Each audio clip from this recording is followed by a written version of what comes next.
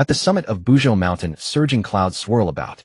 Nuwa reclines lazily against a cold jade stone chair, her form seeming as if it might dissolve into a puddle. Delicate jade-like legs are nonchalantly draped over an armrest, with graceful feet gently swaying and dispersing strands of drifting clouds. Such an unconstrained display would surely leave the myriad beings of Hongwang in astonishment. Xihe, my bones are nearly idle with boredom. Do a somersault for me, did you hear? She barely lifted her eyelids, her voice imbued with languid indifference, as she ordered the quietly seated young man beside her. The young Stonehuang remained utterly still, inwardly releasing a long, resigned sigh.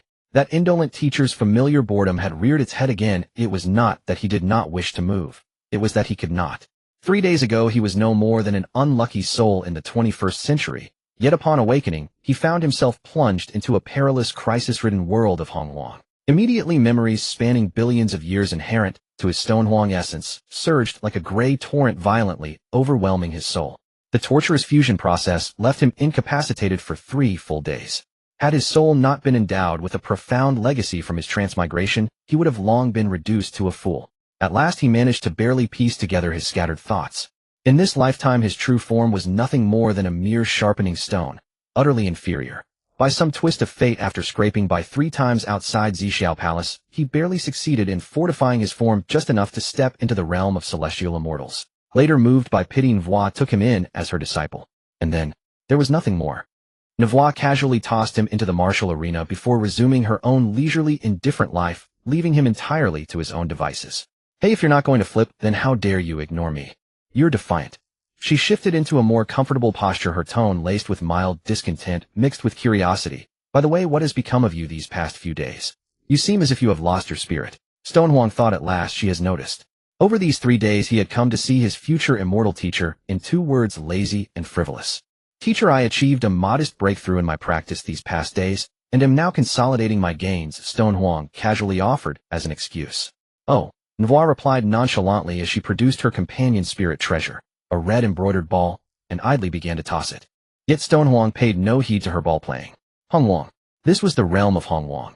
With his wretched origins as a mere stone and his paltry cultivation as a celestial, in the coming ordeals of the undead and deification trials, he would scarcely qualify, even as cannon fodder. Could it be that after transmigration he was destined to remain so inept, eventually reduced to mere ash? He refused to accept such fate. Just then a cold mechanical voice erupted within his mind. Ding! Detected, the host harbors a fierce desire to become stronger. The Hongwang breeding system has been activated. This system is designed to assist the ambitious from Blue Star in proliferating in the Hongwang world to attain immortality. Newcomer gift package granted personal charm is multiplied 10,000-fold, active along with a favorability panel for the target, a one-shot soul strike active, and 1 bottle of 3 glorious divine water. Main quest: charm Tyne, Star Lord Xihe, and make her pregnant. Tip: you may persuade Nuwa to officiate a celestial wedding on your behalf, ensuring double the effect. Quest reward: 100 million drops of 3 glorious divine water, and the supreme cultivation manual. Bing Long Huafing Jing. Stonehuang was momentarily stunned, then overwhelmed by ecstatic joy. By the system, truly Blue Star Mother never abandons any transmigrated child. But, to charm Xihe, she is the Tyne Star Lord, the future celestial empress of the demon clan, and a top-tier powerhouse in the later stage of Daluo Jingxian. For a mere celestial like him to charm her, the difficulty seemed almost ludicrous. Stonehuang stroked his chin as his gaze involuntarily shifted toward his inattentive teacher, still idly tossing her ball. Indeed, his teacher was Nuwa, the future immortal sage, and one of Hongwang's paramount pillars. With such magnificent prowess at her command, to forego it would be sheer folly. After all, he was her sole, true disciple. As for the system's matters, Stonehuang's thoughts raced. He couldn't hide it. Telling one lie would necessitate countless others to cover it up. To attempt cunning in front of a divine being like Nuwa, who had lived through innumerable eons, was tantamount to courting doom. If his ruse were uncovered, the painstaking bond between master and disciple would vanish in an instant. After days of memory amalgamation, Stonehuang knew full well that though Nuwa was incurably lazy, her heart was not unkind. In that case, the only sound choice was complete confession, emphasizing absolute honesty. Teacher, Stonehuang began, his voice trembling ever so deliberately, as though summoning every ounce of courage within him. Moi. Nuwa detected the discord in his tone, and finally spared her gaze from the red embroidered ball. Her clear, autumn water-like eyes turned towards him, catching a whiff of gossip and novelty. Xihe, what amusing tidings do you have? Speak quickly, speak quickly. Taking a deep breath and steeling his heart, Stone Huang suddenly knelt, confessing everything about the system, as if spilling beans from a bamboo tube. Of course he refrained from mentioning his transmigratory identity. It was too difficult to explain. After listening, Nuwa blinked her beautiful eyes and regarded Stone Huang with a peculiar expression, as if observing a mind utterly scorched. What did you say? A breeding system. And you're supposed to marry Xihe. She extended her jade hand and casually patted Stone Huang's forehead, murmuring, no fever, I hope. Even though a celestial might be somewhat feeble, it doesn't mean an illness would fry your brain into a muddle, does it? Stone Huang had anticipated this reaction. It was akin to returning home for the new year and proclaiming to your relatives that you had a grand project to make the entire village prosperous, even though you couldn't afford a modest electric scooter. Who would believe it? Proof was mandatory. Teacher, behold, here is a bottle of 3 glorious divine water awarded by the system for your inspection. Stone Huang presented the sparkling, translucent jade bottle with both hands. No sooner had the cork been removed than an intense, inescapable aura of life immediately filled the air, spurring the exotic flora around to burst forth in rapid visible growth. Nuwa's formerly languid expression suddenly solidified upon catching the scent. After all, she was nearly a saint of profound perfection, having lived through countless eons and witnessed innumerable marvels. In that very instant, she was convinced that this was genuine 3 glorious divine water of exceptional quality. Such a majestic and pure essence of life could never be counterfeit. It must be known that in the present Hong Huang, even a single drop of such an innate divine treasure as 3 glorious divine water would spur fierce contention among the mighty, treasured like a gem. Yet what Stone Huang produced was an entire bottle. She was all too aware of his humble origins. He could scarcely conjure a single drop on his own. Could it be that he was telling the truth? Nuwa's gaze shifted from one of condescension to appraisal and astonishment. She straightened her posture, shedding her languid air, and her tone grew markedly earnest. Xihe, are you certain that by marrying Xihe and bearing children one can obtain 100 million drops of 3 glorious divine water? Teacher, absolutely. Please decide in my favor. Stone Huang kowtowed earnestly. Watching his kneeling disciple, Nuwa was overcome with mixed emotions. Though his cultivation was somewhat lacking, his loyalty and candor were beyond measure. To think that such an earth-shattering opportunity was unhesitatingly shared with her. Reflecting on her once negligent tutelage, a slight blush unexpectedly warmed Nuwa's face. Enough. Henceforth you must be more attentive. Good disciple, rise quickly. With a graceful wave of her hand, Nuwa summoned a gentle force to help Stone Huang to his feet, her demeanor radiating an unprecedented solemnity. Since you possess such an extraordinary, fate-defying opportunity, as your master, I shall support you to the very end. With that declaration, a playful glint danced in her eyes. But the celestial court Lord Dijun is currently clamoring throughout the cosmos to wed Xihe as his empress. But then again, Nuwa's lips curled into a smile so dazzling it could outshine the heavens. With me here, this matter can certainly be challenged. How conveniently idle I have been, to have the chance to foil that foolish bird's designs. How amusing. The Tyne star. On this day, that cold and distant celestial body was swathed layer upon layer in scorching, overbearing demonic chi. Dijun, clad in the imperial robe of the Golden Crow, stood with hands clasped behind his back in the void, his features austere, his eyes brimming with undisguised possessiveness. Behind him, Dongwang Tai cradled the illusory shadow of the chaos bell, his expression arrogant and unrestrained, while the demon master Kunpeng and the demon Saint Baze stood to either side, their faces bearing differing shades of emotion. Farther back, a million demon soldiers formed a grim and orderly formation, banners snapping in the wind, killing intent surging straight into the heavens. The entire Tyne star had become an isolated island, a colossal cage. Before the Guanghan Palace, Xihe stood alone. She wore a flowing moon-white immortal dress, her beauty peerless, yet veiled beneath a layer of ice. Dijun, take away your things and leave. Her voice was colder than the frigid winds of the Tyne. I have no desire to be entangled in the karmic feud between witches and demons, and even less to become some so-called heavenly empress. Before her, mountains of rare treasures piled high, spiritual radiance flickering. Any single item was enough to make a mighty expert shed blood for it. Dijun's expression did not change. Xihe, you are the sovereign of the Tyne, and I am the god of the sun. If you and I unite, yin and yang shall be harmonized in accord with the grand trend of heaven's Tao. As his words fell, the demon Saint Baze stepped forward, a smile that did not reach his eyes curling his lips. Lady Xihe, the Wu clan now stands strong. Slaughter and calamity erupt everywhere. Without the protection of our heavenly court, your ladyship alone will find it hard to withstand the storm. His words sounded comforting, yet in truth were a threat. Refuse, and one would become an enemy of the heavenly court. Xihe's fingertips trembled slightly, her face growing even paler. The demon master Kunpeng immediately donned a kindly expression and unfurled a jade scroll. Please look, lady. This is but a portion of His Majesty's betrothal gifts. 10 post-heaven spirit treasures, 3 innate spiritual roots, and moreover a secret cultivation art for fusing the powers of sun and Tying. If this method succeeds, a Quasi-Saint realm is within reach.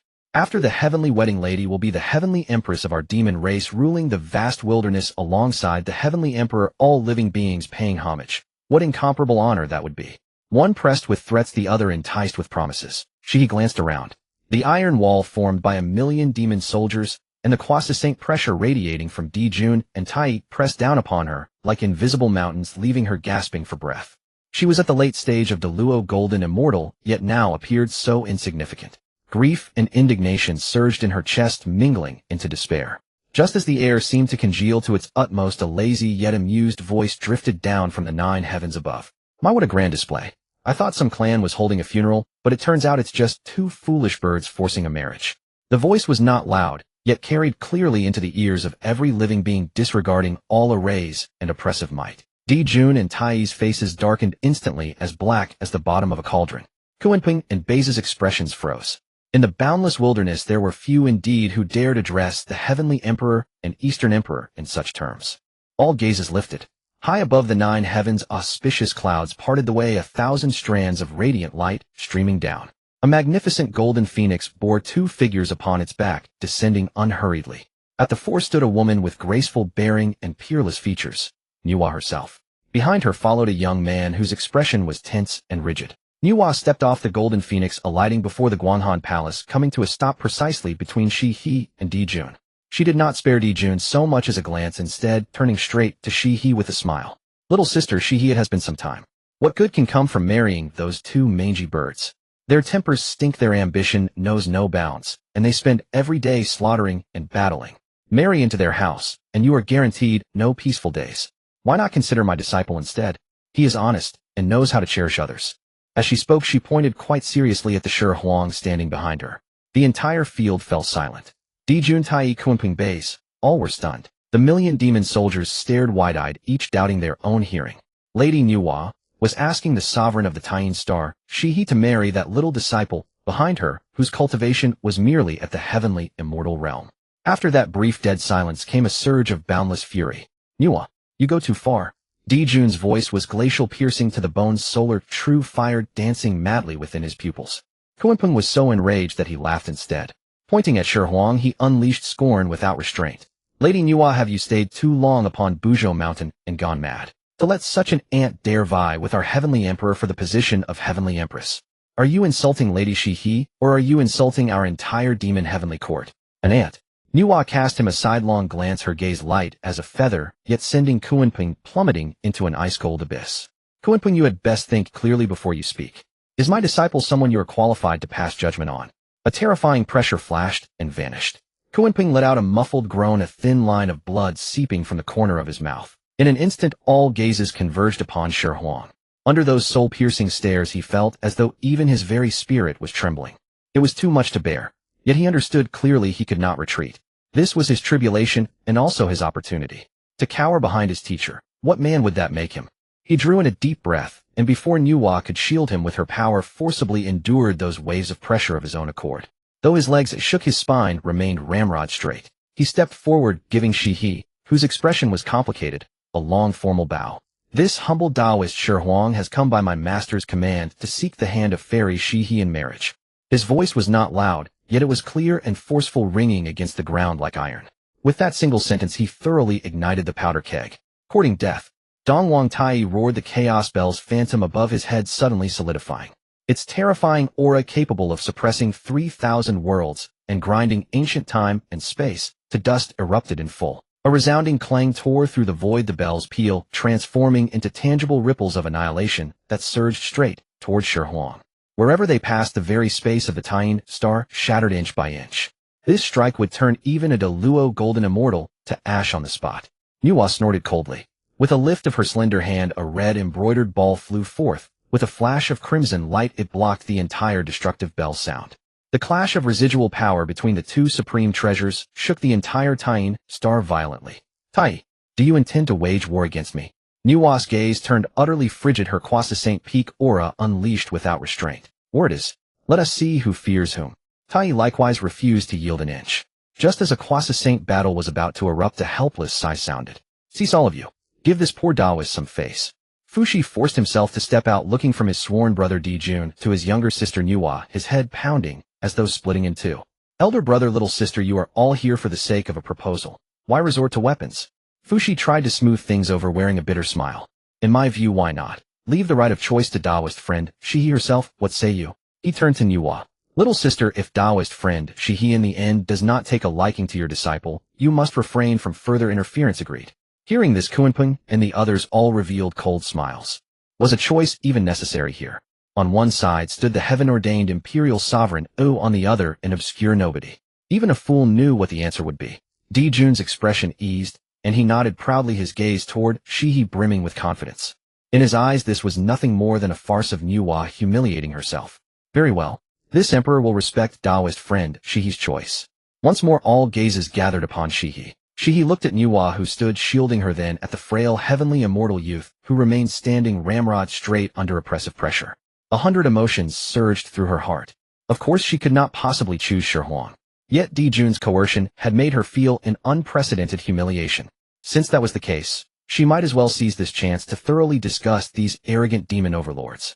Just as Xihe prepared to speak and stall for time, the youth named Shi Huang once more stepped forward. Everyone assumed he was about to give up, yet Shi Huang merely fixed his gaze upon Xihe, eyes clear and focused. In his heart he issued a command to the system. System, activate personal charm, critical strike, amplify by 10,000 times. In that instant, an indescribably profound aura rose from Shi Huang's body. His appearance did not change, nor did his cultivation increase. Yet in the eyes of all present he had become different. In that moment, he seemed to be the very center of heaven and earth, the favored child of the 3,000 Tao. Every movement he made resonated with Tao rhythm. Each breath he drew caused laws to hum softly. The cold moonlight found its true home draping gently over him. The scorching demonic chi unconsciously retreated 3 steps. Even the solar true fire within Dijun's eyes flickered unsteadily for a brief instant. A supreme allure arising from the very source of the Tao, surpassing appearance, cultivation, and origin, quietly blossomed. Xihe, closest to him, shuddered violently. Her Tao heart, cold and immutable since time immemorial, suddenly throbbed violently without warning. One pulse followed by another, that ancient stillness breaking. System notifications rang one after another in Shi Huang's mind as he saw for the first time astonishment and confusion appear in Xihe's icy eyes. He knew then that he had succeeded. In that instant Shi Huang changed. No, nothing about him had changed at all. His features were the same, his cultivation unchanged, even that Tao robe washed so many times it had turned pale remained as it was. Yet in Xihe's eyes the entire world had transformed. It was as if the 3,000 great Taos had all bent low before him of their own accord, while sun, moon, and stars became a silent backdrop to his existence. With every breath he took, he tugged upon the most primal laws of the lunar star. The cold, clear moonlight found its true home, cascading gently over him and cloaking him in a sacred halo. This feeling had nothing to do with romance or desire, but was a primal intimacy rising from the deepest depths of the soul. It was like a lone boat that had drifted for countless eons, finally glimpsing a harbor where it could cast anchor. Xihe's Tao heart, which had been like the sandier profound ice ever since she first took form, suddenly throbbed heavily, without the slightest warning. She stared blankly at that youth, for the first time a hint of astonishment and confusion surfacing in her once frigid eyes. Dijun noticed Xihe's momentary daze. Following the line of her gaze, a nameless fire surged up in his heart. A mere heavenly immortal ant. On what grounds? Oof. Dijun snorted coldly and flicked his wide sleeve. Tao friend Xihe, this is but a modest gift this emperor has prepared for our heavenly marriage. Please have a look. As his words fell, the demon saints behind him immediately stepped forward and opened one jade coffer after another. In an instant, treasure light surged into the heavens, spiritual chi condensing into mist. Piles of supreme, innate spiritual materials formed a small mountain, each piece shimmering with its own Tao rhyme. 10 innate spiritual roots, each having grown for at least 100,000 years, exuded dense medicinal fragrance. A single breath of it could cause one's mana to surge. There were also dozens of acquired spiritual treasures of varying powers, their radiance flowing unceasingly. Such extravagance was the very pinnacle of lavishness. The great powers secretly observing in the prehistoric world all drew in a sharp breath. The foundation of the demon clan heavenly court was indeed unfathomable. Confidence returned to Dijun's face. He did not believe anyone could refuse such a generous betrothal gift. However, Shi Huang merely gave a faint smile. Under the gaze of all beings, he unhurriedly drew from his bosom a small, utterly ordinary-looking jade bottle. A sudden snort of laughter escaped from some demon general who could not hold back, echoing on the spot. Immediately laughter spread like a plague through the ranks of the million demon soldiers. Ha ha ha, did I see that right? Just a shabby little bottle. Which country bumpkin is this daring to flaunt such a thing in public? Kunpeng laughed so hard he was doubled over, pointing at Shi Huang with a face full of ridicule. Nuwa Yang Yang, is this your so-called confidence? Could it be that what's in that bottle is just muddy water from beneath Buzhou Mountain? Nuwa merely watched at her leisure, the amused curve at the corner of her lips deepening as she enjoyed the spectacle. Shi Huang remained unmoved, simply and gently pulling out the stopper of the bottle. There were no world-shaking visions, no dazzling bursts of treasure light. Only an incomparably dense aura of life like spring wind and gentle rain swept across the entire lunar star in an instant. The laughter stopped abruptly. All living beings widened their eyes, staring at the miraculous scene before them. On the once desolate and lifeless surface of the lunar star, countless tender green, immortal grasses and spiritual flowers broke through the soil, growing and blooming at a speed visible to the naked eye. Several ancient osmanthus trees, long since withered, actually sprouted new buds, once more bursting forth with exuberant vitality. In that moment, the entire lunar star came alive. This is... The smile on Dijun's face froze completely, his eyes bulging wide. The ridicule on Kunpeng's face turned into stark terror. His mouth gaped wide enough to fit a fist as he shrieked, Sangwang divine water. Impossible. Absolutely impossible. And an entire bottle of it. Sangwang divine water. These 4 words were like a divine thunderbolt from the 9th heaven, crashing into the sea of consciousness of every living being present. That was the supreme divine substance capable of reviving the dead and regrowing flesh upon bare bones. A single drop was enough to make great Luo golden immortals fight to the death. And now before their eyes was an entire bottle filled to the brim. Compared to this one bottle of Sangwang divine water, all those so-called generous gifts Dijun had displayed were nothing more than piles of worthless scrap metal. Brilliant light surged in Xihe's beautiful eyes as she stared in shock at Shi Huang, at that small jade bottle in his hand that was enough to alter the balance of the entire prehistoric world. This was no longer a mere betrothal gift. It was a colossal stroke of fortune, a heaven-defying display of sincerity. Nuwa knew the moment was ripe. She took a step forward, unleashing, without reservation, the might of a Kwasa saint at great perfection, her aura soaring into the sky, and pressing down so hard that the million demon soldiers could scarcely breathe. Dijun, see clearly. This is my disciple's betrothal gift. She turned to look at Xihe, her expression more solemn than ever as she pointed to the heavens, and swore, Sister, Xihe, if you are willing to become Tao companion to my disciple, and enter my Huahuang palace, I here swear upon my Tao heart that I shall guard the lineage of your lunar star for all eternity. So long as you are unwilling, there will be no one in this prehistoric world who can force you to do anything. Her words fell with resounding weight. Dijun's title of Heavenly Empress was a shackle of power, a calculation of politics. Nuwa's vow, however, was the protection granted by the foremost being beneath a saint. It was true freedom and genuine respect. The higher and lower choice was plain at a glance. Xihe's psychological defenses completely collapsed in that moment. She bowed gracefully to Nuwa, and when she looked again at Shi Huang, her eyes rippled with liquid light, all traces of coldness gone. Xihe is willing to join Tao, with Tao friend Shi Huang, as his Tao companion. Her voice was not loud, yet it rang clearly in the ears of every person present. Dijun's face flushed at once to the color of pig liver.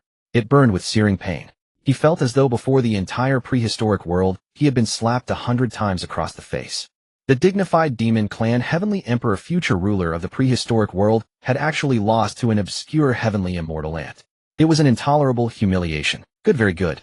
Dijun laughed from the depths of his rage, murderous intent boiling in his eyes. Nuwa, for the sake of an ant you truly intend to stand against my heavenly court. Before his words had fully fallen, the Hichu and Luoshu manifested above his head. The twin heavenly diagrams unfurled, sealing off the time and space of the entire lunar star in an instant. Kill. Dongwang Tai was even more direct. With a thunderous shout, the phantom of the chaos bell fully solidified, and that terrifying bell toll, capable of suppressing 3,000 worlds and grinding down endless time and space, roared to life. Clang. Where the sound waves passed, space shattered inch by inch like a mirror. Kunpeng Bays and the other demon saints all brought forth their own treasures, demonic chi soaring to the heavens as murderous intent burst forth. If they could not suppress and kill this master and disciple here today, then the demon clan heavenly court would become the greatest laughingstock in the prehistoric world for all eternity. At the eye of the storm, Shi Huang felt his very soul wail under that terrifying pressure, as though he would be crushed into dust at any moment. Yet he was not afraid, for that peerlessly beautiful figure stood before him from beginning to end. "Ha, so you've flown into a rage from sheer humiliation." Nuwa gave a cold laugh, the light of her red embroidered ball flaring as her battle intent shot into the sky. "You want to fight? This palace will accompany you to the very end." A great battle was on the verge of erupting. Just then, high above the ninth heaven, three vast majestic streams of violet qi spanned the firmament, rolling toward them accompanied by layers of profound Tao sounds. A dignified, boundless voice resounded throughout the prehistoric world. "Cease, all of you." Oh, enraged from humiliation, Nuwa let out a cold laugh as the red silk ball in her hand flared with dazzling radiance, her battle intent surging straight into the ninth heaven. "Want to fight? This palace will accompany you to the very end." Before her words had fully fallen, the chaos bell above Dong Wang Tai's head was already roaring. The resounding clang was not mere sound, but the collapse of Tao itself, the mournful wail of time and space. Tangible ripples of annihilation spread forth enough to shatter a Deluo golden immortal on the spot into their most primordial particles. Yet Nuwa did not meet it heeded. With a graceful flick of her slender hand, an ancient-looking scroll unfurled out of thin air. Upon the scroll, sun, moon, and stars revolved, mountains, rivers, and sacred peaks shifted through ages, and the phantoms of the myriad beings of the primordial wilderness thrived and multiplied within, forming a vast self-contained world. It was none other than the supreme innate spiritual treasure, the Shana Sheiji II. The scroll spread wide against the wind, transforming into a heaven-devouring maw that swallowed in a single gulp the world-ending toll of the bell along with the shattered space around it. A few muffled booms echoed from within the painting world, then it returned to calm. Dijun and Tai's pupils constricted sharply, just as they were about to unleash an even stronger assault. Three vast and majestic streams of purple qi suddenly descended from the nine heavens, without the slightest warning. Purple qi came from the east for 30,000 li, celestial blossoms rained down, golden lotuses sprang from the earth, and mysterious Tao sounds reverberated through the cosmos. A majestic, boundless voice resounded across the primordial wilderness. "All of you cease at once." The voice was not loud, yet it carried an unquestionable will of heaven, causing both sides poised for slaughter to freeze in unison. Dijun, Tai, Nuwa, and countless hidden great powers all lifted their heads to look. Three Taoists of differing temperaments were seen treading the void side by side as they approached together. The elder at the fore exuded effortless non-action, his aura merged with heaven and earth themselves. This was Tai Ching Laozi. In the middle, a middle-aged Taoist with a solemn countenance held the three treasure jade rui, innate majesty emanating from his very being. This was Yuqing Yuanshi. At the rear, a young Taoist bore an ancient sword upon his back, sword intent piercing the heavens. Between his brows was unrestrained, carefree arrogance. This was Shanqing Tongtian.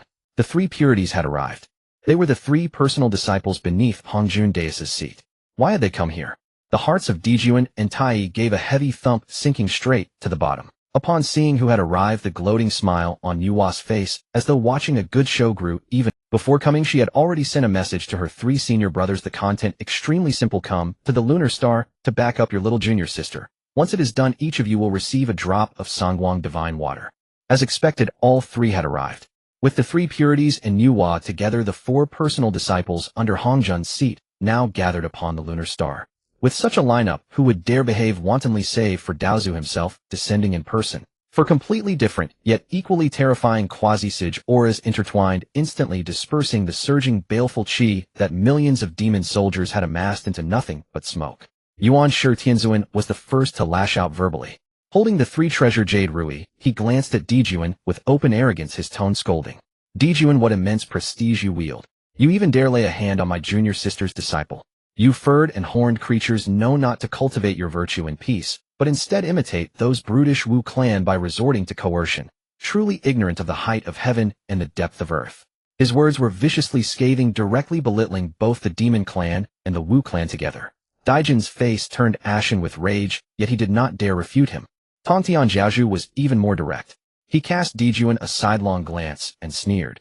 "You cannot even compete with a mere heaven immortal junior and still have the gall to make a move. Dijun, you truly do your title of Heavenly Emperor proud. What now do you wish to test whether my Zhuxian four swords are sharp or not?" The Qingping sword on his back let out a clear resonant cry, its razor-sharp killing intent, making every demon present feel their very souls sting with pain. Tai Ching Laozi did not utter a single word. He merely and quietly brought forth his own merit supreme treasure. the Tiandi Xianhuang Linglong Pagoda. The pagoda hung above his head, draping down 10,000 strands of Xianhuang. All laws could not invade, all evils were forced to retreat. He said nothing, but his stance was already plain. This matter today, we will intervene. Gazing at this top-tier, second-generation immortal entourage of the primordial world before them, the faces of Dijun and Xihe were so dark that ink might as well have dripped from them. They were arrogant, they were proud, but not yet mad enough to simultaneously go to war against the three purities and Nuwa. That would not just be courting death, it would be despising how slowly one died. Grinding his teeth to the point of almost shattering them, Dijun could only swallow the humiliation.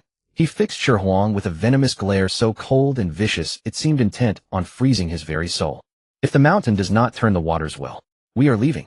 Tossing out this empty parting remark, Dijun flung his wide sleeves, leading 1,000,000 demon soldiers as they rode their demon clouds away from the lunar star in ignominious retreat. They had arrived in a storm of momentum, yet departed in utter disgrace. Once the demon clan withdrew, the oppressive atmosphere hanging over the lunar star was instantly swept clean. The three purities approached with smiling eyes, yet their gazes, all whether intentionally or not, drifted toward Xihe. Xihe knew well that he had to make a gesture. Under the gazes of the three quasi-sages, he stepped forward, bowed deeply, and offered a full formal salute. This junior Xihe, thanks the three martial uncles for lending your aid. Having spoken, he immediately took out a jade vial from his robe, carefully separating 9 crystalline drops of divine water, so pure with life force, it was almost overwhelming. He placed 3 drops into each of 3 small jade bottles and presented them with both hands. This junior possesses little of true worth, only this item might barely catch the eye. Such a meager gift cannot express my full respect, yet I hope the 3 martial uncles will kindly accept it. In his heart, he understood perfectly these 3 giants had come on account of Nuwa and the Sangwang divine water. Nuwa nodded in satisfaction. This disciple understood the way of things. The 3 great figures received the divine water, swept at once with their spiritual sense, and identical satisfied smiles bloomed upon their faces. "Ha! Right, you suit my taste." Tontian Jiaozhu clapped Xihe on the shoulder with considerable force. "To dare snatch a woman from that stupid bird, Dijun. Now that takes guts. And you know the proper courtesies." 1 drop had become 3. This trip was well worth it.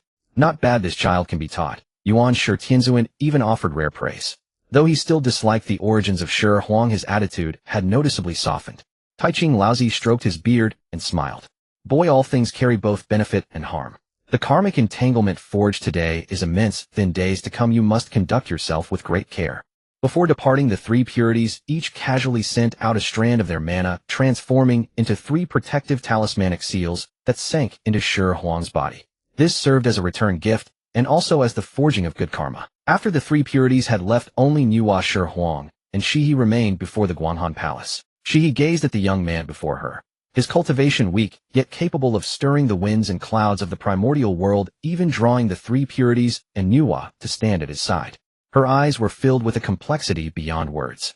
At Buzhou Mountain in the Huahuang Palace, Nuwa held the red silk ball, and invoked great divine powers to preside over the heavenly marriage between Xihe and Xihe. Heaven and Tao responded, descending immeasurable merit. Nuwa alone received 80% of Xihe, and Xihe together gained 10%, while the remaining 10th split into 3 portions and flew toward the Tao fields of the 3 purities. This karmic bond had been woven on a grand scale. From this day on, Xihe was formally considered married into Huahuang Palace. Though it was primarily to seek shelter when she looked at the face of Xihe, enhanced by the system's charm to the point that even the great Tao seemed inclined toward him, her heart felt far less resistant than before. A notification from the system sounded in Xihe's mind. He had successfully taken the first step in winning over Xihe, and he was urged to soon fulfill the duties of husband and wife and have offspring, so that the mission rewards could be officially granted. As the system's prompt resounded in his mind, a surge of heat rose in Xihe's heart.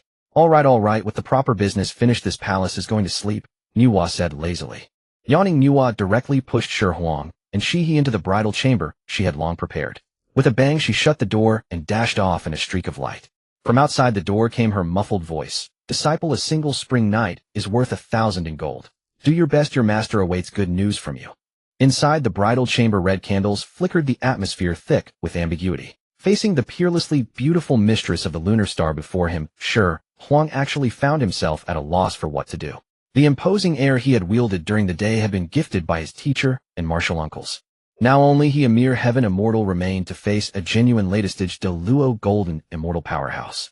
Xihe sat cross-legged upon the cold jade bed, her cool gaze settling on Shi. Her vermilion lips parted as she spoke, her voice betraying neither joy nor anger. You sleep on the floor?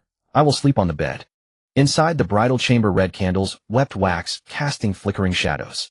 The air was thick with an ambiguous and indescribable intimacy, yet it was frozen solid by an intangible chill. Xihe sat upright on the cold jade bed, her moonlight-thawed wedding gown flowing with a silvery sheen that only accentuated the icy aloofness of her peerless countenance. She did not look at Shi. Instead, she uttered a few words calmly, each syllable carrying the oppressive might of a Deluo golden immortal crashing down upon Shi's divine soul. You sleep on the floor, why sleep on the bed? Such pressure would have forced any celestial immortal to kneel on the spot and shatter their primordial spirit.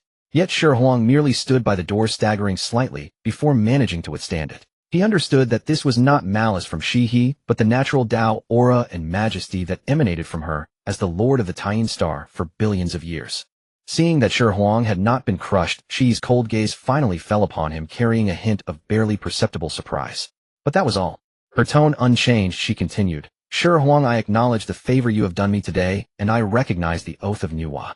Since we have become Tao companions, I will not betray you. She paused, her words exuding the innate pride of a primordial deity. However, my Tao partner cannot be a weakling forever hiding behind others. The chasm between us is as vast as the heavens and the abyss. She fixed her eyes on Shi, each word resolute and unyielding. When you attain the Deluo realm, then we may speak of true yin-yang dual cultivation. Until then you must stand tall even as you rely on me. After hearing this, Shi did not become angry. Instead, he nodded with great solemnity, then let out a long sigh, appearing even more troubled than Xihe herself. You speak wisely, my wife. The term my wife rolled off his tongue with natural ease. Xihe's delicate brows furrowed slightly, but before she could correct him, Shi continued in a grievous tone. However, the union we made today is a heavenly marriage. What is a heavenly marriage? It is witnessed by the heavenly Tao, proclaimed to the entire primordial world, and blessed with boundless merit. If this heavenly marriage exists only in name, without the substance of husband and wife, it would be tantamount to deceiving the heavenly Tao. Deceiving the heavenly Tao, eh? Xihe's expression finally shifted. Exactly, Shi declared with grave seriousness, as if expounding a universal truth. At the least, the heavenly Tao would reclaim the merit granted to us, and our fortune would suffer. At worst, divine punishment would descend, possibly even dragging down the fortunes of the entire Tying Star lineage. My wife, you have only just escaped the schemes of Dijun. If another upheaval occurs now, the consequences would be unimaginable. This speech was half true, half false, but every word struck Xihe at her most vulnerable. She was a Deluo golden immortal, and the higher her cultivation, the more she feared the karmic consequences of the heavenly Tao, especially since she had only recently extricated herself from Dijun through the heavenly marriage and Nuwa's protection. Her foundation was still unsteady, and she dared not make any mistake in such matters. Watching Shi's sorrowful expression that seemed to say, "I'm doing this for your own good," Xi's frozen Tao heart quivered for the first time. A faint flush crept across her cheeks like a winter plum against the snow, possessing a breathtaking beauty all its own. She gritted her pearly teeth and forced out a few words. Just this once. Having said that, she slowly closed her eyes, her long lashes trembling slightly, with an air of tragic resignation, as if preparing to endure the primordial mating ritual of the primordial world. Seeing this, Shi almost burst out laughing. Instead of pouncing on her like a wild beast, he flipped his wrist and produced, as if by magic, a flask of spiritual wine and 2 warm jade cups. The crisp fragrance of the wine instantly dispelled the chill in the room. Xihe opened her eyes in puzzlement, and saw that Shi had already reached the bedside, extending a cup of spiritual wine toward her with a gentle smile. My wife, we are wedded partners, not beasts in heat. This cup of wine is ours to share. She looked at the jade cup before her, then at Shi's clear eyes and the resistance in her heart. As if possessed, she took the cup. Shi smiled, guiding her through the cross-cupped drinking ritual by linking their arms. In that moment, when their fingertips inadvertently touched, Shi silently intoned, "System activate 10,000-fold personal charm enhancement." A low hum resounded. A formless, intangible, yet supremely mysterious aura erupted from Shi like a tidal wave. Xihe looked at Shi now enhanced by the system, and found him utterly captivating. This man was not so bad after all. The icy resistance in her heart crumbled in an instant. In its place came a heartbeat thundering like a war drum. My wife. Shi voice was soft, yet it crashed through her heart, like the primordial Tao sound stirring colossal waves in her emotional lake. He reached out and gently caressed Xihe's smooth, flawless cheek, offering a heartfelt compliment. You are so beautiful. Even the myriad stars in the sky pale in comparison to a fraction of your radiance. Bang. For a primordial deity who had never experienced love, these words carried the devastating power of a full-force strike from the chaos bell. Xihe was utterly dazed. Gazing into Shi Huang's infatuated eyes, she felt as though her very soul was being drawn into them. The loneliness and coldness of billions of years finally seemed to find a harbor to rest. Her body went limp and she fell into Shi Huang's arms. The millennium-cold ice in her eyes completely melted into rippling spring waters. Her red lips parted as she unconsciously murmured, "My husband." Shi Huang hesitated no longer. He bent down and kissed those luscious, tempting lips. The red candles burst into a brilliant flower of flame, and the soft gauze curtains slowly descended, veiling the chamber's splendor. Shimmering, swaying. After an unknown span of time, at the most critical moment, Shi Huang's mind was flooded with the system's prompt. Ding. Detected Xihe's favorability at 100, utterly devoted. Locked permanently. The night passed without incident. The next day, at the first pale light of dawn, Shi Huang opened his eyes feeling refreshed and invigorated. His mana was unprecedentedly abundant, and his cultivation had directly soared to the mid-stage of true immortal. He looked down and saw the lofty lunar goddess curled up peacefully in his arms like a lazy cat, her sleeping face serene and exquisitely beautiful. A surge of unprecedented triumph welled up within him. Just then, bang, bang, bang. The door to the cave dwelling was pounded thunderously, the protective formation buzzing as if it would be violently breached at any second. Immediately after, Nuwa's voice, filled with mischievous delight and gossipy excitement, rang out, "My dear disciple, the sun is already burning your backside. Your master has brought you nourishing soup. How are you holding up? Can you still handle it?" The Xihe in his arms was jolted awake. She opened her eyes in confusion, then the mad memories of the previous night flooded back like a tidal wave. A startled cry escaped her lips. The mighty Diluo golden immortal was now so embarrassed that her pretty face blushed crimson. Without a second thought, she dove under the covers, wrapping herself tightly in the silk quilt, too ashamed to face anyone. Inside the bridal chamber, the red candles had burned out, yet a lingering warmth remained. Shi Huang opened his eyes feeling refreshed. He looked down and saw the aloof and proud lady of the lunar star, now curled up quietly in his arms like a languid white cat, her sleeping face serene, long eyelashes casting faint shadows in the morning light. The frost of eons seemed to melt away in that single night. An unprecedented sense of fulfillment rose in Shi Huang's heart. With a thought, he silently connected to the system. System activate, one shot, one soul. In an instant, an invisible wave of causality silently enveloped Xihe's lower abdomen, profound and unfathomable. Ding. Congratulations, host. Xihe is now pregnant. Detected completion of the Xihe conquest mission.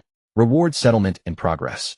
Reward issued 100 million drops of 3 light divine water, 1 copy of the Ice Dragon Fire Phoenix scripture. Done. Shi Huang felt greatly relieved, dressed neatly, quietly rose, and was about to leave the cave dwelling. Thump, thump, thump. The cave door was pounded thunderously, the restrictive formation hummed, as if it might be violently demolished in the next moment. Then Nuwa's voice, always eager for chaos, came through, brimming with gossipy curiosity. "Good disciple, the sun is already baking your backside. Your master has brought you some nourishing soup. How is it? Can you handle it?" Shi Huang smiled helplessly and walked out of the cave dwelling. He saw Nuwa squatting by the door in an unseemly manner, cracking spiritual melon seeds, her face written with "Tell me the details quick." So slow coming out. "I've been waiting until the flowers wilt." Nuwa rolled her eyes at him. "Xihe hasn't woken up yet. I didn't want to disturb her. Whether she's awake or not, can I sense it?" Nuwa pursed her lips, then, as if remembering the real business, her eyes lit up as she leaned in. "So, the reward. Has it been credited?" Shi Huang did not waste words. He directly tossed out a mustard seed bottle. Nuwa casually took it and swept her divine sense inside. The next moment, she froze entirely. Inside the bottle were not just a few drops of water, but a boundless ocean. Each drop contained a vast surge of life essence. Precisely the 3 light divine water. Plop. The red embroidered ball in her hand fell to the ground in shock. Nuwa abruptly looked up, her gaze towards Shi Huang shifting entirely. This was no disciple, but a walking, living god of wealth. The system also gave a cultivation method. Shi Huang handed over the jade slip of the Ice Dragon Fire Phoenix scripture. Nuwa picked up the red embroidered ball, took the jade slip, glanced at it, and upon seeing it was a top-tier Inyan dual cultivation method, she disdainfully tossed it back. "Of such troublesome things that require finding a man, I, this sovereign, don't care for them. Keep it to nourish." After carefully storing those billions of drops of divine water, Nuwa's excitement soared to unprecedented heights. She patted Shi Huang's shoulder, eyes gleaming. "Good disciple, who's next? Let's strike while the iron is hot." This deal is too profitable. Before Shi Huang's eyes the system panel appeared timely. Main quest: conquer the earth ancestral witch Hutu and make her pregnant. Quest rewards: saint slaying true flame. Saint slaying true flame invincible under the saints, one throne above the saints. Hiss. Shi Huang himself drew in a sharp breath. Nuwa saw Shi Huang's expression, curiously leaned over, and when she read the small line of the quest reward, even this quasi-saint's expression froze. Invincible under the saints above the saints. One throne, she murmured, her voice drifting. Is your system targeting the master himself? After all, at this moment in the vast primeval world, the only saint was the Tao ancestor. Seeing the conquest target Hutu, Nuwa's brows deeply furrowed. The witch clan, those barbarians. Although Hutu has a relatively good temper among the ancestral witches, we've just offended the demon clan, and now we're going to provoke the witch clan. She glanced at the cave dwelling and warned. Besides, you just married Xihe, and now you're going to marry Hutu. I'm afraid your harem will turn upside down. You must handle Xihe well, don't let her suffer grievances right after entering the door. Master, rest assured. Next, the master and disciple discussed methods to conquer Hutu, but had no ideas for a while. Shi Huang helplessly returned to the cave dwelling. By then Xihe had already risen, and was sitting on the edge of the bed, one hand gently stroking her lower abdomen, sensing the strange life force within her, her expression extremely complex. Shi Huang stepped forward, gently wrapped his arms around her from behind, and placed the Ice Dragon Fire Phoenix scripture before her. My lady, shall we cultivate this method together to consolidate our cultivation? Xihe's delicate body trembled, her ears reddening as she struggled slightly. Didn't we agree? Just once. Oh well, she's being tsundere again. This method was obtained when the heavens bestowed merit. Perhaps it is a reward from the Tao. The mandate of heaven cannot be defied. Shi Huang spouted nonsense with a straight face. He knew that this outwardly cold but inwardly warm lady of the lunar star just needed an excuse. Sure enough, upon hearing mandate of heaven, Xihe's struggle ceased. She bit her silver teeth and said in a voice as soft as a mosquito's. Then just this once. The two once again sat cross-legged and began circulating the supreme mystic art. The two chi of yin and yang intermingled, and the phantoms of the great yin and great sun rose and fell in the room. As a latest stage de luo golden immortal, Xihe's mana was vast. Now she unreservedly led Shi Huang. Overnight, Shi Huang's cultivation soared like a rocket, directly breaking through the heavenly immortal barrier and stepping into the mid-heavenly immortal stage. And Xihe, leveraging this supreme Tao resonance of yin-yang fusion, broke through the bottleneck that had troubled her for countless kalpas. Boom. A terrifying aura far surpassing a de luo golden immortal erupted from within her. The might of a quasi-saint pervaded the entire Nuwa palace. She had broken through. After finishing the cultivation, Xihe felt the unprecedented power within her, looked at Shi Huang in shock, her eyes full of disbelief. This method. Does the Tao have any other instructions? Shi Huang laughed inwardly, but his face was solemn. My lady, you see clearly. The Tao senses that the primordial world has seen too much slaughter and wishes to use marriages to eliminate the culpa. As long as I marry the divine maidens designated by the Tao, I can obtain the Taoist blessings. Techniques, treasures, all are heavenly gifts. He pressed his advantage and asked tentatively, My lady, it seems the Tao has new instructions. For the peace of the primordial world, and for our cultivation to advance further. At this moment Xihe was immersed in the immense joy of becoming a quasi-saint, and her growing attachment to Shi Huang, coupled with the subtle influence of the system's charm, her once frozen Tao heart had already melted into a spring of emotion. She was silent for a moment, looking into Shi Huang's expectant eyes, and finally sighed softly, leaning into his embrace. As long as my husband has me in his heart for the sake of your great path, I can accept a few more sisters. She paused, then added with a hint of the lunar star lattice unique tsundere, but they cannot be those cheap, seductive vixens of questionable character. Shi Huang was overjoyed, hugged Xihe and gave her a big kiss. My lady is so good. The two having tasted the pleasure when Shi Huang made a move again, Xihe resisted, half-heartedly murmuring, This really is the last time. But her body honestly responded. The room was filled with flowing Tao resonance and boundless spring. A few days later, Shi Huang, supporting his waist, walked out of the cave dwelling and saw Nuwa sitting at the door, sighing with a worried expression. Master, why are you worried? Nuwa looked up at him and said weakly, It's all for your business. That witch clan doesn't cultivate the primordial spirit. They only acknowledge fists, are single-minded, and extremely xenophobic. If I go to propose, I'm afraid they'll be beaten out by those 11 brutes before even entering the bounds of Mount Buzhou. With billions of drops of 3 light divine water in hand, she felt at a loss. This left Nuwa very frustrated. Shi Huang looked at his master, the corner of his mouth lifting slightly, and said something astonishing. Master, actually this matter is not difficult. Oh, Nuwa perked up. Shi Huang's eyes blazed as he spoke each word. If we want the witch clan, those barbarians, to bow their heads and willingly marry off the earth ancestral, which hoodoo ordinary methods are useless. Only if you attain sainthood. With the dignity of a saint personally visiting the witch clan to propose, I ask you under the primordial world, who would dare to refuse, eh? How difficult it is to become a saint. Become a saint, become a saint. Easier said than done. She sighed softly, her voice carrying a trace of laziness and helplessness. The Dao ancestor has lectured 3 times and bestowed the Hongmeng purple chi, yet the chance for sainthood is elusive and nowhere to be found. Where am I to find it? Beneath saints all are ants. This saying pressed like an invisible mountain on the hearts of all quasi-sages. Even Nuwa could not help but worry about this. Shi Huang stood behind her watching his teacher's expression and laughing inwardly. He did not directly expose it, but changed the subject. Teacher, look at this primordial heaven and earth. Nuwa asked casually, what is missing? Nuwa asked casually, obviously not paying much attention. What is missing is a protagonist. Shi Huang's voice was not loud, but it clearly reached Nuwa's ears, a race that can bear the destiny of heaven and earth and continue the Dao lineage. Nuwa's delicate body trembled slightly, as if a flash of lightning had cut through her chaotic thoughts. Protagonist. She suddenly turned her head to look at Shi Huang, her usually weary phoenix eyes now astonishingly bright. Shi Huang smiled, slightly bent down, and grabbed a handful of moist soil from the ground. Teacher, why not create one? Boom.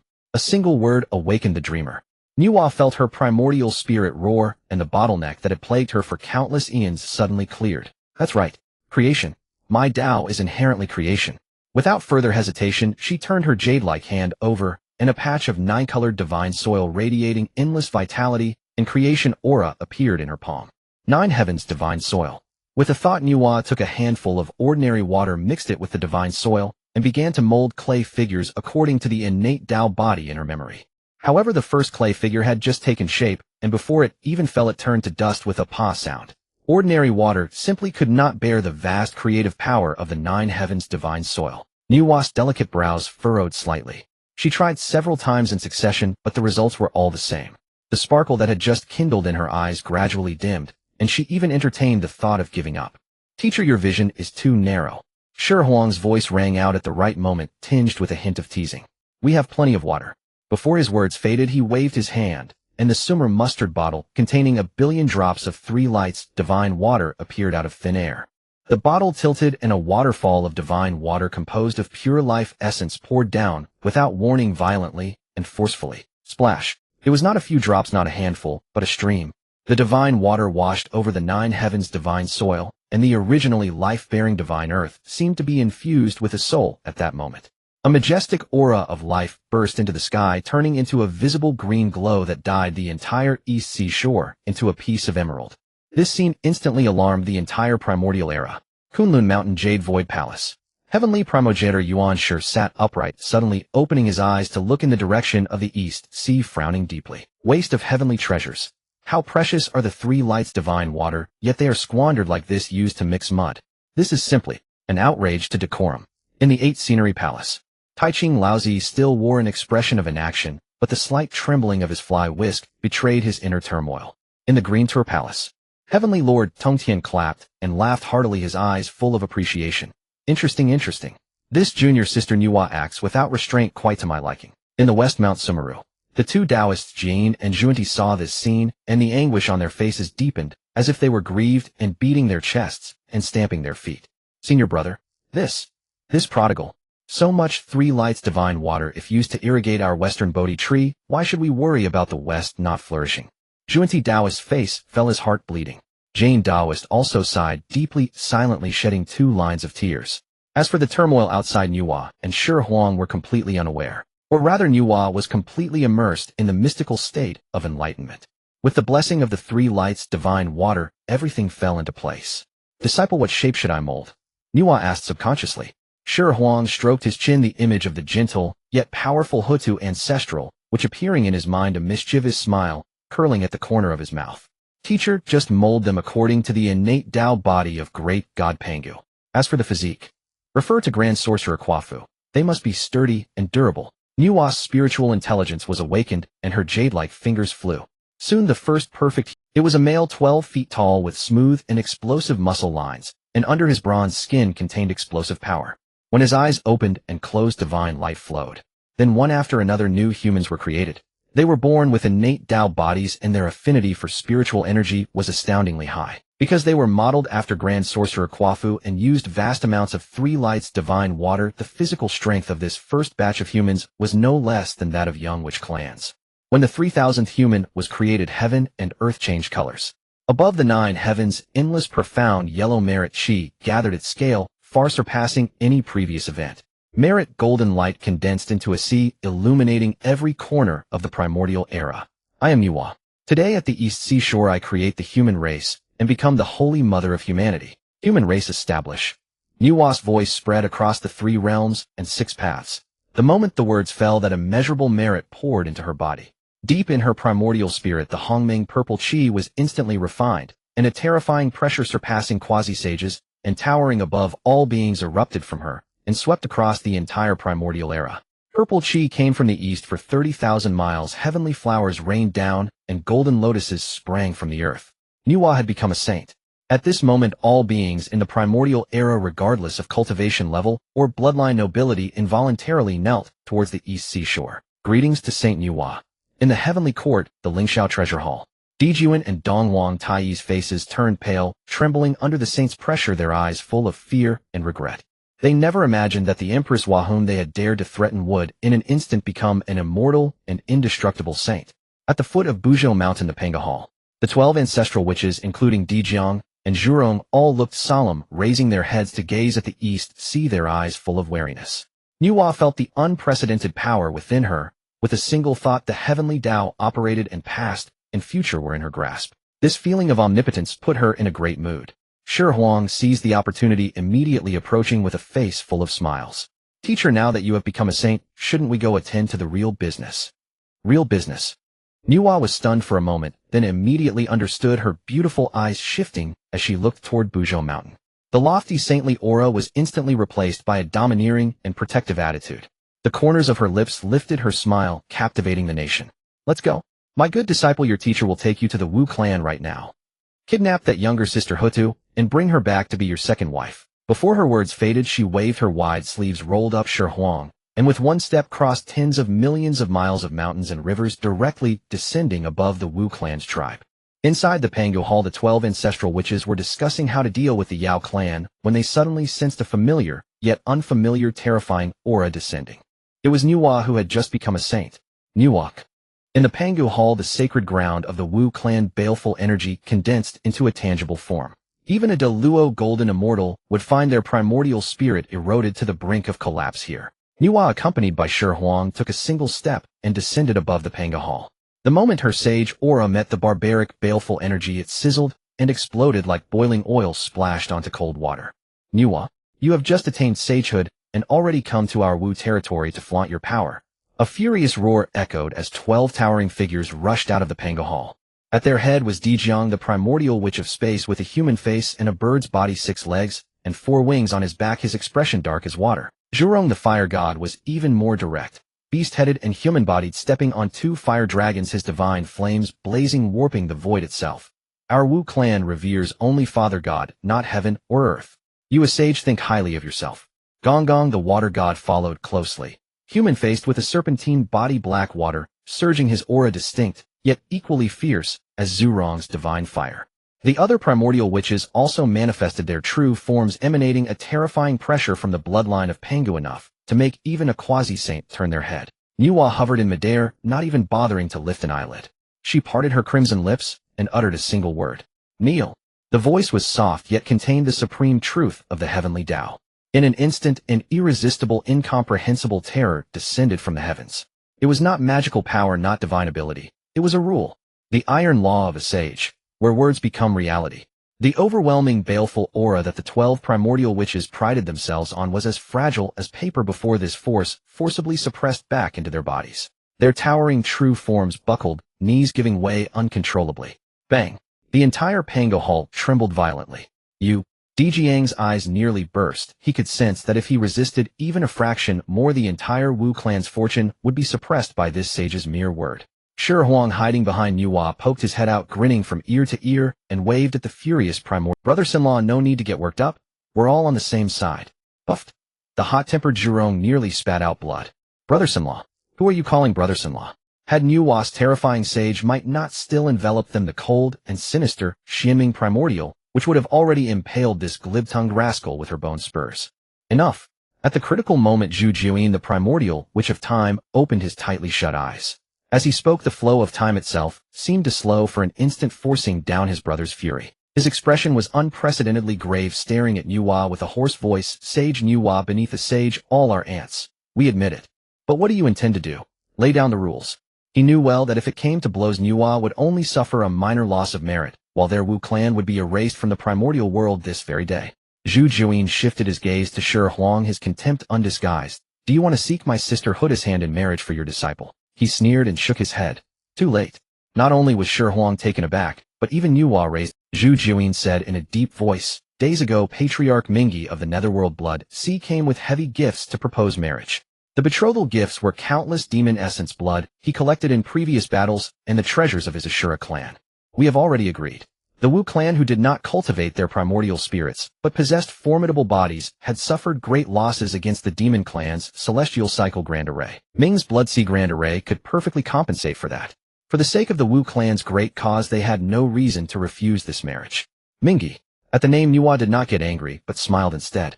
That smile made Dijun and the other primordial witches shudder inwardly. That old turtle who has hidden in the blood sea for tens of thousands of years. She flicked her fingernails dismissively. So what if he proposed? As long as he voluntarily withdraws the engagement, isn't that settled? What a logic, robber among robbers. Dijun laughed in anger, saying coldly, fine. If you can make Mingi scram himself, it's because he lacks ability. But the children of our Wu clan are not to be trifled with. Even if Mingi withdraws to make my sister nod in agreement, we'll have to see if your immortal disciple has the skill. Deal. Shi Huang did not wait for Nuwa to speak, and blurted out. Hell, dealing with Mingi was his teacher's job. Winning over Hutu was his own specialty. Wasn't this perfect material to teach them a lesson?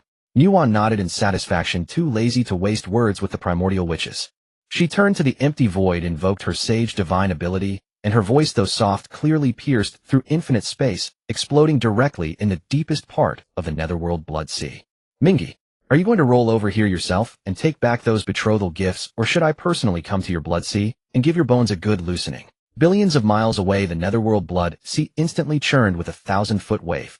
Patriarch Mingi, who had been dreaming in his palace of marrying Hutu and using the Wu clan's fortune to break through to Lake Quasi-Saint, was dumbfounded upon hearing this voice. He had only wanted to borrow Hutu's earth law and the Wu clan's fortune for cultivation. How had he provoked this freshly forged sage? Almost in the next instant, a blood light tore across the sky with a speed of utter desperation, landing pathetically before the Panga Hall. Patriarch Mingi materialized, his face uglier than tears, clutching the betrothal list that had barely left his hands, looking up at Nuwa, who gazed down from on high. In his heart, he cursed 18 generations of her ancestors. Of course, he only dared curse in his heart. Nuwa did not even look at him, merely playing with her fingers. I heard you want to marry the woman my disciple has his eyes on. Mingi shook his head like a rattledrum. A misunderstanding. A colossal misunderstanding, Sage Nuwa. I was just passing by Mount Bujo, bringing some local specialties of the Blood Sea to Primordial, which Hutu to foster neighborly relations. I had absolutely no improper intentions. As he spoke before all the primordial witches, he carefully tore the marriage contract into shreds. Sage, see clearly. He'll take these local specialties back right now. No more disturbance, no more. Not only did he swiftly reclaim all the betrothal gifts, but he also grit his teeth and squeezed out 2 sword energies. One blood red, piercing the sky, one black and sinister. The original sword energies of his attendant spiritual treasures, Yuan 2 and Abai. With a mournful face, he pushed the sword energies before Shi Huang. Esteemed young friend, a small token for our first meeting. Unworthy of your acceptance. Consider it an apology from me. Having said that, Patriarch Mingi turned into a streak of blood light and fled back to the Netherworld Blood Sea, without looking back, swearing a vow on the Blood Sea that he would not emerge from seclusion for 10,000 years. Was this too oppressive? Could sages do whatever they pleased? The answer was yes. Watching a renowned quasi-saint of the primordial world, the merciless Patriarch Mingi scared witless like a grandchild. The 12 primordial witches exchanged glances, experiencing for the first time how unreasonable a sage could be. Just then, from the depths of the Pango Hall came a faint sigh. A gentle figure, yet radiating an aura as heavy as the earth, slowly emerged. She wore an earth-yellow palace robe, her countenance compassionate, her eyes seeming to bear the sorrows of the entire primordial earth. It was Hutu. Sage Nuwa, why trouble fellow Taoist Mingi? She gazed at the farce before her, her voice soft yet firm. For the sake of the Wu clan I had already resigned myself. Shi Huang's eyes were instantly drawn to this goddess of mercy whose temperament was so different from Zai's cold elegance. Ding. Target detected for seduction. He took a deep breath, straightened his robes, and murmured in his heart. System activate 10,000-fold charm critical strike. Stepping forward, Shi Huang met Huda's compassionate gaze, a smile curling at the corners of his mouth. Resigned. Primordial, which Hutu in my dictionary there are no such words. Huda's gaze fell upon Shi Huang, lingering only for a moment before shifting away. A heavenly immortal. That's all. She had thought that a disciple for whom Nuwa, a newly ascended saint, would go so far as to tear all pretense and personally propose a marriage must be an exceptionally brilliant figure. Perhaps a hidden quasi-saint of great power, or a primordial deity with a unique background. In the end, he was merely a heavenly immortal. A cultivation level unworthy even of polishing the shoes of her great Wu nephews. Deep within her eyes a flicker of disappointment passed, swift and unnoticed by anyone. She could not even be bothered to exert any pressure. It was a contempt born of a fundamental difference in life level. Heaven's Tao decrees the conflict between Wu and Yao and decrees the suffering of my Wu race, without primordial spirits. Huda's voice was soft, yet carried the weight and vastness of the earth. Even if you refuse to accept your fate, what can you do? The implication was clear. If you cannot even see the grand trend of Heaven's Tao, how can you speak of defying destiny? You are merely acting on the influence of your master. Heaven and earth are ruthless, treating all beings as straw dogs. Shi Huang's voice rang out, not loud, but distinct, echoing before the Pangu Palace, shrouded in baleful energy. Far from being affected by Huda's indifference, he straightened his back and met the gaze of the compassionate ancestral Wu. Survival of the fittest. This is indeed the iron law of the Hongwan. His words were honest. Zhurong Gonggong and the other hot-tempered ancestral Wu found them agreeable. Their race believed in brute force. Whoever had the stronger fist was right. The boy, though weak, seemed clear-headed. But Huda thought otherwise. She frowned slightly, and in her eyes, which carried the compassion of the earth, the last trace of interest vanished. The same old tune. Conquest, slaughter. She had heard it and seen it far too many times. If it is only these clichés, fellow Taoist, please take your leave. She shook her head gently and turned as if to retreat into the hall. What I seek is peace for all beings, not the path of slaughter. In her heart, Shi Huang had already been branded with the same label as Dijun and Dongwang Tai. Just as she turned, Shi Huang's voice rose again, this time with a sudden intensity like a thunderclap that exploded in the hearts of all ancestral Wu. But is Heaven's Tao thus necessarily right? If the Tao is deficient, why can it not be mended? If the Tao is unjust, why can it not be defied? Huda's steps came to an abrupt halt. She whirled around and saw eyes she had never seen before. Eyes devoid of greed, desire, or lust for power. What she saw was something alien to her. Driven by the system's 10,000 times charm critical hit, Shi Huang radiated a mysterious Tao rhythm. It was not of slaughter, not of creation, not of yin-yang or the five elements. It was a flame named innovation and great love. This aura, even to her, an ancestral Wu with a formidable physical body, sent a tremor through the depths of her soul. Shi Huang gave her no time to think, striking while the iron was hot. Every word was like a hammer pounding on the Wu race's pain points. The Wu race fights heaven and earth. Your bodies come from Father God. How noble! Yet after death, your true spirits dissipate, returning to heaven and earth. Not even a trace remains. The Yao race ravages the Honghuang, slaughtering living beings. Oh, what becomes of them after death? Souls of injustice fill the wild, rampant with resentment, with nowhere to go, no home to return to. His voice grew more impassioned, as if voicing the grievances of endless souls between heaven and earth. This Honghuang, seemingly prosperous, is in truth a vast prison. Fellow Taoist Hudu. Shi Huang stepped forward, his gaze blazing straight into her heart. You harbor compassion. Have you not seen the billions of wandering souls crying day and night in this realm? A thunderous roar. Hutu felt something explode in her mind. Souls. A resting place. Father God opened heaven and earth, set clarity and turbidity, divided the cosmos, but left no resting place for the souls in this world. Her gaze toward Shi Huang had utterly transformed, from initial indifference to disappointment to shock and an unacknowledged thirst for knowledge. What nonsense is this kid spouting? Zhurong scratched his head. He only understood that the Wu race would vanish after death, which displeased him, but the rest about prisons and souls went over his head. Silence. Nuwa swept a cold glance over them. Listening to my disciples' teachings is a blessing for you brutes. Inwardly she too was curious. Just how many earth-shattering ideas did her disciple have hidden inside? Dijun and the other ancestral Wu, though displeased by Nuwa's glare, found her words reasonable and begrudgingly listened. Shi Huang walked step by step toward Huta, the distance between them closing. Fellow Taoist Hutu, since you possess great love, do you know how to relieve the suffering of all beings? This question, like a key, opened the long-sealed door in Huta's heart. Following an instinctive enlightenment, she murmured, I am willing. I am willing to transform into all things to give the beings of heaven and earth a final home. The moment she spoke, she seemed to have found her Tao. A grand aspiration of ultimate fulfillment and sacrifice arose within her. Instantly heaven's Tao responded. Multicolored auspicious clouds swept in from afar, encircling Hutu. Waves of heavenly Tao merit materialized like golden liquid streamers hanging in the sky. They seemed poised to surge into Hutu's body at any moment. This is heavenly Tao merit, the aura of a saint. Dijun gasped, his eyes filled with envy and joy. His sister Hutu about to become a saint. Zhurong's eyes blazed with excitement. Will our Wu race welcome our first saint? Zhu Jian's eyes burned. Ever since the Wu-Yao War began, the Wu race, lacking cultivation of the primordial spirit and unable to wield spirit treasures, had been at a disadvantage on the Hongwang battlefield, countless tribesmen dying under magical artifacts. If not for this, they would never have agreed to Ming's marriage proposal and given Hutu away to him. Now if Hutu became a saint, all crises would be resolved. However, foolish. Completely wrong. A sharp shout interrupted Hutu's enlightenment. Unexpectedly, Shi Huang showed no praise, but instead an expression of deep pain and indignation at her failure. Everyone was dumbfounded. Even Nuwa was taken aback. The moment Shi Huang spoke, the golden streamers and multicolored clouds hanging in the sky instantly churned. In an instant they dissipated into the vast Honghuang, and the opportunity for sainthood vanished. Shi Huang, how dare you? Zhu Jiuyin roared with bloodshot eyes. Nuwa's cherry lips parted slightly as she stood frozen in place. Had Little Stone taken the wrong medicine? How could he sabotage another's opportunity to attain sainthood? This was an irreconcilable enmity. At this moment, shouldn't he have praised Hutu for her concern for all living beings, then seized the chance to confess and win her heart? Yet he scolded her instead. Was this disciple's path so wild and untamed? Nuwa, the karma this day begets is immense. If you do not explain clearly, our Wu clan shall bring you down from your saintly throne, even if we are annihilated. Dijun's eyes were bloodshot and brimming with tears as he waved his hand, sealing this space. Indeed, let our Wu clan attack together. I refuse to believe she can slay us all before the karmic backlash consumes her. Xian Ming's hands trembled clearly at the peak of fury. Brothers, wait. At this moment, Hutu was remarkably calm.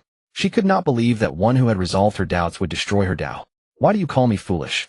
Hutu's gaze was resolute, eager to understand what this man truly intended. Shi Huang drew a deep breath, looking at the compassionate goddess willing to sacrifice herself for all beings. His eyes revealed an inextricable blend of pity and heartache. He locked eyes with Hutu, speaking each word slowly, his voice soft, yet weightier than mountains. Do you think sacrificing yourself is true compassion? No, real compassion is not about sending you to your death. His voice quivered slightly, as if proclaiming some forbidden truth or protesting the injustice done to her. Those who bring warmth to the multitude must not freeze to death in the wilderness. Those who pave the road to freedom must not be trapped among thorns. These two sentences struck like a world-shattering divine thunderbolt, crashing into the softest chamber of Hutu's heart. For eons, she had been a primordial Wu warrior, one of the leaders of the Wu clan. She bore the fate of her tribe and carried the myriad beings of the primeval wilderness in her heart. Everyone told her what she should do and what responsibilities she must shoulder. Yet no one ever told her. She, Hutu, also had the right to live. She should not be treated as a bargaining chip, nor should she be sacrificed. In that moment, Hutu's eyes, that heart hard as bedrock and unmoved through countless culpas. The heart of a primordial Wu, shattered utterly in that instant, opening itself without reservation to this man who only possessed celestial, immortal cultivation. Ding.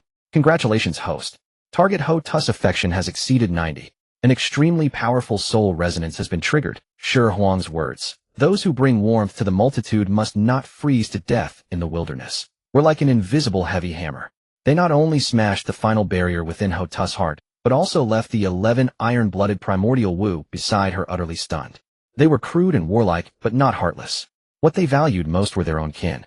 Shi Huang's words struck straight into their souls. Who would willingly watch their most beloved little sister sacrifice herself for some damn heavenly Tao? Even the hot-tempered Zhu Rong's eyes grew red as he grumbled gruffly of, "That boy." His words. Not bad. Dijun withdrew his divine ability, his expression complex, as he looked at Shi Huang. His gaze had completely changed, from initial contempt to scrutiny, and now to recognition. Nuwa cast a sidelong glance at these uncouth primordial Wu and lazily delivered the final blow. Hear that?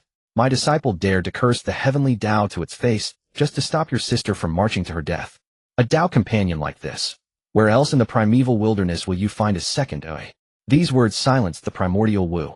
Indeed, anyone else would have been overjoyed that Ho-Tu was about to incarnate into the cycle of reincarnation, then claimed a share of heavenly Tao merit for guiding her. Who else would be like Shi Huang, willing to forego heavenly Tao merit for the sake of their little sister? This proved his genuine feelings for her. Ho-Tu's heart was in turmoil, moved, shocked, lost, a mix of emotions. She gazed at Shi Huang, her voice carrying a barely perceptible tremor. But if I do not incarnate into the cycle of reincarnation, where will the billions of wandering souls in this world find a home? And who shall repair the imperfection of the heavenly Tao? She could already faintly sense that this was her destiny, the responsibility she was born to bear. Who said repairing the heavenly Tao requires sacrificing your life? Shi Huang smiled. With a flick of his wrist, a radiant jade slip appeared in his hand, which he raised high. The jade slip shimmered with the flow of Tao, exuding a profound and mysterious aura. Ho-Tu, this is the betrothal gift I have prepared for you. Shi Huang's voice rang out with conviction. The 6 Paths of Reincarnation Establishment and Management Plan Life-Preserving Edition. What the heck is that? Zhu Rong scratched his head instinctively. But Ho-Tu felt as if struck by a heavenly thunderbolt. Her body stiffened. Trembling, she reached out and took the jade slip. The moment her divine sense probed inside, she was utterly stunned. What lay within was no cultivation manual, but a grand blueprint so complete, it was almost terrifying. How to use Pango Hall as a foundation draw in the turbid chi of the earth, and open an underworld independent of the primeval wilderness. How to set up the Ghost Gate, the Yellow Springs Road, and the River of Forgetfulness using the blood essence of a primordial Wu. How to divide responsibilities and establish the 10 courts of Yama-Judge's Oxhead and Horseface. But what shook her soul the most was the core part of the jade slip, which detailed a heaven-deceiving technique to merge with the Tao, yet retain one's true spirit. To incarnate into the cycle of reincarnation. Not as a sacrifice, but to become the Lord of Reincarnation. Even the recipe for Meng Pei soup, the types of tortures in the 18 hells, and their corresponding sins, and the construction principles of the Niha Bridge were all written clearly and systematically. Rumble. From the 9 heavens, thunder rolled faintly. It was not divine punishment, but a kind of excitement and approval, as if the heavenly Tao itself was cheering for this flawless plan. Ho-Tu raised her head to look at Shi Huang again. In her compassionate eyes there was now more than just love. It was a light bordering on worship. This man understood her Tao better than she herself. This thing, can it really work?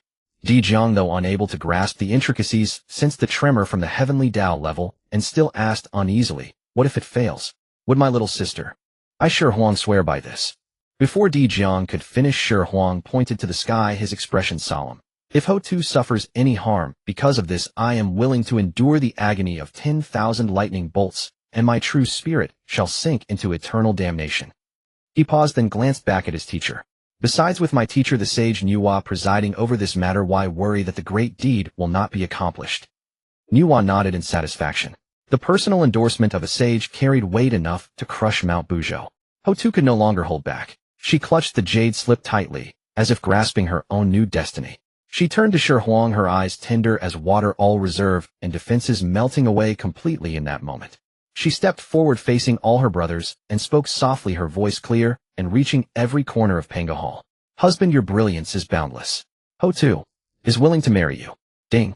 Target Ho-Tu's affection has reached 100 unto death. Congratulations, host. The courtship mission is complete. After a moment of silence before Pangu Palace, a deafening cheer erupted. Bravo. What a fine. Zhu Rong's hand as large as a palm leaf slammed onto Shi Huang's shoulder with a bang, grinning broadly. In the future, in the primordial wilderness, if anyone dares to bully you, just utter my name, Zhu Rong. Shi Huang felt his half-body go numb, his bones nearly falling apart, but he still forced a smile. Thank you, big brother-in-law. The witch tribe's wedding had none of the tedious formalities of celestial weddings, nor would any heavenly merit descend.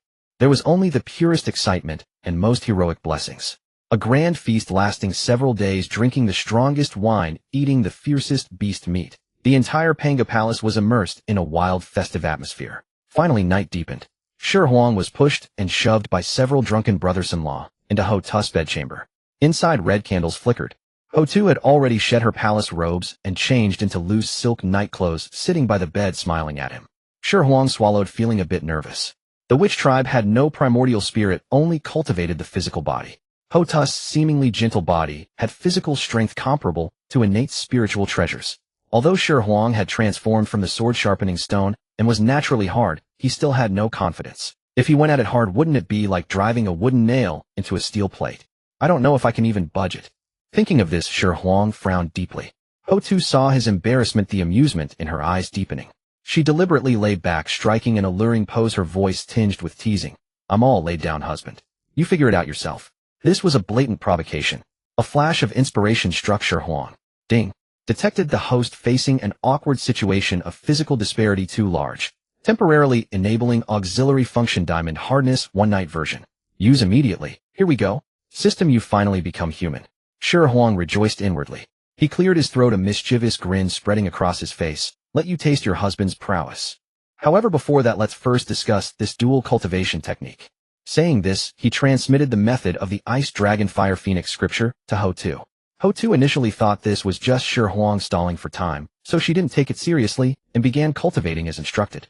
But as soon as the technique started circulating, a strange heat rose from her lower abdomen, rapidly spreading through her limbs and bones. Even her formidable primordial witch body felt waves of heat and numbness, and her cheeks unconsciously flushed with two charming blushes. She looked at Shi Huang, her gaze hazy, her breathing becoming somewhat rapid. Husband, have you thought of a way? I'm feeling a bit hot. A way? Shi Huang stepped closer. Under Ho-Tu's astonished gaze, his body began to change. Muscles bulged, bones cracked. A primal, ancient, supreme aura from the deepest part of his bloodline erupted explosively. It was not mana, not divine power, but the purest form of physical strength. Shi Huang felt he could take down a flood dragon. With his fists, of course. He lowered his head, looking at the completely stunned Ho-Tu, his voice becoming deep and magnetic. Now what do you think of your husband's abilities? The previously teasing Ho-Tu's expression drastically changed. Please be gentle, husband. Under the storm-like assault, Ho-Tu's proud primordial witch body experienced for the first time what it meant to be irresistible. Her Tao heart, her will, everything about her was utterly shattered, ground to pieces by this domineering and unparalleled force, then re-engraved with a man's name. From initial teasing to shock, then to profound awe and obsession. She was completely conquered. At the peak moment, Shi Huang silently recited in his heart, System, one shot to the soul. In the unseen, the heavenly Tao responded, and a supreme life aura quietly conceived within Ho-Tu's abdomen. Boom. Outside Pangu Palace, the 11 primordial witches who were drinking and boasting suddenly felt the ground beneath them tremble violently. It wasn't an earthquake. The entire Buzhou mountain was shaking. What's happening? Zhu Rong threw away the beast leg in his hand and stood up. This aura is Earth Vein's spiritual energy. Space primordial, which Dijun's face was grave. He could sense all the Earth Vein's spiritual energy of Buzhou Mountain converging at a frantic speed towards a single point. That point was precisely Ho-Tu's bedchamber. 10,000 beasts bowed to the sky, thousands of auspicious vapors appeared, countless innate spiritual roots swayed, without wind, all bowing towards Pangu Palace. What is little sister up to inside? Gong Gong scratched his head in anxiety. You fool, don't you get it? Zhu Rong snorted fire from his nose and glanced at Gong Gong. Dijun closed his eyes to sense for a moment, then suddenly opened them, his face an expression of utter He sensed within that bedchamber a fluctuation of Pangu bloodline that was even purer and more ancient than their primordial, which bloodline slowly taking shape. That life aura was so noble that it made him want to kneel and worship. Dijun couldn't help but curse. My brother-in-law is truly a divine being. Not only could he break through him, but he could also plant such an heaven-defying divine seed. At these words, the other 9 primordial witches were first stunned, then each revealed lewd yet shocked smiles. Goodness, this brother-in-law is a tough guy? The clouds dispersed, and the rain ceased. Shi Huang was so exhausted he couldn't move a finger, feeling completely drained. Ho-Tu's face glowed with health, her lotus root-like arm wrapped tightly around him, while the other traced circles on Shi Huang's chest. Husband truly deserves to be the sword-sharpening stone incarnate, so hard. Those last few thrusts nearly broke my spine. Shi Huang's eye twitched. Let's go again, this time I'll be on top, and let you taste my witch tribe's mountain coiling twist. Husband, why aren't you saying anything? Can't go on. It's okay, I have some dragon penis and tiger kidneys treasured by my brothers to replenish you. Shi Huang was completely dumbfounded. Was this still that compassionate, gentle, and virtuous Ho-Tu primordial witch? These bold and explicit words, their scale, so large, even he who had been influenced by modern internet culture found them hard to handle. It is said there is a type of woman who before blooming is like the girl next door, but once she blooms, she turns into an old witch. Outwardly still gentle and lovely, but towards her husband, she becomes a driving maniac. Ho-Tu might be that type. So this was Ho-Tu's true face. Ding. Congratulations, host, for completing the quest to win over Ho-Tu. Rewards are being distributed. Congratulations. Host has obtained Fallen Saint True Flame. Shi Huang immersed his divine sense into his sea of consciousness where a wisp of gray-white flame hovered silently. It had no temperature, emitted no light, and was devoid of even a trace of spiritual power fluctuation, like a wisp of smoke that could dissipate at any moment. Yet Shi Huang knew that within this thing lurked a terrifying causality capable of plunging sages into eternal damnation. Sages' primordial spirits are entrusted to the heavenly Tao, immortal and indestructible. Can this thing really work? He muttered to himself. Forget it. Once back at Nuwa Palace, I'll let my master take a look. She's a sage, her opinion is most authoritative. He glanced at the sky. It was still early. Shi Huang turned over, looked at the sleeping Ho-Tu beside him, and raised the corner of his mouth. Wife, that mountain-coiling grip of yours is truly exhausting. Back in my homeland there's a technique called parallel parking. Shall we explore it further? Husband, you're so wicked. I like it. Ho-Tu murmured drowsily in response. The next moment Buzhou Mountain began to vibrate rhythmically once more. The next morning, inside Pango Hall, the 11 primordial witches stared at each other with huge dark circles under their eyes, the atmosphere somewhat gloomy. Brother Dijun, why did you suppress me last night? The shaking of Buzhou Mountain last night was surely an enemy attack. Why didn't you let me go out? Gong Gong rubbed his throbbing temples and asked in confusion. Zhu Rong, who had the hottest temper beside him, was not angry at this moment, but looked at Gong Gong like he was an idiot. This old fellow still hasn't figured it out. Huh? Zhu Rong couldn't help but burst into laughter at the thought. Zhu Rong, what are you laughing at? Buzhou Mountain shook all night last night. Don't you know that? The spatial primordial, which Dijun took a sip of wine without lifting his eyelids. All right, stop making a racket. Sister Ho-Tu is coming. The primordial witches were stunned, then their gazes shifted in unison toward the direction of Ho-Tu's bedchamber, their expressions growing strange. At that moment the hall door opened. Ho-Tu, radiant and blooming like a peach blossom, entered arm in arm with someone. That person beside her was none other than their new brother-in-law Shi Huang. But Shi Huang at this moment had a slightly pale face, his steps uncertain, and one hand unconsciously supporting his waist. Brother-in-law, is this overexertion? A thought emerged in the minds of the 10 primordial witches. Dijun coughed dryly and stepped forward, his large palm like a palm leaf slapping heavily on Shi Huang's shoulder. Brother-in-law, well done. Good work. Crack. Shi Huang felt his shoulder blade almost crack, yet he still had to force a smile. Brother-in-law, you're too kind. Ho-Tu saw this and immediately felt distressed, chiding, brother, be gentler. Shi Huang has a frail constitution. Yo.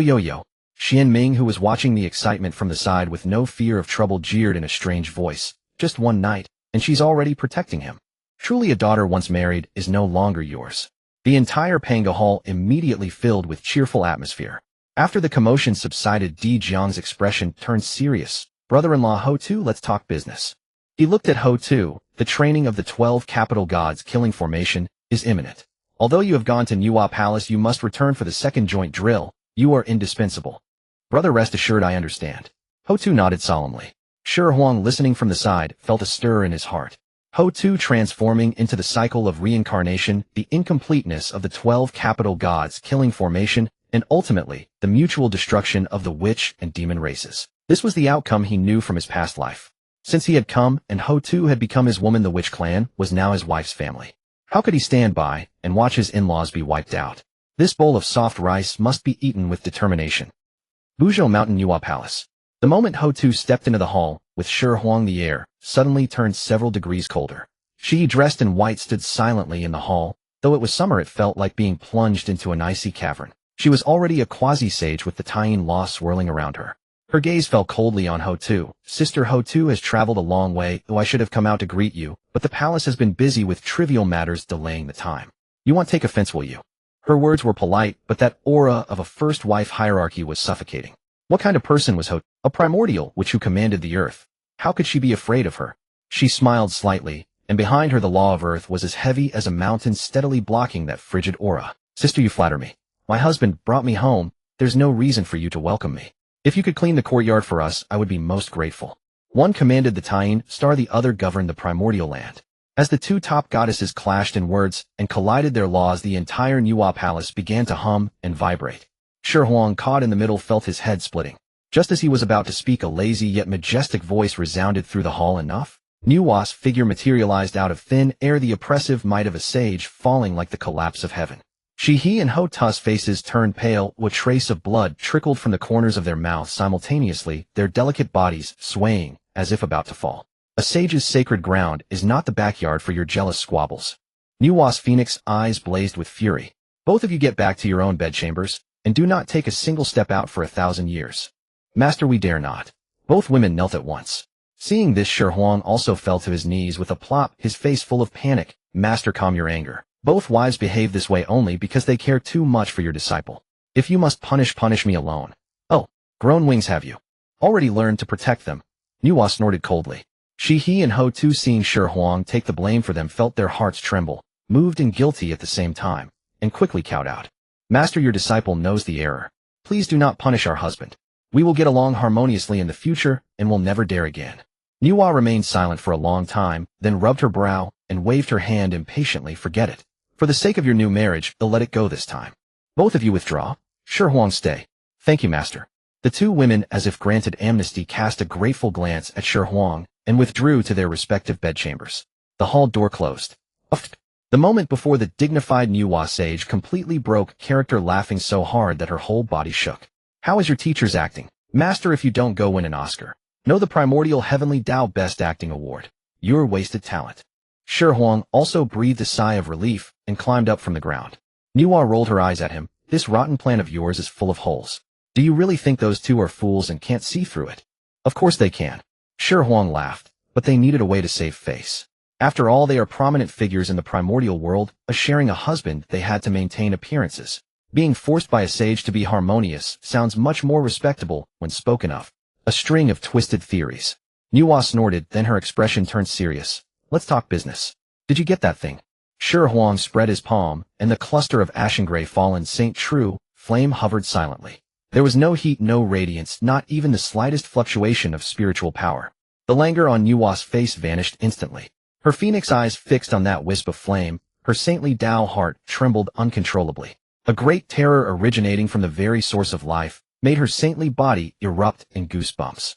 This thing could kill her, as I thought. Nuwa took a deep breath, forcibly suppressing the tremor in her heart, but her voice still carried a hint of dryness. It can indeed harm the very foundation of a saint. However, it's of little use, even quite useless. Useless? Shi Huang was puzzled. A saint's primordial spirit is entrusted to the heavenly Tao. Oh, as long as the heavenly Tao is not destroyed, the saint is immortal. This thing of yours can severely wound me, shatter my saintly body, and even obliterate 99% of my primordial spirit. But as long as the heavenly Tao remains, I can slowly recover over an endless span of time. Nuwa's gaze turned extremely complex. You cannot kill a saint, yet you would face an immortal saint's relentless pursuit. This karmic consequence is something you cannot bear. The wrath of a saint is enough to burn through all heavens. But Shi Huang smiled. He was a youth who had received compulsory education in the 21st century. The compulsory education of his past life was no ordinary education. It truly taught the art of slaying dragons. He put away the fallen Saint True Flame and spoke eloquently. In your eyes, a saint cannot be killed. But in this disciple's view, a crippled saint is no longer a saint. It is a walking human-shaped precious elixir.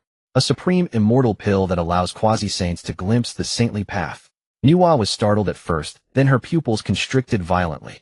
She instantly understood Shi Huang's meaning. If she were crippled, perhaps her senior brothers of the Three Pure Ones would spare her for old-time sake, but those two from the West, who would do anything for their great prosperity, would definitely swarm like sharks, smelling blood, gnawing her until not even bones were left. By then, how many quasi-saint powerhouses hidden in the shadows of the primordial era would leap forth trying to get a share from this precious elixir? That was her. The higher one stands, the harder they fall. When a saint falls from the divine pedestal, they will be devoured by 10,000 immortals. Good. What a human-shaped precious elixir. Nuwa's gaze toward Shi Huang had completely changed.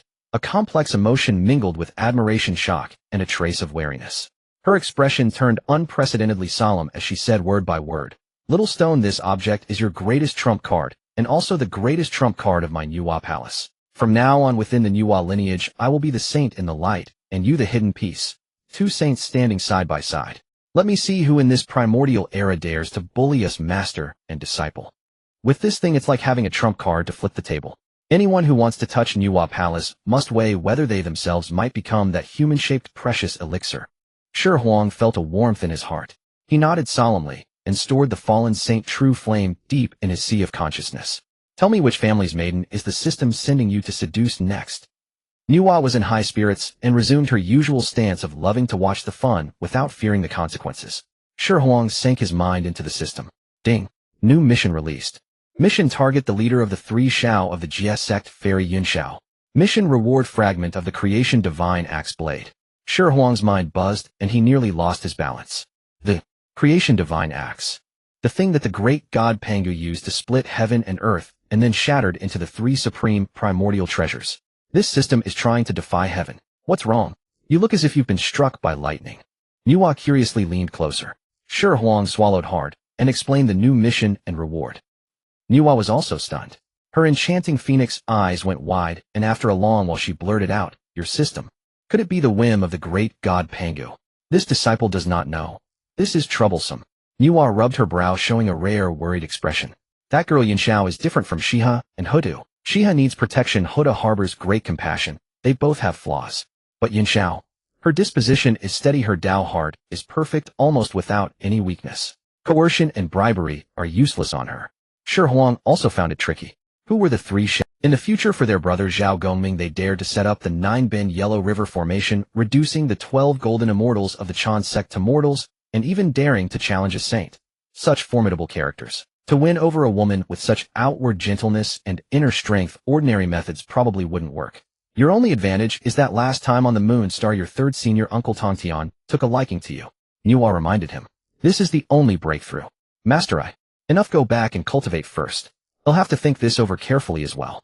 Nuwa waved her hand, then suddenly put on a mischievous smile, looking Shi Huang up and down. Speaking of which, now that you have to serve 2 quasi-saints, can your waist still handle it?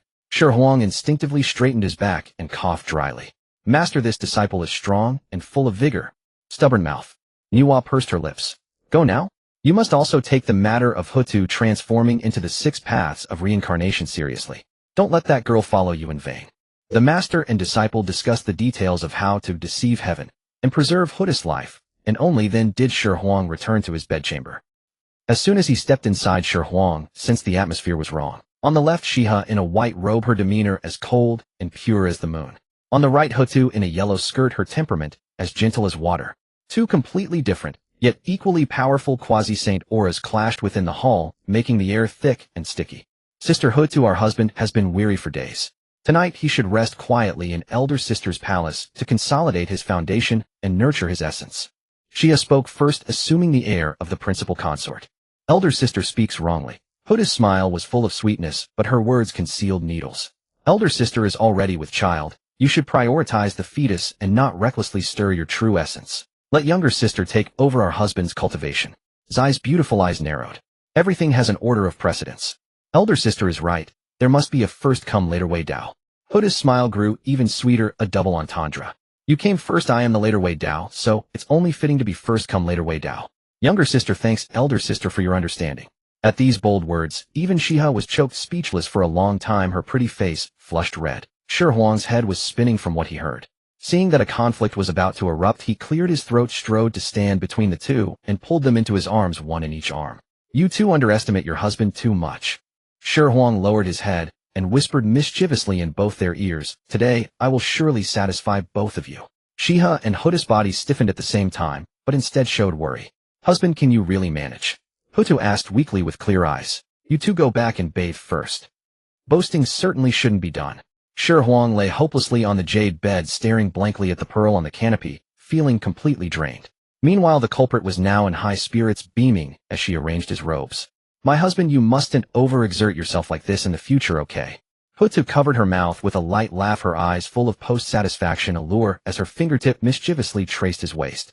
Shi Huang's body trembled, nearly falling off the bed. Last night witnessed the most absurd exchange of Dao techniques since the creation of the Primordial World. Shi Huang, a latest celestial immortal, successively fought against 2 quasi-sages. At the start, he could still take the initiative and stir up wind and clouds. But after 1 hour, his defeat was like a landslide, and he became nothing more than a training ground for the quasi-sage's discourse. More absurdly, Xihe and Hutu during this battle actually came to admire each other, transforming from fierce adversaries into tacit comrades. They even began to exchange courtesies. Elder sister, I've learned. Younger sister, it's our husband who suffers. Between us, there's no need for such formality. Shi Huang. He no longer had the strength to even move a finger. Husband, you should rest well. Hutu leaned down, whispering softly in his ear. I've discussed with Sister Xihe, we plan to go to the Eastern Sea. I heard that dragon kidneys are highly nourishing. Well, fetch 2 of them and brew a soup for you. Sister's words are very true. Xihe nodded with a serious expression. Shi Huang shuddered, feeling that if he didn't speak soon the Dragon King of the East Sea would be in grave danger. Don't go. I am fine. Though utterly exhausted with the help of his two quasi-sage wives, his cultivation advanced, naturally breaking through to the late stage of celestial immortal, just one step away from the golden immortal realm. You're bragging again. Hutu pinched Shi Huang's waist and laughed behind her hand. Shi Huang. The great hall of Nuwa Palace. Nuwa looked at her disciple's pale complexion and slightly weak steps, a flicker of surprise passing through her. But when her divine sense swept over and perceived the increasingly dense and vigorous magic power within Shi Huang, she was appeased. Such diligent cultivation. Can effort be wrong? She lazily changed her posture, propping her chin on one hand with an expression that seemed to see through everything. Not bad. The fruits of your hard cultivation are quite remarkable. Hearing this, Xihe and Hutu following behind blushed and simultaneously averted their eyes, while inwardly calculating which dragon clan in the Eastern Sea had the most abundant years. Hutu Nuwa's tone suddenly became solemn. Are you ready? At the mention of serious matters, Hutu immediately shed all her girlish demeanor and wore a solemn expression, transforming herself into the cycle of reincarnation to provide a destination for all beings in heaven and earth. That was her Tao, her innate mission. In an instant, the aura of compassion and gravity belonging to the primordial, which emerged again on her with gentle earth-yellow divine light, swirling, making her seem like the mother of the earth. Disciple, thanks master for your blessing. Hutu bowed deeply to Nuwa. Let's go. First to the Netherblood Sea, then we'll meet that fellow cultivator Mingi. Shi Huang said. Xihe immediately responded, I will protect my sister. Nuwa looked at this harmonious scene and subtly gave a thumbs up in Shi Huang's direction. The Netherblood Sea, with its stench of blood raging for 10,000 years. Mingi Patriarch sat atop the 12-petal karma fire red lotus, meditating on the way of slaughter, when suddenly his heart leaped. He sensed the laws above his territory being forcibly disturbed. He abruptly opened his eyes, murderous intent gleaming in his blood-red pupils. He saw Hutu standing above the Blood Sea, holding Nuwa's map of mountains and rivers, stirring the origin of the Blood Sea, as if about to create a new world. Hutu, Shi Huang, I have already apologized for the last matter. Do not push me too far. Do you truly think I Mingi fear you? Mingi roared angrily. The two swords yuan two and a by sword into the sky, their clanging stirring the Blood Sea into towering waves. Before his voice faded, a lazy yet supremely authoritative female voice echoed in his primordial spirit. Oh, your territory. Nuwa's figure appeared silently before him, twirling a red embroidered ball at her fingertip, half smiling. Immediately after, the figures of Xihe and Hutu appeared simultaneously, their latest quasi-sage auras pressing down on Mingi without concealment. Do you not fear our husband? The blazing fury on Ming's face instantly froze, stiffened, then, with a remarkably smooth transformation, turned into extreme sycophancy and fear. Sage Nuwa, how could you condescend to this filthy place? A misunderstanding. A colossal misunderstanding. He slapped his own face with his smack, grinning ingratiatingly. This measly blood sea of mine being favored by primordial, which Hutu is the fortune cultivated over 8 lifetimes. Not to mention creating the reincarnation. Even if the lady wanted to drain this blood sea for foot water, I Mingi would have no objection. Saying so, he actively invoked his magic power, delineated the most original and essential region of the blood sea, and respectfully offered it, Sage, a small token of respect. Do you think it's enough? If not, I'll assign more. This speed of face-changing left Shi Huang in awe. Nuwa nodded with satisfaction and waved her hand as if shooing away a fly. At least you're sensible. Go stand aside. Mingi, as if granted a pardon, scrambled to gather his karma fire red lotus and retreated deep into the blood sea, afraid that even a moment's delay would have him crushed by the sage. With the area cleared, Hutu took a deep breath and immersed her entire spirit into the great vow. Above the great Tao. Today I, Hutu of the Wu tribe, moved by the homeless spirits of the primordial world and the incomplete order of heaven and earth, vow to transform my primordial witch body into the 6 paths of reincarnation, establish the underworld, fix yin and yang, and open a path of rebirth for all beings. Reincarnation establish. Rumble. The entire primordial world trembled violently. Hutu's primordial witch true form began to dissipate, transforming into billions of mysterious law chains, completely merging with the blood sea beneath her feet and the deep earth veins of the primordial land. Heavenly path, human path, Azura path, animal path, hungry ghost path, hell path. 6 colossal illusory wheels slowly revolved their aura, suppressing the myriad heavens spreading out. Just as Hutu's true spirit was about to completely merge into the reincarnation, completing the sacrifice at the last moment, Nuwa moved. Now, She reached out and seized the last drop of Huda's heart essence blood left before her dissipation. At the same time, the vast amounts of three-light divine water she had prepared poured down like a celestial river. With the supreme creative power of a sage using Pangus essence blood as a mold, and the three-light divine water as a foundation, a brand new body identical to Huda's, even with the same aura, was shaped in the blink of an eye. Nuwa flicked her finger, and the new body instantly plunged into the core of the 6 paths of reincarnation, perfectly replacing Huda's about-to-be-extinguished true spirit, bearing the immeasurable karma of the sacrificial offering to heaven and earth. Meanwhile, the true Huda's spirit was snatched back from the brink of reincarnation by Nuwa and directly stuffed into Shi Huang's arms. "What are you dallying for? Hold your wife tight." Shi Huang instinctively hugged the warm, yet ethereal spirit tightly, his mind still dazed. Above the 9 heavens, boundless golden clouds of merit gathered their scale, even surpassing the merit when Nuwa created humanity and became a sage.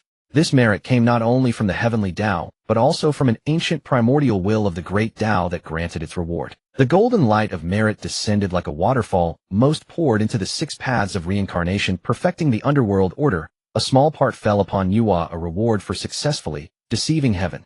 The largest and purest stream poured directly into the Huda's spirit in Shi Huang's arms. Buzz. A sage's pressure not inferior to Nuwa's, even surpassing her in heaviness and tolerance, erupted from Huda's true spirit, sweeping across the entire primordial world. Huda, by virtue of the supreme merit of establishing reincarnation, bore the will of the earthly Tao, with her true spirit ascending to sainthood in one leap. The earthly Tao sage had emerged into the world. On this day, the primordial world witnessed the coexistence of 2 sages. Shi Huang held the sleeping Huda in his arms, his heart surging with emotion. In his memory of the primordial era, Huda transformed into the cycle of reincarnation, earning great merit, but being eternally trapped in the netherworld. How tragic. Now this compassionate woman lay peacefully in his embrace, free from all shackles. The course of the primordial era has completely deviated. Shi Huang murmured to himself, uncertain whether this was a blessing or a curse. At that moment, above the underworld, a mighty voice thundered like a bolt of lightning. "Dear sister, dear brother-in-law, you have truly achieved it." Dijun tore through space, his face brimming with unrestrained ecstasy. The sorcerer clan had produced a saint. Immediately after, 3 streams of pure qi surged from Kunlun Mountain, streaking across the sky and landing by the netherworld blood sea. The 3 pure ones had arrived. They gazed at Huda, who had attained sainthood through merit, then at Nuwa, who had become a saint by creating humanity. The last trace of confusion in their eyes suddenly cleared. So that was it. The foundation of sainthood lay in performing great deeds for heaven and earth.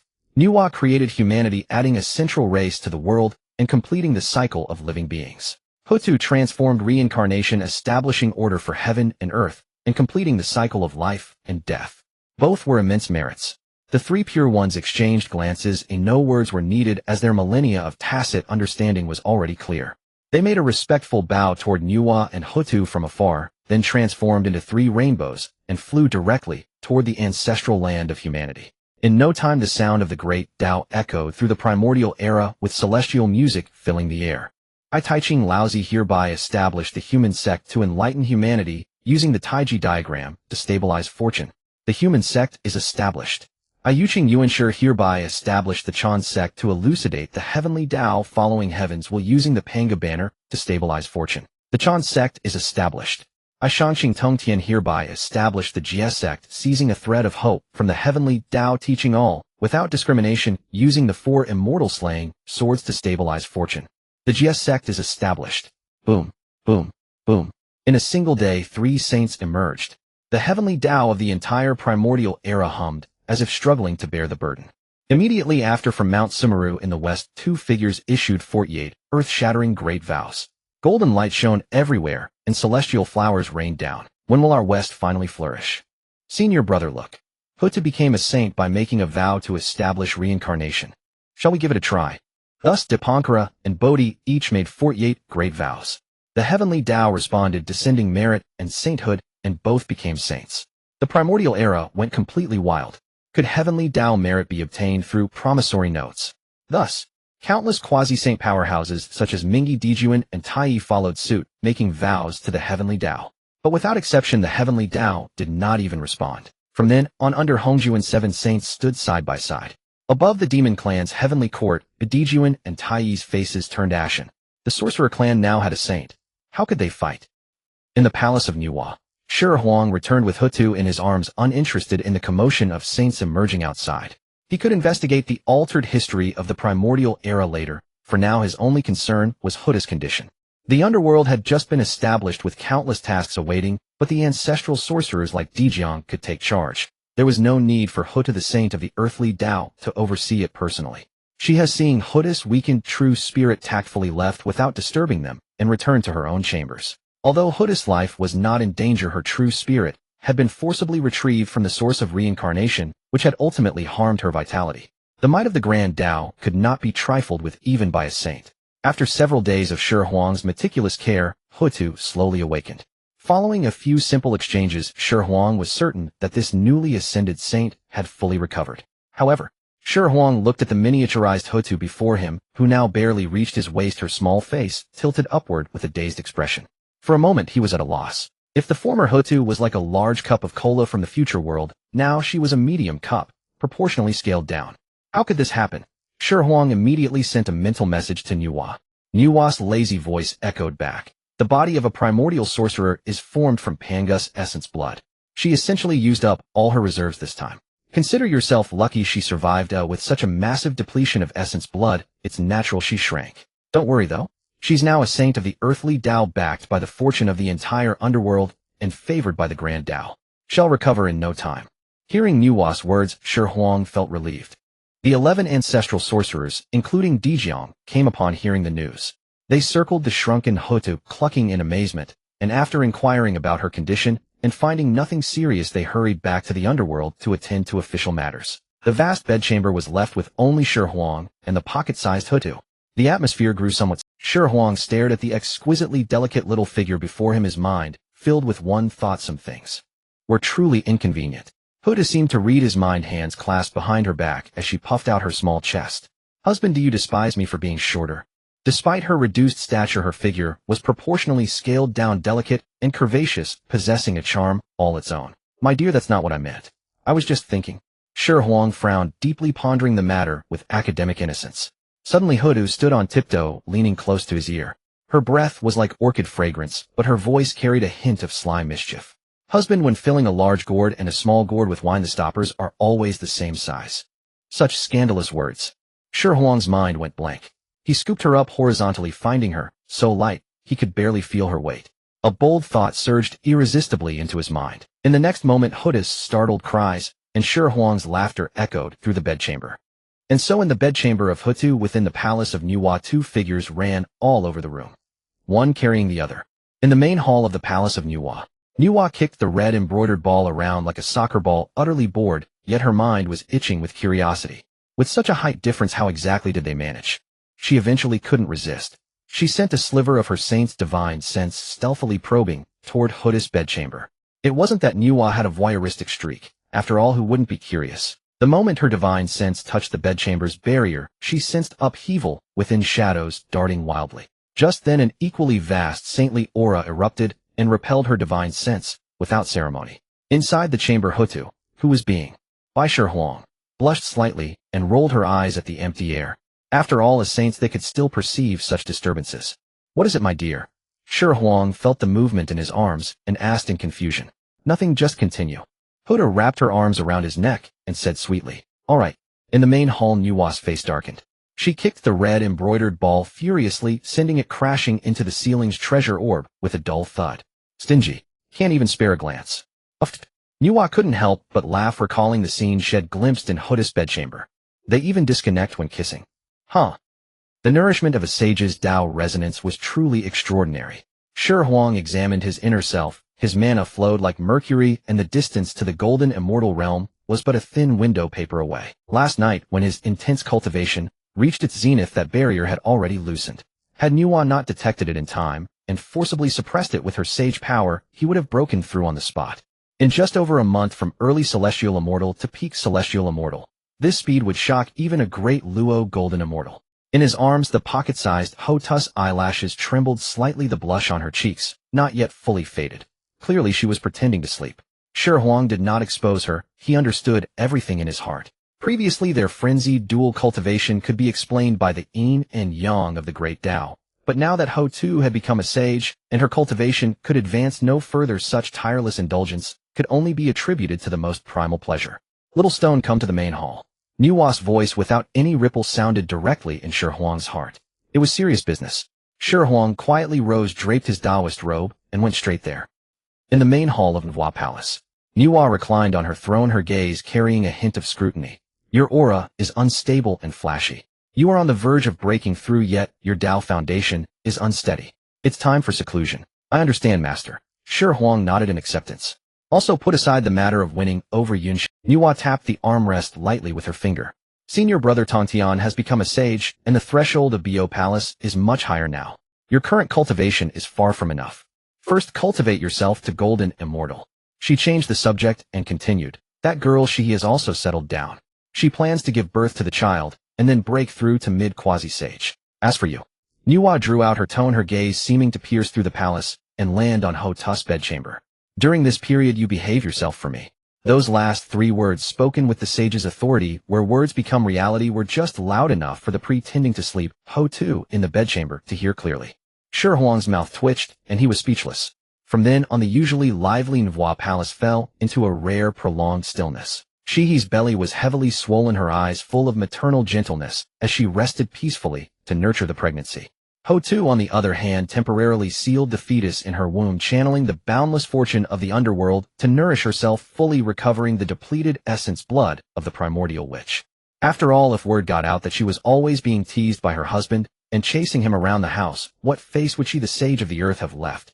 As for Shi Huang, he plunged into his seclusion cave, condensing his mana and polishing his Dao foundation, preparing to break through the celestial immortal shackles in one go and attain the golden immortal fruit, thus gaining endless lifespan and roaming freely between heaven and earth. Within Nuwa Palace, time passed peacefully, but the primordial heaven and earth stirred with new storms again. In the celestial court, Dijun somehow found a dragon clan princess to be the heavenly empress and still fathered 10 golden crows.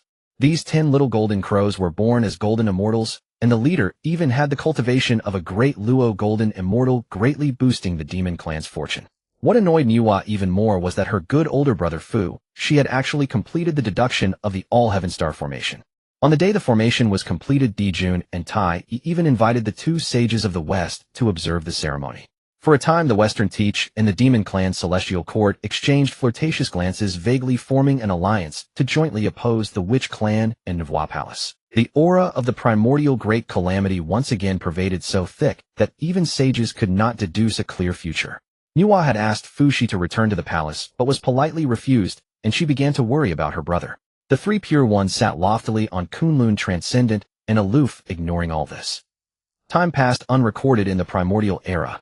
On this day, from deep within Nuwa Palace, a brilliant golden light shot up to the sky with myriad auspicious clouds and thousands of auspicious vapors. Shi Huang stepped out of his cave in one stride, his aura perfectly harmonious and unimpeded, his mana inexhaustible. He had already reached the golden immortal realm. The endless source of lifespan flowed within him, washing every inch of flesh and blood. The exhilaration of breaking free from the shackles of life and death made him want to engage in 300 rounds of battle. Ho-Tu sensed it immediately and woke from her cultivation. Though her figure had grown a bit, she was still petite and alluring. Congratulations, husband, on attaining the golden immortal fruit. Shi Huang turned around, looked at that peerlessly graceful figure, and gave a mischievous smile. Just verbal congratulations won't do. How do you plan to express yourself, my lady? Then, Ho-Tu's eyes shimmered, her breath quickened slightly, and her cheeks flushed crimson. What kind of expression does my husband desire? And so Shi Huang spent some time in amorous pursuits. An hour later, Ho-Tu leaned lazily in Shi Huang's arms with not a trace of the dignity of the sage of the earth. Husband, the calamity aura of the primordial era has been growing thicker lately. I fear another great calamity is about to arise. Her tone carried a trace of worry, recalling the tragic Dragonhan calamity. Rest assured, my lady, you are already a sage, transcending the 3 realms beyond the 5 elements, impervious to all calamities. A mere great calamity will not harm you. Shi Huang gently stroked her hair, and though he said this, his brows were furrowed. The conflict between the witch and demon clans is irreconcilable. Now the 2 sages of the West are openly supporting the demon court. If war breaks out, we may not gain the upper hand. Shi Huang's thoughts drifted away. The witch-demon calamity, both clans perished. Gong Gong furiously struck Mount Bujo, the sky tilted to the northwest. According to the current situation, even if the demon clan had 2 more quasi-sages, they would not dare to fight to the death with the witch clan, which has a sage on its side. But unexpectedly, the 2 sages of the west intervened. The heavenly Tao was actually correcting itself. Could it be that the outcome of mutual destruction between witch and demon clans was truly unchangeable? The thought of that possibility cast a shadow over Shi Huang's heart. Well, let's deal with each situation as it comes. A trace of fierceness flashed in Shi Huang's eyes. Let's see if those 10 little golden crows dare to pull another 10 suns, scorching the sky. Just as Shi Huang's thoughts were racing, a barely suppressed cry suddenly came from the direction of Xihe's bedchamber. The first to react was Ho-Tu, who cried out, "Sister, Xihe is about to give birth."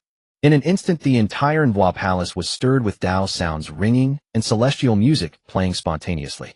Endless 5-colored auspicious clouds converged, wrapping Xihe's bedchamber layer by layer. Celestial omens descended and extraordinary phenomena unfolded. As soon as Shi Huang arrived, he saw Nuwa flusteredly holding a newborn baby. The baby was fair as jade with bright, lively eyes giggling at Nuwa. "Grandma, Grandma." The cry was sweet and soft, melting Nuwa's heart completely. Shi Huang was just about to approach to see his big chubby son when Nuwa pushed him away with a slap. "What are you looking at? Go see your wife first. The child is fine with me." Nuwa glared at him, her protective manner utterly devoid of any sage demeanor. Shi Huang looked at this scene of grandparental affection, torn between laughter and tears. Without further ado, he quickly entered Xihe's bedchamber. Although it was Xihe's first childbirth as a quasi-sage, she had no major issues aside from a slightly pale complexion. Yet her eyes were so resentful, they seemed to drip with water. "Are you okay? How do you feel?" Shi Huang held her hand and asked softly. "I'm fine." Xihe pursed her lips and said sourly, "It's just that I only got to hold my child for a moment before teachers snatched him away." Xihe, though possessing a quasi-saint foundation, was experiencing such hardship for the first time. She now reclined on the cloud couch, her hair slightly disheveled and sticking to her forehead. The normally cold and aloof moon goddess now softened like a puddle of water. Shi Huang did not rush to see the newborn child. Instead, he first took some spiritual liquid that nourished the primordial spirit and fed it to Xihe little by little. "All right, stop forcing your eyes open." Shi Huang tucked the corner of her blanket, his movements familiar. "Master just dotes on his grandchild. He won't eat your baby. Sleep now, and you'll see him when you wake up." Xihe wanted to hold on a little longer, but her eyelids were heavy. Wrapped in the familiar aura, she soon fell into a deep sleep. Certain that Xihe was sound asleep, Shi Huang tiptoed out and headed straight to the main hall. Before he even entered, he heard Nuwa's voice, usually lazy and majestic, now tinged with teasing. "Oh my, look at those little arms and legs, much stronger than your useless father." Shi Huang paused, the corner of his mouth twitching. "Useless? If I were useless, how could you be holding your disciple's son?" Entering the hall, he saw Nuwa sitting cross-legged on a cushion, without any saintly image, holding a delicate and perfect male infant in her arms. Ho-Tu stood by watching, eagerly wanting to hold the baby, but not daring to grab. Looking exactly like an aggrieved little wife. Shi Huang approached to take a look. Good heavens! Although the boy's features had not yet fully developed, he exuded a natural domineering aura. He didn't cry or fuss, his jet black eyes rolled around. When he saw Shi Huang, he even grinned and blew a bubble. "It's a boy," Nuwa said, thrusting the child into Shi Huang's arms, then smoothing her skirt. "Hurry up and give him a name." Shi Huang held his soft son, feeling a surge of blood-bound connection. He pondered for a moment. Since he was born from the womb of the Lord of the Tying Star, and is the eldest son of our Nuwa palace, how about Sherpatian? The air froze for 3. Nuwa rolled her eyes, nearly throwing the red embroidered ball she was playing with. "Vulgar. Unbearably vulgar. Are you planning for him to break through the heavens later?" Ho-Tu weakly raised her hand beside him. "Husband, since he possesses both the Tying and human bloodlines, how about Sure Ho? It signifies deep blessings and steadiness like the earth." Shi Huang and Nuwa both looked at Ho-Tu. This name sounded like that of an honest farming man. Nuwa rubbed her forehead, wearing an expression of this generation of parents is impossible to deal with. She stood up, circled Shi Huang, twice, her gaze falling on the swaddled infant, a sharp light flickering in her eyes. "This child has extraordinary bone structure and an extremely tough fate. Since you are Huang, he must go a step further." Nuwa waved her hand and golden light gathered in the void, forming a large character, How. Sure, How. Nuwa made the final decision. The sun above the sky is How, like this blazing sun shining through the ages. This name is domineering. Puffed. Shi Huang almost spat out a mouthful of blood. His hand twitched, nearly throwing his own son away. Sure, How. This.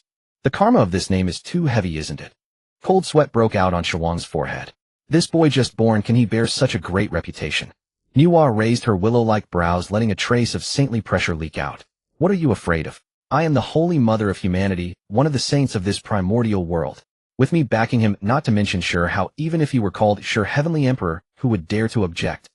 The infant in her arms seemed extremely satisfied with the name, giggling non-stop, waving his tiny hands, and a faint noble purple chi coiled around his fingertips. Shi Huang watched this scene and could only sigh inwardly. Alright, you're the saint, you're right. I just hope this kid doesn't end up clamoring for beast milk later. After settling the child, Nuwa dismissed the attendants, her expression becoming more serious. The two bald. Those two fellow Taoists from the West have sent an invitation. Nuwa flicked her finger, and a golden Bodhi leaf floated before Shi Huang. They said it's to celebrate the return of the two saints, and they're holding a grand ceremony called 10,000 Buddhas paying homage at Mount Sumeru, inviting all the great powers of the primordial world to observe. Shi Huang glanced at the invitation, which was wreathed in Buddhist light, giving off a nouveau riche vibe. Master intends to. I originally couldn't be bothered to go, Nuwa said with a pout, her look disdainful. That western land is so barren that even birds won't shit there. Going there means listening to their chanting, which would be extremely annoying. But then she changed the subject, a hint of cunning flashing in her beautiful eyes. However, I heard that senior brother Tongtian is also going. Not only that, he's bringing quite a few disciples from the Xihe sect to broaden their horizons. Shi Huang's heart skipped a beat. The three Xiaos. Are they going? Yunxiao, that girl, is naturally among them. Nuwa looked at her disciple with a half-smile. Haven't you been longing for that fragment of the creation divine axe? This is a good chance to show off. Shi Huang immediately straightened his back and said righteously, Master misunderstands. Disciple mainly wishes to admire the demeanor of the two Western saints, and incidentally, to promote the prestige of our Nuwa palace. What a character, Nuwa scolded with a laugh. Go prepare, well, set off in a few days. In the following days, Nuwa palace returned to peace. Of course, this peace was only superficial. In Hoda's bedchamber, spring scenes were constant. Although the Earth Saint still had a petite and delicate figure, after recovering much of her vitality, her clingy energy had multiplied. Husband, come.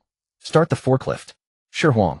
Shi Huang refused, no one euphemistically calling it, helping the Earth Saint stabilize her foundation. Within a few days, Xihe also finished her recovery and joined this shameless seclusion. Having just given birth, her maternal glow had not faded, and she exuded a breathtaking mature charm. Moreover, she discovered that after childbirth, she vaguely touched the bottleneck of the mid-quasi-saint stage, so she became even more enthusiastic about ascetic practice.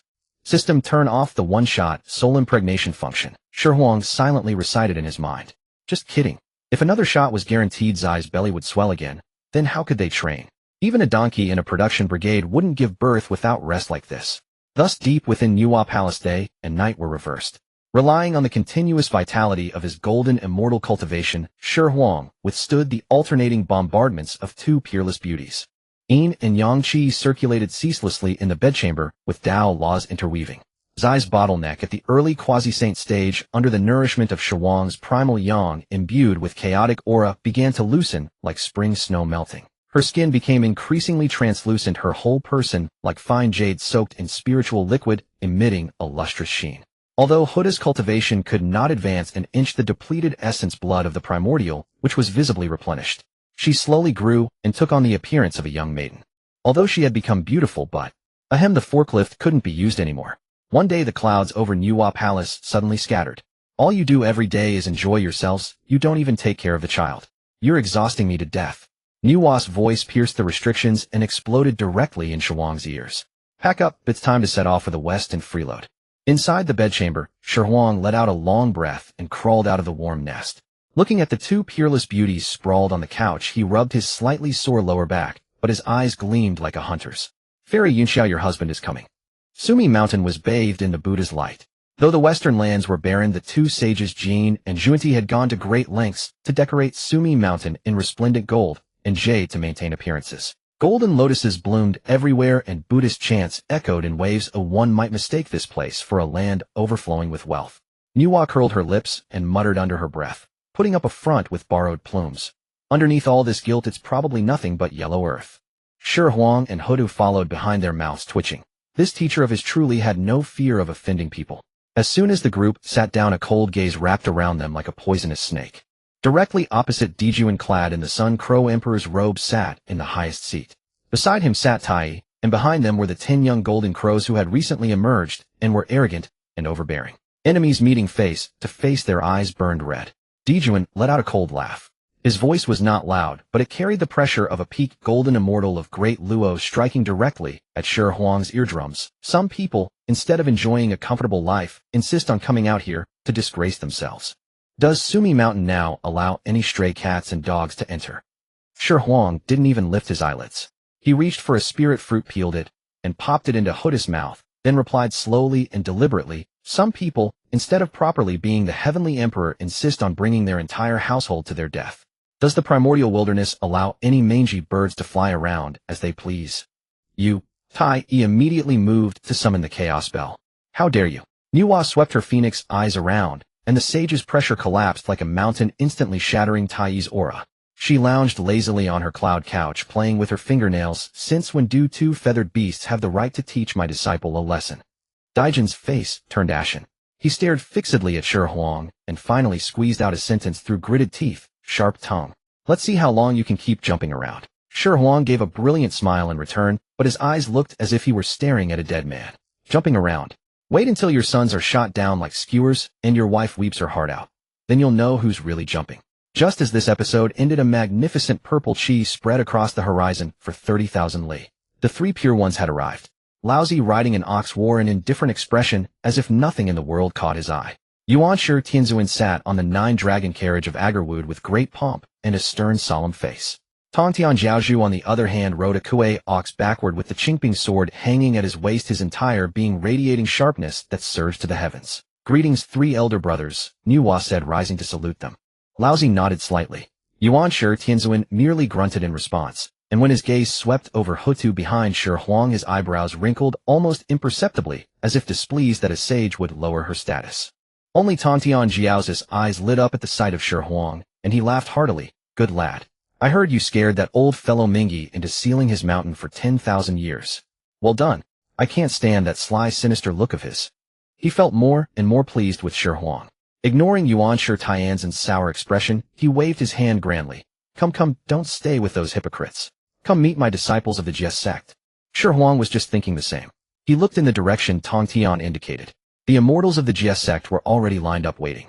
Duo Bao Dao Ren was full of treasure aura, Jinling Shimu was valiant and heroic, and Zhao Gongming had a simple, honest face. In the middle of the crowd, a female immortal stood quietly dressed in white that rivaled snow, her temperament like an orchid in a secluded valley. Yin Xiao, the senior disciple of the Jie sect's outer sect, the leader of the three firmament sisters. She was not like Xihe, cold and proud, nor like Huda, warm and merciful. She embodied an extreme kind of elegance, like the purest wisp of cloud at the horizon. One glance, and the heart felt peaceful. Ding. Detected target Yin Xiao for conquest. Activate 10th Azantime's charm, critical hit. Activate. Full power. Shi Huang roared in his heart. In an instant, a mysterious and profound aura emanated from Shi Huang's body. It was not a fluctuation of magical power, but an attraction that originated from the depths of the soul. Yin Xiao, who had been talking with her younger sister Bi Xiao, suddenly felt her heart skip a beat. She instinctively raised her head, and her gaze happened to collide with Shi Huang's as he approached.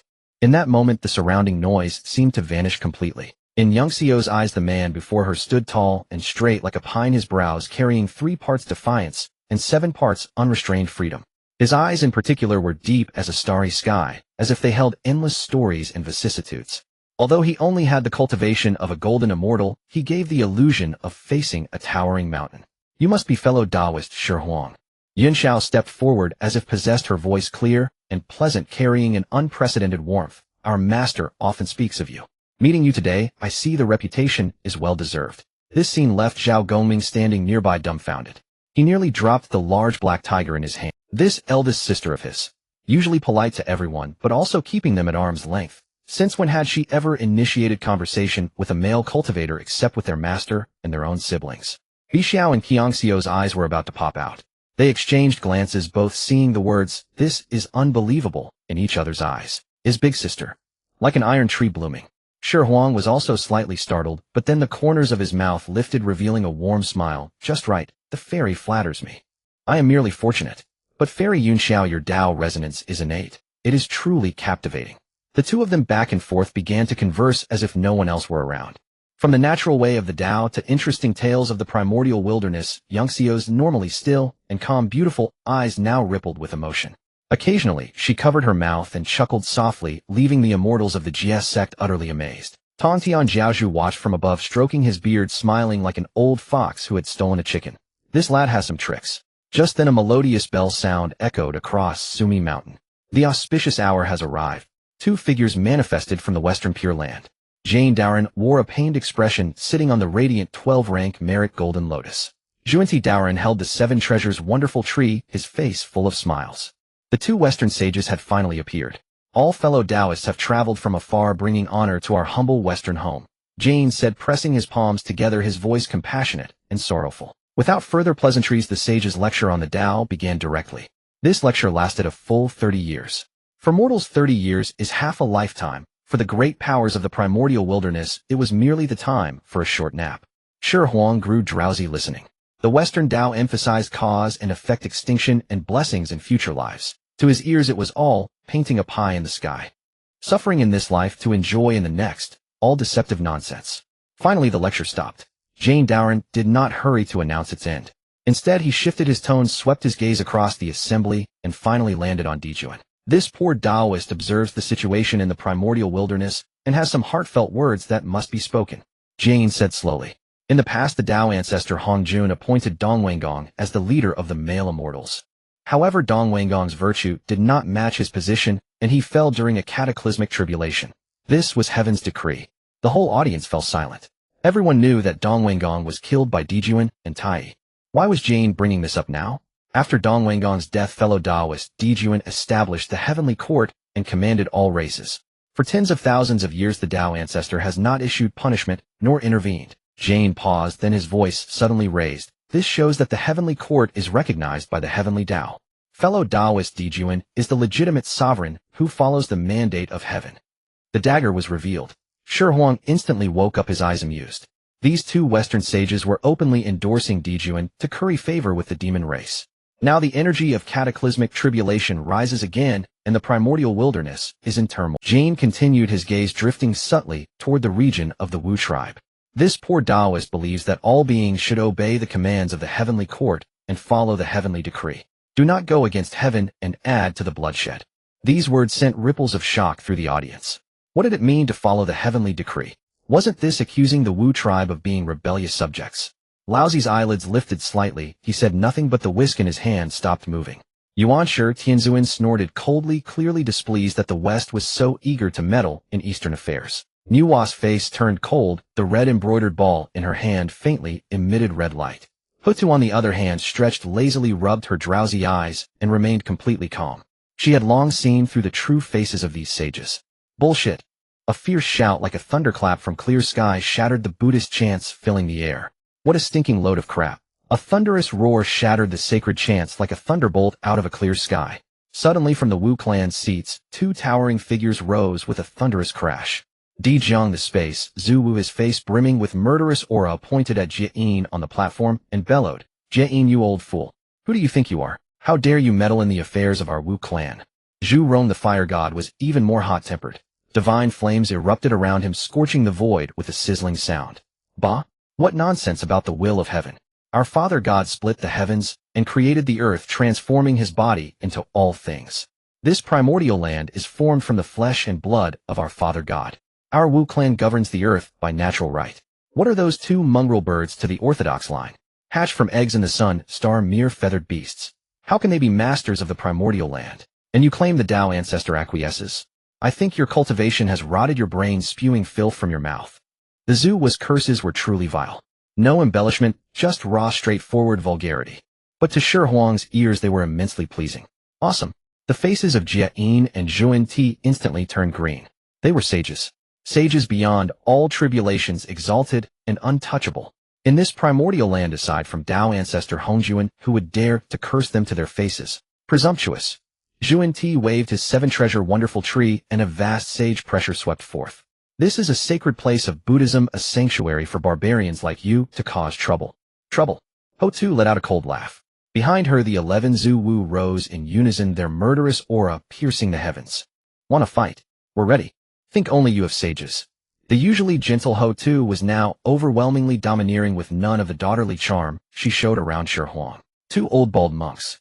We never bothered to attend even the Tao ancestors' sermons, and here you are flaunting your sagehood. Flames spouted from Zhu Rong's 7 orifices, his spittle flying wildly within the fire. Atop Mount Sumeru, the atmosphere froze to a dead point. Though Zhu Rong's spittle didn't actually land on Zhuan's face, it was far more insulting than any attack from a primordial spiritual treasure. Was this a debate on the Tao? It was clearly a street brawl.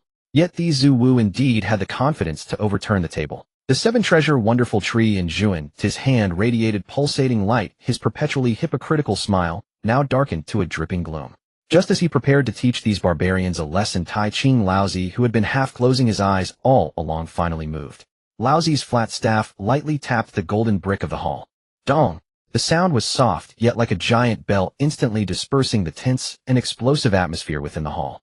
Everyone's gaze turned to this foremost among the 3 pure ones, the strongest sage of the primordial land. Without even lifting his eyelids, Laozi spoke in a tone as flat as if stating an irrelevant matter. Since the master did not object, Dijun establishing the heavenly court to rule all races is a tacitly accepted decree. This is a part of the heavenly Daos operation beyond reproach.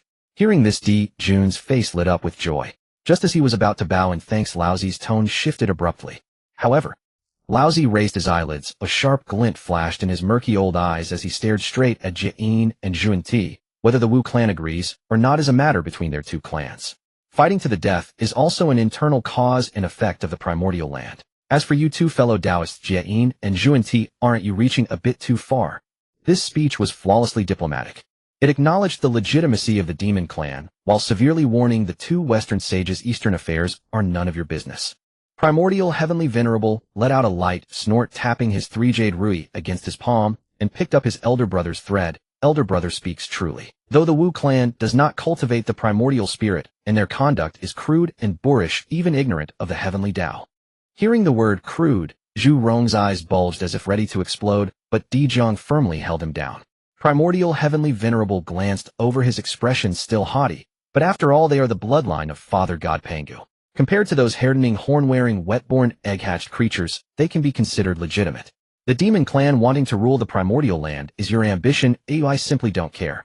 However, his gaze was like lightning coldly sweeping over the 2 Western sages. Our Eastern lands are blessed with outstanding talents. Since when do heretical sects from the barren West get to dictate?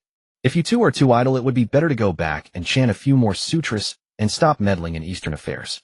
These words were essentially calling the 2 Western sages troublemakers to their faces. Heavenly Lord Tontian was even more blunt. He toyed with the Qingping sword at his waist, its sword intent cutting through the void, and laughed with arrogance. My 2 brothers spoke too politely. They'll be direct. The Wu and demon clans have been fighting for 10,000 years. That is their destiny. I don't care who wins or loses. But if you 2 bald ones dare to interfere, my sword won't care about sage face. The 3 pure ones had spoken, though in different words. Their core meaning was strikingly consistent. You fight your battles. We don't intervene. But do you think you can fish in troubled waters from the West? No way. This was the exclusiveness of the Eastern sages.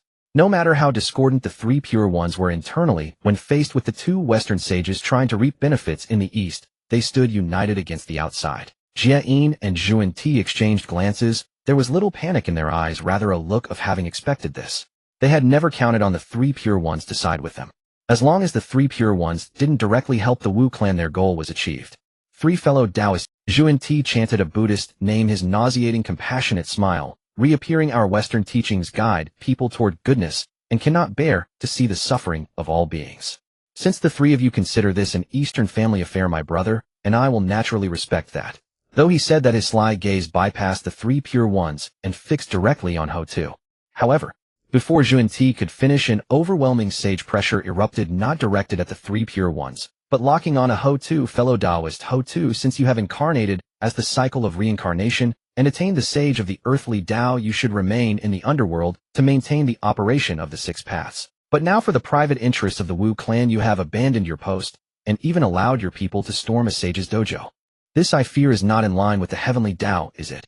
At the same time, the perpetually silent, bitter-faced Xihe also moved. The 12-petal meritorious golden lotus slowly rotated beneath his seat, and an immeasurable golden light instantly sealed the space around Nuwa. Xihe placed his palms together, his voice sorrowful. Fellow Taoist Nuwa, you are the holy mother of humanity, and also the imperial mother of the demon clan. Both sides are your flesh and blood. Why ruin your own fortune for the sake of a mere Wu clan? Better not wade into these muddy waters. The cards were revealed. That was the true scheme of the two Western sages. They couldn't manage the three pure ones, nor dared to. From the very beginning their target was to pin down the two sages Nuwa and Hotu. As long as they were restrained, no matter how strong the remaining Zuwu were facing the demon clan heavenly court equipped with the East Emperor Bell, the river chart, and Luo scripture, and several quasi-sage aids, they would inevitably be defeated. Shi Huang was amused. He was still holding a half-peeled spiritual fruit watching the two sanctimonious figures on the platform, and couldn't help but laugh out loud. I've seen shameless, but never this shameless. Shi Huang stuffed the spirit fruit into Hotu's mouth, clapped his hands, and slowly stood up. Though he was merely a golden immortal, as insignificant as an ant before the quasi-sages and sages, his stance drew everyone's gaze. What? Can't argue, so resort to force. And want to make it 2 against 2. A sneer curled at the corner of Shi Huang's lips as his gaze roamed insolently over Zunti's bald pate. Old Zunti, do you think my wife is easy to bully now that she's shrunk? How dare you? A mere golden immortal dares to slander a sage. Before Zunti could speak, Tai, unable to contain himself any longer, gave the chaos bell a violent shake. A terrifying sonic wave laced with solar true fire shot straight toward Shi Huang's face. Had that blow landed, not even a golden immortal, nay, not even a grand supreme golden immortal, could have escaped annihilation. Clang! A crisp impact echoed through the great hall. The expected scene of Shi Huang's flesh and blood flying everywhere did not occur. A small, fair, slender hand, so delicate it seemed boneless, casually blocked in front of Shi Huang.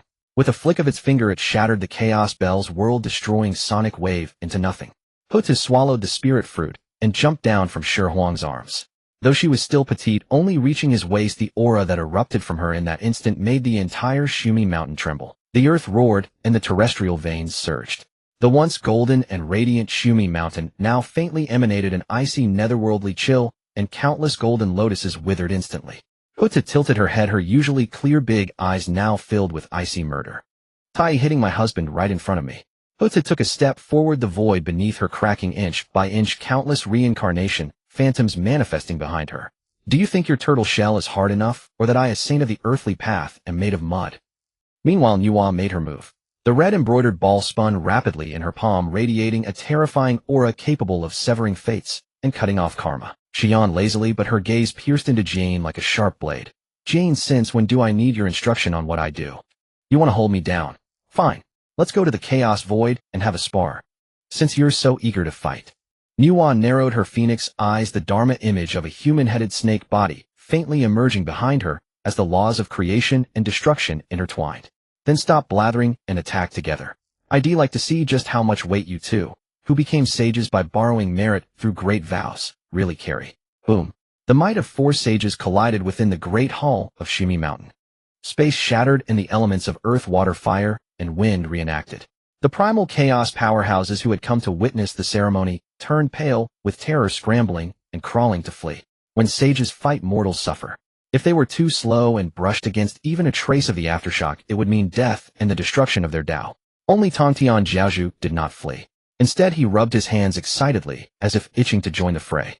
A fight. It's really a fight. Splendid. Just as the 4 sages' divine powers seemed about to blow away this western region, a rift suddenly, and without warning, tore open in the sky. No earth-shattering thunder, no ostentatious phenomena. Just a simple gray sleeve drifting. That sleeve was so vast it blanketed the sun, moon, and stars. Sages fighting leads to destruction of heaven and earth. A hoarse, utterly emotionless voice sounded in everyone's ears. If you must fight, go to the chaos. No sooner had the words been spoken than the sleeve casually rolled. Nuwa and Hotu, who had been bristling with murderous intent and ready to tear down Shumi Mountain along with the 2 western sages who had been on guard, could not even make a move to resist. They were simply swept away by that irresistible force and vanished from sight. Shumi Mountain fell into an eerie quiet. Shi Huang stood there smacking his lips. That old man Hongjun sure knew how to pull strings in a biased way. On the surface, he was removing the nuclear weapons for the sake of the primal chaos beings. In reality, once Nuwa and Hotu were gone, the Wu clan would be left with nothing but a bunch of reckless brutes.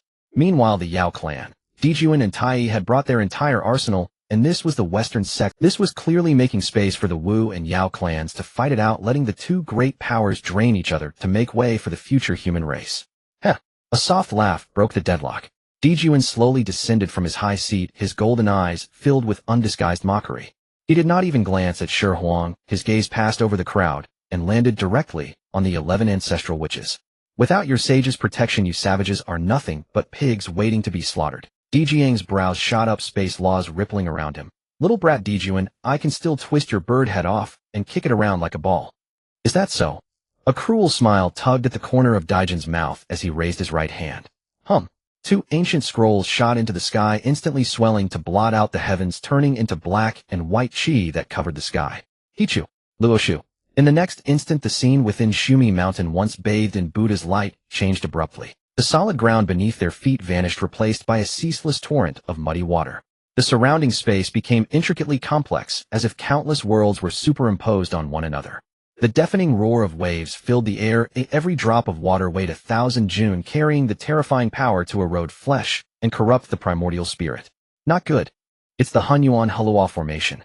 Zijian's face changed dramatically as he activated the law of time to its fullest, trying to see through the formation's flaw. But this formation, derived from Dijun's comprehension of the primordial lands, mountains, and rivers, created its own realm.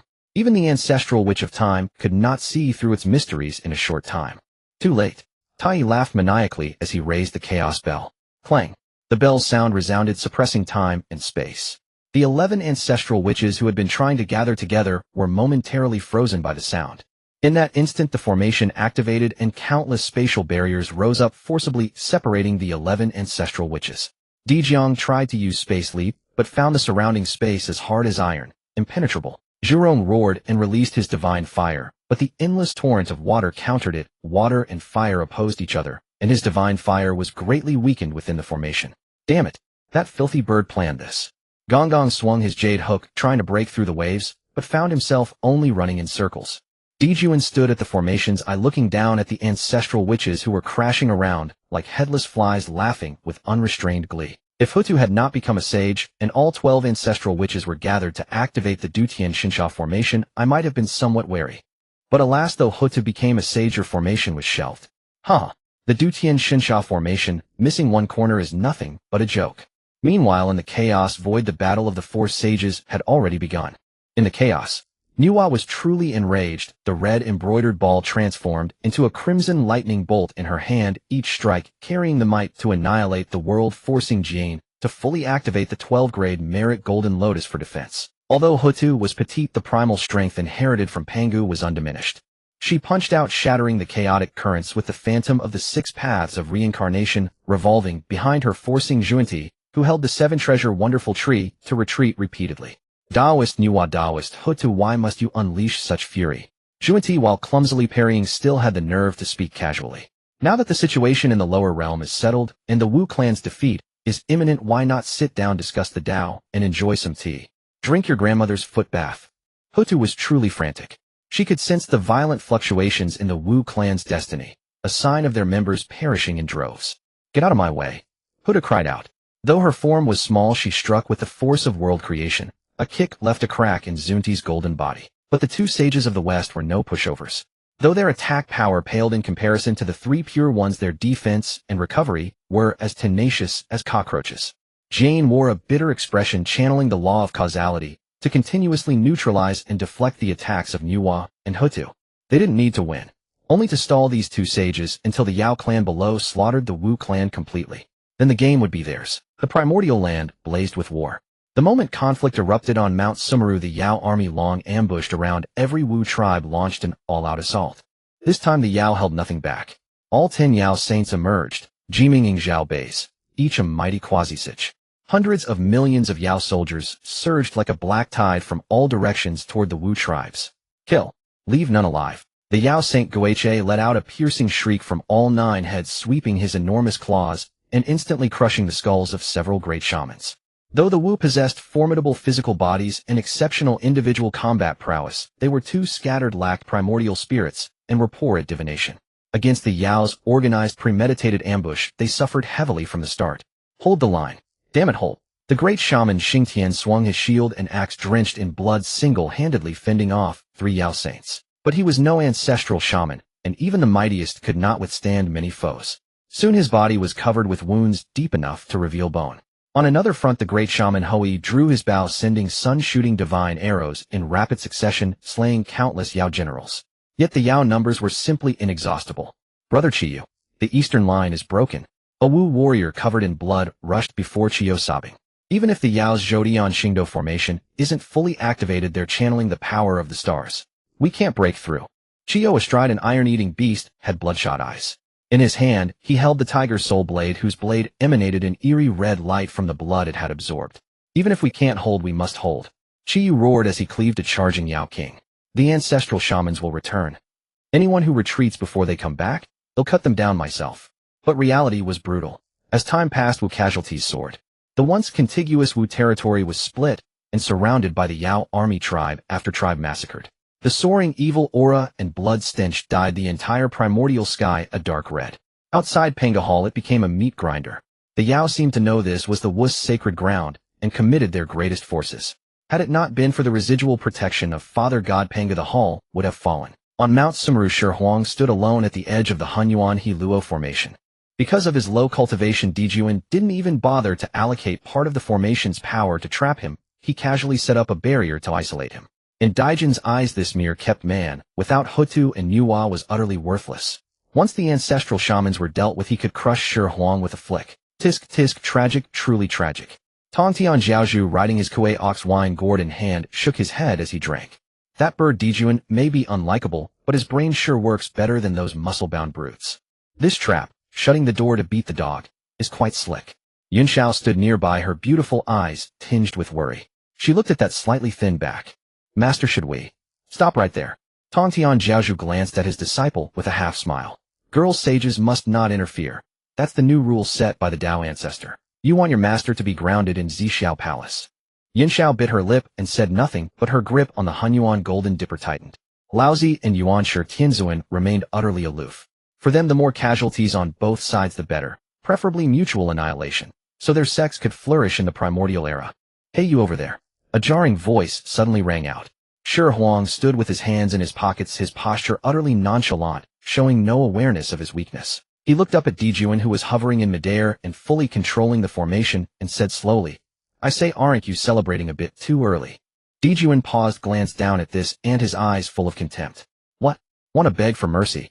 Too late.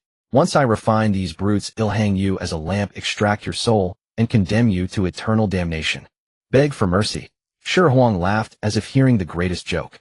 He stretched his limbs, producing a series of crisp cracks from his joints. Originally, I planned to be a quiet, handsome man. Enjoy life on easy street, have a romance, watch the show. After all, fighting and killing is too crude, doesn't suit my scholarly temperament. As he spoke, Shi Huang took something from his bosom. It was a white flame devoid of any heat. But the moment it appeared, the ever-composed Tongtian Zhaozhu nearly dropped his wine gourd.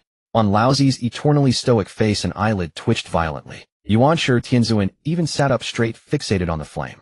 All three sages sensed the threat of it. Was the first time they had felt threatened since attaining sainthood. But the smile on Shi Huang's face gradually faded, replaced by a bone-chilling coldness. The last thing you should have done was bully my wife's family right in front of me. Even if those brothers-in-law are bad-tempered, dense, and always itching to beat me up, they are still my people. The white flame danced upon Shi Huang's fingertip, devoid of earth-shattering heat or world-raising fury. It was as serene as a pale blossom blooming atop a grave. Yet this petite white flower made the three pure ones restless. Dijun stared fixedly at the flame, his golden pupils contracting to pinpricks. As a peak-level quasi-saint, his sense of danger was sharper than anyone's. This thing could wound a saint, and naturally it could take his life. But he quickly came to his senses. Such a heaven-defying artifact was undoubtedly a consumable. Dijun sneered, straightening his spine. The river map and Luo book slowly revolved above his head, casting down billions of starlight rays to shield him. Shi Huang, that thing in your hand is indeed a treasure, allowing an ant like you to speak a few words to me. But once you use it, what do you have left? You, a mere golden immortal. Without that talisman, I could blow you to ashes with a single breath. Tai Yi chimed in nearby, the Eastern Emperor, bell humming. Big brother is right. This kid is just bluffing. If he dares use it, he'll be devoured into dust himself. Shi Huang ignored these two raucous crows. He toyed with the saint-slaying true flame in his hand, as if it were an ordinary lighter. Indeed, this thing was single-use. Once thrown, it was gone. To kill Dijun with it would be too wasteful. This was a surprise prepared for a saint. Yet that didn't mean he was helpless. Shi Huang's eyelids drooped slightly, his lips unmoving, but a spiritual thought stealthily burrowed into Dijun's ear. Brother-in-law, stop glaring and listen. Dijun, who was ready to fight to the death, froze and looked at Shi Huang. You see the situation now. The demon clan outnumbers you, and those two birdmen wield innate supreme treasures. In a direct fight you'll suffer. Shi Huang's voice was lazy, tinged with mischief. Let's play a different game. What game? Dijun's mental reply was gruff. Other than killing them, what else? Aren't you not afraid of death? Go and die then. Dijun almost threw a punch at Shi Huang. What kind of damn talk was that? If they all died, what was there to play? Don't rush, let me finish. Shi Huang unhurriedly dropped the bombshell. Ho-Tu now rules the netherworld and holds the book of life and death. You 12 ancestral witches, the great witches, and the clansmen on this list. A shimmering golden list was imprinted into Dijun's mind along the spiritual thought. Their essence, blood, and true spirits were secretly backed up by Ho-Tu and me at the very founding of the netherworld, stored in the deepest depths of the 6 paths of reincarnation. A devilish smirk curled at the corner of Shi Huang's mouth. That means anyone on this list can die freely. As long as the netherworld remains and Ho-Tu stands, you can be resurrected infinitely. At worst you'll be weak for a few days and recover after a couple of good meals. Dijun looked closely. The list included all 12 ancestral witches, all great witches, and most clansmen at the golden immortal level. Dijun was stunned. The expression on his scarred face shifted from rage to shock, finally settling into a bizarre ecstatic grin. Infinite resurrection. Then screw tactics. Brother-in-law, is that really true? Dijun's voice trembled with excitement. Truer than gold. But remember, only those on the list. The others, if they die, they're truly gone. Tell the youngsters to fall back and let the listed brothers take the front. Shi Huang added one final note: tell the brothers not to be polite with the demon clan. Since they can't die, let's do something exciting.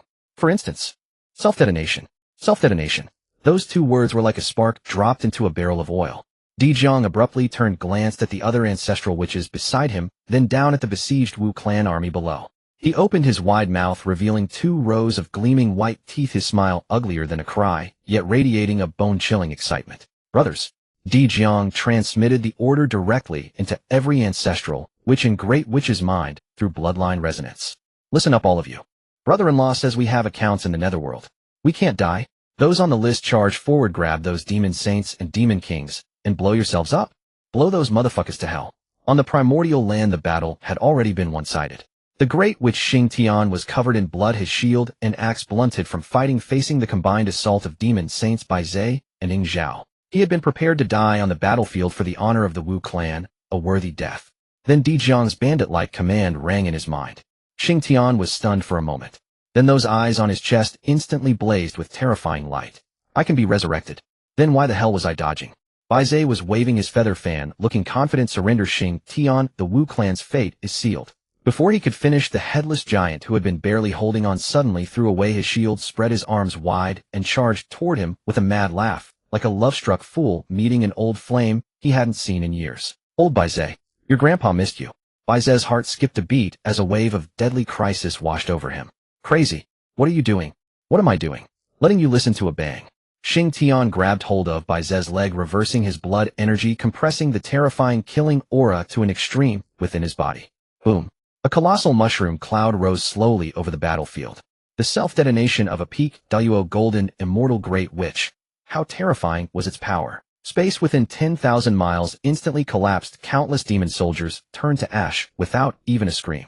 At the epicenter, Bai Zhe, despite his protective spiritual treasures, lost half his body and flew away with a scream.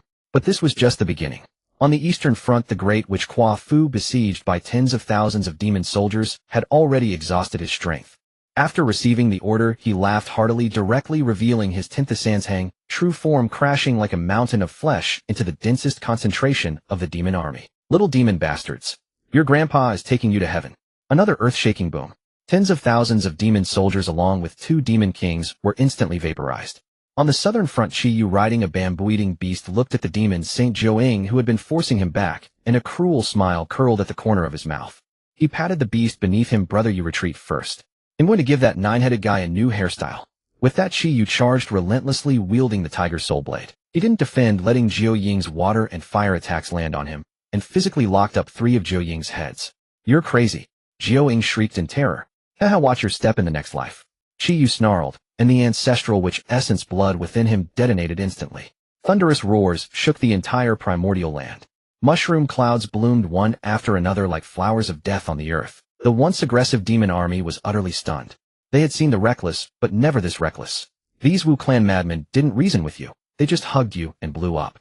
Who could withstand that? Crazy. All crazy. On Mount Sumeru, the wine gourd actually slipped from Tontian cult leader's hand. He stared blankly at the carnage below his mouth, twitching. This Wu clan doesn't want to live anymore. Blowing themselves up like this. Even if they win, they'll be extinct. Yuan Shi Tianzhen's face was ashen. Such a disorderly, thuggish tactic deeply offended this saint, who revered the will of heaven. Laezel remained silent, but his gaze toward Shi Huang grew more profound. If the Wu clan truly sought mutual destruction, that was one thing. But if they had a backup plan? Above the Hundun Haloa Grand Formation, Dijun's heart bled as he watched his carefully cultivated demon elite fall like wheat in a field. Demon kings suffered countless deaths. Stop! I order you to stop! Dijun roared at the Wu clan below, his eyes bloodshot. You madman! Do you want to be annihilated? Annihilated. Inside the Hundun Haloa Grand Formation, Dijun, who had been on the defensive, suddenly he brushed the dust off his clothes, his rugged face breaking into a smile that Dijun would remember for a lifetime. That smile held 3 parts mockery, 3 parts smugness, and 4 parts pity for a fool. Mangy bird, are you still not getting the picture? Dijun rolled his neck, his joints cracking. Spatial laws surged around him, faintly breaking through the formation's suppression. He pointed to the other ancestral witches behind him, all wearing the same sly grins, then to the great witches detonating happily below. We dare to play like this because we have the confidence. As for you. Dijun took a step, vanishing in an instant, then reappeared right before Dijun, his face almost pressed against the defensive shield of the river map and Luo book. Are you ready?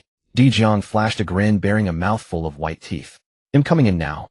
Dijun pressed his enormous face so close that Dijun could count every hair on his cheek and catch the wild, untamed scent unique to the Wu clan. Dijun's pupils constricted to pinpricks. He wanted to retreat, to use the Hichu Luoshu to create distance. But the surrounding space felt as if it had been cast in molten iron, solidifying into a desperate stillness. The spatial ancestral, which struck at point-blank range. If he could escape, Dijun would never hold his head high again in the primordial world. Don't be afraid, ITLL, be quick. Dijun's wide grin spat out a few words, his tone carrying a gentle, coaxing quality, as if soothing a child. There was no sound. Heaven and earth seemed to have been pressed into silence.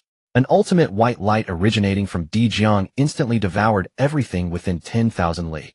What minor formations or protective divine light of innate spiritual treasures could withstand such terrifying energy? They were as fragile as wet paper reduced to nothing. Dijun didn't even have time to scream. The golden eyes that symbolized the supreme authority of the demon clan in the final moment before the white light consumed him only reflected Dijun's grinning face. Flesh dissolved, primordial spirit disintegrated, and his true spirit was ground into nothingness by the brutal spatial turbulence. The demon emperor had fallen. Brother. Taiyi's anguished howl had barely begun before it was interrupted by another sinister voice. What are you yelling about? Let me send you to join him. The temporal ancestral, which Zhu Juyin, had appeared behind Tai without warning. Unlike Dijun's boldness, his movements were stealthy and vicious. Tai spun around the chaos bell, vibrating wildly, trying to suppress the flow of time around him. But it was too late. Zhu Juyin's half-closed eyes suddenly snapped open. The river of time materialized behind him, its once surging current eerily freezing for a single moment. In a duel of masters, a single moment meant life or death. That frozen instant made Taiyi's chaos bell a half-beat too slow. Zhu Juyin's withered arms locked around Taiyi's neck, and he coiled around him like a venomous snake. Explode. The word came sharp and dry. The combined power of temporal force and self-detonation created devastation rivaling Dijun's. Taiyi's pride, the sun's true fire, was extinguished in an instant by the temporal chaos. The Eastern Emperor hailed as the strongest beneath the sages, along with his ambition and empire dissolved into drifting ashes. Then came a continuous thunder of explosions. Zhu Rong seized the demon master Kunpeng's doppelganger and detonated, scattering feathers across the sky. Gong Gong shattered the main formation node of the 365 demon gods with a headbutt. Ru Shou Go Mang Chongliang. That day the beings of the primordial world witnessed what it meant to be an art of devastation. The ancestral witches seemed eager to reincarnate. Oh no, they were rushing to respawn in the underworld, each scrambling for the best position before the explosion. The once splendid and invincible elite of the demon court were utterly shattered by this suicide assault. Amidst the chaos, Fuxi, disheveled, clutched his snapped Fuxi chin in two. He stared blankly at the surrounding inferno, watching the demon lords who had once called him brother vanish one by one. Is this the great tribulation? A terrifying shockwave from a self-detonation swept over Xian Ming's final swan song. Fuxi did not dodge. He could not dodge. In the instant before the laws of destruction tore his body apart, his mind flashed with Nuwa's face, her expression full of reproach. I should have listened to my sister's words. Alongside dissipated into the wind. Now is the time to flee. A sinister figure moved like a ghost through the chaos. The Peng ancestor Kuanping eyed the ruin with no sorrow, only greed and cunning. He took the moment when Dijun fell, and the Hichu Luoshu were masterless. Spreading his wings, he swept up those two supreme, innate spiritual treasures, transformed into a streak of light, and fled, without a backward glance, toward the North Sea. As for the demon clan, to hell with them. Old life and treasure mattered most. Dong! A mournful ring echoed through heaven and earth. It was the Chaos Bell. As a supreme innate treasure, it was sentient. With its master dead, it gave a sorrowful cry, tore through the void, and prepared to flee. Where do you think you're going? The three pure ones who had been watching from the sidelines could no longer contain themselves. This was a supreme innate treasure, offensive and defensive, capable of stabilizing fate. Laozi's walking stick, Yuanshi's 3 jewels, Rui and Tongshin's Qingping sword, all reached out simultaneously, trying to intercept the divine bell. But the Chaos Bell seemed to have gone berserk. It rang 9 times in succession, shattering the 3 pure one's seal, plunged into the depths of chaos, and vanished in an instant. Pity. Yuan Shi Tianzhen's face darkened as he withdrew his hand in frustration. The battlefield below had fallen into deathly silence. The demon elites were all annihilated, the remnants, frightened out of their wits, scattered in all directions. And on the Wu side, except for Shi Huang still munching melon seeds, all who could stand were already queuing in the underworld. Shi Huang brushed the seed shells off his hands, looked up at the gray chaos above. The little ones are done, now it's time for the old ones. He tapped his feet lightly and transformed into a rainbow, soaring straight into the sky. The higher he rose, the fiercer the astral winds. Beyond the 33 heavens lay the endless chaos. The chaotic currents here were heavy as 1,000 June, each strand capable of crushing mountains. Even an ordinary Tai golden immortal, without a protective treasure, would be ground to pulp in moments. Back then, when the Tao ancestor preached, why did he only invite golden immortals? Because even Tai couldn't pass the astral winds. As Shi Huang stepped in, the brutal chaotic winds fiercely tore at his body. That's intense. Shi Huang sucked in a breath of faint golden light covering his skin. Thanks to his recent breakthrough to golden immortal during seclusion, he managed to withstand the winds. He followed the overwhelming sage-level fluctuations and trudged forward. In the depths of chaos, the battle here was far more perilous than below. Nuwa manifested her 10th Sansang snake body, creating an entire world with the law of creation, smashing it toward Jane. Ho-Tu, though lacking a physical form, wielded the mysterious cycle of reincarnation, causing Xuanti endless suffering. But the 2 Western sages were indeed tenacious, like stubborn pieces of sticky candy. Impossible to kill, impossible to shake off, dragging the fight into a stalemate. Nuwa Daoyo, Ho-Tu Daoyo, give up. Xihe sat cross-legged on the 12-grade golden lotus of merit, his face sallow and voice mournful. The outcome below is already decided, and whatever the outcome, it is destiny. Why waste your sage power here? Bullshit. Though Ho-Tu could not sense the specifics below, the familiar auras extinguishing made her. Just then an utterly incongruous voice broke in. Sorry to interrupt. The 4 sages all paused in unison. From the chaotic mist nearby, a slightly disheveled figure staggered out. His clothes were ragged from the winds, his hair a mess of tangles, but the smile on his face was so bright it made one want to punch him. Husband, little stone. Ho-Tu and Nuwa exclaimed simultaneously. Husband, little stone. Ho-Tu and Nuwa exclaimed simultaneously. Xihe and Xuanti were also startled. A mere golden immortal dared to charge into a battlefield of saints. Was this not akin to an ant crawling into a meat grinder, seeking death? A flash of malice gleamed in Xuanti's eyes as he casually swiped his 7 treasures tree. To him it was no more than swatting a fly. The 7-colored divine light swept down enough to cleanse all things. Yet, Shi Huang did not dodge. He merely raised his right hand slowly, and in his palm a pale, white flame flickered gently. It bore no earth-shattering momentum. In fact, it seemed feeble, as if a single breath could extinguish it. But the moment this flame appeared, Xuanti's lethal strike screeched to a halt midair. Not just a halt. Xuanti recoiled as if seeing a ghost. His golden fur bristled, and he instantly retreated tens of thousands of li, even the 7 treasures tree trembling slightly in his grasp. Xihe's perennial bittergourd face twisted into a knot. It was fear born from the depths of the soul. It was the warning of the Tao's karma. Touch it and die. Even saints were no exception. True flame of saintfall. Nuwa's eyes widened, her red lips slightly parted, and she simply conjured a lounge chair to recline on. Shi Huang toyed with the flame in his hand, tossing it like a coin twice, causing the 2 saints opposite him to twitch their eyelids in fright. Shi Huang caught the flame and grinned at the Western 2 saints whose faces had turned green. He took a step forward. Xihe and Xuanti both stepped back in unison. No need to be tense, we're all civilized people. Shi Huang stood between Nuwa and Ho-Tu like a spoiled young master bullying others, pointing a finger at the 2 bald men opposite. I was watching the show from below just now, and I felt you two were too inelegant in your fighting. What's the point of 2 against 2? How about this? Let's play a simple game. Shi Huang extended the hand, not holding the flame, and gestured. Rock, paper, scissors. Know how to play. Zhuan swallowed hard. The saint's immortal and indestructible Dao heart now showed a faint crack. He stared fixedly at the white flame, his voice hoarse. Shi Huang, you little brat. What do you intend? Nothing much. The smile on Shi Huang's face instantly vanished, and his gaze turned icy cold. He raised the true flame of Saint Fall, his tone grim. You two play rock, paper, scissors. The winner's the loser. Shi Huang grinned, revealing a row of white teeth, and the flame in his hand suddenly leaped an inch higher. Leave your life behind to entertain my brothers-in-law. Xihe's bitter-gored face almost scrunched into a piece of old tree bark. He stared at the pale little flame on Shi Huang's finger. Saints being immortal and indestructible. That was said for the creatures of the primordial world. But this flame carried a desolate aura that chilled even a saint's primordial spirit. If it actually struck, death would not be imminent, but the saint's origin would certainly be burned away a large chunk, perhaps even dropping their cultivation realm.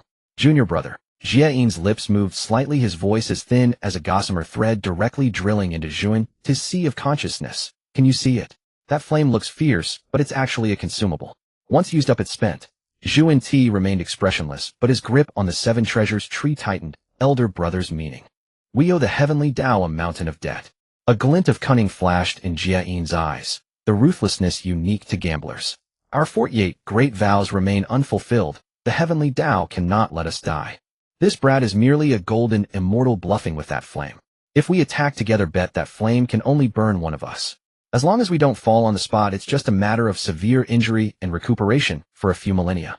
Then the uninjured one carries the injured away, returns to Mount Sumeru, and under the protection of the heavenly Tao, what can Nuwa and Hotu do to us? This scheme was so clear that even the chaotic currents heard it. Zhuan took the hint. True, the Western sect might be poor, but it was blessed with tenacity.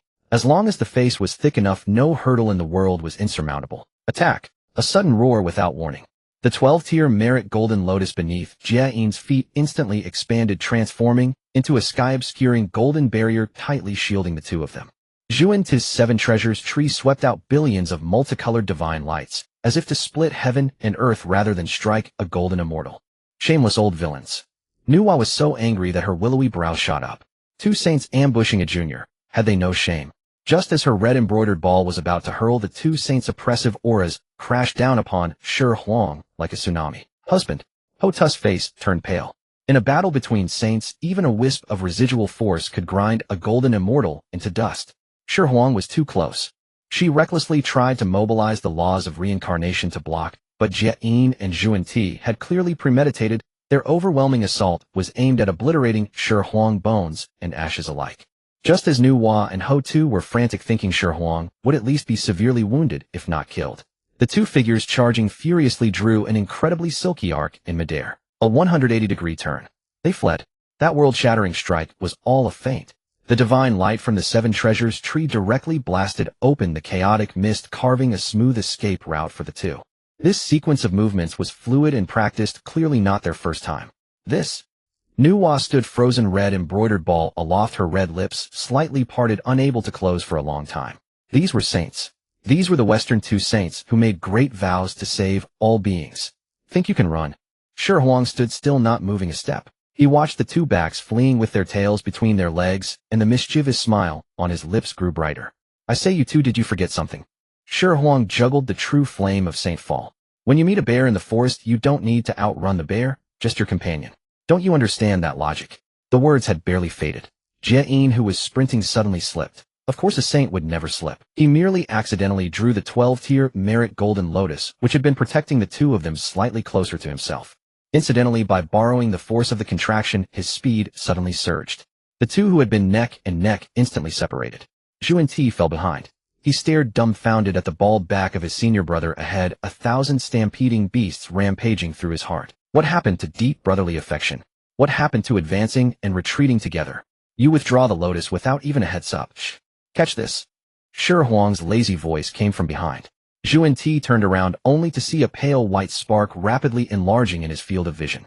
It pierced through layers of space, ignored the defenses of the 7 treasures tree, and like a stubborn plaster precisely adhered to his back. No explosion. Only a ghastly distorted shriek erupted in the chaos. That seemingly insignificant little white flower erupted the moment it touched Dijun's saintly body. It burned not the flesh, but karma, origin, the foundation of a saint's Tao. Dijun's originally solemn golden body instantly turned charred black. He felt his soul thrown into a millstone, ground to pieces, reassembled, and ground again. That pain pierced to the marrow. Elder brother, save me. Dijun writhed in agony within the chaos, stretching out a hand toward the Jin ahead as if pleading for help. However, the usually compassionate Taoist Jin did not even look back. Instead, he quickened his pace and fled without hesitation. He even found time to glance back. That gaze was filled with the resolute determination of, let my friend perish, not me. As long as he could return to Mount Xihe. As long as he could set foot on the western land. Transforming into a streak of light, Jin forcefully broke through the barrier between chaos and the primeval wilderness and plunged headlong into the western territory. The moment he landed, he dared not pause at all.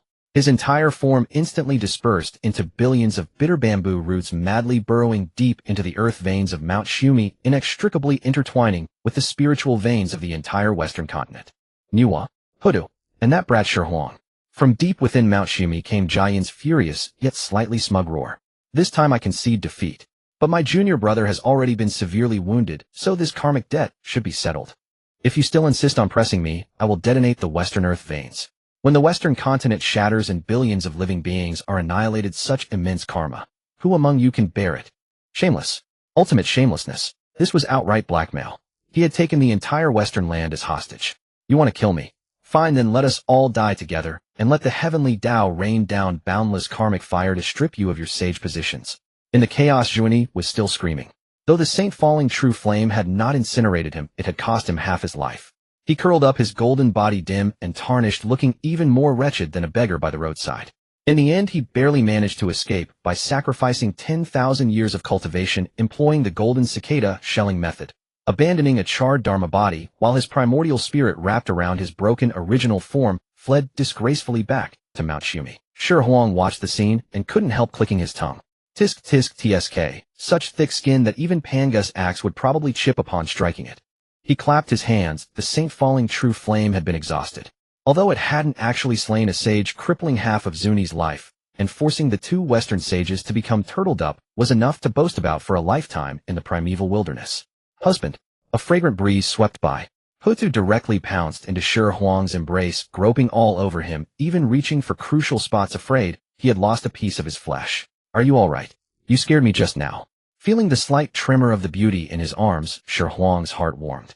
He casually wrapped his arm around her slender waist and smirked, what, afraid of becoming a widow? Screw you. Hutu's pretty face flushed red. She pinched the soft flesh at his waist in exasperation, but her arms around him did not loosen. Nuwa also walked over. Seeing there was no outsider around, her face beaming with joy, she patted the back of Xihe's head. Little stone, well done. Of course, just look whose disciple I am. Xihe waved his hand, feigning modesty. My dear disciple, since you can talk, say a few more nice words for your teacher. Nuwa, grinning mischievously, wrapped her arm around Xihe's neck, revealing not a trace of a sage's dignity. Even though Hutu had long known about this pair of goofy master and disciple, she couldn't help twitching the corners of her mouth. Xihe noticed Hutu's worried expression and seemed to think of something. He said seriously, the Yao tribe is finished. The Wu tribe, though revived, has been severely weakened in the short term. The position of the protagonist of heaven and earth is likely to be vacant. Xihe cast a meaningful glance at Nuwa. The human tribe, she had created them. Nuwa naturally understood that the human tribe was about to flourish. Logically, that was good news. But the problem was that the Wu tribe had not been completely wiped out. Not only that, but due to the unlimited refill bug of the underworld, as long as Dijun and his brothers were given a little time, a few good meals, and a few peaceful sleeps, those muscular brutes would be back at full strength. By then, who in the primeval wilderness could stop them? Having no opponent was the greatest crisis. Husband, what are you thinking about? Hutu, sharp-minded, sensed something wrong with Xihe's mood. She put away her previous coquettish attitude and asked softly. Xihe sighed and pulled her into his shoulder. Wife, I'm thinking about the future of your Wu tribe. Future? Hutu was puzzled. The Yao tribe is destroyed. The entire primeval wilderness is under Wu rule. As long as we recuperate within 10,000 years. The problem is precisely under Wu rule. Xihe interrupted her, his tone grave. But the Wu ancestors are not the protagonists of this world. Hutu's body trembled. She was the sage of the earthly Tao, though she usually minded her own business. That didn't mean she was foolish. You mean? The human tribe. Shi Huang uttered 2 words, turning his gaze to Nuwa. The human tribe created by my master is the protagonist of the next calamity epic. This is decreed by heaven, and no one can change it. Nuwa also suppressed her smile and nodded thoughtfully. The fortune of the human tribe was at its zenith. Though still weak, now the vibrant vitality was indeed unmatched by the Wu and Yao tribes. Shi Huang continued his analysis. Once Dijun and those brothers-in-law revive, they'll see, hey, the Yao tribe is gone. Let's take over this territory. Then they'll see, hey, why are these humans multiplying so fast? They're taking up space. Kill them off. Once the Wu tribe clashes with the human tribe. Shi Huang made a throat-slitting gesture. That means war against the heavenly Tao. By then it won't just be the 2 Western sages scheming against you, it will be divine thunder descending from heaven, directly erasing the Wu tribe from the primeval wilderness. Huda's face instantly turned pale. She knew her elder brothers too well. Dijun, though seemingly rough yet subtle, was actually a yes-man, as Zhurong and Gonggong were even worse. Their heads were filled entirely with muscles. Get them to coexist peacefully with the weak human tribe. That's a pipe dream. In their eyes, the weak are either food or slaves. Then, what should we do? Huda began to panic, tightening her grip on Shi Huang's arm. Husband, you must have a plan, right? Seeing his wife's pitiful expression, Shi Huang had already formulated a plan in his mind, but he deliberately played coy, waiting until Huda was nearly stamping her feet in frustration before he unhurriedly spoke. Better to channel than to block. Since you can't defeat them, join them. Shi Huang curled his lips into an extremely roguish grin, a smile that exuded a cunning that schemed against the whole world. Tell your brothers to stop obsessing over territory and fighting. Let them intermarry with the human tribe. Intermarry. Nuwa and Hutu exclaimed in unison, their eyes nearly popping out. Let the Wu tribe, who are 10,000 feet tall and eat mountains for a single meal, intermarry with the feeble human tribe. The imagery was too beautiful to imagine. Silly girl. Shi Huang slapped Huda's backside in a manner of exasperation. Who told them to date in their true forms? Transform. Transform into the innate Tao body. Transform into the innate Tao body. Let the Wu tribe merge into the human tribe, blending bloodlines. Shi Huang grew more excited as he spoke, gesticulating wildly. Just think, the children born later will have both the physical constitution of the Wu and the primordial spirit of the humans. What shall we call them? Wu humans. Isn't that essentially the human tribe? By then you'll have me and you, and me and you. Who will the heavenly Tao strike? Striking the human tribe means striking the Wu tribe. Striking the Wu tribe means striking the human tribe. The karma will be as messy as a pot of porridge. Even if Hong Jun came, he would need an abacus to calculate for 10,000 years. Brilliant. Utterly brilliant. This was directly presenting an unsolvable puzzle to the heavenly Tao, binding the Wu tribe irrevocably to the human tribe's chariot. Nuwa listened, dumbfounded, staring at Shi Huang as if he were a monster. How on earth was his mind wired? How could he come up with such a devious trick? But upon careful thought, this seemed to be the only solution. Moreover, for her human tribe, with the addition of Wu bloodline, their survival ability would be greatly enhanced. A win-win. As long as you master, nod your head, and Huta reigns in those primordial Wu, this matter will be settled. Shi Huang concluded. Nuwa waved her hand. As long as it doesn't destroy the foundation of my human tribe, I don't care about such matters. Besides, if truly powerful offspring can be born, it will be a blessing for the human tribe. Having said that, this sage yawned most undignifiedly, clearly losing interest in the topic of political marriage. With the serious business concluded, the atmosphere became subtly nuanced. Huda was still savoring the phrase, you'll have me and you, and me and you. She secretly glanced at Shi Huang. In those watery big eyes there was no trace of a sage's majesty. Instead, she was clearly a cat in heat. She leaned close to Shi Huang's ear, her voice so soft it could drip water. Husband, that you and me and you. How exactly is it to be carried out? Huda's old habit had flared up again. Huda's old habit had returned. Well, Shi Huang smirked wickedly, his large hand shamelessly sliding down along the curve of her waist, then leaning close to her ear. It's like this. Husband, you're so shameless. Let's go back and try it. Ahem. An abrupt cough sounded. Nuwa's face darkened as she watched the oblivious couple before her. She was the sage of creation, not the sage of marriage. Couldn't these two show some restraint? Were they treating her, their master, as if she were invisible? I say. Nuwa ground her teeth. If you two are so eager to mate, can't you return to the Nuwa palace? Or go back to the underworld? This chaos is filled with nothing but astral winds. Aren't you afraid of catching a chill? Master is still here. Shi Huang turned back with feigned surprise, an innocent look on his face. I thought you had already gone back for a nap. Enough, I'm not going to be an eyesore here. Nuwa waved her hand in disdain, her figure flickering as she transformed into a streak of light and vanished into the depths of the chaos. At last the troublemaker was gone. This chaotic void had become a world for just the two of them. Around them raged violent currents of chaos, occasionally manifesting terrifying scenes of earth, water, fire, and wind reenacting primordial creation. Shi Huang looked at the chaotic scene, struck by a sudden whim. I've never tried it in a place like this. As he gazed at Hutu, whose eyes were filled with seductive allure, the flames of desire in his heart surged higher. In this boundless chaos void where there was no distinction between up and down, left and right, this was an unprecedented experience. My wife. Shi Huang leaned close to her, crimson lips, his voice husky. Have you ever heard of chaos tremor? Good, then today let's truly explore what it means to be one in chaos.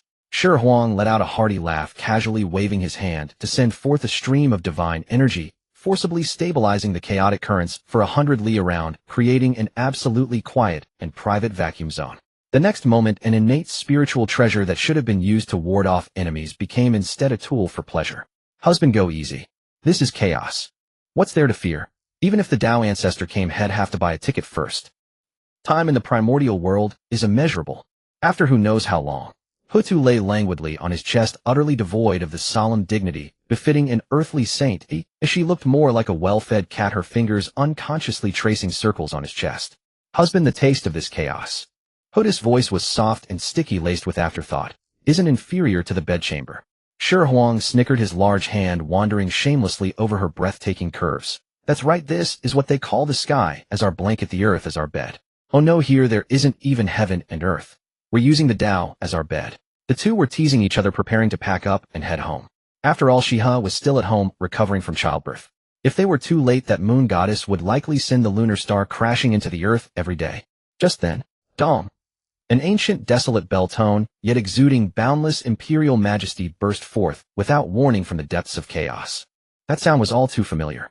During the Great War between the Wu and Yao tribes, Dongwang Tai had relied on that very battered bell to withstand the self-destruction of several ancestral shamans. The chaos bell. Shi Huang and Hutu exchanged a glance, instantly snapping out of their romantic day. In the far distance, the chaotic currents were violently torn apart as a massive, dark yellow bell wrapped in tattered starlight hurtled wildly through the void like a headless fly.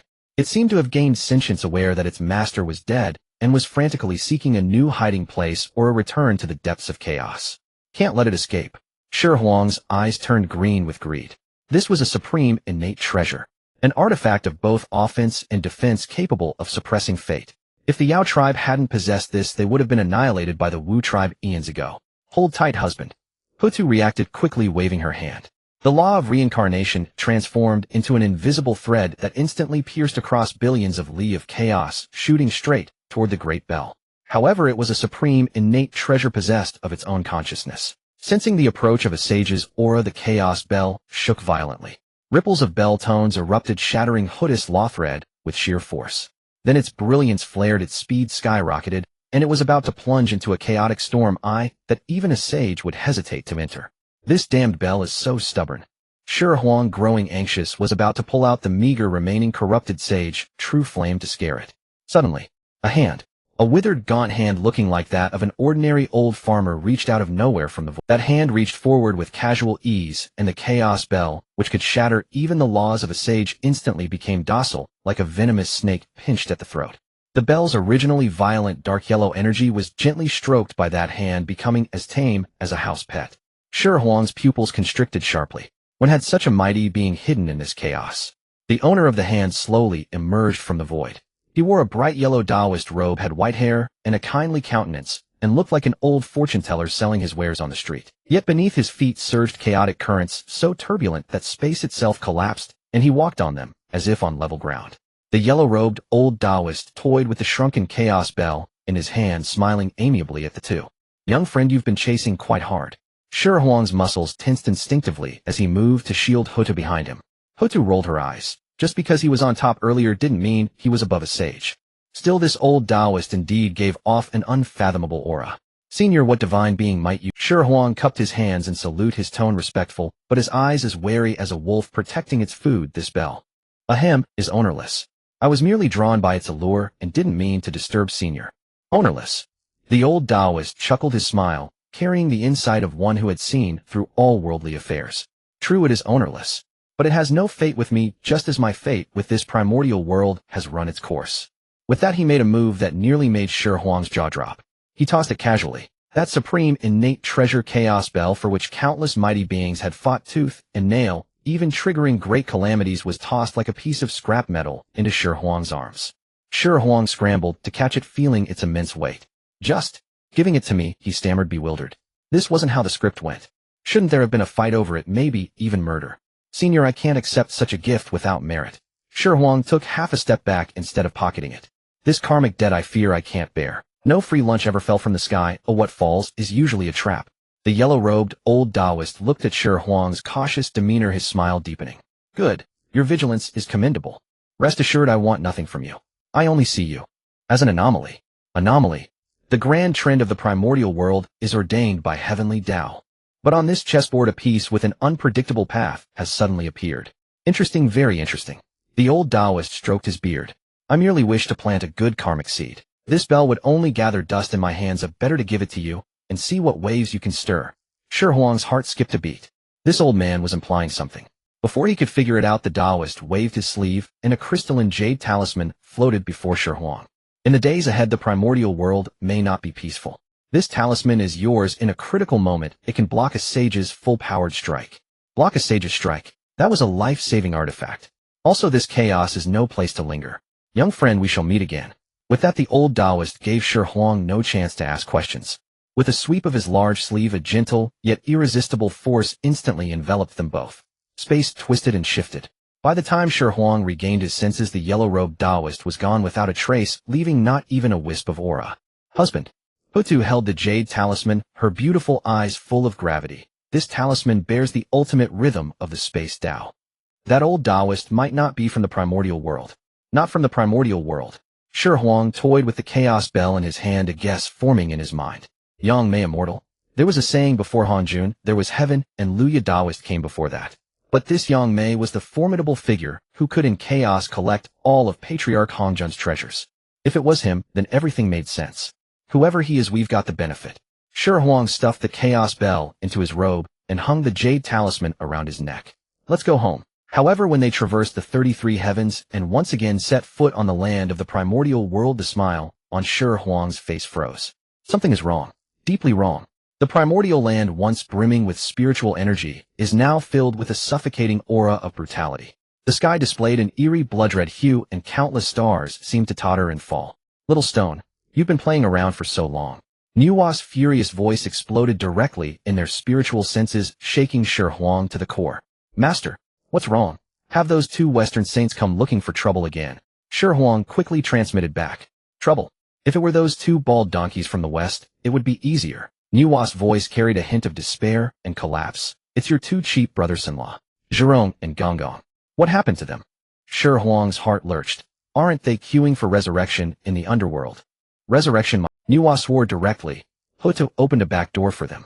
Those two just reincarnated, haven't even caught their breath, and they're already arguing over who had a cooler self-detonation pose. Shi Huang. Hutu. And then, Shi Huang swallowed, sensing a foreboding. Then, those two numbskulls said they wanted to spar, see who was stronger.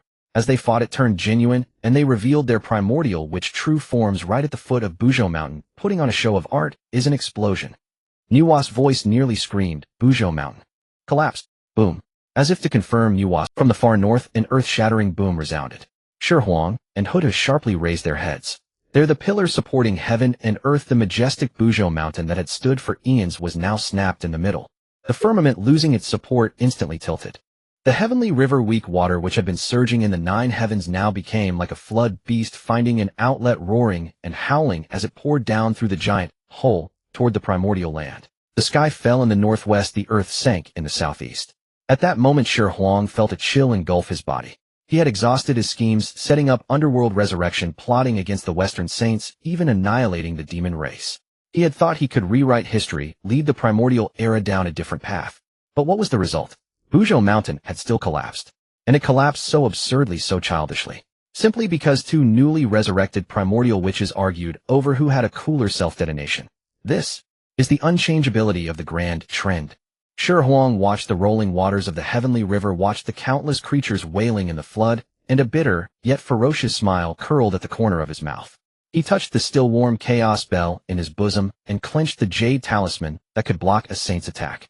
The old Taoist said, I am an anomaly. No, According to the script, by now Dijun should have come out to take charge assigned tasks and reap a wave of grateful. Shi Huang stood on the clouds, the chaos bell in his bosom still hummed and trembled, as if also fearing this apocalyptic scene.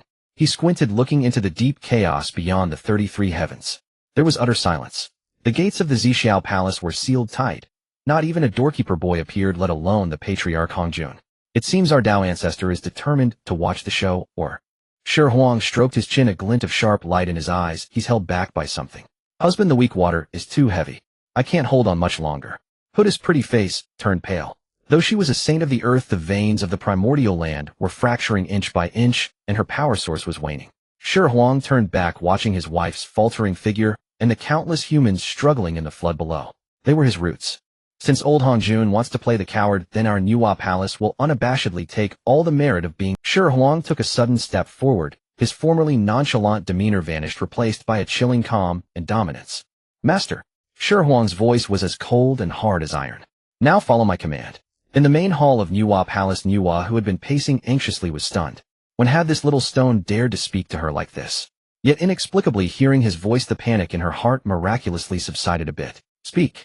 Contact the 3 senior masters. Shi Huang spoke rapidly. Tell them if they don't want their lineage to end, they'd better get out here and save the world immediately. Will they listen? Nuwa hesitated. Times have changed. Shi Huang sneered. Without the skin, what can the hair adhere to? If the primordial world is destroyed, their heavenly Dao saints will become a joke. Tell them this is the last chance. If they delay even a breath, they won't be able to bear the karma. Nuwa wasted no more words. Her saintly divine sense instantly swept across Kunlun. The next moment, 3 terrifying auras reluctantly rose from the direction of Kunlun Mountain. Junior sister Nuwa, this mess was created by your witch clan. Yuanshi Tianzhen's sarcastic voice had just arrived. Shut up. This time it wasn't Nuwa who roared back, but Shi Huang. Using Nuwa's saintly passage, his voice exploded directly in the ears of the 3 pure ones. Old man Yuanshi, if you want to die, I'll detonate the chaos bell right now, and we all go together. Stop blabbering, get to work. Yuanshi Tianzhen was choked, almost breathless. A mere junior dared to threaten a saint. But seeing the ever-expanding hole in the sky and the tottering primordial land, he ultimately dared not flare up. Senior Taiching. Shi Huang gave them no time to react, directly calling out, unleash the Taiji diagram. Stabilize earth, water, fire, and wind. Taishang Laojun cast a deep glance toward Nuwa Palace, said nothing, and simply waved his sleeve. A scroll of black and white soared into the sky. The Taiji diagram grew with the wind, instantly transforming into a golden bridge of the other shore spanning billions of miles. Where the golden bridge passed, the 4 elements, earth, water, fire, wind, that had been raging wildly, immediately calmed down. Senior Yuanshi, the Panga banner. Shi Huang commanded again. Yuanshi Tianzhen's face darkened. He cursed Shi Huang 10,000 times in his heart, but his hands moved quickly. An ancient grand banner unfurled in the void. The Panga banner, master of slaughter, possessed the power to tear chaos. But at this moment, Yuanshi Tianzhen did the opposite. Streams of chaos, sword energy shot out, not to kill, but precisely nailed into the joints of the disintegrating continental plates. The land that had split into 4 pieces was now connected, forcibly halted from drifting apart. Senior Tontian. Ha kid, I've been waiting for you to say that. Tontian Jiaozhu was straightforward. Before Shi Huang finished speaking, 4 murderous immortal swords already hung in midair. Immortal slaying sword formation, arise. Tontian Jiaozhu bellowed.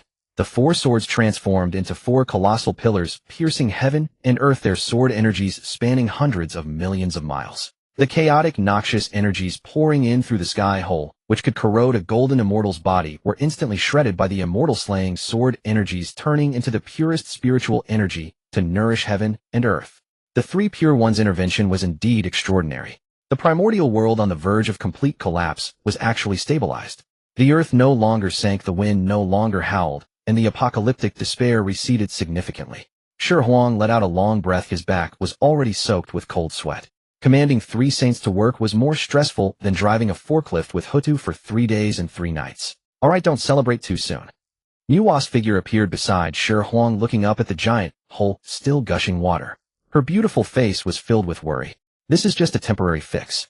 If the sky hole isn't sealed this week, water will eventually drown everything. The Milky Way was pouring downward, but this was no ordinary water. It was the weak water of the 9 heavens, so feeble that a goose feather could not float and a reed flower would surely sink. Though the 3 pure ones had joined forces to stabilize the earth, water, fire, and wind, the gaping hole in the sky was like a floodgate. If the source couldn't be sealed, even scooping with basins below, would never empty it. Even Nuwa had shed her usual languor, her sacred countenance turning solemn as she hurled the red embroidered ball, barely plugging the opening. Yet this was clearly no permanent solution. Little stone, that was quite a commanding show just now. What do we do now? Nuwa turned and glared at Xihe. If this hole isn't sealed, the primordial realm will soon become a fish pond. And Xihe looked at the immense flood, his heart steadier than anyone's. He knew the script well. Master, don't panic, Xihe chuckled, pointing at Nuwa's sleeve. Don't you have the 5-colored stone? That stuff is perfect for mending the sky. Just refine it and plaster it up, and it'll be done. Nuwa was taken aback, then frowned. I do have the 5-colored stone picked up from the dividing cliff earlier. But, she spread her hands helplessly. This stone is incredibly hard. Only a supreme primordial treasure can refine it. Master's Cauldron of Universe would have been suitable, but now the Xihe Palace gates are tightly shut. Where can I find a furnace capable of smelting the 5-colored stone? If things had followed their original course, Patriarch Dijun would have hurried over with the cauldron. But now that Patriarch was probably hiding in some corner, cursing Xihe as a variable, and expecting him to deliver the cauldron was as likely as a pig climbing a tree. Grand Supreme Elderly Lord was deducing, obviously seeking a way to break the deadlock. Yuan Shi Tianzuan also looked over, his gaze carrying a hint of amusement. Mending the sky was great merit, but the task was arduous. Without a diamond, one can't do porcelain work. No furnace. Xihe raised an eyebrow and reached into his bosom. Dong. A crisp chime suppressed even the roaring flood. A small dark yellow bell appeared in Xihe's palm, spinning rapidly, exuding a terrifying pressure that suppressed the primal chaos. Yuan Shi Tianzuan, who had been watching the show, almost had his eyes pop out. The ever-stoic face of Grand Supreme Elderly Lord twitched as well. Tongtian sect leader even cursed outright, holy crap. The Chaos Bell. This was the foremost supreme primordial treasure. During the War of Wu and Yao, when Dongwang Tai fell, the bell tore through the void, evading even the saints. The 3 pure ones had just been wondering who had snatched it, never expecting it to be in this young man's hands. You? Yuan Shi Tianzuan pointed at Xihe, his finger trembling. How did this come into your possession? Found it on the road. Xihe lied casually, utterly ignoring Yuan Shi's sour expression. He tossed the Chaos Bell onto the ground and channeled his energy, causing the bell to swell instantly like a small mountain. Then, under the horrified gazes of all the great powers, Xihe made a decision that defied the ancestors. He flipped the Chaos Bell upside down, mouth facing upward, and set it in midair like a giant cauldron. Master, don't just stand there. Throw the stone in. Xihe patted the bell's wall, capable of withstanding a saint's attack, producing 2 crisp thuds. This thing can't be burned by fire, can't be moved by thunder. Perfect as a pot for stewing stones. Dead silence. Complete silence. Even Nuwa, who was desperately blocking the water, was dumbfounded. Using a supreme primordial treasure as a pot. That was too extravagant. If Dongwang Tai knew, he'd probably die of anger. Good lad. Tongtian sect leader was the first to react, not angry, but laughing heartily. What boldness. This blasted bell has always been annoying to listen to. Using it as a pot to boil stones has a unique flavor. This idea matches my temperament. The more he looked at Xihe, the more he liked him. The GS sect valued seizing a chance from fate, sticking to no conventions. Xihe's heretical behavior was exactly to his liking. Tongtian leaned and lowered his voice and winked at Xihe. Young man, I see you have a remarkable bone structure, a promising talent. Come to my Bo Palace another day. My eldest disciple Yunxiao just emerged from seclusion. She has some difficulties in cultivation that need an outsider like you to enlighten her. When the time comes, you'll be the matchmaker. Xihe's spine straightened instantly. This wasn't just enlightenment, it was clearly a father-in-law giving his blessing. Thank you, Uncle Master Tongtian. Xihe beamed. Your disciple will surely visit and help senior sister resolve her troubles. Nearby, Yuan Shi Tianzuan snorted coldly and turned away, clearly contemptuous of such vulgar transactions. Yet the sourness in his gaze was palpable from afar. Nuwa wasted no more words. With a wave of her jade hand, the massive 5-colored stone fell into the chaos pot. Using her laws of creation, Nuwa ignited the sun primordial fire within the Dongwang Bell. Before long, the indestructible 5-colored stone began to melt, turning into a pot of multicolored slurry. Rise! Nuwa cried softly. The boiling slurry transformed into a rainbow, shooting straight toward the sky. Sizzle! Like red-hot iron plunged into cold water, vast white mist billowed in the heavens. Under the repair of the colorful slurry, the enormous hole shrank little by little until it was completely sealed. The once cascading weak water finally stopped. The living beings on the primordial land survived and knelt kowtowing, crying out in praise of the sage mother's compassion. Xihe put away the chaos bell and was about to discard the leftover slurry. Suddenly he paused. At the bottom of the pot remained a stone. This stone hadn't melted, instead it had absorbed the essence of the other slurry, becoming crystalline and translucent, faintly radiating spirituality. Is this the monkey? Xihe heart stirred. According to the script, this stone would be casually tossed by Nuwa on a Huagua mountain, absorbing sunlight and moonlight, until one day the great sage equal to heaven would burst forth. Since I've encountered it, it'll forge a good karma. Xihe quietly forced out a drop of heart's blood, now at the peak of the golden immortal realm, his body tempered by the essence blood of an ancestral, which in chaotic chi this drop of blood was as precious as a primordial divine herb. The golden-tinged droplets silently seeped into the stone. The once lifeless stone trembled slightly, as if gaining a heartbeat. Remember to call me Dad when we meet. Xihe smirked and casually tossed the stone. It transformed into a streak of light and disappeared into the unknown. Whatever, the heavenly Tao would arrange the Monkey King's awakening in due time. The sky was mended, but the matter wasn't over. Mount Buzhou had broken, though the sky no longer leaked, it was tilted. The northwest was high, the southeast low. The entire primordial continent was sliding sideways. The crust still trembled, burying many newly survived humans in earthquakes. The pillars of heaven have broken. We must erect 4 new extremities to hold up the vault. Nuwa gazed at the tilted sky, her brows deeply furrowed. Her eyes crossed mountains and rivers, settling on the depths of the North Sea. There lived a mystic turtle of countless years. That old turtle's limbs are sturdy, perfect as pillars for the sky. A glint of ruthless determination flashed in Nuwa's eyes. For the sake of all living beings, sacrificing one turtle was in the eyes of a sage a worthwhile trade. Master, wait. Master, wait. Xihe swiftly stepped before Nuwa. He was all too familiar with this procedure. If Nuwa proceeded as she intended, the black tortoise would die most unjustly. There it lay, peacefully minding its own business. What crime had it committed? Simply because it was sturdy, it had to sacrifice its 4 limbs. What's the matter? Nuwa grew somewhat impatient. The sky was not yet fully stabilized, and with every breath countless karmic threads were being consumed. Xihe straightened his expression, shedding his usual flippant demeanor, and spoke with an unprecedented seriousness. Master, since the creation of the world, the black tortoise has guarded the northern sea. Though it has performed no great deeds, neither has it committed any faults.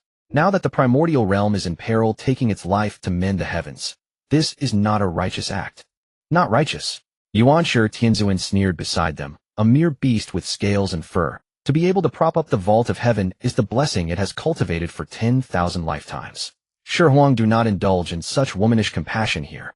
Xihe cast a sidelong glance at Yuanshi Tianzuan. That old fellow always spoke so harshly. Uncle Master Yuanshi, this is not a matter of compassion or not. It is about karma. Xihe looked around at the lofty sages and declared in a clear voice, he who brings firewood to the masses shall not perish in the wilderness. He who holds up the sky for all beings shall not meet his end in the yellow springs. If the price of saving the world is the sacrifice of an innocent life, then this merit is tainted by guilt. His words struck with undeniable force. The ever-silent Taiching Laozi, a glimmer of light flashing in his murky eyes, nodded for the first time. Tontian Jiaozhu slapped his thigh in approval. Well said. He who brings firewood to the masses. Young man, your words have touched my very heart. We cultivators seek unhindered thoughts.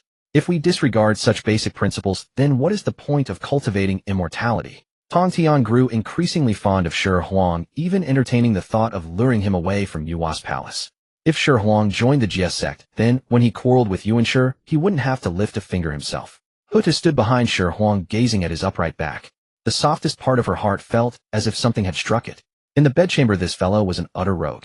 But this rogue in his own way adhered to an inherent sense of fairness. My husband is still the same. Huta mused silently, her hand unconsciously moving to her lower abdomen, her gaze growing distant. Then tell me, if we don't kill it, how do we obtain its legs, eh? Nuwa asked testily. They'll go negotiate with it. Xihe slapped his chest in assurance. Give me some time. I guarantee it will willingly offer its legs, and we won't incur the karma of killing. Negotiate? With a turtle? Yuanshi Tianzuan scoffed. If it willingly cuts off its own legs for you, it'll write my name backwards. You said it, Uncle Master Xihe. Xihe grinned, not giving Yuanshi a chance to retract. He took Huta's hand and said, My lady, let's go on a business trip to the Northern Sea. The Northern Sea. The waters here were deeper and colder than elsewhere. With the collapse of Buzhou Mountain, vast amounts of chaotic turbid chi had poured in, causing turbulent waves, and countless sea creatures struggled amid the surges. At the very center of the deep sea lay an island. No, it was not an island. It was the black tortoise's shell. It was so immense that even a slight turn could trigger a tsunami. Xihe and Huta landed on the sea surface. Senior. Xihe's voice, amplified by his magical power, pierced the depths and reached the black tortoise's spiritual sea. After a long moment, rumble, the sea surface began to tremble violently. A colossal head slowly emerged from the water. Its eyes were like two vast lakes filled with the weariness of one who has seen through life and death. An envoy of the sages has arrived. This old one failed to greet you properly. The black tortoise's voice was ancient and heavy. Each word caused the sea for hundreds of li to churn. You have come for these 4 pillars of mine, have you not? Shi Huang was taken aback. You know, this old one has lived for too long. The black tortoise sighed, its massive nostrils emitting 2 streams of white smoke. The sky has fallen. In this primordial realm aside from Buzhou Mountain, only these old bones of mine can support the heavens. It is fate. This old one has foreseen it. It looked at Shi Huang, its eyes devoid of anger, only a resigned calm. Do it. Give me a quick end. This body of mine is too heavy. I have lived for eons, unable to transform, unable to move. Death may well be a release. These words struck a chord. Hutu felt a pang of compassion, but Shi Huang squeezed her hand, signaling her to remain silent. Senior, your awareness is commendable, but I have a quirk. I dislike forced transactions. Shi Huang sat cross-legged on the sea surface with an air of nonchalance, a flask of immortal brew appearing in his hand, as if from nowhere. He took a swig and said, "Who said you have to die?" The black tortoise's enormous eyes rolled, showing confusion. "If you don't take my life, how will you obtain these limbs to hold up the sky? Do you expect me to lie here bleeding and raw? That would be most inelegant." Shi Huang set down the flask and pointed to Hutu beside him. "Do you know who this is, eh?" The black tortoise had indeed noticed Hutu earlier. That aura, profound, compassionate, yet majestic, could belong to none other than the newly enlightened sage of the earthly path. Though the black tortoise had never visited the underworld, it had sensed the celestial phenomena of a sage's emergence. The earthly path sage, Lady Hutu. The black tortoise lowered its head in reverence. "Since you know who she is, why fear death?" Shi Huang slapped his thigh. "This physical body of yours is indeed incapable of transformation. Because you are too huge, the heavenly Tao forbids such a colossal being from roaming the primordial realm. It would disrupt the order. Therefore, even if you cultivate for another 100 million years, you will still be unable to move." The black tortoise gave a bitter smile. "This old one knows. It is the mandate of heaven." "Mandate? That is merely an excuse for the weak." Shi Huang rose to his feet, a glint of persuasion in his eyes. "Now there is an opportunity. Voluntarily abandon your physical body and offer your flesh, blood, and limbs to the primordial realm to support the vault of heaven. What immense merit that would be. The feat of saving the world. Then you will be hailed as a hero of the primordial realm." "And then, oi?" asked the black tortoise. "Without my physical body, I would still be dead." The tortoise stopped mid-sentence, and its dead eyes finally lit up. "Indeed, the cycle of reincarnation is already established." The black tortoise's voice trembled with excitement.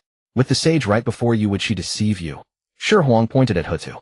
Hutu couldn't help but roll her eyes at Shi Huang. This man certainly knew how to live off his wife's status. Nevertheless, she cooperatively nodded, waving her hand to manifest a pure law of reincarnation in her palm. "Black tortoise, if you are willing to sacrifice yourself to hold up the sky, I guarantee that your true spirit shall not perish, and after reincarnation you will receive great fortune." The black tortoise fell silent. It weighed the options. On one hand, continue being an immobile turtle here for eternity, only to be eventually slaughtered by some sage. On the other hand, abandon this burdensome body to pursue a future where it could transform and cultivate. Any fool knew which choice to make. Very well. The black tortoise let out an earth-shaking roar, a cry of exhilaration. This old one is willing to sacrifice this broken body to hold up the heavens for all beings. As it spoke, its colossal form began to tremble violently. A bright orb of light slowly rose. That was its true spirit, cultivated for billions of years. Though not as enormous as its physical body, it was dense and solid, radiating a faint golden glow. Hutu summoned the wheel of reincarnation and carefully gathered the orb of true spirit within it. "Senior, rest assured, and go to the underworld to await your turn." Shi Huang gazed at the lifeless giant body, a mischievous smile curling at the corner of his mouth. "Don't worry, you'll make sure you get a good family." Shi Huang indeed had a plan. The black tortoise's true spirit was exceptionally powerful and carried the merit of saving the world. If it could be reborn as his and Hutu's child, then henceforth who would dare to speak loudly in their presence? "Husband, what are you thinking?" Hutu saw the expression on Shi Huang's face and knew he was up to some mischief. "Nothing. I was just thinking it's time to go back and wipe that smirk off Uncle Master Yuanqi's face." Shi Huang suppressed his grin, looking at the enormous tortoise carcass. "Wife, let's get to work. Sever these limbs and return to report our success." When Shi Huang and Hutu dragged 4 colossal tortoise legs radiating a holy glow back to the ruins of Buzhou Mountain, Yuanshi Tianzuan, who had been waiting to mock them, turned as black as the bottom of a pot. How did you do it?" Yuanshi, Tianzuan stared in disbelief at the four legs. There was not a trace of resentment on them. Instead, they were filled with an aura of peace. This indicated that the black tortoise had truly sacrificed itself willingly. Uncle Master Xuan, don't forget to change your name, Shi Huang said with a beaming smile as he approached. Would you prefer Yuanshi written backwards, or Xuan? I think Xuan sounds rather nice, like a new currency. Yuanshi, Tianzuan trembled with rage, but had no retort. Nuwa looked at the four tortoise legs, equally astonished. This disciple of hers was becoming increasingly unfathomable. Enough, stop your nonsense. Nuwa suppressed her shock as her sage avatar manifested once more, pillars of heaven rise. Under Nuwa's law of creation, the four tortoise legs instantly transformed into four colossal azure pillars firmly planting themselves in the four cardinal directions of the primordial realm. The once tilted sky was heaved upright by these four divine pillars. Rumble. Heaven and earth resonated. The previously blood-red sky cleared in an instant. A gigantic golden beam of light descended from the heavens. It was the merit of the heavenly Tao, because this mending of the heavens not only sealed the breach, but also stabilized the four poles and preserved the black tortoise's true spirit. The magnitude of merit exceeded all expectations. The merit was divided. Nuwa, as the primary force in mending the heavens, received half, and her aura instantly became unfathomably deeper. The three pure ones who had stabilized the earth, water, fire, and wind each received a share. A portion was equally divided between the two western sages who, though they had hidden away, had protected the beings of the west through their great divine powers, and thus earned merit. Hutu and Shi Huang, for rescuing the black tortoise and providing the primordial cauldron, also received a considerable share. Shi Huang in particular felt the golden merit raining upon him. His cultivation at the golden immortal realm began to tremble violently. Is this a breakthrough? The firmament was repaired, the four poles were erected anew. The boundless golden light of merit cascaded down as if it cost nothing. An ordinary cultivator would have been ecstatic, opening their mouth as wide as possible to swallow as much as they could. Shi Huang, however, frowned. The merit was too thick, so thick it was almost scorching. As the golden light entered his body, his original golden immortal early stage cultivation shot up like a rocket, rising rapidly. Golden immortal mid-stage was broken in the blink of an eye. Golden immortal late stage was filled instantly. It seemed that the window paper was about to be pierced, heading straight for Tai golden immortal. Stop! Shi Huang gritted his teeth and inwardly shouted. This power was too illusory. It was like water-injected pork, looked big, but when pressed it was all water. With an unstable foundation in the future, let alone attaining Daohuan Yuan, he might not even touch the threshold of a quasi-saint. He mobilized all his spiritual power and forcibly suppressed the realm that was about to burst forth. His meridians ached, his bones creaked. The cultivation that had already stepped into golden immortal late stage was forced back, like a compressed biscuit, pressing down with all his might. Once, twice, until that restless aura completely settled, stabilizing firmly at golden immortal mid-stage. Although the realm had dropped, the spiritual power within his body was terrifyingly condensed, each drop as heavy as mercury. Humph! A very discordant cold snort came from the side.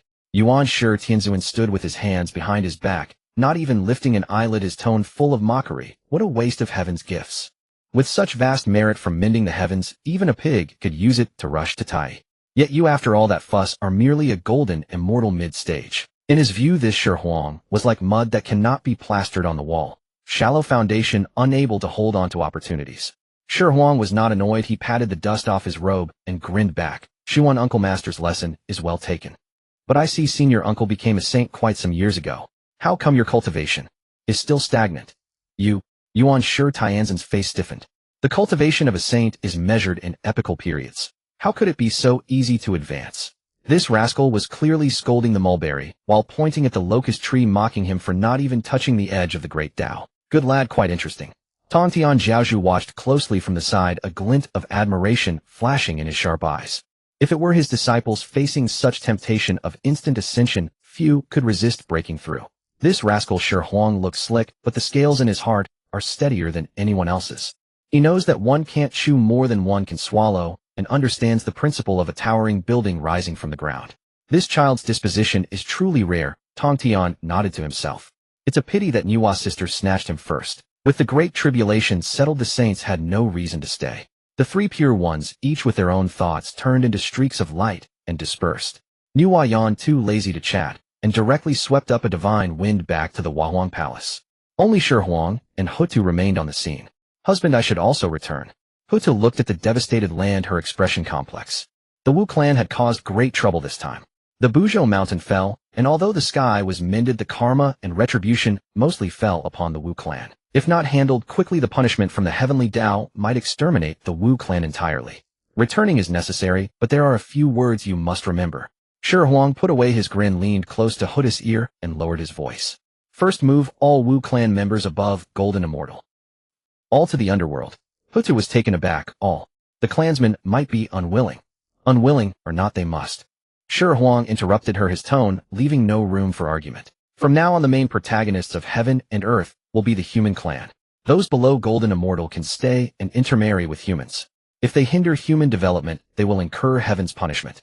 Shi Huang was very familiar with the subsequent primordial history. Daozu would soon install Haoyan as the new heavenly emperor.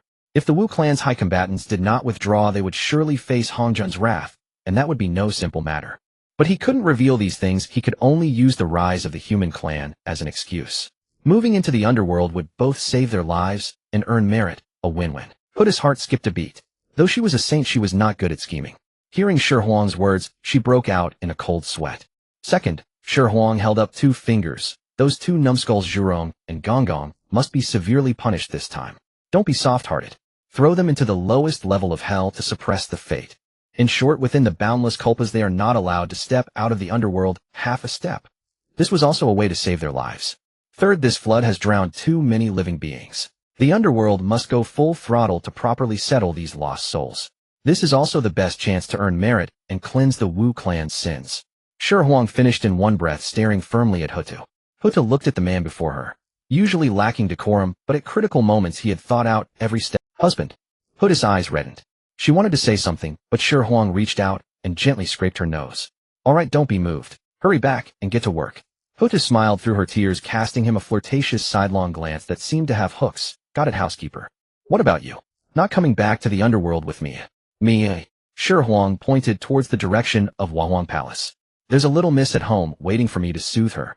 If I don't go back, the moon star will fall on my head. Hutu covered her mouth with a light laugh, her figure gradually fading, leaving only a teasing transmission. Go on, go on. Xihe's sister has been missing you badly.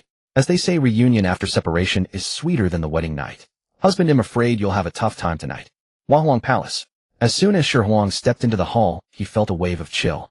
It wasn't killing intent, but that chilly neck-hair-raising tying aura. Xihe was wearing a moon-white palace dress, sitting upright on the cloud bed. In her arms was a child as delicate as jade, coldly staring at the newly arrived Shi Huang. Yo, isn't this our great savior and hero? Zai's tone was cool. You still remember to come back. Already starting the check-in. Shi Huang's skin was thick. He didn't even take the bait. He leaned over to look at the child in Zai's arms. With that look, Shi Huang's eyes nearly popped out. The little baby seemed only a month old, sucking its finger and sleeping soundly. But the aura emanating from that child.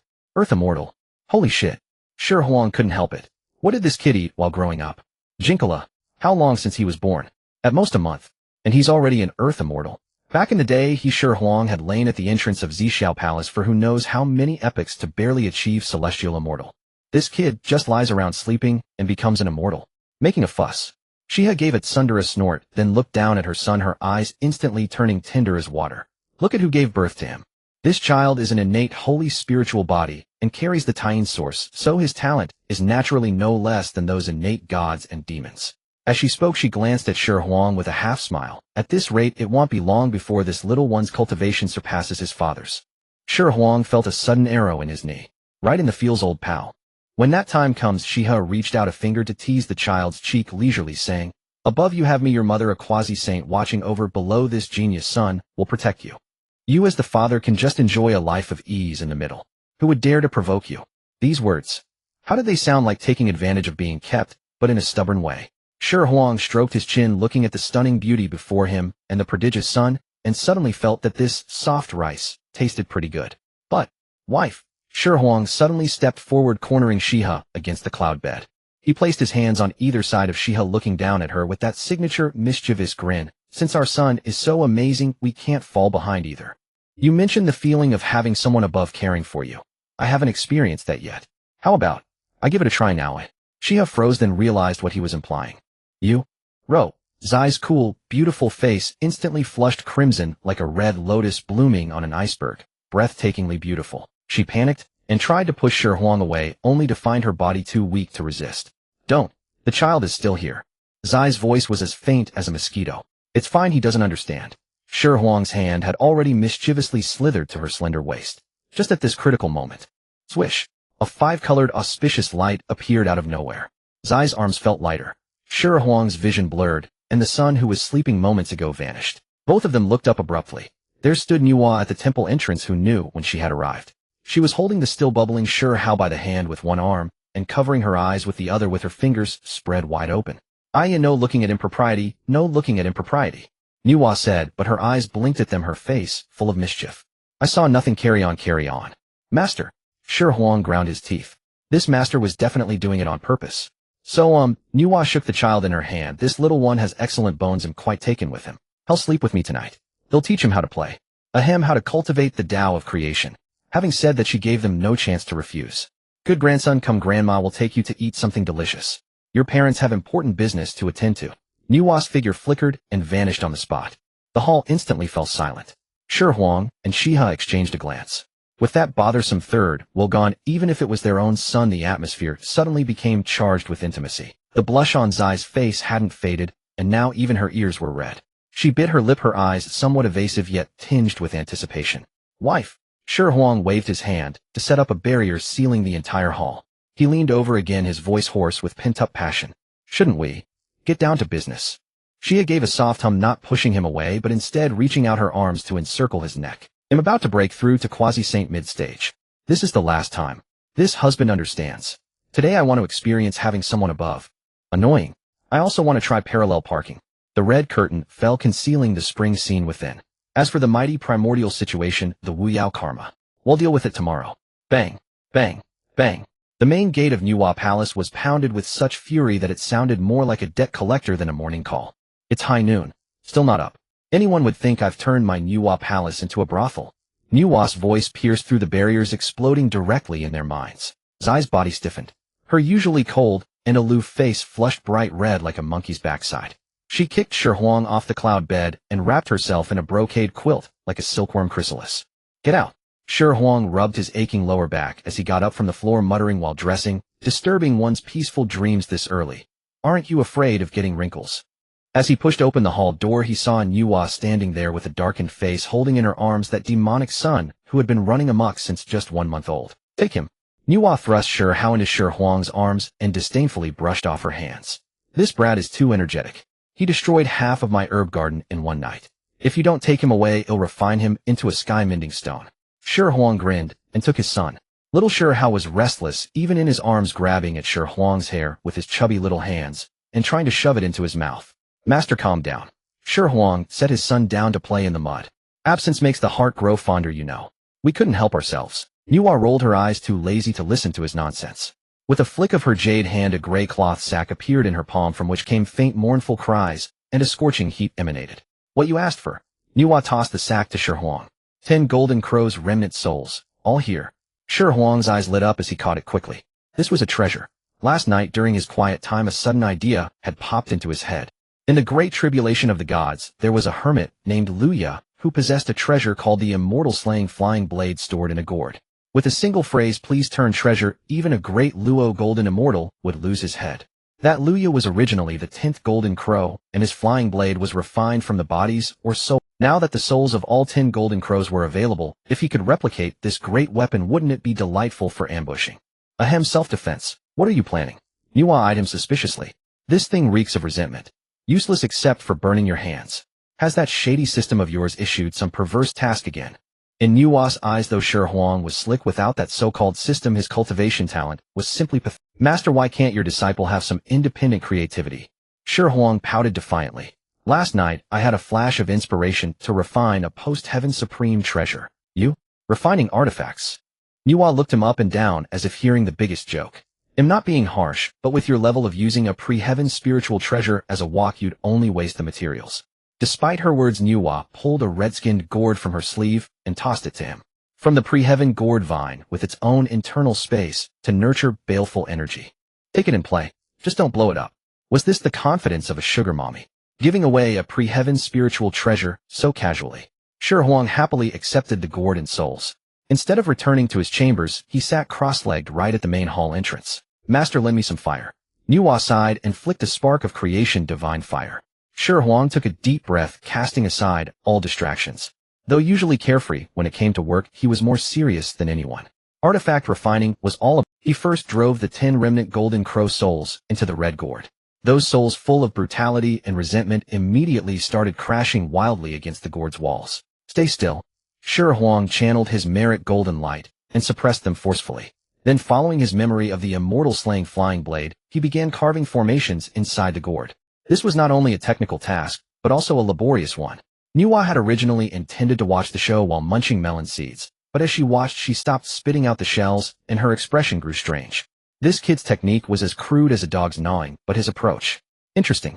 He was trying to refine the golden crow's ferocity into an invisible blade hidden within the gourd specially designed to sever one's primordial spirit and seal the Niwen palace. This this ingenious design, definitely wasn't something that system of his which only gave rewards could teach.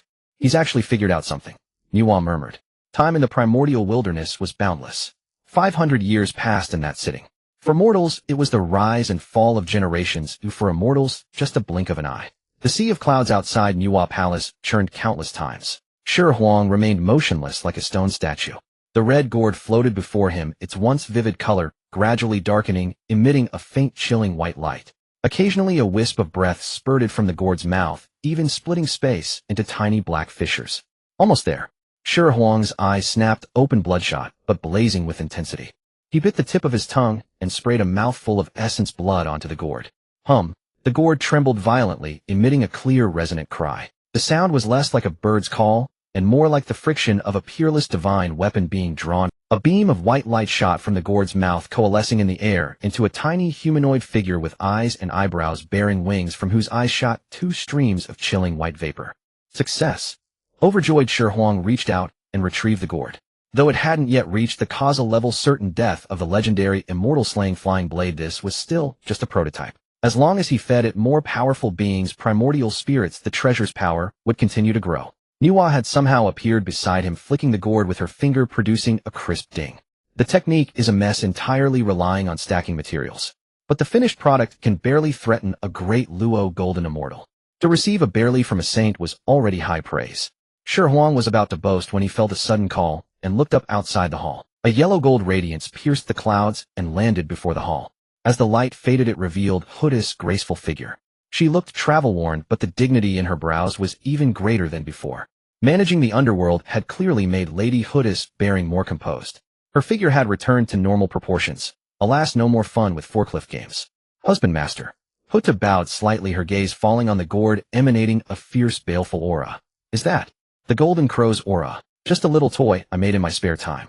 Shi Huang tucked the gourd into his belt, grinning as he greeted her, naturally sliding his arm around Huda's waist. Finished with underworld business. You look thinner. Huda shot him a look, but didn't pull away. Instead, she produced a transparent orb from her sleeve inside, which a miniature Xiangui dark turtle was sleeping. Before I left, you specifically asked me to bring the true spirit of the North Sea, Xiangui. Huda handed the orb to Shi Huang. This old turtle has deep merit. We promised him reincarnation. What scheme are you cooking up? Shi Huang took the Xiangui's true spirit, gazing at the pure merit golden light, within a mischievous smile curling at the corner of his mouth. The old turtle donated all his legs. We have to find him a good home, right? What kind of home? Nuwa leaned and curiosity piqued. How about letting him be your son? As soon as Shi Huang said this, the atmosphere in the already solemn side hall of Nuwa Palace instantly froze. The orb of light enveloping the true spirit of the Xiangui still floated in midair, radiating a soft glow. Nuwa was peeling a Rinshue peach she had taken from Zhuangmu, and upon hearing this, she nearly sliced the peel along with the flesh. She stared wide-eyed with her beautiful phoenix eyes looking at her disciple, as if he were a fool. Are you okay? Nuwa tossed the peach into the plate. This old turtle has lived longer than I have, and you want him to call you father. Aren't you afraid of shortening your lifespan? Huda was equally stunned, instinctively reaching to cover her lower abdomen. It remained flat, showing no sign of swelling. But as a sage of the earth, she knew exactly what was inside. However, because the Wu tribe had recently suffered a great calamity, she had been busy repairing the earth veins and settling the souls of the dead. She had cast a spell to seal that primordial fetal breath, putting it in a state of suspended growth. Naturally, the fetus currently only had a physical outline and had not yet developed a soul. Husband, you? Are you serious? Huda hesitated, her fingers lightly stroking the hem of her robe. I do have a son still sealed within my womb waiting for the situation in the primordial world to stabilize before letting him be born. But this Xihe Taoist. Precisely because he is in the seal it makes for a perfect vessel. Shi Huang snapped his fingers looking utterly self-assured. Think about it. This old turtle has already contributed all 4 of his legs to prop up the sky. As long as the sky doesn't collapse the merit from sustaining, it will keep pouring down. He pointed at the ceiling, then at Hood's belly. This is what you call a long-term meal ticket. This is earning money while lying down. Shi Huang grew more excited, his merchant-like cunning fully exposed. If he reincarnates as our son, doesn't that enormous merit become our family's? From now on this kid will be born with a silver spoon in his mouth, picking up spirit treasures while walking. Whoever dares to touch him will be going against the heavenly Tao. His logic was utterly flawless. Nuwa was stunned for a moment, then a brilliant gleam burst from her eyes. Brilliant. She slapped her thigh, abandoning all sage-like dignity as she leaned in. Little Stone, how did you come up with this? You fulfilled the promise to the Xihe, given him a life of great fortune, and turned the huge karma of holding up the sky into our own blessing. This is what they call keeping the fat water within the family. If the Xihe reincarnated as an ordinary human, or even an immortal, he might not be able to bear the vast merit of propping up the heavens. But if he were born into the womb of Hutu, a sage of the earth, it would be a perfect match, a union made in heaven. When this child walks out in the future with the merit of holding the sky above his head and the luck of the earth beneath his feet, he would dominate the primordial world. But Hutu, though tempted by this beautiful prospect, still wore a troubled expression. This Xihe Taoist once trusted us so deeply, and even had great merit for the primordial world. Someday, if he regains his past memories and remembers calling his former junior father and me mother, wouldn't that be terribly awkward? It would be like your best friend saying he has to say goodbye until the next life, and you tell him you know the king of hell to arrange a good place for him. But when he opens his eyes, he finds you looking at him tenderly holding a milk bottle, saying, "Good son, call me daddy." The image was too much, just thinking about it gave Hutu a headache. Wife, you're taking this too seriously. Shi Huang moved closer, shamelessly wrapping an arm around Hutu's shoulder and speaking with a tone of profound persuasion. Think about it. Reincarnation is like an arrow shot. There's no turning back. He has to have parents, doesn't he? Rather than letting him be born into some unknown demon or human family calling those low cultivation, easily killable ants mom and dad, it's better to let us have him. Who are we? You are a sage and I am, well, the husband of a sage. Being his father is an honor. We're giving him a backer. When he wakes up, he'll be grateful, not embarrassed. Besides, Shi Huang lowered his voice, we're protecting him. Think about it. If Yuanshi Tianzuan finds out the old turtle has reincarnated, would he let go of this walking merit ATM? Actually, Yuanshi might be manageable, but if those 2 from the west find out, only in our family is it safest. These words were watertight, blending righteousness with a hint of roguishness. Hutu was bewildered, but after careful thought it seemed to make sense. Rather than letting others benefit, it was better to let the benefactor benefit. The logic was flawless. Nuwa, who had been holding back, finally burst out laughing, spitting out a mouthful of celestial tea. Ha ha ha. Nuwa laughed so hard, she bent over holding the chair back. Little Stone, your calculations are. Huh. But that's not the main point. The main point is. She pointed at Shi Huang, tears of laughter in her eyes. In the future, no matter what name this child goes by, everyone behind his back will definitely call him Turtle's son. Huh. You're going to have a turtle's son. Shi Huang. Hutu. The air froze again. Shi Huang's face darkened. He had calculated everything, but he forgot about this. The lethality of this nickname was far greater than the flying, immortal execution blade. Ahem. Shi Huang coughed dryly, trying to save face. A name is just a label, just a label. As long as you're strong enough, even being called a bastard son is a title of respect. Nuwa stopped laughing, looked at the 2 who were now exchanging flirtatious glances, and whose atmosphere was turning rosy, and tactfully stood up. All right, I understand. She stretched her form, flickering into scattered starlight, leaving behind a teasing telepathic message echoing in the hall. I see its absence makes the heart grow fonder again. Take it easy, don't tear down Nuwa Palace. The hall door slammed shut with a bang. All restrictions were activated. Only Shi Huang and Hutu remained along with the naive orb of the Xihe. Hutu's cheeks flushed. Her usually majestic eyes were now shimmering with an indescribable allure. She gently bit her lower lip, looking at her husband's passionate gaze, and her body involuntarily softened. Husband. Hutu's voice was soft and tinged with apology. Now that my figure has recovered, I'm afraid I can't drive a forklift anymore. Shi Huang smirked wickedly. He stepped forward, lifted the sage of the earth horizontally, and strode toward the cloud bed. Wife, you're being too narrow-minded. He lowered his head and gently bit her crystal-clear earlobe. There are thousands of paths in cultivation. It's not just about driving a forklift. We can take a level road, or ride a rocking car.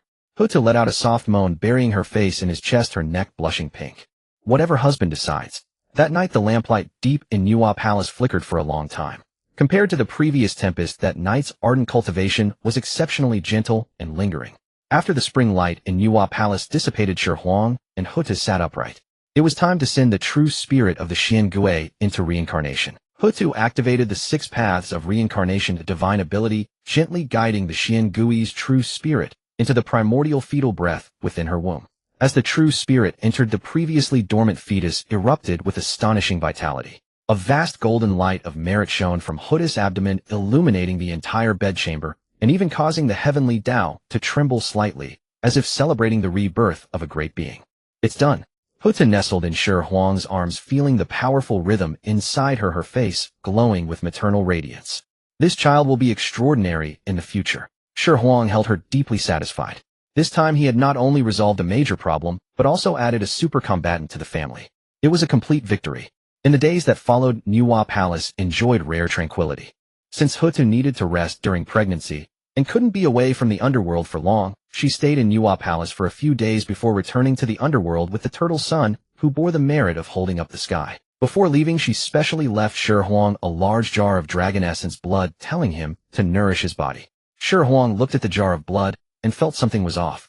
Meanwhile, Xihe, after being nourished by Shi Huang's golden immortal mid-stage chaotic primal essence, finally touched upon the opportunity for a breakthrough. This Tian goddess was also a determined one. She dumped the one-hold Xihe with Nuwa and directly declared a death seclusion, refusing to step out until she broke through to the mid-stage quasi-sage. For a time, Shi Huang became a man left alone. Of course, this also gave him a rare breathing space. One day, Shi Huang was lying on a recliner at the entrance of Nuwa Palace, soaking up the sun, toying with the red gourd containing the remnant soul of the golden crow. So you're idle now. A shadow blocked the sunlight. Nuwa stood before him, holding little Shi, who was tugging at the tail of a phoenix chick. Teacher, can't you make some noise when you walk? Shi Huang opened his eyes helplessly. You scare me to death. Don't be cheeky. Nuwa threw Shi to a nearby attendant, ignoring the child's earth-shattering cries, and sat down on a stone stool beside Shi Huang, a playful smile on her face. Xihe is in seclusion. Hutu is resting for pregnancy. Living the good life, huh? Shi Huang grinned. Of course, thanks to you, teacher. Don't thank me yet. Nuwa reached out with her slender finger and flicked his forehead. Did you forget something? What? Shi Huang played dumb. System mission.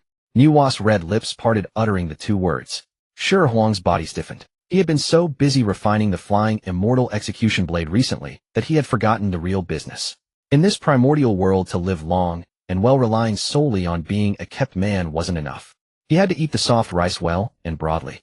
Yinxiao, that gentle and graceful woman who had set up the 9-bend yellow river formation in the conferred god tribulation and shaved off the 3 flowers atop the heads of the 12 golden immortals. If he could lure her back to Nuwa Palace.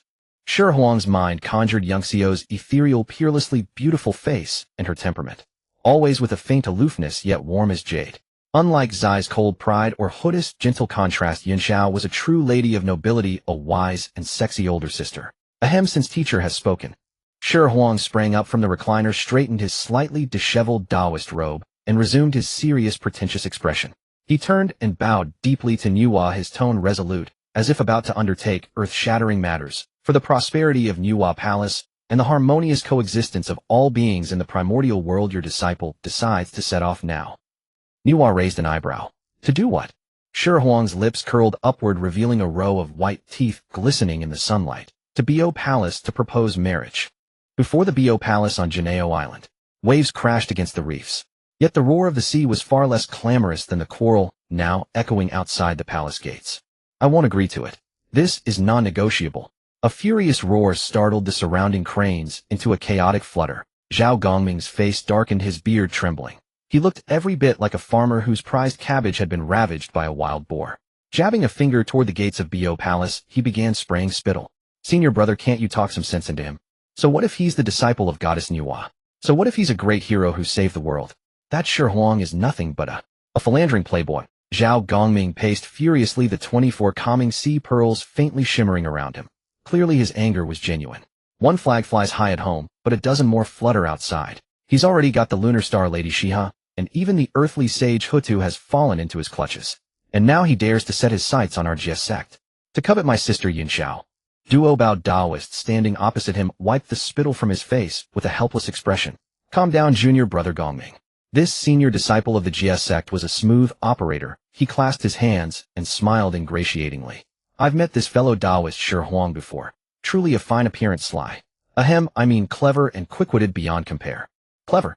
Huh. He's nothing but a kept man. Zhao Gongming glared.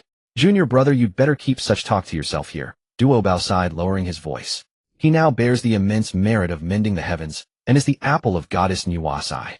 Besides, not everyone can be a kept man. Could you make goddess Hu to marry you? Could you get goddess Nuwa to personally bring you here to propose? Zhao Gongming was stumped and stuck out his neck stubbornly. I don't care. As long as I draw breath, he's not setting foot through that gate. Yun Xiao has a gentle nature. As her elder brother, I can't let her leap into a pit of fire.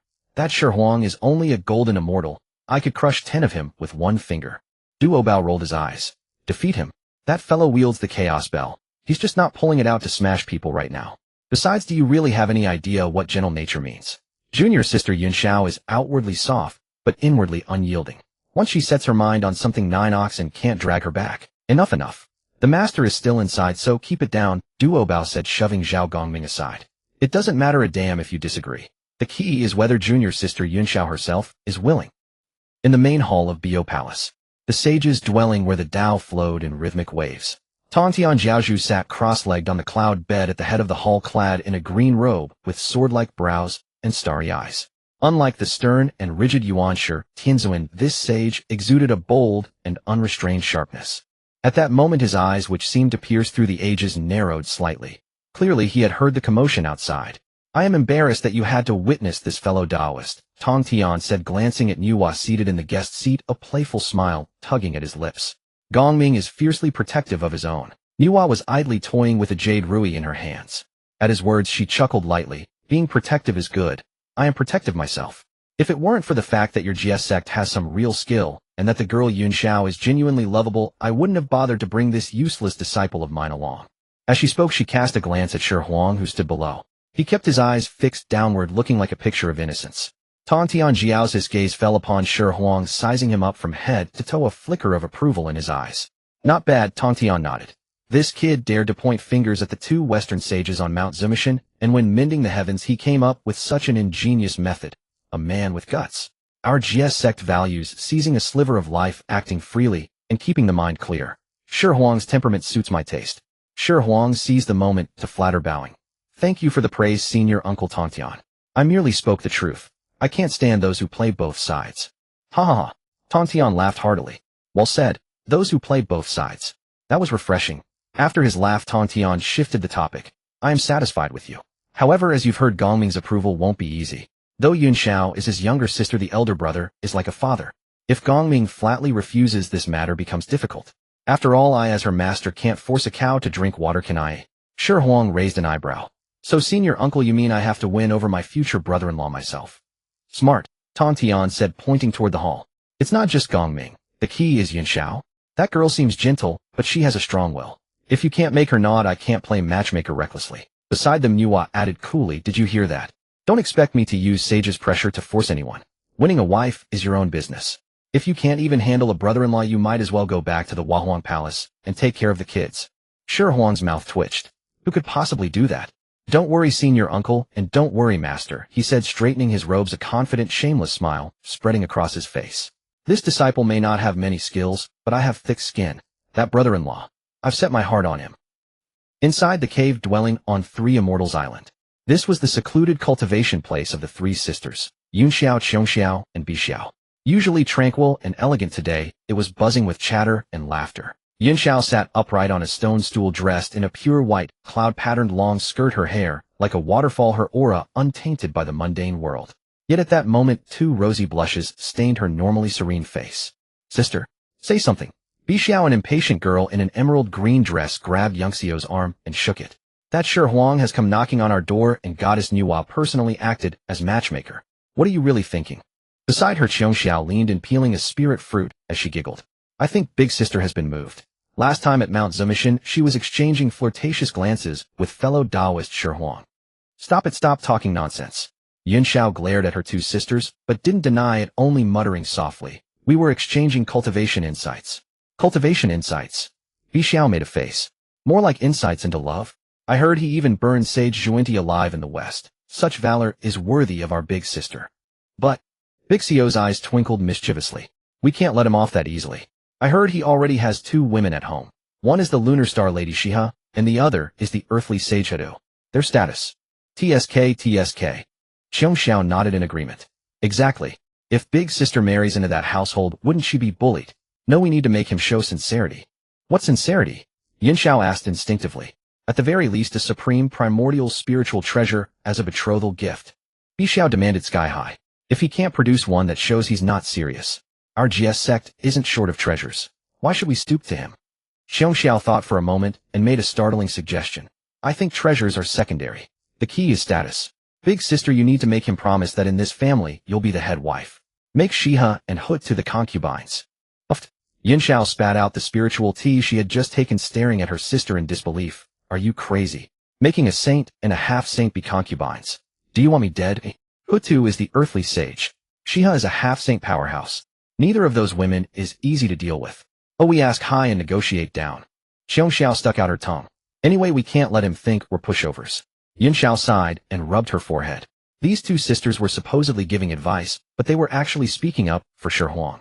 Clearly Shi Huang's exploits in the Primordial World, whether his outburst against the 2 Western sages or his leadership in mending the heavens, had won considerable favor among the GS sect disciples who admired power and individuality. Who said him getting married? Yin Xiao forced a stern face, trying to reclaim her senior sister authority. Not even the first stroke of the character is written, and you're already trying to push me out. Ooh. She hasn't agreed yet. Bi Xiao mimicked Yang Xiao's tone, twisting her mouth grotesquely. I wonder who was having such a delightful chat with him on Mount Zumishan last time. In the past, if senior brother Duobao got within 3 feet of you, you'd frown and scold him for being disrespectful. But when it comes to Shi Huang, suddenly, it's a hearty conversation. Little brat'll tear your mouth apart. Yin Xiao was both embarrassed and angry, making a move to strike. Bi Xiao dodged with a laugh and ran to the cave entrance, shouting back, but we can't let him off that easily. I'm going to call Brother Gongming over. Let him check things out for you. You? Yin Xiao tried to stop her, but Bi Xiao had already vanished. After a moment, heavy footsteps echoed outside the cave. Zhao Gongming strode in with a dark face, followed by Bi Xiao and Xiong Xiao, who clearly relished the spectacle. Little sister, Zhao Gongming boomed as soon as he entered. Don't be afraid. He'll stand up for you. If that Shi Huang dares to force you, we'll fight him to the death and drive him out of here. I don't care if he's Goddess Nuwa's disciple. That doesn't work on me. Seeing her brother's alarm, Yin Xiao felt a warmth in her heart, but also found it somewhat amusing. Brother, it's not that serious, she said, rising to pour him a cup of tea. Goddess Nuwa is still in the main hall. Don't be reckless. I just can't stand it. Zhao Gongming plopped down onto a stone stool, which creaked under the strain. What does he have? Neither cultivation nor fidelity. Little sister, be honest with me. Have you been fooled by his silver tongue? Yin Xiao was silent for a moment. In her mind appeared the figure of that man on the summit of Mount Zumishan, laughing and chatting in the face of Sage's pressure. The man who, when the sky was collapsing, dared to use a supreme primordial treasure as a cauldron, commanding with calm and turning the tide. Fooled, perhaps, but such a trickster was one of a kind in the Primordial World. Brother. Yin Xiao lifted her head, and in her autumn water eyes flashed a hint of resolve. I want to give him a chance. The teacup in Zhao Gongming's hand shattered with a crack. Inside the azure wandering palace, the fragrance of tea curled through the air, yet it could not suppress the restless sword intent. Tantian Jiaozhu was a man of straightforwardness, with no intricate schemes or hidden agendas. He found Shi Huang agreeable, believing that the young man's act of pointing his finger at Zhuanti and cursing him atop Mount Sumer made him the living embodiment of the GSX creed of seizing a thread of life from the heavens. I say, junior sister Nuwa. Tantian lifted his wine vessel with no airs of a sage, sitting boldly with legs apart. Water should not be diverted to another's field. Since this lad has taken a fancy to Yin Xiao, why not let him register under my name at the Azure Wandering Palace? Let him worship me as his master and take up residence on Golden Ao Island, spending days and nights with Yin Xiao. As time passes, feelings will naturally grow. Shi Huang, who was peeling a spirit fruit, startled and nearly dropped it. The proposal was undeniably tempting. If he could get his hands on the 4 swords of Zhuxian, it would be quite impressive. But he bore system tasks. He had to return to the Nuwa Palace for construction and deliver contributions to the underworld. He could not laze about on Golden Ao Island every day. Nuwa rolled her eyes, absently playing with her jade rui, and said lazily, elder brother, that is rather improper of you. Although this disciple of mine is unaccomplished, he is still the only seedling in the Nuwa Palace. Besides, his nature is wild. Your azure wandering palace, though lacking strict rules, might not contain his mischief. Just as the two were bickering, a commotion suddenly erupted outside the hall. Duo Bao Daoren walked in front with a sour face, followed by the fierce-looking Zhao Gongming and the three Xia sisters, whose expressions were varied. Master Goddess Nuwa. They bowed. Zhao Gongming's eyes bulged like copper bells, fixed intently. That look was as if he were staring at a pig that had come to root up his homegrown cabbage. Yunxiao, however, remained composed. She wore a simple Taoist robe today, unadorned by intricate jewelry, yet her beauty shone all the more. She walked to the center of the hall, bowed gracefully, and spoke in a clear, steady voice. Master, since you and Goddess Nuwa are acting as matchmakers, as your disciple, I dare not disobey. Zhao Gongming opened his mouth to speak, but Yunxiao silenced him with a glance. Shi Huang raised an eyebrow, setting aside the half-peeled tangerine in his hand. Agreeing so readily. Something was off. The people of the Jie sect were known to be stubborn. Push them forward, and they would step back, beat them, and they would retreat. If they truly were unwilling, even Tongtian Jiao's order could not make them say no. Sure enough, Yunxiao changed her tone. However, forming a Dao companion is a grave matter in cultivation. Though Brother Shi has merits in saving the world, his cultivation is still shallow. I have two conditions. If the friend can meet them, I will consent to this marriage. Nuwa grew intrigued, leaning forward slightly. Oh, speak your mind. This disciple of mine may lack other skills, but his face is thick. He dares promise anything. Yunxiao cast a glance at Shi Huang, a look mixed with scrutiny and provocation. First, I asked that Brother Shi cultivate on Golden Ao Island for 1,000 years. During this millennium, I wish to observe his character and conduct to see if he is truly as unsavory as rumored. She emphasized the word unsavory, clearly harboring resentment towards Shi Huang's reputation as a kept man. Second, Yunxiao took a deep breath and raised her voice. When the 1,000 years are up, I ask that the friend fight my elder brother, Zhao Gongming, in a fair contest. If he can defeat my brother, then I, Yunxiao, will willingly marry into the Nuwa palace. The hall fell silent. Even Tongtian Jiaozhu frowned and set down his wine vessel. Yunxiao, what are you playing at? Tongtian said with displeasure. If you don't want to agree, just say so. Gongming is already at the peak of golden immortal great Luo, half a step in a half-saint. Shi Huang is merely at the midstage of golden immortal, separated by two major realms, Tai, Yi, and Great Luo. Not to mention 1,000 years. Even if you gave him 10,000, this chasm cannot be bridged. Are you insulting him? Duo Bao also intervened to smooth things over. Indeed, junior sister, this condition, with junior brother Gongming's 24 calming sea pearls, whoever gets hit, will they get knocked up? No, whoever gets hit loses their life. This is bullying the honest. Zhao Gongming, however, was delighted, thumping his chest loudly. I think it's a good idea. My sister's plan is spot on. Kid, I won't deny you a chance. In 1,000 years, if you can survive 3 moves from me, I'll count you the victor. Nuwa's expression soured as well. Protecting her own was her instinct.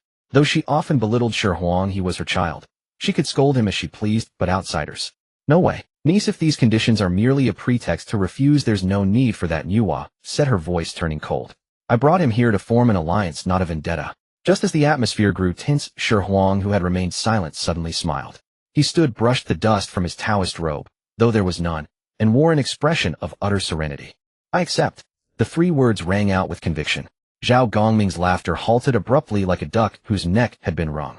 Duo Bao Daoren's bean-like eyes widened. Even Yunxiao, with her usual composure, showed a flicker of astonishment. Have you lost your mind? Nuwa's voice burst inside Shi Huang's mind. Little stone, did you leave your brain back at the Nuwa palace? Zhao Gongming is at the peak of Great Luo. Your paltry skills aside from running fast, what can you pit against him? Don't think that because half-saints and sages have sparred with you in the Nuwa palace, you're invincible. Shi Huang remained unruffled, but replied in his mind, Master, rest assured, I never fight a battle unprepared. He knew full well how formidable Zhao Gongming was. During the cataclysm of the gods, that man had chased the 12 golden immortals of the Chan sect all over the place. Once the 24 calming sea pearls were unleashed, even Randang Daoren had to flee in disarray. But Zhao Gongming had a fatal weakness, or rather a destined nemesis. Luya Dao Ren's decapitation fairy sword, and that very item was currently hanging from Shi Huang's belt. Though only a rudimentary form, its attribute of severing the primordial spirit remained unchanged. 1,000 years would be enough time to refine it completely. No matter how strong Zhao Gongming's physical form, or how high the defenses of the calming sea pearls, could they block a sword that specifically cleaves the Mud Ball Palace? This was what they called a perfect counter. Yunxiao, watching Shi Huang's self-assured and infuriating demeanor, began to doubt. Could this man have some ace up his sleeve? Her keen mind immediately considered the mighty figures backing Shi Huang. Wait. Yunxiao stepped forward, her gaze piercing. Since it's a fair fight, there must be rules. You are not allowed to use the innate spiritual treasures bestowed by Goddess Nuwa or Hutan Yang Yang. And the Eastern Emperor Bell is also forbidden. In my presence, coasting on your connections won't work. Zhao Gongming nodded vigorously. That's right. If you whip out a sage-tier artifact, there's no point in fighting. Shi Huang nearly laughed aloud. He suppressed his mirth and said with a straight face, of course. Since this is to prove myself to Fairy Yunxiao naturally, I will rely on my own abilities. If I borrowed external power, victory would be dishonorable. But inwardly he was ecstatic. What a coincidence. The decapitation fairy sword was personally refined by him, a postnatal spiritual treasure. Neither innate nor a gift from anyone. It was a bona fide handcrafted item. Fully within the rules. Good. Yunxiao, seeing his swift agreement, though still suspicious, had no choice but to accept a word from a golden immortal. Hard to reverse on the great Dao. Shi Huang sealed the deal. Tongtian Zhaozhu, watching this scene, stroked his chin, a glint of amusement in his eyes. He felt that the lad was brewing some mischief, but he had no proof. Since it's settled, you may stay on Golden Ao Island. Tongtian waved his hand. Duobao arranged a cave dwelling for Shi Huang, close to the 3 fairy islands to facilitate their cultivation of feelings. Yes, master. Duobao accepted the order. Nuwa rose and gave Shi Huang a long, hard look. She didn't know where he got his confidence, but seeing his sly, composed expression, she suspected he had some dirty trick in store for Zhao Gongming. Fine then, Nuwa said, since you've sold yourself off, I won't stop you.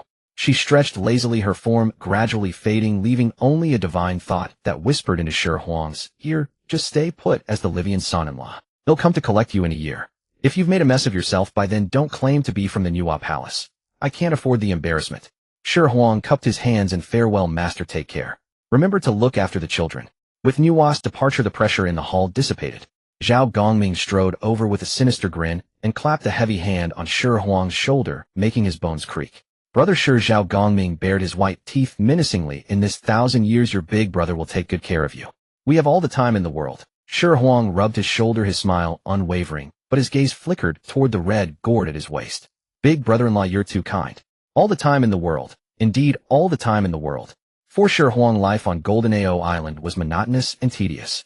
The so-called monotony meant that every day aside from cultivation he did nothing but count money. The so-called tedium meant that this money-counting routine would have to last for 1,000 years. Although the Heavenly Lord Tongtian had not restricted his freedom, Shi Huang consciously refrained from wandering off, mindful of the pact that awaited a millennium later. After all, to survive under the iron fists of Zhao Gongming, who had reached the half-step quasi-sage level, relying on mere eloquence was far from enough.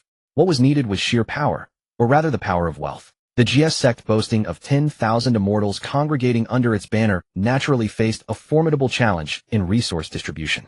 Though the Heavenly Lord Tongtian was wealthy, he could not support so many mouths. Apart from a few favored direct disciples who had ample resources, the remaining outer disciples lived in dire straits. This opened a window of opportunity for Shi Huang.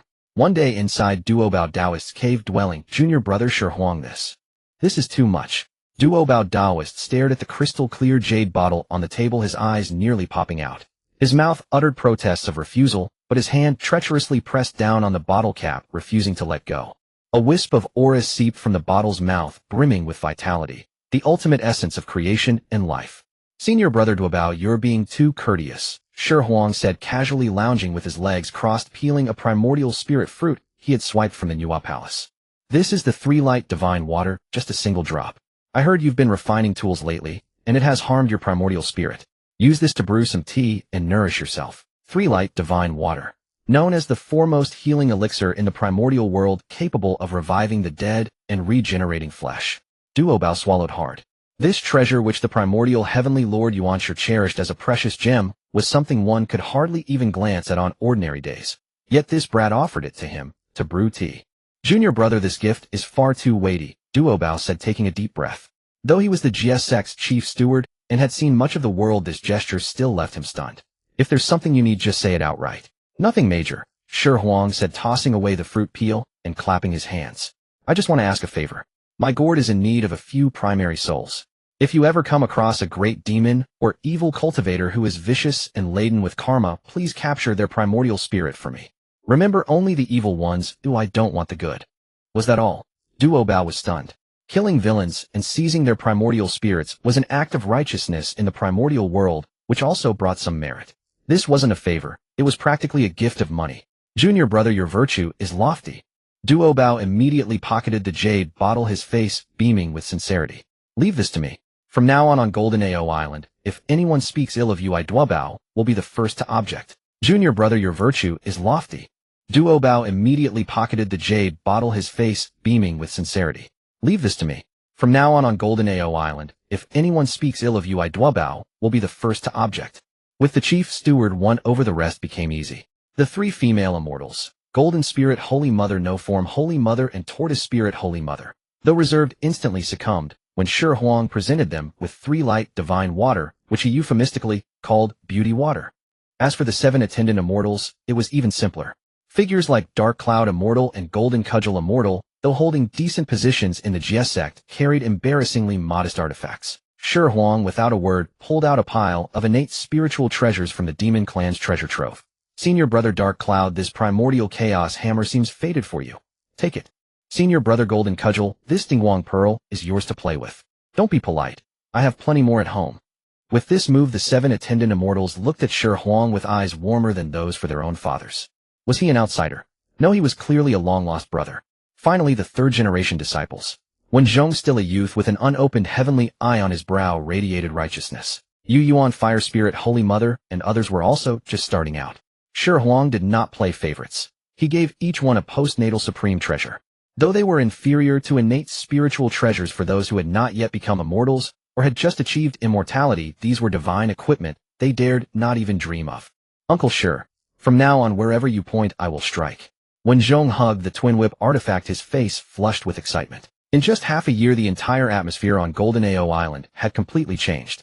Originally, many had grievances against this outsider who intended to take senior sister Yunxiao away, but now, whoever dares to speak ill of Uncle Shi Huang, they are going against me. When Zhong, Taoist Shi Huang, is a great benefactor.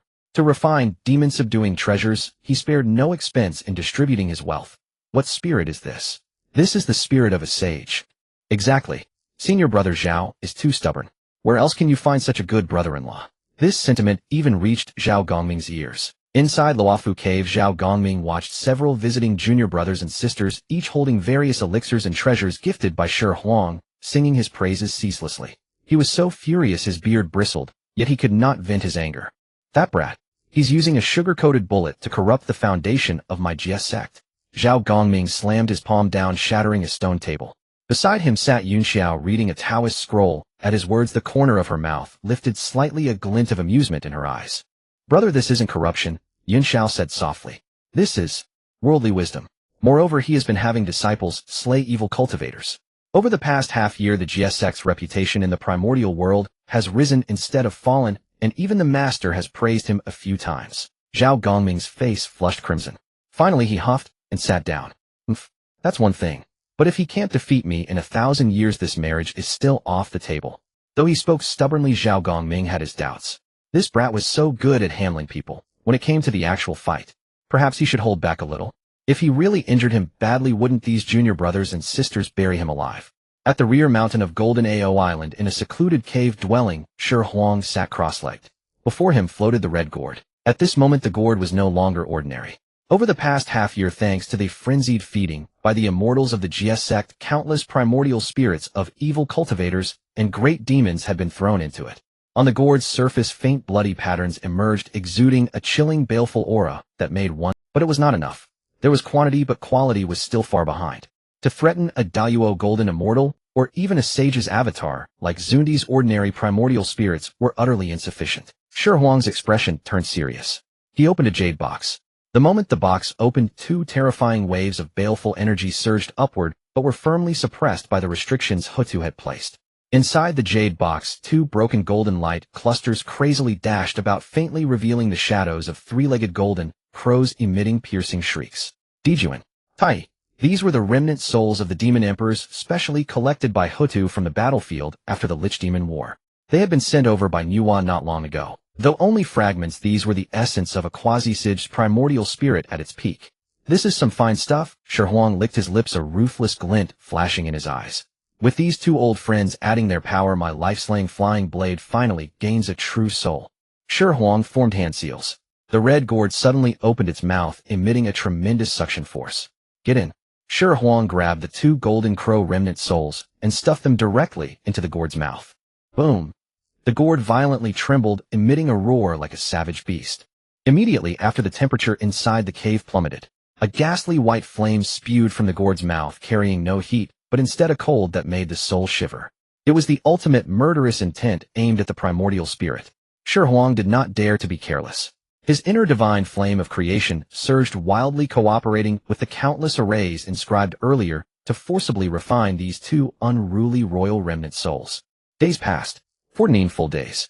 Finally, at the Z hour of the 49th day, the violently trembling red gourd suddenly quieted. All the baleful aura, murderous intent, and ferocity instantly retracted, vanishing without a trace. The originally red gourd had now become pure white, as if carved from suet jade, with only a faint blood-red line wandering at the mouth. Shi Huang slowly opened his eyes, a dangerously sharp curve curling at the corner of his mouth. He reached out and gently patted the gourd.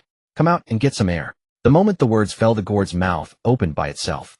A white light shot into the sky, only 7 inches long, but seemingly more dazzling than the sun. Within the white light, a tiny winged figure could be faintly seen, its facial features blurry, but with a pair of eyes. Those eyes had no pupils, only 2 rotating black holes. Even being swept by those eyes made Hutu, a saint of the earth path, feel her primordial spirit tighten. What a fierce treasure! Shi Huang marveled at his creation. This was not the original version of Luya from the Investiture of the Gods. It was a plus version, modified by Shi Huang, fusing the remnant souls of the Demon Emperor's countless evil cultivators' primordial spirits and the divine flame of creation from Nuwa. It likely possessed killing power against early-stage quasi-sips, specialized in severing the primordial spirit, ignoring physical defenses. Even if Zhao Gongming placed all 24 settling sea pearls on his head, one strike from this blade would leave his soul dazed, calling him daddy. Shi Huang gently crooked his finger, and the white light instantly retracted into the gourd, the lid automatically closing. He stood up, stretching his limbs, producing a series of crackling sounds from his bones. "Brother-in-law, oh brother-in-law, I'm afraid that 1,000-year pact won't need to wait that long. When the time comes, your brother-in-law will make you taste the true weight of please treasure turn around." On Golden Ao Island, his days were spent either scattering spirit coins or counting them. His good mood came to an abrupt end when those long rabbit ears began bobbing about at the entrance of his cave dwelling. It was Changer Dingwang Xian. Shi Huang felt utterly disgusted as he looked at the Taoist standing at the door, whose face was full of flattery, but whose eyes betrayed a sly, thievish gleam. It was like having a sumptuous feast of dragon liver and phoenix marrow, only to find a green fly drop into the bowl. There were quite a few turncoats in the primordial wilderness. Randang was one, Zhu Lu's son was another. But those fellows at least followed the principle of a fine bird chooses its tree to perch on. Though they were treacherous, they didn't go so far as to utterly destroy their former master. But this Changer Dingwang Xian was different. At the critical moment of the 10,000 Immortals formation, he made off with the 6-soul banner, directly causing the total annihilation of the Jie sect.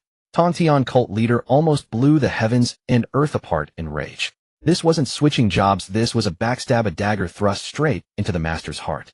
"Senior brother Shi Huang, your junior brother greets you with respect." Changer Dingwang Xian's face was wreathed in smiles, but his peach blossom eyes darted around shiftily, looking utterly wretched. Shi Huang barely suppressed the urge to stew the rabbit and lazily raised his eyelids. Changer Dingwang Xian's face was wreathed in smiles, but his peach blossom eyes darted around shiftily, looking utterly wretched. He didn't stand up, nor even change his sitting posture. He remained with his legs crossed, idly playing with the gourd containing the newly refined immortal-slaying flying knife. "Senior brother jokes." Changer Dingwang Xian was not embarrassed at all. He sidled up to Shi Huang of his own accord, lowered his voice, and put on a mysterious air. "Your junior brother has come today to offer you a piece of heaven-defying fortune." "Fortune?" Shi Huang sneered. "What did you pick up, a chaotic supreme treasure?" "No, nothing like that." Changer Dingwang Xian rubbed his hands together, glancing around to make sure no one was listening, then spoke in a hushed, secretive tone. "Since senior brother has set his heart on senior sister Yunxiao, does he know that she is stuck at the precipice of severing a corpse and urgently needs a certain main ingredient?" Shi Huang's movements paused. That was true. Although Yunxiao had long reached the peak of the great Luo golden immortal realm, she was still one step short of severing a corpse to achieve the quasi-saint realm. "Speak plainly, don't act like you're constipated," Shi Huang said impatiently. "It's the 10th sandier clouds soaring grass." Changer Dingwang Xian lowered his voice even further, greed flickering in his eyes. "This herb grows beside the Nether Sea, deep in the Eastern Sea. If senior brother can bring it back and present it to senior sister Yunxiao." He gave Shi Huang a knowing look. Shi Huang narrowed his eyes, sizing up this rabbit. An unexpected offer of kindness reeks of ulterior motives. This fellow normally had nothing to do with him, so why suddenly come bearing intelligence? What was he after? "Such a good thing, and you'd let me have it," Shi Huang said with a half-smile. "Tell me, what do you want?" Changer Dingguang Xian's face showed an awkward yet polite smile, and his hand drubbing grew faster. I can't hide anything from Senior Brother's discerning eyes. That place is perilous. With my meager cultivation ID, just be delivering myself as a meal. But the information is absolutely certain. Your junior brother is not greedy. I've heard that Senior Brother owns many spiritual treasures. If you could bestow just one protective treasure upon me. The excuse was too flimsy. Shi Huang saw right through it. This wasn't delivering fortune, it was delivering a death sentence. A place like the Nether Sea, I was likely crawling with ferocious beasts, and maybe even some ancient monster lying in ambush. However, a glint of sharp light flashed through Shi Huang's eyes. Since you want to play, I'll play it big with you. Shi Huang casually waved his hand and tossed over a post-celestial spiritual treasure. This thing is decent for defense, it's yours. Changer Dingguang Xian was overjoyed, hurriedly caught it, and bowed repeatedly. Thank you, Senior Brother. Thank you, Senior Brother. We'll meet east of Ao Island in 3 days. After seeing off Changer Dingguang Xian, Shi Huang watched the departing figure, and the cold smile on his face finally broke into a sneer. Stupid rabbit. He cursed under his breath. Did he really think Shi Huang was some fool ruled by lust? Outside the cave-dwelling Changer Dingguang Xian toyed with the spiritual treasure in his hand, his flattering expression vanishing instantly, replaced by a face full of malice. Huh. What a piece of trash. Just a pretty boy living off Nuwa and hoodoo. Changer Dingguang Xian cursed viciously in his heart. If you didn't have a few nice treasures, who would care about you? When we get to the Nether Sea, the Mosquito Taoist will have been waiting long. He's a quasi-saint at the early stage. Once he sucks you dry, all your treasures will be mine. This operation was planned by the Mosquito Taoist. Changer was merely the executor. It was simply to trick Shi Huang to the Nether Sea. I let the Mosquito Taoist drain him dry, then framed the Xihe sect, sparking an internal conflict within the Taoist sects. Inside the cave dwelling, Shi Huang sat cross-legged, his fingers lightly tapping his knee. Though he didn't know exactly who was lying in wait, anyone who could embolden Changer Dingguang Xian to scheme against him must be at least Great Luo Golden Immortal, or even Quasi-Saint. Afraid. The word didn't exist in Shi Huang's dictionary. At his waist hung the immortal-slaying flying knife. In his sea of consciousness floated the chaos bell, and tucked in his bosom were the protective talismans of the 3 pure ones. Even if it were not a Great Luo but the River Styx patriarch himself who came, he could still knock a few teeth out of the old fiend before escaping. As for the Nether River Patriarch's terrifying slaughter sword intent, sorry, he had already given it to Kong Xian. But since someone wanted to shove their face in for him to slap, just slapping was too boring. He had to maximize the benefits. Shi Huang took out a communication jade slip and probed it with his divine sense. Senior Brother Zhao, are you asleep? If you're sending a treasure, just teleport it over directly. Out with it. The other side finally replied, the tone so harsh it could practically reek of gunpowder through the jade slip. I'm taking you to watch a good show. You just hide in the shadows and watch my performance. Not interested. Zhao Gongming replied coldly. It concerns the safety of the Xihe sect. What did you say? In the Luofu cave, Zhao Gongming, who had been meditating, felt a twitch in his eyelid. Senior Brother Zhao, it's like this. Shi Huang laid out the whole story of Changer Dingguang Xian's invitation and his own suspicions. Although Zhao Gongming had a fiery temper, he was also no fool. He knew Shi Huang wouldn't deceive him, so he agreed, and promised to protect Shi Huang from the shadows. Only then did Shi Huang feel reassured. With that turncoat Changer Dingguang Xian as bait, he could lure out the mastermind behind the scenes. Then at the moment of his peril, his brother-in-law would descend from the heavens and turn the tide. Afterwards, Shi Huang would suffer a minor injury and present the cloud-soaring grass to Yunxiao. Oh, wouldn't that boost his reputation sky high? And it would also let Zhao Gongming see for himself what kind of ingrate dogs the Xihe sect had been harboring. A threefold benefit. And if the ambusher was strong enough, he might even get to test his newly refined immortal-slaying flying knife. Changer, oh Changer, you'd better not disappoint me. Shi Huang stood up, straightened his robes, and gazed into the depths of the eastern sea. 3 days later, outside Golden Ao Island, the waves stretched for 10,000 li. Changer Dingguang Xian had arrived early. When he saw Shi Huang riding a cloud come, he immediately went to meet him. Senior Brother, you are true to your word. Shi Huang nodded, his face full of innocence. For Yunxiao, I would brave any dragon's pool or tiger's den. Lead the way. The two transformed into streaks of light and sped straight for the Nether Sea. Along the way, Changer Dingguang Xian kept trying to make small talk, hoping to distract Shi Huang. Shi Huang played along, occasionally revealing a hint of longing for the future, as if he could already see a tearfully moved Yunxiao. And in the cloud layers tens of thousands of li behind them, a stalwart figure was concealing his aura, riding a black tiger and holding a golden whip, looking thoroughly displeased. This kid flies so slowly. Is he a turtle? Zhao Gongming grumbled under his breath, but his divine sense was constantly fixed on the two ahead. The more he looked at Changer Dingguang Xian, the more wrong he felt. This rabbit was usually the most cowardly. Why was he so eager today? And those eyes kept darting toward Shi back. They definitely didn't look well-meaning. If you dare harm a fellow disciple, I'll skin you alive. A murderous glint flashed in Zhao Gongming's eyes. Though the Jie sect taught all beings without discrimination, it could not tolerate such filth. Ahead, the color of the sea gradually deepened, turning from azure to jet black. An icy chill rushed toward them. The Nether Sea had arrived.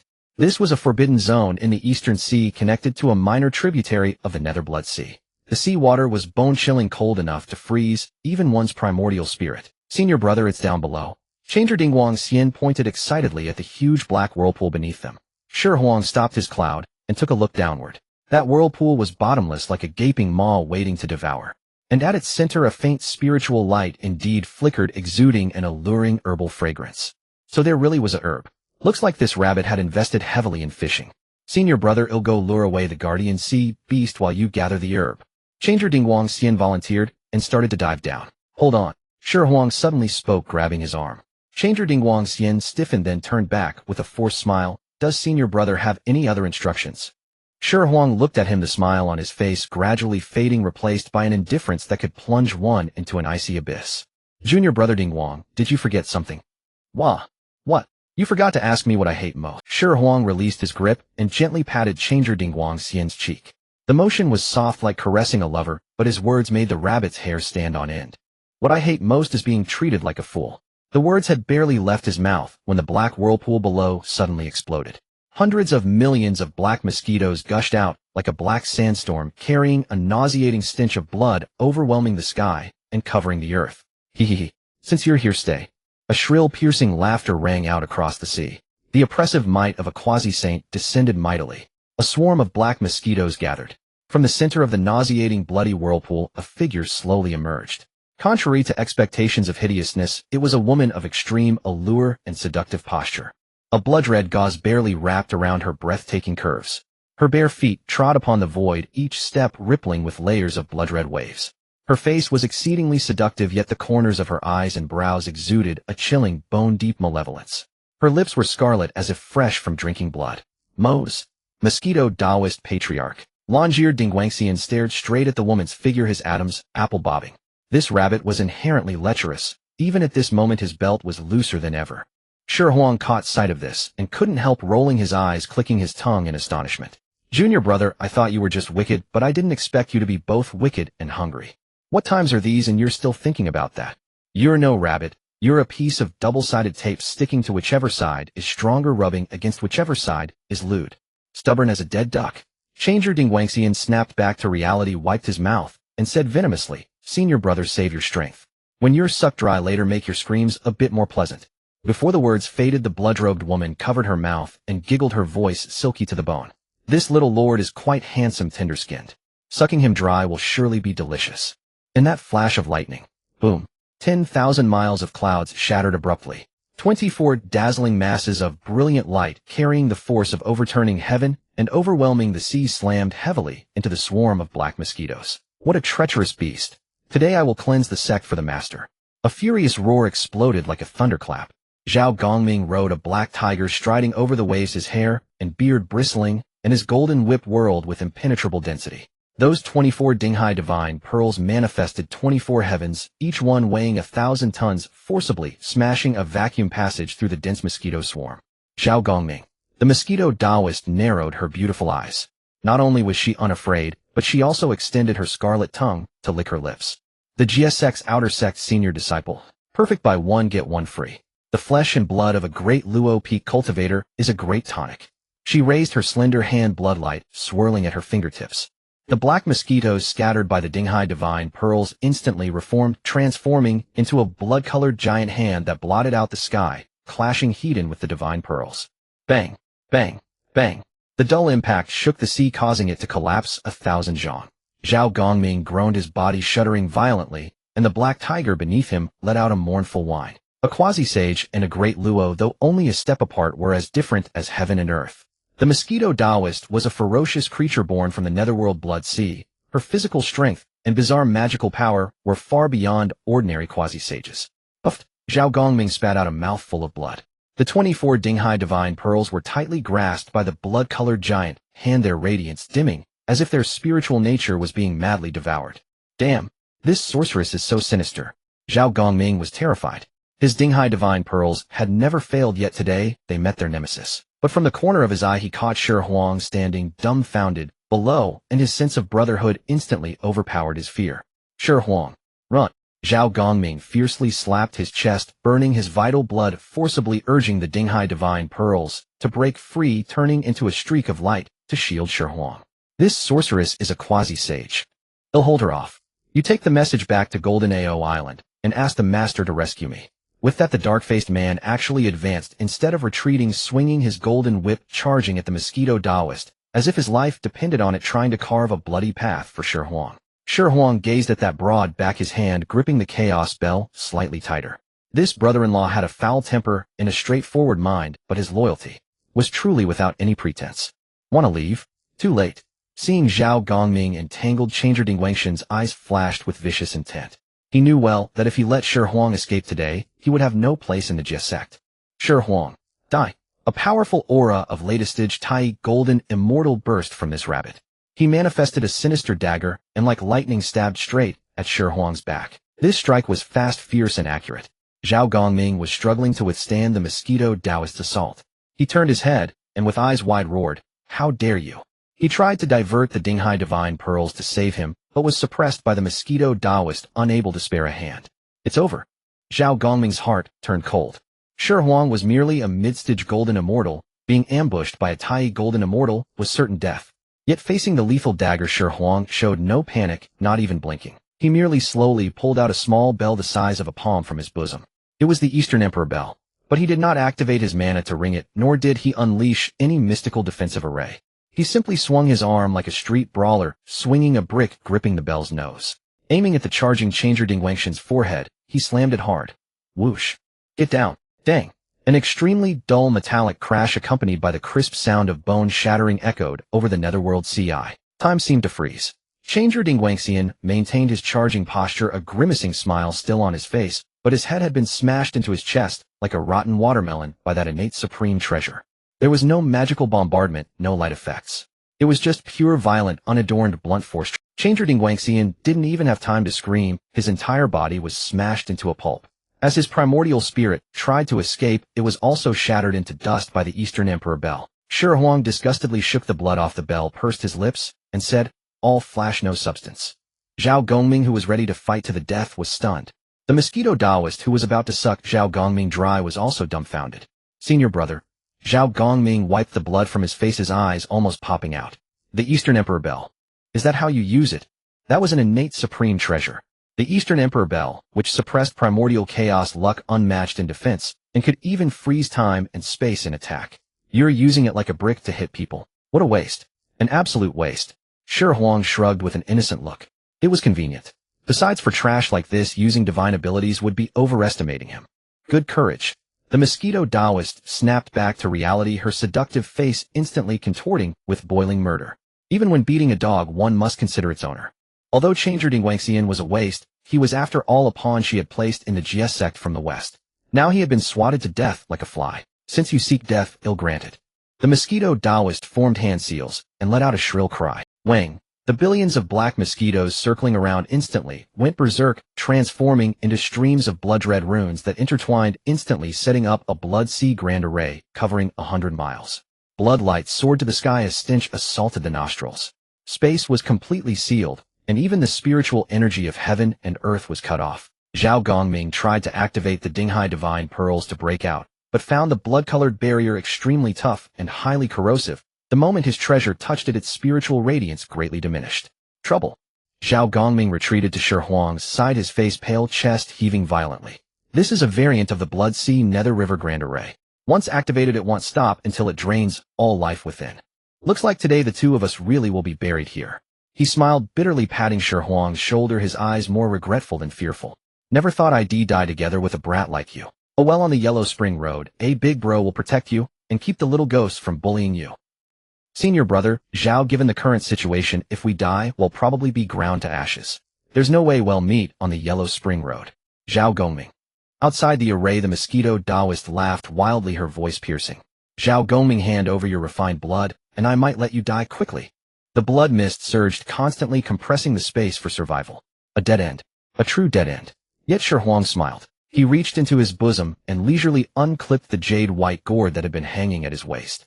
Senior brother, Zhao, don't be so pessimistic. Shi Huang held up the gourd, looking at Zhao Gongming with a playful expression. Actually, for this 1,000-year bet, I've prepared a surprise for you.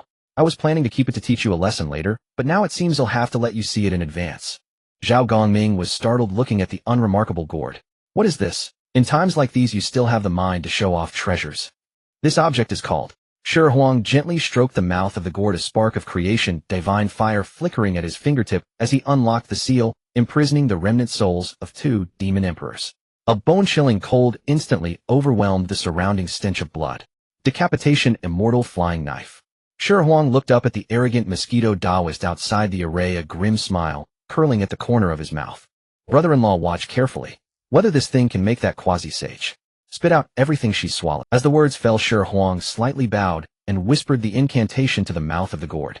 Please, treasure. Turn around. A streak of white light, only 7 inches long. It carried neither earth-shattering momentum nor the roar of tearing through the void. It simply hung there in stillness. A white orb with distinct features, its 2 icy gazes locked firmly onto Wendoran's Niwen palace. Wendoran's enchantingly seductive face, once brimming with arrogance, instantly froze and transformed into sheer terror. She wanted to move. As a quasi-saint, she should have possessed billions of avatars. Even if slain once, she could be reborn through the blood sea. Yet under the gaze of those 2 beams of white light, she was horrified to find her primordial spirit seemed cast in molten iron, unable to stir even a single thought. The sensation was akin to a fish on the chopping block watching the blade fall with every ounce of strength to flick its tail drained away. No. The word never even escaped her throat, only echoing despairingly for an instant within her sea of consciousness. The white light at the gourd's mouth shifted. A soft sound like scissors snipping silk. Wendoran's captivating eyes instantly lost all brilliance, turning ashen and hollow. Her quasi-saint body, capable of withstanding innate spiritual treasures, now fell like a marionette, with severed strings plummeting straight down from midair. No blood splattered, no primordial spirit escaped. This blade severed fate and annihilated true spirit. The surrounding blood sea grand array crumbled instantly, and the vast blood mist, losing its anchor, rapidly dissipated in the icy sea breeze. Just like that, Zhao Gongming still held aloft his golden rod, poised in a desperate stance, frozen in place. A somewhat comical sight. He glanced at the falling corpse, then at Shi Huang, who was leisurely stowing away the gourd with an expression of basic move, don't be impressed, his mind buzzing. That was a quasi-saint. Just moments ago he had prepared to die alongside this brother, even to self-detonate his primordial spirit to hold the enemy back. And now, after all that preparation, wait, he had already ignited his Dharma power, and this was the result. Which? Face your death. Snapping back to reality, Zhao Gongming felt a surge of fury with nowhere to vent. With a thunderous roar he brandished his golden rod, which blazed with light, and aimed a savage strike at Wendoran's body. Even though her primordial spirit had been extinguished, this flesh was the essence of the blood sea. If not destroyed, it might spawn new evils. Moreover, this, which had nearly capsized his boat in a ditch, only grinding her into paste, could quell his hatred. Senior brother Zhao. Wait. Shi Huang moved swiftly, grabbing Zhao Gongming's sleeve. Don't stop me, junior brother. This fiend must be ground to dust. Zhao Gongming, still seething, made the golden rod hum with fury. My dear brother, don't act rashly. A rashness is the devil. Shi Huang held on firmly, his gaze darting toward the intact corpse as he dropped a bombshell. What a pity it would be to smash something so good. We can still make use of it while it's warm.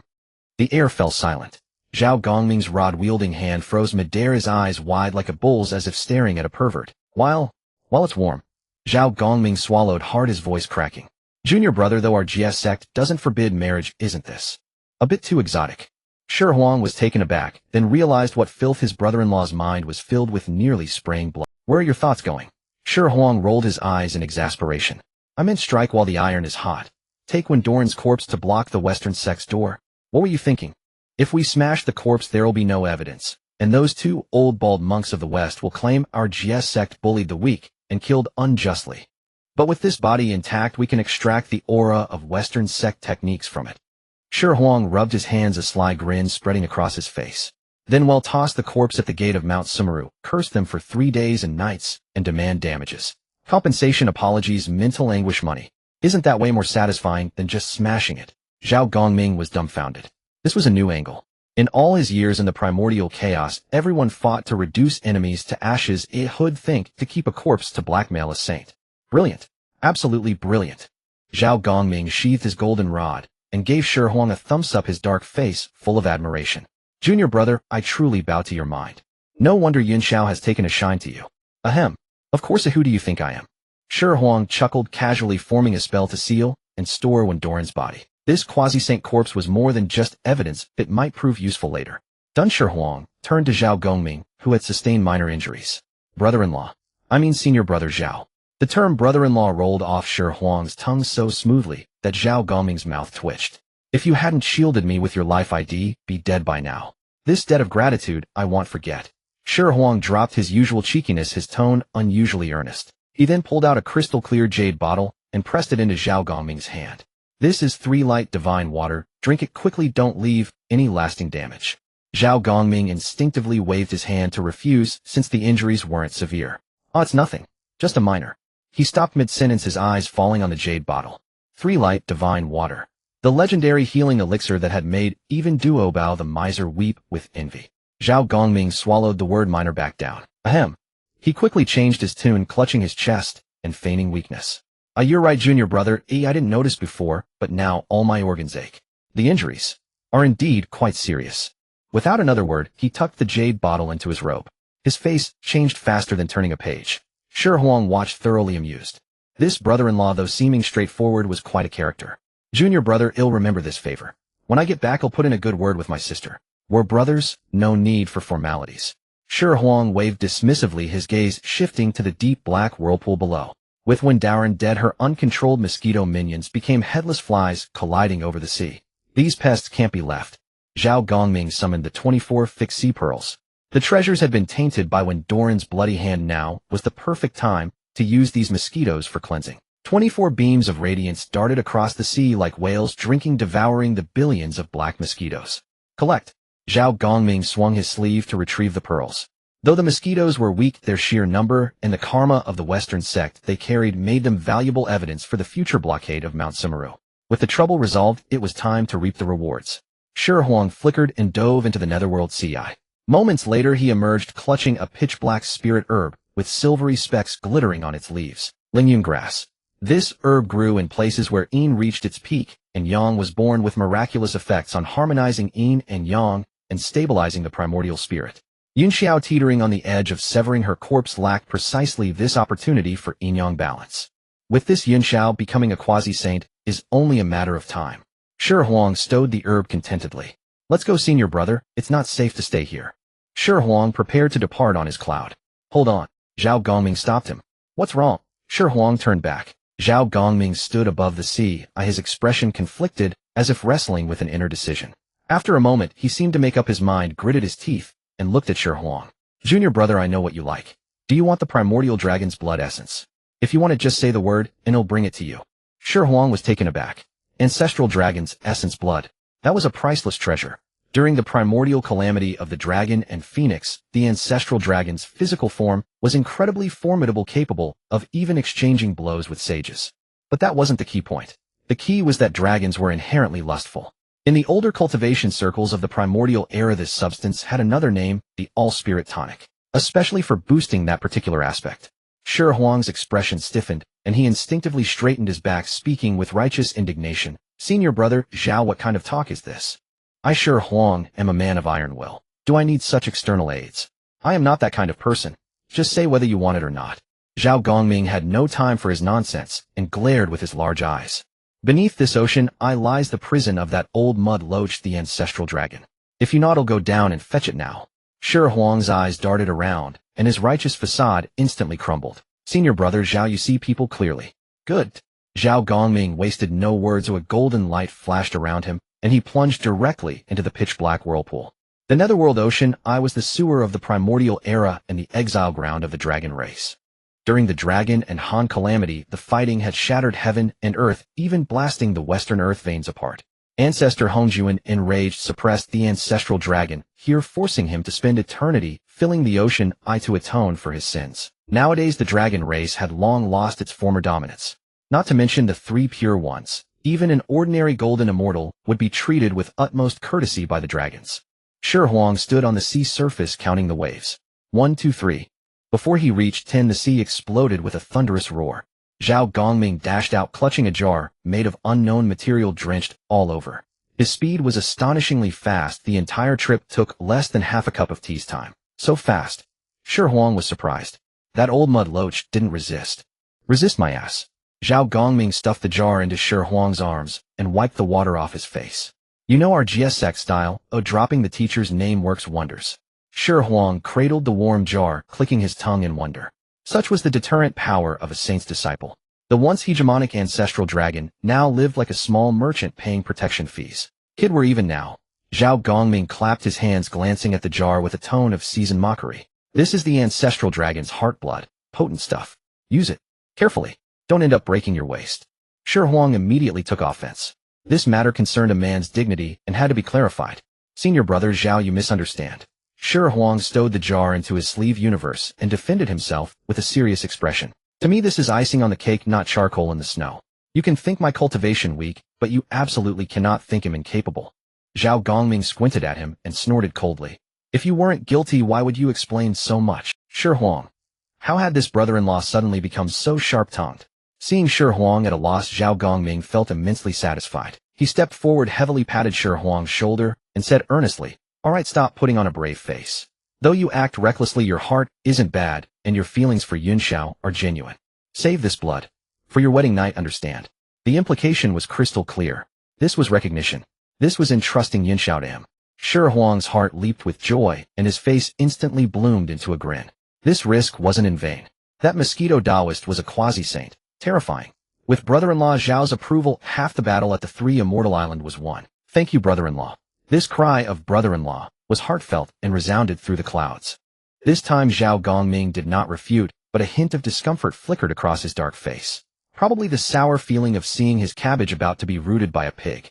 Let's go. Back to Golden Ao Island. Zhao Gongming waved his sleeve and mounted his escape light. Above the eastern sea, 2 streaks of light tore across the sky. As the majestic silhouette of Golden Ao Island appeared on the horizon, Shi Huang suddenly reached out and grabbed Zhao Gongming, who was flying ahead. What's wrong? Zhao Gongming braked suddenly and turned around in confusion. Senior brother Zhao, are we just going back like this? Shi Huang gestured at their appearance. Though they had just experienced a great battle, the immortal slaying flying knife was so powerful that neither of them bore any significant wounds. Otherwise, hold a feast to celebrate. Zhao Gongming was puzzled. How foolish. Shi Huang shook his head in disappointment. If we go back like this, won't it put Master Tong Tian in a difficult position? How can he make a fuss? Zhao Gongming frowned, spit it out. We need to look miserable. Shi Huang slapped his own chest a few times, dispersing his qi and blood to make his face appear deathly pale. The more miserable the better. We need to give Master a reason to take action. Make everyone believe we barely escaped with our lives. We need to let the entire GS sect know that the Western sect has gone too far. Not only subverting our people, but also trying to silence us and provoke a war between GS sect and the Nuwa palace. Zhao Gongming was stunned. Will this work? Why not? Shi Huang leaned close and whispered a plan in his ear. You act like this. Then shout like that. Remember, the expression must be pain, the voice must be shrill, and add a touch of despair. After listening, Zhao Gongming looked at Shi Huang with a strange expression. Junior brother, your cunning mind has more holes than a lotus root. No wonder Yunxiao took a liking to you. Anyone else would be counting money for you while being sold. Just tell me if the plan is sound or not. Very sound. Zhao Gongming took a deep breath and began to work up his emotions. He first tore several rips in his imposing Taoist robe, messed up his hair, and then with resolve forced out a mouthful of heart blood. Let's go. At that moment, Zhao Gongming became an Oscar-worthy actor. Outside the Jade Tour Palace, auspicious clouds swirled and cranes danced. Duo Bao Taoist was discussing the Tao with several direct disciples like Jinling Shengmu and Wudong Shengmu on the plaza, the atmosphere serene. Suddenly, a bone-chilling, agonized scream came from the sky. The voice was filled with grief and indignation, like a cuckoo weeping blood, making everyone's scalp tingle. Master! This shout startled even the dozing green bull into jumping up. Everyone looked up. 2 crooked streaks of light, like broken kites, staggered and crashed into the grand formation of Golden Ao Island. The one in front had disheveled hair, was drenched in blood, and his Taoist robe was torn to shreds. It was the outer sect's lead disciple Zhao Gongming. The one behind was even more miserable, with a sallow complexion and on the verge of death, only kept from falling into the sea by Zhao Gongming's firm grip. Junior brother Gongming. Duo-Bao Daoist was greatly alarmed, nearly dropping his whisk. Zhao Gongming was a peak golden immortal wielding the 24 calming sea pearls. In this primordial era, who could wound him like this except a quasi-saint? Boom. The two crashed heavily onto the white jade square before the Jade Tour Palace, creating two craters. Zhao Gongming struggled to rise, but before he could stand, his mouth opened. A gush of blood sprayed out, a shocking sight on the pristine jade floor. Trembling, he pointed westward, eyes bloodshot, voice hoarse and tearful. Master, you must seek justice for your disciple. The Western sect. The Western sect has gone too far. They not only bribed that traitor changer Dingxi, but also tried to kill me to silence me. They said that killing me and Shi Huang would frame the Nuwa palace, inciting war between our Xihe sect and goddess Nuwa, so they could reap the benefits. These words fell like a thunderbolt, plunging the entire plaza into dead silence. Then a terrifying, murderous intent erupted from all directions. What? Changer Dingxi defected. The Western sect dares to kill our Xihe sect disciples? Jinling Shengmi's dragon tiger Rui cracked under her grip, and Wudong Shengmi's face turned icy.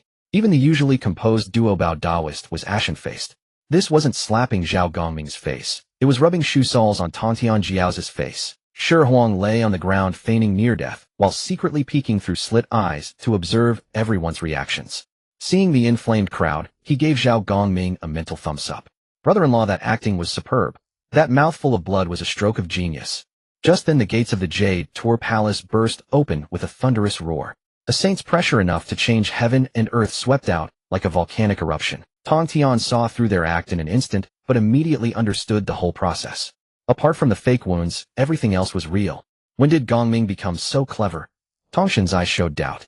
But one glance at the equally dying Shi Huang revealed the truth. It must be the scheming Shi Huang. The towering figure of Tantian Jiaozhu appeared on the steps, the green lotus sword at his back, humming with dragon roars, as if truly angered. Gongming, are your words true? When a saint speaks, the Tao follows. Zhao Gongming knelt, knocking his head heavily on the ground, crying while raising the gourd containing the mosquito Taoist's corpse above his head. Master, please see clearly. Your disciple fought desperately to protect junior brother Shi Huang. This gourd contains the quasi-saint demon sent by the Western sect to assassinate us. Irrefutable evidence, Master. Shi Huang convulsed appropriately, letting out a weak moan. Senior brother. Don't mind me. Quickly give the evidence to Master. Tantian Jiao's expression remained unchanged, but his heart was delighted. These two really can act. Tantian Jiao's gaze fell on Shi Huang, then on the blood-soaked Zhao Gongming, and finally settled on the gourd. A chilling gleam flashed in the saint's eyes. Well done, Western sect. Well done, Jian and Zhuanti. It seems my four swords of Zhuxian have been idle too long. People have forgotten who rules the Xihe sect. Before the Bo Palace, murderous aura soared to the heavens. As soon as Tantian Jiao's words fell, a figure in pure white pushed through the crowd and hastily rushed into the square. The newcomer's cloud-like hair was disheveled, and her usually composed face was filled with anxiety. She was Yunxiao, the eldest of the three Xiao. Cultivating in seclusion on the Three Immortals Island, she heard her elder brother's agonized scream from the direction of Bo Palace, and without even gathering her magical treasures, she tore through the void to rush over. Elder brother. Yunxiao caught sight of two massive craters on the white jade square. At the bottom of one pit lay Zhao Gongming, drenched in blood, his Taoist robe shredded into strips of cloth. Next to him sprawled Shi Huang, who had more breath leaving than entering. She hurried over and placed her delicate hand on Zhao Gongming's wrist, about to probe his injuries. Sister, don't bother with me. Zhao Gongming seized Yunxiao's wrist with surprising force. He coughed up two more mouthfuls of bloody froth, staining his dark face even more ghastly. Go check on junior brother Shi Huang. To protect me, he endured a blow from that sorceress. Lying beside him, Shi Huang's eyelid twitched at these words. The brother-in-law's improvisation was flawless. His lines flowed even more smoothly than during rehearsal. Shi Huang immediately played along. He rolled over with difficulty, lay face up, clamped both hands over his chest, and let out a bellows-like wheeze. Yunxiao, don't listen to brother Zhao's nonsense. Shi Huang gritted his teeth, each word seeming to squeeze through them. If brother Zhao hadn't sacrificed his 24 Dinghai divine pearls to block the lethal strike of that Blood Sea Nether River Grand Formation, buying me time to unleash my treasure, I would have long been drained into a mummy by that mosquito Taoist. He spoke with heartfelt sincerity, his eyes rimmed with red. Junior brother. Zhao Gongming heard this praise, a glint of admiration flashing in his eyes, and his voice suddenly rose with a sob. What are you saying? Do you take your elder brother for a coward who fears death? You knew full well that Changer Dingwang Xian was full of treachery, and that the Nether Sea I was surely a trap. Yet you still insisted on going. Zhao Gongming paused, pounding the ground in anguish. What were you after? Wasn't it to find the 10th sandier Lingyun grass? To help Sister Yunxiao mend her Yinyang and break through her realm, you risked your own life. With such loyalty, your elder brother would sacrifice this old life to ensure your safety. Before his words faded, Shi Huang tremblingly pulled a spirit herb from his bosom. The herb was pitch black, its leaves shimmering with silvery starlight. However, the once translucent leaves were now stained with glaring blood. Blood Shi Huang had bitten from his own tongue and spat onto them while lying in the pit unnoticed. Lingyun grass. Yunxiao gazed at the spirit herb, her eyes reddening. She had been stuck at the peak of Great Luo Golden Immortal for years, and the opportunity to sever the corpse had never arrived. She knew better than anyone how crucial this grass was to her.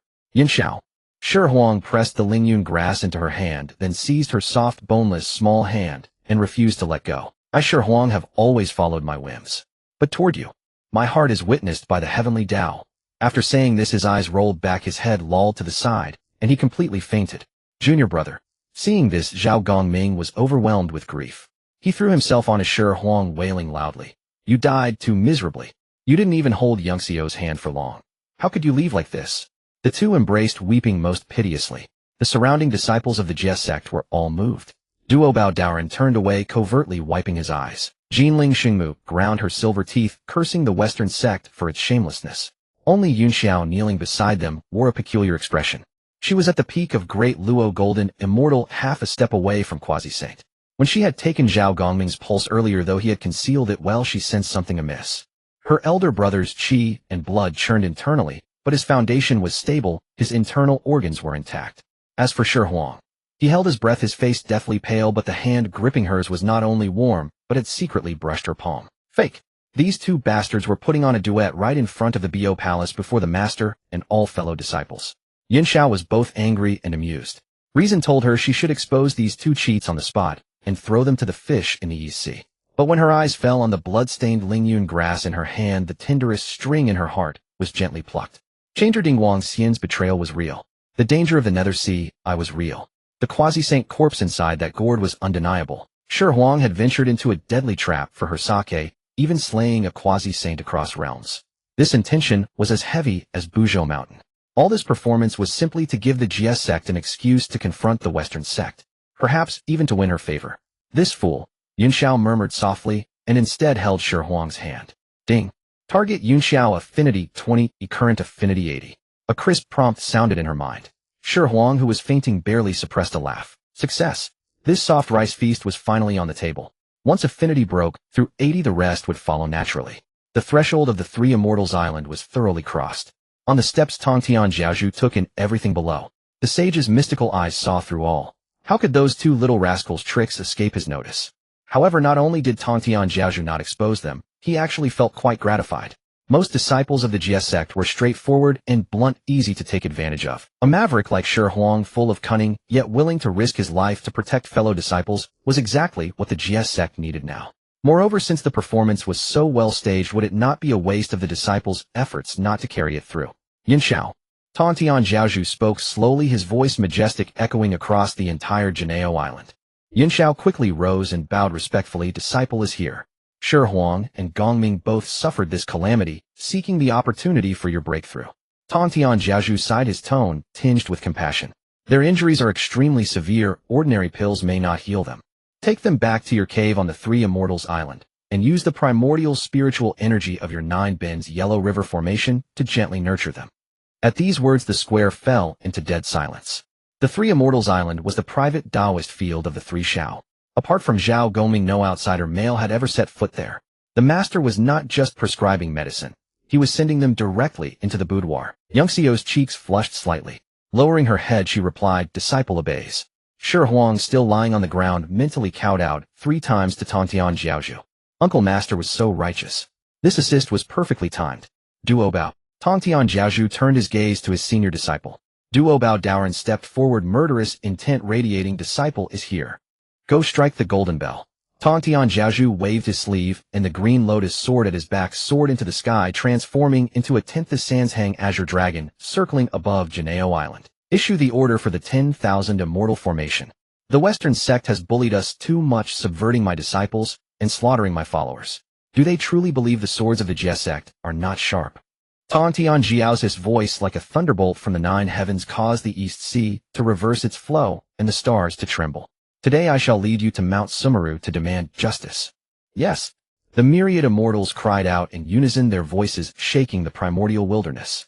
The war machine of the Jie sect had been fully activated at this moment. On the three immortals, island clouds and mists coiled, and immortal cranes startled into flight. Several streaks of light plummeted downward, heading straight into the depths of the cave dwelling. Bai Xiao and Xiong Xiao, looking at the two men carried in, could not stop their tears from falling like beads from a broken string. Big brother, how have you become like this? Bai Xiao wept like pear blossoms in the rain, clutching a handkerchief in her hand, wanting to touch, yet not daring to touch Xiao Gongming's bloodied and mangled body. Who beat you like this? They'll go kill him. Xiong Xiao, also readied, wiped her tears aside. Junior brother Shi Huang has no breath left either. How are we to explain this to Goddess Nuwa? Enough, stop wailing. Yun Xiao turned to look at her two weeping sisters, her tone calm. Go fetch the golden scissors. Off. Bai Xiao was stunned, her tearful face full of confusion. Big sister, why bring the golden scissors? Big brother is already like this. Precisely because he is like this. Yun Xiao slowly rolled up her sleeves, revealing a stretch of pale wrist. I see that big brother and junior brother Shi Huang's injuries are too severe, some of the flesh has already necrotized. How about using the golden scissors to cut away the rotten flesh, then wash their bodies with the golden cauldron of chaos? Perhaps they can still be saved. Xiao Gongming, lying on the bed, felt a chill shoot up his spine. The golden scissors. That thing was transformed from two ancient Yin-Yang flood dragons. Its blades and tail were indestructible. One snip could cut not only rotten flesh, but even the golden body of a great golden immortal into two halves. Cough. Xiao Gongming suddenly coughed, springing up from the bed like a carp. His movements were so vigorous, his agility so sharp, that he showed none of the half-dead state from moments before. Sister, hold on. Xiao Gongming waved his hand, a look of righteousness on his face. No need for trouble. Just now, when I entered this cave dwelling and was stimulated by the spiritual energy of our nine bends Yellow River formation, my wounds, actually healed by half. What a miracle. Shi Huang, who had been feigning death, knew the act could not continue. This brother-in-law had betrayed his comrade far too quickly. Shi Huang had no choice but to sit up cross-legged. His ghastly pale face instantly regained a ruddy glow, and he grinned, cupping his hands. Three senior sisters, this cave dwelling is truly a blessed land. I feel I can still be saved. Bai Xiao and Xiong Xiao gaped, first at their lively big brother, then at Shi Huang with his mischievous grin, and finally understood. You deceived us. Bai Xiao stomped her foot in fury.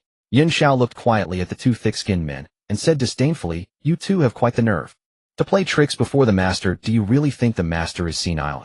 Senior sister, you are mistaken.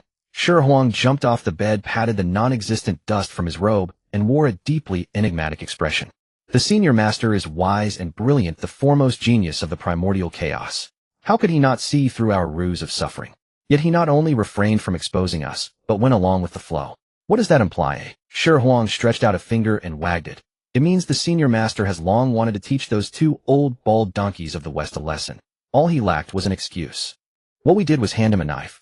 It's a win-win. Yin Xiao rolled her eyes at him. This man always had a string of twisted arguments. Yet when she pondered those twisted arguments, she had to admit they made a certain damnable sense.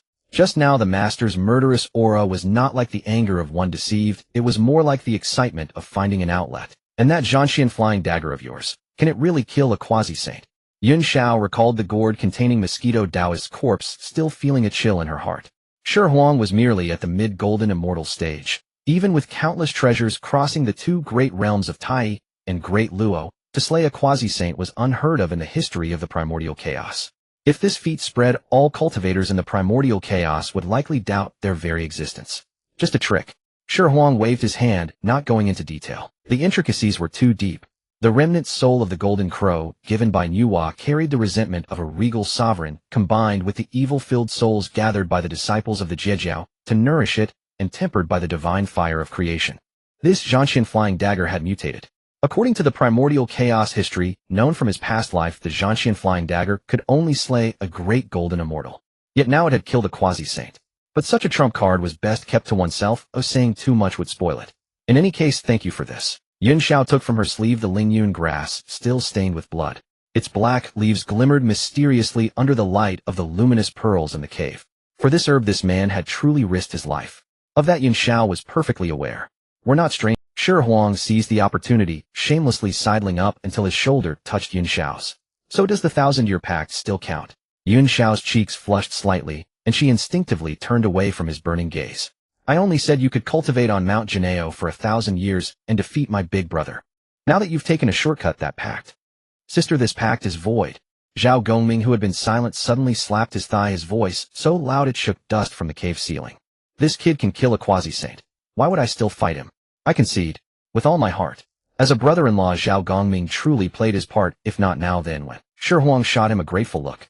Good brother, true loyalty. He'll remember you when I get something good. Yun Xiao glared at Zhao Gongming in annoyance. Big brother, are you so eager to marry me off? When a man comes of age, he should take a wife. When a woman comes of age, she should marry. That's also in accord with the heavenly Tao. Zhao Gongming chuckled, winking at Bai Xiao and Xiong Xiao. Enough, you two, stop standing here. Come with me to see the scenery outside. This cave is too stuffy and my injury has just healed. I need some fresh air. With that, Zhao Gongming grabbed both sisters and darted out.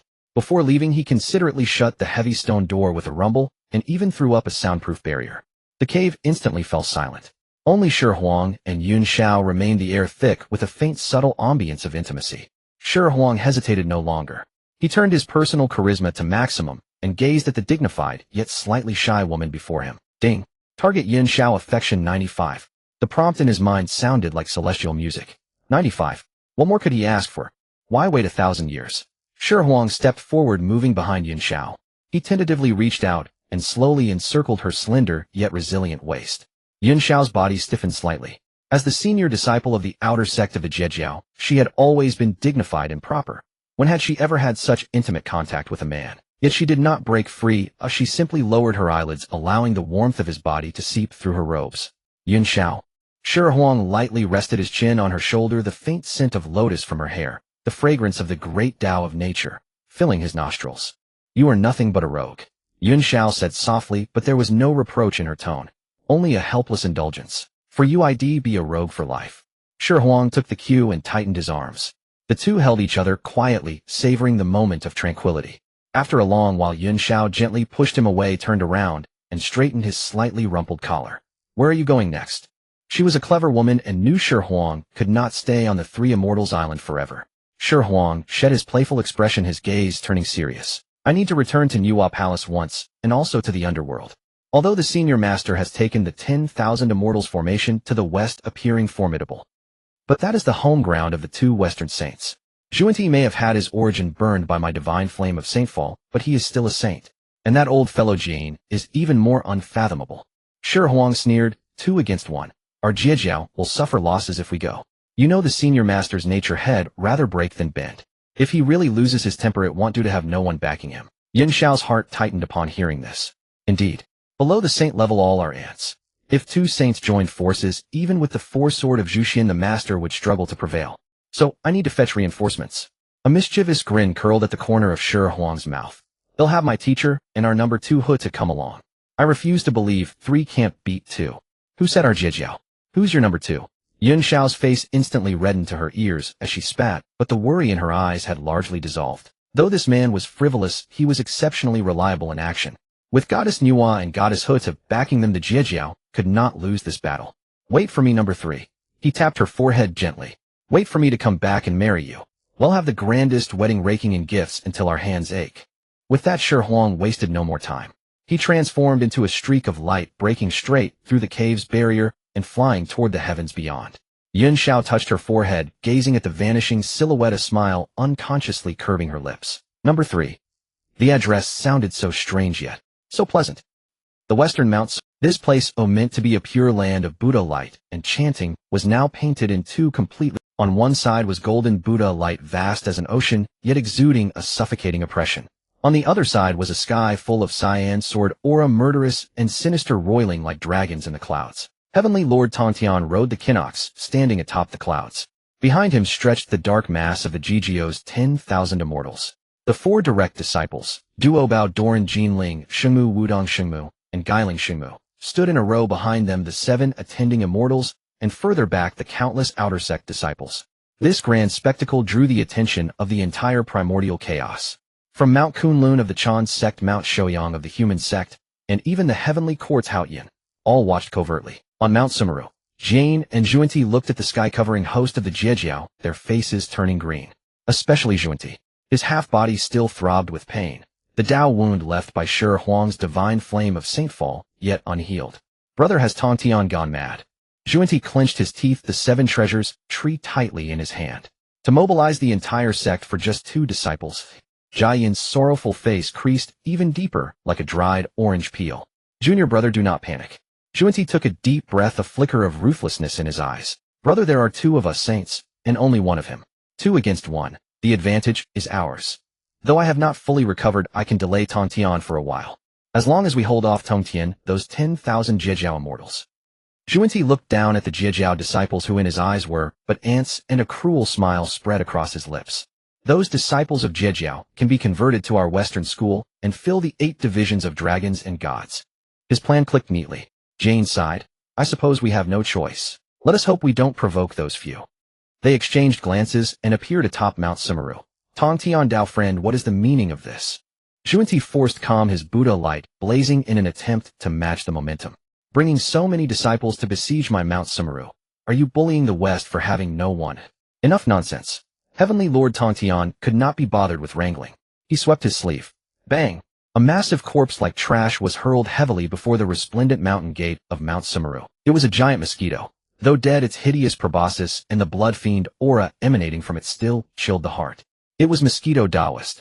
This vixen is from your Western sect, isn't she? The green lotus sword in Heavenly Lord Tongshin's hand trembled slightly, letting out a crisp ring. She bribed the traitor Changer Dingguang of my sect, and ambushed my disciples at the underworld Xihe. Today, if you do not give an account. Zheng. 4 ancient swords materialized out of thin air, suspended in the 4 cardinal directions around Mount Sumeru. The murderous intent instantly froze time and space. I will set up my Zhuxian sword formation right here on your Mount Sumeru. Then don't blame me for leveling this broken mountain of yours to the ground. Zhuanti looked at the corpse on the ground, the corner of his eye twitching violently. He knew Mosquito Taoist was dead, but he had not expected the body to fall so completely into Tongshin's hands. The physical body was intact, but the primordial spirit had been cleanly severed. Not even a wisp of true spirit remained. What kind of method was this?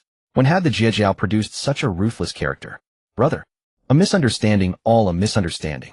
Jane grimaced, palms together, stepping forward reluctantly. A misunderstanding. Heavenly Lord Tongtian let out a cold laugh, refusing to buy it. If it's a misunderstanding, then let my sword listen to your explanation. Bang. Before the words died, the 4 Zhuxian swords vibrated in unison, and billions of sword chi poured down like a rainstorm. The great battle was about to erupt. Above Mount Sumeru, fierce winds stirred the remnants of clouds. Zhuanti, holding the 7 treasures tree, straightened his half-healed body, his confidence brimming. Tongtian, you are far too arrogant. The Western lands boast 2 saints while your Jie sect has only 1. 2 against 1. How do you expect to win?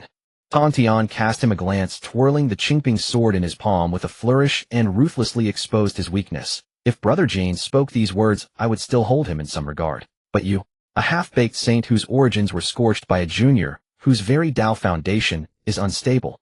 How dare you yap before me? The words were venomous, striking Zhuanti's most vulnerable nerve. Zhuanti's sallow face instantly turned livid. Pointing the 7 treasures tree at Tongtian, he trembled with rage, but could not utter a single retort. That day when Shi Huang struck him with the extinguishing Saint True Flame had become the greatest stain on his saintly record. Jane sighed, folded his hands, and understood that words were useless. Since Tongtian had placed the 4 immortal slaying swords at their doorstep, it was clear he came to pick a fight. Reasoning would not work. Taoist Tongtian, since you are obstinate today, we must settle this through force. Jane stepped forward. The 12-grade golden lotus of merit bloomed slowly beneath his feet, casting a myriad of golden rays that shielded the entire Mount Sumeru.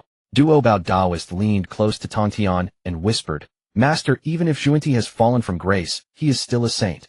Far beyond the reach of Quasi saints like us. Moreover, this is Mount Sumeru. Jane holds the 12-grade golden lotus of merit to suppress fate. If we truly fight, we gain no advantage. Tongtian flicked his sleeve, dismissing the words outright.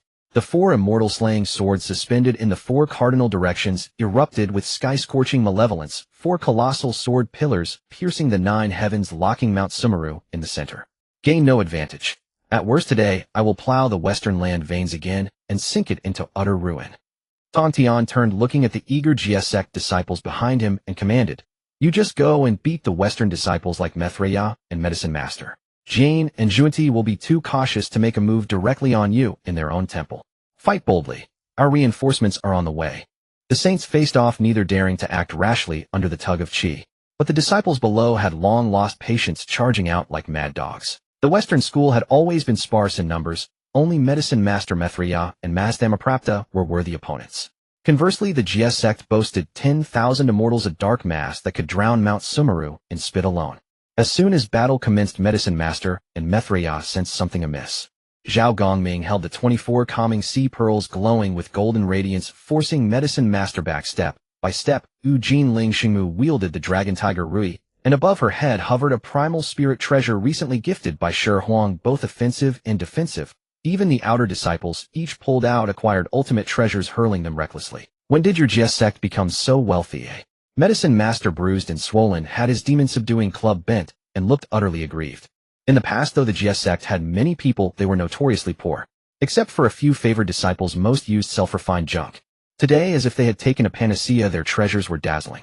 Mithriya's once cheerful round face now looked worse than a weeping mask. He had just taken 3 heavy hits and wanted to catch his breath when he saw Wudong Xingmu pull out a jade bottle and drink the 3 light divine water, like plain water, her wounds healing instantly.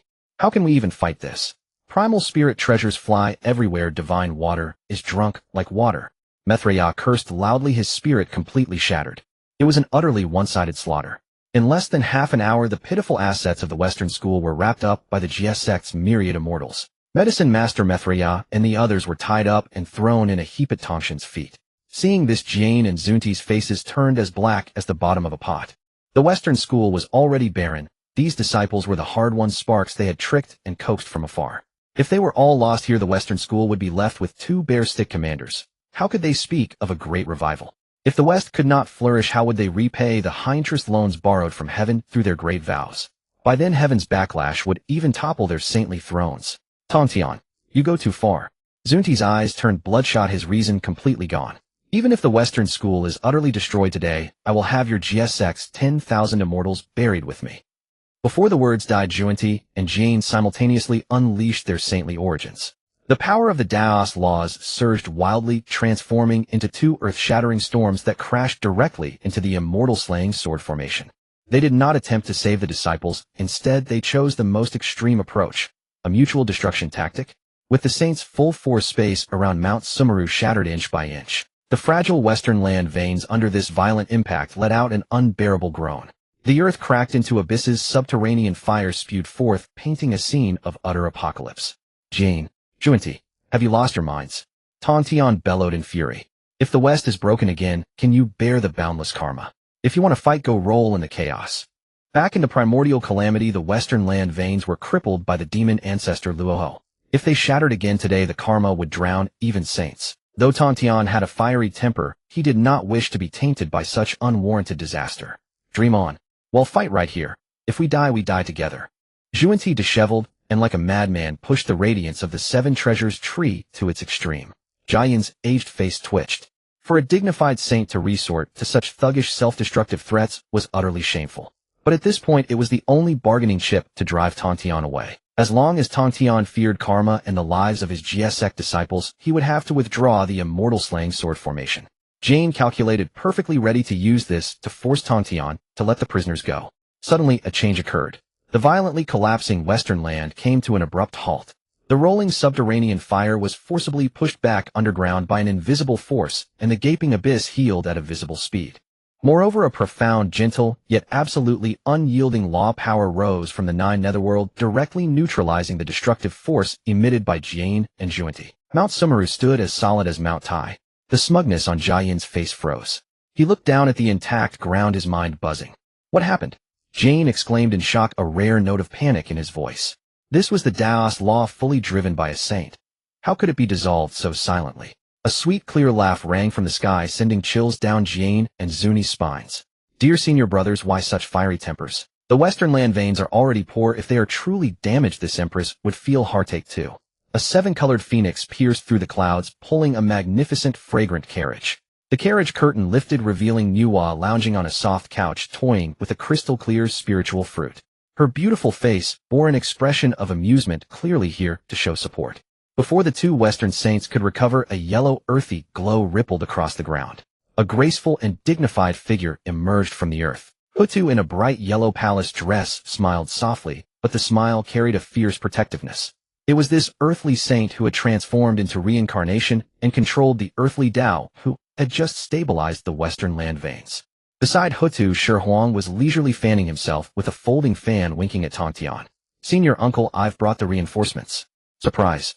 Unexpected. Shi Huang shouted loudly, making sure everyone heard. Tong Tian laughed heartily, pointing the Qingping sword at Jane and Juanti.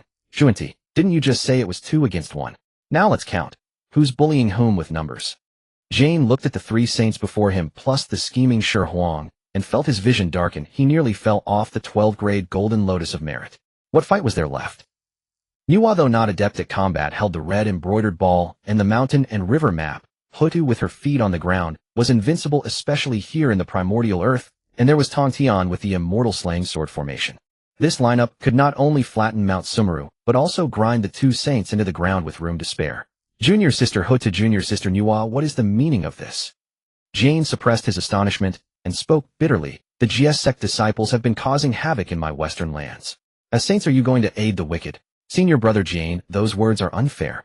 Nuwa sat upright, tossed the spiritual fruit to Shi Huang, and leisurely combed her hair.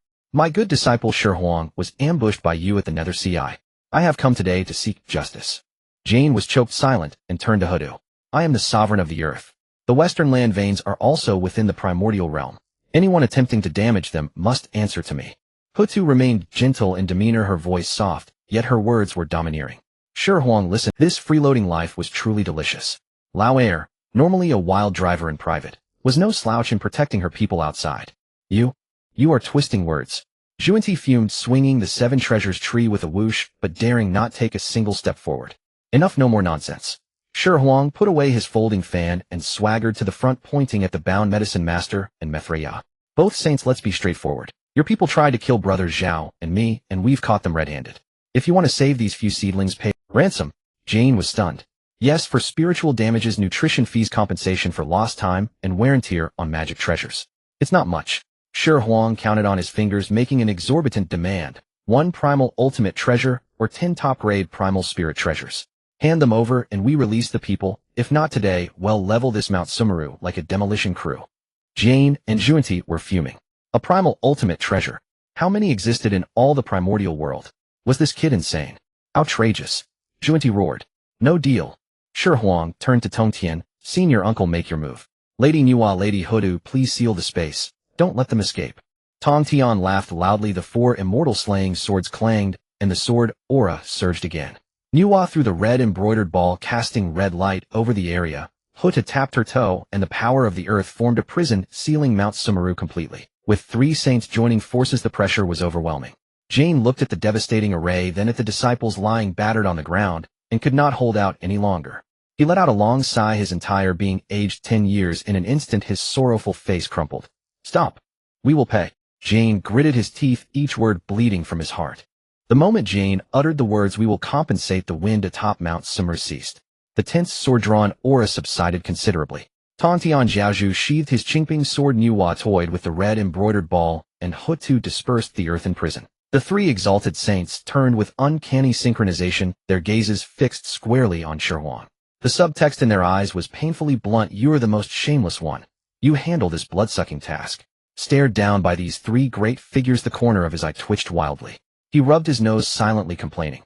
How had he, a man of such integrity and righteousness, become synonymous with shameless in the eyes of his elders? Prejudice in people's hearts was indeed a mountain.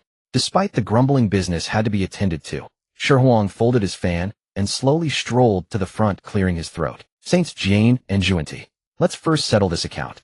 Shi Huang raised one finger and began. "You secretly incited Changer Ding Wangxian, one of the 7 attendants of the GS sect, to lay an ambush at the Nether Sea, nearly killing me and senior brother Zhao Gongming.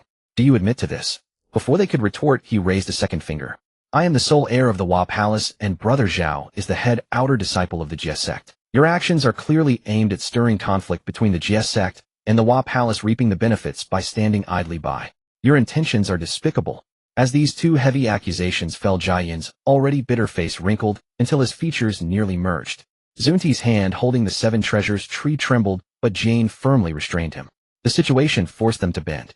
However, Shi Huang's tone shifted to a more reasonable one. "Saints, when you swore 48 great vows to the heavenly Tao and borrowed merits to become saints, the entire primeval world knew. Out of respect for the heavenly Tao, we won't push things to the extreme. Settling with compensation saves face for everyone. Jane breathed a long sigh of relief. As long as material goods could solve the matter, it was better than having his sect annihilated. He pressed his palms together. Young friend, name your compensation, speak freely. Shi Huang grinned, revealing 2 rows of white teeth. Not too much. The 12th-grade merit golden lotus and the 6 senses pure bamboo. Just these 2 items to soothe the startled younger generation. When these words were spoken, the entire field fell into a deathly silence. Tontian Jiaozhu gasped sharply, almost dropping his Qingping sword. Nuwa directly raised a hand to her forehead and turned away, unable to bear watching. Huzi covered her mouth with a light laugh and sent an extremely concealed telepathic message into Shi Huang's ear. Husband, your appetite is even bigger than, but I like it. Hearing Huzi's flirtatious and bold words, Shi Huang's eyelids twitched. This Earth Saint's private remarks really caught one off guard. Across the way, Junti completely lost his composure. Rascal, how dare you? Zunti's beard and hair bristled as he pointed at Shi Huang and cursed. The 12th-grade merit golden lotus is the supreme treasure of our Western sect, and the 6 senses pure bamboo is transformed from my own essence. Asking for these 2 items is no different from directly annihilating our Western sect. Shi Huang rolled his eyes and spread his hands. I knew you'd be stingy. He had only made an exorbitant demand, never expecting to actually obtain those 2 supreme treasures. In negotiations, one must first shatter the other party's psychological expectations, then the following terms become easier. Since you can't offer those 2, let's swap. Shi Huang revealed his true intent. The green lotus flag of pure light, the universe bag, and the Vajra pestle.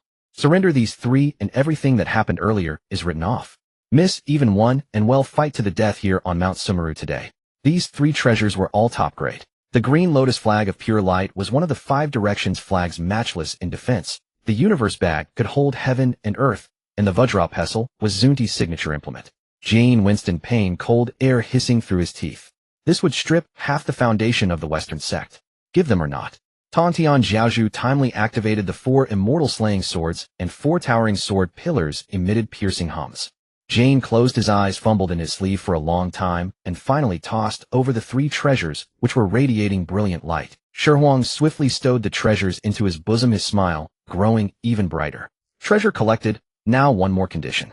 He pointed at the bound medicine master Maitreya and their companions. Your original vows were for the flourishing of the West. From now on, you 2 saints lead your disciples and faithfully develop the West. Don't venture into the East anymore. If we ever see anyone from your Western sect in the Eastern lands. Shi Huang's smile vanished, his gaze turning icy. Well, grind their bones to ash, every single one. At the words grind their bones to ash, the medicine master, Maitreya Masdamaprapta, and others lying on the ground shuddered in unison. The mosquito Taoist, a peak stage quasi-saint, had been killed on the spot. I swear, I will never set foot in the East for the rest of my life. Maitreya was the first to cave, his fat face pressed against the ground, shouting louder than anyone. The medicine master and Masdamaprapta quickly followed suit, with vows, fearing that a moment's delay would get them cleaved by Tongshan's sword. Watching his spineless disciples, Jane nearly vomited blood, but could only nod helplessly. This expedition to Mount Sumeru had been a complete triumph. Not only had they eliminated a traitor, but they had also extorted a huge fortune from the Western sect and confined these meddlesome bald monks to the West. In excellent spirits, Tontian Jiaozhu waved his sleeve, sweeping up the 10,000 immortals of the GS sect, and set off grandly for home. Nuwa and Hutu rode auspicious clouds alongside him. Back at the green tourmaline palace on Golden Ao Island, the immortals dispersed, leaving only the 3 saints and Shi Huang in the grand hall. Shi Huang produced the 3 extorted treasures. He offered the green lotus flag of pure light to his future father-in-law Tongtian, tossed the universe bag to Hutu, and gave the Vajra pestle to Nuwa. The distribution was clear, no one was shortchanged. Sitting on the main seat, Tontian Jiaozhu looked at this convenient junior nephew with growing fondness. You lad, your performance today was brilliant. Tongtian took a sip of spirit tea. Not only did you purge a traitor from the GS sect, you also made those 2 old fellows of the West swallow a bitter loss. Speak, what reward do you desire? Shi Huang had been waiting for these words. He straightened his robes, stepped forward, and respectfully performed a deep bow. Uncle Master, no reward is needed. Your disciple does have a request. Shi Huang raised his head and spoke bluntly. I ask you to arrange and officiate my wedding with Yunxiao. Huffed. Tontian Jiaozhu sprayed out the spirit tea he had just drunk. Nuwa, who was playing with the newly acquired green lotus flag, paused. Hutu raised an eyebrow, thinking to herself that this husband of hers was truly something. He had secured Yunxiao so quickly. What nonsense are you spouting, boy? Tongtian wiped the tea from his beard. Hasn't the Millennium Pact only just passed a few days? Young Xiao's pride is sky high. She doesn't even hold Duo Bao in regard. You've won her over already. She agreed. Naturally. Shi Huang thumped his chest, speaking with complete confidence.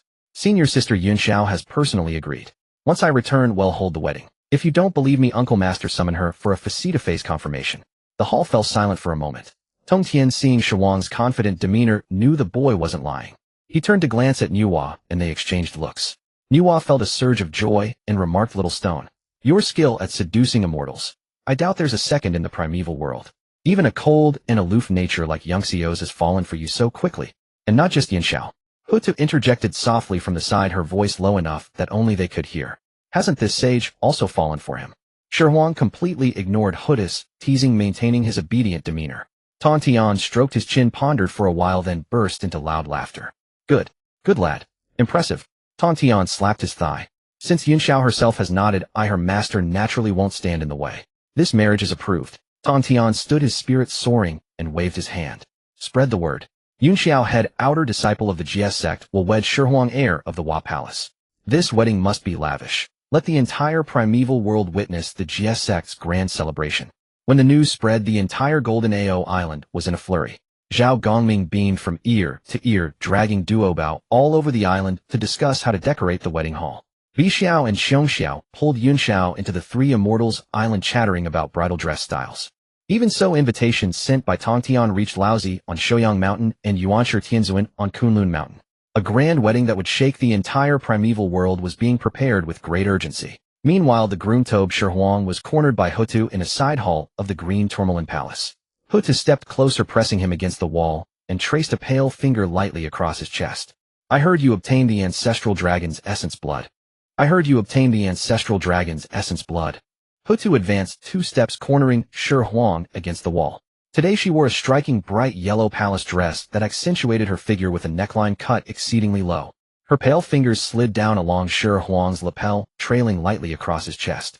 Hutu thrust out her bosom, her limpid large eyes sparkling, and her breath fragrant as orchid.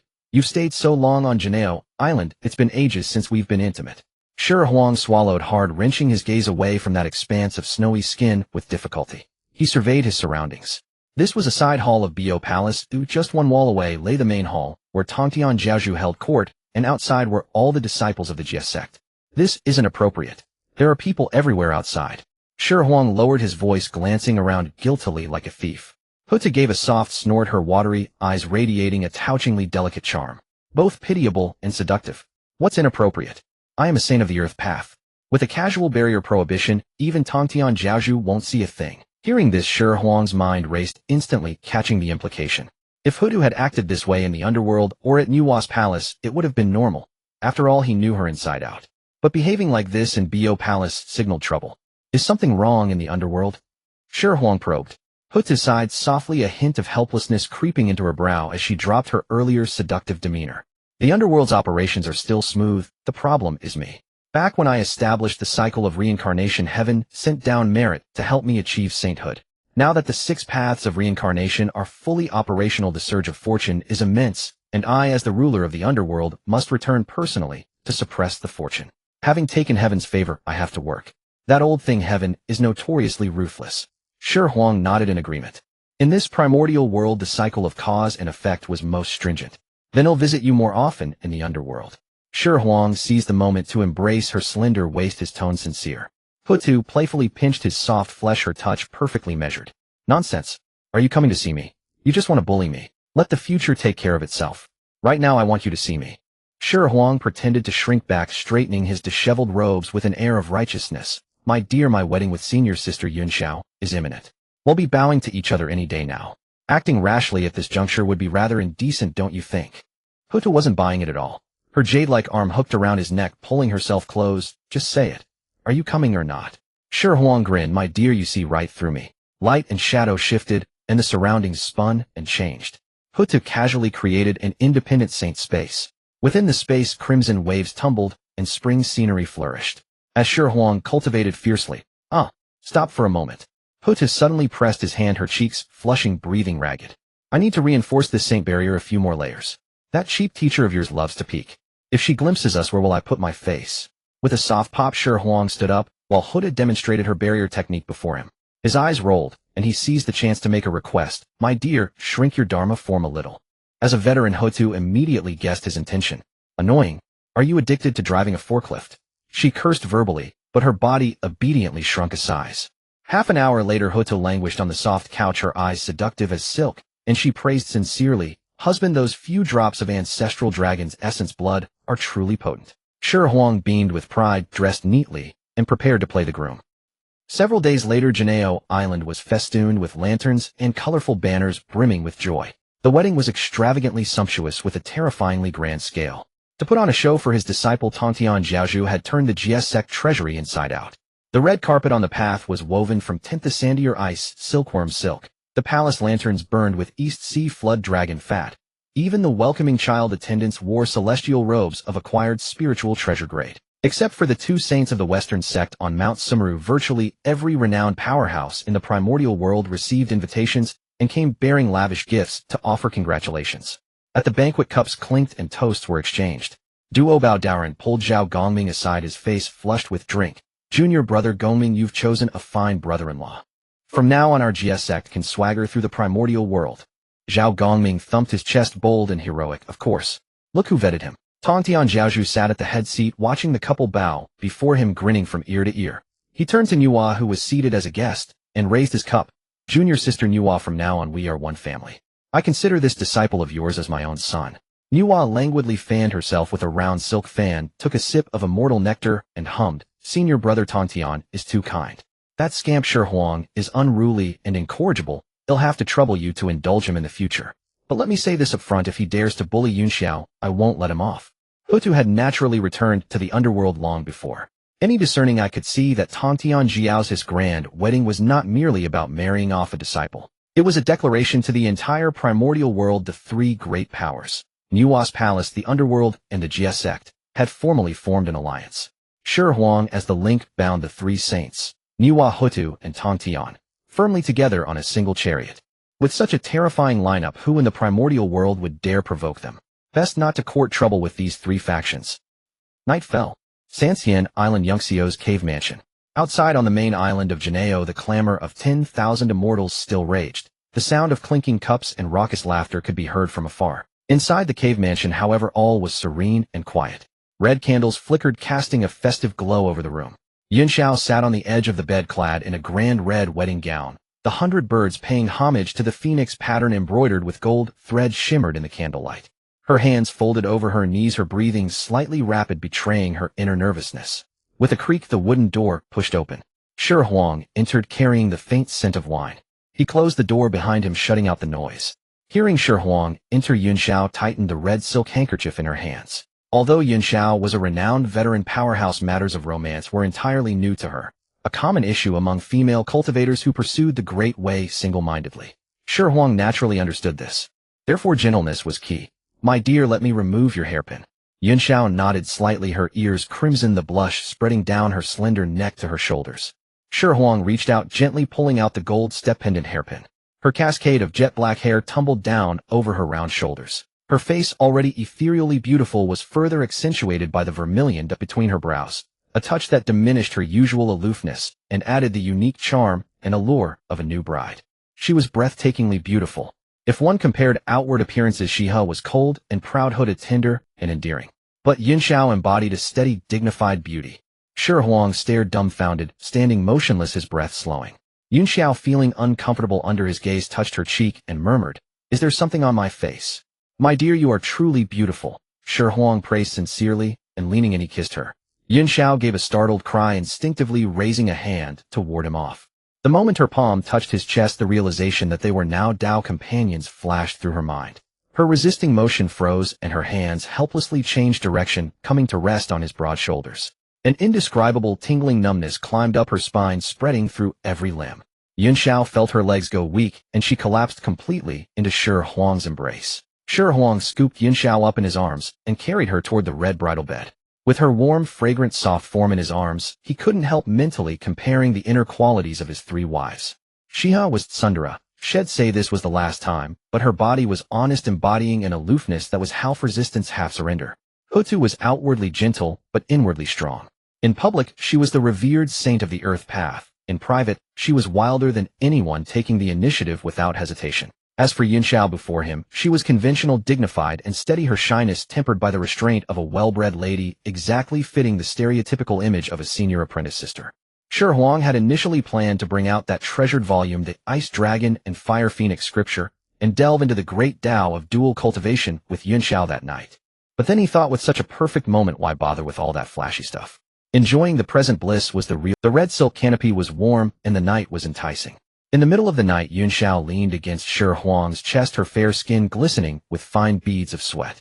Unexpectedly, this ordinarily dignified and reserved senior apprentice sister showed little of the maidenly shyness or timidity one might expect. She adapted to her new role with astonishing speed. Rolling over, she traced circles on his chest with her finger and asked in a steady voice, "I heard from Brother Gongming that he obtained ancestral dragon's essence blood from the Nether Sea. Would you like a sip to replenish your strength?" Shi Huang nearly leaped out of bed. What kind of talk was that? It was a grave affront to a man's ability. No need, he refused categorically, his voice so loud it made the bed curtains tremble. What a joke. If word got out that he needed ancestral dragon's essence blood to sustain himself on his wedding night, how could he ever hold his head up in the primordial world? Would his masculine dignity survive? Even if his kidneys protested, he'd have to tough it out. Yunxiao heard his resolute refusal and found it amusing. She could clearly see he was saving face. This man who stirred storms across the primordial world and even schemed against saints had such a childish side in private. She let out a soft laugh and did not press further, simply burrowing deeper into his chest, unable to hide her smile. Shi Huang saw her amusement and felt a shiver run through him. "Are you sure you want to go again?" The next morning, sunlight streamed through the clouds, sprinkling the exotic flowers and rare herbs of Sanxian Island. The sea breeze brought a salty, damp scent. Shi Huang emerged from the cave mansion, supporting himself against the doorframe. With one hand on his kidney area and the other rubbing his sore lower back, he sucked in a sharp breath. Every step felt as though his waist was icy cold. If only I'd sneaked a sip of the ancestral dragon's essence blood last night. Shi Huang was on the verge of tears, muttering to himself in regret. It's all Huda's fault. She cornered me in the side hall before the wedding and drained my energy. This freeloading life was indeed a physical workout. Didn't you want to activate the one-shot, one-life skill? The system was becoming more considerate. Previously, it would pop up after a fierce bombardment. Now it appeared the next day. Activate. Shi Huang responded without hesitation in his mind. Target Yunxiao is now pregnant. Ding, congratulations to the host on completing the quest to seduce Yunxiao. Reward fragment of the heaven-splitting axe. As the host has successfully completed 3 system quests, reward 100 years of cultivation. System releases new quest, seduce the future celestial court's female, sovereign Yaoqi. Quest reward method to reassemble the heaven-splitting axe, pure yang body refining technique. Pure yang body refining technique, an extreme refining method from chaos leading directly to the primordial chaos Wuji, Great Luo. Note the other function needs to be explored by the host. A few lines of text on the system panel hung brightly before his eyes. Shi Huang stared at the reward list, forgetting the ache in his lower back entirely. Fragments of the heaven-opening axe. A broken piece of the blade lay quietly within the system space. There were no dazzling special effects or earth-shattering phenomena, just a dull gray metal plate covered in ancient patterns. But merely touching it with divine sense brought forth an overwhelming aura of authority that dwarfed all things in the primal world. This was pure source of the great Tao. As recorded in the primal classics, the great Pangu opened heaven and earth until he exhausted his strength and perished. The axe used to split chaos could not withstand the resistance of creation and thus split into 3 parts. The back of the axe became the Taiji diagram, falling into the hands of Laozi of Tai Ching. The handle became the chaos clock, now renamed Donghuang Bell, which he was currently using as a brick. The blade transformed into the Panga banner, becoming the sacred treasure of Yuan Shizuan. Since the Panga banner originated from the blade's fragment, what then of this blade fragment in my possession?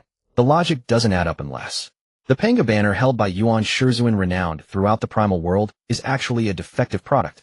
Interesting indeed. An orthodox sect saint guarding such a substandard treasure like it was precious. What if one day they faced each other and I revealed this original fragment? Would Yuan Shizuan be able to save face? His gaze shifted downward to the new tasks reward section method for assembling the heaven-opening axe. These 8 words were more thrilling than any primordial treasure. Reassembling the Taiji diagram, Panga banner, Donghuang Bell plus this original fragment. The image was too beautiful to contemplate. If truly assembled into the primal world's greatest chaotic supreme treasure, even immortals would avoid it. What about the Tao Patriarch who unites with the Tao in the Purple Palace? Head surely steer clear. Who dares withstand a blow from the heaven-opening axe? It could literally tear a hole in the Tao itself. However, high returns always come with high risks. Looking again at the mission objective, conquer the future Heavenly Court's heroine Yaoqi. This assignment was difficult to accept. What position did Yaoqi hold now? A young maiden serving tea and water for the Tao Patriarch in the Purple Palace. Though seemingly just a junior disciple, she was close to the Patriarch. According to the original primal timeline, after the Wu Yao calamity, the Yinggu Heavenly Court fell. The Patriarch would rebuild the Heavenly Court, promoting his attendant Haoyan to become the Jade Emperor, while Yaoqi would be in theft as Queen Mother. Though nominally husband and wife, they jointly governed the three realms. Yet Haoyan was a power-hungry control freak. While appearing respectful toward Yaoqi publicly, he privately regarded her as possession and subordinate. Yaoqi, a genuine saint-level powerhouse, was forced into becoming a resentful woman tending peach trees within the Yaoqi fairyland. Now the system tasked him with conquering Yaoqi, which meant planting seeds atop Haoshan's head while simultaneously undermining the Patriarch's very watch. Haoyan would fight desperately, and the Patriarch might summon Purple Palace thunderbolts to turn him to dust. Extremely high risk, extremely difficult operation. Yet after weighing pros and cons, Shi Huang decided to proceed. Bold men thrive, while timid ones starve. With the assembly method as bait, whether undermining Haoyan or plucking the Patriarch's beard, he must try. Even in the worst case, if the Patriarch personally pursued him, he still had a trump card. The teleportation talisman given by the yellow-robed Taoist. If needed, he could infuse it with spiritual energy and escape into boundless chaos. If the primal world became untenable, living carefree in chaos wouldn't be bad either. Protected by the Dongwang Bell, even chaotic gale winds couldn't harm him. With his escape route secured, he felt more reassured. Then he looked at the final reward. Pure Yang body tempering technique. The description stated clearly: primordial ultimate body refinement method leading directly to the supreme unity, without limit. The weight of these words was terrifying. Primal cultivators, whether achieving sainthood by cutting off their three selves, or through meritorious deeds, must anchor their divine souls within the Tao. In noble terms, this means immortal life. In blunt terms, it makes them high-level employees of the Tao. Whatever the Tao commands, you must obey, or risk having your sainthood stripped away. But supreme unity, without limit, differs fundamentally. It represents the path of proving Tao through strength, achieving sainthood through physical form. Unburdened by karma, not revering the Tao itself constitutes a complete microcosm, completely breaking free from primal rules. This technique seemed tailor-made for him. Even better was the system's footnote. Another function requires self-discovery. Holding his sore lower back, Shi Huang recalled his three beautiful wives. Did this another function really need discovery? This was clearly a supreme, kidney-nourishing divine art. Once perfected, the blood of the ancestral dragon would mean nothing whatsoever. Completely unnecessary. Then wielding pure Yang in one hand and ultimate Yin in the other, he could slay all directions and restore his martial dignity. Practice. Must practice immediately. Shi Huang rubbed his hands, eagerly ready to extract the technique. Just then, brother-in-law. Why rise so early? A booming voice pierced through the Xianxian Island's formation defense outside the dwelling. That raspy voice could only belong to Zhao Gongming. Shi Huang rolled his eyes in resignation, put away the system panel, tidied his disheveled robes, and opened the dwelling door. Zhao Gong Majestic stood in the courtyard holding 2 jars of immortal wine. His black face wore a mischievous grin, his eyes fixed on Shi Huang's hand gripping his lower back. What? Didn't tire yourself much on your wedding night? Zhao Gongming winking, leaning closer in a low voice. I specially stole 2 jars of poisonous dragon wine from senior brother Duobao. It treats sore backs and legs. Want to try a sip? Shi Huang impatiently pushed away the wine jar. Senior brother Zhao, please don't mock me. Shi Huang straightened his back, forcing himself to appear vigorous. Do I need something like this for my constitution? Keep it for yourself. Zhao Gongming laughed heartily without it. After laughing enough, Zhao Gongming discarded his carefree demeanor, his expression growing serious. All right, no more jokes. Serious matter. Zhao Gongming placed the wine jar on the stone table, lowering his voice. Just received word from Master. 3 days hence the Purple Palace will convene a saints meeting. 7 saints gathered along with core disciples from various sects, including us, who must attend as observers. Shi Huang paused mid-action. Meeting in the Purple Palace. Why summon all 7 saints there now? Re-establishing the Heavenly Court. That was the only possibility. The Yinggu Heavenly Court lay in ruins, the 3-realm untethered celestial order in chaos. The Wu clan followed Shi Huang's advice and retreated underground. The Patriarch intended to formally present Haoyan and Yaoqi to the world. Time progressed faster than anticipated. So soon? Shi Huang exclaimed. What's so sudden? Zhao Gongming puzzled, scratching his back of the head. Master mentioned major news, but gave no details. But judging Master's transmission state, it shouldn't be bad news. Our GS sect currently enjoys great popularity. Master's mood is excellent. Our GS sect flourishes because I tricked the Western sect and recruited Nuwa and Ho too. Yet before the Purple Palace dweller, this scene of 10,000 immortals paying homage may not be favorable. Once the Heavenly Court establishes what's most lacking. Manpower. Xihe has barely a handful of followers. How can he govern 3 realms?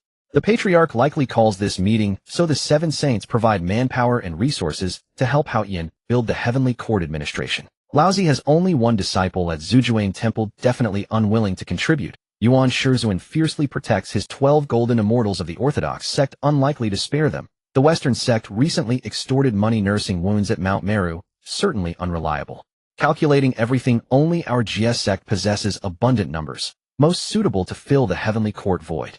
The trigger for the Fengshao calamity might well be planted during this meeting. Shi Huang stroked his chin, his mind racing rapidly. How to break this situation? After Zhao Gongming left, Shi Huang did not linger in the courtyard. He patted his cheeks, forcing himself to stay alert. The gathering at the Purple Cloud Palace was no trivial matter. The primordial ancestor Hongjun rarely stepped out of his dwelling, yet now he summoned the sages, clearly intending to redistribute the cosmic resources. Shi Huang strolled all the way to the Green Turing Palace. Before he even entered the hall, he heard Tongtian Jiao's hearty laughter. Nephew, why aren't you enjoying the bridal chamber, instead of coming here for tea? Tongtian Jiaozhu sat cross-legged on a cushion, his green lotus sword resting across his knees, the flush of joy still lingering on his face. Shi Huang found a seat, helped himself without ceremony, and poured a cup of spirit tea. Uncle Master Senior Brother Zhao said there's a meeting at the Purple Cloud Palace. Tongtian Jiaozhu nodded, his smile fading. The ancestor has sent word. All 7 sages must attend. It's likely about the mess left after the fall of the demon court. Now that heaven and earth have no master, and order is in chaos, those rogue cultivators and great powers are stirring. What do you think, Uncle Master? How will the ancestor establish the order of the primal wilderness? Shi Huang took a sip of tea, feigning casualness. Tongtian Jiaozhu snorted coldly. What other way? They'll just set up another governing body. But with my GS sect hosting 10,000 immortals, whoever takes charge will have to bow to my will. Shi Huang set down his teacup, his tone growing serious. Uncle Master, I fear it's not that simple. Suppression is worse than guidance. With resentment festering across heaven and earth, if no legitimate governing body is established, chaos will erupt sooner or later. This time the ancestor will surely establish a new heavenly court. Tongtian Jiaozhu raised an eyebrow. A new heavenly court. The remnants of the demon clan aren't all dead yet. Who would dare sit on that throne? What if the ancestor personally appoints someone? Shi Huang met Tongshan's gaze. Silence filled the hall for a few seconds. Tongtian Jiaozhu was astute and instantly grasped the implications.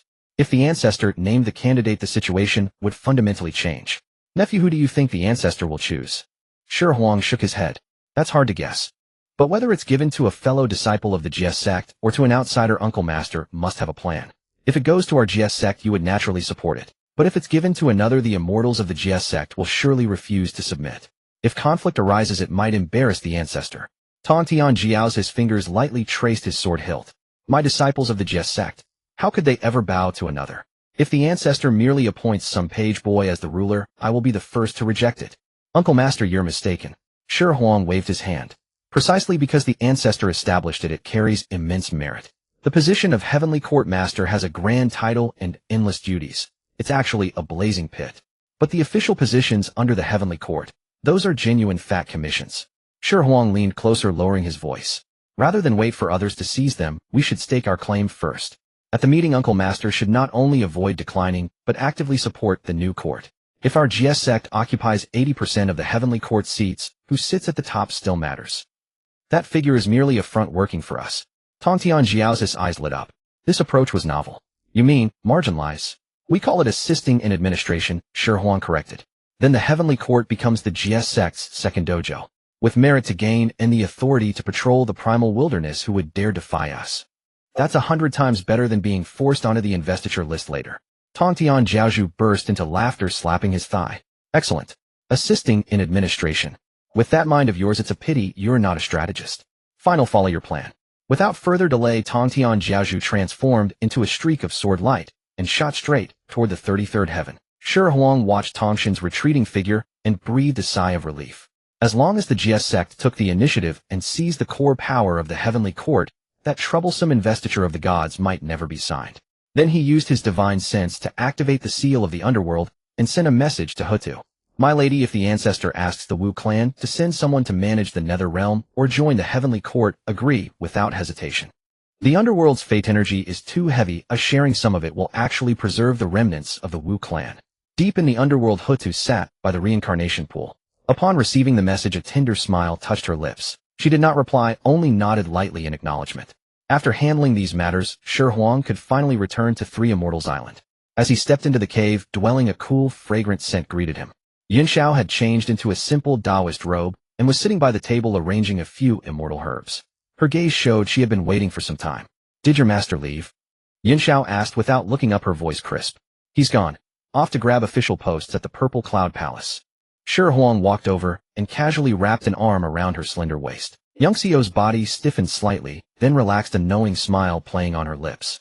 I heard from Bixiao that you were chatting cheerfully with Uncle Master at the Green Turing Palace just now, and now you're rushing to see me. Are you brewing some mischief again? Shi Huang rubbed his nose awkwardly. How could that be? I'm just concerned about the sect's affairs. Spare me. Yunxiao set down the herbs and tapped his forehead. That look in your eyes. You're clearly planning to go out. Out with it. Have you taken a fancy to some holy maiden again? Shi Huang grinned. You know me too well, my lady. There is indeed something important. I need to discuss matters with the teacher. He didn't mention his intention to propose to Yao Qi. Such a revelation would probably get him cut in half by the golden dragon scissors on the spot. Yunxiao gave a light hint, a mix of resentment and unyielding determination in her eyes.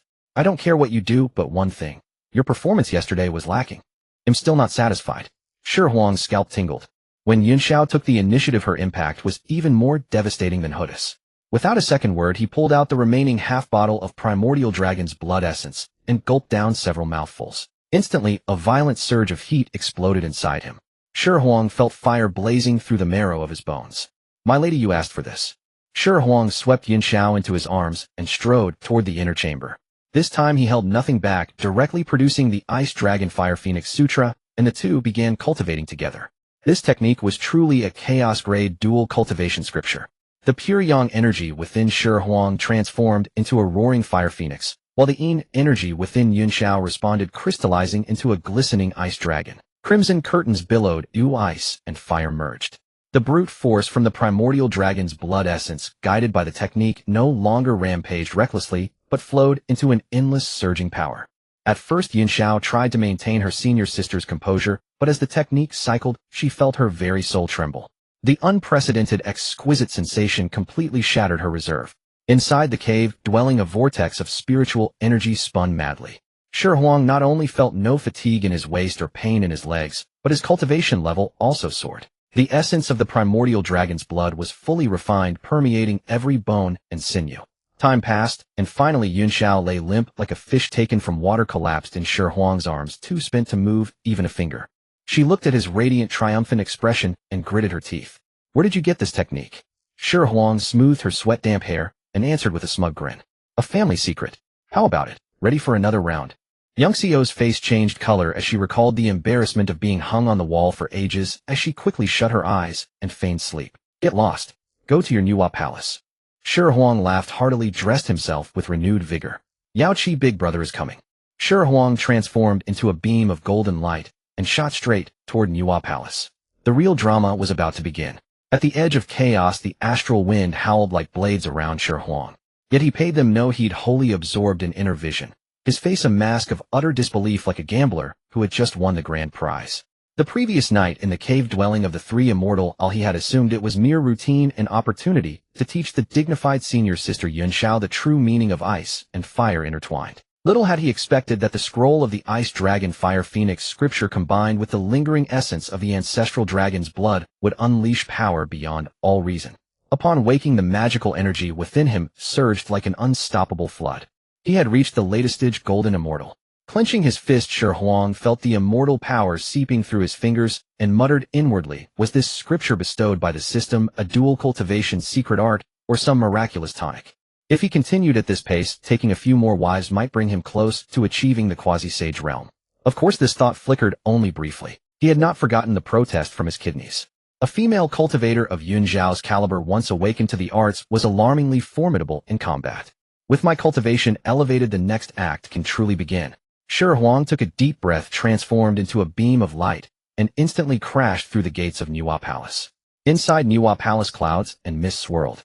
Nuwa was lounging lazily on a soft couch. When Shi Huang entered, she did not even raise her eyelids, but her nose twitched keenly. The scent of ancestral dragon blood. And that girl Yun Zhao's aura. You're quite diligent, my new groom.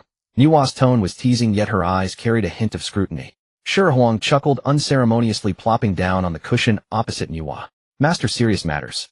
First, please obscure the celestial destiny around us, so we can speak behind closed doors. Seeing Shi Huang's grave expression, Nuwa shed her languid demeanor.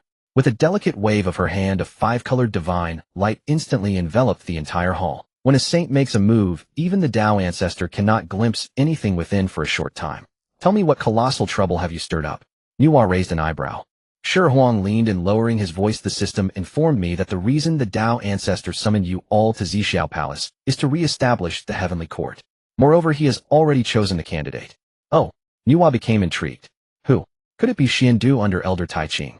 Or the beloved disciple of Yuan Shi? Shi Huang shook his head, raising two fingers upward. Neither. It's the two attendants who serve tea beside the Tao ancestor, Hao Yin and Yao Qi. Nuwa's hand holding a fruit froze. At her exquisite face was a picture of absurdity. Are you sure? Those two little attendants. In the eyes of the saints, although Hao Yin and Yao Qi were by the Tao ancestor's side and possessed considerable power, their status was ultimately humble. Letting two attendants rule the myriad clans of the primordial world and govern the three realms. This was a slap in the face of all the mighty beings. Absolutely true, Shi Huang affirmed. Moreover, my next target is Yao Qi. This time Nuwa truly could not sit still as she nearly fell off the couch. Shi Huang, are you insane? She belongs to the Tao ancestor. Are you trying to poach the Tao ancestor's people? Do you think your life is too long, or do you believe my Nuwa palace can withstand the divine lightning of Xixiao? Master, don't rush. Let me finish. Shi Huang placated. I've already coordinated with Uncle Master Tongtian. He will fully support Hao Yin's enthronement and even voluntarily send disciples of the Jie sect to serve in the heavenly court. What we need to do is not oppose but infiltrate. Nuwa frowned, lost in thought. What do you want me to do? You must also support. And not just support, do it conspicuously. At the meeting, propose that you are willing to leave an avatar in the heavenly court to assist Yao Qi in managing female immortals. The only condition, let Yao Qi marry me. Shi Huang spoke with such overbearing confidence that Nuwa rolled her eyes. Would the Tao ancestor agree? Sending his own handmaiden to be your bride. He will. Shi Huang's eyes glittered. The heavenly court is newly established with no personnel and no authority. It's an empty shell. If two saints give their full endorsement, even filling vacancies with their disciples, the Tao ancestor would sacrifice a mere handmaiden for the greater good. Besides, Yao Qi would be better off with me than with Hao Yin. Nuwa stared at Shi Huang for a long moment, then suddenly burst into laughter. You little rascal, you never miss a chance to reap benefits. Fine, since you've schemed it all out, I'll go crazy with you. With that, Nuwa rose, her court robe trailing on the ground, radiating a sharp, saintly majesty. I'm off. At Xixiao Palace, the hall was cold and desolate. The Tao ancestor Hong Jun sat high in the seat of honor, eyes half closed like a withered stone. Hao Yin and Yao Qi stood in attendance on either side. Hao Yin puffed out his chest, though he tried to hide it. The faint smile at the corners of his mouth could not be concealed. Yao Qi, on the other hand, seemed nervous, her head lowered, lost in thought. The three Pure Ones, Hutu, and the two Western saints arrived one after another. The Tao ancestor opened his eyes, his gaze sweeping over the assembly. When he saw Junti's disordered aura, Hong Juan's brow involuntarily furrowed. Junti, why is your saintly appearance in such a state? Junti felt bitter. He could hardly admit that he had been ambushed by Tongtian with Shi Huang's help. He coughed dryly, his aged face flushing slightly. Master, I encountered some deviation in my cultivation and have been in seclusion adjusting. It's nothing serious. Master Tongtian, seated opposite, nearly laughed out loud. He glanced sideways at Nuwa and saw her wink. Enough. Today I summoned you for a serious matter. Hong Juan's voice was flat, but carried an inexplicable pressure. The demon court has fallen. The Wu clan has retreated to the underworld. Now the heavens and earth lack a ruler, and order is chaotic. The heavenly court cannot remain leaderless. Do you have any candidates in mind? The hall instantly fell into dead silence. Following the usual pattern, everyone should now either shirk responsibility or fight tooth and nail for their disciples. Jane and Junti exchanged glances, immediately launching into their weep and beg routine. Master. Jane's long face stretched even longer. The western lands are barren, the Dragonhan tribulation crippled our earth veins, and we still haven't recovered. My disciple Yao Shi is both virtuous and capable. If he could become the lord of the heavenly court, he would certainly accumulate merits and compensate for the West's deficits. Junti wiped his tears, as well. Yes, master, we beseech your compassion. Hong Jun looked at them expressionlessly. The heavens have already repaid what the West lost. Saints should behave with dignity, stop crying and fussing. The two Western saints immediately fell silent, shrinking back in embarrassment. Taiching Laozi remained aloof and indifferent. The human sect values quiet non-action and does not contend for these things. Everything is left to your decision, master. Yuan Shi Tianzuan stroked his long beard haughtily, declaring, my disciple Nanji Xianwang has deep roots and abundant blessings. He is fit for this great responsibility. Hong Jun was non-committal. He turned to Tong Tian. Master Tong Tian stood up, bowed with his hands clasped, and spoke in a tone so sincere, it made one want to bang one's head. This disciple believes that the position of Heavenly Court Lord carries immense weight and requires one with great fortune and resolute will. Although my GS sect disciples are many, most are wild in nature and would find it hard to govern. I will follow your arrangement, master. Whoever you appoint, the GS sect will wholeheartedly support. These words were beautifully spoken. Even Hong Jun could not help giving Tong Tian an extra glance, wondering when this thorn had become so obedient. Nuwa immediately followed. This disciple also follows your arrangement, master. Hota gave a faint smile. The underworld is beset with trivial matters. I will not participate in the struggle for the heavenly court. Seeing this, Hong Jun felt quite relieved. He coughed lightly and spoke slowly. Since you have no objections, I hereby appoint Hao Yin as the lord of the heavenly court and Yao Qi as the queen mother to assist Hao Yin in governing the three realms. What say you? At these words, everyone in the hall except Nuwa and Tong Tian was stunned. Yuan Shi Tianzuan's face instantly darkened like the bottom of a pot. He had never imagined that after all his wrangling he would lose to two attendants. Hao Yin was overjoyed, falling to his knees. This disciple accepts the command. I shall not fail your high expectations, master. Yao Qi also knelt, but her eyes betrayed a trace of confusion and unease. Just then Nuwa suddenly stepped forward. Master, Hao Yin and Yao Qi are new to governing the heavenly court. No doubt they lack personnel and authority. As a saint, I am willing to leave an avatar in the heavenly court to serve as the golden mother of Yao Qi, assisting in managing female immortals. It would be my contribution to the order of the primordial world. Hong Jun was taken aback. So were Laozi and Yuan Shi. When had Nuwa become so warm-hearted? Hong Jun looked at her, his gaze sharp. What are your conditions? Nuwa smiled a somewhat cunning smile. I have no great requests. Only that my disciple Shi Huang is an old acquaintance of Yao Qi. Since Yao Qi is to govern the female immortals, let Shi Huang also take a post in the heavenly court. If the two could become Tao companions, it would be a beautiful tale and further strengthen the bond between Nuwa Palace and the heavenly court. These words made Hao Yin's face, still basking in the joy of power, instantly twist like he had swallowed a fly. Shi Huang. That scoundrel who had just married Yin Xiao in a grand ceremony on Golden Ao Island. He wanted to covet Yao Qi. Before Hao Yin could object, Master Tong Tian immediately interjected. Master, I find junior sister Nuwa's proposal excellent. My GSX 10,000 immortals are also willing to take up posts in the heavenly court and serve under your majesty, Hao Yin. As long as the marriage between Shi Huang and Yao Qi is settled, the GS sect will be the most solid pillar of the heavenly court. Well said. Even Hao Yin could find no fault with that. Hong Jun fell silent. He weighed the options. On one side were two attendants with questionable legitimacy, on the other the unwavering support of two saints. If sacrificing the freedom of a handmaiden could secure the submission of the GS sect and Nuwa Palace and thoroughly stabilize the heavenly court, the deal was clearly advantageous. Agreed. One word from Hong Jun sealed Yao Qi's fate and froze Hao Yin's smile completely. In the rear hall of the Wuhuang Palace, Shi Huang was enveloped by a scent of hot orchids upon entry. Xihe, usually proud and aloof, often proclaimed last time, but in moments like these she surpassed even madness. Shi Huang did not hesitate. He consumed half a bottle of ancestral dragon essence. Instantly his body felt heated, even his breath carrying embers. The two rolled onto the bed, delving into an academic discussion about the last moment. Just then the hall door, a child about 3 years old strutted in with short legs.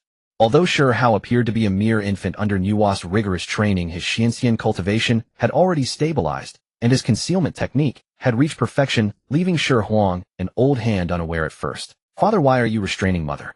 Shi Hao asked indignantly, pointing at Shi Huang with his wide dark eyes. The two on the bed froze. Shi Huang moved swiftly, his divine sense activating as his robes hung perfectly over his body. He sat up, his rarely seen face flushed. Xihe was even more flustered, adjusting her disheveled hair, while maintaining the demeanor of a saintess, coughing softly. Hair. Your father and I are playing a game. Playing a game. Shi Hao tilted his head, suspicious. What game is so painful? I heard mother cry out loudly earlier, her face turning red. Did father bully you? Shi Huang's lips twitched. He thought this child knew too much. His concealment technique would soon lead. Such games are for children only. They harm the body. Shi Huang adopted a stern fatherly stance. Why did you come here? Go cultivate immediately. But Shi Hao was stubborn. Upon hearing he couldn't play, he became even more energetic, pouncing onto the bed and tightly gripping Shi Huang's sleeve. No, I want to play too. I don't care. I'm sleeping with you both tonight. Shi Huang and Xihe exchanged glances, both seeing deep despair in each other's eyes. The effect of the ancestral dragon essence still simmered in his lower abdomen. Placing a child between them was asking for trouble. Yet seeing Shi Hao's threatening posture. If you don't agree, you'll cry. Xihe softened, stroking her son's head. All right, hair, sleep with father and mother tonight. Great. Shi Hao happily crawled into the bed, lying straight between the two like a little roadblock. As Shi Hao fiddled with the pillow, Shi Huang turned towards Xihe, whispering fiercely in her ear, hurry. I just drank a full canister of ancestral dragon essence. If this heat doesn't subside, it'll explode. Xihe scolded him with a glance, her eyes sparkling with charm. Her jade hand slipped inside the covers, grasping. Then she began humming an ancient lullaby to soothe Shi Hao to sleep. Half an hour later, Shi Hao's breathing finally grew even. Like a thief, Shi Huang caressed behind Xihe. Within the Wuhuang Palace, springtime beauty flourished once more. A poem praised dad sleeps, sideways mom lifts her leg, pretending to sleep, kid happy family. Meanwhile, in the 33 exalted heavens, the purple thunder palace. The incense in the great hall had burned away, and the figure of Hongjun Daozu had long vanished from his seat. Once desolate, the palace now seethed with hidden currents. Hao Tian stood at the center, radiating confidence. He was no longer the tea-serving lad, but a disciple personally appointed by Daozu and nominally the lord of the heavenly court in this primal chaos. Beneath the accumulation of merit, his cultivation soared like a rocket, breaking through the late stage of quasi. He held the seal of heaven and earth in his hands, and the Haotian mirror hung at his waist. The radiance emitted by these two supreme, innate spiritual treasures distorted his very face. Compared to him, Yao Qi seemed somewhat desolate. Although Daozu had bestowed upon her a golden hairpin and a spirit root peach tree, elevating her cultivation to mid-quasi-saint, due to that engagement agreement, Daozu never formally took her as a disciple. In Dao's eyes, she was merely a pawn sent out for a political marriage. Since Master has shown such favor, I hope all senior brothers and sisters will support me henceforth in the heavenly court. Hao Tian bowed respectfully, his tone polite, yet the air of superiority was unmistakable. Taiching Laozi opened his cloudy eyes and glanced indifferently at Hao Tian. Hao Tian, since Sister Nuwa has spoken, how could your elder brother lag behind? Laozi spoke leisurely. I shall leave a good corpse within the heavenly court, named Taishang Laozi, aiding in refining pills and enriching the resources of the heavenly court. However, my sect has only one apprentice at Shudu. He is lazy and won't serve in the heavenly court. Is that acceptable?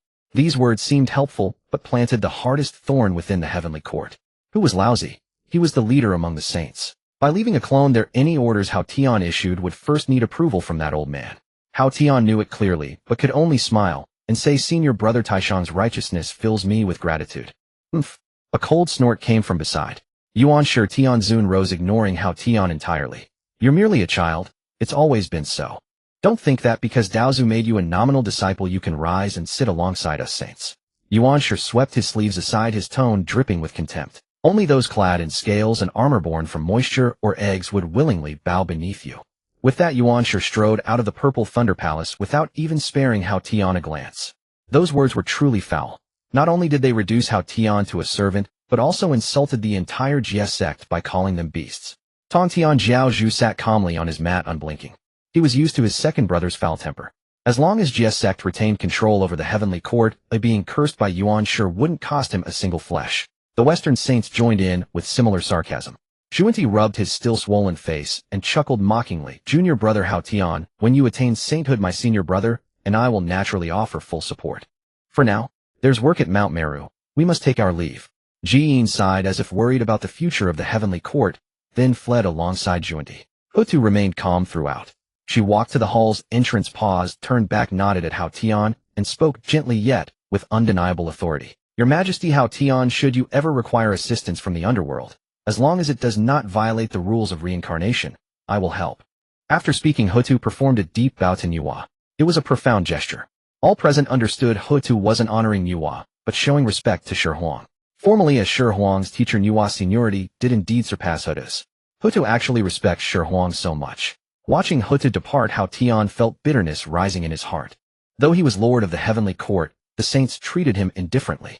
Yet that bastard Shi Huang managed to win over Xihe Hutu Xiaoyan, damn it. Even earned such honor from the Earth Dao Saint Hutu. Moreover, even Yao Qi, who stayed by his side, might be taken by that fellow.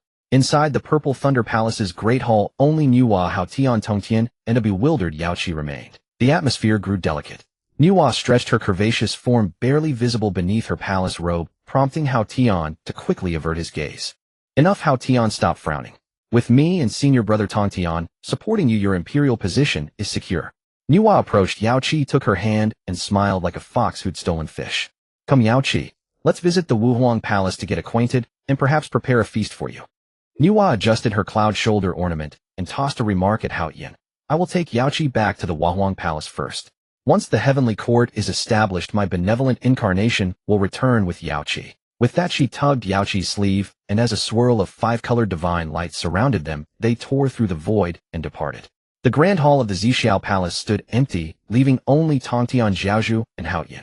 Tongtian rubbed his broad palms, his smile exuding an extraordinary affability, like a kind elder caring for a junior. Junior brother, look, those seniors are hardly upright. When trouble comes they flee faster than rabbits. But I, your senior brother, cannot stand by idly. Come, I have stayed up all night drafting a list of the 365 orthodox deities for the heavenly court. Take a look and see if it suits you. A gleaming golden silk scroll was handed to Hao Yin. Hao Yin swept his gaze over it. What a sight! The heavenly court's 3 mountains, 5 peaks, and the 4 departments of thunder, fire, plague, and combat. A total of 365 orthodox deities were all disciples of the Jie school. Duo Bao Daoren was conspicuously crowned with the title of Chief of the 3 Realms. This was no help, it was a complete takeover. Alarms blared in Haoshan's mind. If he led all these people in, would he not become nothing but a clay figure, a mere decoration? In the future, would the heavenly court belong to the surname Hao or to Tong? Senior brother, the selection of personnel for the heavenly court is of great consequence. I believe we must discuss it further. Hao Yin forced an awkward smile, trying to toss this hot potato back. Before he could finish, he met Tongshan's eyes, utterly unruffled. Without any superfluous movement, the mere pressure of a saint's presence caused the surrounding spiritual energy to stagnate. Tongtian withdrew his smile, his tone turning cold. Hao Yin, this list was carefully deliberated and finalized by me after staying up all night. Your refusal to accept it. Are you showing distrust toward me, your senior brother? Very well. If you do not trust me, then let it be. My Jie school disciples will never lay a finger on any position in your heavenly court. Others look down on you, yet I, your senior brother, kindly extend a hand to help you. Yet you refuse to appreciate it. He made as if to take back the silk scroll and turned to leave. Hao Yin panicked at once. If Tongtian truly washed his hands of the matter, then he would be a commander without an army. How could he govern the 3 realms? Rely on himself to recruit troops in the vast primordial world? Which of those unruly independent cultivators would heed the call of a mere boy? Weighing the pros and cons, he had no choice but to grit his teeth and swallow his pride. Senior brother, please stay. Your junior brother has only recently ascended the throne and lacks experience. Naturally, I will follow your arrangements. Hao Yin barely managed to force a smile uglier than tears. Tongtian broke into a grin again, and gave Hao Yin a heavy slap on the shoulder, nearly knocking him off balance. My good junior brother, you truly understand the big picture. Then it is settled. I shall return to the Golden Ao Island in the Eastern Sea and inform my disciples to prepare for their posts. A flash of sword light, and Tongtian departed with crisp efficiency. Hao Yin stood alone, his heart filled with bitterness. How had it come to this? Before the seat of the heavenly court's ruler had even grown warm, he had become a marionette in another's hands. The waters of the primordial world ran far deeper than he had ever imagined. On the other side, inside the Wuhuang Palace, Nuwa had just led Yaoqi into the rear courtyard when she spotted Shi Huang, one hand on his lower back, instructing Shi Hao in a cultivation technique. Father, you are explaining it wrong. The 8-9 mystic art is not practiced this way. Let me demonstrate it for you. Shi Hao, sporting a tiny top knot, protested in his childish milky voice. Shi Huang rolled his eyes dramatically and retorted sourly. You little brat, if you're so good, go ahead and show your father how it's done. Shi Hao, undaunted, took a stance and began to huff and puff as he cycled the technique. Within his small frame, blood and chi surged, faint sounds of dragon and elephant echoing out. Each move and posture carried a subtle charm. Shi Huang stroked his chin, his initially casual expression gradually turning serious. Remarkably, as he watched his son's energy circulation path, a flash of insight struck him. He gained a new understanding of the blockages in the 8-9 mystic art. This was simply absurd. Nuwa, who had been watching closely, burst into laughter, shaking all over. Strange things happen every year, but this year there are more than ever. I have seen a father teaching his son, but never a son serving as his father's master. Yaoqi, standing beside Nuwa, had initially been somewhat reserved, but now she could not help curving her brows into a smile. Only then did Shi Huang notice the extra person. Having spent dozens of kalpas outside the Xixiao Palace, he naturally recognized this attendant of the Dao ancestor. Before he could even greet her, Xihe had already toddled over on his short legs, tilted his head, and stared at Yaoqi with his jet-black round eyes. "Grandma, is this the new wife you found for my father?" Innocent words from a child, yet they struck like a thunderbolt. Nuwa's smile froze on her face, and the corners of her eyes twitched violently. Xihe choked on his own saliva, coughing repeatedly, nearly losing his breath. Yaoqi's cheeks flushed crimson, and she twisted her sash in helpless embarrassment. Nuwa gnashed her teeth. "You little wretch, who taught you such nonsense?" Xihe puffed out his chest, proudly full of confidence. "My mother said so. She said that you, Grandma, are always idle and constantly trying to find wives for my father."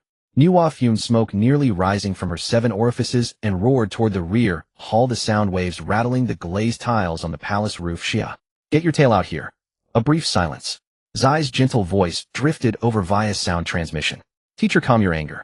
Your disciple has recently engaged in arduous cultivation and gained great insights. I am on the verge of breaking through to mid-stage quasi saint, so I truly cannot spare the time. As for Sister Yaoqi's wedding, I leave it to you, teacher, to oversee. Besides, what Howard said is the honest truth." Finally, Xihe muttered to herself, "Since it's the truth, why can't people say it? That old lady grows more domineering with age." Nuwa was speechless with rage, pointing toward the rear hall and cursing, "This is mutiny." But she did not actually go to drag anyone out. Xihe's improvement in cultivation was a good thing. As her teacher, she could hardly stop her. Xihe sat on a stone stool nearby, clutching his belly with laughter, tears nearly streaming from his eyes. The daily life of the Wahuang Palace was more entertaining than any mortal comedy. Yaoqi stared dumbfounded.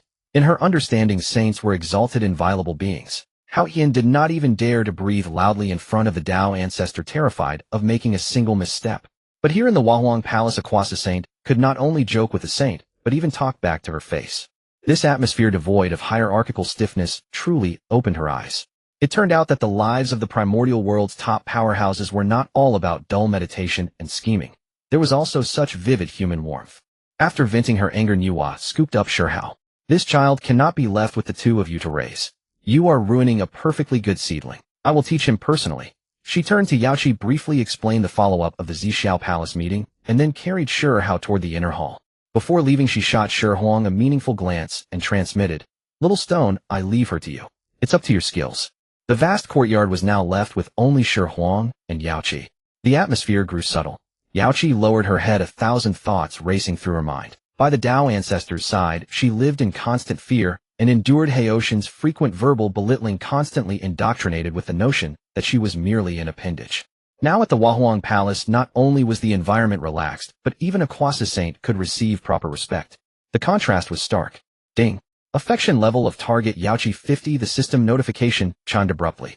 Xihe withdrew his smile and put on a gentle, jade-like expression. He stepped forward, his tone sincere. "Daoist friend Yaoqi, what happened at the Zhixiao Palace was sudden. Since the Dao ancestor personally bestowed the marriage, I dare not decline. If there is any offense, I hope you will forgive me." As he spoke, he activated the system reward personal charm critical strike at full power. Invisible Dao aura radiated from him, spreading subtly into the surroundings.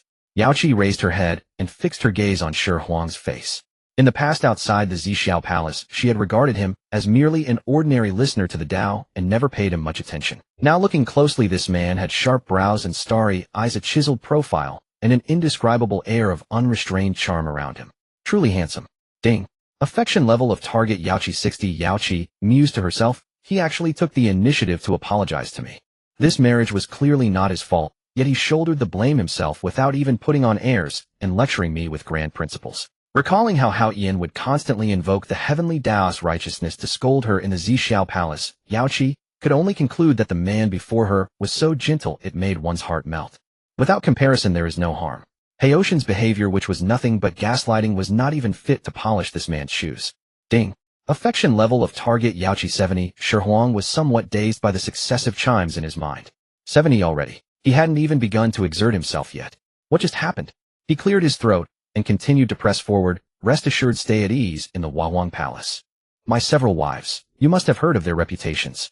Xihe is the first, Hutu is the second, and Yunxiao is the third. By seniority, you would be the fourth. Though they all have extraordinary backgrounds, their temperaments are excellent. Definitely not the sort to be domineering or troublesome. They will surely get along harmoniously with you." Upon hearing this, Yaoqi's beautiful eyes sparkled with a different light. Indeed, his wives were none other than the top powerhouses of the Primordial World.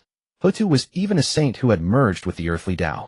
So many proud daughters of heaven could coexist peacefully under one roof. What did that mean? It meant that Shi Huang must possess unparalleled personal charm and extraordinary qualities to make these remarkable women devoted to him. If he were a selfish man who only took, how could Saint Hut to be willing to marry him? Ding. Affection level of target Yaoqi 80. Yaoqi's thoughts grew more active, and she entered a mode of wild speculation. Rumors in the Primordial World said that before Xihe married, she had not even touched the threshold of the Quasi Saint realm, yet now she was firmly seated as a Quasi Saint. Hudu was only at the early Quasi Saint stage before marriage, and after the union, she directly proved the Tao and became a saint. Though Yun Xiao was slightly inferior, she was deeply loved by the entire Jie school and was regarded as a daughter by Saint Tongtian. Moreover, Shi Huang had Saint Nuwa as his teacher behind him. This resume was blindingly impressive. She reached the conclusion Shi Huang possessed a peculiar fate. He was definitely a husband who brought blessings to his wife. Following him, the great Tao was attainable. In contrast, following Hao Yin meant not only enduring grievances, but also serving as free labor for the heavenly court. Even a fool knew which choice to make. Ding. Affection level of target Yaoqi 90. At the continuous system announcements in his ears, Shi Huang stood completely frozen. 90% already. Listening to the system's incessant notifications, Shi Huang stood completely frozen. Could it really be 90% already? This rate of increase was utterly uncanny. He calculated to himself, since the progress bar had advanced this far, wouldn't it be possible to cook the rice before it was even soaked? Shi Huang shed his cynical demeanor and put on a face of profound concern for the world. Taoist friend Yaoqi, you have long attended the Tao ancestor. Do you know which lineage the Wahuang Palace inherits? Yaoqi was taken aback and blurted out, the Saint Nuwa molded clay to create humanity and thereby attained enlightenment. It is naturally the human lineage. You are correct. Shi Huang sighed, his gaze distant. But do you know why I have been taking Tao companions so frequently? His old face flushed briefly. It wasn't because he craved their bodies. He was purely grinding quests for rewards. Of course he couldn't say that aloud. Yaoqi shook her head as she had wondered about this for a long time. Shi Huang declared with conviction, it's all for the great cause of human proliferation. Yao Kai's beautiful eyes widened with curiosity. Please enlighten me, Taoist friend. Shi Huang clasped his hands behind his back and began spinning tales. When I wed Xihe, heaven descended merit. That was the heavenly marriage. Hutu is the Mother Earth. My union with her was the earthly marriage. And recently, I married Yun Xiao, witnessed by 10,000 immortals of the Jiejiao. That was the human marriage. These 3 great weddings were all my personal sacrifices to explore the laws of human proliferation. Without my tireless experiments day and night, how could humanity have multiplied to 1 trillion in such a short time? Yaoqi suddenly understood. So that was it. She had only thought his destiny was peculiar, and that he brought fortune to his wives. She never imagined he bore such a weighty racial mission, silently enduring others' misunderstandings. Ding. Target Yao Kai's affection increased to 95. Hearing the prompt, Shi Huang grasped the method. To deal with a good girl who had been confined in Zhixiao Palace for ages, one had to use grand righteousness to fool her. He stepped half a pace closer. So, I want to test a new law of human proliferation on you. Walking marriage. Walking marriage. Yaoqi had never heard of such a novel term. In simple terms, tonight, we shall first consummate our union as husband and wife. At dawn tomorrow, if you are dissatisfied with me, you may leave without any strings attached. This model perfectly suits human tribes living in harsh environments, emphasizing survival of the fittest. Yao Kai's cheeks flushed crimson, and her voice was as faint as a mosquito's. This behavior, it seems improper without a formal ceremony. Experiments require sacrifices. Shi Huang declared with righteous indignation. Think about it. Mortals have short lives. If a woman marries a worthless loser, wouldn't she be widowed for life? We immortals have miraculous pills to cure ailments, but what do mortals have? Walking marriage gives mortal women a chance to try and fail. Yaoqi bit her lower lip, pondering his words carefully. The language was crude, but the reasoning was sound. This man truly racked his brains for the future of humanity. Though the matter was embarrassing for the sake of the primordial world, it might not be impossible to try. Shi Huang read her expression, and sensing the timing was right, added fuel to the fire. Taoist friend Yaoqi, the Wahuang Palace values spontaneity above all. If you find it difficult, feel free to decline. Please never wrong yourself. Yao Kai's heart trembled violently. No wonder so many top-tier goddesses were willing to marry beneath them. With his current background, who would dare say no to coercion? Yet he placed the choice in her hands. With such a husband, what more could she ask for? Ding. Target Yao Kai's affection increased to 100. Shi Huang grinned, revealing his white teeth. Shall we then go try the depths of walking marriage for the mortals? Yaoqi lowered her head deeply, her blush spreading to her neck, and uttered a faint thread-like, And so the Huahuang Palace, which had been quiet for less than half a day, once again plunged into a shameless academic discussion. The inner chamber's gauze curtains fell. Please, my husband, be gentle. My wife, during my travels in the mortal world, I once saw a film called Restrained Desire. It had a move called the scissors position. Today I will demonstrate it for you. Husband, this posture is too absurd. Don't get distracted. For the great cause of human proliferation, the experimental data must be comprehensive. Alright, In the main hall, Nuwa was cracking melon seeds and listening to the commotion from the rear courtyard. A grin stretched from ear to ear. Is this never-ending? My sacred cultivation ground is turning into your brothel. She cursed and waved her sleeve, covering the rear courtyard with a thick soundproofing barrier. Out of sight, out of mind. On the east sea's golden turtle island in the green wandering palace, the once ethereal saint's dojo was now as chaotic as a mortal market. Countless Jijiao disciples were busy packing their belongings with shouts rising and falling. Zhao Gongming carried several huge storage pouches and complained to Duo Bao Daoist, Senior Brother Duo Bao, are we really going to the heavenly court to serve that boy Haoyan?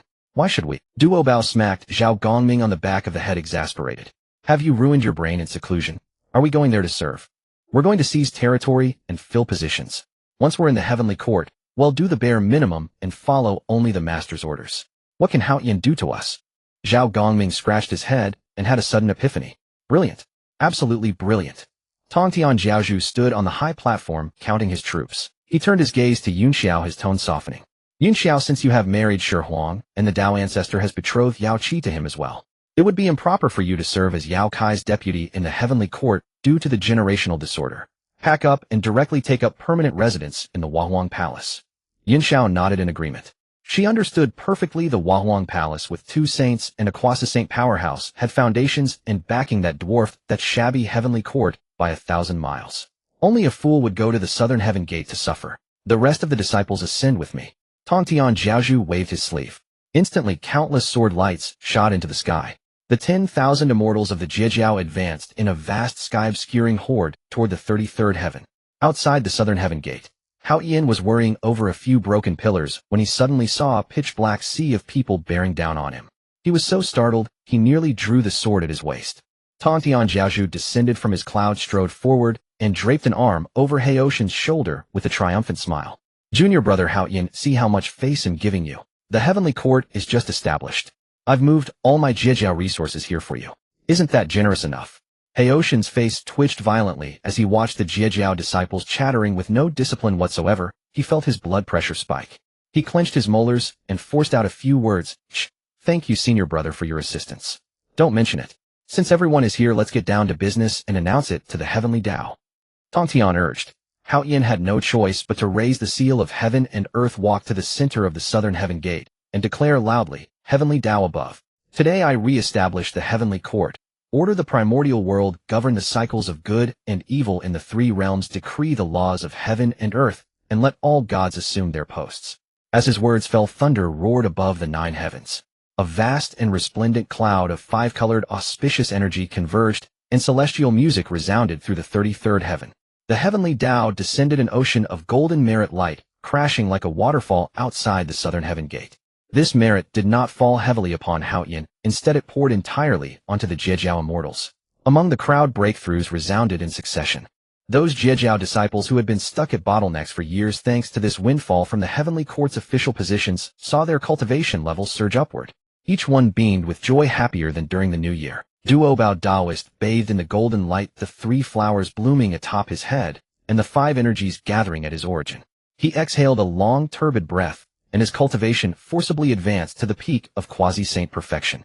He was now only a single primordial purple chi away from the supreme saint realm, serving as the key. The 3 direct disciples, Jinling Xingmu, Wudong Xingmu, and Gailing Xingmu, also benefited greatly, stepping in unison into the realm of quasi-saint perfection, just a single enlightenment away from severing the 3 corpses. Tongtian Jiaozhu watched his disciples' power soar and grinned from ear to ear. He stood with his hands behind his back, gazing toward the Huahuang Palace, emotions churning within. All thanks to that brat Shi Huang's devious counsel.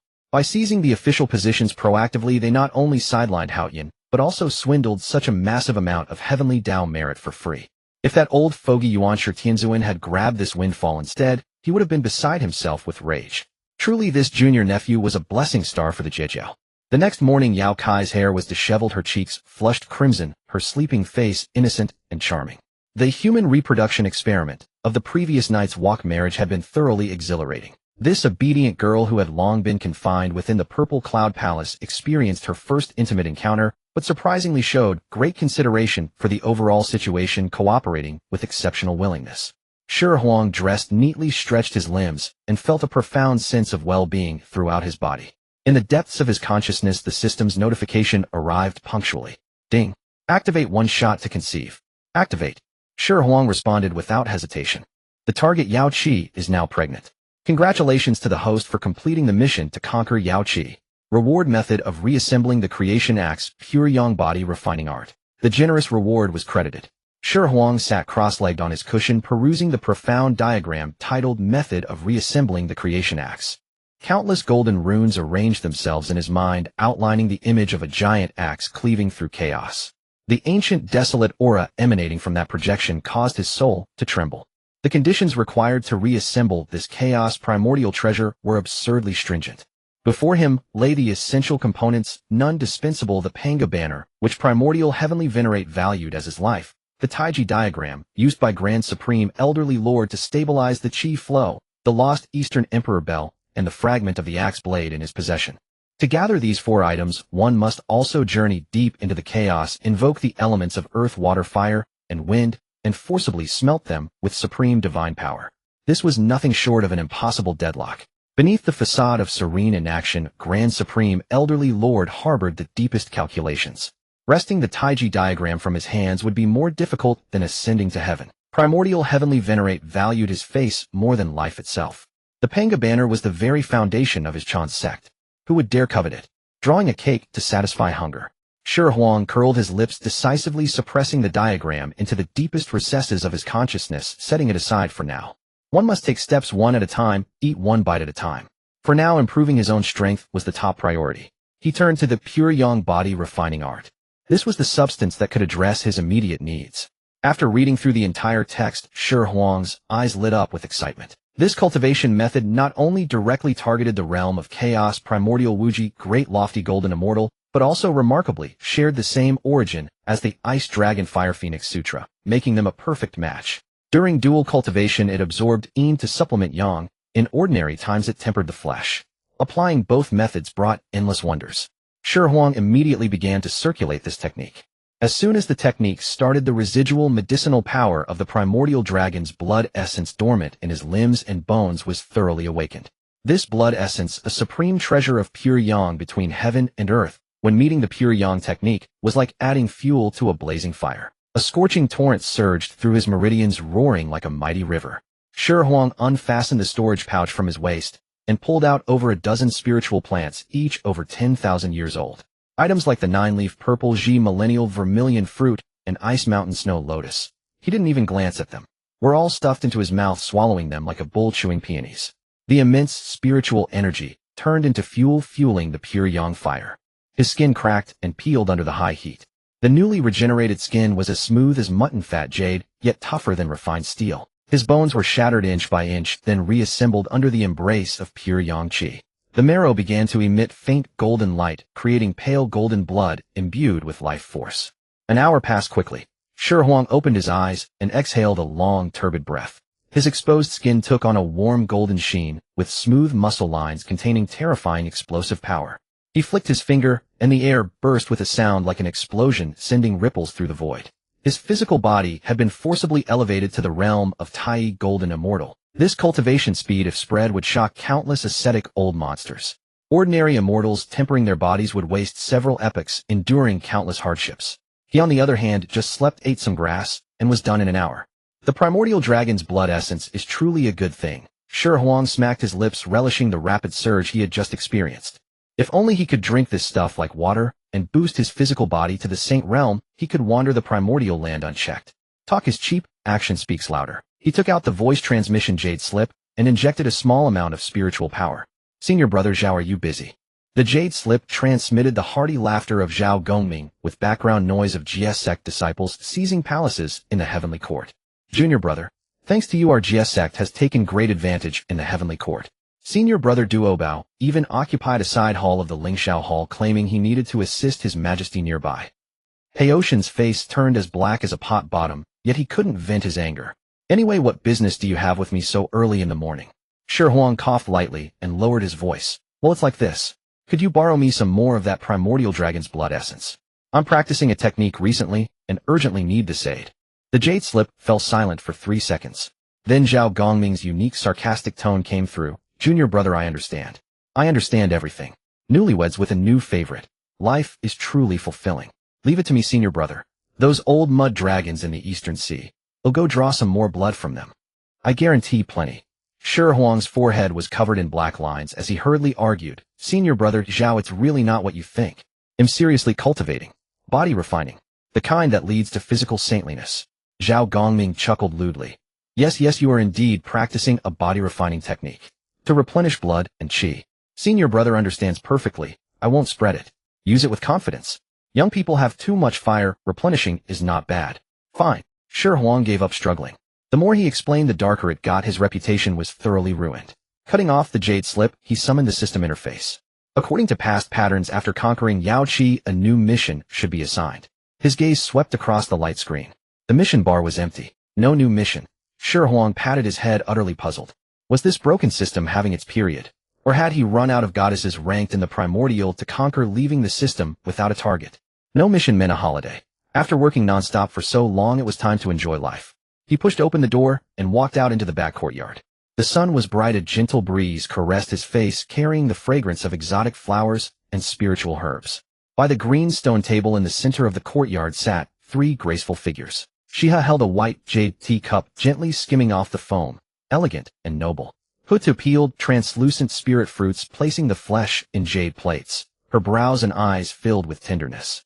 Yunxiao held a volume of scriptures, studying them intently, radiating intellectual beauty. Hearing his footsteps, the 3 turned in unison. There was no hostility, no angry stares. They just smiled at him. Xihe raised an eyebrow, her gaze sweeping down from Shi Huang's face, finally stopping at an unmentioned. Hutu covered her mouth, her eyes glistening, smiling like a thieving fox. Her stare could practically strip him. Yunxiao put down the scripture, her gentle and generous face adorned with a meaningful smile, her fingers rhythmically tapping the stone table. The 3 gazes intertwined, far sharper than Tongtian sect leaders' immortal slaying sword formation. Shi Huang halted, instinctively reaching to support his lower back. This situation was off. Husband, you're up early. Hutu struck first, her voice dripping with sweetness. You labored so hard last night for the great cause of human reproduction. Why not rest a little longer? Have you collected all the experimental data? Shall I help you organize it? Xihe snorted coldly, slamming her teacup heavily onto the stone table with a crisp sound. That was a wok marriage, all about survival of the fittest. There's no time for rest. Perhaps at dawn our great benefactor will rush off to the next tribe to continue benefiting humanity. The billions of humans in the primordial land are all counting on him. Yunxiao stroked her sleeve, her voice gentle and unhurried. I heard that Sister Yao Qi has just arrived and is not yet familiar with the rules of the Nuwa Palace. Our husband's hospitality is quite thorough. He even taught her personally through the night. Hardworking. May I ask if you have free time today to explain to us sisters the wonders of this wok marriage? Shi Huang's scalp tingled, cold sweat dripped down his temples. 3 women make a play, and today the stage was all set on his waist. He swallowed hard and forced a dry laugh. Well, the morning sun is quite nice. I came out for some fresh air. You continue chatting. I suddenly remembered I have a few formations to deduce. I'm going back to my room. With that, he slipped away, silently retreating 2 steps back inside the threshold. He closed the door behind him. Leaning against the door, Shi Huang let out a long sigh. Fumblingly, he took out the voice transmission jade slip again, injecting spiritual power, and urgently sent a message. Senior brother Zhao? About that primordial dragon's blood essence earlier. Can you get me 2 more jars? Urgent. Extremely urgent. On the other end of the jade slip, Zhao Gongming's sharp intake of breath was exceptionally clear. Junior brother, he drawled, his tone dragging long. We cultivators seek balance between yin and yang, a steady and enduring flow. Your nightly revelries would wear down even a foundation of iron. Do not indulge in fleeting pleasures lest you harm the roots of the great Tao. At the very least, don't harm your own foundation. Before Shi Huang could defend himself, Zhao Gongming shifted his tone, becoming solemn and righteous. Enough. For the sake of my younger sister Yunxiao's future stability, I as her elder brother will go all out. Those old mud eels of the East Sea have been bleeding themselves dry lately. Their dragon scales have lost their luster. They'll take a stroll to the southwest and north seas now, and I won't stop until I drain the treasuries of all 4 dragon palaces. Wait for me. Cutting off the transmission, Shi Huang wiped the cold sweat from his brow. This black pot was firmly welded onto his back. What are you dazing off for? A faint, elegant fragrance drifted into his nostrils. Nuwa was leaning against the doorframe, her eyes shimmering as she appraised him from head to toe. Did you get the items from the system? Nuwa cut straight to the point. Got them, Shi Huang replied, not hiding anything as he peeled off 2 jade slips shimmering with profound Tao rhythms and handed them over. Nuwa took the jade slips and probed them with her divine sense.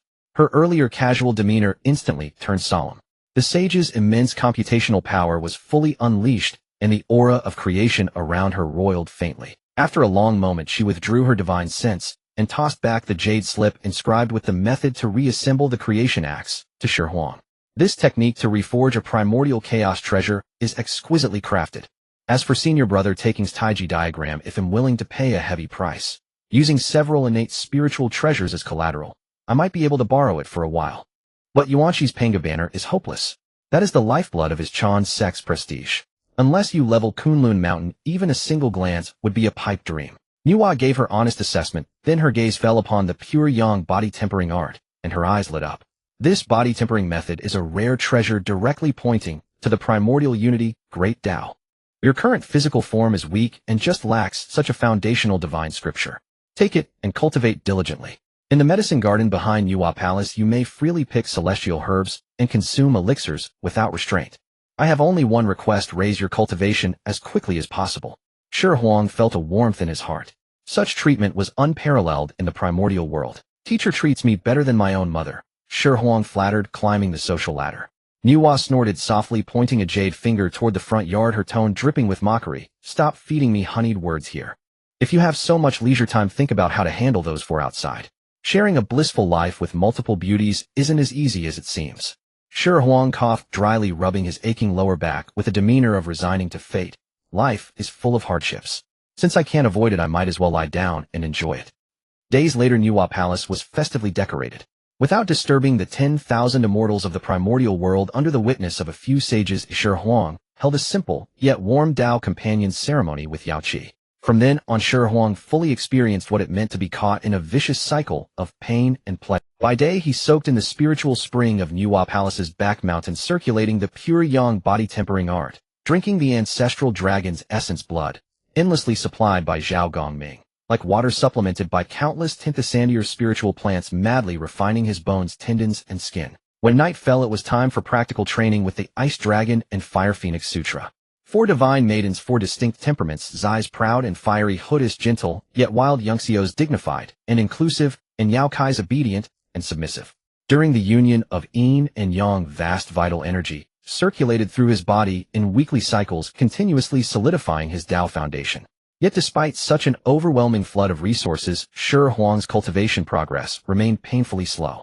Only after plundering the treasuries of the 4 dragon clans 3 times did Shi Huang's cultivation barely break through the shackles, stepping into the early stage of Tai Golden Immortal. On the day he emerged from seclusion, the 4 divine maidens sat around a blue stone table, beginning a merciless interrogation. She has sipped tea, her tone cold. With such a mountain of celestial treasures, even feeding a pig would have earned it the fruition of a Daluo Golden Immortal. But you, just early Tai. This deal lost money to your grandma's house. Hutu peeled grapes, laughing so hard, she trembled, her words full of bold flirtation. Husband, don't be discouraged. To be fair, perhaps our dual cultivation postures aren't aligned with the Tao. Come to my room tonight, and we'll try a new style sure to help you break through. Yin Xiao set down the jade slip. She was holding her actions as pragmatic as ever. No matter. He'll send a message to my eldest brother asking him to visit the East Sea again. I hear the dragon clan still has a few reclusive old ancestors with vigorous blood essence. Extracting a few vials of essence blood shouldn't be a problem. She had glanced at Shi Huang, adding a cold jab. In my opinion, he's deliberately hiding his abilities. Rest assured, sisters, hearing his dragons roar and tigers howl at night, his vitality is full. Definitely not false fire. Let him do as he pleases. Shi Huang sat on the stone stool, his eyes watching his nose, and his nose watching his heart, pretending to be a wooden man. At times like this, speaking less meant fewer mistakes. Silence was golden. In the boundless primordial world, time flowed without measure. 5,000 years passed like a mere blink for a sage. In a secret chamber deep within Nuwa Palace, 4 figures sat cross-legged. Nuwa's aura of creation, Huda's reincarnation Dao rhythm, and Tongtian Jiao's his sharp sword intent intertwined, forming an absolute barrier that even the heavenly Dao could not penetrate. Shi Huang sat in a lower position, composed and at ease. A few days ago, the golden bell of Xihe Palace rang again. The teachers summoned the 7 sages for a council. Tongtian Jiaozhu broke the silence, first staring intently at Shi Huang. Last time when the heavenly court was re-established, you foresaw everything with uncanny precision. Tell me what's the reason this time? Shi Huang moistened his throat with a sip of spiritual tea, speaking confidently. It must be about the rise of the human race. Uta tilted her head, her beautiful eyes filled with confusion. The witch clan governed the underworld and paid little attention to mortal affairs. Nuwa listened quietly, treating this as spoilers from the system without interrupting. Look at the current primordial continent. Shi Huang traced a simplified map of the primordial world in the air with his fingertip. Over these 5,000 years, the human race has multiplied at a terrifying rate, numbering in the billions upon billions, their footprints spanning the 4 seas and 8 wastelands. Yet though numerous humans are like scattered sand, the 3 human ancestors, Swirenshi Yukashi and Xihe, though possessing golden immortal cultivation and revered by humanity, excel in survival skills, but lack the imperial talent to govern billions of beings. Shi Huang emphasized, a vast race without restraint, once torn by internal strife, will affect the 3 realms. The heavenly Daos operation values balance and order. Hence the gathering at Xihe Palace is surely to select 1 or more human sovereigns to stabilize the cosmos. Nuwa mused, the rise of humanity is a mighty trend of the heavenly Dao. Becoming the human sovereign and leading humanity to prosperity would bring immense merit. No wonder the Dao ancestors summoned all sages, such a fat piece of meat, who wouldn't covet it? Shi Huang shook his head, throwing cold water on the idea. Teacher knows only one side. Educating the people and leading humanity to prosperity is indeed boundless merit. But if one is unworthy of the position, causing internal strife and chaos, then endless karmic sin would descend. This sovereign seat is a hot potato. Tongtian Jiaozhu tapped the table with his finger, his brow furrowed into a frown. Interestingly, I recently observed the celestial phenomena and found that although the heavenly court operates orderly, an aura of calamity is subtly brewing in the world. I have deduced the heavenly secrets many times, but all is chaotic. Nephew, do you know the variable? Shi Huang's heart was as clear as a mirror. The rise of humanity would inevitably accompany the great tribulation of the 3 sovereigns and 5 emperors. Especially during the Yellow Emperor Xuanyuan's era, the Battle of Zhuolu was exceptionally brutal. Yet the problem was that Qiu Xingtian and other great witches who were supposed to shine in the Battle of Zhuolu had long been arranged by Hudu to serve as civil servants in the underworld. With the biggest antagonist gone, how would the heavenly Dao complete this tribulation? Shi Huang suppressed his doubts and offered a prudent suggestion. The human base is too vast to be fully civilized by a single generation of sovereign. It must undergo several generations of change. He turned to Nuwa, his expression solemn. Teacher, you are the holy mother of humanity, unrivaled in prestige among mortals. You must contend for the position of the first human heavenly sovereign. Moreover, I have already chosen the candidate for you. Who? Nuwa asked. Uncle Fuxi. Nuwa trembled all over, her eyes rimmed with red. During the calamity of the witch and demon races, Fuxi was caught in the reckless self-destructions of the ancestral witches, leaving only a wisp of remnant soul nurtured in Nuwa Palace. Endless ages had passed, and despite exhausting celestial treasures, she could not reshape his true body. Unexpectedly, Shi Huang, this seemingly absurd fellow, had kept this matter in his heart all along. If Fuxi could reincarnate as a human sovereign, using the flourishing human race's fortune and boundless merit to cleanse his spirit, he could not only be reborn, but even advance his cultivation to the pinnacle of the quasi-sage realm. Good. Nuwa took a deep breath, suppressing her surging emotions. Even if I have to sacrifice my face, I will snatch it for my elder brother. Seizing the opportunity, Shi Huang pulled 3 jade slips engraved with intricate array patterns from his sleeve and handed them to the 3 sages. Respected elders, when the council at Xihe Palace convenes, the Dao ancestor will allocate the quotas of human sovereigns and the responsibility of civilizing them. At that time, all forces will surely engage in open strife and veiled struggles. These jade slips are little trinkets I refined in my spare time called group chat jade talismans. Shi Huang briefly explained the function of the item, essentially a primordial world version of a group chat from his previous life, capable of encrypted text and voice communication across spatial distances. When you arrive at Xihe Palace, act according to circumstances. When faced with uncertain decisions, communicate through this talisman. Our 4 factions must share information and not let others take advantage. Tongtian Jiaozhu and Hutu also found the item novel and practical, tucking it away safely.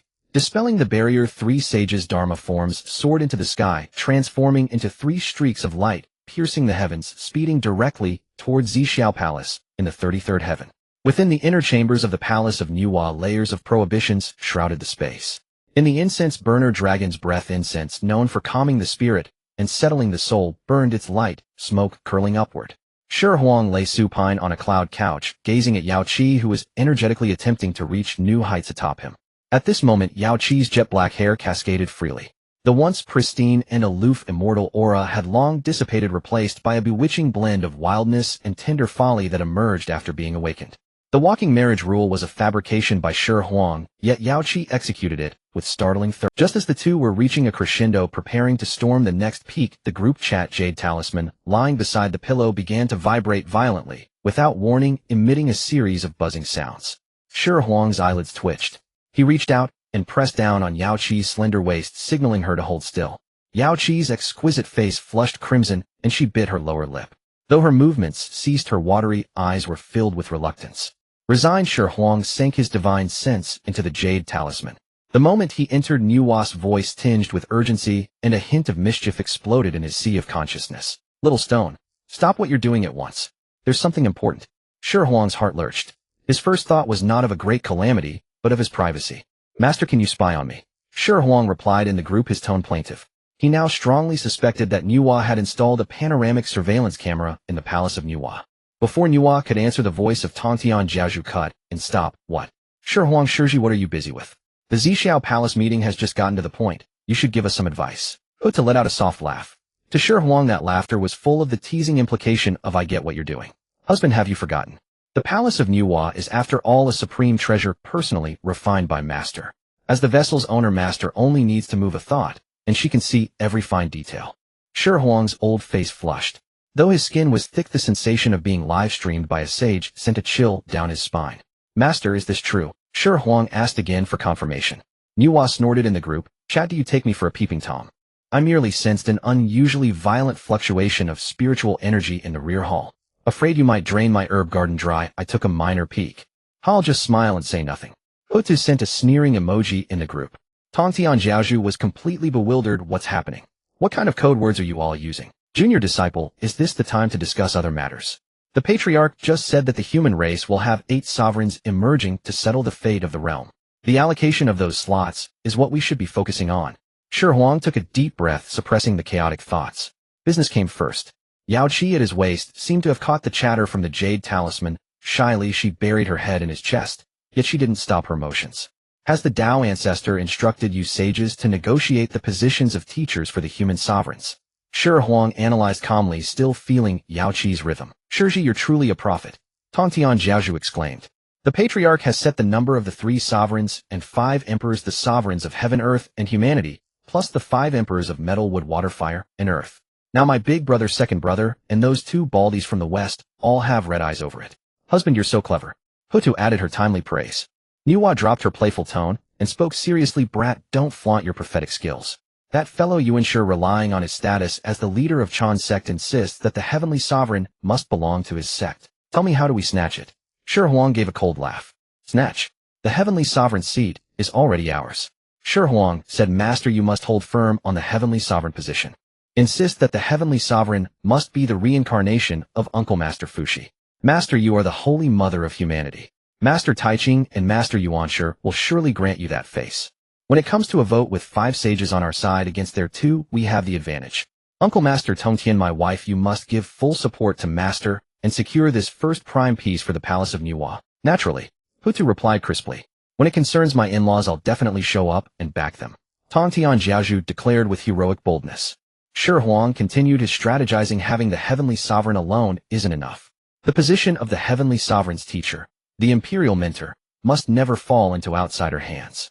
Uncle Master Tongtian, have you prepared a candidate?" "Already thought of one. Naturally, Duobao." Tongtian Jiaozhu roared with laughter. "Shiji, you truly understand my thoughts. Wife, Master, you must support senior brother Duobao in the meeting. This is a win-win business alliance. Our 3 families band together to digest the heavenly sovereign and the imperial mentor internally. Let no one else siphon off the chi and merits." Nuwa praised, "You little rascal, you're so sly, but I like it.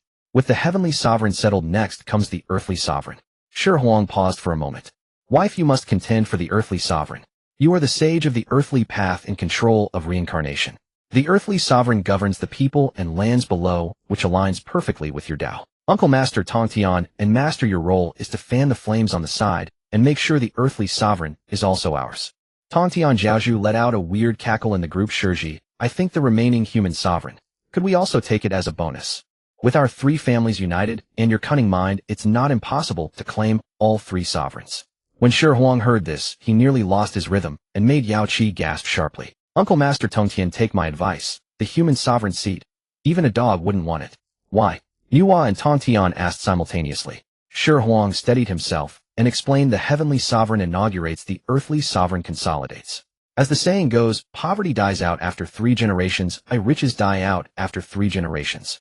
When the human sovereign appears, it will inevitably bring a tribulation of slaughter and great calamity. That is a vortex of karma. Whoever touches it will suffer. We only need to secure the heavenly and earthly sovereigns, taking the most stable and pure merits. Leave the messy business of the human sovereign for Yuanshi and the Western sect to fight over dog-eat-dog. Hutu was blindly obedient. Listen to my husband. Whatever he says is right. Though disappointed, Tongtian Jiaozhu nodded. Fine, I'll listen to my son-in-law. What about the 5 emperors? There are many slots for the 5 emperors and many greedy eyes on them. We don't need to take them all. That would incense everyone. We only need to compete for one, the Water Emperor. Shi Huang declared with certainty. Why again? Tongtian Jiaozhu was puzzled.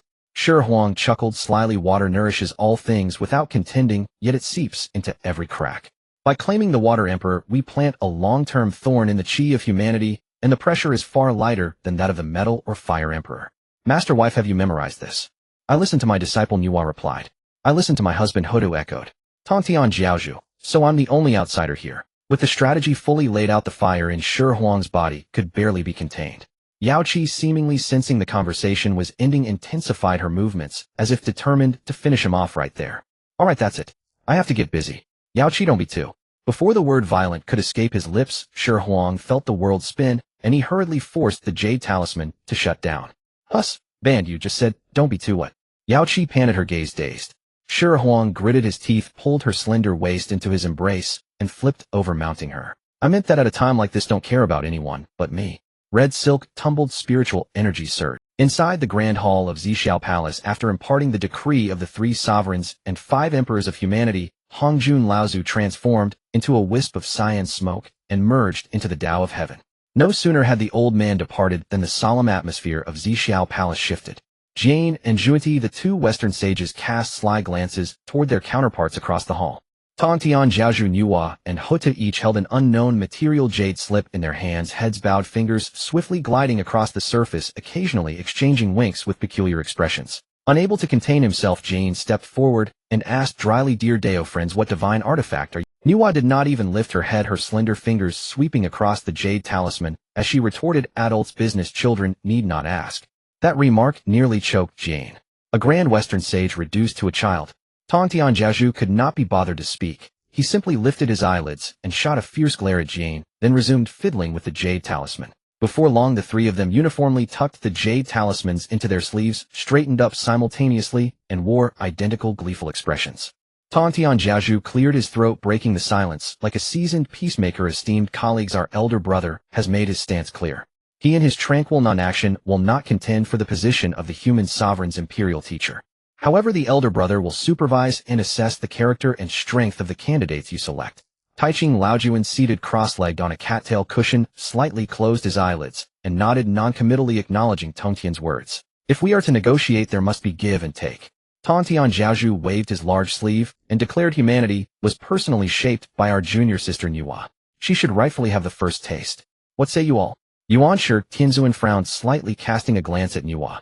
He had always prided himself as the orthodox heir of Pangu and held reservations about Nuwa of the demon race, but given the indisputable merit of creating humanity, he refrained from objection. Jane and Juanti exchanged a look and fell to their knees. Juanti's bitter face twisted as if he was about to shed golden tears, preparing to deploy the West's ancestral poverty lament technique. You too. Tongtian Jiaozhu bellowed, interrupting their pre-ritual. The master has left. There are no outsiders in Xihe Palace. Stop pretending to cry. I ask you, is it acceptable for junior sister Nuwa to choose first? Juanti forced the tears he had been brewing back into his eyes, his face flushing red. The 2 sages looked around and found the 5 saints, Three pure ones, Nuwa and Hudu, staring at them intently. 5 against 2, the odds were against them. Jane gave a dry laugh and nodded repeatedly. Senior brother Tontian is right. Junior sister Nuwa, please go first. Nuwa rose gracefully, bowed slightly to everyone, and spoke in a plaintive yet resolute tone. Thank you, senior brothers, for your understanding. You all know I have a brother named Fuxi. When the ancient demon court fell, he was reduced to a remnant soul. Through countless eons I have suffered day and night. Now that humanity prospers, I wish him to reincarnate as the human heavenly sovereign, using human destiny to rebuild his Tao foundation. As long as the position of heavenly sovereign belongs to Fuxi, Nuwa's palace will never lay a hand on any other human sovereign's imperial teacher position. At these words, Tongtian and Huta spoke in unison. Excellent. Junior sister Nuwa's move is both reasonable and justified. We have no objection. The three of them coordinated seamlessly. Taiching Laojun remained with eyes closed in meditation. Yuanshi Tianzuan saw that Nuwa had voluntarily withdrawn from the subsequent contest, did a mental calculation of the gains, and found it not unfavorable, so he also acquiesced. The Western two sages coveted the boundless merit of the heavenly sovereign, but faced with the tacit understanding of the Eastern 5 sages, they could only swallow their bitterness. Since junior sister Nuwa has settled the heavenly sovereign, I will be blunt. Tontian Jiaozhu followed up smoothly, grinning like a fox that had stolen a chicken. My Jiejiao has myriad immortals flocking to it. Talented minds abound. I seek for my great disciple Duobao the position of heavenly sovereign's teacher. As long as Duobao holds this role, my sect will not meddle in the remaining positions. Hutu and Nuwa immediately responded. Senior brother Tontian is noble. We support. Yuanshi Tianzuan snorted coldly, thinking that those with fur and horns from Jiejiao were unworthy of being imperial teachers. Yet after a mental calculation, if Tongtian took the heavenly sovereign teacher and withdrew, the remaining slots would be left for himself and the Western Church. The three pure ones were originally one family. Such courtesy must be shown. Jane and Junie wanted to cry, but had no tears. The script was wrong. Were they playing a game of... Before the Western two sages could recover, Hutu spoke again, unhurried and deliberate. My Wu tribe once governed the primeval land. No one knows the veins of mountains and rivers better than we do. Now that humanity multiplies, it depends on the nourishment of the earth. I seek for my tribe the position of earthly sovereign's teacher. What say you all? So it should be. Nuwa and Tongtian responded instantly. Jane's mouth began to twitch uncontrollably. The clatter of their abacus was loud enough to be heard by the chaotic gales outside Xihe Palace. Those three clearly shared the same trousers. Taiching and Yuanshi exchanged glances, turning a blind eye. The Wu tribe had retreated to the underworld and kept to themselves, giving them the earthly sovereign's teacher as a conciliation was acceptable. Seeing no opposition, Hutu smiled gracefully. Thank you, senior brothers and teachers. The three largest morsels were parceled out. What remained were the human sovereign and the 5 emperors. Yuanshi Tianzuan could no longer sit still. He flicked his whisk, straightened his back, and declared arrogantly, my Chan Jiao disciples are all virtuous immortals with extraordinary roots far superior to those heretical paths. I contend for my great disciple Guang Chengzi the position of human sovereign's teacher. Tongtian Jiaozhu's heart skipped a beat. Before coming to Xihe Palace, Shi Huang had repeatedly cautioned in the Jade Slip that the human sovereign was an insatiable pit accompanied by a tribulation of slaughter. Whoever touched it would be cursed. He usually disagreed with his second brother Yuanshi and often argued heatedly over doctrines, but their bones were connected. The three pure ones were one Tao split into 3. He could not bear to watch his second brother leap into a fire pit. Second brother, wait. Tongtian Jiaozhu hastily interjected. Nephew Guang Chengzi is not suitable for the role of human sovereign's teacher. As he spoke, he gave Yuanshi Tianzuan a frantic wink, nearly rolling his eyes. Yuanshi Tianzuan, already simmering with anger over Tongtian's earlier scooping, took Tongtian's public rebuttal and eye-rolling as an insult to the Chan Jiao disciples' capabilities. Third brother, you go too far. Yuanshi flushed with rage. How my Chan Jiao disciples conduct themselves is none of your business. Tongtian Jiaozhu slapped his thigh in exasperation. Why was his second brother so stubborn? The Western two sages who had gained nothing so far finally saw an opportunity. Jane pressed his palms together, his face full of compassion, but his words were poison. Thank you, senior brother Tongtian, for speaking out. I also believe that the position of human sovereign's teacher needs careful consideration. This old manipulator maximized the rift with a single line of thank you, senior brother Tongtian. Yuanshi Tianzuan, who valued face above all, could no longer hold back after being goaded by Jane. He shot to his feet, his saintly aura expanding, expelling the chaotic qi in the hall. Today Guang Chengzi must be the human sovereign's teacher. I have spoken. Even if the master himself came, this cannot change. Yuanshi declared unwaveringly, cutting off his own retreat. Tongtian Jiaozhu looked at the furious Yuanshi and sighed helplessly. Good words were wasted on a willful ghost. Once this mule of a temper took hold, 9 oxen could not pull it back.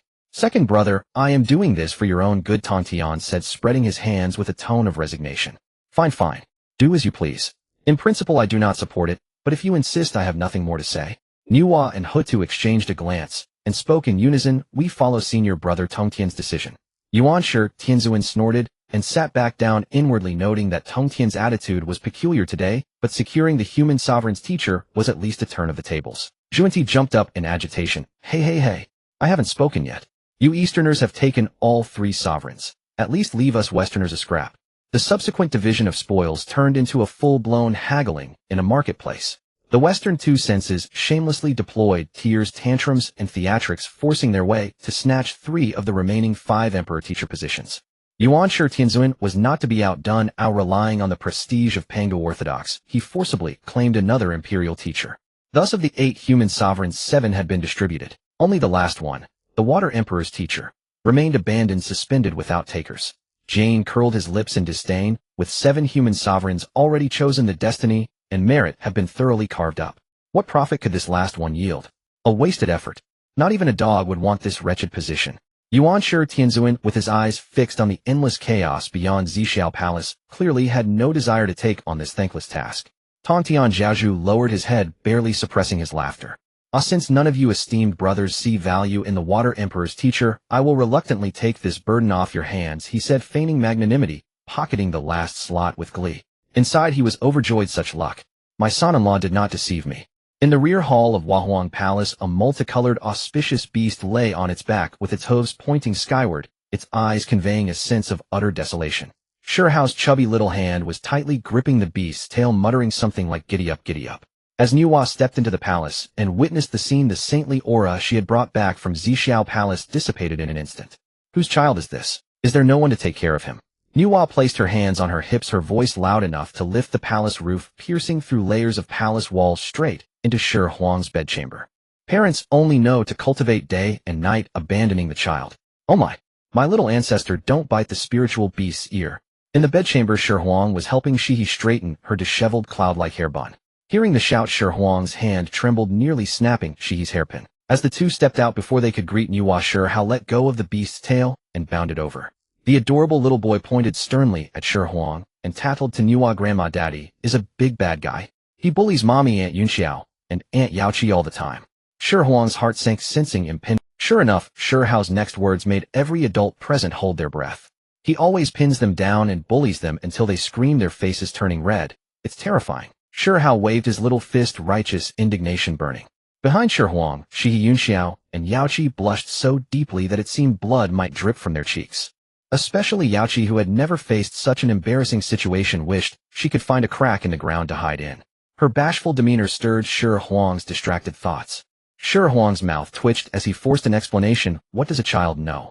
That was us practicing techniques and comprehending the Tao. Do you need to take off clothes to practice techniques?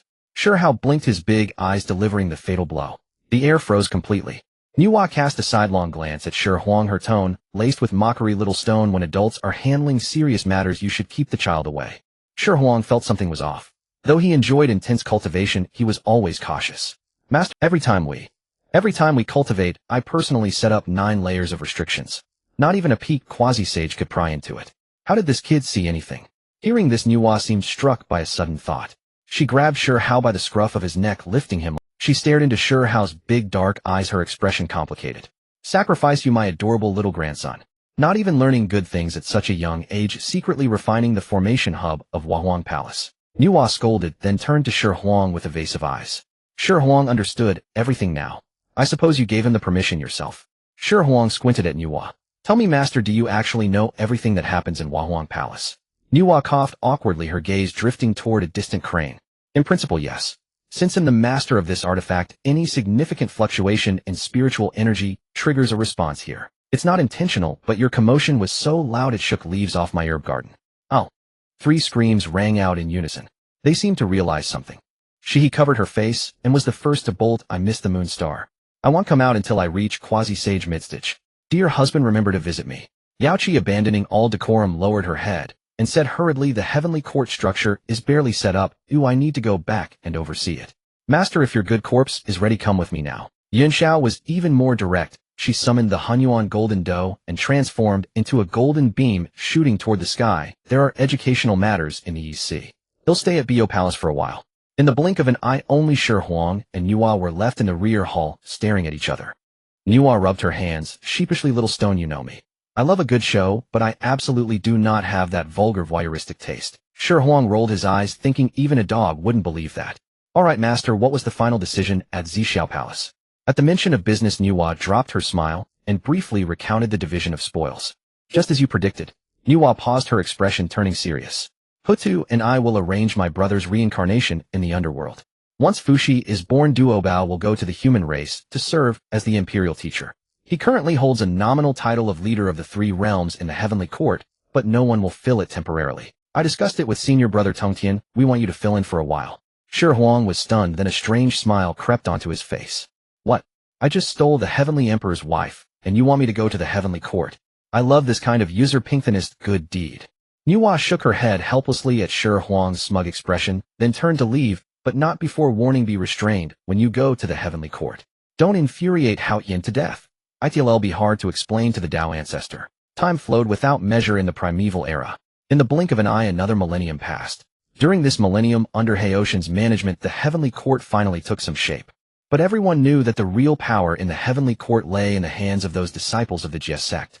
At this time in the human settlement, the Fengyan tribe, a young girl named Huaxu, while playing in Luai's, accidentally stepped on a giant footprint. In that instant, purple chi descended from the sky and a long rainbow pierced the sun. Huaxu felt a warm force burrow into her abdomen, and then she became pregnant without being married. Inside Wahuang Palace, Nuwa's eyes snapped open, and she transmitted a message to Duobao, who was far away in the heavenly court. The time has come. Come with me to the Fengyan tribe. Duobao Daoist patted his round belly, his face full of bitterness. He, the esteemed senior disciple of the Jie sect, was now supposed to go be a nanny for a mortal. The contrast was too jarring. Brother, you're finally coming back, Nuwa murmured, gazing in the direction of Luai's. In the days that followed, a mysterious Daoist appeared in the Fengyan tribe. This Daoist not only helped Huaxu stabilize her pregnancy, but also hovered around the unborn child day and night, becoming a full-time nanny. Meanwhile, Shi Huang also set out. Accompanied by Nuwa's good corpse, the golden mother of Yao Qi, he strode boldly into the southern heavenly gate. Hao Yin was originally dreaming of ruling the three realms in the Lingxiao treasure hall when he heard that Shi Huang was coming to take over the position of leader of the three realms. He was so furious he nearly smashed the Hao Yin mirror. Leader of the three realms. Though it sounds like commanding all immortals, it's actually an empty title. Tai Bai Jinxing said leisurely from the side. Your Majesty, you are still the lord of the three realms. Tai Bai Jinxing, whom Hao Yin had recruited in recent years, was his trusted confidant. When Shi Huang arrived at the heavenly court, he didn't even go to the so-called leader's mansion. Standing outside the southern heavenly gate, gazing at the majestic palace complex, he directly ordered his attendants move my luggage to Yao Qi Palace. The heavenly court guards were dumbfounded. Sir, that's the Queen Mother's bedchamber. Shi Huang cast a sidelong glance at the guard and said matter-of-factly, my wife's bedchamber is my home. Any problem with living in one's own home? The guard opened his mouth, but couldn't utter a word. And so, under the astonished gazes of countless heavenly soldiers and generals, Shi Huang swaggered into the Queen Mother's bedchamber. That night, Yao Qi blushed as she looked at Shi Huang, who had barged in uninvited, and murmured, you really dared to come.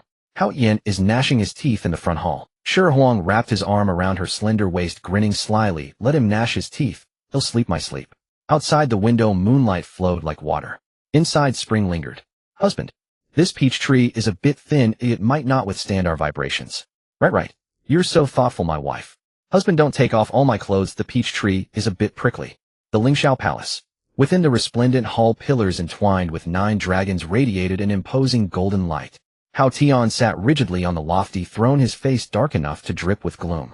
The heavenly court should have been his dominion, yet that Shi Huang, accompanied by Nuwa's virtuous remnant, had brazenly taken up residence in the Yao Qi Palace. This was nothing short of grinding the face of the heavenly court, and his own face, into the dust. The more he thought about it, the angrier he became. Hao Tian closed his eyes and mobilized the vast spiritual sense of a latest-stage quasi-saint. An invisible ripple spread out from the dome of the Lingxiao Palace, hurtling straight toward the Yao Qi Palace. He was determined to see what tricks this pair of shameless lovers might be up to in the sacred grounds of the heavenly court. The instant his spiritual sense brushed against the glazed tiles of the Yao Qi Palace. Buzz! A blinding cyan light shield abruptly rose. The formidable formation restrictions unleashed a terrifying repulsive force shattering Hao Tian's spiritual sense into pieces. Hao Tian grunted, feeling a needle-like sting in his brain. The restrictions of the Yaoqi Palace were actually wide open, guarding against him as if he were a thief. What a fine Shi Huang, treating the heavenly court like his own private garden. Hao Tian laughed in fury, then pulled an ancient bronze mirror from his wide sleeve. The primordial spiritual treasure, the Hao Tian mirror. This treasure, personally bestowed by the Tao ancestor, could observe the 3 realms and 6 paths, ignoring ordinary formation obstacles.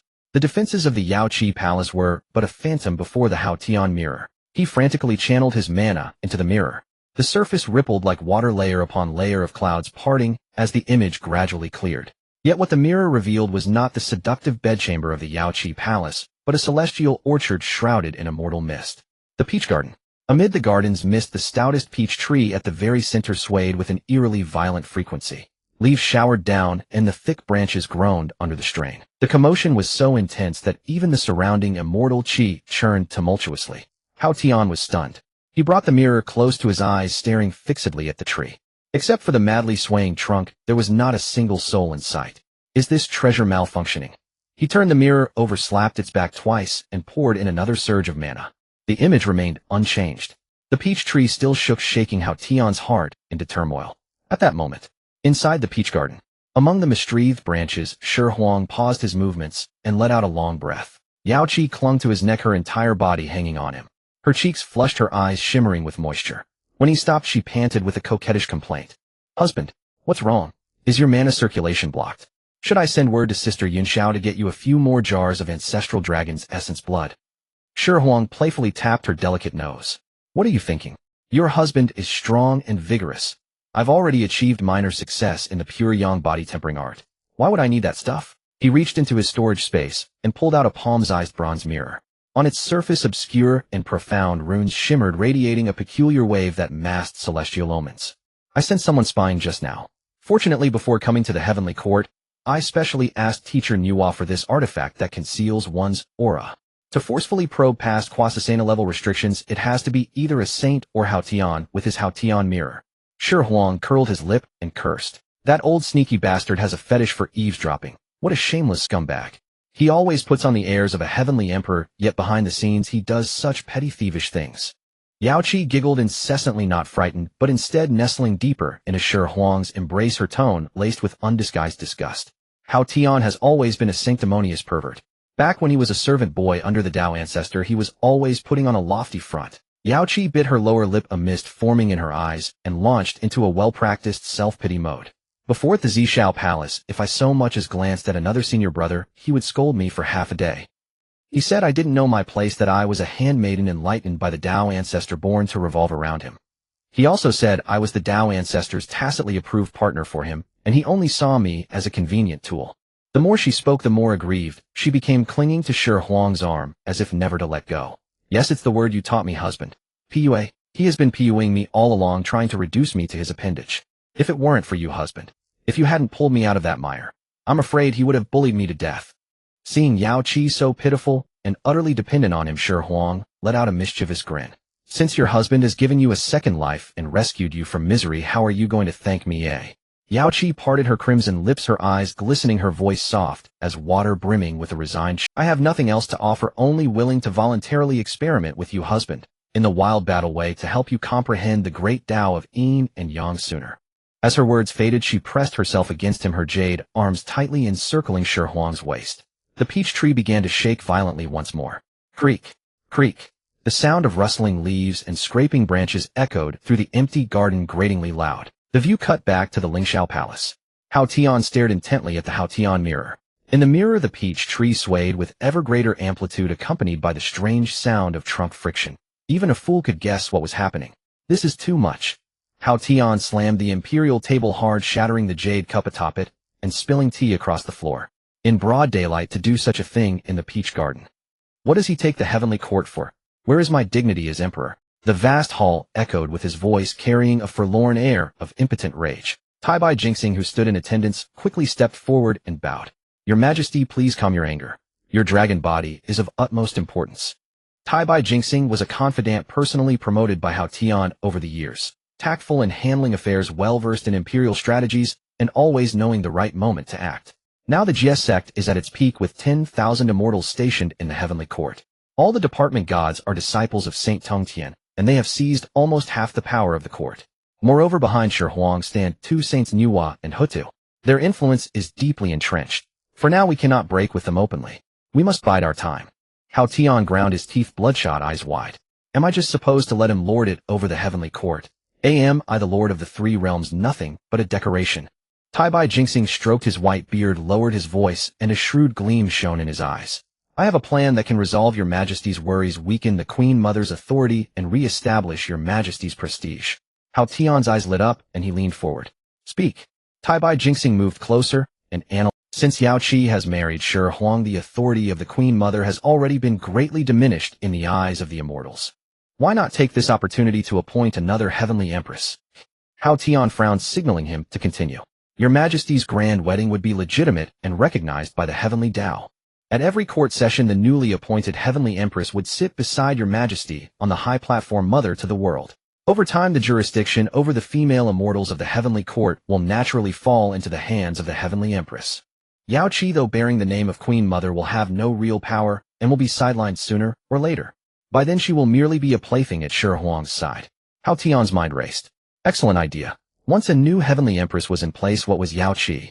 Nuwa wanted to use Yao Qi to check him, so he would create someone to check Yao Qi in return, removing the firewood from under the cauldron. This was a brilliant move. This plan is excellent. Hao Tian nodded approvingly, but then voiced a concern. However, my marriage is no trivial matter. An ordinary female immortal cannot hold the stage or withstand the pressure from Nuwa and the Jie sect.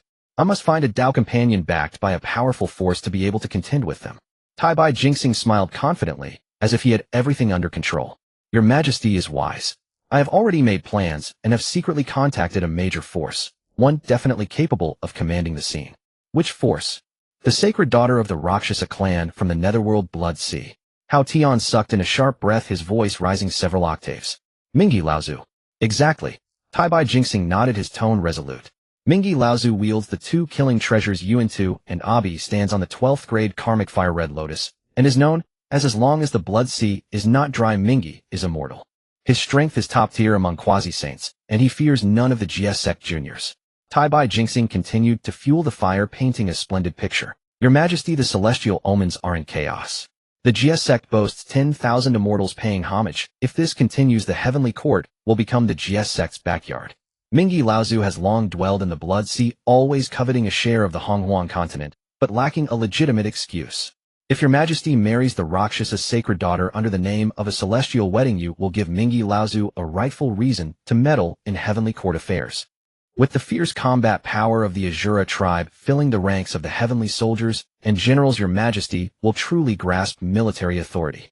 Hao Tian grew more and more excited, the gloom of before vanishing, replaced by soaring ambition. Mingi Laozu was a fearsome figure, a great power who had attended the lectures at the Zishao Palace. If he could pull him onto the heavenly court ship, Shi Huang would count for nothing. And what of the Jie sect's 10,000 immortals? Excellent. Tai Bai, you have handled this to my deep satisfaction.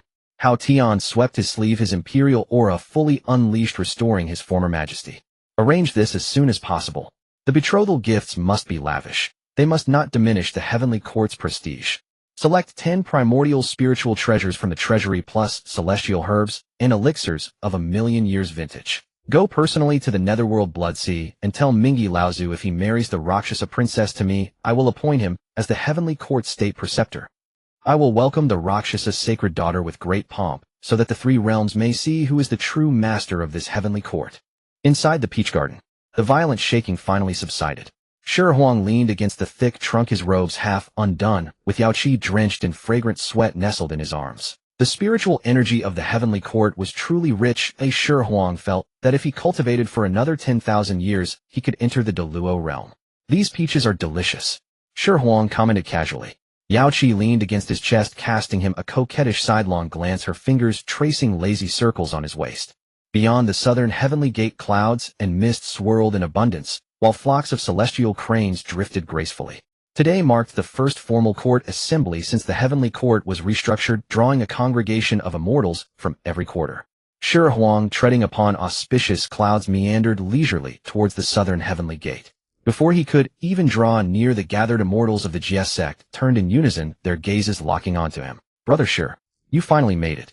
Zhao Gongming bellowed, his voice so thunderous it sent the clouds trembling. Immediately Bi Xiao and Qiong Xiao of the three celestial sisters approached, their faces adorned with warmth. Behind them, over 365 appointed deities, most of them disciples of the Xihe sect, clasped their fists in greeting, a spectacle of grandeur. Greetings, Chief Xihe. Brother Xihe, that jar of 10th Sandier spiritual brew you sent last time was absolutely exquisite. Throughout the Xihe sect, apart from Tongtian Jiazhu, only Duo Bao Daoren could command such respect from these unruly immortals. But Xihe Huang was different. He was the Xihe sect's renowned, wealthy son-in-law. Over the years, who among them hadn't reaped benefits from him? In the eyes of these Xihe sect disciples, working for Hao Yin was akin to military conscription, while working for Xihe Huang meant striking gold. Xihe Huang sidled up to Zhao Gongming, nudging him with his shoulder, and asked in a low voice, "Brother, Xiao, do you know why the Jade Emperor urgently summoned everyone today?" Zhao Gongming's eyes flickered with disdain as he jerked his chin toward Lingxiao Treasure Hall. What else? He sees our people everywhere in the Heavenly Court and feels uneasy, so he wants to flaunt his authority as the Heavenly Emperor. Xihe Huang nodded, his mind now at ease. It seemed everyone was just as clueless, merely going through the motions. The procession marched grandly into Lingxiao Treasure Hall, where an air of subtle tension pervaded the great hall. Hao Yin sat upright on the high imperial throne, to the right radiant with golden light and oozing authority. To the left stood a slightly lower phoenix seat, where Yaoqi, resplendent in ceremonial robes, presided. As the nominal chief of the three realms, Xihe Huang held a preeminent rank. By protocol, he should have occupied the foremost seat below Heotian's right. Yet Xihe Huang paid that no heed. He casually ambled to the lower seat on Yaoqi's left and plopped down. The assembled immortals kept their eyes downcast. Who among them was unaware of the bond between these two? Heotian's eyelids twitched at Xihe Huang's unabashed demeanor, but he forcibly suppressed his rage. Let the court begin. Taibai Jinxing bellowed the announcement. Below, the 365 appointed deities bowed in unison. We pay homage to His Majesty, to the Queen Mother, and to the Chief. Hao Yin gazed upon the sea of bowed heads, sensing the converging fortune, and his long-suppressed ambition swelled instantly. Once but a mere tea-serving page boy in the Purple Cloud Palace, he had now become the nominal sovereign of the three realms. All beloved ministers, rise. Hao Yin swept his sleeves, his voice resonant with vaunting authority. But an awkward moment ensued. Silence reigned in the hall.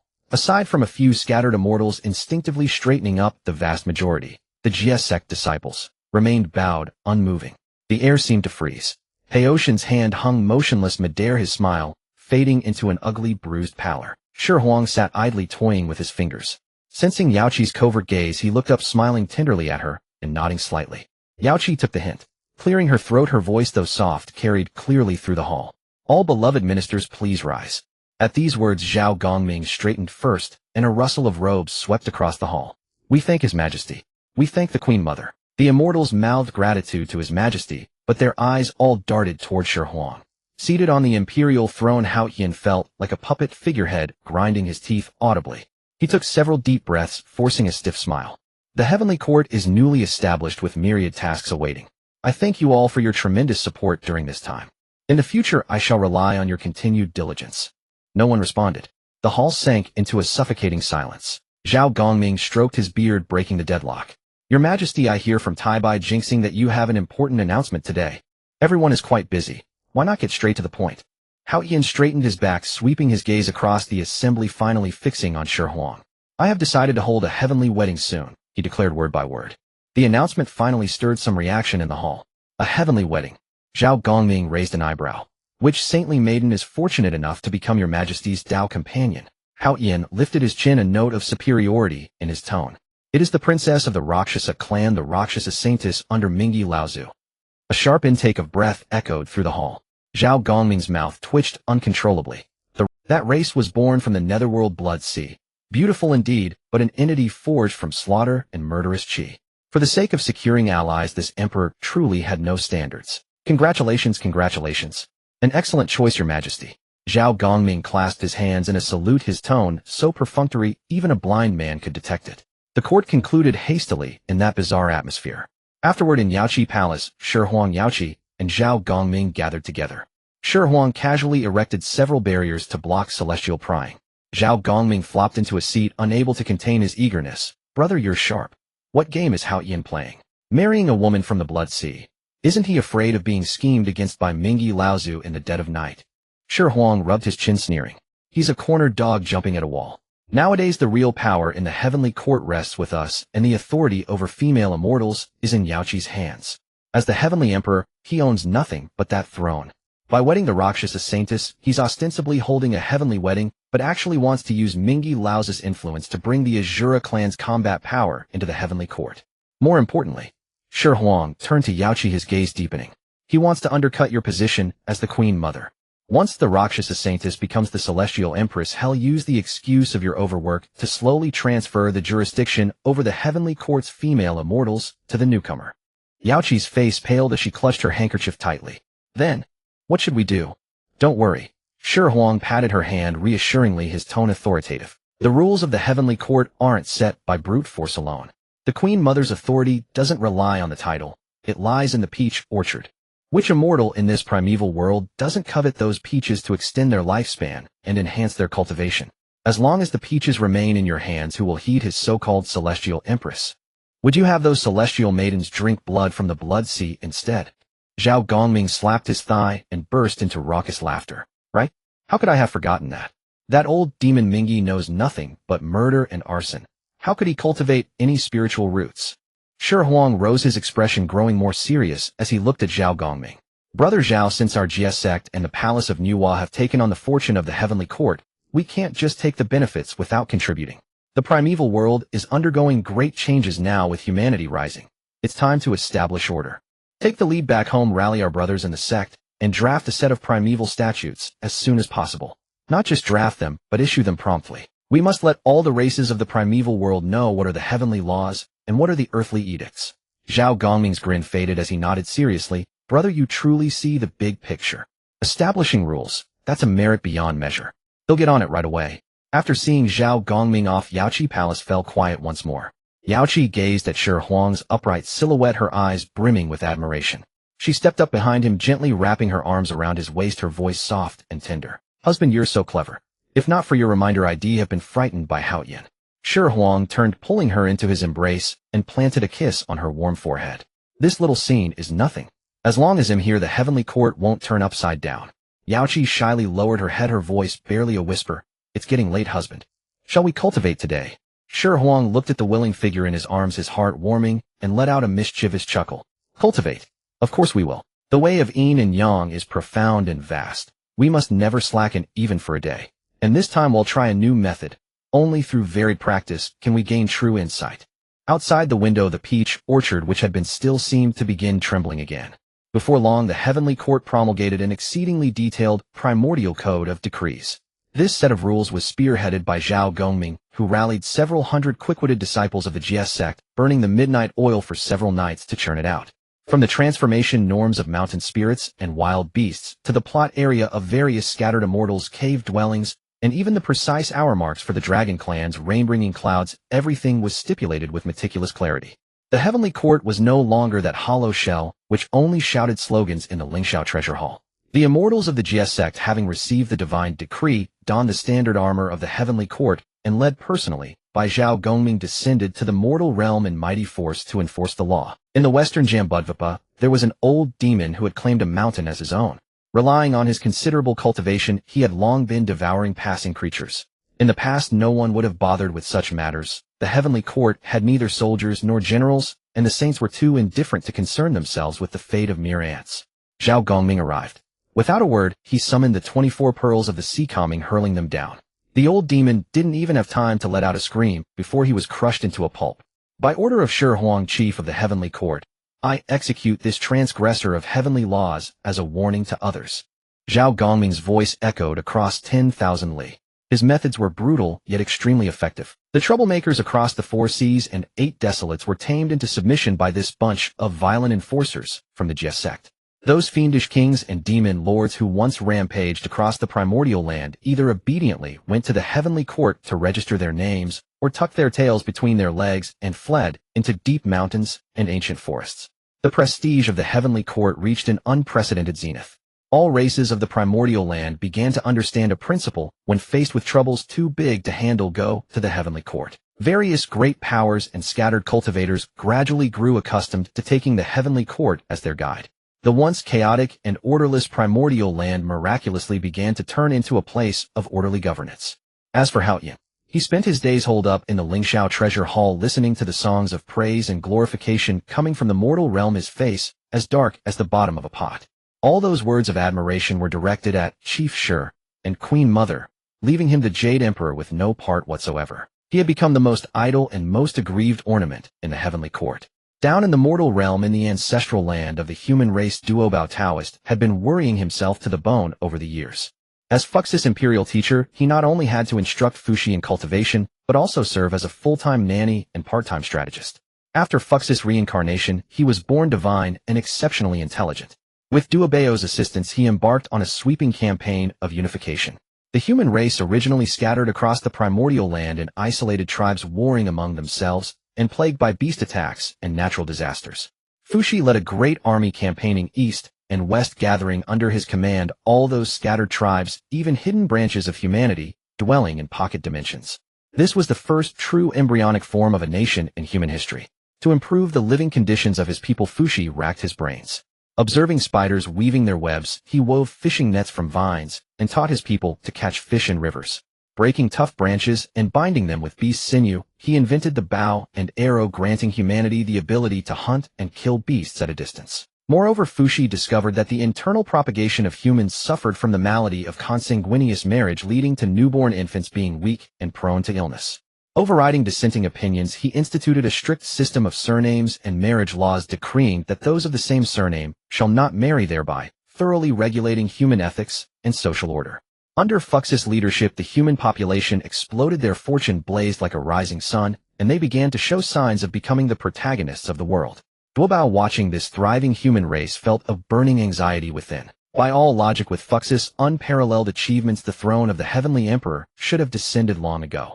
The heavenly merits should have rained down like a waterfall, pushing his own cultivation as the imperial teacher to higher realms. He waited and waited, but not even a clap of thunder came from the heavens. Fuxi's lifespan was after all limited. Even with spiritual herbs to sustain him, time could not be stretched indefinitely. If Fuxi were to die of old age, would the position of Heavenly Emperor become nothing but a bucket drawn from an empty well? Duobao could no longer sit still. He gave a few instructions to Fuxi, transformed into a beam of golden light, and sped straight toward Golden Ao Island in the Eastern Sea. Inside the Bio Palace, Tongtian's sect master was sitting cross-legged on a cushion, polishing his green lotus sword. After hearing Duobao's report, he didn't even lift his eyelids. This kind of brainwork you come asking your master. Your master only chops people. He doesn't do fortune-telling. Tongtian put away the green lotus sword and waved his hand. Go to the heavenly court and find your junior brother Xihe. He has plenty of clever ideas. He'll surely know where the problem lies. Duobao, having been brushed off, could only turn around and head for the heavenly court. Heavenly court, Yaoqi Palace. The morning sunlight streamed through the glazed tiles, spilling onto the white jade steps. Xihe, one hand supporting his lower back, shuffled out of the bedchamber with steps somewhat unsteady. He exhaled a long, turbid breath, looked up at the clear sky of the heavenly court, and couldn't help complaining. I've been so busy with this mess of a heavenly court lately that I haven't even had time to visit Yunxiao at the Three Isles. And now Yunxiao is throwing a tantrum, holding onto my ancestral dragon's essence blood. Xihe rubbed his aching waist, feeling like crying, but having no tears. Ah, ancestral dragon's essence blood, how can I live without you? He couldn't really blame his own weakness. Ever since Yaoqi had tasted the sweetness of dual cultivation coupled with her tendency towards self-conquest, she had become utterly insatiable. The two of them had been practicing the Ice Dragon Fire Phoenix scripture, day and night, devouring all kinds of celestial treasures and 10th sandier peaches from the heavenly court's treasury as if they cost nothing. On the surface, Xihe's cultivation remained stable at the initial stage of Tai Golden Immortal. This was merely a facade he used to deceive the outside world. His pure young body refining technique, bolstered by a mountain of resources, had long broken through its bottleneck. His current physical strength had truly crossed the threshold of the Daluo Golden Immortal realm. Blood and chi surged within him, his bones, muscles, and skin were as tough as innate spiritual treasures. Xihe vigorously swung his arm, and his bones cracked like popping beans. If he were now to face off against that blood-sucking mosquito Taoist from the Sea of Blood, even without drawing the Zhanxian flying dagger, relying purely on his physical body, the mosquito's vaunted proboscis wouldn't even be able to pierce a layer of his oil. This was confidence. Husband, why are you up so early? Why not rest a while longer? A soft, languid voice came from within the bedchamber, tinged with laziness and satisfaction. The heavenly court has just been settled, and there are still many official documents to review. You go back to sleep, we'll be back soon. Shi Huang turned back to reassure her, then quickened his pace and slipped out of the rear courtyard. If he stayed any longer, his waist would definitely be finished for the day. Just as he stepped out of the main gate of Yaoqi Palace, he collided with a beam of urgent golden light. The light dispersed, revealing the rotund figure of Duobao Taoist. He immediately noticed Shi Huang's posture, hand on his back, grimacing in pain. Duobao raised an eyebrow, his gaze sweeping back and forth between Shi Huang's waist and the plaque of Yaoqi Palace, then broke into a knowing smile that any man would understand. Junior brother Shi, so early in the morning you must take care of your health. Young man, practice moderation. Shi Huang's old face flushed red. He quickly let go of his hand and coughed twice to cover his embarrassment. Senior brother Duobao jests. I was reviewing documents last night and sat too long, causing some poor circulation. Brother, aren't you supposed to be teaching Fuxi among the humans? What brings you back to the heavenly court? This position is yours by right. When you return, I'll give it back. Duobao dropped his playful attitude, looked around, stepped forward, and lowered his voice. Junior brother, I wouldn't come to your temple without a reason. There's a thorny problem, and I've specially come to ask for your help. The master said you have plenty of clever ideas. Oh, I mean plenty of methods, that this matter can't be solved without you. As he spoke, Duobao, like a magician, pulled two small red clay jars sealed with talismans from his sleeve and discreetly pressed them into Shi Huang's hand. The moment the jars touched his palm, the pure primal aura of the primordial land's desolate wilderness seeped out. Ancestral dragon's essence blood. Shi Huang's eyes lit up, and his earlier fatigue vanished completely. He quickly stowed the two jars into his storage space, and his back straightened instantly. Senior brother, you're too kind. We're brothers, or whatever you need, just say the word. As long as I can do it, I won't refuse. Having received the favor, Shi Huang's attitude became one of utmost. Duobao sighed and recounted Fuxi's achievements among the humans, as well as the predicament of his failure to attain the throne of the heavenly emperor in every detail. Junior brother, tell me. Fuxi has built a nation, invented everything that needed inventing, and the human race is now prosperous. Why is heaven holding back on this final step, refusing to stamp approval? Duobao's face was full of worry. If we drag this out any longer, Fuxi's lifespan won't hold out. Shi Huang stroked his chin, his mind racing at full speed. Fuxi's achievements had reached their zenith. The foundational tasks of unification, civilization, and reproduction were all complete. But as the first sovereign of the human race, he still required a precious treasure capable of suppressing the race's fortune and deducing the great Tao of heaven and earth. The primal 8 trigrams. Without the 8 trigrams emerging, Fuxi's merits would not be complete, and heaven naturally would not bestow the throne. To evolve the primal 8 trigrams, 2 top-grade innate spiritual treasures were needed: the He 2 and Luo Shu. These 2 treasures were originally the companion spiritual treasures of Dijun, the heavenly emperor of the demon race.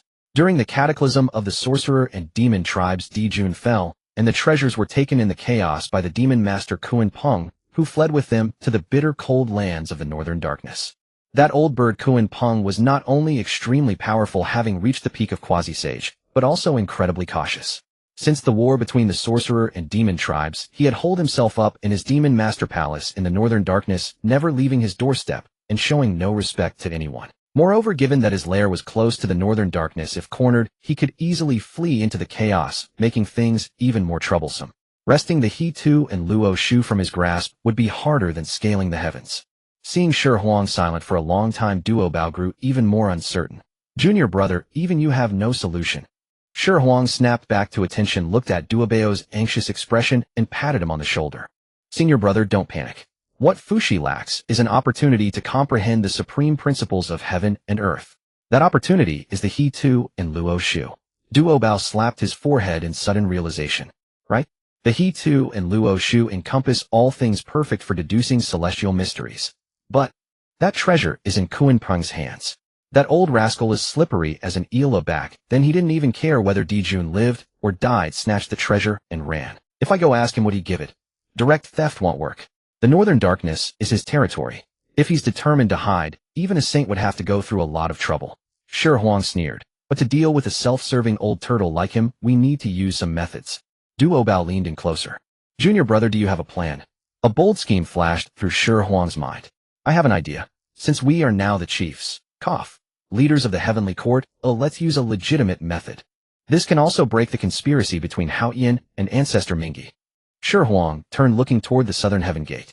Senior brother, return immediately to the human realm and stabilize Fuxi. Have him build an altar by the Wei River and pray to heaven every day.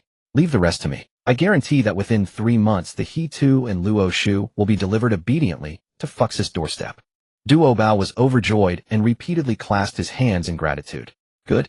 With those words from you, brother, I am at ease. When this is done, I'll get you a few more jars of top-quality tonics from the Four Seas Dragon Palace. Duo Bao transformed into a beam of golden light and departed full of vigor. Shi Huang stood still weighing the 2 jars of ancestral dragon's essence blood in his storage space, feeling greatly pleased. He immediately sent a voice transmission to Zhao Gongming. Brother Zhao, gather all the immortals of the heavenly court. I want to announce a major event. Far away in the western Jambudvipa, slaughtering demons and eradicating evil, Zhao Gongming was startled by Shi Huang's transmission. Junior brother, what's this about Hao Yan kid calling everyone to a meeting again? Isn't it still a while before his wedding? It's not Hao Yan, it's me calling the meeting. Oh, I see. That's fine. We'll be back soon. Zhao Gongming replied. Shi Huang strode toward the Lingxiao treasure hall. Since he was going to stir things up, he naturally had to rope in the entire heavenly court. Hao Yan was missing a state preceptor, wasn't he? Let me assign him one first. Let Kuan Peng and Mingi tear each other apart. In the land of northern darkness, sunlight never penetrates year-round. The bone-chilling gale scraped against his protective immortal aura, producing a jarring screech. Any common golden immortal who dared set foot here would freeze into an ice statue within half an hour. Shi Huang and Zhao Gongming braved the blizzard side by side.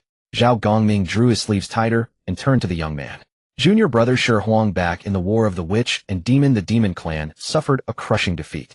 Kuanpeng betrayed Dijun at a pivotal moment, absconded with the Hichu Luoshu, and fled on his own. His reputation in the primordial world has long been tarnished. What great power wouldn't despise him? Are we really going to invite such a two-faced rogue to the heavenly court as the state preceptor? Shi Huang strode against the gale with unhurried steps. After mastering the pure yang body tempering art, the cold of the northern darkness was nothing more than a gentle breeze brushing his face. Senior brother, you cannot judge a person solely by appearances. Shi Huang's tone was steady. Kuanpeng's infamy is undeniable, but his peak quasi-saint cultivation is equally indisputable. In the current primordial world with saints absent, how many can truly overpower him? Zhao Gongming fell silent. There was no refuting that. Shi Huang continued his analysis. Moreover, a man driven purely by self-interest is the easiest to handle. As long as we demonstrate absolute power and make him see that following us brings him rewards, he will be more loyal than anyone. Betrayal only happens when the price of betrayal is high enough. Zhao Gongming mulled over those words, finding more truth in them the longer he thought. During the War of the Witch and Demon, the ancestral witches had gleefully self-destructed, even shattering the Grand Zhou celestial star formation. In that doomed situation, if Kuanpeng hadn't fled, he would have perished alongside Dijun and Tai. To avoid danger and seek safety. That is the very instinct of all primordial world creatures. As they spoke, a magnificent palace carved entirely from tint of sandy-rolled mystic ice came into view, the Demon Master Palace. Before they could approach, a monstrous wave erupted from the deep, icy sea beneath. An enormous whale of immeasurable size burst from the water, transforming midair into a sinister old man draped in a cloak of black feathers. The old man had the gaze of a hawk and the wary look of a wolf, surrounded by a dense aura of northern death chi. What business do you two have at my Demon Master Palace? Kuanpeng's tone was hostile. He had always lurked in the northern darkness, hating nothing more than having his cultivation disturbed. His eyes bypassed Shi Huang and landed directly on Zhao Gongming, a mere brat at the Tai Golden Immortal Realm. At most a tea-serving lackey. How could he be worthy of the Demon Master's attention? Zhao Gongming did not respond. Instead, he stepped aside to yield the leading position to Shi Huang. Shi Huang stepped forward and clasped his hands in salute. Senior Kuanpeng, I am Shi Huang. I have come today to request your esteemed presence as the state preceptor of the new heavenly court. At these words, even the surrounding blizzard seemed to pause for a moment. Kuanpeng raised his eyelids slightly and re-evaluated the young man before him. Zhao Gongming, the chief disciple of the outer sect of Jie sect, was now willingly taking orders from a Tai Golden Immortal. What was this kid's background? Kuanpeng's eyes darted, and he let out a dry chuckle. I have heard of the heavenly court's reconstruction. But with so many great powers in the world, why choose me, a man who has long retired from worldly affairs? Shi Huang replied calmly, Senior, you are too modest. In terms of seniority, you were a guest in the Xihe Palace, sharing an era with the Seven Saints. In terms of strength, you are the teacher of all demons in the Demon Clan. In this primordial world, who but you could reign in those unruly gods and immortals? These words struck a chord deep within Kuanpeng. Back in the Xihe Palace, he had been a fierce figure who once snatched a cushion. If not for that good-for-nothing Han Yuan yielding his seat and being kicked off by Yuan Shi Tianzu and Kunpeng might have become a saint himself. All these years of being denounced as a traitor had left him feeling deeply wronged. Now receiving such praise, he felt a surge of comfort throughout his body. You young one, at least you have some sense. Kunpeng's expression softened considerably. Shi Huang seized the moment. Senior, to be honest, besides inviting you to come forth, I have a personal request. Oh. Kunpeng's gaze turned cold. I wish to borrow the Hichu Luoshu in your possession. Kunpeng was about to fly into a rage. This top-grade primordial spirit treasure was his most prized possession. He would lend it to no one. Shi Huang quickly interjected, Senior, please don't refuse so hastily. Back then Emperor Fuxi was caught in the ancestral witch's self-destruction and left only a wisp of remnant soul. He has since reincarnated into the human race and is about to attain the position of heavenly sovereign. But he lacks an opportunity to comprehend the great Tao of heaven and earth. If you would lend the Hichu Luoshu to help Emperor Fuxi return, this would be a monumental karmic connection. The two saints of my Nuwa palace will surely remember this favor. Moreover, when Fuxi deduces the great Tao through it, it will inevitably bring about the merit that accompanies the prosperity of the human race. As the one who presented the treasure, how could your share of that merit be small? Kunpeng fell silent. He calculated the accounts more shrewdly than anyone. Nuwa was currently the most sought-after saint in the Primordial World, and Hutu also resided in the Nuwa Palace. Two saints sitting there. This was a leg too thick to even imagine. If he could use this opportunity to draw closer to Nuwa, it would benefit him greatly. Not to mention the tempting heavenly Tao merit. But what if he lent out the treasure and it never returned, like a meat bun thrown to a dog? Would he dare go to the Nuwa Palace to demand repayment from the saints? Even with 10 times his courage, he wouldn't dare. Kunpeng rubbed his hands and cleared his throat. It's not that I am petty. The Hichu Luoshu is the very foundation of my survival. Fellow Taoist Shi Huang, if you can swear a great Tao oath to return it promptly after use, I shall lend it to you. Without a second thought, Shi Huang raised his joined fingers toward the heavens. I swear by the great Tao. I Shi Huang borrow Senior Kunpeng's Hichu Luoshu today, and once Fuxi has completed his comprehension, I will return it in its original form. If I break this oath, may heaven destroy me and my cultivation disperse.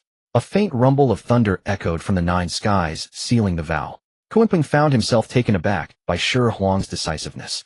This young man acted far too efficiently. Setting aside his doubts, he asked one final question. You just mentioned making me the state preceptor of the heavenly court. Can Hao Yan agree to such a major matter? Can a mere Tai golden immortal like you make the call? Zhao Gongming, who had been holding back, finally found an opening to speak. Demon Master, you are truly out of touch. Zhao Gongming raised his chin, reciting with pride, my junior brother Shi Huang is the legitimate sovereign ruler of the 3 realms. His teacher is Saint Nuwa. His father-in-law is Tongtian Jiaozhu. His wives include Saint Huta Goddess Xihe Fairy Yunxiao and the Heavenly Court's Queen Mother Yaoqi. Weigh it carefully. Who truly has the final say in the Heavenly Court? Kunpeng listened, his scalp tingling. This background was so solid it knew no bounds. This wasn't just relying on connections. It was monopolizing the most premium connections in the entire primordial world. With a backing like that, what was Hao Yan compared to that? Kunpeng hesitated no longer. He reached into his cloak and produced 2 ancient jade slips radiating profound Taoist rhythm. One depicted the contours of mountains and rivers, the other recorded the trajectories of celestial bodies and stars. They were precisely the top-grade primordial spirit treasures, the Hichu Luoshu. Young friend Shi Huang, I entrust this treasure to you. Kunpeng handed the treasures to Zhao Gongming. Shi Huang took the cue and turned to Zhao Gongming. Senior brother, take the Hichu Luoshu immediately and go find senior brother Duobao among the humans. Remember, don't hand it directly to Fuxi. Ask senior brother Duobao to prepare a dragon horse and catch a divine tortoise. Let the treasures ride on them and emerge from the Wei River. Make it mysterious. Create some celestial phenomena so that Fuxi will take it seriously and the heavenly Tao will acknowledge it. Zhao Gongming nodded repeatedly, stored the treasures away safely, and transformed into a golden light shooting toward the eastern sea. Shi Huang turned and made an inviting gesture to Kunpeng. State preceptor, let us also set off. Kunpeng burst into hearty laughter, conjured a demonic wind, and followed Shi Huang flying toward the 33rd heaven. In the heavenly court, at the Lingxiao Palace. Today's court session was unusually tense.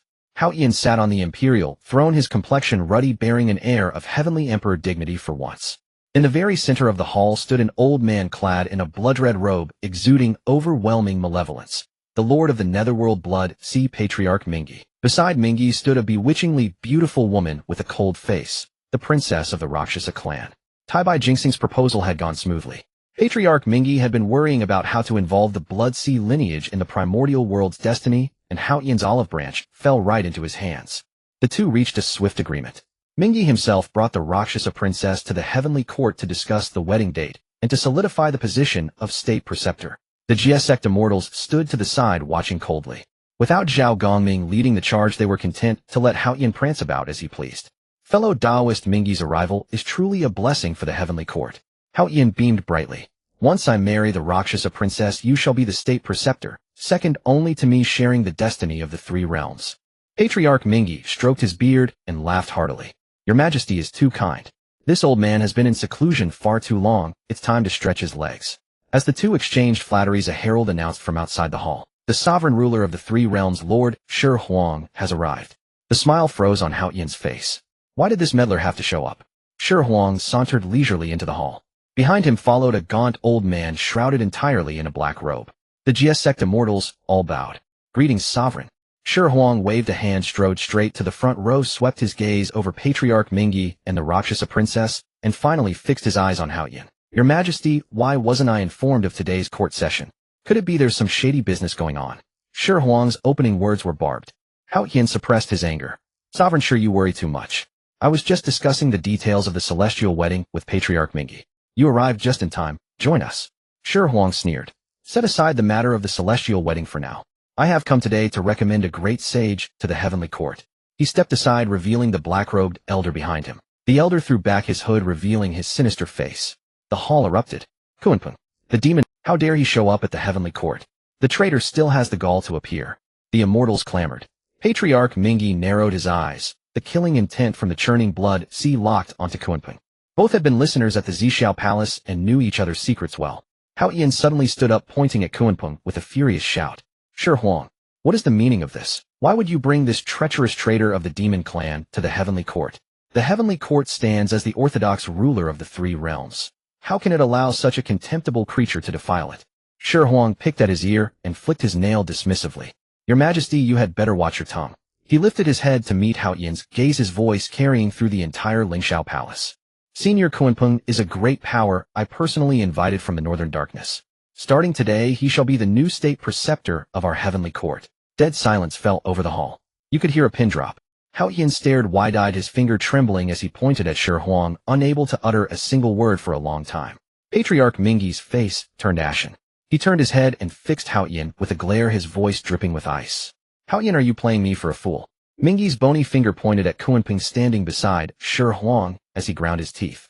If he is the state preceptor, then who am I? Hao Yin sat upon his lofty throne, his face iron blue and the veins on his forehead throbbing violently. He looked at Shi Huang lounging leisurely below, then at the fierce and murderous Mingyi Laozu beside him, feeling a fire burning in his chest. Shi Huang. Hao Yin finally could no longer contain himself. He slammed the table and rose to his feet, glaring downward. Do you still have any regard for me as the heavenly emperor? Shi Huang unhurriedly picked his ear and flicked the dust from his fingernail. Your Majesty, where does this accusation come from? The position of national preceptor concerns the fortune of the heavenly court. We must make sure everyone is truly convinced. If you decide so hastily, the subordinates won't buy it. How can the job be done? You must think thrice before acting. The immortals of the Jie sect could clearly read between the lines. Today Zhao Gongming was absent.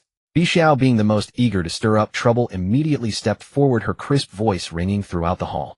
The chief speaks sense. We only recognize Senior Kunpeng. In terms of seniority, the demon master is highly esteemed. He once listened to lectures at Zhixiao Palace and served as the teacher of all demons. Who else but him can sit steadily in the position of national preceptor? Exactly. The blood sea of the underworld is a filthy place, heavy with slaughter and malice. How could someone from there serve in our pure heavenly court? Xiong Xiao chimed in from the side. Yes. We support Senior Kunpeng. The 365 official gods, most of whom were disciples of the Jie sect, echoed in unison. The waves of noise rose one after another, nearly lifting the glazed tiles off the Lingxiao hall. Tai Bai Jinxing stood to the side, his hand holding the fly-wisp, trembling. He wanted to step forward and mediate, but several burly men of the Jie sect glared him back, so he could only shrink his neck and pretend to be a quail. Hao Yin was so furious that his beard quivered. He pointed his finger at the group of arrogant and fierce soldiers below, but for a long time could not utter a complete sentence. Mingyi Laozu could not bear this humiliation. He flicked his blood-red sleeve and pointed at Kunpeng, cursing loudly. You feathered beast. During the war between the Wu and Yao, you betrayed your trust, rolled up Dijun's accompanying spiritual treasure, and fled alone, causing the fall of the demon heavenly court. A two-faced scoundrel like you. Do you deserve to be called virtuous and respected? Kunpeng was not one to suffer a loss. He immediately sneered back. Mingi, stop putting on airs of purity. I have at least made a name for myself across the heavens and earth. What about you? Huddled in that broken blood sea, what great deeds have you accomplished besides creating a few grotesque azuras? You even tried to imitate Sage Nuwa's creation of humans, but ended up with a monstrosity that became the laughingstock of the primordial wilderness. Now you come to the heavenly court to curry favor. Do you really think you amount to anything? The two old acquaintances from Xihe Palace in front of the entire court traded insults and exposed each other's secrets, quarreling endlessly. Shi Huang pulled a handful of celestial sunflower seeds from his sleeve, leaned against the white jade pillar, and cracked them with relish. Occasionally, he would interject a comment, looking completely like an audience member watching a show. Seeing that the situation was about to spiral out of control, Haoyan broke out in a cold sweat. If this got out, would the heavenly court still have any face left? Shi Huang patted the seed shells off his hands, cleared his throat, and interrupted the quarrel. Enough. Both seniors are prominent figures in the primordial wilderness. Quarreling like this, what kind of behavior is that? Shi Huang stepped forward, putting on a semblance of impartiality. Since your majesty favors Senior Mingi, and we support Senior Kunpeng, why not meet halfway? Our heavenly court is newly established with 1,000 things to do and a shortage of manpower. How about establishing 2 national preceptors, one on the left and one on the right? Shi Huang paused and looked at Haoyan. Senior Mingi, personally recommended by your majesty, should be honored, so let him be the right national preceptor. Senior Kunpeng, if you will condescend, be the left national preceptor. With 2 great powers strategizing for our heavenly court, wouldn't that be wonderful? In the primordial wilderness, the right was considered superior, so this arrangement superficially gave Mingi plenty of face. But everyone in the hall saw through it clearly. No matter how high the title of right national preceptor, the soldiers and officers below were all from the Xihe sect, who would obey the orders of a figurehead preceptor. It was like giving someone the title of a general without an army. Impressive, but useless. Kunpeng, having lived through countless culpas, saw through the trick at a glance. He smoothly went along, stroking his beard and laughing heartily. Excellent. I care nothing for empty fame. I am content as long as I can contribute to the heavenly court. Mingi was so furious that smoke poured from his 7 orifices. Just as he was about to explode, Haoshan's urgent telepathic message came into his mind. Senior, calm your anger. Today the situation is against us, let him be arrogant for now. If we keep stirring, we'll both lose face. I have a plan. Mingi weighed the pros and cons. The Blood Sea clan desperately needed the merit and fortune of the heavenly court to wash away their karmic sins. This marriage could not fall through. He forcefully suppressed his fury, gave a cold snort, and tacitly accepted the absurd arrangement. The morning assembly ended hastily. In a side hall behind the Lingxiao Hall, the atmosphere was suffocatingly tense. Mingi Lao's face was dark, his blood-red robe billowed without wind, emanating a terrifying murderous aura. Was your majesty's performance today a deliberate mockery of me? Mingi stared at Haoyan with a hostile tone. Haoyan quickly poured a cup of immortal pacifying tea and handed it over, forcing a smile to placate him. Senior, please calm down. That Shi Huang, relying on the Xihe sect's power, holds even me in contempt. Today's affair was beyond my expectations. But rest assured, Senior, he won't last long. Haoyan leaned closer and lowered his voice. Once I marry Princess Luocha, she will become the rightful heavenly empress. Then, under the pretext that the empress should govern the female immortals, I will gradually undermine the position of Queen Mother Yaoqi. A calculating glint shone in Haoshan's eyes. As long as the empress controls the Peach Garden and holds the lifeline of those gods, the real power of the heavenly court will naturally return to my hands. By then, won't all the immortals respectfully honor you as the right national preceptor? Hearing this, Ming's expression eased considerably. The plan seemed feasible after all. The peaches of immortality held immense allure for the scattered immortals of the primordial wilderness. Whoever controlled the peaches controlled the power of speech. Fine, I'll trust you this once. Mingi flicked his sleeve and sat down. Set the wedding date, soon, to avoid further complications. I will return to the Blood Sea to prepare the dowry. In the following days, the entire heavenly court bustled with activity. Haoshan's wedding was conducted on an extremely grand scale. Red celestial silk was laid from the southern heavenly gate all the way to the 33rd heaven. Various rare birds and mythical beasts pulled colorful carriages across the sea of clouds, ethereal music drifted through the air, and exotic fragrances assailed the senses. All manner of great powers and scattered cultivators, out of respect for Dao ancestor Hongjuan, prepared congratulatory gifts and came to the feast. At the banquet, the immortals of the Xihe sect occupied the best seats. They did not even bother to toast Haoyan. They simply drank and gambled among their own brothers, eating until grease dripped from their mouths. Zhao Gongming, having somehow obtained a piece of broken metal with a missing corner, slapped it onto the gift register and shouted at the top of his lungs that it was an ancient divine treasure, causing the accounting immortal to roll his eyes. The Western sect sent Maitreya and Bhayajaya Guru to join the festivities. The two, true to the Western school's reputation for poverty, ate and pocketed the 10th of sandy-year-old spiritual fruits, stuffing them into their sleeves with abandon. Haoyan, dressed in bright red wedding robes, led the Luocha princess, whose face was covered by a red veil. Gazing at the hall full of guests, he felt an immense sense of satisfaction. He raised his glass, repeatedly reveling in the rare sight of 10,000 immortals paying homage, as if he had truly become the sole sovereign of the three realms. Drums and gongs thundered on the front mountain, a scene of lively celebration. But within the rear mountains, Yaoqi Palace, an entirely different kind of spring atmosphere reigned. In the bedchamber light, gauze curtains swayed in the breeze. In the incense burner, premium ambergris smoldered, filling the room with curling smoke. Yaoqi lay on Shi Huang's broad chest, listening to the faint wedding music from outside, her fingers unconsciously tracing circles on his heart. "Husband, do you think his grand wedding today? Who is it meant to impress?" Yaoqi's voice was soft and tender, tinged with a hint of laziness. Shi Huang rested his hands behind his head and chuckled lightly. "Who else? Himself. He's been stifled as the heavenly emperor. Now that he's finally caught a chance to show off, of course, he wants to make a big production of it. What are you, jealous?" Yaoqi raised her head, giving him a reproachful glare. Her watery eyes were full of affection. "Nonsense. I just feel a bit rueful. Back at Xihe Palace, he and I were both attendants of the Dao ancestor. Now we've come to this. His marriage to the Bloodsea princess is clearly aimed at the authority in my hands." Saying this, Yaoqi nestled deeper into Shi Huang's arms, her tone turning firm and grateful. "Thank goodness I have you, husband. If you hadn't laid the groundwork early, I would probably have been sidelined by now. With all the excitement outside, you chose not to attend the feast, but to stay and keep me company. You are so good to me, husband." This woman. She was starting to rationalize her feelings again. Shi Huang turned over, pressing the beauty beneath him. He gently brushed aside the hair at her temple and said with a teasing tone, "Since you know him good, how does the Queen Mother plan to repay me?" "The dual cultivation method values persistence. The technique we just practiced needs more training." Yaoqi's face flushed rosy red. Shyly closing her eyes, she yielded to Shi Huang's advances. The temperature in the room rose as the two reached a state of bliss. Shi Huang activated the pure yang body tempering art, guiding the yin ro qi within Yaoqi through their meridians in a cycle.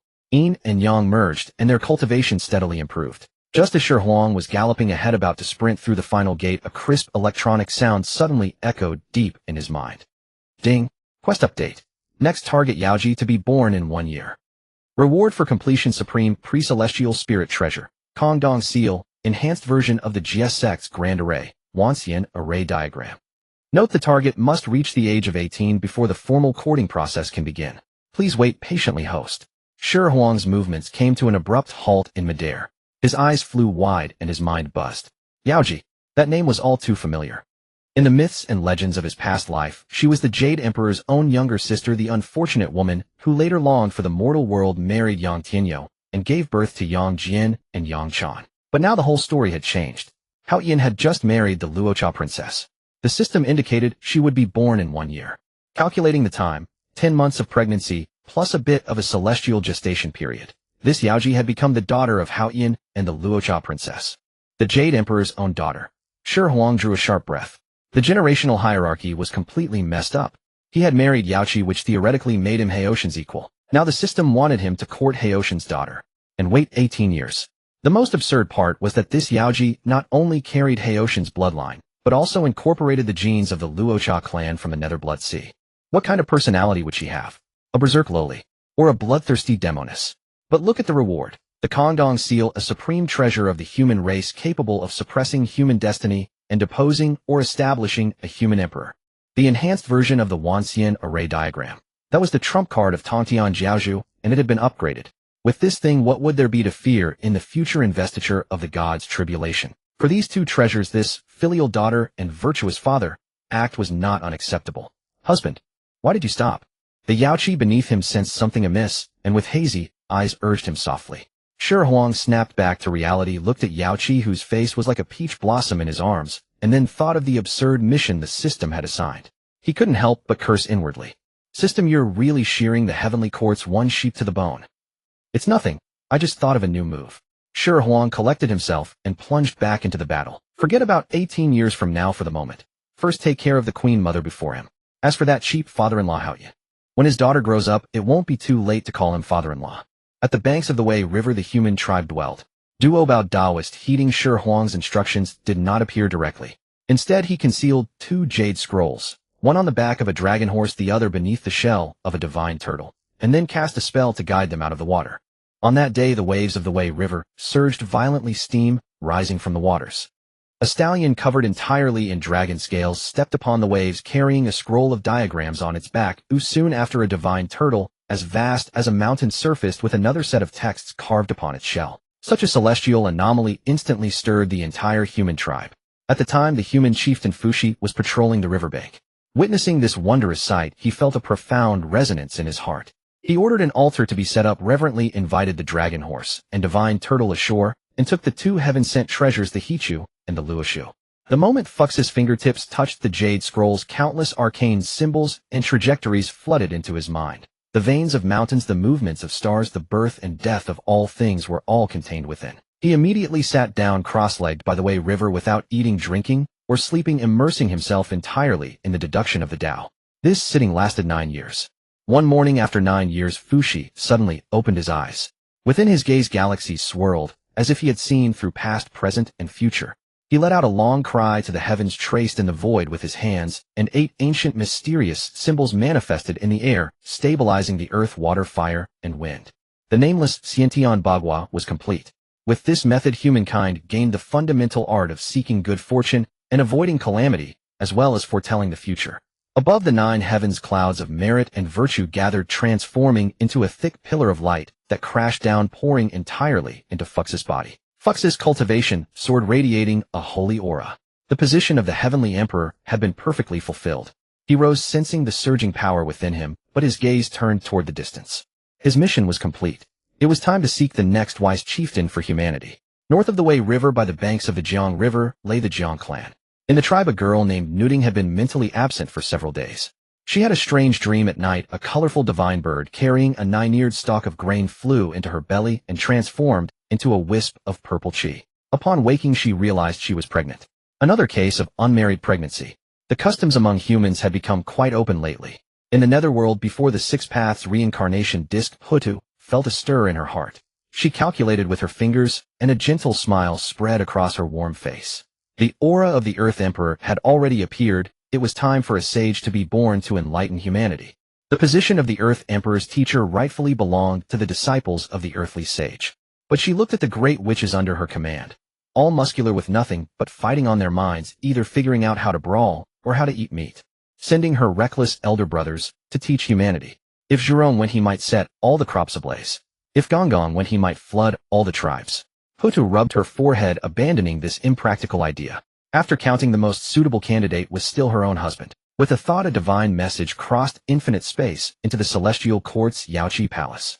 When Shi Huang received the transmission, he was accompanying Yaoqi on how to increase the resilience of the peach trees. He found an excuse to slip away, grabbed a few jars of freshly arrived ancestral dragon's essence blood from the storeroom, and plunged straight into the netherworld. In the reincarnation hall, Hutu had already been waiting. When the two met, there was no unnecessary formality. The scorching yang qi of dragon blood and the extreme yin qi of the earth veins interwove within the hall. They exchanged a knowing smile and immediately began an in-depth exploration and practice of a new chapter of the Ice Dragon Fire Phoenix Sutra. After a bout of cloud and rain, the temperature in the reincarnation hall finally returned to normal. Hutu leaned lazily in Shi Huang's arms and recounted the birth of the Earth Emperor. My elder brothers are truly not suited for teaching. This merit of being the Earth Emperor's teacher would be wasted on an outsider, and that pains me. So I wish for you, my husband, to make the journey. Her fingertip traced circles on Shi Huang's chest. Why should we let others take the merit that rightfully belongs to us? All right. Shi Huang agreed without a second thought. Why yield one's own merit to others? Seeing his prompt agreement, the smile in Hutu's eyes deepened. She gently caressed her own belly, her gaze growing indescribably tender. Husband, our child has been sealed for too long. Now that the order of the primordial world is settled, I think it is time for him to come out. Shi Huang was taken aback, then asked, really? Are you sure? Hutu nodded, her face glowing with maternal radiance. But nurturing the child of a sage is no small matter. I need to go into seclusion for a while. During this time, let Xihe and the others keep you company. Shi Huang smirked, mischievously flipped over, and took the initiative. Before you go into seclusion, shouldn't I hand in all the homework from these past years? Hutu's pretty cheeks flushed. She spat at him, but offered no resistance. With a flicker of her mind, her sage body, normally the size of an ordinary human, shrank, proportionally becoming petite and delicate, fitting perfectly in one hand. Husband come. Shi Huang's eyes lit up, and soon the reincarnation hall echoed with blushing sounds of chase and merriment. Another few days and nights of running around the hall. 10 years later, when Shi Huang arrived at the Jiang clan by the Jiang River refreshed and in high spirits, Nuting had just ended her 10-year-long pregnancy. A loud cry heralded the birth of a baby boy. He was the future Earth Emperor Lizhan. Shi Huang did not appear immediately, but transformed into an ordinary tribesman settled in the tribe and silently watched Lizhan grow. Another 10 years passed. Lizhan grew into a robust and filial youth. He was naturally strong, kind-hearted, often helped the tribespeople, and was deeply loved by them. That year, for some reason, a plague broke out in the tribe. Many fell ill, including the old chieftain Lizhan's maternal grandfather, who lay bedridden. Lizhan watched with anxiety. He had heard that immortal herbs in the mountains could cure diseases, so he shouldered a grass basket alone and resolutely ventured into the deep mountains. The forest was dense and herbs were abundant. Lizhan knew nothing of pharmacology, so he used the most primitive and dangerous method, tasting them himself. He found a strangely shaped plant. Hesitating for a moment, but thinking of his groaning grandfather, he bravely plucked a leaf and put it into his mouth. Sweet. Nothing happened. Then he found a vine with bright flowers, tasted it. Sour. Still nothing. So he walked and tasting as he went. Finally, at the edge of a cliff, he discovered a small black grass with a faint fishy smell. Alarm bells rang in his heart. Instinctively, he felt it was dangerous. But at that moment, his grandfather's pained face flashed before his eyes. Perhaps this was the real cure. Lizhan gritted his teeth, uprooted the black grass, and shoved it into his mouth. The next instant, the poison struck his heart. The young, strong body stiffened, eyes bulging, black blood spewing from his mouth. He couldn't even utter a cry before collapsing rigidly, his life force extinguished. The future Earth Emperor, the Flame Emperor Shinon, had died just like that. Shi Huang. Shi Huang stood still, watching Lizhan fall stiffly, unable to suppress a twitch at the corner of his mouth. Brother, you call this tasting 100 herbs? This is clearly Shinon testing poisons. And it's straight to the grand finale. He let out a helpless sigh and retrieved a small jade bottle from his storage artifact. The moment he pulled out the stopper, a gentle sacred radiance spilled forth, tinging the surrounding grass and trees with a faint aura of vitality. 3 radiance divine water. Shi Huang pried open Lizhan's mouth and carefully dripped a single drop inside. The divine water dissolved upon contact, and a surge of boundless life force instantly swept through Lizhan's entire body. The black chi that had emerged from the lethal poison on his body receded at a visible rate, and his heart, which had stopped beating, gave a thunderous thump as it began to pulse vigorously once more. In just a few breaths, the youth sat up, abruptly gasping for air, his face a mask of bewilderment. He looked down at his hands, then touched his face, utterly unable to comprehend the situation. When he raised his head and saw Shi Huang standing there nonchalantly, he immediately understood. Lizhan swiftly turned over and prostrated himself, his forehead heavily striking the ground. Thank you, immortal, for saving my life. Lizhan wishes to bow to you as my master. I beg you to accept me as your disciple. Rise. Shi Huang accepted the bow with grace. The role of the Earth Sovereign's master was now firmly established. In the days that followed, Shi Huang began formally instructing the future Earth Sovereign. He did not teach any profound immortal arts, but started with the most basic aspects of livelihood. He pointed to 5 different colored grain ears in the field and told Lizhan, "This is called the 5 grains. They can fill one's stomach." He pondered further. Mere satiety was not enough, the people needed to eat well.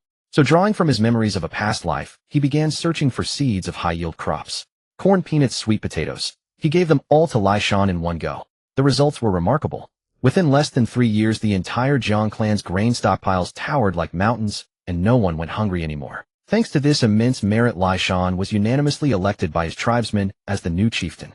But with the problem of subsistence solved, a new challenge arose. Disease.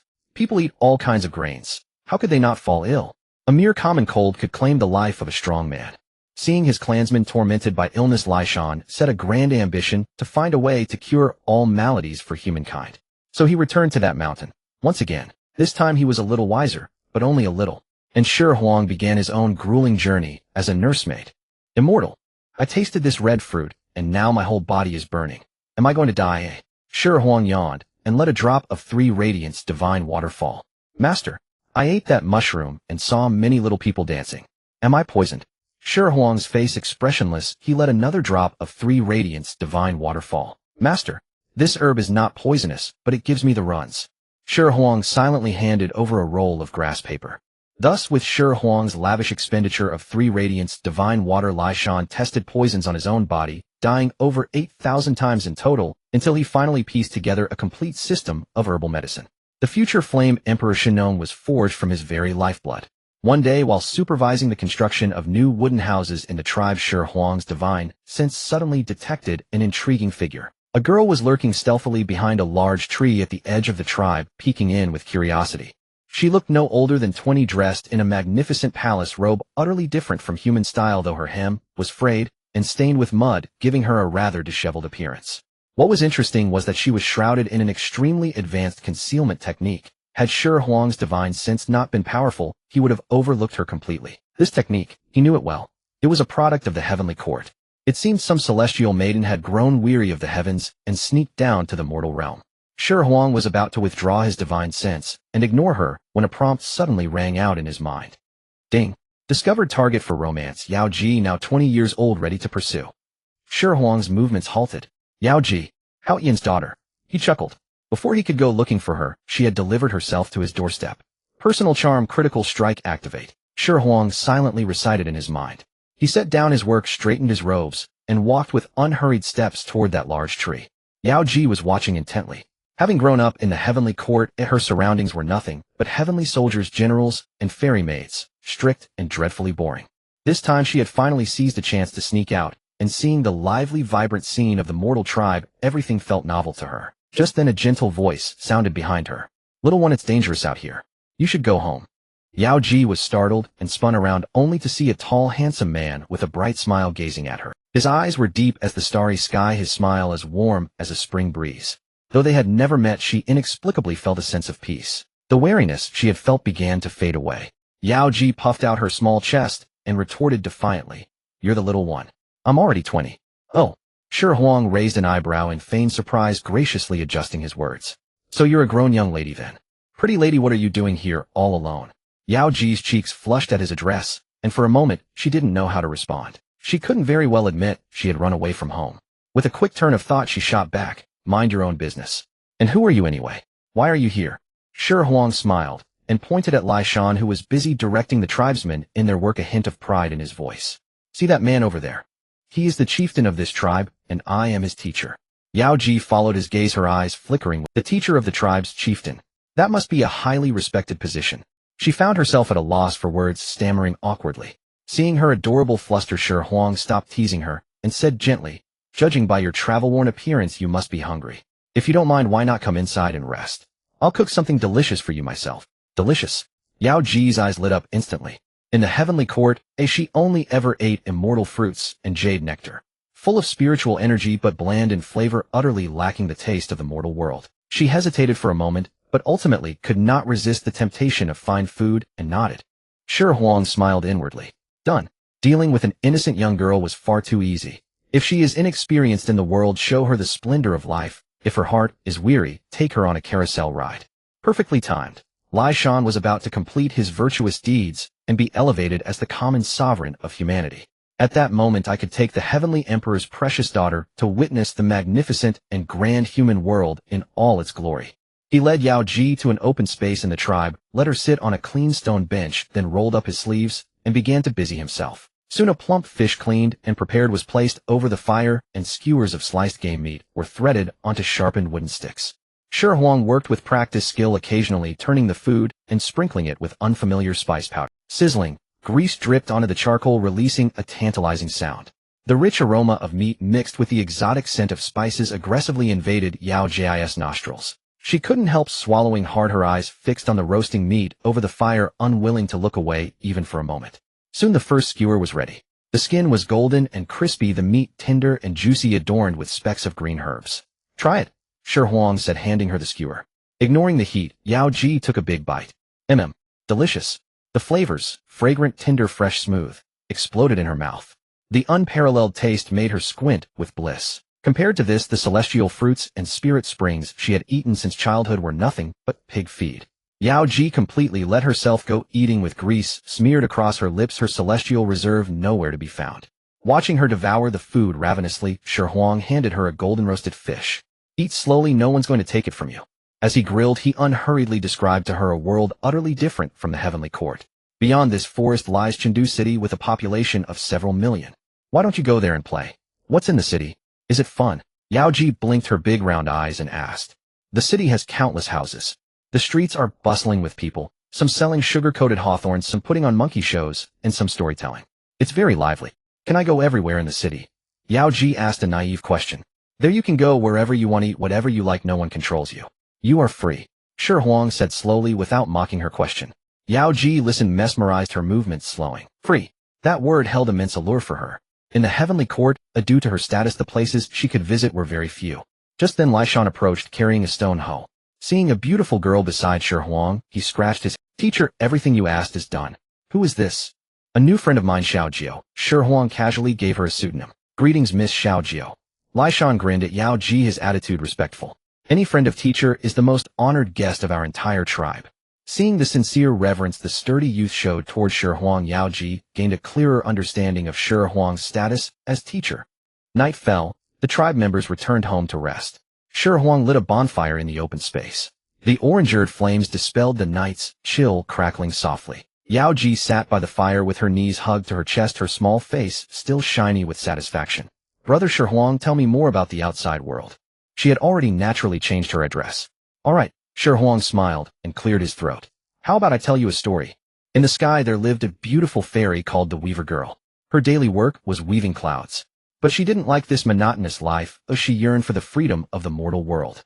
Shi Huang told the story of the cowherd and the Weaver Girl in a gentle, engaging manner. However, in his adapted version, the Weaver Girl was no longer a weak, helpless figure, but an independent woman bravely pursuing love and defying heavenly rules.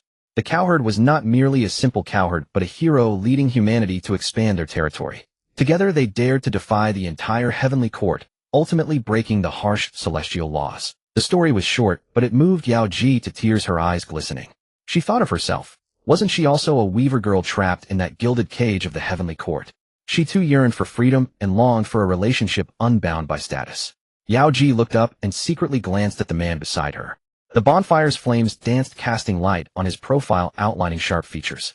His voice was warm and magnetic, as if enchanted, making her heart race involuntarily. A never-before bittersweet emotion silently sprouted in her heart. The story ended, and the surroundings fell into silence. After a long silence, Yao Ji reached out and gently tugged at Shi Huang's sleeve. She looked up, her bright eyes shimmering in the firelight, filled with hope. Brother Shi Huang, can you take me to see those fun places you mentioned? Shi Huang gazed into those clear, hopeful eyes illuminated by the firelight, and his heart stirred. Was this little girl already taking the bait? He smiled, about to agree, when a jade talisman in his bosom suddenly grew warm. It was a transmission from Yao Qi. Without changing his expression, Shi Huang probed it with his divine sense, and Yao Kai's slightly anxious voice resounded in his mind. Husband Hao Tian just summoned the immortals, saying he plans to hold a three-realms peach banquet and invite all the great powers of the primordial era. The peach garden is now in my hands. What is he up to? Shi Huang raised an eyebrow. Hao Tian's ambitions were not yet dead. He still coveted the ownership of the peach garden. He reassured her, don't worry. The peaches were granted to you by the Tao ancestor, not to the heavenly emperor. How to distribute them, when to distribute them, and to whom. All of that is your decision. If he wants to hold a peach banquet, fine, but let him come begging you, not commanding you. Remember, hold the power of distribution firmly in your hands. It is your foundation. With a few simple words, he pointed out the direction for Yao Qi. There was a moment of silence from her end, then a relieved voice came. I understand, husband. Then that's settled. I still have some matters to attend to. Shi Huang was about to cut the connection. Husband. Yao Kai's voice suddenly carried a hint of curiosity. What business are you busy with? Shi Huang glanced at the curious Yao Ji beside him, a mischievous smile curling at the corner of his mouth. He transmitted to the jade talisman.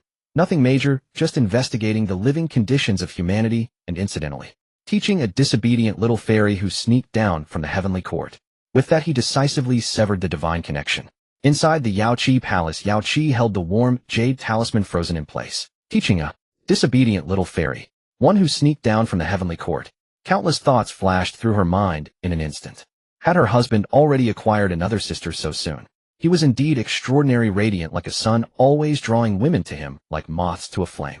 A faint, almost imperceptible pang of jealousy rose, but she forcibly suppressed it. No, that wasn't right.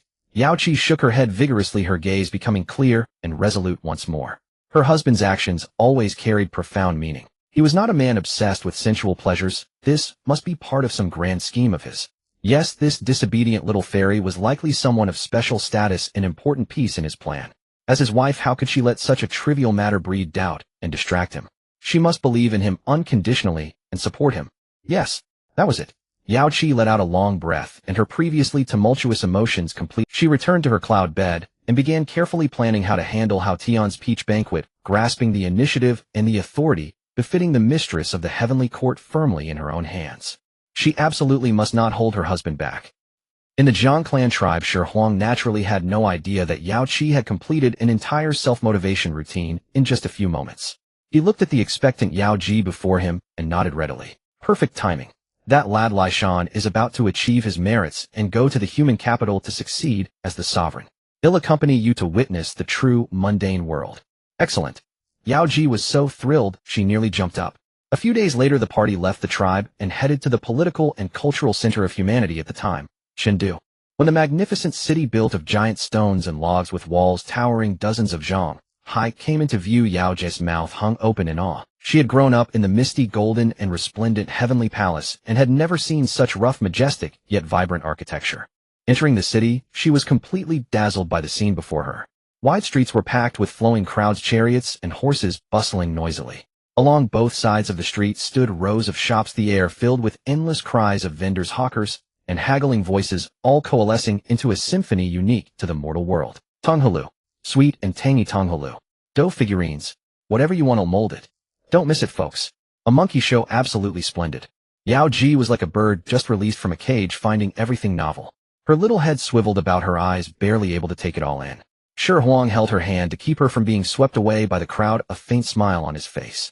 He first bought a skewer of bright red, glistening Tonghalu from an old man's stall and handed it to her. Yao Ji took a tentative bite. Sweet and sour. She narrowed her eyes in bliss. The taste was far more delightful than the jade nectar of the heavenly court. Next, Shi Huang pulled her over to a dough figurine stall. Old master, please mold one in the likeness of this young lady. The skilled craftsman worked swiftly. In no time, a lifelike figurine of Yao Ji in palace attire appeared in his hands. Yao Ji held the miniature of herself, unable to put it down. Watching her so innocent and naive, Shi Huang felt both amused and affectionate. He led her through the crowded throng to a jewelry stall, his gaze sweeping over the rough bone hairpins and stone pendants, finally settling on a flower ornament crafted from pearls and seashells. It was no great treasure, but it was delicate and exquisite, glistening with a warm luster in the sunlight. How much for this? Fine choice, immortal. These are pearls formed from mermaid tears in the East Sea, paired with deep-sea rainbow shells. The finest hairpin we have. For you, just 3 fox furs will do. Shi Huang casually tossed over a few processed animal hides, picked up the flower ornament, and naturally pinned it in Yao Ji's hair. It looks lovely, he commented, stepping back to admire it. The warmth of his fingertips inadvertently brushed her earlobe, and Yao Ji's face flushed crimson, the redness spreading down to her neck. She lowered her head, her heart pounding uncontrollably, feeling a novel sensation of being cherished and pampered like a warm current enveloping her entire body. Just as they were enjoying this rare, tender moment, a crisp, teasing voice suddenly came from nearby. Oh, if it isn't our junior brother, Shi Huang. Shi Huang turned to see 2 stunning women in the robes of the Jie sect looking at them with amused smiles. Xiong Xiao and Bai Xiao. What a coincidence. Bai Xiao, the liveliest and most direct, stepped forward and circled around Shi Huang and Yao Ji. Her gaze slid over Yao Ji's flushed cheeks and the flower ornament in her hair, finally landing mischievously on Shi Huang as she winked. Not bad, junior brother Shi Huang. How long have you been in the mortal realm, and you've already snagged such a fresh young junior sister? She looks even more tender than us.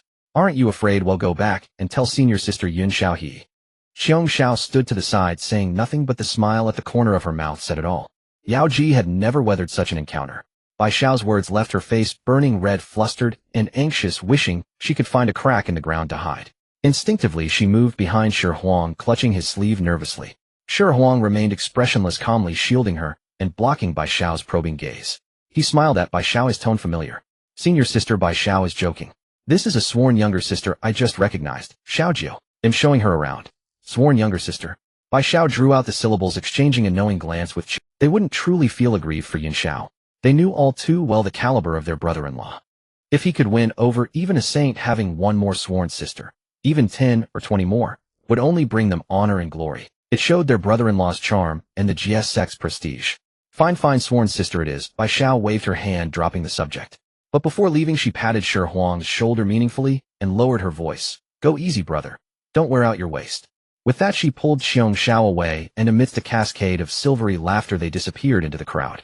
The small commotion was thus diffused with effortless grace. Yao Ji peeked out from behind Shi Huang, looking at the retreating figures, then at the unruffled Shi Huang beside her.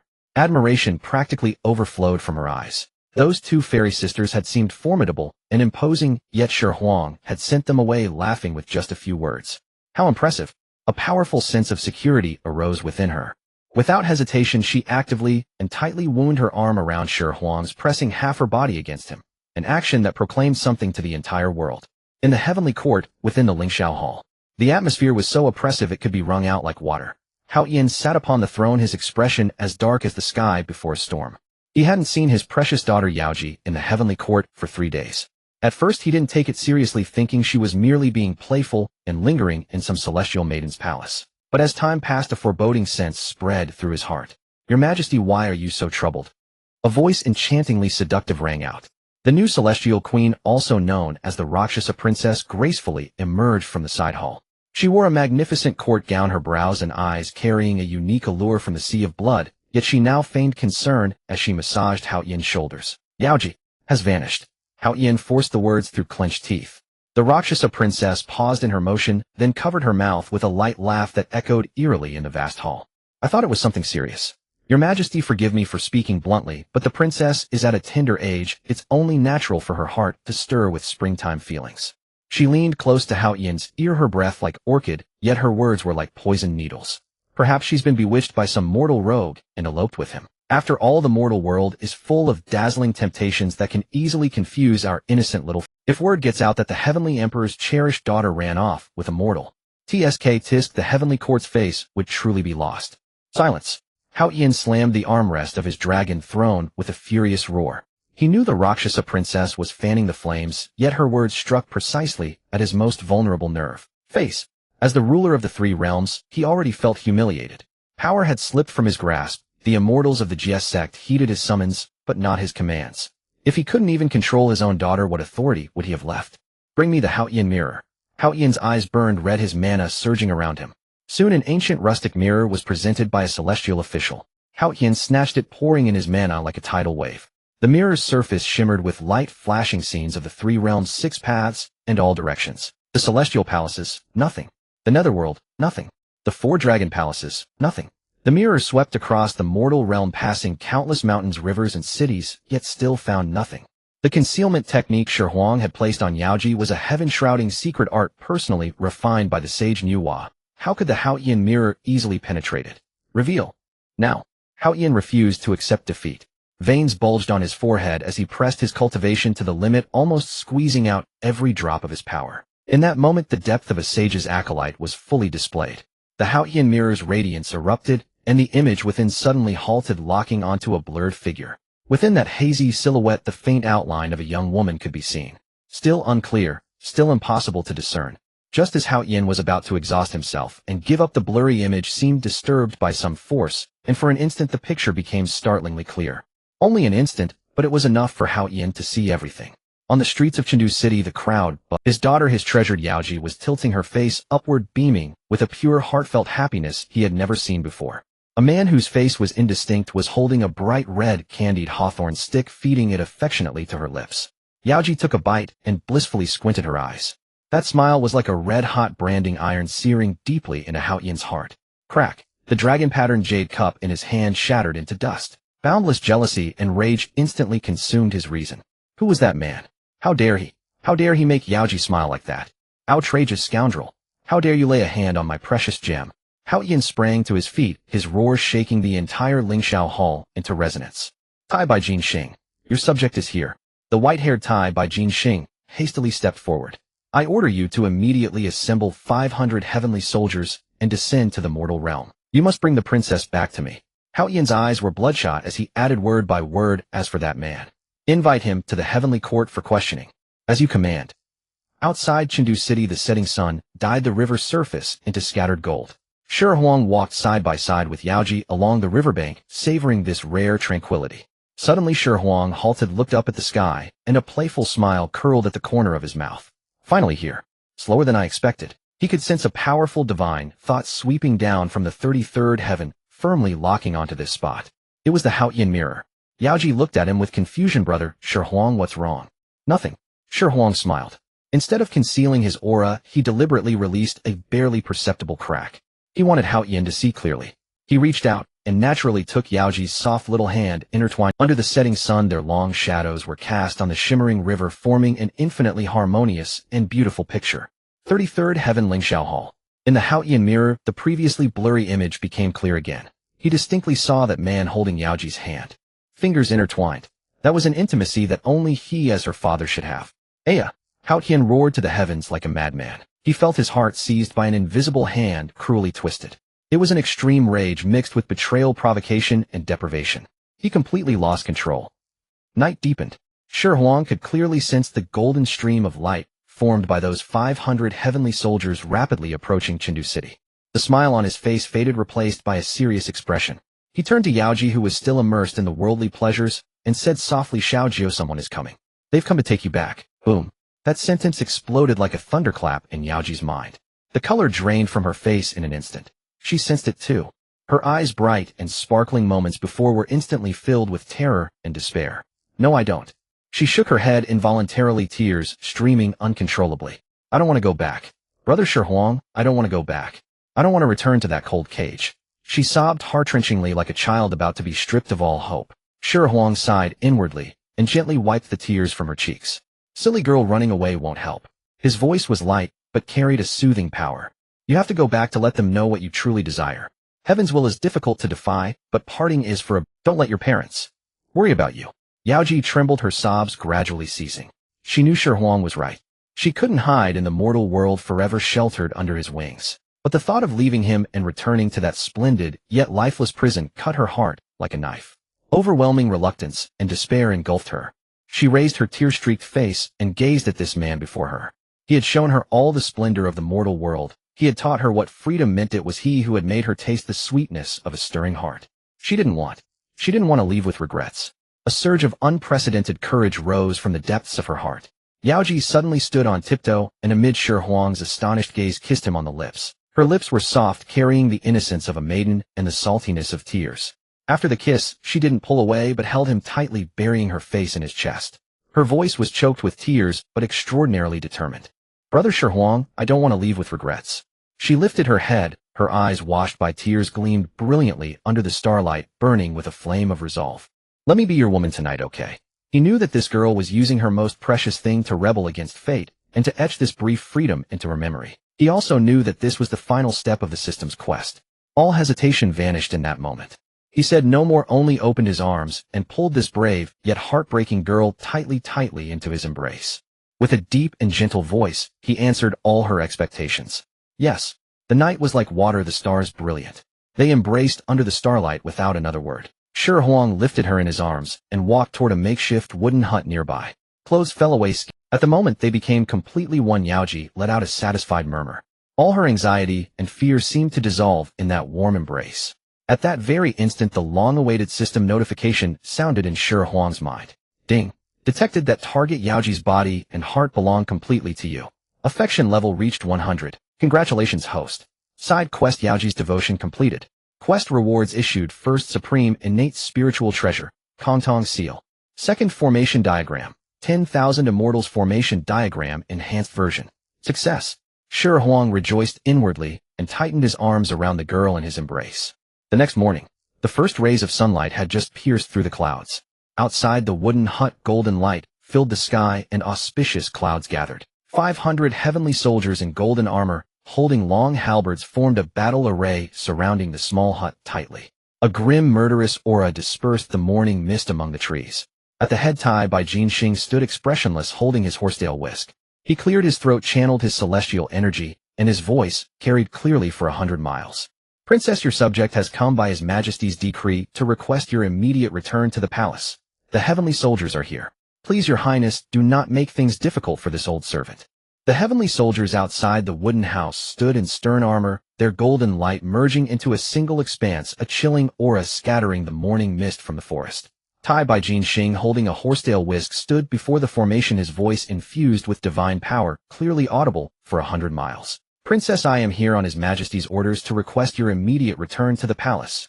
Inside the house, Yao Ji shuddered instinctively, holding Shi Huang tighter, as if trying to melt herself into his body. She did not want to leave. Shi Huang gently patted her back and loosened her arms around him. Without offering much comfort, he pressed a warm jade slip into her palm. Take this. If anything ever happens, or if you miss me, just crush it. The moment he finished speaking, his form dissolved like a wisp of green smoke, vanishing without a sound, as if he had never been there. Inside the room, only Yao Ji remained standing frozen. The jade slip in her palm still held his warmth, but her arms were empty. An immense sense of loss engulfed her like a flood. After a long while, she took a deep breath, straightened her disheveled clothes, and pushed the door open. Under the morning light, traces of tears still lingered on the young woman's face, but her eyes no longer held the terror and despair of the previous night. Instead, they bore a newfound calm and resolve. She knew this was only a temporary farewell. The matter of Yao Ji was set aside as Shi Huang's figure appeared in the human domain. His attention turned once again to the great endeavor of the Earth Sovereign's ascension. At this moment in the Jianshui region, the name Lai Shan had spread across the human race. He had tasted every herb, invented the 5 grains, and saved countless lives. His prestige now, at its zenith, revered as a god by nearly every tribe. On this day, from the direction of Chengdu, purple qi rolled across 3,000 miles.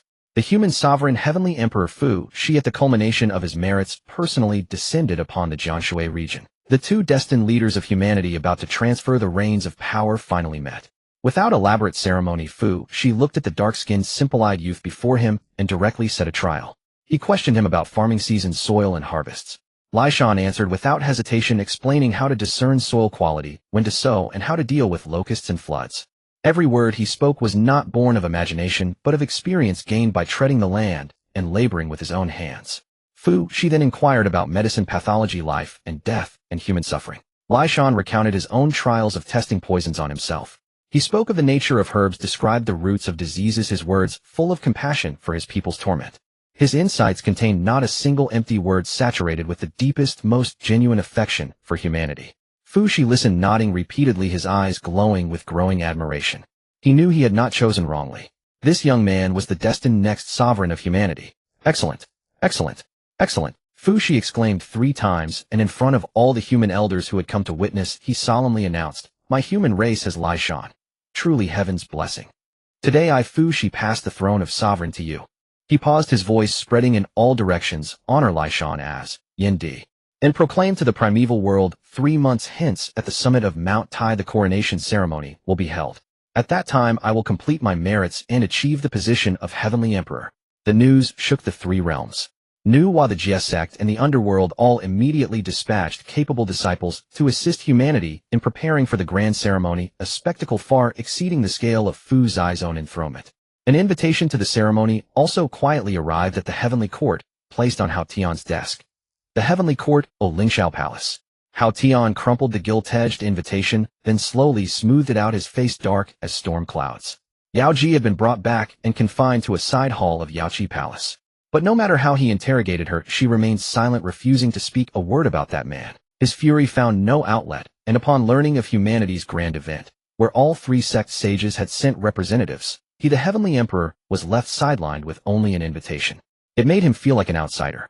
"Without the Tiandi seal, I wonder how you will stabilize humanity's fortune," he finished with a sinister smile. Atop Mount Tai, clouds surged like an ocean. The towering altar for the sky sacrifice rose imposingly solemn and majestic.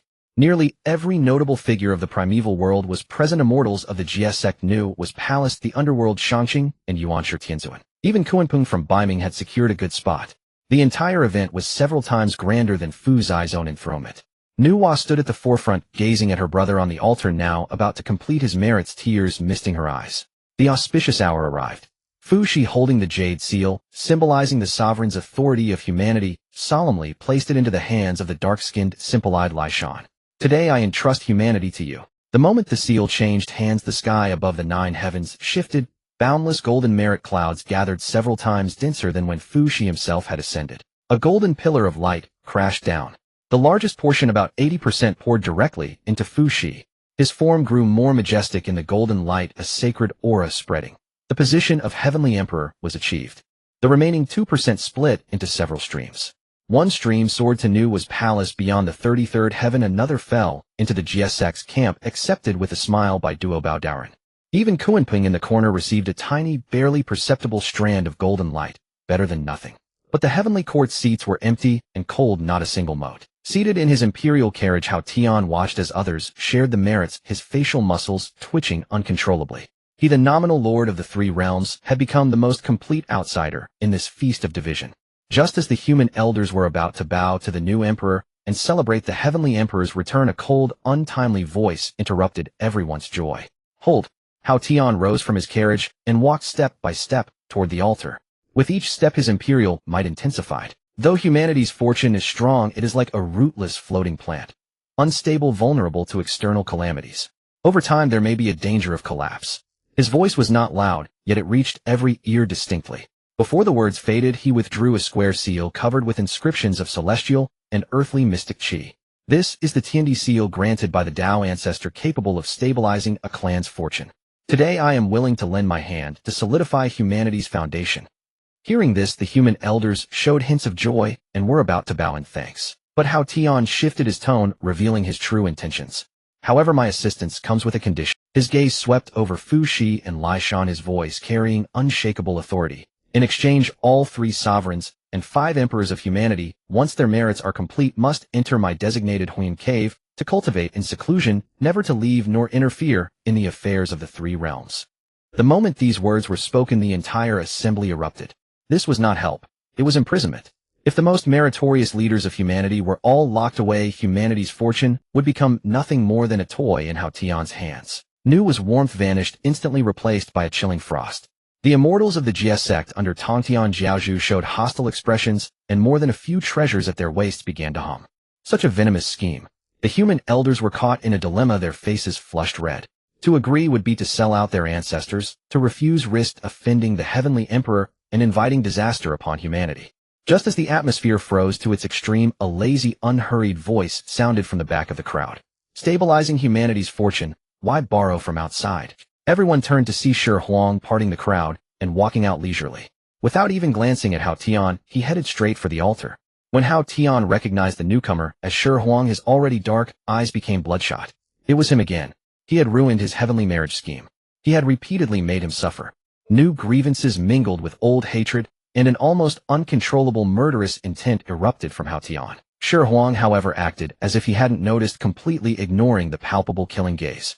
He walked to the altar and gave a casual nod to his disciple, Yin Di Lishan. Lishan understood immediately. He respectfully bowed to Shi Huang, then withdrew an object from his store. It was an even more ancient seal made of unknown material, without any trace of human carving.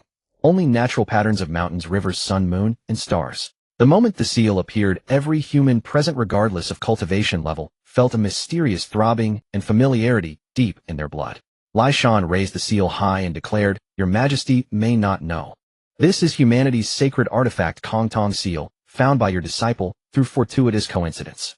This treasure can also stabilize our human fortune." Hao Tian sneered disdainfully, "A masterless object dares to compete with my Tiandi seal." Shi Huang finally lifted his eyes and glanced at him, a look as if watching a clown.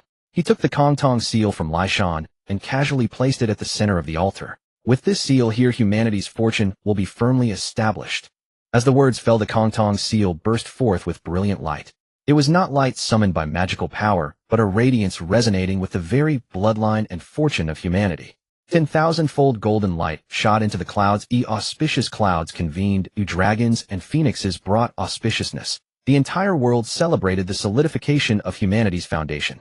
Above the altar, the golden dragon of fortune manifested from humanity's fate, let out a sky-shaking roar, then voluntarily lowered its head, nuzzling the Kongtong seal affectionately, as if finding its true home. The display was 100 times more powerful than Hao Tian's Tiandi seal. The disparity was clear. Hao Tian's scheme became a complete joke in the face of absolute reality. His face cycled from red to white to pale green, finally settling into ash.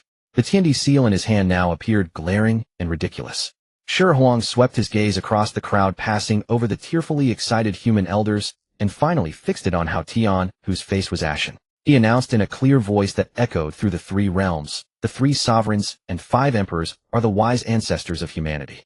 After their achievements, they are free to come and go. They may enter Huan Cave for quiet cultivation, go to Huang Palace for Tao discourse, descend to the underworld to contemplate reincarnation, or visit Jie Sect's Golden Island. No one has the right to imprison them." Every word struck Hao Tian's face like a ringing slap. As soon as these words were spoken, the just stabilized fortune of humanity boiled over again, surging by another 30%. Atop Mount Tai, the noise of the crowd swelled. Countless humans chanted the name Sage, Teacher, their cries shaking the cosmos. Only Hao Tian stood alone, the sole clown in this grand celebration. On the summit of Mount Tai, the crowd was in an uproar. Sage! Sage! Countless human beings, tears streaming down their faces, raised their arms and cheered, the sound waves nearly overturning the sea of clouds atop the mountain. At that moment, the name Shi Huang became inextricably bound with the fate of the human race. On the high platform, Fuxi, who had just attained the status of Heavenly Emperor, was enveloped in a radiant holy light. He gazed at Shi Huang's back, his eyes filled with indescribable gratitude and admiration. Beside him, Lai Shan, the newly appointed leader of humanity, was even more straightforward. His dark face was full of sincerity, as if he wished he could kowtow to his teacher on the spot. On the clouds, the incarnations of the three sages, Nuwa, Tongtian, and Hutu, all wore smiles. Tongtian felt proud his son-in-law publicly humiliated the Heavenly Emperor, which was even more satisfying than doing it himself. Hutu, meanwhile, looked with tender eyes at the figure who remained calm and unhurried amidst the attention of thousands, her heart brimming with pride. Amid the myriad cheers, only one person felt as if plunged into an icy abyss. Haoshan's face turned from ashen gray to livid, then flushed with a sickly purplish red. He stood there, becoming the sole outlier in this grand celebration, a complete clown.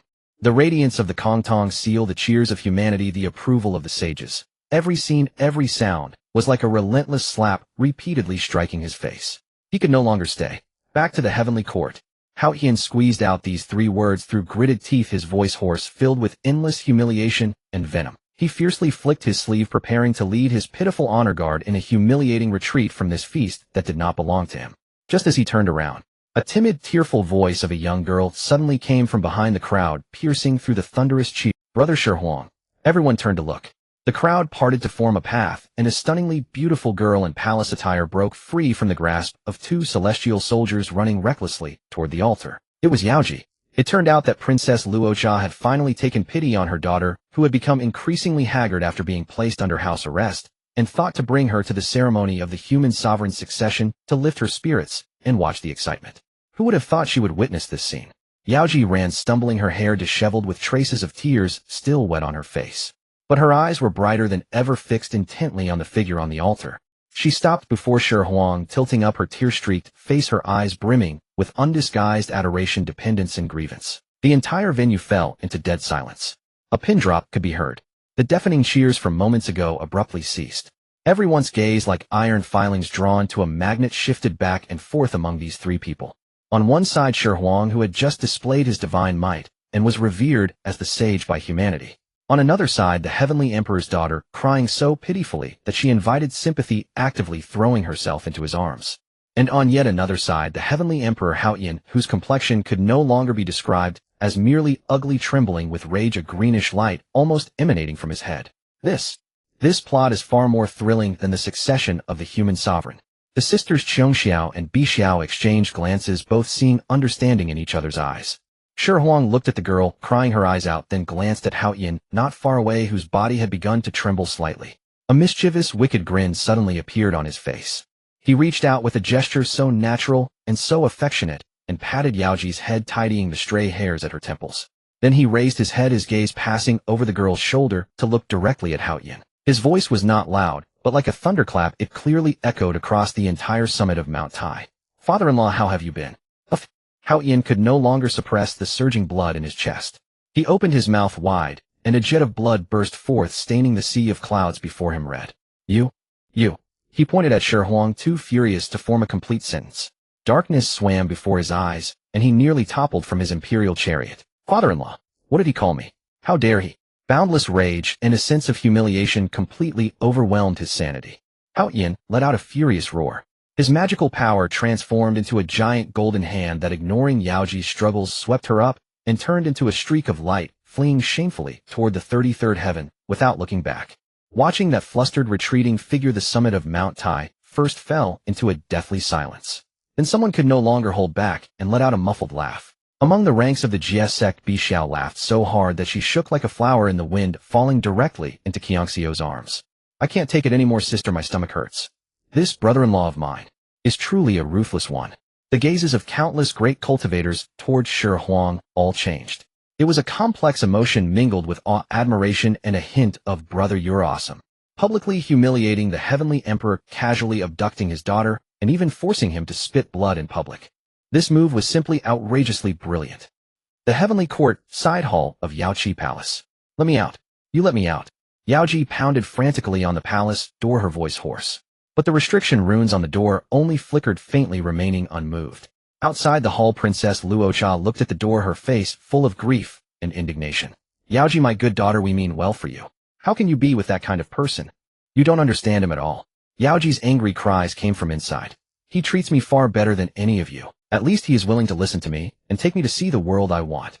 Princess Luocha laughed with anger. "We have doted on you so much. You have been pampered with fine clothes and rich food since childhood, having whatever you want, and yet you dare say he is better than us. He gave me the care and warmth that I could never get from you. You simply don't understand what I need." Yaoji's voice was filled with despair. "I just love him. He makes me feel alive. Unlike this heavenly court, which is lifeless and stifling like a gilded cage. I'm not a child anymore. I have the right to decide who to be friends with and who to love. The more you do this, the more I will be with him. This is my life, not yours." Just then Hao Ian arrived with a dark face, hearing every single word of his daughter's rebellious outburst without missing a single syllable. The blood that had just calmed in his chest surged again. He roared angrily, "Wretched girl. If you insist on marrying that Shi Huang, it will only be over my dead body." Inside the hall, Yaoji suddenly stopped crying upon hearing this. After a deathly silence, she spoke in an unusually calm, yet utterly resolute tone. "Fine. You force my hand. From today on, you don't need to meddle in my affairs. I would rather wander with him in the mortal world than stay one more moment in this heavenly court. It's too stifling." She paused as if mustering all her strength and dropped the final bombshell. "Moreover, I am already pregnant with his child. What can you do about it?" Boom. These words exploded in the minds of Hao Qian and Princess Luocha like a primordial divine thunderbolt. Pregnant? With his child? Heotian's body shook violently. His eyes instantly turned blood red. The last string of his reason snapped completely. He roared to the heavens, his voice brimming with boundless murderous intent and madness, causing the entire heavenly court to tremble. "Sure, Huang. If I do not kill you, I am not fit to be the heavenly emperor." In the heavenly court, at the 33 heavens, Hao Ian's roar, filled with murderous intent and madness, nearly tore apart the clouds shrouding the entire heavenly court under a suffocating pall of gloom. His chest heaved violently, and the body beneath his imperial robes trembled faintly. It was not from fear but from the rage of being humiliated to the extreme, which was about to ignite his very soul. "Wretch! Wretch!" Heotian's eyes were blood-red, staring fixedly at the tightly closed gate of the side hall of Yaoqi Palace, his gaze fierce. "Pregnant with his child." These 6 words were thousands of times more devastating than the earlier cry of father-in-law atop Mount Tai. It was not merely a provocation. It was a stark branding of humiliation upon the face of the Lord of the Three Realms. "Guards!" Hao Qian roared. Several golden-armored divine generals appeared tremblingly and prostrated themselves. "Suppress this wretch beneath Peach Mountain for me. Spread a heaven-encompassing net, set up the 9 heavens, divine thunder formation. May he never rise for all eternity." His voice held not a trace of fatherly affection, only cold resolve. Princess Raksha stood aside, her face ashen. She wanted to plead for mercy, but seeing Hao Ian's ferocious man-eating expression, she could not utter a single word. She knew that matters had completely spiraled out of control. Soon the heavenly court shook. Countless immortals and deities witnessed a golden light enveloping a majestic immortal mountain descend from the heavens and crash mightily into the lower realm. That mountain was none other than Peach Mountain, one of the celestial paradises of the heavenly court. As the immortal mountain descended, divine radiance burst forth in myriad rays, transforming into countless mysterious runic chains that locked the entire peak tight. Yaoji, the daughter of the heavenly emperor, was thus suppressed beneath this cold Peach Mountain by her own biological father. Within a secret hall in the heavenly court, enveloped by boundless chaotic chi, this place was cut off from celestial mechanisms so much so that even a saint's divine sense could not probe it. Hao Qian sat in the main seat. The madness and fury on his face had receded, replaced by a chilling gloom. Below sat 3 figures. One was Ancestor Mingi, surrounded by surging blood aura, his gaze defiant. The other 2 bore solemn, majestic appearances with faint Buddha light, none other than the Western sect Saints Jane and Juanti. "I thank your majesty for using the heaven and earth seal to guide the fortune of the 3 realms to heal my wounds. Now this poor Taoist's injuries are fully recovered." Saint Juanti was the first to speak, a smile on his face. Holy might circulated around him. Compared to his earlier disheveled state, he had now regained the pride of a saint. Hao Yin forced a faint smile. Senior brother is a Hunyuan saint impervious to countless culpas. Even without my help, recovery would only be a matter of time. I merely went along with the current and offered a modest effort. Upon hearing this, Zunti's smile grew even more pronounced. He gently swayed his seven-treasure wonderful tree and asked, Junior brother, you have gone to such great lengths to summon us. Please speak plainly. What important matter requires the intervention of our Western sect? A flash of gloom passed through Haoshin's eyes. He stopped beating around the bush, lowered his voice to a near whisper, and said word by word, at the peach banquet, kill Shirhuang. As these words were spoken, the atmosphere in the hall instantly froze. Ancestor Mingi raised an eyebrow, a strange glint flashing in his blood-red eyes. Killing Shirhuang is not difficult. The trouble lies with the three behind him. He referred to Nuwa, Tongtian, and Hutu. Any one of them was not to be trifled with. At the mere mention of Shirhuang, the anger Hao Yin had just suppressed flared up again. He gritted his teeth and cursed, damn it, this damned gold digger. Relying on a few women to back him up, he shows no respect for me. If this beast does not die, what face will I, the Heavenly Emperor, have left? Where is the dignity of the three realms? He must die. Upon hearing Shuang's name, Daoist Juani was also gnashing his teeth in fury. His own injuries were also Shuang's doing. On Saint Jiayin's perpetually bitter-looking face, there was no ripple of emotion. He spoke slowly, his voice carrying a distinctive hoarseness. Your Majesty, do you have a thorough plan? Hao Yin took a deep breath, his eyes gleaming with mad calculation. Nuwa and Tongtian, I shall trouble you two senior brothers to hold them off for a moment. He looked at Jane and Juanti. As for Hutu, though she is a saint, her foundation lies in the underworld's reincarnation. Once she leaves the netherworld, the laws of a saint will be suppressed by the heavenly Tao, greatly reducing her power. At that time, I will personally activate the heaven and earth seal, drawing upon the fortune of the three realms enough to trap her for a brief moment. Just a moment will be sufficient. As for the thunderous strike to slay Shirhuang, it shall be entrusted to Tai-Bai Jinxing. As Haoshin's words fell, Tai-Bai Jinxing, who had been standing respectfully outside the hall, walked in and bowed to everyone. Ancestor Mingi looked at this white-haired old man with some disdain. But Tai-Bai Jinxing, as if oblivious to his gaze, turned to Hao Yin with a troubled expression. Your Majesty, this old servant is not skilled in slaughter. Not skilled in slaughter. Hao Yin slammed the table violently and shouted harshly.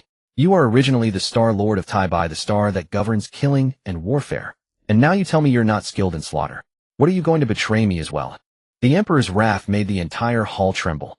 Pressed by this imposing aura, Tai-Bai Jinxing shuddered, his eyes narrowing almost imperceptibly.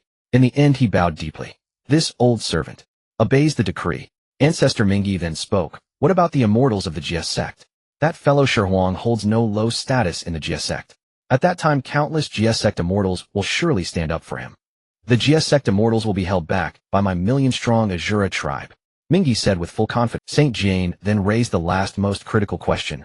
What if the senior brothers Taiqing and Yuanshi should intervene? Upon hearing this, a confident sneer appeared on Haoshin's face. Senior brother, rest assured. I have already reported this matter to the Dao Ancestor himself. The Dao Ancestor did not object. As for the two senior brothers, I have also sent someone to inform them. Senior brother Taiqing is pure and non-interfering. He has long stated that he will not involve himself in the disputes of the three realms. As for senior brother Yuanshi, he and Tongtian have never gotten along. He would be glad to see the Jie sect suffer misfortune. How could he lend a hand? After this speech, the atmosphere in the hall instantly relaxed. This was a flawless assassination scheme. Even on Saint Jiayin's bitter face, a trace of a smile finally appeared. Excellent. My Western sect has a disciple named Dizong Wang who has already reached the quasi-saint level. Beneath him is a divine beast Dijun, which can discern truth and falsehood across the three realms, and is adept at reading hearts. At that time, we can send these two to the underworld to harass the cycle of reincarnation. This will surely occupy Hutu and leave her no time for anything else. Senior brother Jane is brilliant. Hao Yin clapped and praised. Hao Yin clapped and praised. Ha ha ha ha. At once the hall resounded with the smug laughter of the. They seemed to already envision the scene at the upcoming peach banquet, where that arrogant and domineering Shirhuang would under their joint slaughter perish in body and Dao his soul utterly annihilated. In the Nuwa palace, inside the bedchamber where clouds of immortal light swirled, a sensual atmosphere permeated. Shirhuang removed the panting Xihe from his body with a pop and covered her with a cloud brocade quilt. Zai's pretty face was flushed, her beautiful eyes shimmering with watery light. She held Shirhuang's hand, her voice tinged with a hint of languor and reluctance. Husband, are you leaving so soon? Shirhuang nodded, put on his outer robe, but his gaze turned outward from the palace. He could sense that the celestial mechanisms had become chaotic and perilous. A thick murderous intent was gathering from all directions, finally locking firmly onto him. Interesting. How much power must have been gathered for someone to dare harbor such thoughts against him? I need to go to Janeo Island, Shi said calmly. Yaoji was his woman. He could disregard that cheap father-in-law Haoyan, but he could not let his woman suffer. Suppressed under Peach Mountain. Never to rise again for all eternity. What a grand scheme. Since Haoyan wanted to play, then he would play along. On a grand scale. The news that the Heavenly Court was about to host the Peach Banquet had already spread across Hongwang. On the surface, it was a grand gathering of great powers from the three realms, but Shi Huang detected an unusual undertone. Especially after Yaoji was suppressed beneath Taoshan Haoshan's seemingly subdued calmness, felt more like the stillness before a storm. He did not storm the Heavenly Court to rescue her directly, for he knew that was precisely what Haoyan anticipated. An impulsive, irrational enemy was the easiest to deal with. What he needed to do was on the stage Haoyan deemed most perfect shatter all his pride and schemes into pieces. To that end, he had to make thorough preparations. At Janeo Island, within Bo Palace, Patriarch Tongtian gazed at this composed son-in-law, his heart filled with admiration. This lad, though only a golden immortal, exuded an aura that grew ever more settled each time they met, as if nothing could rattle him. You rascal, not staying in Nuwa Palace with your lovely wives. What brings you here? Patriarch Tongtian sat cross-legged on the cloud bed, asking casually. Is Yunxiao bullying you again? Tell me, and he'll settle it for you. Shi Huang smiled, cupping his hands. You jest, uncle. Yunxiao is virtuous and gentle, treating me with great kindness. I came here to discuss a matter of life and death for our Jie sect. Oh. Patriarch Tongshan's expression turned serious. He knew that Shi Huang never spoke without cause. Using the phrase life and death implied a gravity beyond his imagination. Speak. Shi Huang did not beat around the bush, directly laying out his analysis of Haoyan and the suppression of Yaoji. Haoyan is narrow-minded and vengeful. I took his Dao companion and seduced his daughter. None of that matters. But our enmity is already irreconcilable. At this peach banquet, he will certainly not let things end peacefully. He must have set up an inescapable net waiting for me to fall into it. After listening, Patriarch Tongtian frowned, a sharp sword intent radiating from him. How dare he? A mere boy of Dao ancestor dares to scheme against my Jie sect. Do you think my 4 immortal slaying swords are mere decorations? Shi Huang shook his head. Uncle, since Haoyan dares to act, he must have some backing. I fear that he not only wants to kill me, but also to weaken or even cripple our Jie sect through this opportunity. After all, 80% of the Heavenly Court's divine positions are held by our sect. The Heavenly Emperor has long been rendered powerless. Patriarch Tongtian fell silent. He was straightforward, but not foolish. Shi Huang's words awakened him. Behind Haoyan stood Dao ancestor Hongjun. Without his tacit approval, how would Haoyan have such audacity? So what's your plan? Asked Patriarch Tongtian. To be prepared. A sharp glint flashed in Shi Huang's eyes. I know our Jie sect has the 10,000 Immortals formation renowned across Hongwang. But activating it is a tedious process requiring every immortal to take their position, which takes time. On the battlefield, every moment counts. Even a slight delay could be fatal. What I want to do is improve the 10,000 Immortals formation, enabling it to be fully activated in an instant. At these words, Patriarch Tongshan's pupils contracted sharply. To activate the 10,000 Immortals formation in an instant. What a mad idea. The 10,000 Immortals formation was the supreme formation of ancient times, with countless array, eyes and banners, and infinite variations. Even as a saint, he needed considerable time to command its perfect activation. This lad actually claimed to do it in an instant. Are you certain? Patriarch Tongshan's voice turned hoarse. No, Shi Huang answered bluntly. I need to run several tests to find the pattern. Patriarch Tongtian paused, then understood something. All right, water and fire boy, strike the bell. East Ao Island. Immortal mists swirled. Shi Huang's mind was now fully immersed in the endless variations of the 10,000 Immortals formation. The 10,000 Immortals formation. What did 10,000 Immortals mean? It did not simply refer to 10,000 Immortals, but signified infinity and the inclusion of all things. Each disciple was an independent array eye. Each array eye could combine with others to create new variations. Its complexity far exceeded the Zhou Tian star formation and the 12 heavenly fiend formation. Yet there must be a pattern to memorize these patterns. Then, like later generations, create a programming system. Each person only needed to know what they had to do. Compress these pre-prepared actions into jade talismans, carved teleportation arrays, and instantly transport to the array eye. In his spiritual sea, the immensely complex formation diagram was being dismantled bit by bit into basic runes. Then these runes were reassembled in a new, more efficient and more direct way. Time passed unknown. Shi Huang suddenly opened his eyes, seeming to see the birth and death of billions of stars within them. I've got it. I've comprehended it. He laughed heartily and immediately began his work. He retrieved countless precious refining materials and used Samadhi true fire as a furnace to frantically forge. What he intended to make were not array banners or array plates, but jade talismans. He simplified and refined the complex array eyes and banners of the 10,000 Immortals formation, ultimately condensing them into small jade talismans.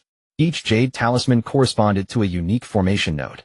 Once a Xihe sect disciple bonded it with a drop of blood, no matter where they were, crushing the jade talisman would instantly teleport them to their designated position in the formation via the spatial laws within. This was an immensely colossal project.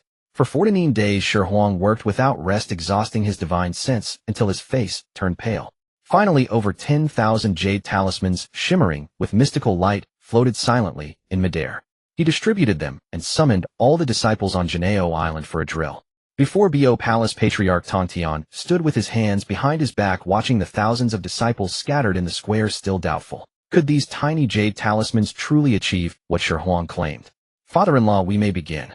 Shi Huang's voice came. Patriarch Tontian nodded and said solemnly, form the formation. At the command, thousands of disciples in the square crushed their jade talismans simultaneously. The next moment, a sight that Patriarch Tontian would never forget in his lifetime unfolded. Thousands of beams of immortal light shot into the sky, each landing precisely on a specific position. In the blink of an eye, the chaotic square transformed into a majestic, murderous, supreme formation. Fast, so fast that even he, a saint, only had time to blink. Terrifying energy surged from the formation, the combined power of 10,000 immortals, a force that even made him, a saint, feel a tremor. This was no longer a threat, it was outright lethal. Patriarch Tontian stared at the formation, then at Shi Huang standing calmly in its center, waves of shock crashing in his heart. This was no mere weapon of attack. It was a life-saving talisman. Imagine, no matter where a Xihe sect disciple encountered danger in Honghuang, as long as one crushed the jade talisman, 10,000 immortals could instantly assemble and descend as a formation. What a terrifying deterrent. From now on, who would dare provoke the disciples of Xihe sect lightly? Excellent, excellent, excellent. Patriarch Tontian said 3 excellents in a row, his voice trembling with excitement. He stepped forward, came before Shi Huang, and heavily patted his shoulder. Good lad. You have rendered an unparalleled service for our Xihe sect. His gaze toward Shi Huang was no longer merely appreciative, it was filled with heartfelt gratitude and recognition. At the peach banquet, act boldly. Patriarch Tongshan's voice was resolute and brimming with dominance. Even if the sky falls, I will hold it up for you. If anyone dares to harm a single hair of yours, I will annihilate their soul, never to be reborn. I have spoken. In Sanxian Island, within Yangxiu's cave dwelling, amidst the swirling immortal aura, a strange fusion of ice and fire permeated the air. Shi Huang had been weary from his relentless deduction of the 10,000 immortals formation. Yunxiao, knowing his efforts were for the sect, naturally rewarded him. Don't move. He'll take care of everything. An hour later. Thank you, my dear. Yunxiao cast a sidelong glance, her mature eyes brimming with allure. Shi Huang turned over. I think the final climax is best achieved by myself. Within the Jasper Lake Celestial Realm Heaven's Court, the peach banquet officially commenced. The entire heavenly court was festively adorned with lanterns and banners, celestial music drifted through the air, and countless celestial maidens and strongmen shuttled among the jade towers and pavilions, presenting a scene of harmony and splendor. Outside the southern heavenly gate, a golden path stretched out to welcome guests from all directions of the 3 realms. Almost all great beings who had reached the golden immortal realm on the primordial land had received an invitation. At that moment, Mount Sumru radiated the Buddha's light, Mount Kunlun was shrouded in celestial mist, and a gentle breeze swept through the Wuzhuang temple. Deities and immortals from all paths arrived in an endless stream, riding auspicious clouds and accompanied by their disciples. Hao Qian sat high on the jade throne in the Lingxiao Hall, a satisfied smile on his face as he gazed upon the crowded assembly of guests below. This was the imperial majesty of the heavenly emperor he desired, a myriad of immortals coming to pay court, and all 4 seas submitting to his rule. For this day he had endured humiliation and borne too much. The mere thought of the impending bloody scene filled him with an uncontrollable glee. Shi Huang, today is the day of your doom. Soon the guests took their seats one after another. The 12 golden immortals of the Chan sect, led by the Vice Patriarch Burning Lamp Taoist, occupied the most honorable position on the left. Each of them wore an arrogant expression, looking with disdain upon the bizarre-looking immortals of the Xihe sect clustered around. What a foul atmosphere. Let even fur-wearing horned moisture-born, egg-born creatures enter the hall. Yellow Dragon True Person muttered softly, his voice just loud enough for the GS sect immortals at nearby tables to hear. Instantly, several great demons of the GS sect showed anger on their faces, ready to explode, but were held down by their fellow sect members. Steady yourselves. Today is Yaoqi's event. Don't add trouble for our brother-in-law, Zhao Gongming said coldly, casting a glance at the GS sect disciples and sending a mental message. The GS sect disciples fell silent. Next, Xihe and Yaoqi of the Nuwa Palace arrived together, escorted by several demon saints. The demeanor of these two quasi-sage powerhouses drew the attention of many immortals present. Finally, Shi appeared, arriving late, surrounded by a group of core disciples of the GS sect. The moment he appeared, he became the focus of the entire hall. Hao Yan looked at him, a murderous malice flickering deep in his eyes, but he forced a warm smile on his face. Shi, my dear minister, please sit. Today is the Queen Mother's occasion. You are Yaoqi's husband, you can't let her down. Shi smiled slightly without exposing anything and led his people to take their seats. The banquet officially began. Celestial music played, fairy maidens danced, and the atmosphere was joyful and harmonious. However, when plates of immortal peaches were brought in by celestial maidens, the harmonious mood was instantly shattered. What's this? Yellow Dragon True Person picked up a peach, his brow deeply furrowed. The peach was small in size, and its celestial essence was weak. Clearly the lowest grade fruit from the peach garden, ripening once every 3,000 years.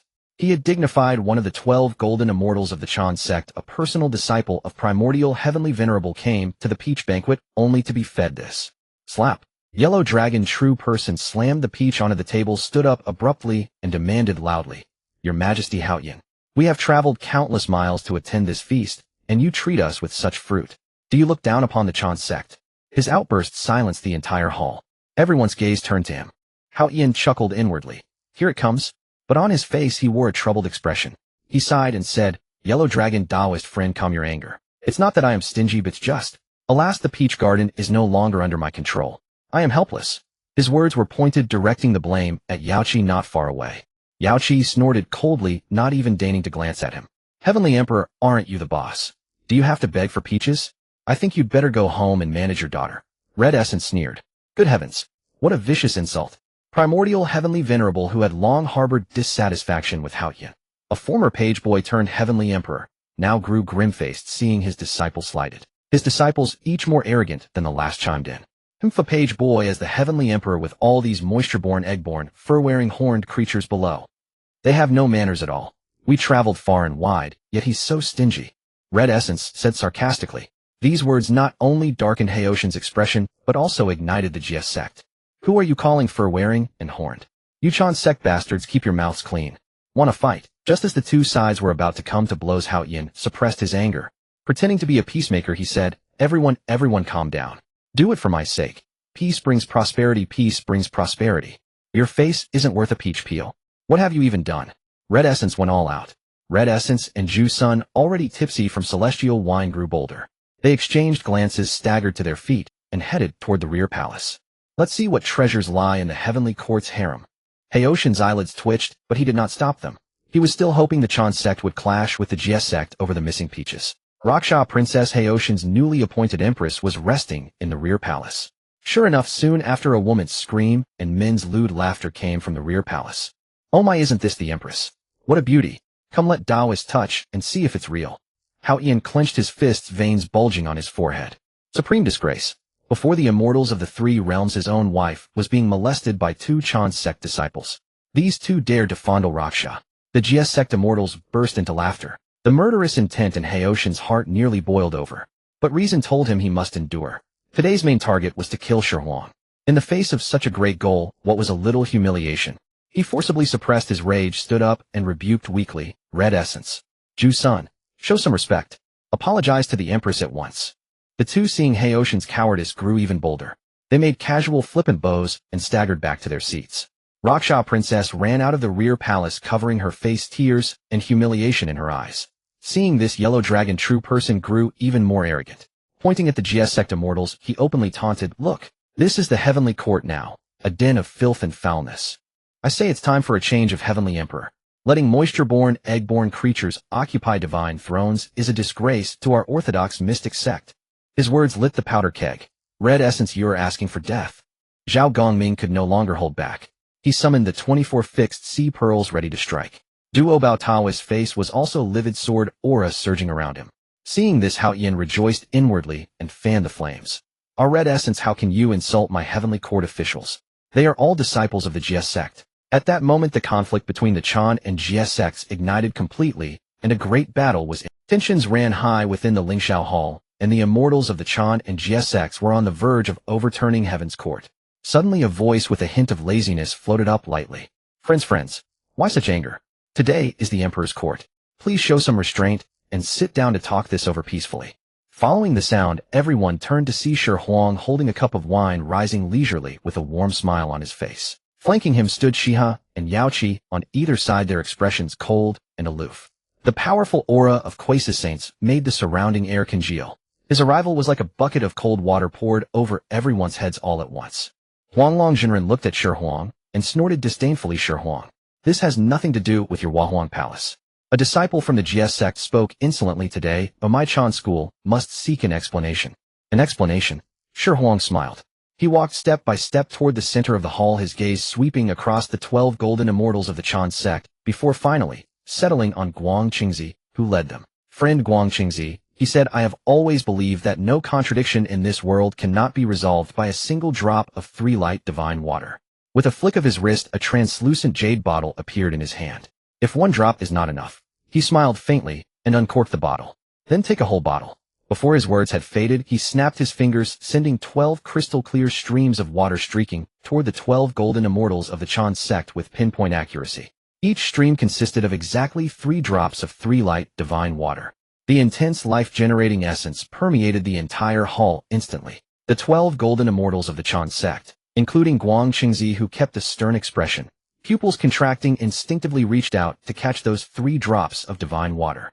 As they absorbed the overwhelming energy contained within the divine waters, their facial expressions transformed dramatically into something truly spectacular: shock, greed, and a touch of embarrassment. This gesture was too grandiose. 3 light divine water. In this primordial era, it was the supreme holy treasure for healing injuries and saving lives. A single drop, worth fighting Dao Luo Jin Xians to death over. This Shi Huang actually blinked not once as he handed out 36 drops. What was he doing? Show off wealth. Friend Shi Huang, what is your intention? Guang Qingzi held the divine water in his hand, his voice sounding dry. This item was too hot to handle. Accepting it meant obligating oneself to sit together with the immortals of the Jie sect. To refuse. Only a fool would refuse. No particular reason. Shi Huang shrugged, looking utterly innocent. I saw that many friends here had excessive anger that might harm their livers, so I offered some water to help calm down. After all, our 2 schools belong to the same Taoist tradition. Naturally, we should stand united. Why let a petty trick ruin harmony? Once these words were spoken, Guang Qingzi and others felt a sudden jolt in their hearts. Petty trick? Whose petty trick? They were all astute individuals previously blinded by rage, but once pointed out by Shi Huang, they immediately understood everything. From the inferior peach blossom incident, to Huanglong Zinren's provocation, then to Heoshin's half-hearted mediation. All this was clearly orchestrated and instigated by Hao Yin himself, aiming to make the Chan and Jie sects fight, while he reaped the benefits from the sidelines. Once realizing this, the faces of the 12 golden immortals became extremely unpleasant. They had been used as pawns by an emperor born from a Taoist acolyte. Thank you, friend Shi Huang, for the reminder. Guang Qingzi collected the divine water, bowed solemnly to Shi Huang, cast a cold glance at Hao Yin seated on the imperial throne, and sat back down. Other golden immortals followed suit, each collecting their waters and laying low. Having accepted favors from others, continuing the disturbance would truly be unbecoming. A battle that seemed about to erupt was thus effortlessly defused by Shi Huang using 36 drops of 3 light divine water. Heoshin's face turned black as soot. His meticulously devised scheme, hiding the 9,000-year ripe peaches inside Yaoqi's chamber, had been completely foiled by Shi Huang. That damned freeloader. Besides throwing resources around recklessly, what else could he do? At that moment, Hao Yin suddenly felt a chilling gaze settle upon himself. Looking up, he saw Yuanshi Tianzhen's indifferent eyes fixed upon him. Immediately afterward, only audible to Hao Yin himself, a telepathic message sounded in his ear. What a clever plan, using others' swords to kill Hao Yin. You've grown capable. It was Yuanshi Tianzhen. Hao Yin shivered, cold sweat soaking his back instantly. He never expected that his small maneuver would be seen so clearly by a sage. Meanwhile, Shi Huang's telepathic message also silently reached Yuanshi Tianzhen's ears. Senior Martial Uncle Xihe harbors wolfish ambitions. Today, he dares to incite conflict between our two schools. Tomorrow he may dare to ride atop sages to bully and intimidate. He wants to eliminate me. It's merely to clear away the last obstacle controlling Heaven's court. Regarding today's matter, I ask Senior Martial Uncle to cooperate in acting out a play. Upon success, I will offer you a full bottle of 3 light divine water as tribute. Upon hearing Shi Huang's telepathic message, Yuan Shi Tianzuan was initially surprised, then a glint flashed in his eyes. A full bottle of 3 light divine water. This young fellow really is wealthy beyond measure. However, Shi Huang's words indeed struck home. What he despised most was someone like Xihe, born from a Taoist acolyte ascending through flattery to reach power. Now this fellow even dared scheme against my Chan sect. Truly reckless. Utterly unaware of impending doom. Very well, let us see what tricks you two are planning. Yuan Shi Tianzuan sneered inwardly and tacitly approved Shi Huang's plan. He wanted to see which one, the repeatedly miraculous youth or the ambitious Xihe, would ultimately triumph. Within the Lingxiao Hall, seeing that the Chan sect members had settled down, Shi Huang turned toward Xihe and raised his cup. Your Majesty, a minor misunderstanding has now been resolved. Let the banquet continue. Quickly bring forth genuine peach blossoms. He smiled harmlessly as if nothing had ever happened earlier. Xihe hated him fiercely, but could only force a strained smile. My lord speaks correctly. It was my fault in hosting inadequately. Here, I shall punish myself with 3 cups. Raising his cup, he drank it all in one gulp. Yet the murderous intent within his heart had reached its peak. Enough. Since the prelude cannot proceed further, let us move directly to the main point. Shi Huang, how long can you remain smug? After several rounds of wine and the full course of dishes, the atmosphere within the Lingxiao Hall had settled into an eerie calm following the earlier upheaval. The immortals of the Chan sect, having received their benefits, fell silent. The Xihe sect, under Shi Huang's subtle signal, remained still and watchful. All present could sense that beneath this tranquil surface a terrifying storm capable of overturning the 3 realms was brewing. At last Xihe set down his wine cup. The crisp clink resonated like a signal, plunging the entire hall into dead silence. He rose slowly, his gaze as sharp as a blade fixed upon Shi Huang. The smile vanished from his face, replaced by a sovereign's majesty and icy murderous intent. Shi Huang. Heoshan's voice thundered across the heavenly court. Since assuming rule over the heavenly court, I have labored diligently to restore a bright and just world to the primordial wilds. Yet rebels like you have repeatedly challenged heavenly authority and scorned celestial law. His voice grew severe as he began to enumerate Shi Huang's crimes before all. First, as a disciple of Nuwa Palace, you abducted the Tao ancestors' appointed heavenly female, immortal, Yao Qi, disrupting the order of the heavenly court. A grave offense. Second, you indulged your disciples in forcibly occupying divine positions, weakening my power, and showing no regard for the heavenly emperor. A grave offense. Third, with insolence and disregard for hierarchy, you publicly humiliated me atop Mount Tai, damaging my dignity and shaking the authority of the heavenly court. A grave offense. Fourth, you even dared to seduce my beloved daughter, Yao Ji, tarnishing her virtue and bringing shame to the imperial family. An unpardonable crime. Xihe halted, listing 8 great crimes of Shi Huang, each declared with righteous indignation and murderous intent. As his words faded, the 2 sages of the Western sect, Jin and Zhuanti, immediately rose. Zhuanti Doran, holding the 7 treasures tree, said, with a sorrowful expression, Amitabha benefactor, Shi Huang, your sins are deep. You have fallen into demonic obsession. Today our Western sect shall act in heaven's stead to suppress you, lest you continue to wreak havoc in the primordial wilds. Jane Doran acted even more directly, his 12-tier merit golden lotus hovering above his head, his sage aura pressing unabashedly upon the Xihe sect. Unless Shi Huang perishes, the primordial wilds will never know peace. High above the 33 heavens, Yuan Shi Tianzuan also spoke, as agreed, his voice coldly descending. These fur-wearing, horn-bearing creatures know not the celestial fate and act against the currents. This tribulation is their due. Though feigning his disgust for the Xihe sect was genuine, Taiching Laozu remained silent with closed eyes, as if asleep, indifferent to everything around him. His inaction itself was a stance. In an instant 3 sages had declared their stance too, remained silent. The tide had turned sharply against Shi Huang and the Xihe sect. Seeing this, Heoshan's face twisted into a ferocious grin. He abruptly raised his hand. Attack! Boom! At his command, the entire heavenly court changed. Storm clouds gathered, the winds howled. Outside the southern heavenly gate, a blood-red light shot to the sky as a colossal, blood-colored banner blotted out the sun. Mingi Laozu stepped upon the karmic fire red lotus, wielding the Yuantu and Abi swords. Behind him, 1,000,000 Azura warriors with crimson eyes and murderous auras surrounded the southern heavenly gate, leaving no gap. By the decree of the Heavenly Emperor today, not a single GS sect immortal shall leave the Heavenly Court. Mingi Lao's voice echoed like demonic tones from the abyss. The 4 Sea Dragon Kings arrived in droves, especially the East Sea Dragon King, weakened, yet brimming with imposing might. Shi Huang, you have repeatedly extorted the Dragon Clan's essence blood. Do you truly believe our Dragon Clan has no dragon left? Meanwhile, within the Lingxiao Hall, Hao Yin activated the symbol of the Heavenly Emperor's authority, the Heaven and Earth Seal.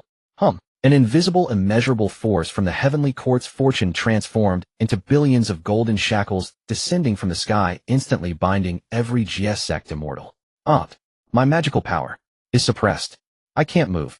The GS sect immortals were horrified to find their internal mana frozen, flowing with extreme difficulty, their strength suppressed by at least 70%.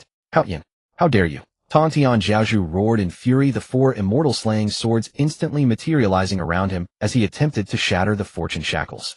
Nuwa's face turned cold, as well as she unfolded the map of mountains and rivers ready to act. But it was too late. Tongtian Nuwa, your opponents are us. Jane and Zhuanti, like 2 towering mountains, instantly blocked their path. Their 2 sage auras locked firmly onto them, preventing any distraction. Shi Huang, if you still have a wisp of that white flame, now is the time, or today will be your death. Get out of my way. Tong Tian roared. Xihe wanting to save your fine son-in-law.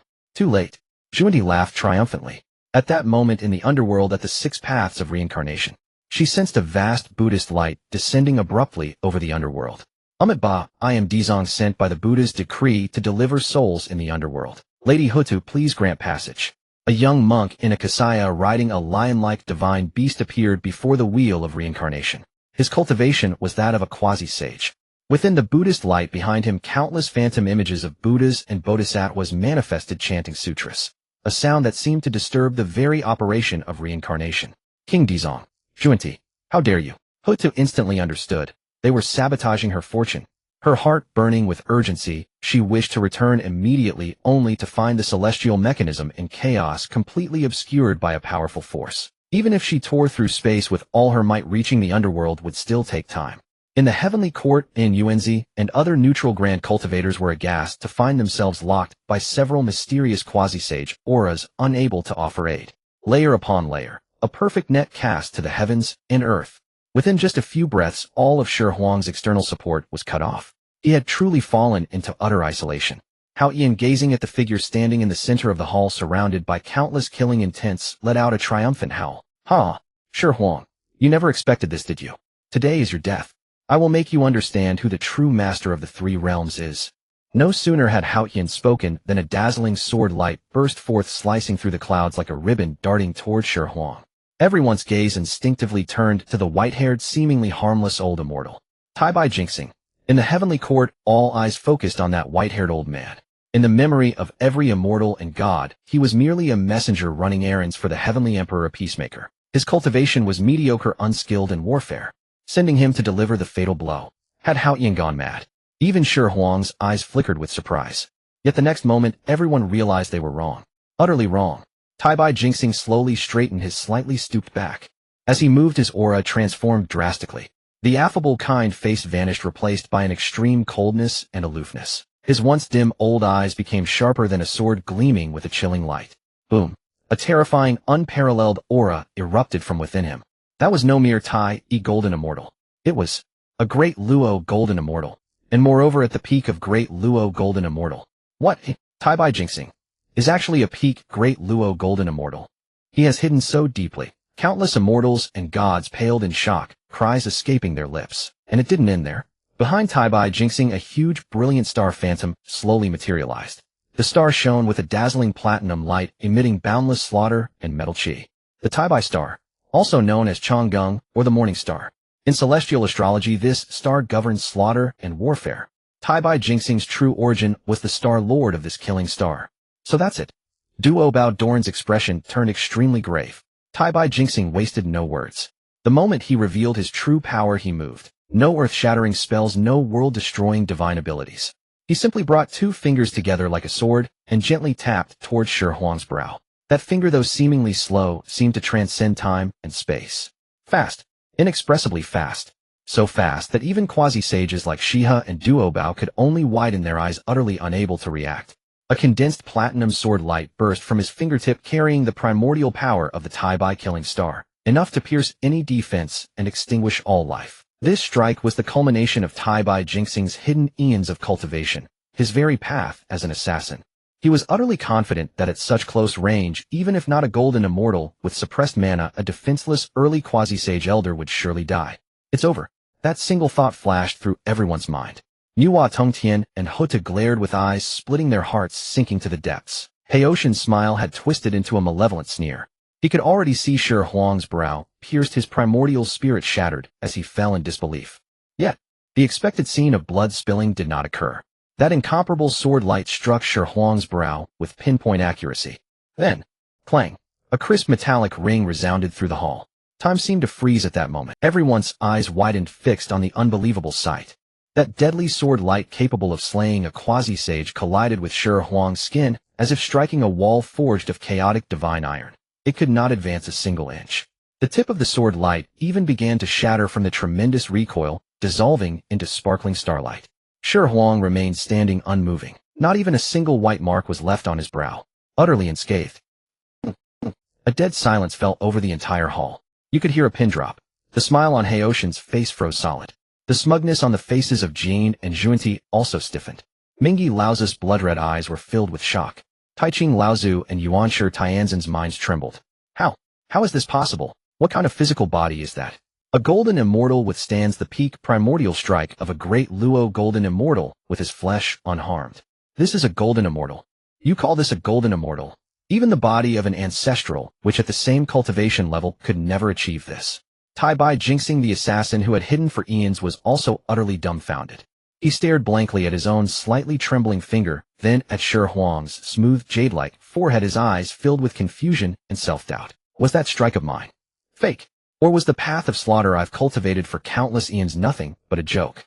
In this deathly stillness, Shi Huang slowly raised his hand, using 2 fingers to gently pinch the nearly disintegrating sword light, as if plucking a leaf of no consequence. Then he offered a bright, almost mischievous smile to the dubious Tai-Bai Jinxing. Is that all? Did you think I trained night after night, day after day, just for the fun of it? He parted his lips slightly, uttering 2 words. My turn. Tai-Bai Jinxing was utterly dumbfounded. He stared at his right hand, its fingers pointed like a blade, then at Shi Huang's smooth forehead. His mind was a void. What did I just do? Didn't I already thrust? That was my killing Tao, condensed from the essence of Tai-Bai star and hidden for countless eons. A blow enough to threaten a quasi-saint. How could it? How could it not even break his skin? This defies reason. This is not the primordial. Shi Huang cracked his neck, producing a series of crisp pops. Do you think I train day and night because I enjoy? In Tai-Bai Jinxing's eyes, that moment was more terrifying than an abyssal demon. Shi Huang's lips parted slightly, uttering 2 words, my turn. Before the words faded, Shi Huang moved. No spells, no divine powers, not even a shred of magical energy was mobilized. He simply took a step forward and threw a right punch. The punch appeared utterly unremarkable, like a crude blow exchanged among mortals devoid of any mystical aura. Yet as it was thrown, it seemed to drain all the air from the entire Lingxiao Hall. An indescribable, pure, and extreme sense of power that could crush everything enveloped everyone present. Tai-Bai Jinxing's pupils abruptly constricted to pinpricks. He wanted to dodge. His cultivation of the killing Tao granted him a beastly instinct for danger. He could sense that under this punch he would die. He would face annihilation of both body and soul, not even a wisp of primal spirit left. But he couldn't move. It wasn't because he was bound by magical power or oppressed by momentum. It was a deeper kind of lock. Though Shi Huang's fist hadn't arrived, yet that pure force had already compacted the space-time and causality around him. He could only watch helplessly as the fist grew larger and larger in his vision. No. A desperate howl erupted within Tai-Bai Jinxing's heart. He couldn't understand how a golden immortal could possess such terrifying physical power. This was no golden immortal at all. Even a primeval witch. Even a primeval witch at the same realm would never have such absurdly powerful flesh. Boom. A dull earth-shaking crash resounded. Shi Huang's fist landed solidly on Tai-Bai Jinxing's chest. There was no gory scene of blood and flesh flying.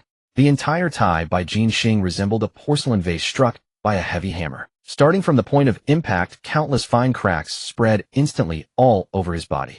Then, under the horrified gaze of everyone, he burst with a puff into the purest powder in the air, swept away by the fist wind, and vanished without a trace.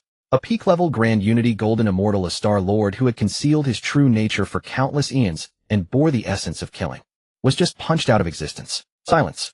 A deathly silence fell over the entire heavenly court. The expressions of all immortals and gods were frozen on their faces. Guang Qingzi and the others from Chan sect held the newly obtained 3 light, divine water, their palms covered in cold sweat. Previously they had felt a trace of disdain for Shi Huang's habit of overwhelming others with resources. Now it seemed he wasn't showing off at all. He was giving alms. Damn it. If that punch had landed on them just now. Isn't this guy surviving by living off women?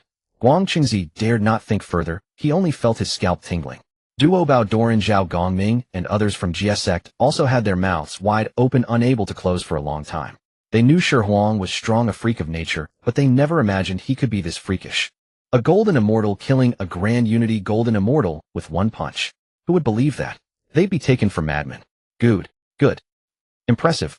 Zhao Gongming forced these words out through clenched teeth after a long pause, his voice trembling. Xihe and Yaoqi stood on either side behind Shi Huang, gazing at his upright back, a brilliant light shimmering in their beautiful eyes.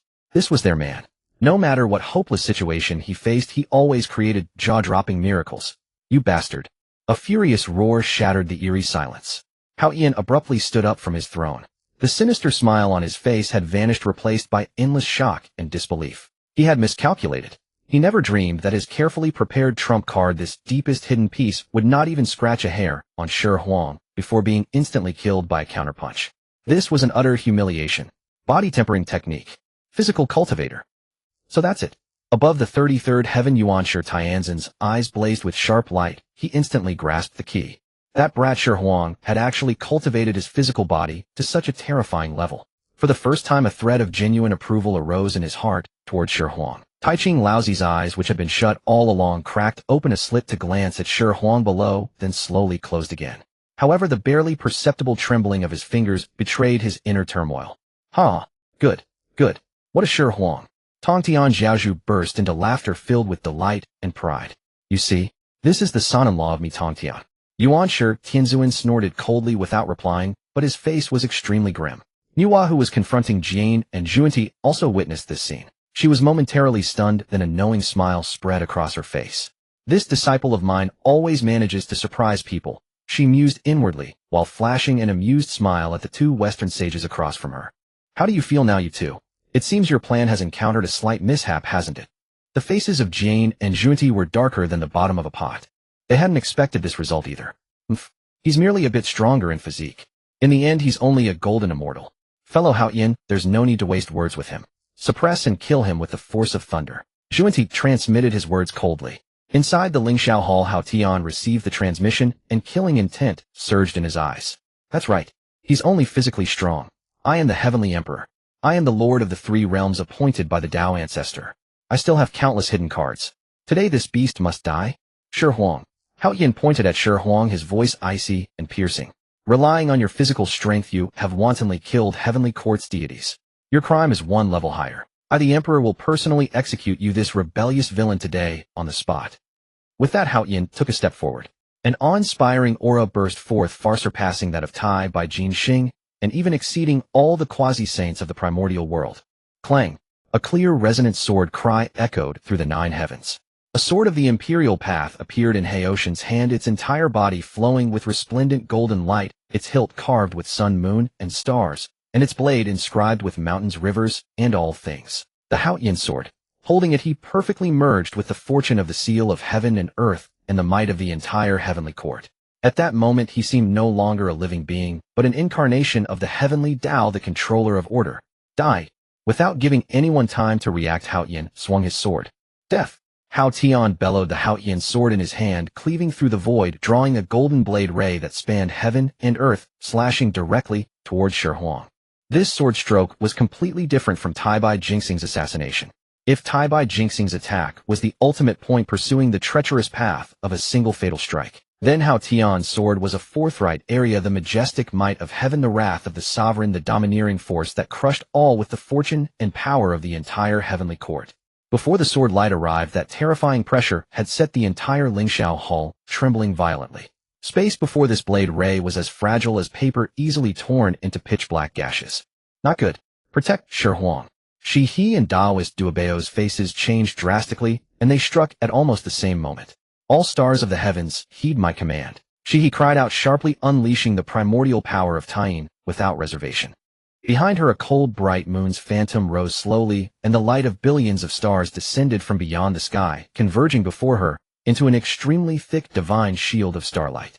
The 24 heavens suppress. Taoist Duobao also roared, offering his renowned ultimate The 24 sea-calming pearls transformed into 24 small realms layered one upon another surrounding him, and Shi Huang attempting to resist this world-shattering sword strike with the power of realms. Goddess Jinling, Goddess Wudong, and Goddess Guiling, the three quasi-sage cultivators along with Zhao Gongming and other core disciples of the Jie sect, also offered their magic treasures frantically, pouring their dharma power into the defense. For a moment within the entire Lingxiao Hall treasures light shot to the heavens, and divine lights of all colors interwove, forming an impenetrable wall of defense. However, before Hao Tian's majestic sword arc, all of this seemed so powerless. A mantis trying to stop a chariot, overestimating oneself. A trace of contempt flickered in Hao Tian's eyes, his sword light undiminished, crashing fiercely upon the stacked defenses. Boom! A deafening roar, as if the entire primordial world was trembling. That divine shield formed by billions of starlight lasted less than a breath before cracking with a crack, and then shattering into pieces.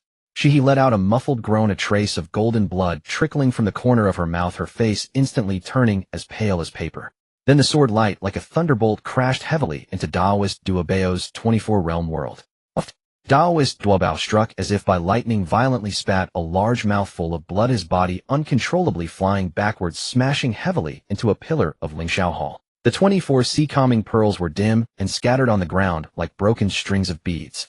Just one sword heavy wounded two quasi-sages. This was Hao Tian's strength. This was the strongest quasi-sage designated by the Tao ancestor Hongjun. How can he be so strong? Zhao Gongming and the others were horrified. They could feel that the power Hao Tian was displaying had completely exceeded the category of quasi-sage. It was not only the vastness of Dharma power, but also absolute suppression in terms of realm. See. This is my power. In front of me, you so-called quasi-sages are nothing but a bunch of clay dogs and straw chickens. Shi Huang, accept your death. He raised the Haotian sword again, the second stroke, the third stroke, striking out one after another. Each stroke contained the supreme majesty of the heavenly emperor. Each stroke invoked the fortune of the entire heavenly court. Bang, bang, bang. Goddess Jinling's dragon tiger, Jade Rui shattered. Goddess Wudang's precious sword broken. Goddess Guiling's sun moon pearl lost all its radiance. The defense constructed by the Jie sect immortals under Hao Tian's storm-like attacks retreated step by step, becoming precarious.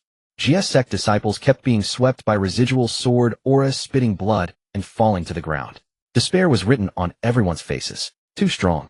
So strong that it left no room for a single thought of resistance. Husband, Shi Huang, junior brother, Xihe Yunxiao, and others watched the figure firmly shielded by the crowd, their hearts burning with anxiety. Although Shi Huang's physical body was incomparably strong, how many times could it withstand attacks that triggered the great force of heaven and earth? No matter how strong the body, it had its limits. Once the defense was completely breached, Shi Huang would face Hao Tian's sword edge hidden. By then, let's see how long you can hold on. Hao Tian was like a mad demon wielding the Haotian sword, faster and faster, its light almost merging into a golden curtain that engulfed the entire Lingxiao Hall. Above the 33rd heaven, Lord Tongshan's face had darkened to the point of dripping water. The four swords of Zhu Xian around him hummed, their killing intent almost tangible. If not for Nuwa holding him tightly, he would have rushed down long ago, cleaving Hao Tian and the entire heavenly court with one sword. Tongtian, calm down. If you go down now, you'll fall right into their trap. Nuwa urgently transmitted her voice. Jane and Zhuanti are just waiting for you to make a move so they can suppress you while you are distracted. Damn it. Lord Tongtian clenched his fist, his knuckles turning white from strain. Was he not aware? But how could he bear to watch his own disciples and son-in-law being bullied like this?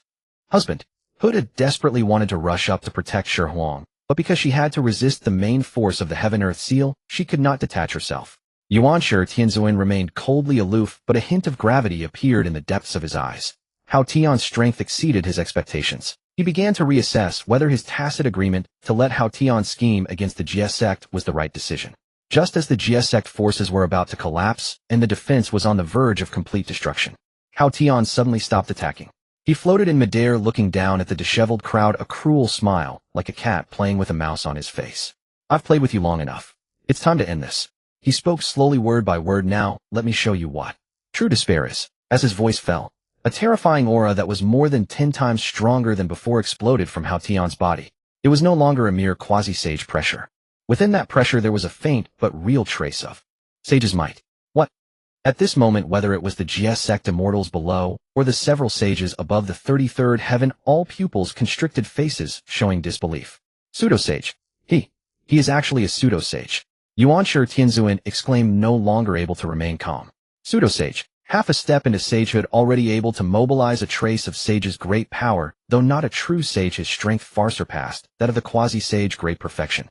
No wonder he could so easily crush Xihe, Daoist, Duobao, and other quasi-sages. So he had long ceased to be a quasi-sage. It's over. The Xihe sect immortals' faces lost all color. If before against the strongest quasi-sage they could barely hold on with numbers and treasures, then against a pseudo-sage they had not a single chance. That was absolute suppression in realm.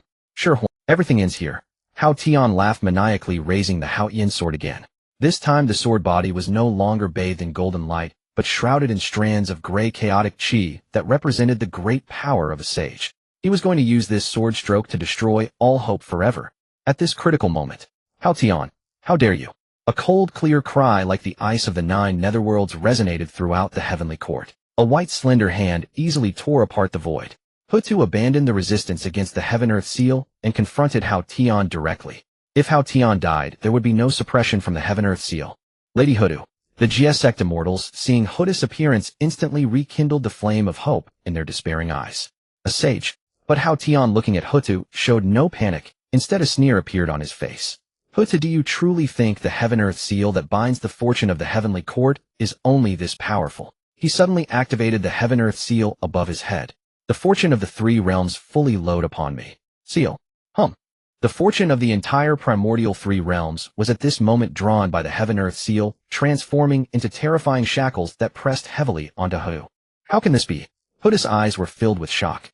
She could feel that her authority as a saint of the earth was suppressed to the extreme at this moment. Far from the netherworld, far from the 6 paths of reincarnation on the home turf of the heavenly court, her power was actually being suppressed by Hao Tian through the Heaven-Earth seal and his pseudo-sage strength.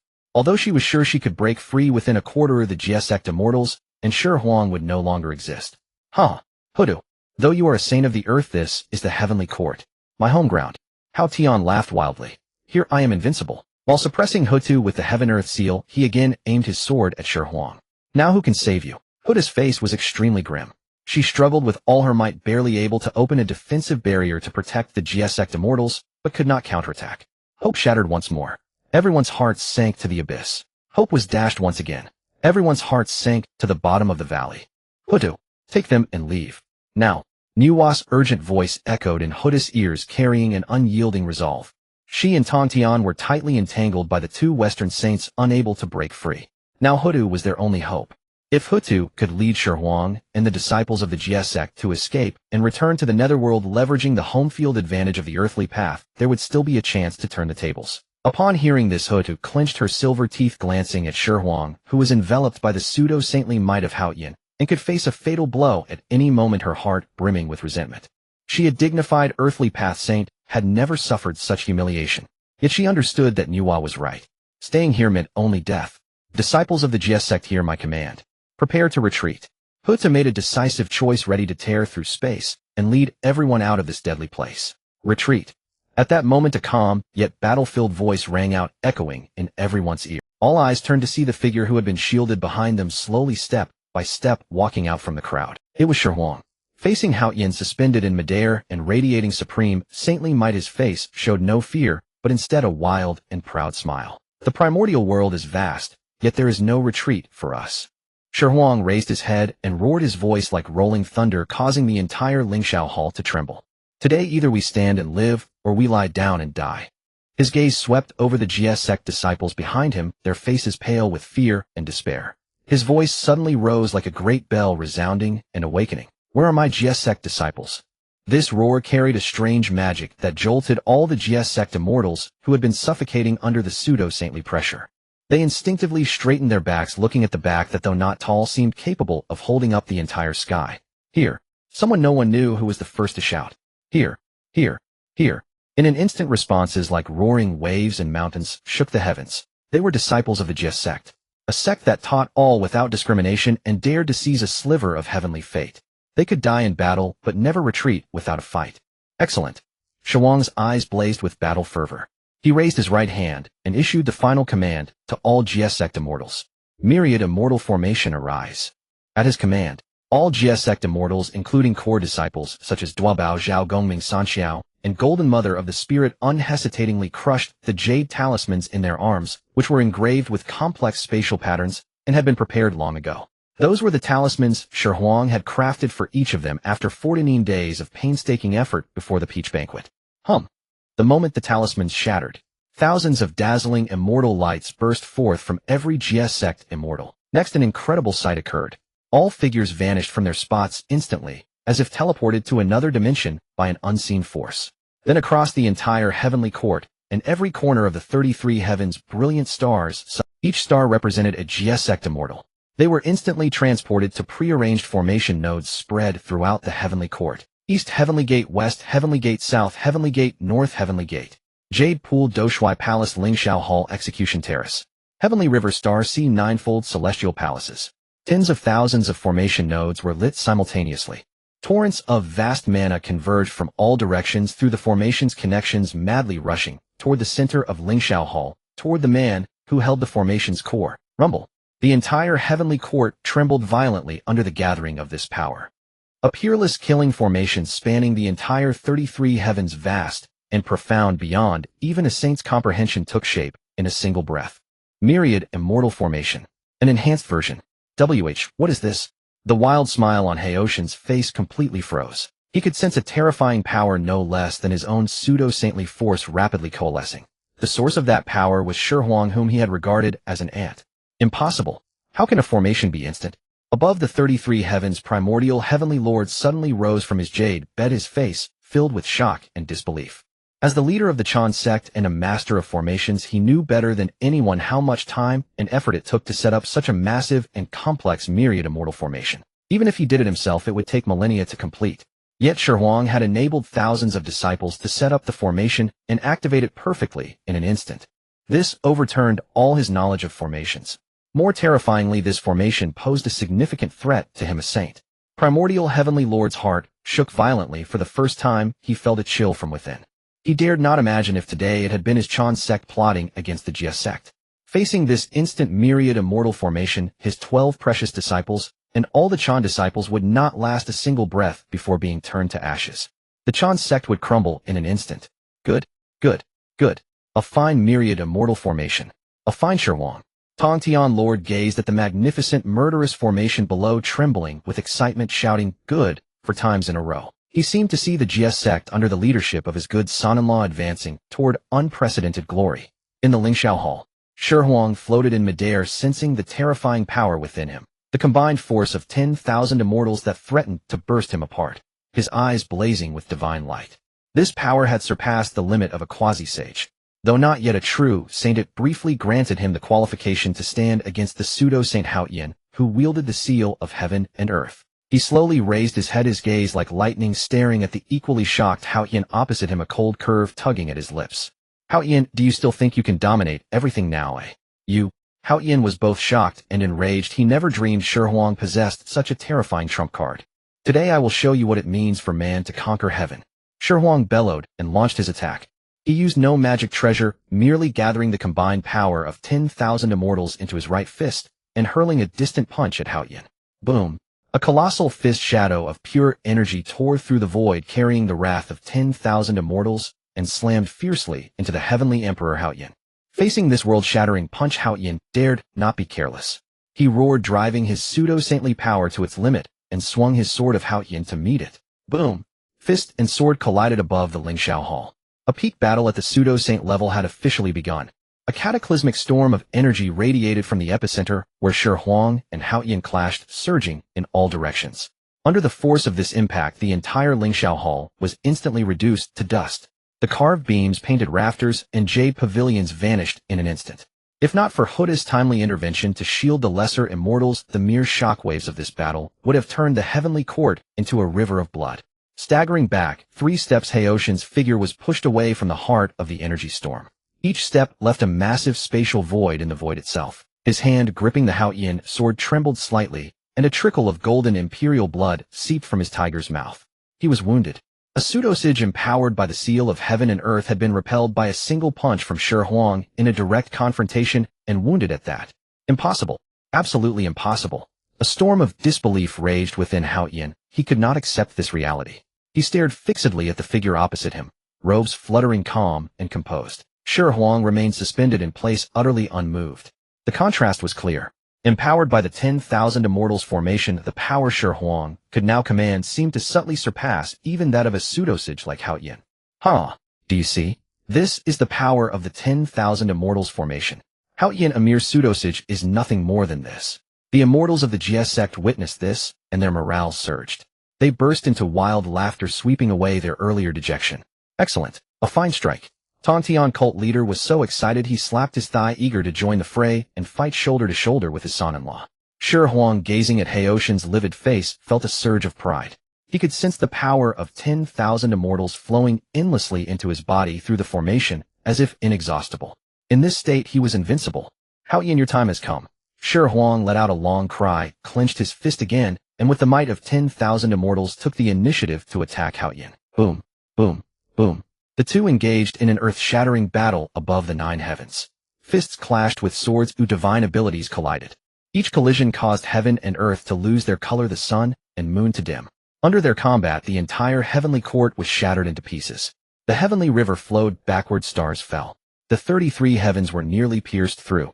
However, as the battle continued, Haoshan's expression grew increasingly grim. He realized that the pseudosage power within him was rapidly depleting. Meanwhile, Shi Huang, bolstered by the 10,000 Immortals formation, had seemingly endless magic power and grew fiercer with every exchange. As one side waned and the other waxed, Hao Yin had gone from an initial stalemate to gradually falling behind. If this continued, he would surely lose. Damn it! Damn it! Damn it! Haoshan's heart was filled with unwillingness and venom. He had plotted for so long, paid a huge price to set up today's killing trap. Just when victory was within reach, Shi Huang's unheard-of instantaneous great formation had completely ruined everything. He could not lose. If he lost, not only would his position as Heavenly Emperor be forfeit, his very life might be in danger. Shi Huang, you leave me no choice. A trace of mad desperation flashed in Haoshan's eyes. He abruptly forced Shi Huang back and let out a shrill roar. Since you all want me dead, then I will drag the entire primeval world into the grave with me. No longer holding back, he unveiled a terrifying supreme treasure that made even the sages pale. It was a palm-sized, unremarkable broken jade fragment, completely chaotic in color. However, the moment this jade fragment appeared, the heavenly Tao of the entire primeval world trembled violently. A terrifying, devouring force emanated from the jade, a power that consumed and assimilated everything as if it would drain the very essence of the heavenly Tao. A fragment of the creation jade die. Above the 33 heavens, the 7 sages, Taiching, Yuanshi, Tongtian, Nuwa, Jin, Juanti, and Hutu, cried out in unison, their faces filled with unprecedented shock and terror. The creation jade die. That was a chaos supreme treasure, a peerless artifact that recorded the 3,000 great Daos before Pangu split open heaven and earth. Though shattered during the great calamity of creation, each fragment contained inconceivable power. It was because Dao ancestor Hongjun obtained the largest fragment that he could merge with the Dao and become the first sage of the primeval world. Never in their wildest dreams did the sages imagine that Hao Yin also possessed a fragment of the creation jade die. And judging by the terrifying aura that was devouring the heavenly Tao, the function of this fragment seemed to be plunder, not good. A lethal sense of crisis rose simultaneously in Nuwa and Tongtian cult leaders' hearts. They were horrified to find that the direction Haoshan's fragment aimed at was precisely them. Hao Yin, what are you trying to do? Tongtian roared. Do what? Hao Yin revealed a maniacal smile. Tongtian, Nuwa, aren't you sages? Aren't you lofty and exalted? Today I will cast you down from the heavens. Creation jade die sees. Hao Yin frantically poured all his pseudosage power into the fragment. The fragment blazed with light, and the devouring pull of the heavenly Tao instantly swelled 1,000-fold. 2 invisible, yet immensely powerful causal threads instantly connected to Nuwa and Tongtian. My primordial purple chi. Both Nuwa and Tongtian let out a painful groan. They could clearly feel that the primordial purple chi deep within their primordial spirits, the foundation of their sagehood connected to the heavenly Tao, was being forcibly ripped out by an irresistible force. No. Their eyes nearly split as they desperately tried to preserve their sage foundation. But it was useless. Before the might of the chaos supreme treasure, the creation jade die, their resistance was pathetically feeble. Under the horrified gazes of all immortals and sages, Two brilliant purple rays containing the profound mysteries of the Supreme Tao were forcibly extracted from Nuwa and Tongshan's bodies, instantly vanishing into the fragment of the creation jade die in Heoshan's hand. Boom, boom. As the primordial purple chi left the sage aura on Nuwa and Tongtian, receded like the tide. That oppressive saintly might that had suppressed the ages and looked down upon all beings disappeared. Their cultivation plummeted from the undying, imperishable realm of Hunyuan Huo golden immortal. Finally, they settled at the peak of the quasi-saint realm. Their sage status had fallen. Above the 33 heavens, Junti Daoist, seeing the plummeting auras of Nuwa and Tongtian, was momentarily stunned, then burst into ecstatic laughter. Heaven helps me!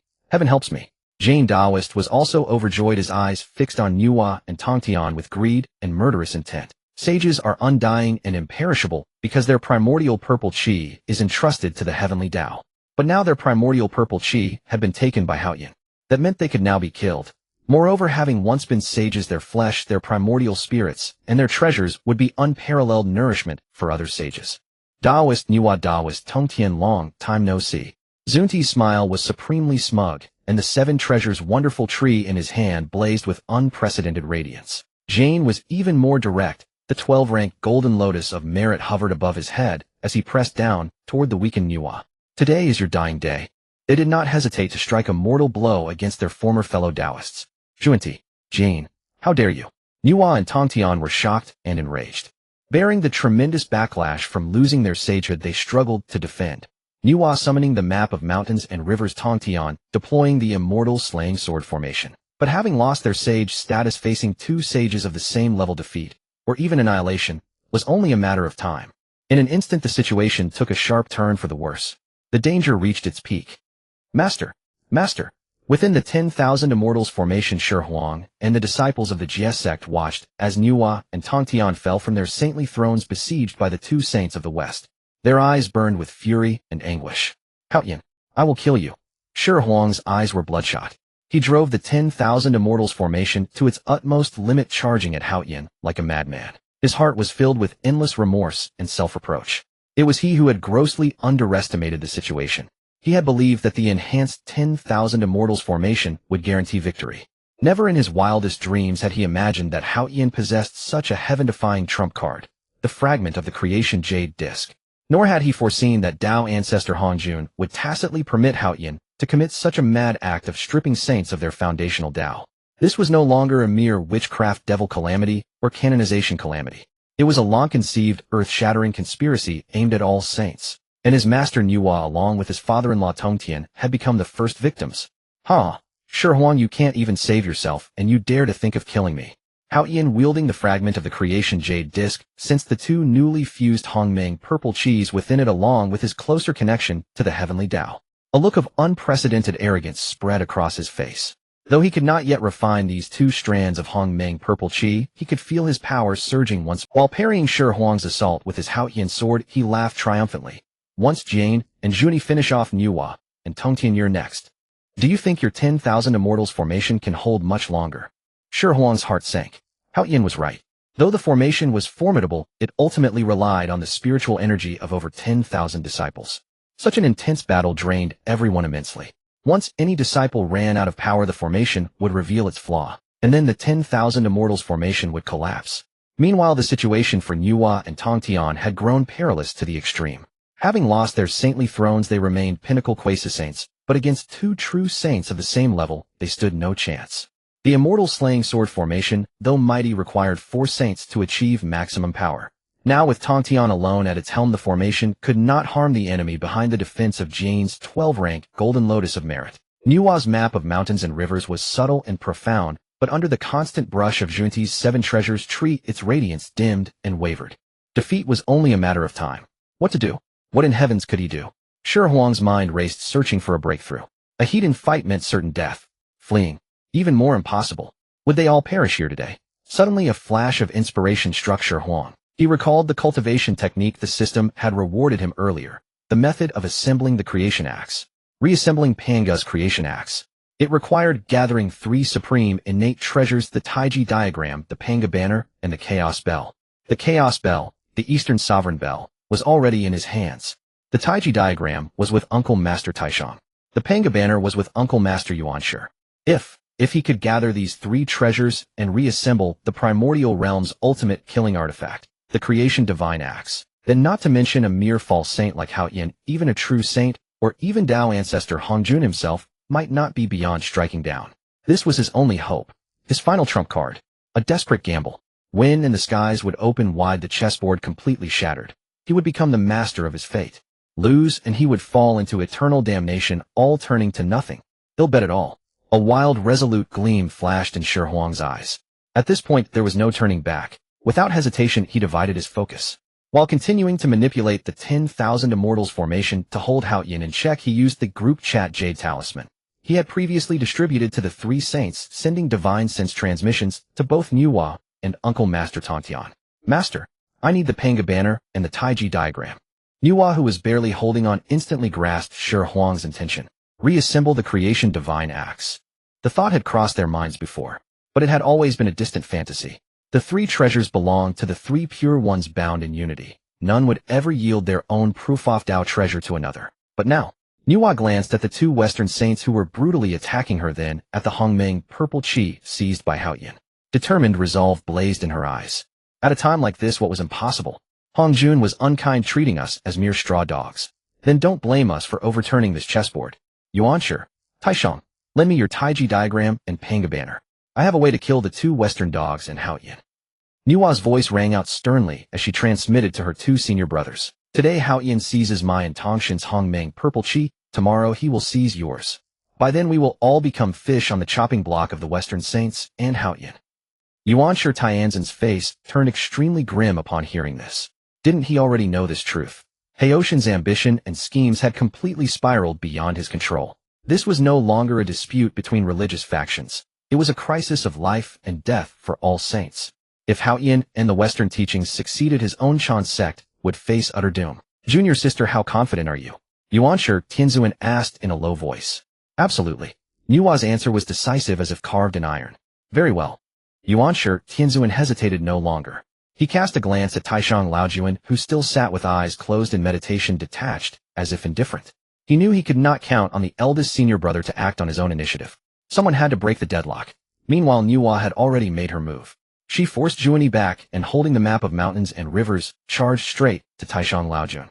Elder senior brother, will you still stand by and do nothing at a time like this? Taishang Laojuan slowly opened his eyes. Looking at Nuwa drenched in blood, and with waning aura, he sighed. Heaven's decree is thus, no single person can reverse it. To hell with heaven's decree. Nuwa cursed a rare outburst. Does heaven's decree mean we must submit to death?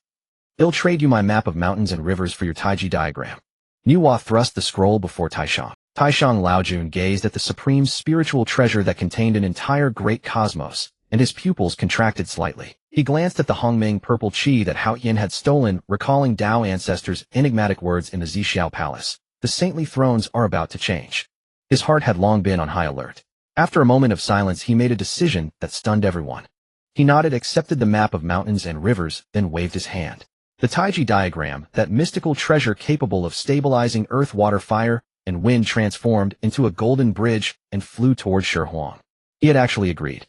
On the other side, Yuanshi Tianzhu had also made his choice. Shi Huang. He transmitted to Shi Huang. I lend you the Panga banner, but after this you owe my Chan sect a great favor.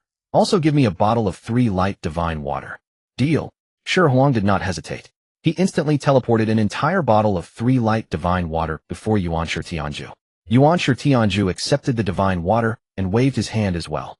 The Panga banner, renowned as the foremost offensive treasure able to tear through chaos, transformed into a stream of chaotic light and shot toward Shi Huang. In an instant, the Taiji diagram, the Panga banner, and the chaos bell hovering above Shi Huang's head. The 3 supreme innate treasures used by the great god Pangu to create heaven and earth after countless eons were finally reunited once more. All of them converged toward the same person, Shi Huang.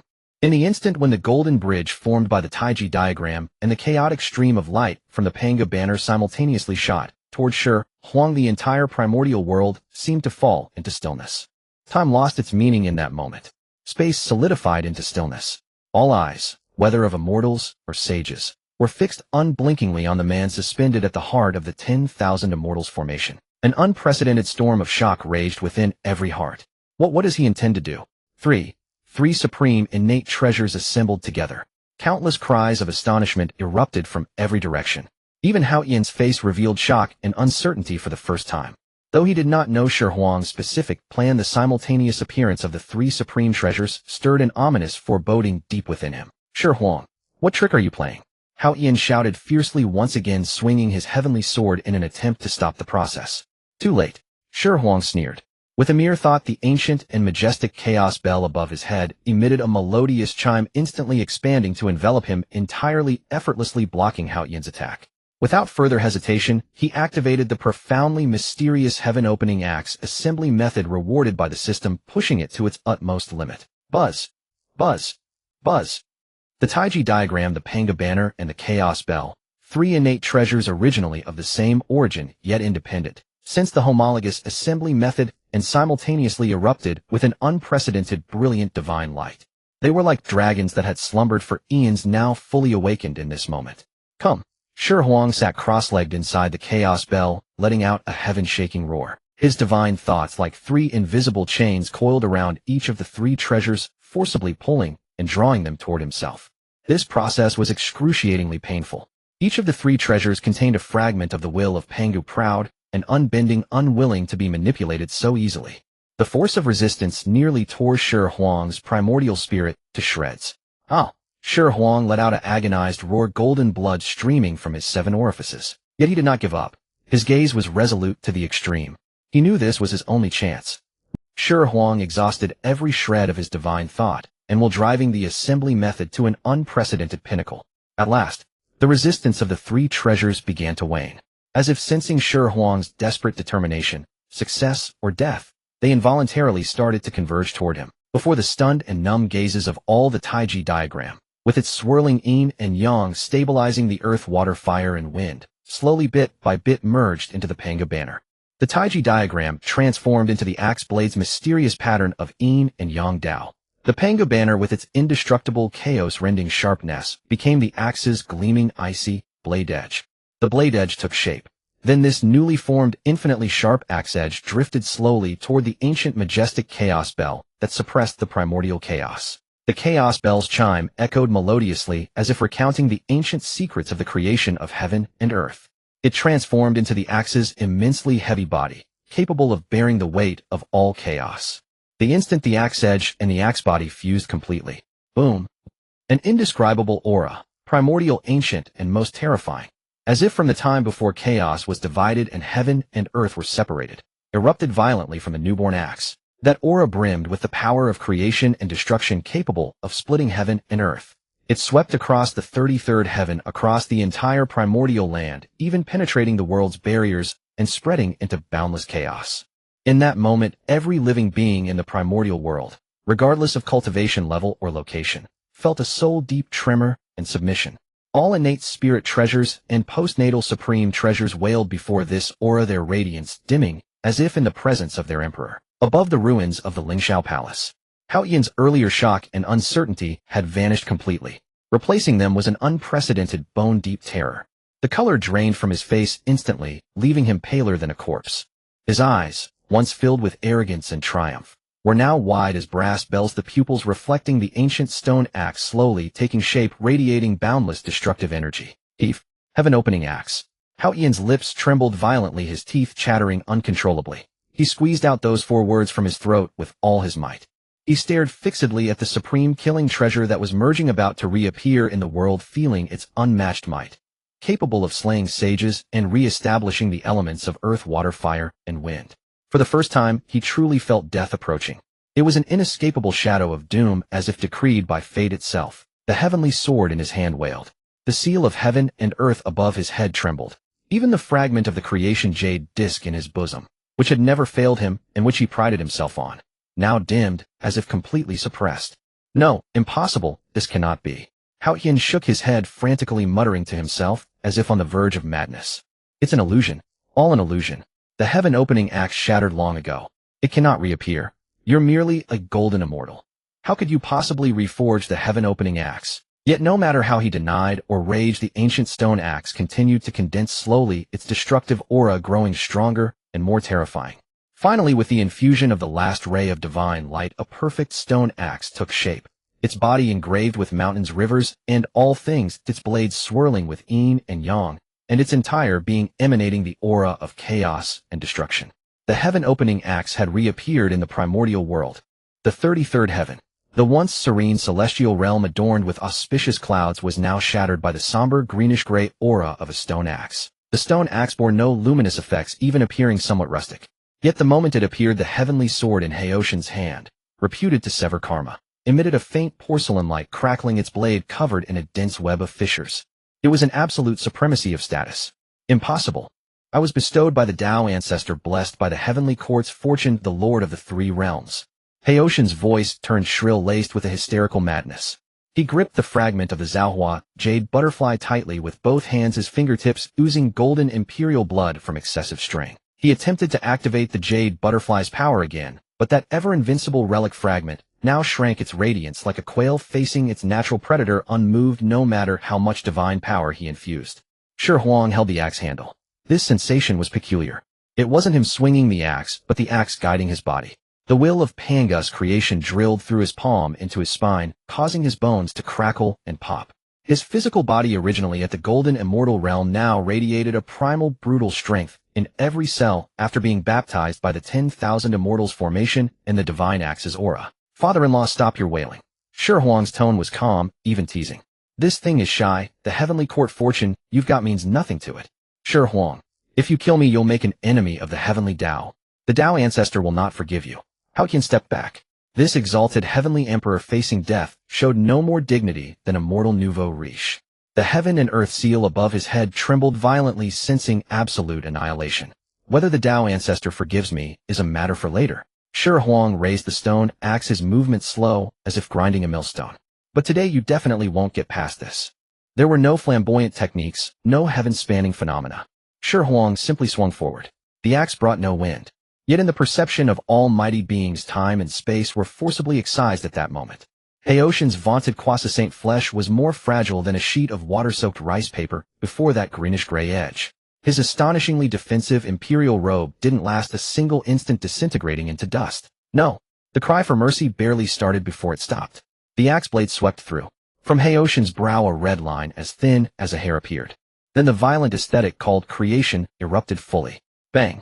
No gory scene occurred. Haoshin's flesh, true spirit, and the Tao foundation, honed over eons, all disintegrated under the residual power of the divine axe, transforming into primordial chaos particles. The heavenly emperor had fallen. With a clatter, the fragment of the Zhaohua jade butterfly fell into the ruins, covered in dust, its supernatural quality gone. With Haoshin's complete disappearance, the two strands of Hongmeng purple qi he had forcibly ripped away found their way home, turning into streams of light that streaked across the sky and precisely entered the bodies of Nuwa and Lord Tongtian. Two long dormant sage pressures descended anew with unprecedented intensity. Nuwa's pale complexion instantly became rosy, she stretched, and celestial music played around her, myriad auspicious signs appearing. Lord Tongtian was even more direct. The green lotus sword behind him issued a joyful, prolonged song. His aura, once depressed by his fallen realm, now shot straight into the heavens, forcing the two western sages in the distance to retreat repeatedly. Phew. Finally back. Nuwa patted her chest, then turned her gaze to Shi Huang, a meaningful smile playing at her lips. Little stone, that axe strike of yours made my heart thump. Lord Tongtian burst into laughter, the sound filled with ultimate catharsis after pent-up frustration. This Haoqian sought his own death. He turned to look at the ashen-faced Xihe and Junti, his eyes full of killing intent. You two enjoyed the fight just now? How about a rematch? Xihe's bitter face was now wrinkled like a dried orange peel. Junti, even more tense, gripped his seven-treasure tree, his body slightly rigid. They never imagined their sure-kill scheme would be so violently dismantled by a golden immortal through such unreasonable force. Senior brother Tongtian, a misunderstanding, all a misunderstanding. Junti forced a dry laugh while secretly readying his feet. Just then, the primordial sky suddenly turned blood-red. A sinister wind howled and blood rain fell from heaven. This was the world mourning the fall of a peak croissant nominal lord of the three realms. All laws of heaven were momentarily chaotic. The once grand Lingxiao palace now remained a half-ruined wall, looking especially desolate under the blood rain. The four dragon kings who had sided with Haoqian were so terrified that their souls fled. They revealed their true forms and flew back to the Nether Sea in the Eastern Sea. Mingyi old ancestor fled the fastest. The moment Xihe disintegrated, he had turned into a blood light, and silently slipped back to the nether blood sea, not daring to leave even a harsh word. Shi Huang clutched the axe, feeling his power draining rapidly. Reforging the creation divine axe consumed too much. Even with the support of the 10,000 immortals formation, this blow had nearly drained his essence, energy, and spirit. But he didn't show it. He turned, dragging the stone axe, his gaze sweeping over Yuanshi Tianzuan, who was watching the scene. Yuanshi Tianzuan's eyelids twitched wildly, looking at the axe in Shi Huang's hand, and then at his own empty hands. The Pango flag was still with Shi Huang. He broke his usual haughty demeanor, coughed awkwardly, and averted his gaze. This axe could truly kill a sage. No joke. Ladies and gentlemen, the peach banquet isn't over yet. Why is everyone trying to leave? Shi Huang's voice echoed in the blood rain. He casually summoned the fragment of the Zhaohua jade butterfly into his palm, then looked with a half-smile at the two Western sages. Jian Juni, weren't you just saying you wanted to send me to the Western paradise? Jian clasped his hands in a prayer, lowering his head with feigned humility, as if he hadn't been the one to ambush earlier. The benefactor jokes. This poor monk merely saw too much killing here, and wished to chant sutras for liberation. Since matters are settled, I take my leave. Leave? It's not that easy. Lord Tontian snorted coldly, the four immortal slaying swords instantly sealing the universe. Nuwa also shed her playful attitude, slowly unfurling the map of mountains and rivers in the void, speaking with authority. You bullied my people, and think you can just walk away. Since when did the Western sect have such insolent rules? By then Hotu had also fully broken free from the suppression of the heaven and earth seal. She stepped over to Shi Huang's side. Though her appearance remained gentle as water, the fierce gleam in her eyes lowered the surrounding temperature by several degrees. Husband, are you all right? Hotu took his hand, channeling a stream of pure earthly Tao power into his body to calm his turbulent energy. She lowered her voice and whispered in his ear, that axe strike just now. Damn, it was hot. When we get home, I want to try being struck by you too. Shi Huang almost lost his composure. Such bold words, so like Hotu. He steadied himself and looked at the two beleaguered bald monks. You two shameless ones, better dead than alive. You two have no shame. It would be better if you were dead. Shi Huang's voice was not loud, yet it struck like a heavy hammer against the hearts of Jane and Junti. Death. That word for a saint was the greatest joke in the primordial world. But now spoken from the mouth of a golden immortal and backed by a stone axe capable of slaying a false saint, it became the coldest reality. Jian's everlasting bitter melon face was now etched with terror in every wrinkle. Junti, gripping the seven treasures tree so tightly that veins bulged on his hands, could no longer maintain his facade of an enlightened master. They exchanged a glance, not even a moment of communication, yet they had already reached a consensus. Run. Senior brother Tongtian, junior sister Nuwa, today's matter is the fault of our Western sect.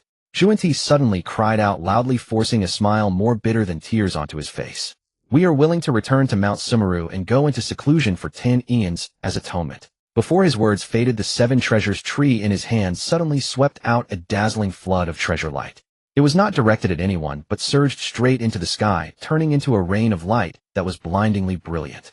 Seizing the moment when everyone's eyes were drawn to that flashy light, Saint Jane let out a low shout, and the Buddhist light around him exploded, directly tearing the space before him. A pitch-black spatial rift leading to an unknown place suddenly appeared. Without a moment's hesitation, the two figures flickered and prepared to dive into it. Can you escape? Shi Huang sneered. He slowly raised the stone axe in his hand. There was no earth-shattering momentum, but that primal, brutal will of creation instantly locked onto the two Western saints who were fleeing into the void. Time and space became meaningless at that moment. Junti and Jane only felt a bone-penetrating chill rising from the depths of their primordial spirits, as if no matter which era or corner they fled to, they could not escape the impending blade of the axe. It's over. Just as the axe glow that could end the myth of saints was about to descend, with Shi Huang's wrist pressing down. Boom. The entire primordial world trembled violently. It was not an earthquake or a landslide, but the shudder of rules, the lament of the great Tao. Above the 9 heavens, the blood-red stain left by Haoshan's fall was instantly dispelled by a force more majestic and more merciless. Endless torrents of chaotic chi poured down, and above the dome of the 33 heavens a gigantic eye beyond description slowly opened. What kind of eye was that? There was no pupil, no white. Only the purest, most indifferent Tao. It gazed down at everything below. Beings were like ants, and saints were merely slightly larger ants. The heavenly Tao eye. Then a figure materialized from void to reality beneath that giant eye. He wore a simple, gray Taoist robe with white hair and beard, and his face was as calm as an ancient well, as if countless ages had left no mark on him. Hongjun. The Tao ancestor Hongjun. As soon as he appeared, the entire world fell silent. The arrogance and murderous intent on Tongxin's face froze. The smile on Nuwa's lips vanished, replaced by unprecedented solemnity.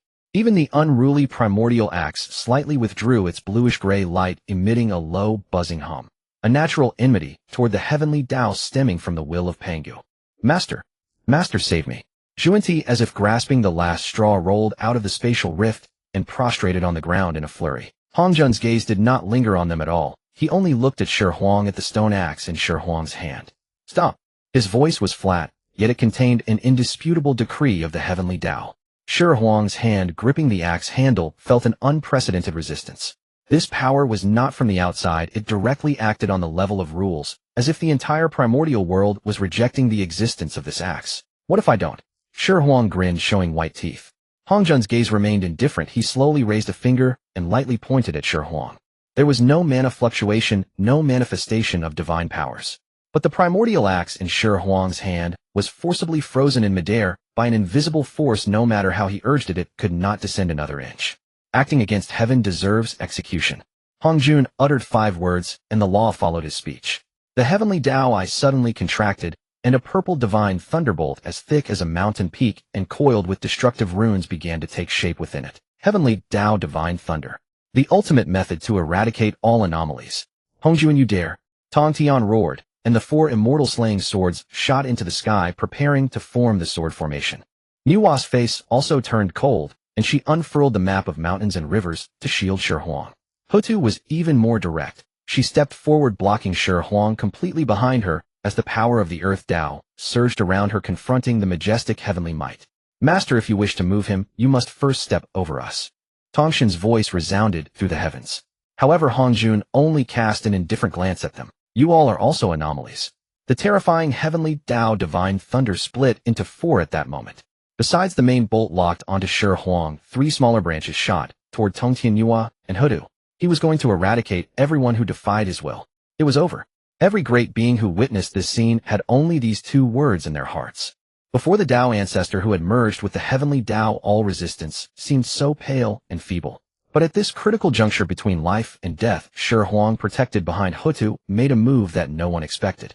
He released his grip on the primordial axe, letting it decompose back into the 3 great innate treasures, then took out an ordinary-looking jade talisman from his bosom. It was the life-saving item given to him by the yellow-robed old Taoist long ago at the coast of the East Sea. Old man, if you don't come now, I'm really going to die here. Shi Huang muttered in a low voice, then, without hesitation, crushed the jade talisman. Crack! A soft sound. Amid the earth-shattering thunder, this sound of shattering was insignificant, but its consequences were devastating. The moment the jade talisman shattered, the space behind Shi Huang did not tear or break. Instead, like a piece of glass, it collapsed with a crash. It was not a small hole, but the entire space, along with the time and laws attached to it, dissolved into a formless chaos. An ancient, vast, profound aura, far surpassing the heavenly Tao and towering above the primordial world, emerged from that void of chaos. Then a willow tree shadow of unimaginable size swayed gracefully within that chaos. Each branch seemed like an independent cosmos. Every leaf carried a complete path of space. For the first time on Hongjun's eternally unchanged face, an emotion called shock appeared. Yangmei. He practically gritted his teeth as he spat out that name. Beneath the willow tree shadow, a figure slowly walked out. It was that yellow-robed old Taoist. He still had that sleepy-eyed appearance, but now the pressure radiating from him made even Hongjun, who had merged with the heavenly Tao, feel a strong threat. It was the supreme pressure of a chaos demon god. Hongjun, after all these years, your temper is still... Grandmaster Yang Mei yawned, not even glancing at the 4 impending heavenly Tao divine thunders, and simply extended a thin hand. The heavenly Tao divine thunders that could annihilate saints fell into his palm, without causing even a ripple. Like 4 eels, they were gently crushed by him. Pop! A soft sound. The heavenly Tao divine thunder shattered. It turned into pure energy particles and dissipated in the air. Pop! A soft sound. The heavenly Tao divine thunder shattered. It shattered just like that. Within the withered palm of grand immortal Yang Mei, it turned into countless specks of light and dissipated without a trace. The entire 33 heavens fell into deathly silence. Master Tongtian, holding the immortal slaying sword formation, forgot his next move. Nuwa's mountain and river state map also halted in midair. Everyone's gaze converged on that drowsy figure in yellow robes. For the first time on Hongjun's eternally unchanging face, an indescribable emotion emerged. Shock mingled with profound wariness. Yangmei. He squeezed out those two words through gritted teeth. Hongjuan, old fellow, you're regressing as you age. Grand Immortal Yang Mei picked his ear, looking utterly bored. Getting physical with the younger generation and even using the essence of the heavenly Tao. How disgraceful. At these words, Jane and Zhuanti nearly popped their eyes out. Hongjuan, old fellow. That form of address. This was the Tao ancestor who had merged with the heavenly Tao, the sovereign of the three realms. Hongjuan's gaze was so dark it could drip water. Behind him, the heavenly Tao's eye, its indifferent aura began to churn violently. The very rules of the primordial world hummed and buzzed as if rejecting Yang Mei's existence. This is the primordial world, not your chaos realm. Hongjuan's voice was icy, carrying the mercilessness of the heavenly Tao. Oh, Yang Mei chuckled. He looked around, his gaze sweeping between the chaotic void and the shattered heavenly court. Your primordial world seems about to become chaos anyway. How about I give you a hand and let it fully return to its origin? His words were light and casual, yet they made Hongjuan's heart skip a beat. From anyone else, such words would be bragging, but from the space demon god, they were a statement of fact. The two spoke no more, their eyes meeting in the void. There was no earth-shattering collision of energy, yet all the saints present could sense that on the intangible plane, two supreme wills were engaged in a contest and game of maneuvers beyond mortal comprehension. Chaos trembled, the great Tao retreated. Master Tongtian and the others felt their nascent souls sting, as if one more glance would have their own Tao utterly crushed by those two wills. Time passed. Perhaps an instant, perhaps 10,000 years. Finally, the heavenly Tao's eye behind Hongjuan slowly closed, and the oppressive pressure that had suffocated all beings dissipated. He took a deep look at Yang Mei, then swept his gaze over Shi Huang, who held the three supreme innate treasures with a carefree expression. Hao Yin was unworthy of his position and acted tyrannically. His fall today is heaven's will. Hongjuan's voice rang out again, but this time it was no longer a lofty decree, it was a compromise. As he spoke, shock rippled through the entire assembly. Especially Zhuanti, who was still kneeling, he was utterly dumbfounded. The Tao ancestor had yielded. From this day forth, Shi Huang shall ascend as the new heavenly emperor and govern the heavenly court. Hongjuan's gaze fell upon Shi Huang as he spoke each word deliberately. He paused as if making a difficult decision and finally added through gritted teeth, during this culpa, the heavenly Tao shall not interfere with the heavenly court's operations. With that, his figure flickered and vanished without a trace, as if he had never appeared. He left behind only this decree, enough to overturn the entire structure of the primordial world. Thank you, Master. Thank you, Master. Zhuanti reacted the fastest, kowtowing heavily toward the direction Hongjuan had vanished, then grabbed the still-stunned Jane, and the two transformed into beams of golden light, fleeing headlong toward Mount Sumeru without looking back. Their wretched appearance held not a trace of saintly dignity. Huh, how exhilarating. Master Tongtian put away his sword formation and threw his head back in laughter. Nuwa and Hutu also sighed in relief and quickly walked to Shi Huang's side. Hongjuan, old fellow, you know what's good for you. Grand Immortal Yang Mei yawned, approached Shi Huang and looked him up and down. Not bad, lad. You didn't embarrass this old Taoist.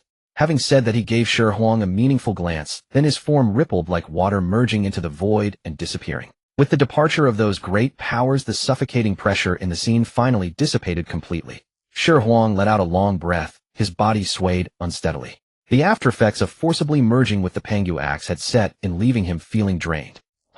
The three supreme innate treasures in his hands flashed with light and automatically separated.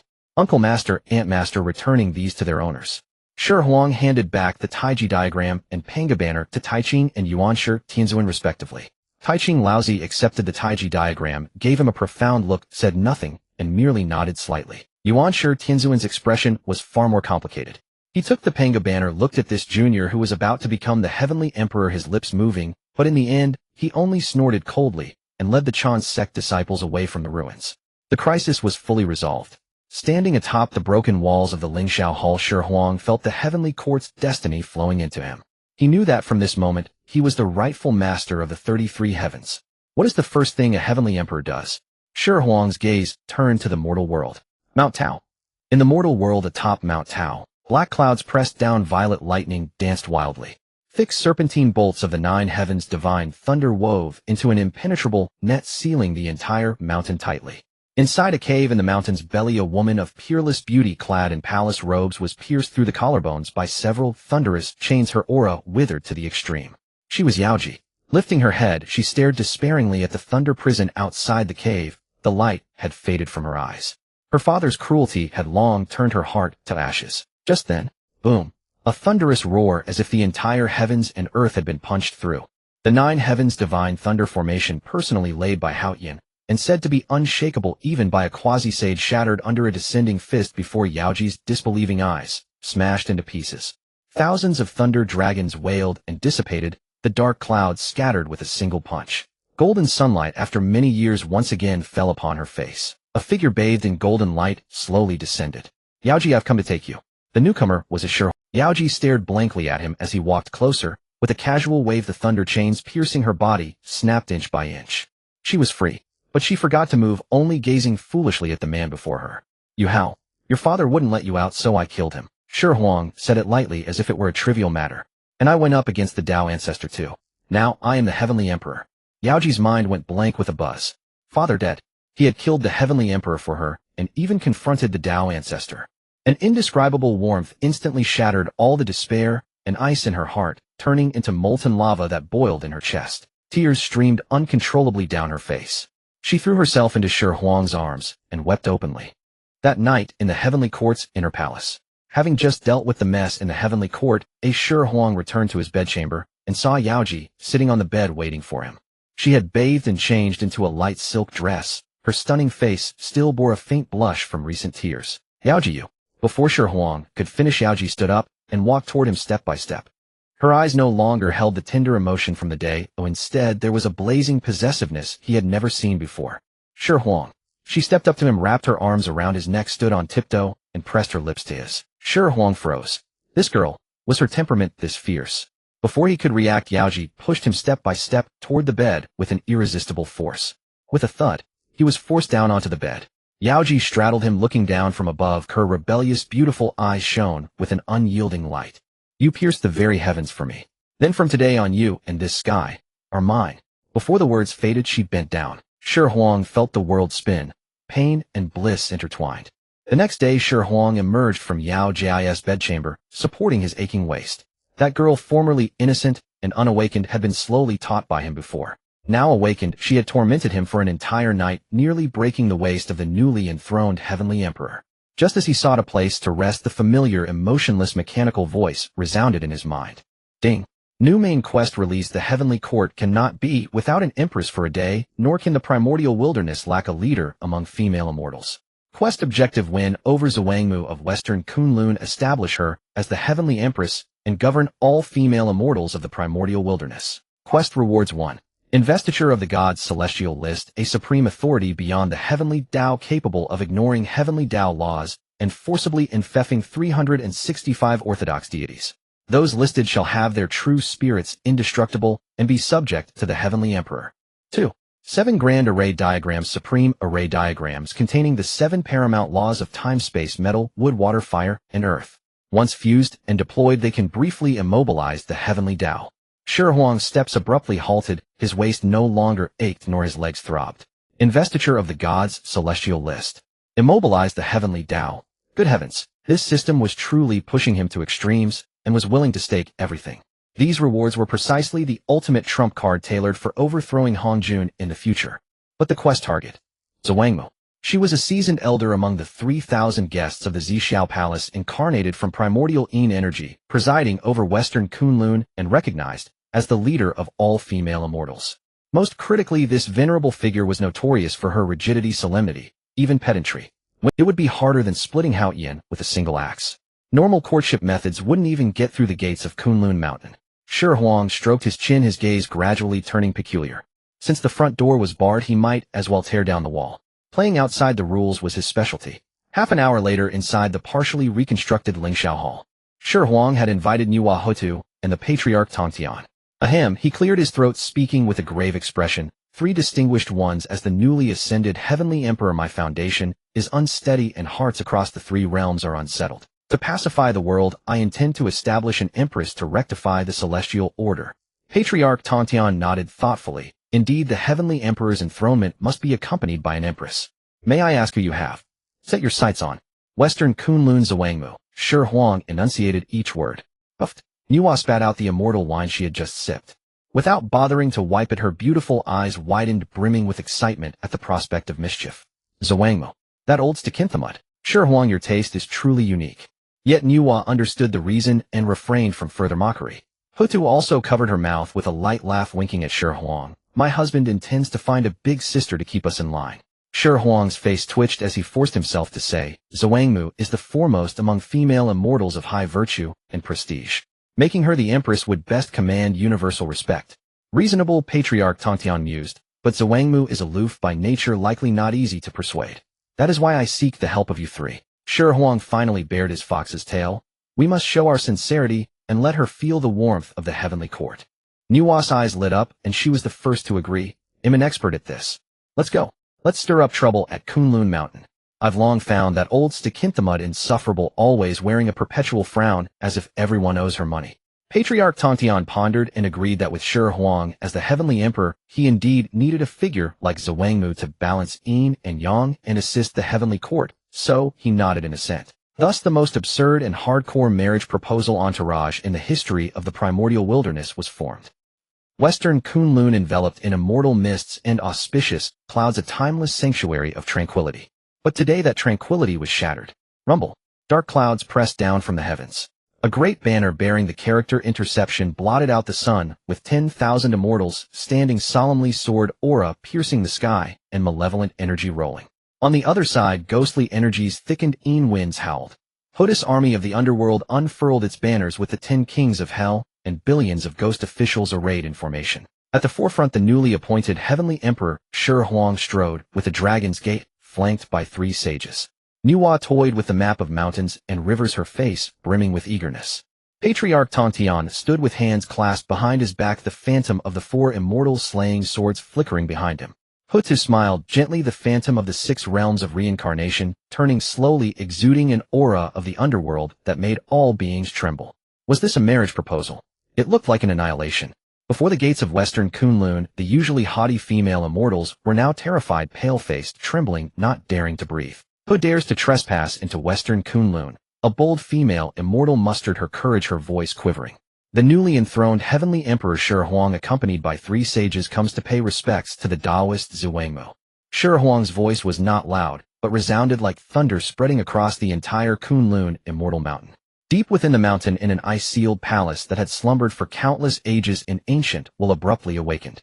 The next moment the palace gates swung open, and a woman stepped through the void. She wore a plain palace robe, her countenance cold and dignified, surrounded by boundless primordial yin energy. It was Zhuangmu. When she beheld the nuclear deterrent-level formation outside the mountain gate, even her eternally unshakable heart gave a start, her pupils contracting sharply. The entire Jie sect and the underworld had deployed all their forces. Nuwa, Tongtian, and Hutu, 3 sages, assembled together.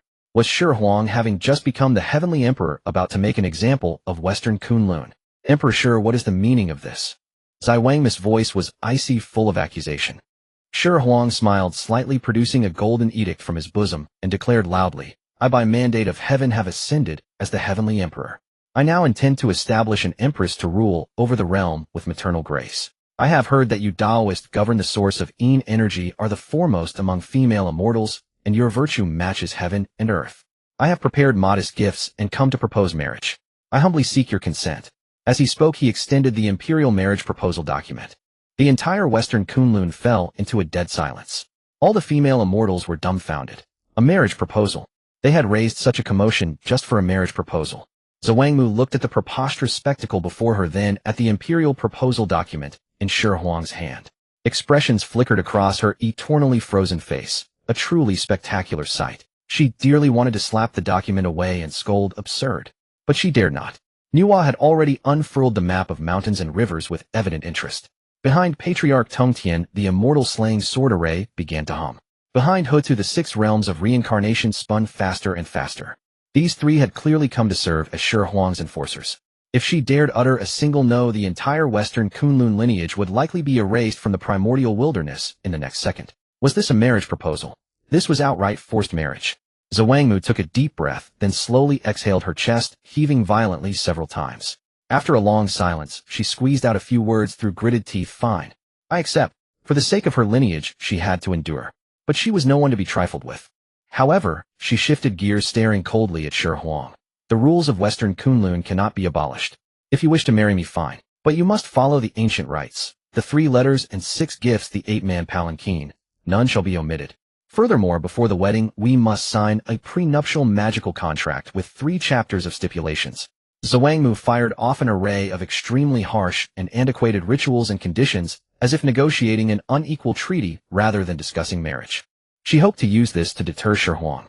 To her surprise, Shi Huang listened, then laughed heartily and agreed without hesitation. No problem, whatever you say. Before the gate of West Kunlun Mountain, the army of marriage proposals that had weighed heavily upon everyone's breath arrived swiftly and departed just as quickly. With Shi Huang uttering "do as you please," Nuwa boldly folded away the landscape and community map, while the shadow of the slaying sword behind Tongtian Master also dispersed. The underworld forces of Ho too transformed into a chilling wind, vanishing without trace. It felt like a group of bullies demanding repayment. Once they received their money, they immediately sheathed their swords and sticks linked arms together and left only the bewildered creditors amidst the wind. Queen Mother of the West stood still, looking at the golden marriage contract offered by Shi Huang, then glancing at the immortal women behind her, whose legs continued to tremble with fear. Her face, which had been frozen for 10,000 years, expressed an overwhelming complexity of emotions. She had never felt so humiliated in her entire life. But since matters had come to this point, she could only swallow her pride and accept it. With a triumphant smile, Shi Huang returned to the 33 heavens, which had become a ruin. The Heavenly Emperor's wedding, especially to the supreme immortal woman Queen Mother of the West, was no trivial matter. That old Stakinthamud Queen Mother proposed countless tedious rituals that would require immense manpower and resources to prepare. This provided Shi Huang with the perfect pretext. The heavenly court is yet to recover from its ruins, and my wedding looms. There are numerous affairs requiring oversight. On the ruins of the Lingxiao Hall, Shi Huang gathered core members of Xihe sect and the underworld, initiating sweeping reforms on the spot. From today onward, the heavenly court shall establish the system of 3 provinces and 6 ministries to manage yin and yang separately, each fulfilling their respective duties with high efficiency. Today our heavenly court will emulate this system. These words stunned Duo Bao and Zhao Gongming alike. 3 provinces and 6 ministries. What on earth was this? They had never heard of such things. Yet they dared not ask, and could only listen to arrangements made by the newly appointed Heavenly Emperor. Senior Brother Duo Bao, your steady nature and expertise in various treasures and rituals qualify you to serve as Minister of Rites, overseeing all court ceremonies. This grand wedding shall be entirely under your charge. Duo Bao Dao Ren's lips twitched slightly, a quasi-saint being asked to act as a wedding coordinator. Yet seeing Shi Huang's unyielding gaze, he bowed his head to accept the order. Senior Brother Zhao Gongming, you control wealth and fortune, thus you shall serve as Minister of Revenue, managing treasury finances and the Celestial Vault. Senior Sisters San Shao, you wield punishment authority, jointly oversee Ministry of Punishment, reinstating heavenly laws. With each successive decree, Shi Huang meticulously arranged elites from Xihe sect and underworld Wu clan into precise positions. Xihe sect immortals skilled in array formations, weapon crafting, and combat assumed leadership over ministries of war and engineering. Meanwhile, the physically robust and loyal underworld Wu clan joined the Celestial River Navy and formed heavenly armies. 10 kings of hell directly became backbone personnel of ministries of personnel and punishment, specifically tasked with evaluating deities and supervising officials. Through this coordinated restructuring, the core power structure of the heavenly court underwent complete renewal. In a true sense, the 3 realms achieved unity as one family. Most ingeniously within this framework, Shi Huang merely needed to set broad directions while delegating specific tasks below him. As a hands-off manager, he felt completely at ease. News of this heavenly court power redistribution naturally reached the harem. In her bedroom palace, Yao Qi was sewing a new imperial robe for Shi Huang when she overheard maids whispering about the emperor intending to pacify West Kunlun by marrying Queen Mother of the West as empress consort. Her little face turned pale instantly, but the next moment she reasoned it through herself.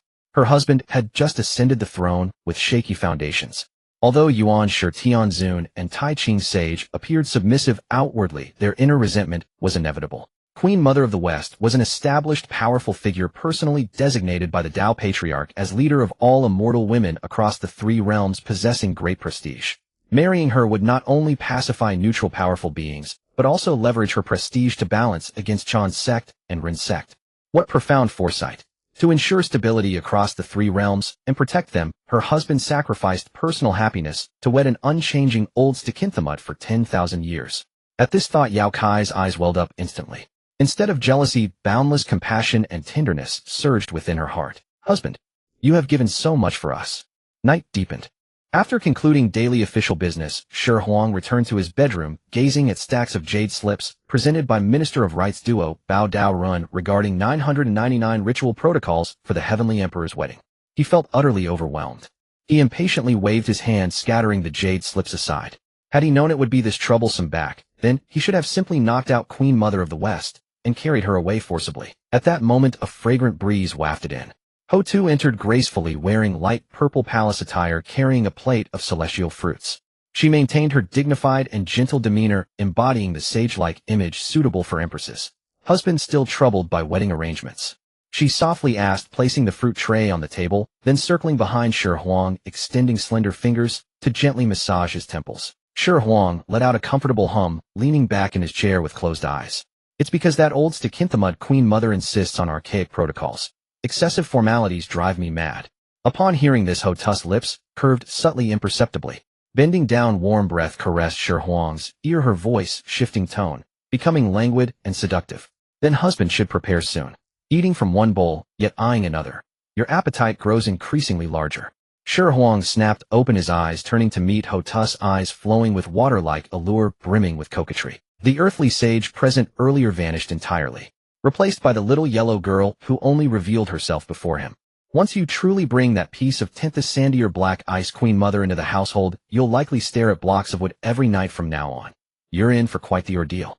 Ho-Tu gigged coyly, her finger trailing along Shi Huang's neck downward, finally pinching lightly, but firmly at the soft flesh near his waist. Stirred into arousal, Shi Huang pulled her into his embrace, seating her on his lap. Does wife have any? Of course there are methods. Ho-Tu wrapped both arms around his neck, clinging to him like vines. Husband, do you forget your own constitution? Your overwhelmingly dominant pure yang body can even refine chaos. What does a mere tinta sandier black ice compare to? Her voice grew lower, red lips approaching Shi Huang. Work. You must use the most primitive domineering. For those cold Donthi inside wooden blocks, reasoning won't work. You must use the most primitive domineering method. Directly. Forcibly melt her down. Before finishing speaking, she initiated contact passionately. Within the bedroom, temperature spiked dramatically. Garments fell off, jewelry chiming softly.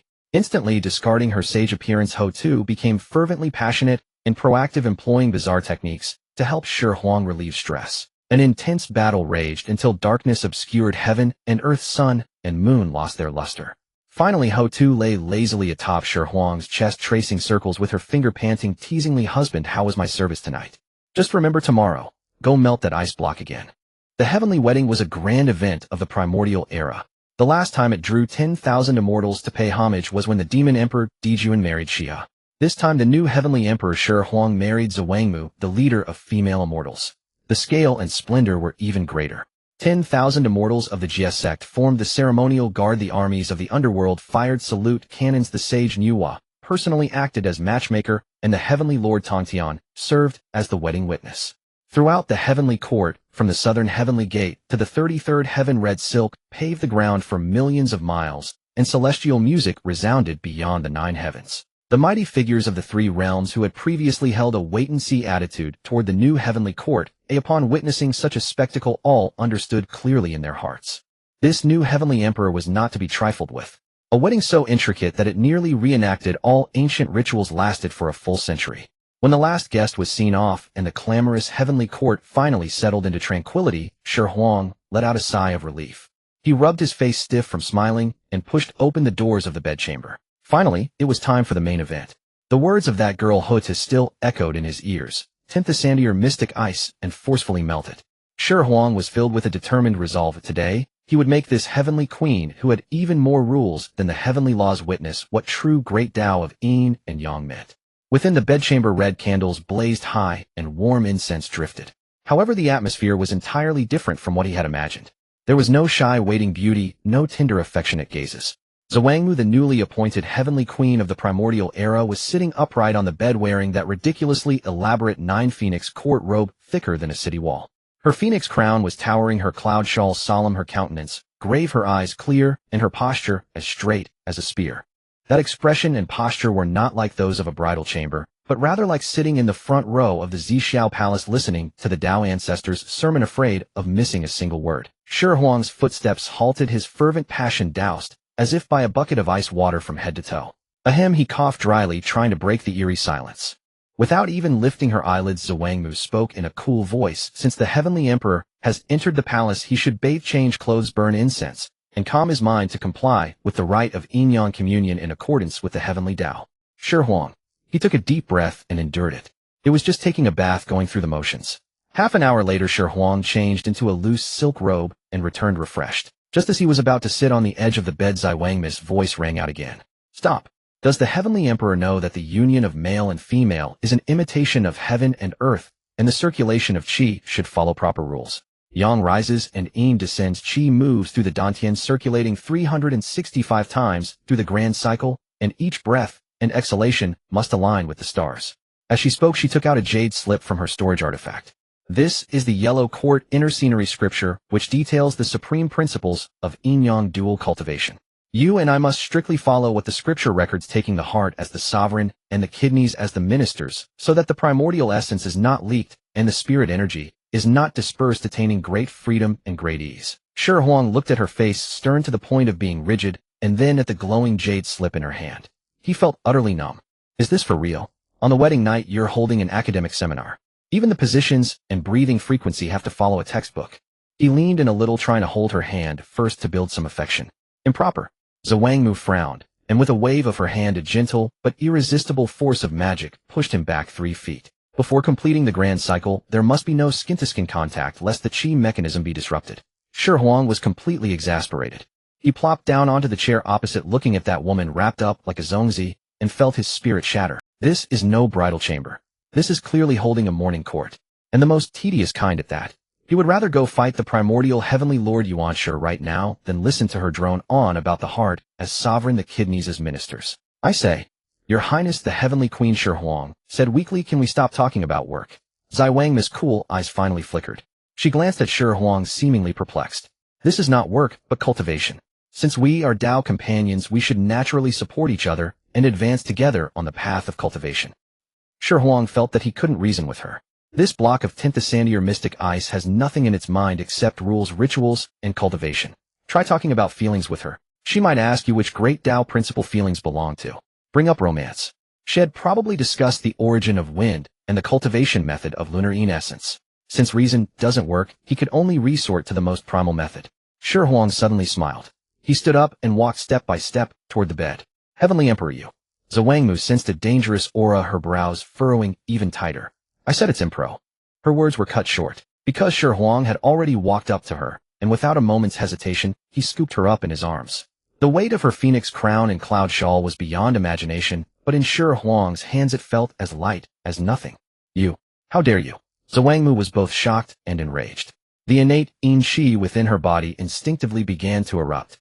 However, the next moment, an overwhelmingly domineering pure yang aura, as if capable of burning down all heavens, surged out from Shi Huang's body and instantly enveloped her. That was the pure yang body, cultivated to the extreme through the ice dragon fire phoenix scripture, infused with the essence blood of Pangu. Supreme yang, supreme firmness, unmatched and overbearing.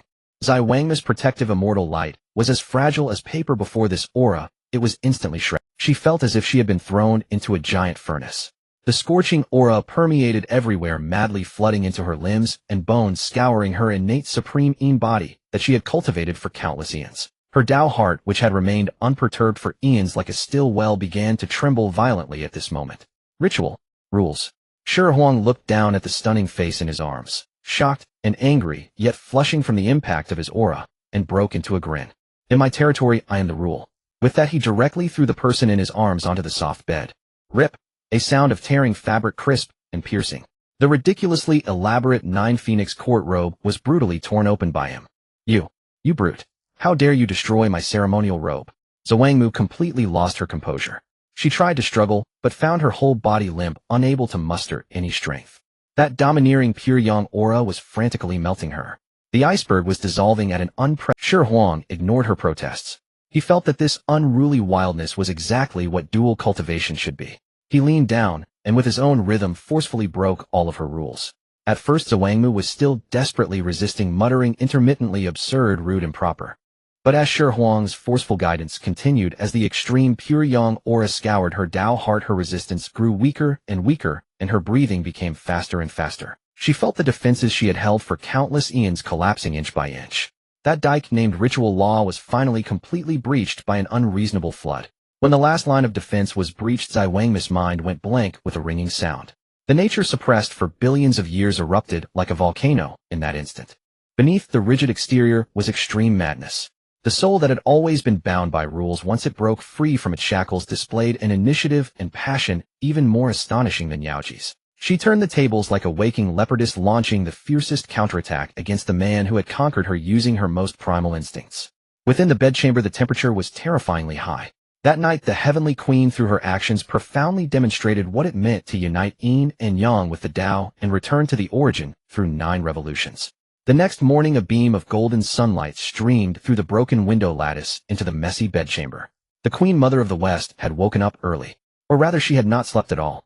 She sat blankly staring at the debris, the torn phoenix coronet, an embroidered gown, and the man beside her sleeping soundly, with a smug smile at the corner of his mouth.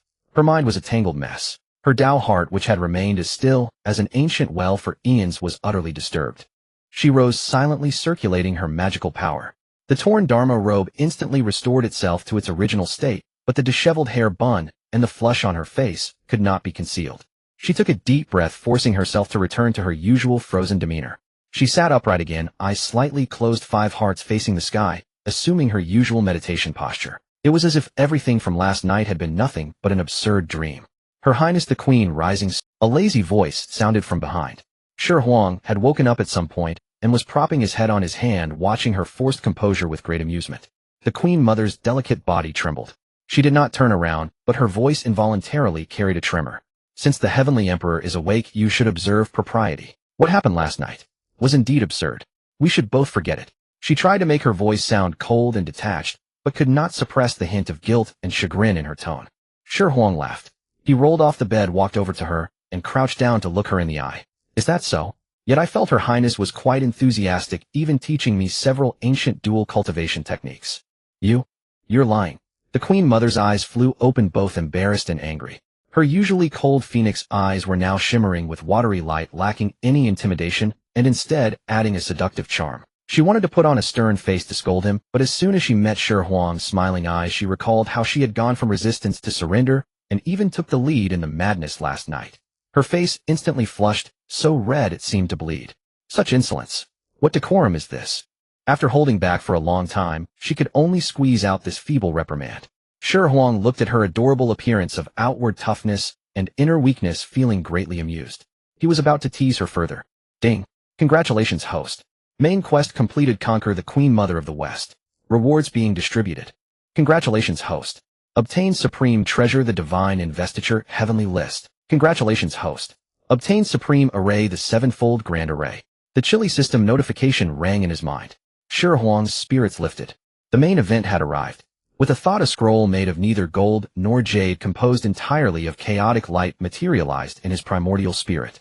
The scroll was blank, yet it emanated a terrifying aura that transcended all laws, able to forcibly dictate the rules of heaven and earth. The Divine Investiture, Heavenly List. As soon as Shi Huang's divine sense touched the scroll, a profound stream of information flooded his mind. This list could ignore the Tao of heaven, directly target the origin, forcibly seize the authority of heaven, and enshrine the true deities of heaven and earth. All who are listed have their true spirits anchored in the scroll, subject to the Heavenly Emperor's command, immortal and indestructible. This was a supreme weapon specially designed to undermine the Tao of heaven and start anew. The moment Shi Huang's divine sense touched the Divine Investiture, Heavenly List, above the 33 heavens, in the purple firmament palace, the Tao ancestor Hongjuan, who had remained still for eons and was one with the Tao of heaven, suddenly opened his eyes. His eyes held no emotion, only endless heavenly runes cycling through birth and destruction. The authority of heaven is incomplete. An icy vast will echoed through the chaos. He calculated on his fingers, but the celestial mechanism was chaotic, obscured by a more overbearing Shi Huang again. Hongjun's gaze pierced infinite time and space, landing on the ruins of the 33 heavens. Deep in his eyes, for the first time, a hint of wariness which even he himself had not noticed emerged. Back in the bedchamber, Shi Huang had no idea that he had caught the Tao ancestor's attention again. He suppressed his ecstasy and turned to examine the other reward. The 7-fold Grand Array, based on 7 supreme laws: space, time, earth, water, fire, metal, and wood. This array can stabilize the Tao of heaven and seal all magical arts. Array deployment requirement must gather 7 supreme beings who control the corresponding laws to jointly preside. Shi Huang's mind raced. 7 laws. 7 people. He began to take stock of his assets. Among the Wu race, Dijun controlled the law of space, and Juin controlled the law of time. That made 2. Hutu merged with the earthly Tao governing the law of earth. That was the 3rd. Waterfire. A slight smile curled at the corner of Shi Huang's mouth as he thought of 2 old acquaintances suppressed in the deepest part of the underworld, suffering day and night. Zhurong and Gonggong. Back then those 2 fools happily self-destructed and were suppressed by Hutu in the cycles of the underworld, using infinite reincarnation force to wear away their killing intent, which was also a form of protection. Now it was time to let them see the light of day again. The laws of water and fire were also covered. Now only the masters of the metal and wood laws were still missing. The vast primordial world. How could I fail to find 2 who play with metal and wood? Shi Huang felt a surge of heroic pride. Once the 7-fold grand array was complete, he would have the confidence to truly contend with Hong Jun. The more Shi Huang thought, the more excited he became, his mind wandering. He couldn't help reaching out and pulling the still embarrassed Queen Mother into his arms. Your Highness, look, I've obtained a treasure, but am short on helpers. How about we practice the Tao of Yin and Yang again to prepare for the future array? The Queen Mother was startled by his sudden move. Just as she tried to struggle, she heard hurried footsteps outside. Heavenly Emperor. Urgent report from the human race. It was Zhao Gongming's voice with a hint of anxiety. Shi Huang frowned, setting aside the warm softness in his arms. He released the Queen Mother and said in a deep voice, "Enter." Zhao Gongming pushed the door open and saw the somewhat amorous atmosphere in the bedchamber. His old face reddened, but he braced himself and bowed. I report to the Heavenly Emperor, news from the human race says that the earthly Emperor Lizhan has reached perfect merit and is about to abdicate. Lizhan has found a successor, the chief of the Yoxiong tribe, Xianyuan. The human sovereign Xianyuan was coming. Upon hearing this name, Shi Huang's gaze instantly turned sharp. The ambiguous and amorous atmosphere in the bedchamber was swept away. According to primordial history, the era of the human sovereign would also be a minor tribulation. But now, knowing that Xiyu and others were in the underworld, I wonder how the Tao of heaven will evolve. Let's go. My disciple is taking his place. I must show my support. At the summit of Mount Tai, clouds churned like an ocean. Amid the golden light of humanity's gathered fortune, the Earth Emperor Lizhan solemnly placed the Kongtong seal, symbol of humanity's supreme authority, into the hands of Yoxiong tribe's chieftain Xianyuan. From this day forth, you are the human sovereign. Lizhan's voice resounded across the land. Billions of humans knelt and worshipped, their cheers rising like a tidal wave. Merit golden light cascaded down like a waterfall.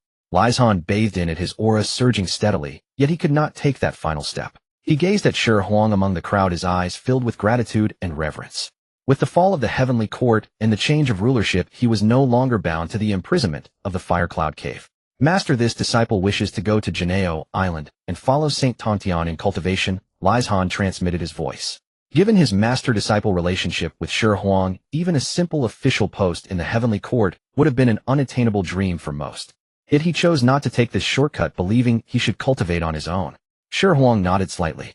Lizhan then publicly declared that he would not enter the heavenly court nor enjoy celestial privileges, but would instead seek the Tao at the Bio Palace. At these words, far away in the eastern sea, Saint Tontian burst into hearty laughter that shook the ancient wilderness. A saintly decree traversed billions of miles, directly descending upon Mount Tai to receive Lizhan as a disciple. This act was unmistakably a declaration to the 3 realms. The Earth Emperor of humanity also belonged to the Jie sect. At the ceremony, Zuanyuan's imperial teacher Guangchengzi of the Chan sect also appeared.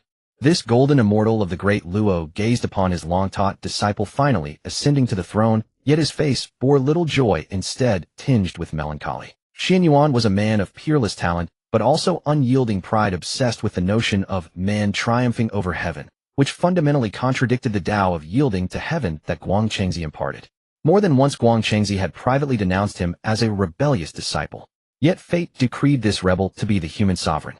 Shi Huang's gaze swept between Xianyuan and Guangchengzi, the corners of his mouth involuntarily lifting. He could clearly sense that with the human sovereign's return, a faint aura of cataclysm had begun to subtly permeate heaven and earth. The ceremony of the human sovereign's transfer concluded, and Shi Huang did not linger, returning directly to the heavenly court. As he stepped through the southern heavenly gate, Zhao Gongming, Duo Bao Daoist, and others the ceremony of the human sovereign's transfer concluded, and Shi Huang did not linger, returning directly to the heavenly court. As he stepped through the southern heavenly gate, Zhao Gongming, Duo Bao Daoist, and others swarmed around him, their faces beaming with irrepressible joy. Junior brother, You're back at last. Zhao Gongming bellowed. What did someone revolt while I was away? Shi Huang teased. How could that be? Duo Bao Daoist laughed heartily. It's tremendous news. Empress Hudu has given birth. Shi Huang paused mid-step. So soon. He took a single stride, his figure vanishing from the southern heavenly gate. When he reappeared, he stood outside the bedchamber. Before entering, he heard the sound of laughter and cheerful chatter within. He pushed open the door, and the sight before him made him freeze. Inside the chamber, Xihe, Yunxiao, Yaoji, Yaoqi, and even the ever-dignified Queen Mother of the West were all gathered crowding around the bed. Everyone's gazes converged tenderly upon the small, swaddling cloth in the center. Husband, you're back. Hutu reclined at the head of the bed, her face glowing with maternal radiance. She carefully lifted the bundled infant, and eyes full of bliss presented it to Shi Huang. Look, this is our child.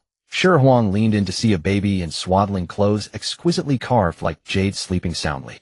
With each breath, subtle Dao echoes accompanied him. Give him a name, Hutu said softly. Shi Huang pondered a moment. Let's call him Shi Fan, ordinary and peaceful. Hutu nodded with a smile, then added, this child is the reincarnation of the black tortoise's true spirit, bearing the dual merits of mending and supporting the heavens. Thus, from birth he stands at the peak of Tai Golden Immortal.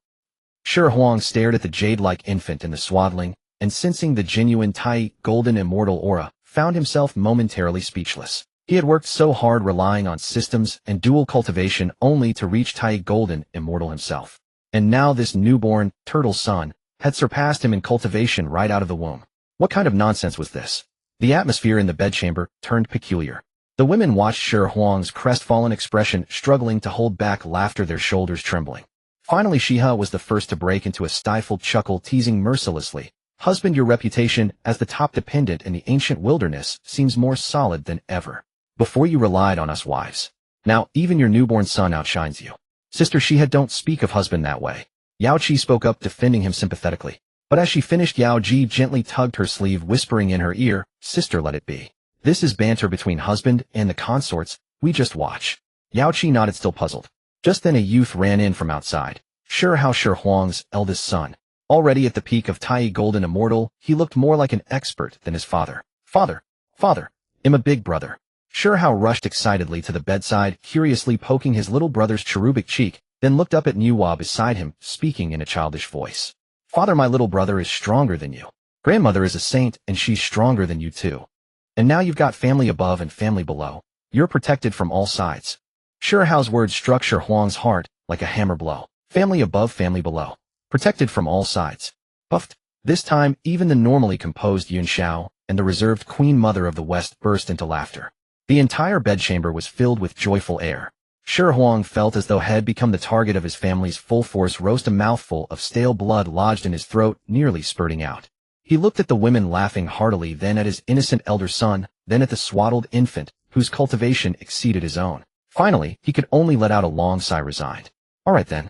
Head of the family, lowest in cultivation. This life, it's still not bad. The euphoric atmosphere in the bedchamber nearly materialized into something tangible. Shi Huang felt as though his entire family had set him on a fiery pyre. Yet it was a fire he had kindled himself. He watched Xihe laughing until she trembled like a flower in the wind, glanced at his overly candid eldest son Shi Hao, who wore an expression of utter sincerity, and then turned his gaze to the baby in swaddling clothes, Shi Fan, whose cultivation had already surpassed his own. In the end, he could only raise his hands and surrender. Enough.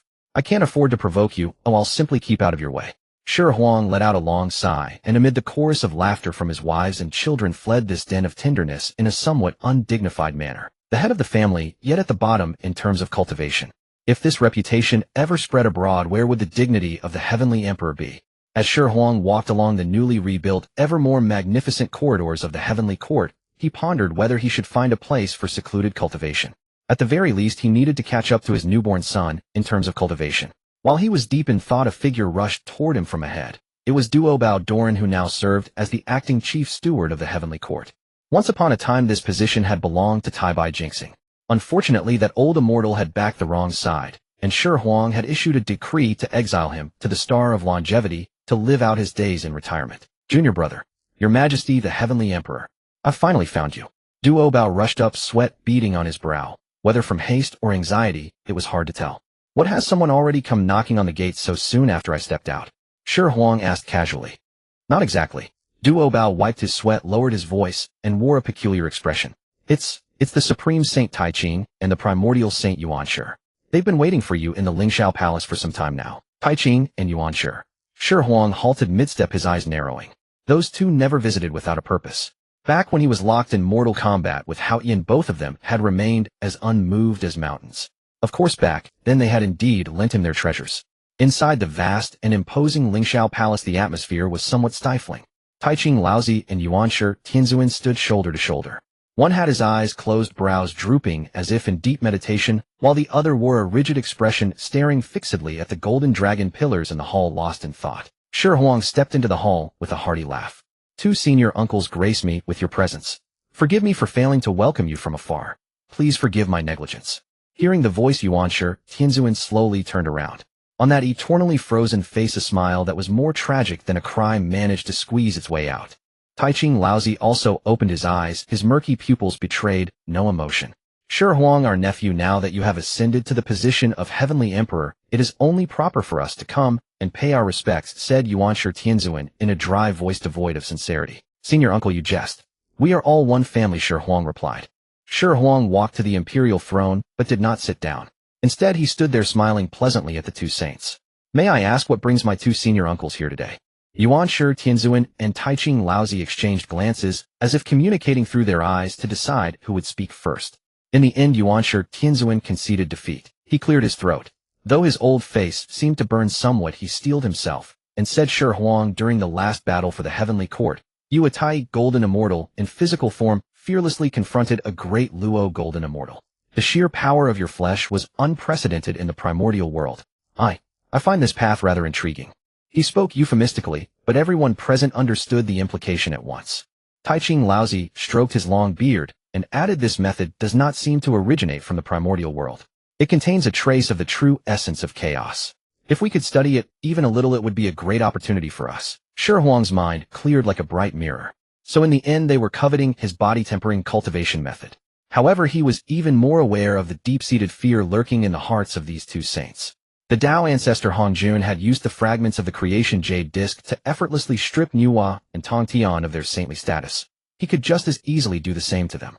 The Hongming purple qi, though seemingly eternal, when entrusted to the heavenly Dao, was in truth nothing more than livestock raised by the heavenly Dao to be slaughtered at any moment.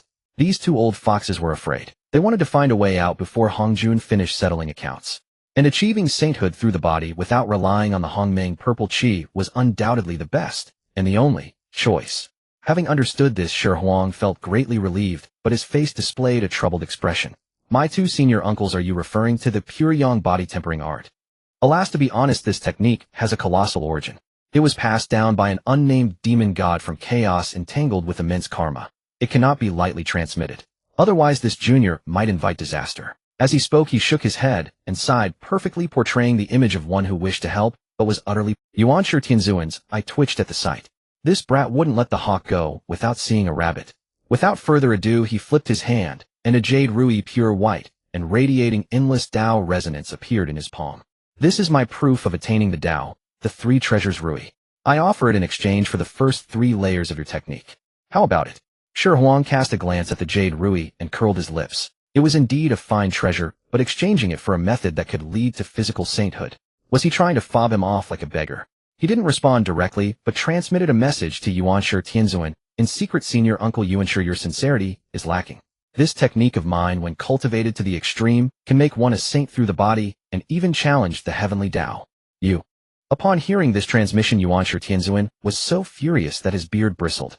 He involuntarily let a wisp of saintly pressure leak out, causing the Lingxiao Palace to buzz and tremble. This brat was mocking him, and even dared to covet the Panga banner.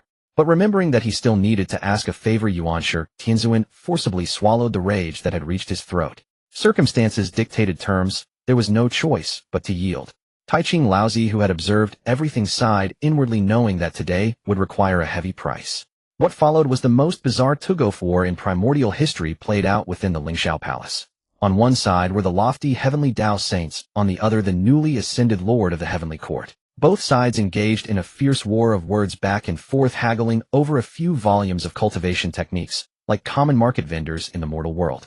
In the end, after Shi Huang had drained every last shred of patience from the two saints, a deal was finally struck. Shi Huang exchanged the pure yang body tempering art for several top-grade, innate spirit treasures that Yuanshi Tianzuan had hoarded for years, plus an entire gourd of 9 revolutions golden elixir from Taiching Laozi. Most crucially, he also obtained the unconditional right to use the Panga banner and the Taiji diagram 3 times each. Watching Yuanshi Tianzuan and Taiching Laozi depart with mixed feelings of satisfaction, Shi Huang weighed the storage artifact in his hand, his grin threatening to split his face. The technique was given by the system, a pure cost-free venture. A few printed copies in exchange for their most treasured possessions, plus 3 uses of nuclear weapons. This wave I've struck gold. In high spirits, he hummed a little tune, and clutching his freshly acquired spoils prepared to return to the inner palace to share his joy with his wives. Meanwhile, as Taiching and Yuanshi flew out of the southern heavenly gate, their expressions were uglier than the others. Elder brother, we've been thoroughly fleeced by that brat today. Yuanshi Tianzuan gnashed his teeth in fury. Taiching Laozi held the jade slips, sweeping his divine sense over them. After a moment, he uttered 2 words. Not a loss. The technique was genuine. The method for attaining sainthood through the body, profound and mysterious, had opened an entirely new door for them.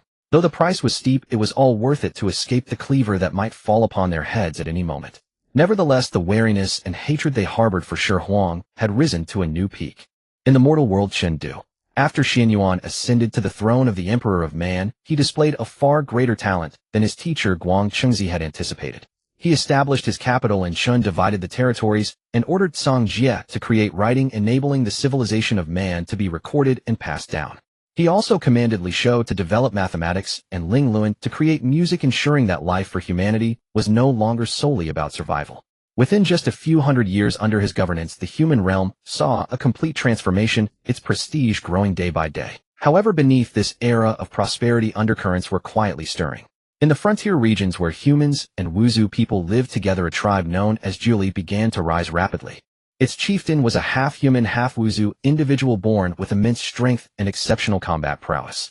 He revered the ancient Wuzu war god, and even took the name Qiyu for himself. Unlike Xuanyuan's philosophy of ruling through benevolence, this new Qiyu believed only in one simple, brutal principle: whoever held the strongest fist was the leader. In his view, Xuanyuan's refined ideals were merely a cover for the weak. Thus, he raised his battle flag and gathered numerous Wuzu descendants and tribes who shared his belief in force and resented the Xianyuan lineage, openly defying the legitimacy of the human race. Once again, fire erupted upon the land.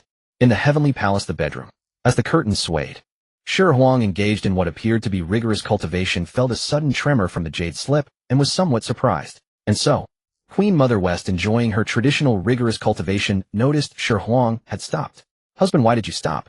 Shall we go ask Elder Laozi for some special immortal pills to try?" Shi Huang glanced at Queen Mother West with slightly whitened eyes. At that moment, he had no patience to argue with her. Seeing the familiar name on the jade slip, Shi Huang's expression turned peculiar. "Qiyu," he muttered to himself, "is heaven unable to find suitable actors, and now forcing a stunt double onto the stage?" This web of karma kept circling around. Why did it ultimately lead back to my own in-laws? Hutu is indeed an ancestral deity of the Wuzu tribe. Considering generational hierarchy, those Wuzu descendants would have to address him as their son-in-law. He shook his head and temporarily set aside this matter. "It's just a minor incident. Let Xuanyuan's teacher handle it himself. I want to see what tricks those overconfident disciples of the chanting sect can come up with. Why, if I have something urgent to attend to, you stay up there alone," Shi Huang said with a mischievous grin. "How improper." Queen Mother West sounded angry yet curious. "You try it first. Feels quite good, but still something seems off." "How improper?" Queen Mother West furrowed her brow slightly. The chanting sect failed to execute any schemes, instead making a fool of themselves. The warriors of Juli inherited the powerful physiques of the Wuzu tribe and forged weapons using secret Wuzu techniques. They were fearless and possessed formidable combat strength. Guang Qingzi led many celestial immortals of the chanting sect into battle expecting an easy victory, but as soon as they clashed, they were stunned. Their divine arts and Taoist spells, when thrown against those thick-skinned Juli warriors, were like scratching an itch.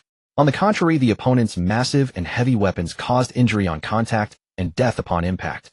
After several battles, the celestial immortals of the chanting sect suffered repeated defeats, losing men and officers battered and dispirited. Xianyuan himself was besieged by 81 so-called Wuzu brothers under Qiyu, nearly losing his life on the spot. It was only when Guang Qingzi took a severe blow that he managed to snatch Xianyuan away from the chaos. In Chengdu, the human imperial palace, Guang Qingzi looked at the barely breathing Xianyuan lying on the bed, his face darker than a pot bottom, utterly overwhelmed and distressed. He knew very well that the meritorious deed expected of him, the imperial tutor's virtue, was about to fall through. If this continued, it would bring utter disgrace. What should he do? Seek help. From whom? Return to Jade Void Palace to consult his master. To disturb a sage for such a trivial matter. Would he still have any face left? After much deliberation, a figure finally emerged in Guang Chengzi's mind. One that filled him with deep humiliation, yet forced him to confront reality. The newly appointed Heavenly Emperor, Xihe. Although the Heavenly Realm had already fallen under the control of the Intercept sect and the Underworld, as a disciple of the Chanting sect, he remained nominally a subject of the Heavenly Court. It was natural for a subordinate to appeal to a superior. Yet, the mere thought of having once mocked him on Kunlun Mountain, now reduced to begging humbly, made Guang Chengzi feel his cheeks burning hot. But circumstances outweigh pride. With gritted teeth, he finally laid aside that pitiful pride of being a sage's disciple, shamelessly sent a plea via the Heavenly Court's official communication system to the supreme ruler of the three realms, a jade slip of appeal. 3 days later, Xihe was embracing Yaoqi, admiring flowers, and sipping tea in the imperial garden, enjoying rare leisure. Only then did Zhao Gongming arrive late, delivering a jade slip before him. Xihe took the jade slip and scanned it with his divine consciousness. He could no longer suppress his smile. The words within were so earnest, the posture so humble. Beloved consort, look. Xihe handed the jade slip to Yaoqi, beaming with delight. That disciple of you ensure his attitude when seeking a favor is far better than his master, who is so obsessed with saving face. Yaoqi took the jade slip and glanced at it, then couldn't help covering her mouth with a light giggle. Xihe had deliberately left Guang Chengzi waiting for 3 days, calculating the time. That fellow was probably so anxious he was about to ascend to immortality on the spot. The timing was about right. He slowly rose to his feet, stretched his back, and instructed Zhao Gongming beside him, "Convey my decree. All celestial officials of the 3rd rank and above are to convene in the Lingxiao Hall for deliberation." "As you command." Zhao Gongming received the order and departed. Xihe watched his retreating figure, a hint of amused smile flickering in his eyes. "Come, my beloved consort, accompany me to see how these human heroes plan to rescue the human emperor." Inside the Lingxiao Hall, the atmosphere was subtly tense. The newly appointed celestial officials of the Heavenly Court, mostly originating from the Zhejiao sect, stood upright, with rigid postures, yet their eyes harbored a hint of schadenfreude. Xihe sat high upon the imperial throne, gently tapping the armrest with his fingers as he read aloud the contents of the jade slip, requesting aid. He employed no dramatic intonation, merely reciting in a flat voice, yet the humble and earnest words of Guang Chengzi within the jade slip, when uttered by the celestial thearch, carried an indescribable flavor of mockery. "My Tao cultivation is shallow, my teaching of disciples inept, resulting in rebellion festering and the human race suffering. I humbly beseech the celestial thearch, in consideration of the welfare of all beings across the 3 realms, to dispatch heavenly troops to rescue those on the edge of ruin and save the myriad people from the abyss of fire and water." With each sentence uttered, the shoulders of the immortals below the throne trembled ever so slightly. When Xihe finished reading the last line, and casually set the jade slip aside, Duo Baodaran was the first who could not restrain himself, letting out a suppressed snicker, then quickly straightening his face, as if nothing had happened.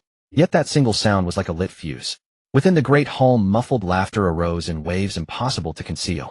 The Changjiao golden immortals, so proud and lofty, had they ever stooped so low? Today they had truly witnessed something. Ahem. Xihe coughed twice, and the hall fell instantly. He glanced around, feigning deep thought. Immortal friend Guang Chengzi has sent a plea for aid which concerns the rightful succession of the human race. My beloved ministers, who among you is willing to share my burden and descend to the mortal realm? As his words faded, the hall became so quiet that a falling pin could be heard. Zhao Gongming, with his eyes fixed on his nose and his nose on his heart, stepped forward and declared in a clear voice, "Your Majesty, in my humble opinion, the struggle for the human emperor is a heavenly calamity of the great epic. Even the sages find it inconvenient to intervene directly. We, with our shallow cultivation, if we rashly involve ourselves, may incur boundless karmic consequences and hinder our own cultivation." "Heavenly Lord Zhao speaks most true." Qiong Xiao, one of the 3 Xiao, immediately chimed in. "The workings of fate follow their own principles. We should simply wait and see." Yes. Wait and see." A host of Zhejiao immortal officials all nodded in unison, their synchronized motions clearly indicating prior collusion. Keep acting." Xihe found it amusing inwardly, but his face showed an expression of profound agreement. He nodded, then shifted his gaze to the foremost of the female immortals, Shi Wangmu. "This matter ultimately arose from the descendants of the Wu people. Fighting and killing are mostly the deeds of male immortals. In my view, it would be better to send a virtuous and esteemed female immortal to mediate using gentleness to overcome strength. Perhaps it would work wonders. Shi Wangmu, who had been daydreaming, was suddenly called by name. Her delicate frame trembled slightly, and she instantly understood Shi Huang's intention. He was asking her to play along and offer a way out. She stepped out from the ranks, bowed slightly to Shi Huang, and spoke in a cool, clear voice. Your Majesty speaks truly. I have a disciple named Jiutian Xuannu who has considerable expertise in the arts of military strategy and tactics. She might be entrusted with this task. Excellent. Shi Huang had been waiting for exactly this statement. He immediately made the decision, approved. As such, let Jiutian Xuannu descend to the mortal realm to assist the human Emperor Xianyuan. Attendants. Convey my decree, bestow the Huangdi Yinfu Jing in 1 volume, and 3 divine talismans to aid Xuannu on her journey. As soon as the decree was issued, an immortal official promptly presented an already prepared jade casket to Shi Wangmu. The entire process was smooth and seamless, leaving the immortals in the hall dumbfounded. This feels as if it were rehearsed in advance. The arrival of Jiutian Xuannu was like a timely rain after a long drought for the beleaguered Guang Chengzi and Xianyuan. She brought not only the celestial thearch's care, but also a treasure that could turn the tide of battle. Her instruction in military strategy enlightened Xuanyuan, opening his mind. And the strangely shaped, south-pointing chariot, on which the figure's arm always pointed south, no matter how the chariot turned, completely resolved the army's problem of losing direction within the mist formation deployed by the Jili tribe. The battle situation reversed instantly. Meanwhile, inside the Lingxiao Hall in the 33rd heaven, the atmosphere grew even more animated. Shi Huang had somehow retrieved the Haotian mirror, once used by Haotian to observe all the 3 realms, and now hung it high in the hall, clearly live broadcasting the mortal battlefield. Below the mirror, Zhao Gongming rolled up his sleeves and shouted at the top of his lungs, actually opening a gambling pool on the spot. Come, place your bets. If Xianyuan wins 1-10 odds, if Qiyu wins 1-10. Bets placed, hands off, no credit. A crowd of immortal officials gathered in layers, vying to stake their spirit stones and magical treasures, transforming a solemn great calamity into a grand entertainment event for all. Even the sages such as Nuwa and Hutu were pulled by Shi Huang into a primordial first viewing group. Hutu watched in the Haotian mirror as her Wu descendants were repeatedly defeated by the human army, which had been equipped with official cheats, leaving her both amused and dismayed. She secretly sent a divine thought to Shi Huang. Husband, go easy on them. They are after all my Wu tribe. Shi Huang replied quickly with a terse message. Don't worry, if they die, the underworld will recycle them. Guaranteed no waste. Hutu. In the end, as expected, with comprehensive assistance from Jiutian Xuannu, Xianyuan set up a lethal great formation on the field of Zhuolu, capturing Qiyu and his so-called 81 brothers in one net. The human race was thus unified. When the half-breed Wu, who called himself Qiyu, was bound and escorted to the execution platform, Shi Huang of the heavenly court watched the scene and suddenly felt a mischievous impulse. He issued a decree, his voice spreading across Chengdu. Considering his valor, though a rebel, he is still a brave man. Permit his true spirit to enter the underworld, receive the teachings of Lady Hutu, wash away his ferocity. In his next life he may serve the heavenly court. When these words were spoken, Guang Chengzi and the others exchanged glances, feeling that this celestial thearch's thoughts were truly unfathomable. Xianyuan unified the human race, established rights and music, created writing, and divided the land into 9 provinces. His achievements eclipsed those of antiquity and present. Hundreds of years passed, and atop Mount Tai the abdication ceremony was once again performed. Xianyuan had accumulated meritorious virtue to perfection and handed over the human emperor's authority to the next successor. Guang Chengzi stood aside, trembling with excitement, looking up at the sky with eager anticipation. He had staked his own dignity and sacrificed countless Changjiao disciples for the merit of being the human emperor's master. Now at last the harvest season had arrived. The immense merit of being the human emperor's master was enough for him to sever the second corpse and even approach the threshold of the late quasi-sage stage. Golden light poured down from the 9 heavens. Yet just as Guang Chengzi prepared to bathe in the golden merit light, the majestic and icy voice of the heavenly Tao resounded across the primordial world. During Xuanyuan's reign, though he achieved unification, the excessive killing and warfare caused untold suffering and fractured the human race internally. His faults outweigh his merits. The moment these words fell, the radiant golden merit light visibly decayed, twisted, and transformed into strands of pitch-black karmic miasma. Then before Guang Chengzi's horrified, contorted gaze, all the karmic miasma surged into his body like 100 rivers merging into the sea. No! Guang Chengzi let out a piercing shriek. From the auspicious cloud above his head, the 3 flowers he had painstakingly severed melted away under the assault of the karmic miasma like snow beneath a scorching sun. 2 petals vanished instantly. His cultivation level plummeted from mid-stage Great Luo Golden Immortal, finally teetering on the threshold of Tai Golden Immortal. 1,000 years of arduous cultivation lost in a single moment. His Dao heart was nearly shattered. This scene, broadcast live through the Haotian mirror, was clearly witnessed across the 3 realms. Inside the Lingxiao Hall, the Jiejiao immortals were first stunned, then burst into thunderous laughter. In the western land of ultimate bliss, Jian and Juni watched the scene with gloating smiles. In the East Sea, within the Azure Wandering Palace, Sect Master Tongtian clapped his hands and laughed heartily, crying out in delight. At Kunlun Mountain in the Jade Void Palace, Primordial Heavenly Lord Yuanshi suddenly opened his eyes. Sensing his great disciple's tragic state, he trembled with rage and slammed his palm onto the jade table before him, reducing it to powder. This is an outrageous insult, he roared, and a long-suppressed mouthful of sage blood finally burst forth from his lips. Yet there was nothing he could do, for he clearly remembered that back in the Xiao Palace, Tongtian had warned him, the position of human emperor is accompanied by killing and karmic entanglement. It was he who refused to believe it and insisted on forcibly seizing that hot potato. He brought it on himself and could blame no one else. Crestfallen, Guang Qingzi flew back to the Jade Void Palace, fell upright to his knees before Yuanshi, Heavenly Lord, and wept copiously. Master, your disciple was wrong. Truly wrong. Back then I should have listened to Uncle Master Tongtian and thrown this hot potato to the Western sect. Up in the heavenly court, Ashur Huang watched the farce in the Haotian mirror, smiled placidly, and said to the still enthralled immortals in the hall, "Did you all see that? This is called ignoring good advice brings immediate loss. Investment carries risks. Entering the market requires caution." After abdicating, Xinyuan felt his burden of killing too heavy to ascend to the celestial realm.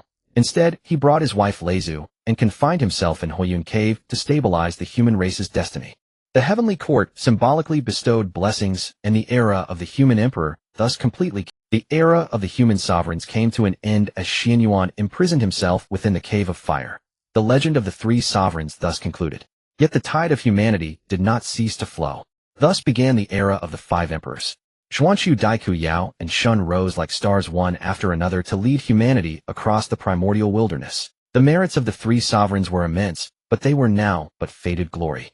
The merit of being the 5 emperors' teacher became the last prime target for all factions. The Chan sect and the Western sect, having suffered heavy losses in the previous struggle for the human sovereign, were determined not to miss this opportunity. The former had lost both its bride and its soldiers, while the latter had not even tasted the broth. Thus figures like Mithriya and Baisajiguru of the Western sect, as well as Chijingzi of the Chan sect, descended to the mortal realm, vying to become the imperial teachers, hoping to claim a share of humanity's final flourishing fortune. Alas, their schemes were clever, but reality delivered a resounding slap. Humanity's momentum was now unstoppable, its fortune as solid as a mountain. No longer the weak race that once relied on immortals and gods. Naturally, the heavenly merit bestowed grew ever more meager. Mithriya, with his bulging belly, toiled for centuries as Emperor Daika's teacher. When the merit finally descended, he was utterly dumbfounded. The golden light was so faint and sparse that it barely sufficed to re-refine a single postnatal spiritual treasure, giving it a brighter sheen. Not even enough to fill the gaps between his teeth. When Emperor Shun abdicated in favor of you, it was Baisajigura's turn. This one expended even more effort taming floods and pacifying the people, yet the merit that came down was but a wisp, so faint and ethereal that a breeze could scatter it. Baisajiguru stared at his empty hands, unable to recover for a long time. Being an imperial teacher had turned out more miserable than begging. The immortals of the Western and Chan sects were utterly bewildered, like mutes who had swallowed bitter herb. They had words, but could not voice them. After all that toil, they had only scraped together these meager leftovers. Now only the last of the 5 emperors, Diu, remained, and that sole imperial teacher position had long been reserved by Shi Huang for Zhao Gongming of the Jie sect. At once all eyes turned ambiguous. A small banquet in the heavenly court. Shi Huang specially invited the representatives of the Chan and Western sects who held posts in the heavenly court under the guise of fostering bonds. After rounds of wine and dishes, Mithriya with his huge belly waddled over to Zhao Gongming, wine cup in hand, his face beaming. His face was plastered with a smile, yet his words dripped with sarcasm. "Gongming, my dear Taoist brother, allow me to offer my congratulations in advance."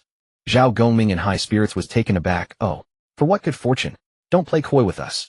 Mithriya patted his belly, his eyes narrowing into slits with laughter. To be the teacher of the final water emperor of the Five Emperors era is a heavenly blessing indeed. Humanity's flood control will leave a legacy for millennia. When the merit descends, won't it pile up like a mountain? Perhaps it can even help you sever the 3 corpses in one go and attain sainthood. His voice carried, and many celestial officials in the hall turned to look.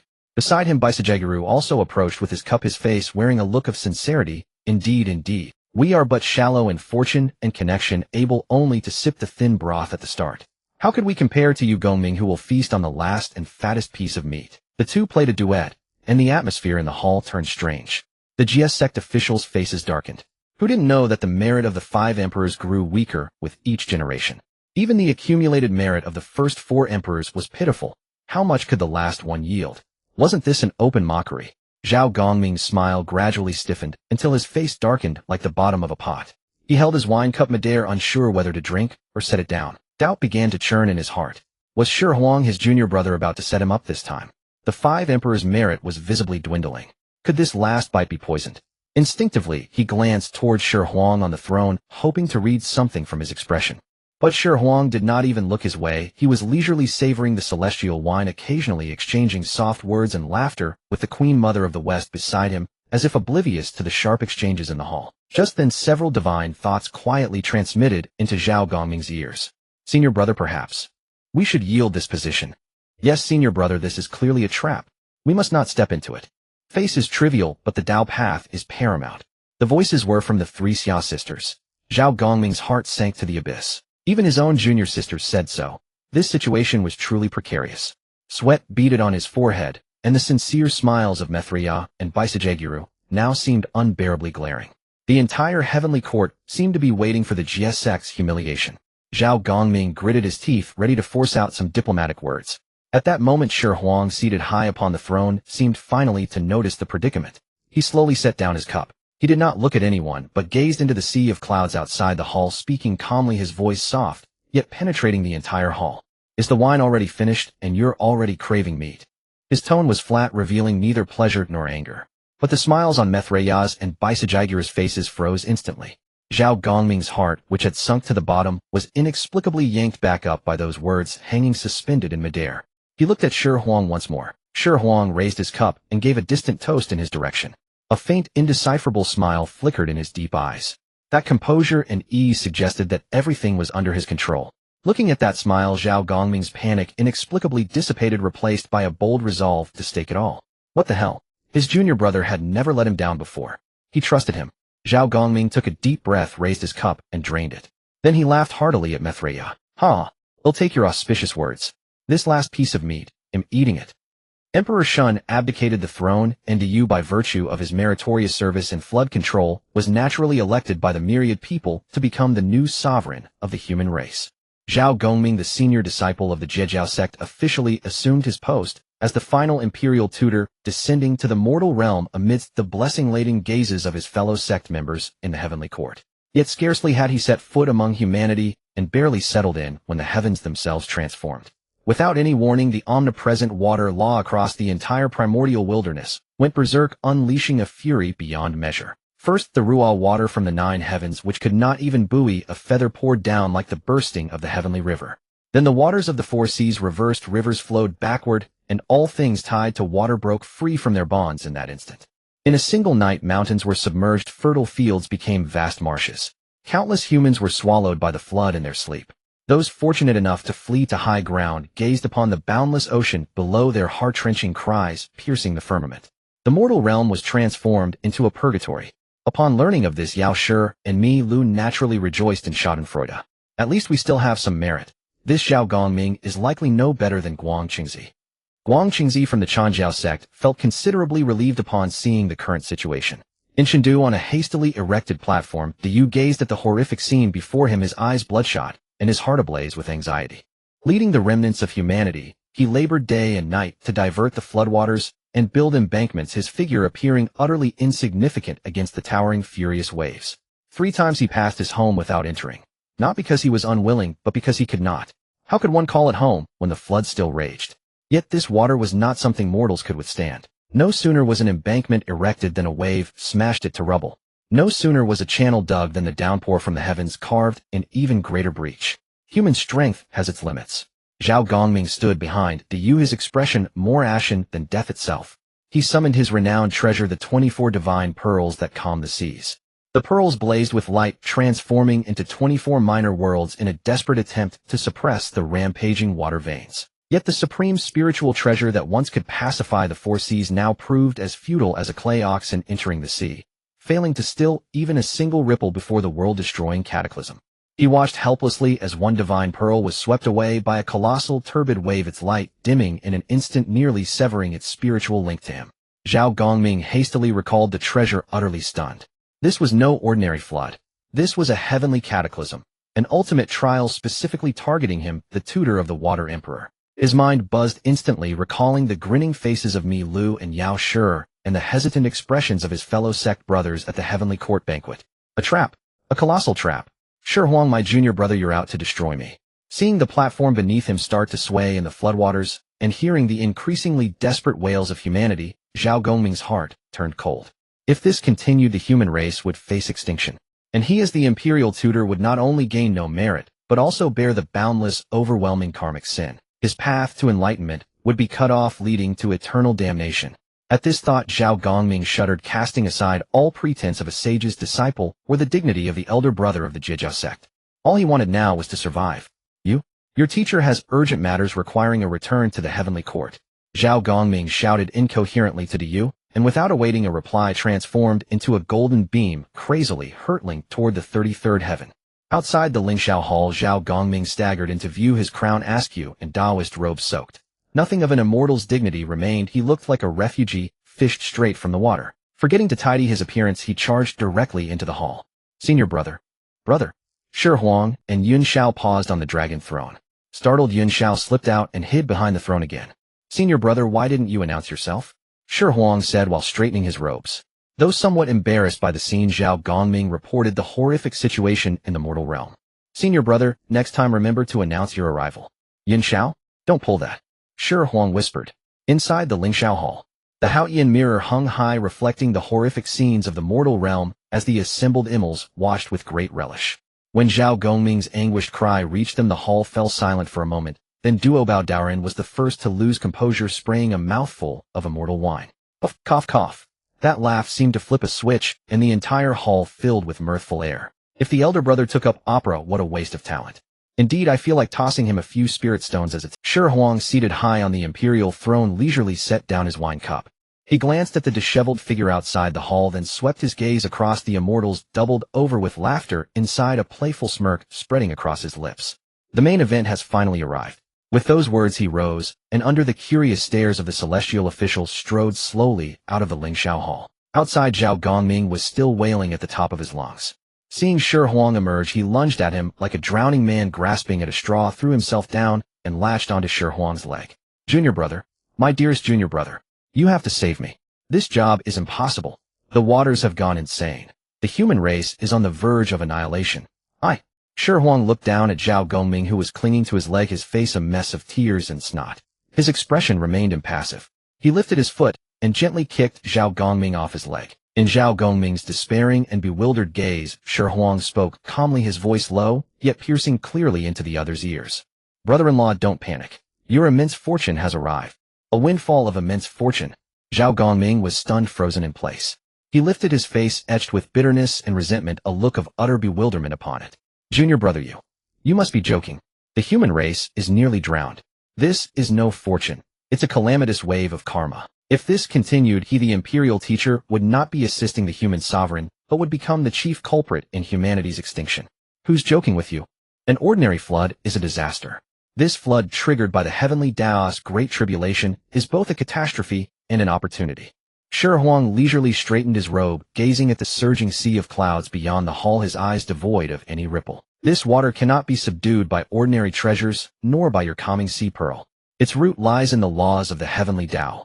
To tame it, there is only one way. What way? Zhao Gongming asked, urgently clutching at the last straw. Shi Huang raised a single finger. Borrow a treasure. What treasure? The acquired merit supreme treasure in Uncle Master Taking's possession, used to measure the depth of heaven and earth. The calming sea needle. Upon hearing this, the faint hope that had just kindled in Zhao Gongming was instantly doused with ice-cold water. He slumped back to the ground, his expression even more grim than before. The calming sea needle. Junior brother, that is Uncle Master Taking's most cherished treasure. He acts as if even a glance at it would cost him his life. How could he possibly lend it to us? That old man is notoriously stingy. After being swindled out of so many treasures by you last time, he probably now takes a detour whenever he sees anyone from the Jie sect. He will. Shi Huang's reply was simple and resolute. Without further explanation, under Zhao Gongming's incredulous gaze, he flipped his hand and produced the purple gold gourd. It was the gourd exchanged from Taiching Laozi last time, filled with 9-turn golden pills. Under Zhao Gongming's bulging-eyed stare, Shi Huang pulled out the stopper and tipped out a pill the size of a dragon's eye, radiant with golden light. Then he made a move that made Zhao Gongming's heart skip a beat. He pinched it between 2 fingers. Crack! The 9-turn golden pill, which even a Deluo golden immortal would fight over, was crushed. Golden powder fell in a shower, and the rich fragrance of the elixir instantly permeated the air. Shi Huang casually summoned a cup of celestial wine and dissolved the golden powder completely into it. Not done yet, he formed a sword finger and forced out a wisp of pure yang energy, more refined and domineering than the true fire of the sun, gently into the wine cup. Buzz! The entire cup of celestial wine transformed into flowing golden nectar with a faint yet supreme physical Tao rhythm floating within. Senior brother, wait for me here.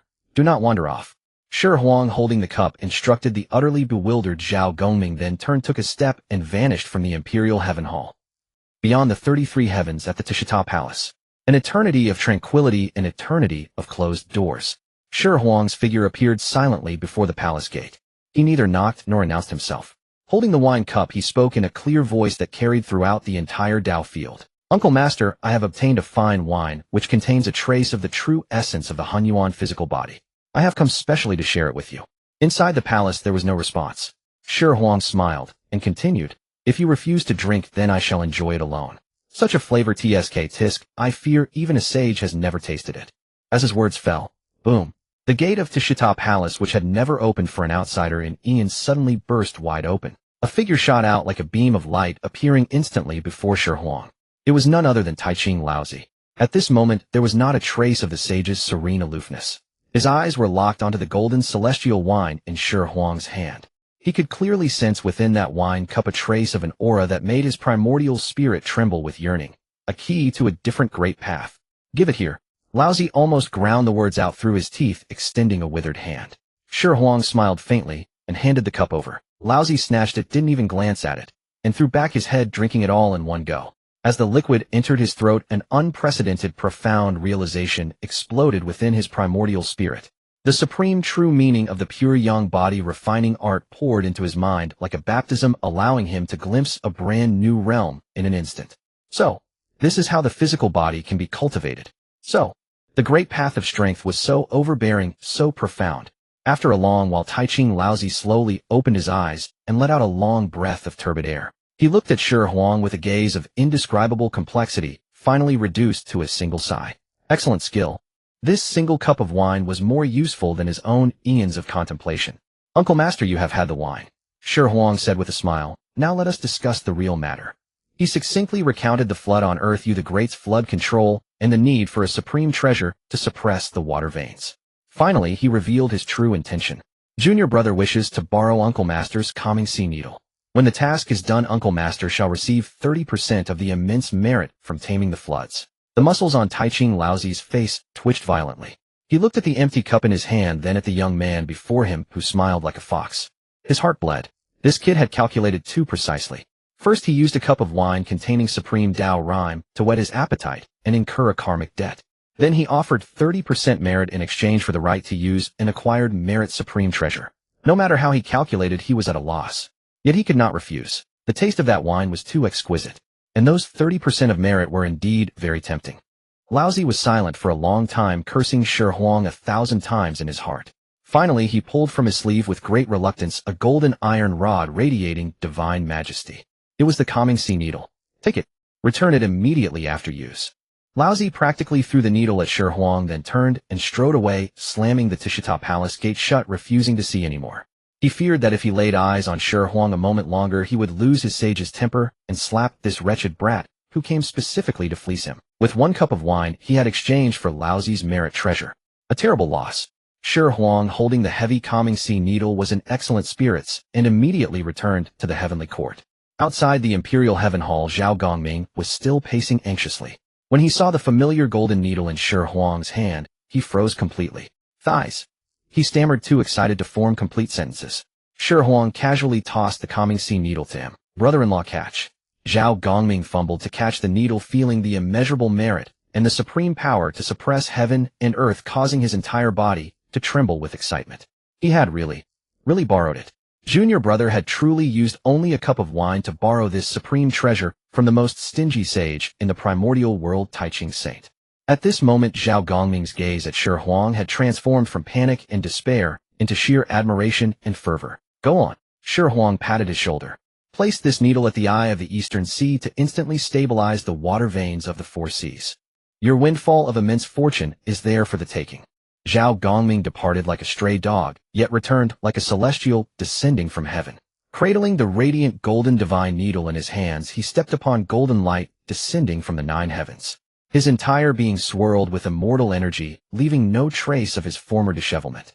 Upon the high platform of Chengdu, Yu was leading the last of humanity's able-bodied men in a desperate struggle against the monstrous flood. Mud-splattered, eyes bloodshot, and voice hoarse, yet his spine remained as straight as ever.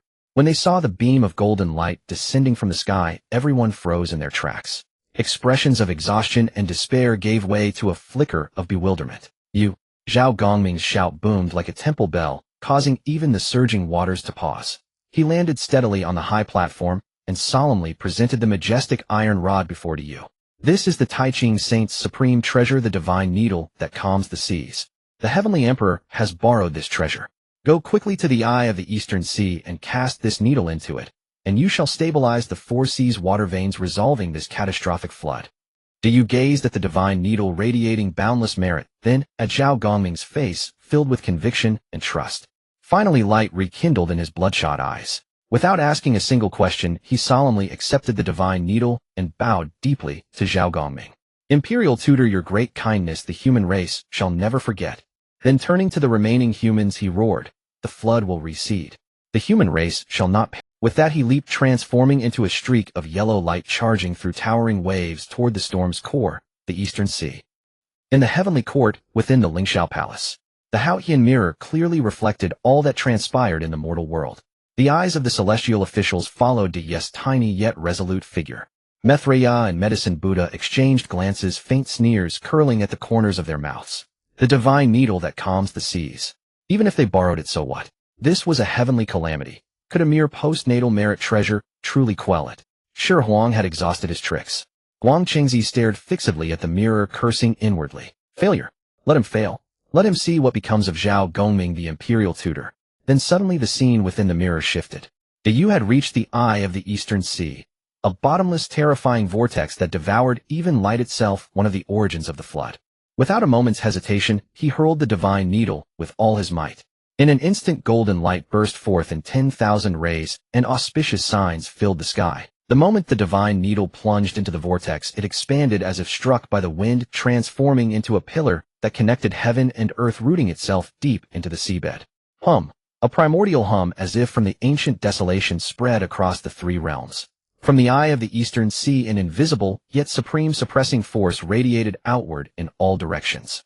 The rampaging 4 seas water veins, as if gripped by an unseen giant hand, instantly became docile. The backflowing rivers reversed course, the towering floodwaters receded at a visible rate, and the submerged mountains and plains once again revealed their shapes.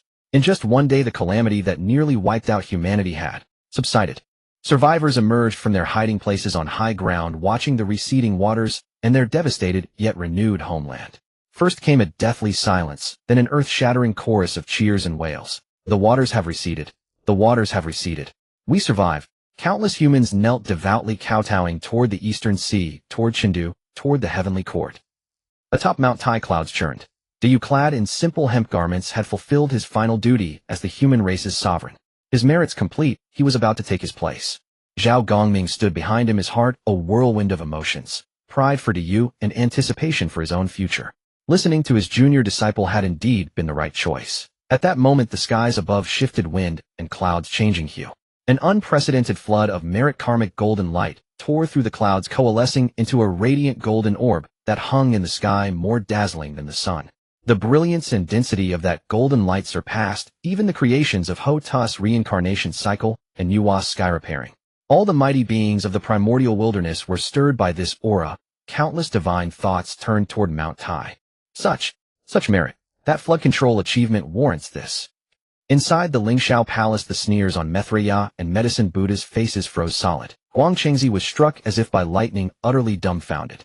Under the stunned gaze of all the mighty beings, the golden sun split apart, half transformed into gentle golden light flooding into Diju's body, purging his mortal frame and granting him the perfect fruit of earth immortal, allowing him to enter the fire cloud cave in the future and share the human race's fortune with the three emperors. The other half, transformed into a torrent of golden light shockingly thick, with a world-destroying momentum pouring directly down onto Zhao Gongming, the imperial tutor, standing behind him. Boom. Something inside Zhao Gongming's body seemed to have been utterly detonated. The cultivation bottlenecks accumulated over countless ages, fragile as paper before this irresistible flood of merit, shattered layer by layer. Great Luo, golden, immortal, initial, midstage, late stage, peak. In mere breaths, he traversed a path that countless immortals would take millions of years of bitter cultivation to complete. But this was far from over. The golden light of merit showed no sign of stopping, still pouring in wildly. Quasi-saint. The threshold that stood before countless great Luo golden immortals like an insurmountable chasm. He stepped over it with ease. Quasi-saint initial. Quasi-saint midstage. On Janeo Island within Bio Palace, Tongtian's sect leader felt this aura, paused in surprise, then roared with laughter. The green lotus sword in his hand hummed, and the entire island echoed with his unbounded mirth. Good, good, good. My GS sect shall flourish. With Zhao Gongming's breakthrough, the GSX fortune surged like a fire doused with oil, swelling wildly. Meanwhile, on Mount Sumeru, at the Great Thunderclap Temple, and at the Jade Void Palace on Qilin Cliff, puffed, Mithra, Medicine Buddha, and Guangchengzi, the three former imperial tutors, watched the figure bathed in golden light in the Haotian mirror, its aura climbing step by step. A bitterness rose in their throats. Jealousy, regret, resentment. All emotions interwove into the deadliest poison, instantly shattering their Tao hearts. In unison, they spat a mouthful of surging blood. Why? Why, after all their toiling, did they gain only trifling benefits, or even, like Guangchengzi, bear karmic burdens? While Zhao Gongming, merely by lending a single artifact, reaped such a lavish fortune. Atop Mount Tai, the golden light of merit finally began to fade. Zhao Gongming's aura stabilized at quasi-saint late stage, only one step away from quasi-saint perfection, making him among the top few beneath the saints. Feeling the unprecedented surging power within him, power that could shatter stars with a single punch, he trembled with excitement. Tilting his head back, he let out a piercing, sky-splitting roar filled with boundless joy and gratitude. Listening to my junior disciple was indeed the right choice. After laughing, he straightened his robes, and facing the direction of the 33rd heaven, bowed deeply. A resounding shout from the peak of Mount Tai pierced through clouds and shattered stones, its exhilaration and gratitude causing all immortals of the GS sect in the 33 heavens to feel a sense of shared honor. Within the palace of reaching the clouds before the Haotian mirror, the atmosphere had already shifted from mere observation to a one-sided celebration feast for the GS sect. I knew it. My senior brother would definitely succeed. That's obvious. Just look who was guiding him from behind. Duo Bao Dao Ren, his face glowing with health, raised his cup to offer a distant toast to Shi Huang on the imperial throne and drank it all in one gulp. However, in other corners of the hall, the mood was far less cheerful. Mithriya and the Medicine Buddha sat facing each other, before them their immortal fruits and jade wine untouched. Their facial muscles were tightly drawn, and in their exchanged glances lay an unshakable gloom. Why? After all, they had diligently served Emperor Ku and Emperor Shun, yet the accumulated merit fell short compared to what Zhao Gongming could easily afford. Meanwhile, Guangchengzi sat alone, his fists clenched tightly within his sleeves. Watching Zhao Gongming's spirited figure in the mirror, whose cultivation level approached that of a quasi-sage, he felt a heavy ache in his chest, a bitter taste rising in his throat. His old wounds had not yet healed, and now new resentments had been added. His hard work had resulted in a regression of his cultivation, while Zhao Gongming merely ran errands and borrowed a magical artifact to achieve instant success. How unjust this heavenly way is. Sitting high upon the imperial throne, Shi Huang took in the expressions of all the immortals in the hall, but felt no ripples within his heart. Such immense fortune was within Zhao Mingming's grasp. Such was his ability. If others could not bear such wealth, then it was simply their fate. The celebration at the peak of Mount Tai did not last long. With the completion of Yu the Great's meritorious deeds, he chose to go cultivate under the GS sect. Thus ended the era of the 3 sovereigns and 5 emperors in a perfect circle. The fortune of the human race reached an unprecedented zenith. Above the sea of clouds, Fuxi drew the 8 trigrams. Shen Nong tasted 100 herbs. Xianyuan wore a precious sword. The 5 emperors stood on either side, and behind them were countless ethereal shadows of human ancestors creating a magnificent spectacle. They were about to convene within the Fire Cloud Cave to discuss the future direction of humanity for 10,000 generations.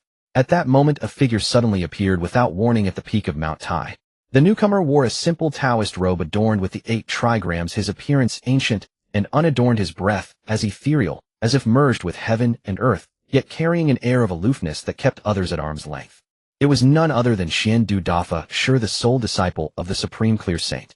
His presence instantly brought a sense of tension to the previously solemn and dignified atmosphere. All the sages of humanity turned their gazes toward him, even Xianyuan placing his hand on his hilt with a slight frown.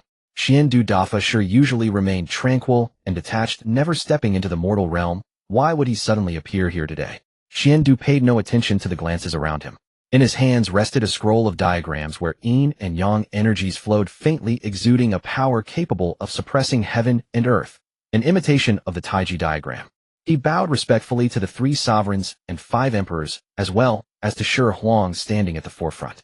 His movements were precise, devoid of any reverence. Xian Du pays homage to all the human emperors, and your majesty the heavenly emperor. His voice, like himself, was flat and emotionless.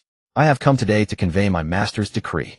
Before the words had fully faded, he slowly unfurled the scroll in his hands, releasing a gentle aura of saintly power.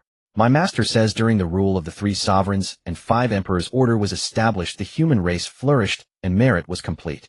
From henceforth, since the era of the 3 sovereigns and 5 emperors has passed, the human race should follow the heavenly way and be taught by saints without need for another supreme leader. Upon hearing these words, everyone was shocked. What does it mean, no longer needing a supreme leader? Are they intending to leave the human race leaderless, subject to manipulation by so-called saints? Xuanyuan, known for his fiery temper, immediately shouted out loudly, "How dare you? When did matters concerning the human race ever become something your human sect could interfere with?" Fuxi and Shen Nong also lowered their brows, their auras surging upward as they faced off against Xian Du from afar. Yet Xian Du seemed oblivious to their anger, continuing in his calm tone to deliver even more startling. My master further stated the Kongtong seal is the foundation of human fortune, and it must be held by the human sect to suppress human fortune and ensure its prosperity for 10,000 generations. Boom. This sentence was no less shocking than a bolt of thunder striking everyone's ears. If the first statement sought to deprive humanity of autonomy, this one openly aimed to snatch away humanity's most precious treasure. This wasn't just a challenge. It was outright humiliation and declaration of war. Too much oppression. With a clang, Xianyuan unsheathed his sword, pointing it at Xian Du. Our human race stands tall under heaven, striving ceaselessly, carving out a path from the wilderness. We have never needed anyone else to suppress our fortune. To seize the Kongtong seal, first ask my sword. Shen Nong also summoned the Shen Nong cauldron, his expression cold. Fuxi directly generated the primordial 8 trigrams, locking Xian Du in place. A great battle was about to break out. Throughout the entire process, Shi Huang remained silent. He simply watched Xian Du, calmly observing this so-called senior brother of the human sect, representing his master, who advocated governance through non-action, coming to reap the fruits of humanity's struggle over tens of thousands of years. Only at this point did he slowly walk forward. He extended his hand. The Kongtong seal emerged from the void, floating quietly in his palm. Those 9 golden dragons, seemingly sensing provocation, emitted silent dragon roars. Shi Huang held the Kongtong seal, staring straight at Xian Du, the warmth in his eyes gradually cooling down bit by bit. "Xian Du," he spoke softly yet clearly audible across all Mount Tai. "My teacher Nuwa, saint, molded humans from clay, granting life to the human race. My wife Hutu, saint, transformed into the cycle of reincarnation, providing refuge for the souls of the deceased in the human race. My disciples from the Xihe sect since ancient times until now have protected the human race, resisting calamities wrought by demons, shedding blood, and sacrificing lives. I, Shi Huang, serve as the sage teacher of the human race, imparting methods of cultivation, helping humanity strive tirelessly." He spoke slowly, taking a step forward after each sentence, his aura growing stronger with every step. "I would like to ask you, and also ask your teacher, when will it become the turn of your human sect, one that does nothing yet enjoys the fruits of others' labor, to meddle in human affairs?" With the final sentence, his voice sharply intensified, each word cutting like a blade. Fixing his gaze on Xian Du, he enunciated 2 characters deliberately, and distinctly traitor. Finally, a crack appeared on Xian Du's face, unchanged for 10,000 years. But Shi Huang gave him no chance to react, a cold curve forming at the corner of his mouth. You wish to reclaim the authority of the human race's supreme leader. Fine. You want to hold the Kongtong seal. Also acceptable. First ask whether this seal in my hand agrees. And then ask whether the three saints behind me consent. As soon as those words faded, the heavens and earth changed color. Three towering saintly shadows simultaneously appeared behind Shi Huang. On the left, Nuwa held the map of mountains and rivers within her phoenix-like eyes filled with killing intent, lazily exuding a chilling menace. On the right, Huda stepped upon the purple lotus of reincarnation, her face gentle, yet her eyes deep with coldness. In the center, Tongtian Jinju bore four swords, his piercing sword, Qi soaring skyward, as if ready to tear apart this very world. Three vastly different, yet equally terrifying saintly pressures descended upon Xian Du like three ancient sacred mountains crashing down. Crack! The rocks beneath Xian Du's feet instantly turned to powder. The imitation Taiji diagram in his hands let out a mournful cry, its spiritual light flashing wildly, clearly having reached its limit. His complexion instantly turned pale, beads of sweat rolling down his temples. Yet facing the might of the three saints, he did not retreat. Gritting his teeth painfully, he retrieved another item from his bosom. It was a golden edict bearing only an ancient-looking Hong character, yet radiating a supreme heavenly pressure surpassing even that of saints. This is the Tao Ancestors' Edict. Xian Du raised the edict with all his might, shouting desperately at Shi Huang. Humanity must integrate into the heavenly way. It is the inevitable trend. Shi Huang, do you intend to defy heaven? The heavenly pressure descended heavily, colliding fiercely with the might of the three saints. A new storm had already arrived. Xuandu, the great master, raised the golden divine decree high, his entire being enveloped by the oppressive aura of the heavenly Tao, making him appear as an unassailable deity. He felt certain of victory. In the primordial era, the mere mention of the Tao ancestors signified heaven itself, the ultimate law. Shi Huang stood motionless, even idly tossing the Kongtong seal in his hand. A decree from the Tao ancestor. Shi Huang uttered these four words in a disdainful tone. He took a step forward, directly crossing the pressure zone that could shatter the bones of a quasi-sage, and reached out to seize the decree. Xuandu was stunned. He had anticipated Shi Huang resisting, arguing, or even rallying the three saints to defy the order. But never did he imagine that Shi Huang would reach for the decree as casually as picking up a rag from a roadside stall. How dare you! Before Xuandu could finish, Shi Huang's fingers had already touched the golden radiance. Riot! There was no deafening roar, no apocalyptic collapse of cosmic laws. The silk scroll representing the highest authority in the primordial era tore apart in Shi Huang's hands like worthless paper shredded by a mischievous child. He did not stop. With swift movements, he ripped the decree into fingernail-sized fragments and tossed them into the air. Golden specks danced atop Mount Tai, resembling a grotesque funeral. Xuandu was completely dumbfounded. He still clutched the jade roller of the decree, frozen in place, his mind a blank. That was a decree from the Tao ancestor, the will of the heavenly Tao, and it was torn apart. Shi Huang, you've lost your mind. You've cut yourself off from the heavenly Tao. Xuandu's voice trembled as he stared at Shi Huang, as if beholding a madman. The heavenly Tao, eh? Shi Huang brushed the dust off his hands and sneered. If the heavenly Tao were truly efficacious, where was it when the demon clans slaughtered humanity back then? Where was it when humans starved, froze to death, or drowned in floods? Now that humanity has accumulated merits, it jumps out to demand civilization and reclaim the Kongtong seal. Shi Huang advanced step by step toward Xuandu, the Kongtong seal, emitting a heavy fluctuation that forced Xuandu back. In plain words, that old man Hongjun saw the booming fortune of humanity and wanted to harvest the benefits. Shi Huang pointed at Xuandu's nose, each word like a nail. You, a primordial human, fail to seek blessings for your race, but instead wield the enemy's feather as a command. The title traitor to humanity suits you perfectly. You. Xuandu's face turned ashen with rage, yet he dared not make a move. Behind Shi Huang, the three saintly projections were staring at him. Nuwa's cold sneer, Tongshin's sword intent, Huda's profound depth. This was no decree delivery, it was a death sentence. Scram back and tell Hongjuan, Shi Huang said, turning his back to Xuandu. Human affairs are for humans to decide. If he truly wants to interfere, let him crawl out of the Xixiao palace and speak to me face to face. Xuandu dared not linger. He knew that once word of this incident spread, the reputation of the human sect would be utterly ruined. He dropped the jade roller and fled in a streak of light, slinking away beyond the heavens. At the summit of Mount Tai, the assembled human sages roared in unison. At this moment, humanity truly stood tall. 33 heavens away in the Xixiao Palace. The air there seemed perpetually still. Dao ancestor Hongjun sat cross-legged on a cushion, his eyes half closed.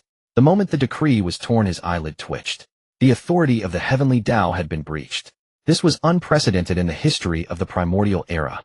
Hongjun opened his eyes, his pupils held no emotion, only endless deduction. Sure Huang, this variable had grown to a point where even he found it troublesome. He raised a hand intending to crush the figure on Mount Tai directly. But he stopped. In the void, a faint shadow of a figure carrying a cloth bag with yellow eyebrows flickered past. It was Huang Mei, the great immortal. Hongjun clenched his teeth and withdrew his hand.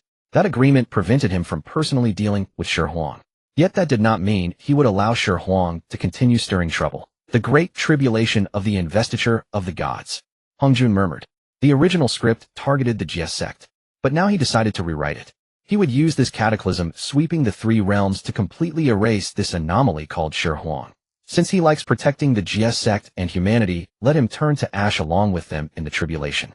In the heavenly court, within the bedchamber, Shi Huang had just returned from the mortal realm and hadn't even had a sip of water when a soft warm body crashed into him. Yaoqi, clad in an almost transparent Sikadawing gauze dress, her face flushed, her eyes filled with adoration.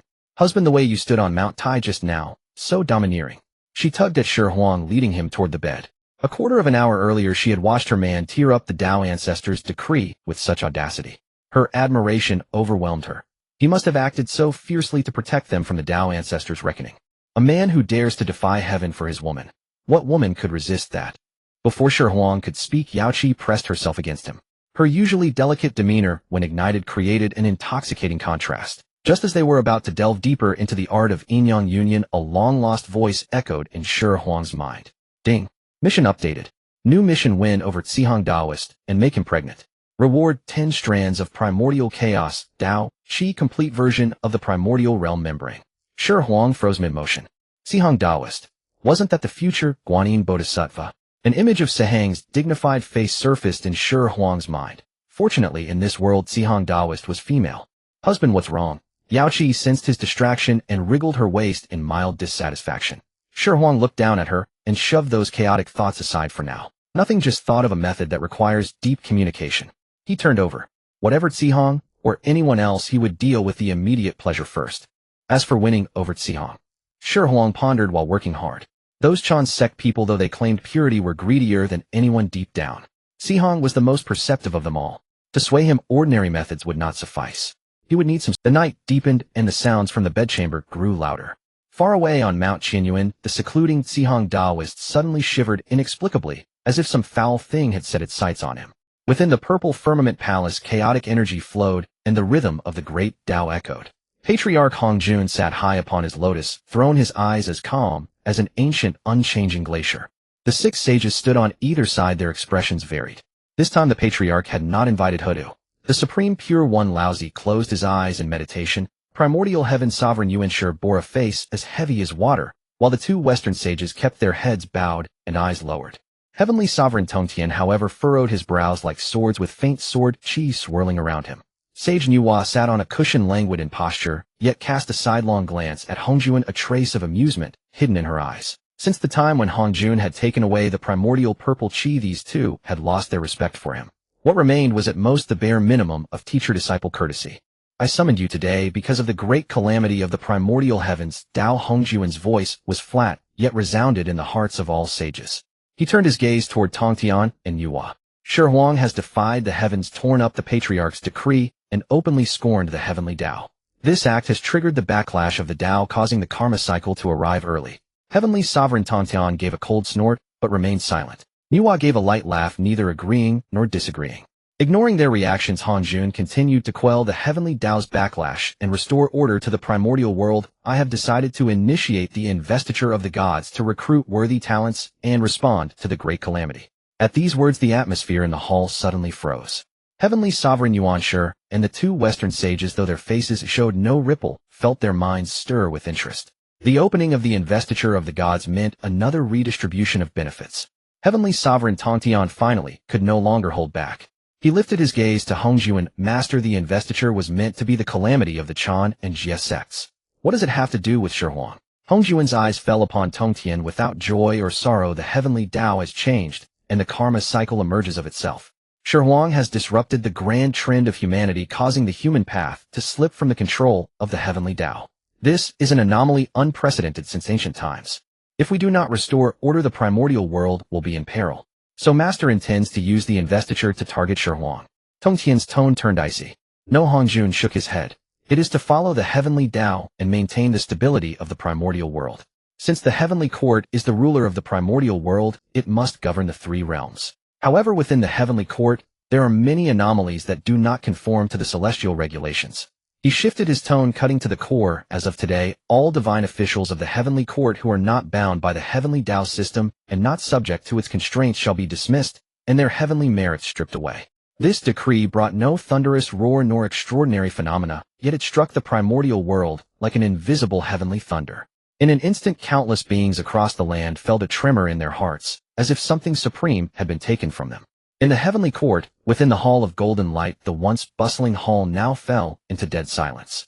Countless immortals and gods from the Jie sect and the Wu tribe, upon hearing that flat decree, felt their bodies go limp and tumbled directly from the clouds. They truly felt that the merits on their bodies had been forcibly ripped out by a tyrannical force, instantly evaporating into nothing.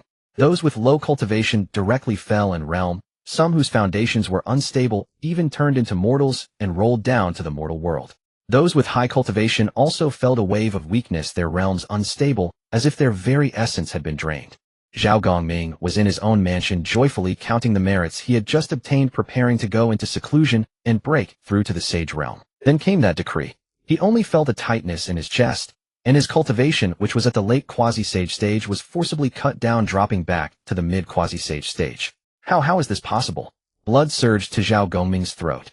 He could sense that his vast merits had been stripped away.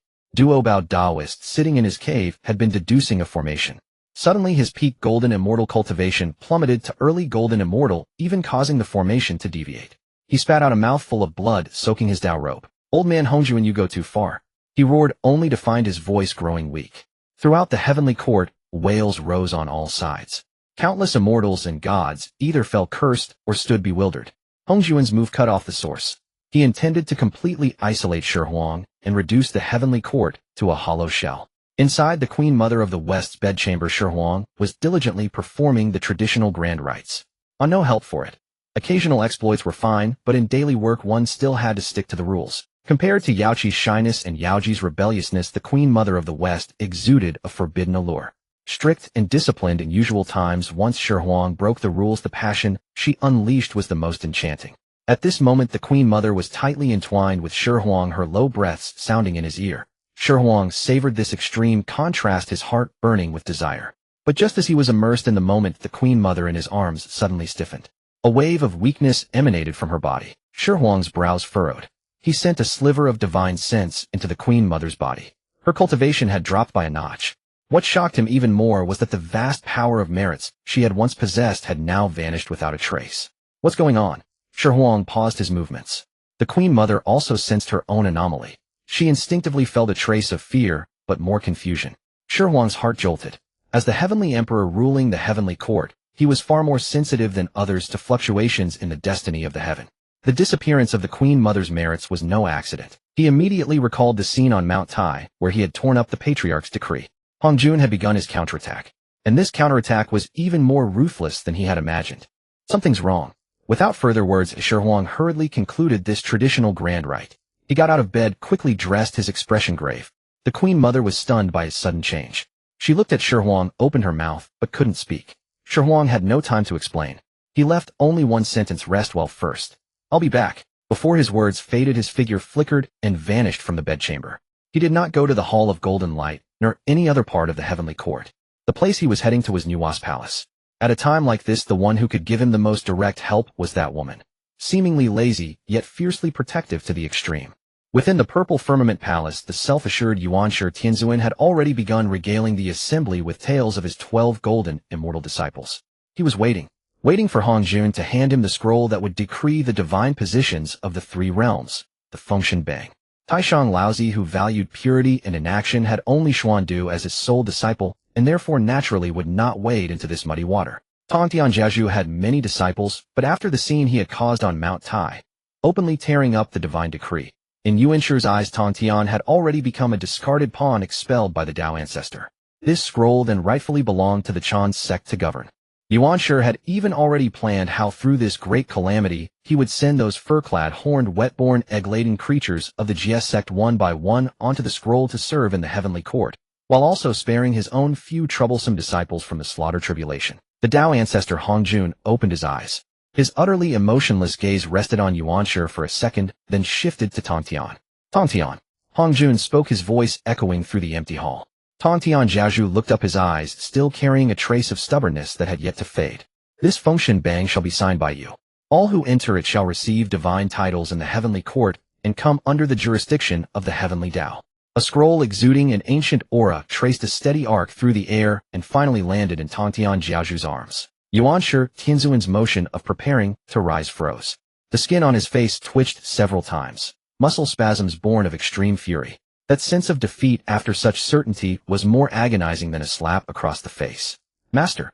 Yuanshi's voice was terrifyingly low, as if he was restraining immense rage. Tontian allowed Shi Huang to tear up the divine decree. That is rebellion. Entrusting such a grave task to him, is that not inappropriate? Hongjun said nothing, simply closing his eyes again. To Yuanshi, this silence was the most blatant favoritism. Yuanshi abruptly turned his head, staring fixedly at Tongtian, his eyes nearly spitting fire. Tongtian, listen well. Keep that broken scroll of yours far away from my Chan sect disciples. If you dare harm a single hair of any of them, do not blame me, your elder brother, for meeting you with swords. Holding the weighty Fengshen bang in his hands, Tontian Jiaozhu was also somewhat dumbfounded. He had already resigned himself to being set aside by Hongjun, yet instead the old man had thrust into his hands a treasure that held the life and death authority over the three realms. What was this old man's game? Just then a familiar voice echoed in the minds of Tongtian, Nuwa, and Hotu, who was far away in the underworld. Master, don't hesitate, accept it. This is a gift that puts itself into our hands. Why not take advantage of it? It was Shi Huang. What does that mean? Tontian remained expressionless on the surface, but inwardly he inquired urgently. Shi Huang's voice carried a calmness of one who had planned everything. Hongjun wants to play the old trick of two peaches kill three warriors. Giving you the scroll makes the Jie sect the target of everyone's arrows, so that Yuanshi and those two bald monks from the west will conspire against you. He can then sit back and reap the benefits, reshuffling the heavenly court in the process. Then what do? If we don't fill it with Jie sect disciples, we can't fulfill the order. Tontian was troubled. Who said we have to use Jie sect disciples? Shi Huang chuckled. The human lifespan is barely 100 years. Birth, aging, sickness, and death are natural. Let's hold an audition. Select those human spirits with deep merit and solid foundations to enter the scroll. For them to be deified after death is a transformation of rebirth. For us, it establishes a completely new system within the heavenly court that answers only to us. Hotu's voice also chimed in, tinged with sarcasm. Husband, that trick is quite ruthless. Hongjun wants to consolidate power, so we stuff a bunch of our people in there. By the time the heavenly court's divine posts are filled, everyone working and managing will be ours. His heavenly Tao will barely be able to leave the southern gate. Not only that, Shi Huang continued. Master, as soon as you leave the purple firmament palace, hand me the scroll directly. Hongjun wants to see you fight among yourselves. Let's stage a thief acting as guard for him. Let him think the scroll is in my hands, and the karmic burden falls on me. Tontian Jiaozhu's heart bloomed with joy. This was grinding Hongjun's schemes into the dirt. The great gates of the purple firmament palace slowly opened. Tontian Jiaozhu strode out with his head held high, the Fengshen bang, which had made Yuanshi so envious, clutched to his chest. Yuanshi Tianzuan walked behind him, his face as black as the bottom of a pot, glaring at Tongtian's back with murderous intent. Tontian Jiaozhu flew straight to the heavenly court and personally placed the Fengshen bang into Shi Huang's hands. Inside the purple firmament palace, Hongjun sensed this scene, and the corners of his mouth curled up slightly. The heavenly court, a secret chamber. Shi Huang sat cross-legged, two long scrolls suspended before him. On the left was Hongjun's Fengshen bang, radiating the majesty and weight of the heavenly Tao. On the right was the system reward he had just received, the Fengshen Celestial Scroll complete version. Shi Huang tried to extend a sliver of his divine sense into the Celestial Scroll. A moment later he snapped open his eyes, his gaze full of surprise. What the system gave was indeed several grades superior to Hongjun's shabby version. Hongjun's Fengshen bang, those who entered could be deified, but their life and death were controlled by others, and their cultivation could never advance a single step.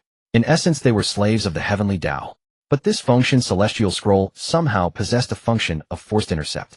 Any soul that died during the investiture calamity would be instantly sensed by the Celestial Scroll and forcibly snatched from the cycle of the heavenly Tao. The most outrageous part was that those who entered this scroll were not only free from cultivation restrictions, but could also directly absorb the merit of the great Tao and be granted a true divine position. What is a true god? A god not subordinate to the heavenly Tao, but only to the great Tao. This old man Hongjun going through all this trouble to set up a tribulation only to end up expanding my personal guard. Shi Huang couldn't help but laugh out loud. He could already imagine the moment when the tribulation ended and Hongjun, full of joy, opened the function bang only to find every slot empty, while the heavenly court was filled with true gods who would heed his summons, but not his commands. What a splendid expression that old face would make. This was no tribulation. It was the greatest talent recruitment market in the primordial era, and one where workers needed no salary, brought their own rations, and could be reborn infinitely after death. Shi Huang stood up, walked to the window, and gazed down at the humans still busy rebuilding their homes. He waved his hand lightly, and the function celestial scroll turned into a streak of light merging into his sea of consciousness. Next he had to go recruit that Sihong Daoren, one of the Chan sect's 12 golden immortals, the future Guanyin Bodhisattva. If he could poach her before the calamity began, Yuanshi Tianzuan would probably be so enraged that his cultivation level would drop on the spot. Shi Huang stroked his chin, recalling Sihong's dignified and cool face, a playful smile curling at the corner of his mouth. Yaoqi was right. This kind of man who dares to defy the heavens is truly addictive. He stepped out of the secret chamber with a light stride. The great chess game of the primordial era was only now beginning to get truly interesting. Inside the Wahuang Palace, incense smoke curled gently. Nuwa had changed into a flowing goose-yellow celestial gown and was lounging casually on a soft couch, pinching a freshly picked primal jade grape. Shi Huang sat opposite and explained his purpose. Nuwa nearly spat out the grape. "Who do you want to marry?" she asked, rubbing her ears in disbelief. "Sihong, that one of the 12 golden immortal, who's the apple of Yuanshi Tianzuan's eye." Shi Huang nodded, his expression calm. Nuwa burst into laughter, her body shaking with mirth, and the movement of her waist was so provocative that the attendant Sai fairy lowered her head. She detested trouble above all, but she dreaded boredom even more. Going to Kunlun Mountain to propose marriage for Shi Huang was like tearing off Yuanshi Tianzuan's face and stomping it into the ground. "You're something else. Hongjun just stripped the heavenly court of its merits, and now you want to poach from the Chan sect." Nuwa turned over, her eyes gleaming with the excitement of one who delights in chaos. "I'll be the matchmaker. Let's go now before that old stick-in-the-mud Yuanshi has time to compose himself."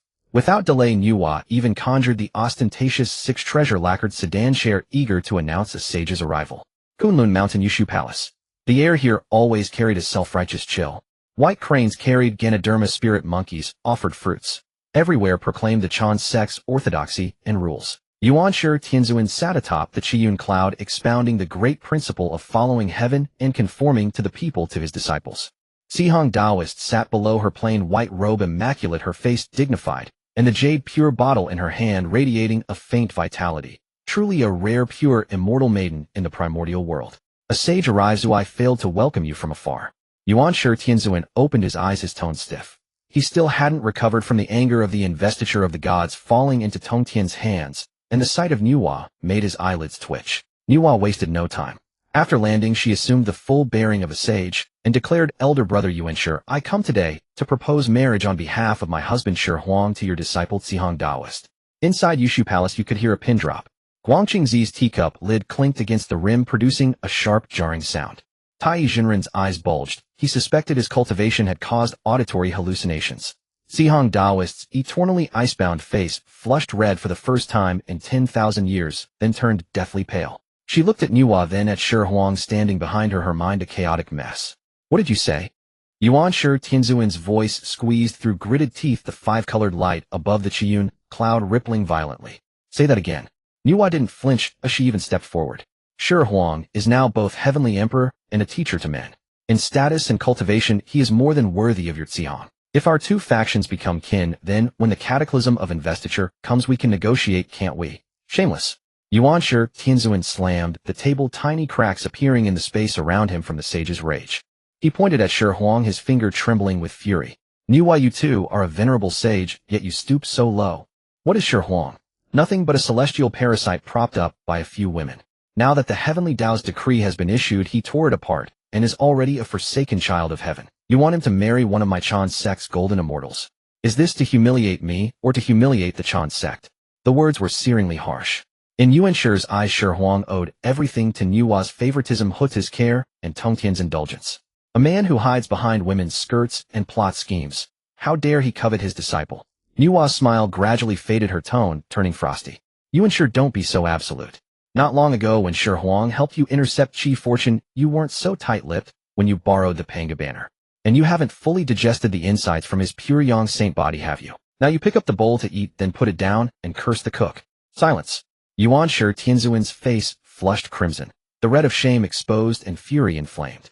He swept his sleeve, sending a gust of wind toward Nuwa. I share only a karmic transaction with him. If he came now to borrow the Panga banner, I would surely lend it. But marry one of my 12 golden immortals. Don't even dream of it. Tell him to get out of Kunlun. Xihe Huang stood aside silent the entire time, merely observing Xihang's reaction. Xihang Daoist now rose and bowed to Nuwa and Xihe Huang. Her movements were flawless, yet the aloofness that kept people at arm's length stood like a high wall. I am grateful for the Heavenly Emperor's regard, but I have devoted my heart solely to the Tao and have no thoughts for mortal affairs, Xihang said softly, yet with the Chan sect's characteristic pride. The Heavenly Emperor may have merits in saving the world, but going against heaven is ultimately not the right path. I implore His Majesty to consider his dignity. The words were polite, but deep down she still disdained Xihe Huang as an anomaly. In the eyes of these orthodox schools, someone like Xihe Huang, who broke all the rules, even dared to tear up the ancestor of the Tao's decree, would sooner or later be ground to dust by the heavenly Tao. Nuwa laughed coldly, turned to Yuan Shi, and said, Fine Yuan Shi, you've got guts. I hope you'll be this tough when the tribulation begins. With that she grabbed Xihe Huang and walked out of Yushu Palace without looking back. Once they left Kunlun, Nuwa cursed bitterly, that old fossil, still the same insufferable bastard. Xihe Huang, I've done my best as your master. How about we set our sights elsewhere? Xuanti of the West is disgusting, but he does have a few decent disciples. Xihe Huang smiled and patted her hand. What's the rush? I never expected Yuan Shi to agree. I just wanted to plant a seed in Xihang's mind and see where Yuan Shi's bottom line lies. A seed? Nuwa didn't understand. The Chan sect places the greatest importance on karma and fears karmic retribution. Right now Xihang thinks I'm defying heaven, but someday when she realizes that the heavenly Tao itself is a lie, that seed will sprout. Xihe Huang's gaze grew deep. Moreover, the more Yuan Shi opposes it, the more satisfying it will be when I take Xihang away. His expression will be priceless. Nuwa was stunned for a moment, then gave a thumbs up. When it comes to deviousness, you take the cake. I can't wait for the day Yuan Shi cries his eyes out. They returned to the heavenly court. No sooner had they stepped into the Lingxiao hall than they saw Duo Bao Daoist rushing over frantically, his hair crowned slightly askew. Junior brother, something huge has happened. When Duo Bao Daoran rushed into the Lingxiao palace, his steps were chaotic and he even neglected the dignity he usually prized. The Daoist robe embroidered with treasures rustled in the wind, and a fine layer of sweat was barely visible on his forehead. Xihe Huang had just returned from Kunlun Mountain and had barely settled down. Seeing Duo Bao in such a state, he raised an eyebrow and lightly tapped his fingers on the armrest of the dragon throne. Senior brother, you really need to curb that impatience of yours. Duo Bao had no time for jest. His voice was dry. Junior brother, a grave crisis is upon us. Those 12 golden immortals of the Chan sect, they have gone utterly mad. Xihe Huang stopped his tapping, motioning for him to continue. Duo Bao steadied his breath, his tone laced with undisguised disgust. Huanglong Jinren, under the banner of slaying demons and vanquishing evil, is actually killing for pleasure in the mortal realm. Those human tribes merely had traces of demonic aura lingering, and he would wipe them out with a single sword stroke. As he killed, he proclaimed that humans were inferior beings, and that ending their lives was a form of liberation. The number of mortals dead by his hand must be in the tens of thousands. A cold glint flashed in Xihe Huang's eyes. And then there is Juliu's son. Duo Bao continued, his fists clenched audibly. He deemed the spirit stones offered by human tribes impure, so he inflicted flaying and bone-crushing torture. How could ordinary mortals endure such torment? Yet he told his disciples that this is how inferior beings must be treated. Without beating and killing, they would not develop fear, violating the rules of the Chan sect. Xihe Huang sneered. Rules? The rules taught by Yuan Shi Tianzuan are indeed unique. The worst are Guangchengzi and Shijingzi, Duo Bao said, grinding his teeth. While discoursing on the Tao above human territories, a few harsh words led them to a disagreement, and they directly summoned their magical treasures. The fallen heaven seal came crashing down, instantly reducing several tribes to dust. To them, it was like stepping on a few ants by the roadside. They didn't even blink. At that time, the mortal world was already filled with wailing and despair. The grievances accumulated by humanity over tens of thousands of years transformed into black clouds that surged straight toward the 9 heavens, targeting the heavenly court that ruled the 3 realms. Xihe Huang rose and walked to the palace gate, gazing down at the rolling red dust below. Hongjun had just stripped the heavenly court of its merit, and the Chan sect disciples immediately jumped out to cause trouble, clearly believing the heavenly court had become a toothless tiger they could toy with at will. And Zhao Gongming? Shi Huang asked without turning back. He went long ago, Duo Bao replied. Junior brother Gongming was patrolling the mortal realm and happened to witness Guang Chengzi committing atrocities. Though his cultivation had been greatly diminished, you know his temper. He confronted them on the spot. Shi Huang took a dark golden silk scroll from his bosom. The scroll emanated a chilling fluctuation of laws. It was the primordial laws and decrees forged by merging human fortune with the authority of the heavenly court. Give this to senior brother Shi Huang said, handing the scroll to Duo Bao with a calm, uninflected tone. Tell him that the laws of the heavenly court regard no lineage, no saintly face. Those deserving death, spare none. Duo Bao took the scroll, feeling its weight in his palm. He knew Shi Huang was about to make an example of the Chan sect. The mortal world by the East Sea. Once a thriving human settlement, now only ruins remained. Thick bloodlust hung in the air, mingled with the cries of children. Guang Chengzi stood on a cloud, robes white and flowing, still presenting an immortal facade. He weighed the fallen heaven seal in his hand, staring askance at Zhao Gongming with undisguised disdain. Zhao Gongming, you disciples of the Jie sect, those of fur and horns, now bereft of merit, dare you still point fingers before me? Guang Chengzi scoffed. These humans are mere ants beneath the heavenly Tao. If I accidentally killed a few, it is their fortune. If you know what's good for you, slink back to Golden Ao Island, lest I slip and send you into the cycle of reincarnation. Huanglong Jinren Juliu, Sun Shijingzi, and others stood nearby, each wearing a mocking expression. Senior brother Guang Chengzi is correct. This heavenly court is but an empty shell now. That boy Shi Huang can barely look after himself. How could he care about the lives of these mortals? Huanglong Jinren brandished his sword, blood still dripping from its tip. Zhao Gongming, for the sake of our shared affiliation with the three teachings, I'll give you a chance. Kneel and kowtow, and this matter ends. Zhao Gongming trembled with rage. Though his cultivation had fallen to the great golden immortal realm, his unbending pride remained undiminished. He looked at the corpses strewn below, then at these self-proclaimed orthodox disciples of saints. Orthodox? You dare utter those words? Zhao Gongming gritted his teeth as the calming sea pearls orbited him, emitting an azure glow. At that moment, a beam of golden light tore through the air, and Duo Bao Doran's voice rang in Zhao Gongming's ear. Junior brother, received the decree. Zhao Gongming reached out and caught it. The primordial laws and decrees unfurled. In an instant, an overwhelming aura of the heavenly court's fortune descended upon him. His chi, which had felt ethereal due to the loss of merit, began to surge back with astonishing speed. By decree of the heavenly emperor, Zhao Gongming raised the scroll, his voice shaking the cosmos. Guang Chengzi, Huanglong Juliu Sun, and Shijingzi of the Chan sect have harmed humanity, brought chaos to the primordial wilderness, and defied the celestial laws. According to the primordial laws and decrees, their cultivation shall be stripped, they shall be imprisoned in the celestial dungeon and executed. Guang Chengzi froze for a moment, then burst into wild laughter. Execute me? By you? Or by that scrap of paper of Shi Huang's? Guang Chengzi suddenly hurled the fallen heaven seal, which swelled into a divine mountain, bearing down on Zhao Gongming with the force to crush all. Zhao Gongming snorted coldly and flung the calming sea pearls. The 24 pearls formed a line, each embodying the power of a great world. Empowered by the heavenly court's fortune, the pearls erupted with divine might beyond their former glory. With a screeching clash, the fallen heaven seal was locked in place, unable to advance an inch. Impossible. Guang Chengzi's face paled. Zhao Gongming gave him no chance to react. With a flicker, he was upon him. He waved his hand, and the calming sea pearls transformed into a galaxy of stars enveloping the 12 golden immortals. Huanglong, you love killing, don't you? Today, taste what it's like to be killed. Zhao Gongming pointed, and a single pearl shot through the air, striking Huanglong Jinren square in the chest. Huanglong Jinren screamed as his protective immortal light shattered. He flew backward like a broken kite, blood spewing from his mouth. Juliu Sun, keep your rules for the spirits in the dungeon. Another pearl crashed down, striking Juliu Sun's. Juliu Sun felt his soul convulse, his primordial spirit nearly scattered from the blow. He collapsed, unable to muster a shred of magical power. Shijingzi hastily raised the yin-yang mirror to retaliate, but Zhao Gongming gave him no opening. The 24 pearls bombarded in succession, leaving the golden immortals utterly defenseless. Seeing the tide turn, Guang Chengzi tried to recall the fallen heaven seal and flee. Flee? Think you can? Zhao Gongming sneered as the primordial laws and decrees transformed into a golden chain binding Guang Chengzi tight. The chain carried the heavenly court's suppressing laws. Guang Chengzi felt his inner power instantly sealed, unable to move even a finger. In mere moments, these Chan sect golden immortals, once rampaging unchecked across the primordial wilderness, were piled up like dead dogs by Zhao Gongming. Zhao Gongming, You dare arrest us? My master is Yuanshi Tianzuan.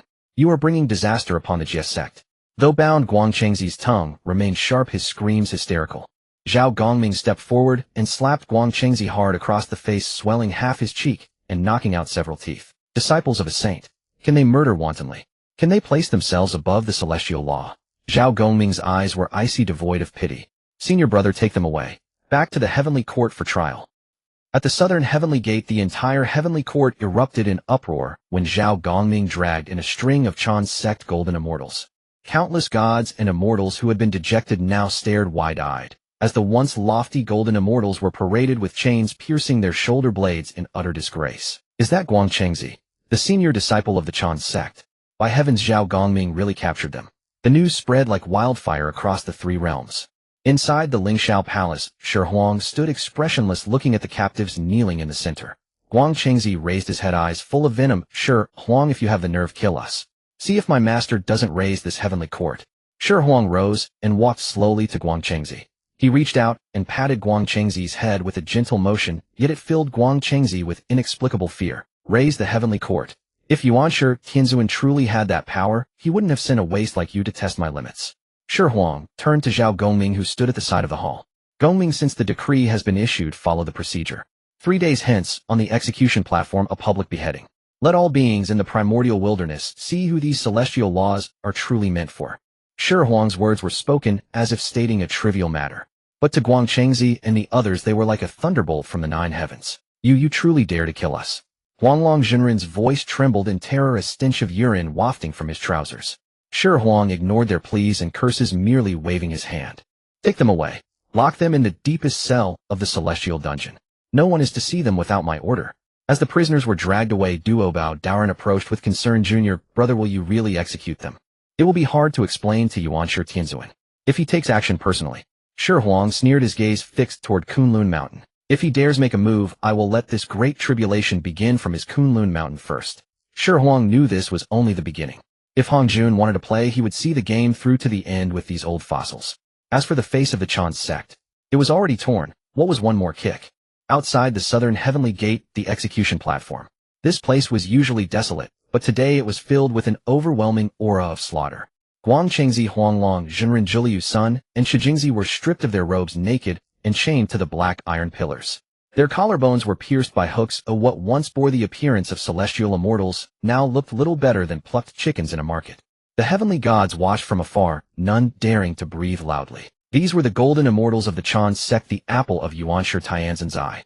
Shi Huang sat in the execution stand, toying with a dark gold execution order in his hand. He wasn't wearing the elaborate imperial robes, only a simple black long robe, its collar slightly open, exuding a casual air. Shi Huang, you madman seeking death. He wasn't wearing the elaborate imperial robes, only a simple black long robe, its collar slightly open, exuding a casual air. Shi Huang didn't even lift an eyelid, only replied calmly. If your master were truly punctual, you wouldn't be here with your rear exposed to the wind. As his words fell, the sky seemed to be torn open. 10,000 rays of golden light descended, auspicious clouds spread for 10,000 miles. Yuanshi Tianzuan stepped on the Qingyun, his face as dark as ink that could drip. With every step he took, the buildings of the southern heavenly gate emitted a grating, groaning sound, as if unable to bear the wrath of a saint. Shi Huang released them. Yuanshi Tianzuan wasted no words, his voice was flat and direct, yet carried an irresistible will. In his eyes, this was not a negotiation, but a command. Shi Huang stood up, brushed non-existent dust off his sleeves, and met the gaze of the exalted saint. Senior Master Yuanshi, do you know the atrocities these were committed in the mortal world? The lives of ants, why bother mentioning? Yuanshi Tianzuan's eyes were cold. My Chan disciples follow heavens, will killing a few mortals is their tribulation. Are you using this as an excuse to detain golden immortals seeking to provoke a war among saints? Shi Huang laughed coldly. With a wave of his hand, a scroll unfurled in midair. It was the book of life and death. Above the book, countless Ron souls wailed. Scenes of tribes crushed under Guangchengzi's fanning seal, young children cruelly killed under Huanglong Jinren's sword. These images exploded across the clouds, horrifyingly clear. Tribulation. I have here a law of the primordial wilderness which clearly states those who harm living beings shall have their cultivation stripped, those who slaughter humanity shall have their souls obliterated. Shi Huang summoned an ancient fragment, the remnant blade of the creation divine axe. Though only the size of a fingernail, it radiated a sharpness that made even Yuanxi's heart race with dread. Before the heavenly laws, disciples of saints are no different from beasts. Today I will take these 4 heads. You dare. Yuanshi Tianzhen's aura surged, the phantom of the Panga banner flickering behind him. At this tense moment, a figure in plain white rushed out from the Chan's sect camp and knelt with a thud before the execution platform. It was Zihong Daoren. Her face, usually as cold as the moon, was filled with conflict, her eyes red-rimmed. She bowed to Shi Huang. Heavenly Emperor, the 4 senior brothers are indeed at fault, but considering their hard cultivation and that this is their first offense, could you spare them? Zihong is willing to go to the mortal world on their behalf to protect humanity for 10,000 years as atonement. Shi Huang looked down at her. Zihong was intelligent, her eyes showed protection for her sect brothers, but more than that, confusion about justice. She had seen those images and knew her brothers had gone too far, but the teachings of the saints told her that those under the saints' tutelage were inherently superior. Zihong, do you think they are wrong? Shi Huang's voice was soft, but piercing. Zihong bit her lip, and after a long pause uttered a single word, yes. If they are wrong, why should they not be punished? Shi Huang pressed on. Is it because they are your brothers, or because you believe those tens of thousands of lives truly weigh less than their mortal shells? Zihong was speechless, her body trembling. Seeing this, Yuanshi Tianzhen's anger flared. He felt Shi Huang was publicly humiliating the Chan sect's Dao heart. Zihong, get up. Why beg this brat? If he dares act, I will level this heavenly court. Shi Huang sneered and hurled the execution order. Execute. A golden light flashed, a killing intent that embodied the will of humanity and the authority of the heavenly court. Guang Chengzi and the other 3 had no time even to scream before their heads, as large as bushels, hit the ground in unison. Their primordial spirits tried to flee, but were sucked directly into the investiture of the gods list, becoming the first batch of laborers on the list. Heaven and earth fell into dead silence. No one had expected Shi Huang to actually kill, and with such ruthless efficiency. Shi Huang, you seek death. Yuanshi Tianzhen went completely mad. He was notorious for protecting his disciples. Having 4 direct disciples killed before his eyes was more painful than a slap in the face. He raised his hand, the power of a saint coalescing into a hand that covered the sky, slamming down fiercely at Shi Huang and the entire Lingxiao hall. Shi Huang didn't move. He even had the leisure to remark, this guy really does favor bullying the weak with the strong. Just as the giant hand was about to descend, 3 terrifying auras erupted simultaneously. A red lotus tore through the sky, blocking the hand. A sword intent pierced the sky, shattering the residual blast. A wisp of underworld chi formed a shield protecting the surroundings. Nuwa stepped on drifting clouds carrying the red embroidered ball and looked at Yuanshi with disdain. Brother, at your age, still playing demolition. If you want to fight, it'll go all the way in my Wa Palace. Tantian Jiaozhu held the Qingping sword, his eyes sharp. You ensure if you don't teach your disciples, well, they deserve to be killed. If you make another move, my Zhuxian sword formation hasn't tasted blood in a long time. Huzi didn't speak, but the phantom of the 6 path sharp. You ensure if you don't teach your disciples, well, 3 saints stood firmly before Shi Huang. Yuanshi Tianzhen trembled with fury. Facing a 3-unknown situation, unless he wanted to restart the cosmos, he could not salvage the scene today. Fine. Yuanshi growled. 3 finds his eyes viciously sinister. You protect him. Let's see how long you can. This culpa. We'll settle accounts then. He turned and roared at the stunned Zihong, still not leaving. Want to embarrass us further? Zihong Daoren staggered to her feet. She took one last look at the 4 corpses on the ground, then at Shi Huang. He sat there, his expression calm, as if he had merely slaughtered a few chickens. That back, so decisive, unafraid of saintly might, pierced Zihong's heart like a thorn. Master. Indeed, the 4 senior brothers were wrong first. Zihong murmured a plea almost against her will. Shut up. Yuanshi Tianzhen whirled around, his eyes like knives. Speak another word, and leave Yushu Palace. Zihong lowered her head, daring not to speak. But in the corner, Yuanshi couldn't see her Dao heart once as hard as iron quietly cracked. Do saints truly represent the will of heaven? If heaven's will is to treat lives like grass, then what is the point of cultivation? Yuanshi Tianzhen departed with his remaining disciples in disgrace. Nuwa put away the red embroidered ball, hopped over to Shi Huang, and poked his shoulder. Hey, that was awesome. But you've made an enemy of Yuanshi for life. Watch out on your travels, don't get ambushed by that old schemer. Shi Huang stood up, watching the fading light of the Chan sect, a playful smile curling at his lips. Afraid. There are plenty of empty spots on the investiture list. This is just the beginning. He turned to Hutu, his tone light. Let's go back to the palace and have a drink. Hutu smiled gently, though her eyes held a warmth only Shi Huang could recognize. This man, when he hardened, was truly irresistible. And far away at Mount Kunlun on the first day of her seclusion, Zihong's mind was filled solely with the resolute moment Shi Huang threw the execution order. Kunlun Mountain Yushu Palace, Xihong, cave dwelling. The sandalwood incense that could once calm the heart and still the mind could not suppress the restlessness within today.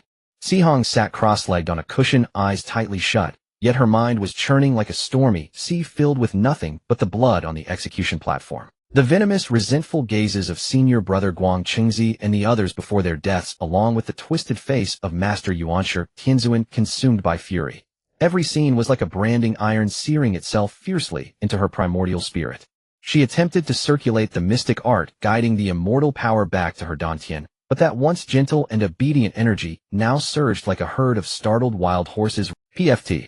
A mouthful of reversed blood surged into her throat, and she forced it back down, yet a trace of crimson remained at the corner of her lips. Her Tao heart was in chaos. Since childhood her master had taught her to follow heaven and respond to the people, that all beneath the sages are mere ants, and the aloofness. She had always been proud of this, believing her path to be the most correct path in heaven and earth. But Shi Huang's words on the execution platform, those bloody images, were like a hammer smashing the correctness she prided herself on into pieces. Were those tens of thousands of lives truly just ants? Those mortals skinned alive, those tribes reduced to dust under the flipping heaven seal. Were their wails not voices? Was their resentment not a force? Why did the master show such extreme favoritism, even willing to personally destroy the heavenly court? Do sages truly represent the will of heaven? If heaven's will is to treat human lives like grass, then isn't her path of great compassion and mercy the biggest joke in the primordial world? Xihong opened her eyes. In those eyes that were always as clear and cold as water cracks appeared for the first time the marks of collapsing faith. She could no longer stay on this Kunlun mountain. Every inch of air here was filled with suffocating rules and orthodoxy. She had to go down the mountain, to the mortal world among those mortals whom her senior brothers regarded as ants, to see for herself what they were really like, and also to see if her own tottering Tao heart could still find an answer. Having made up her mind, Xihong stood up without alerting anyone. She changed into a simple plain cloth garment and quietly left this immortal mountain where she had cultivated for countless eons. Deep within the Yanluo Hall of the underworld, a dense earth-yellow barrier completely sealed this place off from the outside. Within the barrier there was no eerie ghostly aura, but instead warmth and a vibrant vitality. At the center of the hall, a strangely shaped swing swayed gently and rhythmically. Huta, dressed in a light purple palace robe, sat sideways on the swing, her slender calves dangling with the swing's motion. On her usually gentle and dignified face now hung a drunken blush. She leaned almost entirely into Shi Huang's arms, feeling the unique rhythm, her eyes alluring like silk.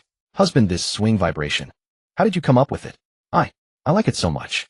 Huta's voice carried a faint breathlessness, and she seemed to have melted into a pool of spring water.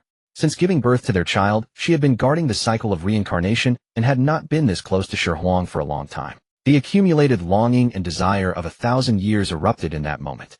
With each sway of the swing, the entire underworld seemed to experience a mild earthquake, and the phantom images of the 6 paths of reincarnation flickered faintly outside the hall.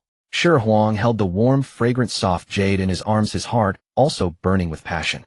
Husband, I want the swing to swing with a larger amplitude.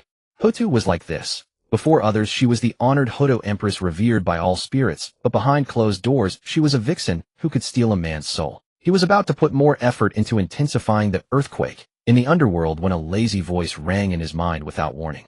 Little stone, you're having quite a wild time. Stop playing. That little girl Xihong has gone down the mountain to experience the mortal world. Your chance has come. It was Nuwa. Shi Huang's movements abruptly stopped. Hutu, in his arms, instantly sensed the change. She twisted her body in displeasure, opened her hazy phoenix eyes, and frowned slightly. Husband, what's wrong? Her voice was coquettish to the marrow, tinged with the annoyance of being disturbed. Shi Huang gave a wry smile and kissed her smooth forehead. Xihong has gone down the mountain. Oh. Huta's eyes sparkled, and she instantly understood. Husband is going to find her. Hutu suddenly wrapped her arms around Shi Huang's neck tightly, her tone carrying an imperious coquettishness. You have to fill me up first before you go out to eat other dishes. As she spoke, she seemed to think of something and asked curiously, but wait, Xihong is on Kunlun Mountain and we are in the underworld. How did you know she went down the mountain? Shi Huang answered honestly. Naturally, the teacher sent me a voice transmission. The moment the words fell, Hutu's already flushed face turned a shade red enough to drip blood, and even her fair neck and earlobes turned pink. Teacher Nuwa. She was eavesdropping again. Then just now, the words she had said, the things she had done, hadn't they all been? An indescribable sense of shame and anger shot straight to her crown. Hota suddenly broke free from Shi Huang's embrace, ignoring everything else, and screamed at the void, using Dao voice transmission with a teary and furious tone. Teacher, can you stop eavesdropping? After 2 seconds, Nuwa's voice drifted over, tinged with mockery and disdain. It's not like I haven't seen it before. The voice faded. The entire hall finally fell completely silent. Hota did not say anything more. After all, she had been seen through anyway. But why couldn't my barrier block Teacher Nuwa? Could Teacher Nuwa have broken through again? Shi Huang looked at the frowning Hotu in his arms, thought she was still shy, and couldn't help but laugh. He gently patted her back and whispered in her ear, "All right, no one is disturbing us now. Come on, let's continue." Xihe Daoist left Mount Kunlun, not heading directly for the bustling human markets. She simply changed into a coarse linen garment and found a secluded mountain village to settle down. She wanted to first see how the mortals, those regarded as mere weeds by the disciples of the Chan sect, actually lived.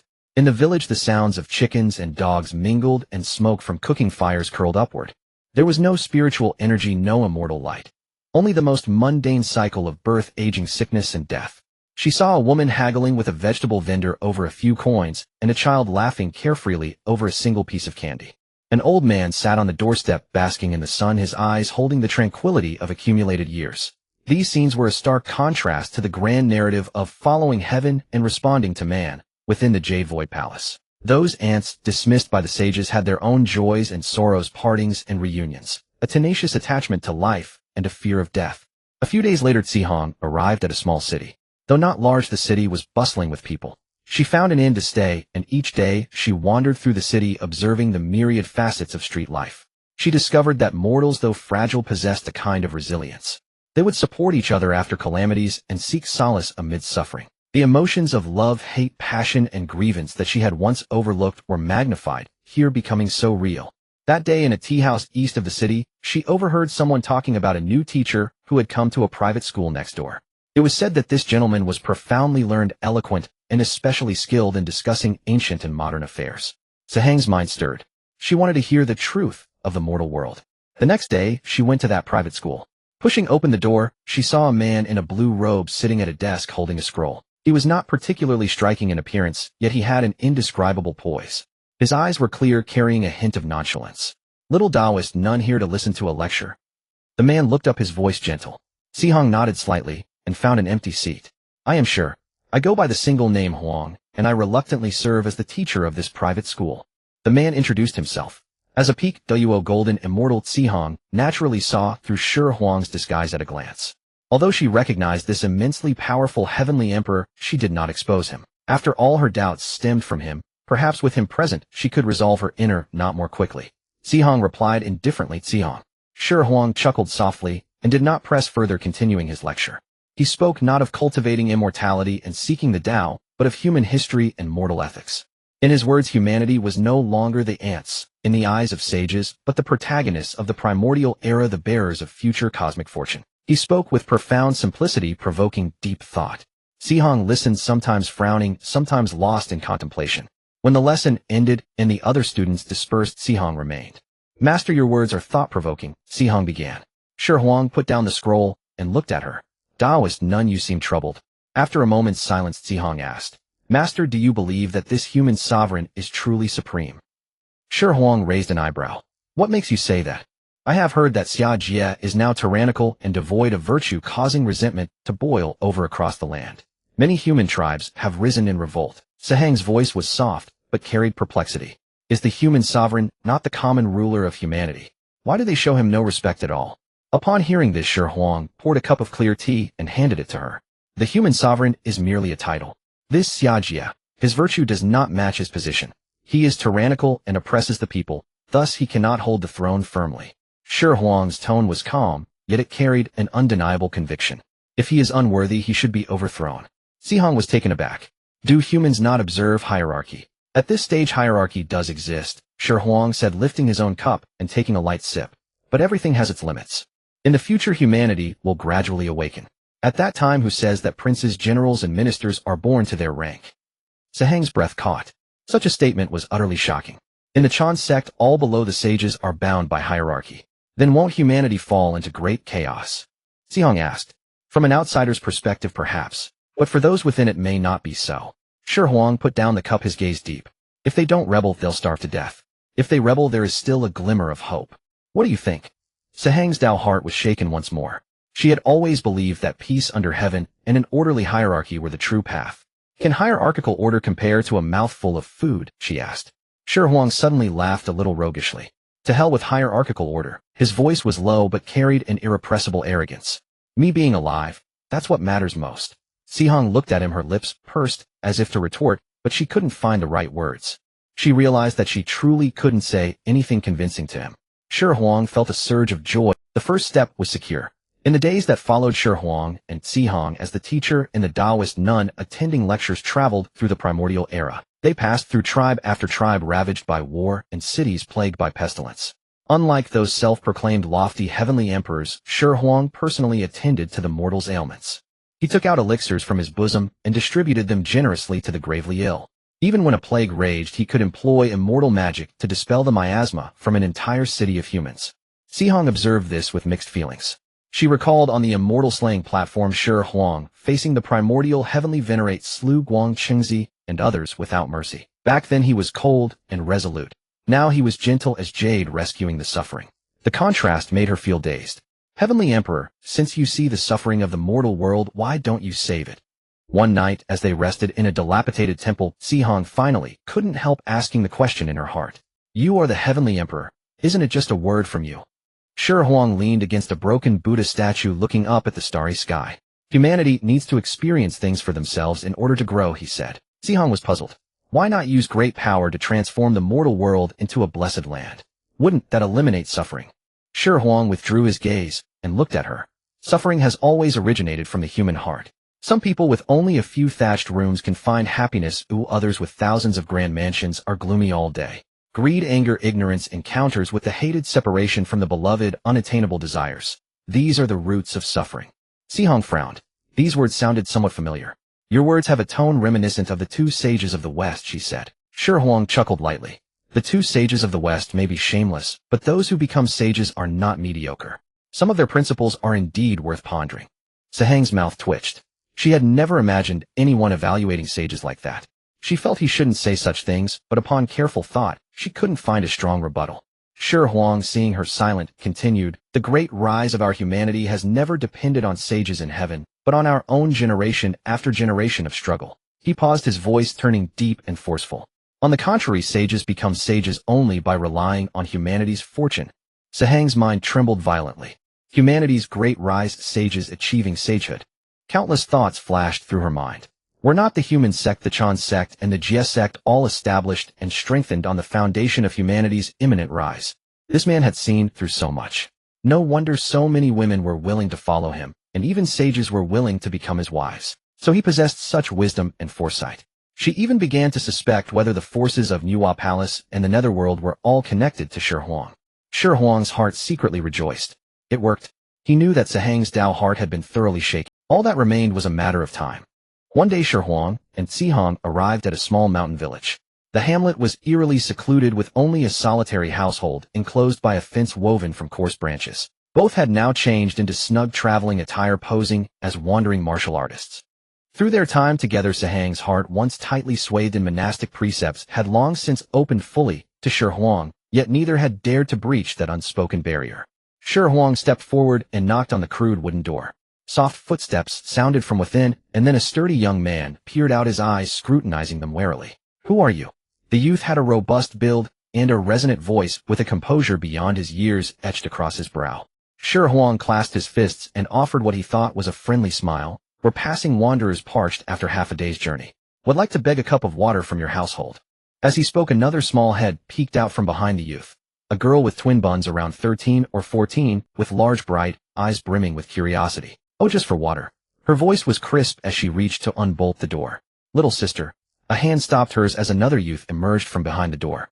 He was slightly leaner, but possessed exceptionally sharp eyes. Most peculiarly, a faint vertical crease marked the center of his forehead, like a closed eye. Half a li ahead, there's a well. You may drink there. His tone was polite, but the refusal was unmistakable. Shi Huang muttered inwardly. This kid was quite cautious. His hand brushed casually over the wicker fence, and his fingertips sensed a faint ripple of magical energy. That seemingly crude wall was actually layered with a prohibition as formidable as a celestial immortal. Xihong obviously sensed it too, and without a change in expression, she transmitted her voice to Shi Huang. This household is no ordinary one. The barrier can fend off a celestial immortal. Shi Huang did not reply but smiled at the courtyard. Thanks for the tip. We'll take our leave then. With that he naturally took Sehang's wrist and turned to go. Sehang's body stiffened instinctively but soon relaxed. Over the past days he had often held her hand, and she had moved from initial embarrassment to a quiet acceptance. Though this man liked to be handsome, he always knew his limits and never crossed the line. Once they had walked some distance, Xihong could not help asking. Those three siblings possess extraordinary bone structures. Especially the boy with the mark on his forehead. He's truly rare. Why didn't you recruit them into the heavenly court and just walked away? Shi Huang did not slow his pace, but a mysterious smile curled at the corner of his mouth. Don't rush. Someone else will come for them. Let's watch and see what unfolds. Inside the courtyard, seeing Shi Huang and Xihong depart, the three siblings finally breathed a sigh of relief. The girl pouted, glancing reproachfully at her second brother. Second brother, they didn't seem like bad people. The sturdy eldest brother Yang Jiao shook his head. Little sister, father said we must always be wary. We cannot roam freely or let strangers in these days. The girl Yang Chan sighed and gazed anxiously into the distance. Father took mother to see a doctor. Who knows when they'll return? The mark-browed youth Yang Jian patted his sister's shoulder reassuringly. Don't worry, sister. They'll be back soon. The three were about to go back inside. Suddenly from the woods outside the yard came a rustling sound followed by a low, sinister voice. So that traitor Yang Tianyu has hidden his three little bastards here. Be careful. That one called Yang Jiao is already at the Earth Immortal level. Before the words faded, 7 or 8 figures emerged from the forest, all clad in armor and armed with weapons, encircling the small yard. Shi Huang and Xihong, hidden in the distant clouds, observed clearly. Those are the uniforms of heavenly soldiers and generals, Xihong noted with a slight frown. Shi Huang, however, saw through their true nature at once. On the leading general lingered a faint, elusive Buddhist light, a clear disguise of the Western sect. One of the celestial generals stepped forward, forcing a stiff smile. 3 youngsters, do not be alarmed. We are friends of your parents. Your mother's condition has worsened, and your father specially asked us to escort you to the heavenly court for a reunion. Yang Jian did not speak, only stared coldly, and asked, if my father sent you, why hasn't he come himself? The general seemed prepared, and answered unhurriedly. Your father is Yang Tianyu, correct? He is at the Heavenly Medical Institute with your mother, and cannot leave. Your mother is gravely ill, and likely cannot leave the heavenly court for some time. The name matched, and the reason matched. Little sister Yang Chan immediately grew anxious, her eyes reddening. Big brother, second brother, let's go quickly. Let's see mother. From afar, Shi Huang shook his head and couldn't help muttering inwardly. So these are the 3 Yang siblings. But wait, Yaoji is now my woman. Then who is Yang Tianyu's wife? Seeing Yang Chan's flustered eagerness, Shi Huang was even more speechless. This girl was far too gullible. No wonder she was later easily tricked by that scholar Lu Yanchang. Inside the yard, Yang Jian remained vigilant. He blocked his eager sister and addressed the general word by word. I'm afraid we 3 cannot comply. We will only leave with you if we see our father in person. The general's smile vanished, instantly replaced by a cold grimness. Then you leave me no choice. He suddenly thrust out his hand, fingers curled into claws of foul wind trailing as he lunged straight for the 3 siblings. Whoosh! A blue light flashed on the wicker fence, and a powerful repulsive force flung the general's hand back. Yang Tianyu even left a prohibition here. The general, having suffered a minor setback, looked somewhat embarrassed. Though he was a celestial immortal, the prohibition was quite abstruse. He snorted and drew a murky pearl from his bosom, shining it toward the wall. The pearl emitted a dark ray that enveloped the entire yard. Crack! Crack!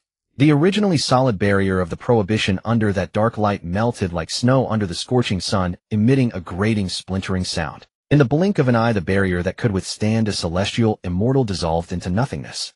Seeing the prohibition shattered, Yang Jiao and Yang Jian's faces turned deathly pale.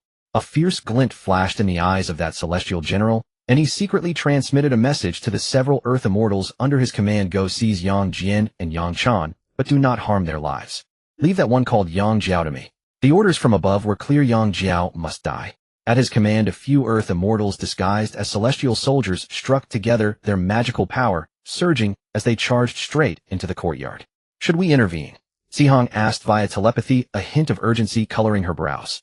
Shi Huang glanced at her sideways and asked in return, what do you think? Before his words had faded, he had already vanished from the clouds. The next instant he appeared before the 3 Yang siblings, using only one hand to casually catch the grasping claw of that celestial general. Crack!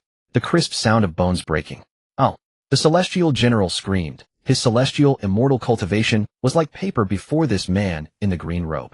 At the same time, Xihe made her move. She did not stroll as leisurely as Shi Huang. Instead, she gently pointed her jade-like finger, and a few soft beams of white light flew out seemingly weak and powerless, yet precisely entangled the other Earth Immortals. Those Earth Immortals felt their bodies stiffen, their magical power instantly frozen, immobilizing them. From the beginning of the action to the end, only 2 breaths had passed. 7 or 8 immortals were thus effortlessly subdued. Both inside and outside the courtyard, utter silence fell.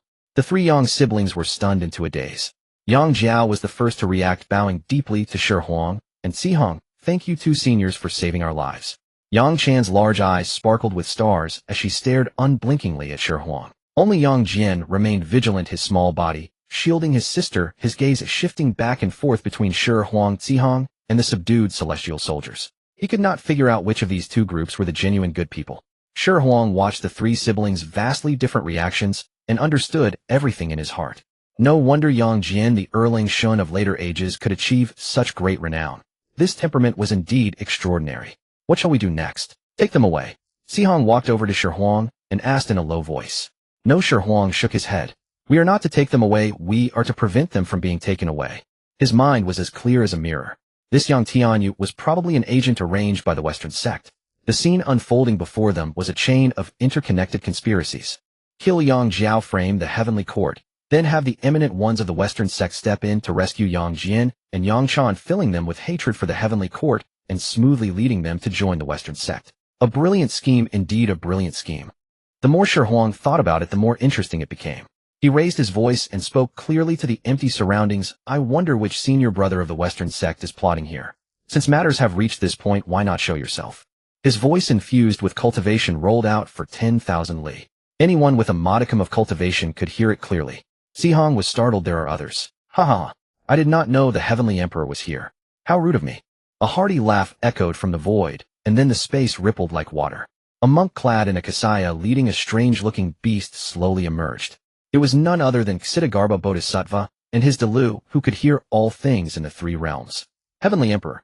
In the courtyard, the 3 Yang siblings' minds buzzed. They were utterly bewildered. This tutor who had asked them for a drink a few days ago and lectured on, is it destined that kings and nobles are born noble, in the private school, was actually the current Heavenly Emperor.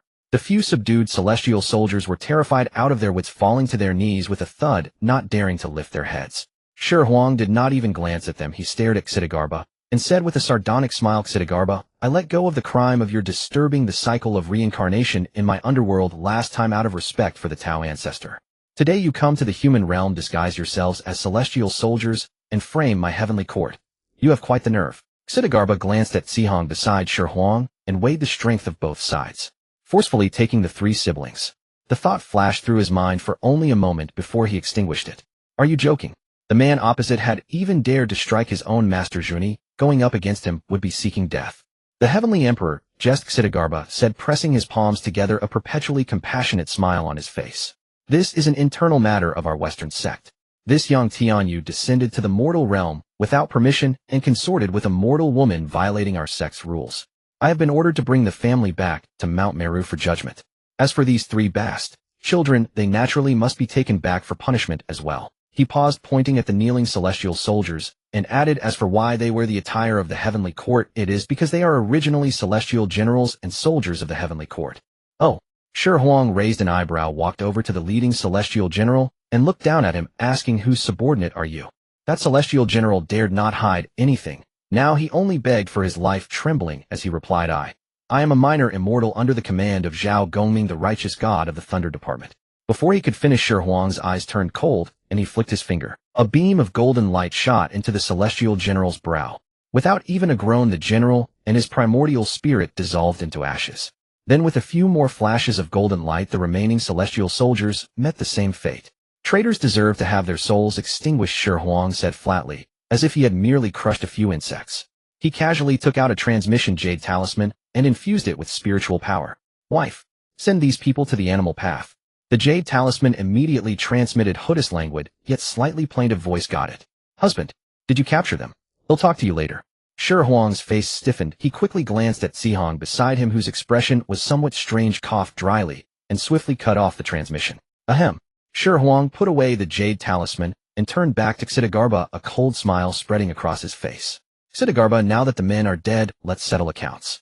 The compassionate smile on Dijun Wangpusa's face remained unchanged, as if the accusations from Shi Huang had nothing to do with him.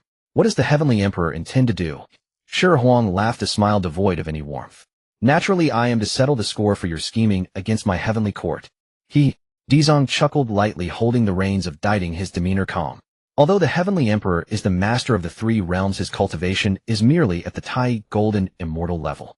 This humble monk, though unworthy, is already a quasi-saint. If I wish to leave, I fear the Heavenly Emperor cannot keep me.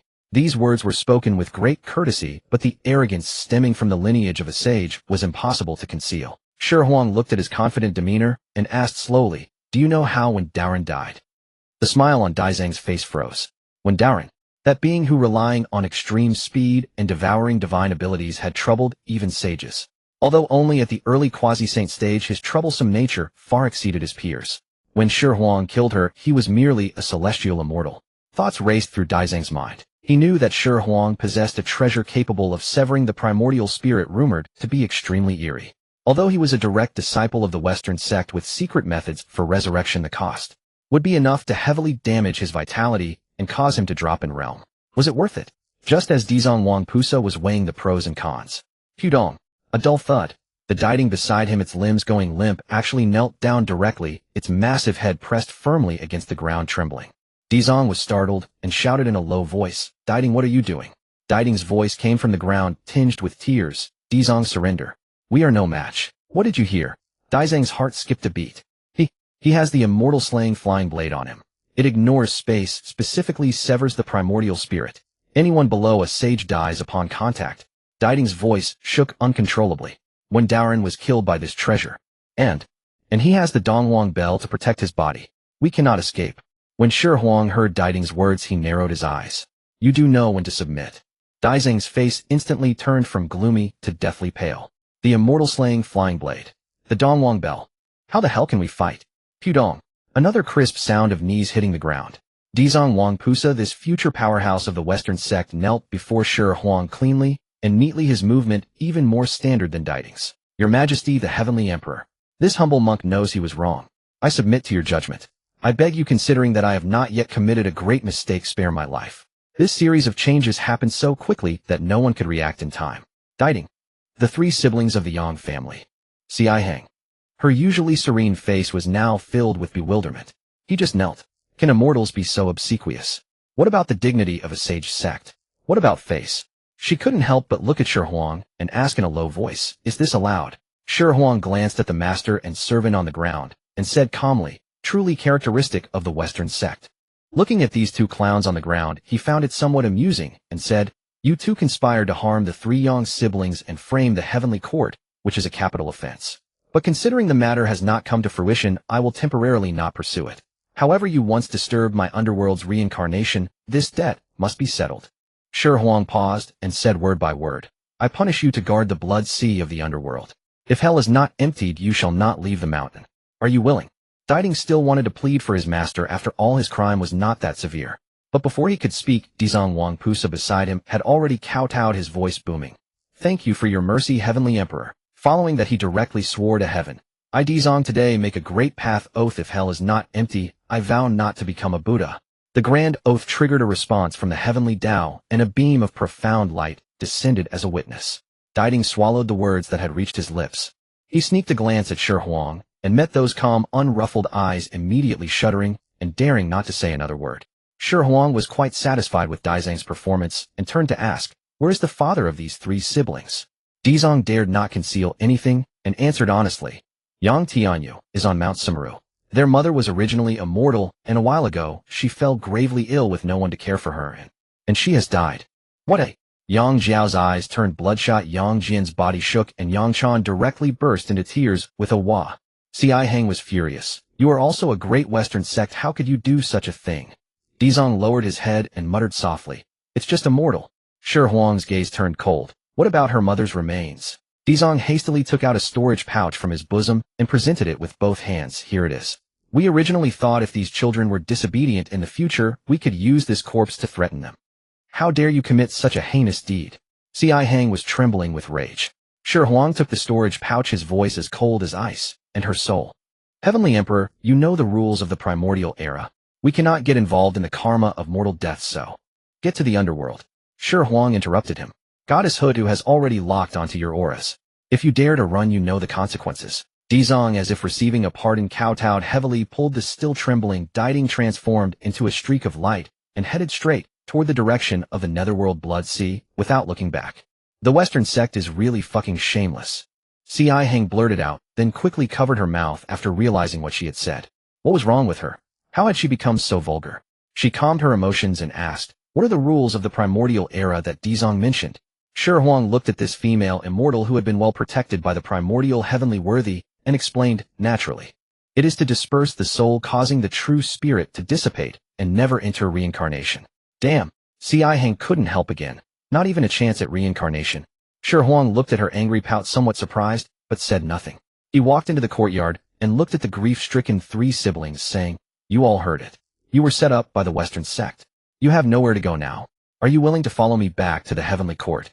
I will find renowned masters for you. When you have accomplished your studies, I will personally go to Mount Sumeru to rescue your father. As for your mother, Shi Huang handed over the storage pouch. I can only return her remains to you. The moment the three siblings saw their mother's remains, their crying intensified. Yang Jiao, though the eldest brother, was still just a youth, hugging the storage pouch, momentarily at a loss. Yang Chan had already cried until she could barely breathe. Only Yang Jian held back his tears, bowed to Shi Huang and Xihe, and said hoarsely, thank you, two immortals. Could we wait until we bury our mother before following you? In an unnamed mountain hollow, a new grave appeared. The three Yang siblings knelt for a long time before the grave. Xihe stood in the distance and asked softly, is the Heavenly Emperor planning to take them as disciples? Shi Huang shook his head. I may be a good husband, but I am not necessarily a good teacher. The underworld and the Xihe sect can both find good masters for them. As for me, I will not engage in the business of misleading the younger generation. Xihe opened her mouth, seeming somewhat surprised, but ultimately said nothing. Shi Huang turned to look at her, his gaze clear. Fellow Taoist Xihe, my feelings are clear to you. If you agree, in the future you can come to the heavenly court to find me. Xihe's heart tightened, and she felt an inexplicable loss. Are you leaving? Dao companions. Shi Huang smiled. If our paths are the same, there will always be a day to meet again. If our paths are no longer aligned, even if we see each other every day, what fate is there? He had figured it out. His relationship with Xihe was like the early stages of a past life romance. If they were always clinging together, it would be harder to break through that barrier. Sometimes appropriate separation allows feelings to ferment. An hour later, the three siblings with reddened eyes approached Shi Huang. Shi Huang patted Yang Jiao and Yang Jian's shoulders as a comfort. Then with a wave of his sleeve, he swept up the three siblings and transformed into a long rainbow, disappearing into the sky. Xihe stood in the mountain hollow, watching the streak of light fade away. The wind lifted her simple clothes, and her heart felt hollow. Shi Huang shook his head. I may be a good husband, but I am not necessarily a good teacher. The underworld and the Xihe sect can both find good masters for them. As for me, I will not engage in the business of misleading the younger generation. Xihe opened her mouth, seeming somewhat surprised, but ultimately said nothing. Shi Huang turned to look at her, his gaze clear. Fellow Taoist Xihe, my feelings are clear to you. If you agree, in the future you can come to the heavenly court to find me. Xihe's heart tightened, and she felt an inexplicable loss. Are you leaving? Dao companions. Shi Huang smiled. If our paths are the same, there will always be a day to meet again. If our paths are no longer aligned, even if we see each other every day, what fate is there? He had figured it out. His relationship with Xihe was like the early stages of a past life romance. If they were always clinging together, it would be harder to break through that barrier. Sometimes appropriate separation allows feelings to ferment. An hour later, the three siblings with reddened eyes approached Shi Huang. Shi Huang patted Yang Jiao and Yang Jian's shoulders as a comfort. Then with a wave of his sleeve, he swept up the three siblings and transformed into a long rainbow, disappearing into the sky.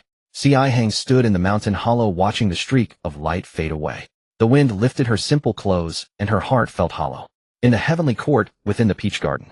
The mist here was thicker than elsewhere, carrying a refreshing fragrance of fruit. Deep in the garden, an ancient tree laden with giant peaches quivered irregularly. Leaves rustled, and occasionally crystalline dewdrops fell, landing on the soft earth beneath. After about an hour, the commotion subsided. Husband, this tree bark is so rough. Next time let's return to the bedchamber. Yao Kai's voice was soft, tinged with post-coital laziness. She tidied her disheveled skirt while murmuring complaints.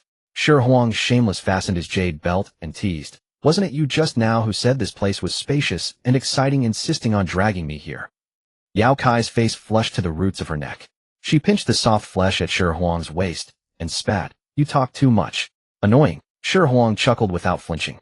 He casually plucked a peach with purple patterns and golden core from the tree. With a flick of his finger, a tiny spell swept away the thin skin, leaving the fruit pristine. He took a bite, and the juice overflowed. The ultimate sweetness exploded on his tongue, traveling down his throat to warm his heart. This peach is truly flavorful. Delicious. Shi Huang chewed and mumbled. Yao Qi, adjusting her hairpin in front of a small mirror, glared at him and said crossly, You insatiable thing. Again, I meant the peach. He shook the half-eaten fruit. I know you meant the peach.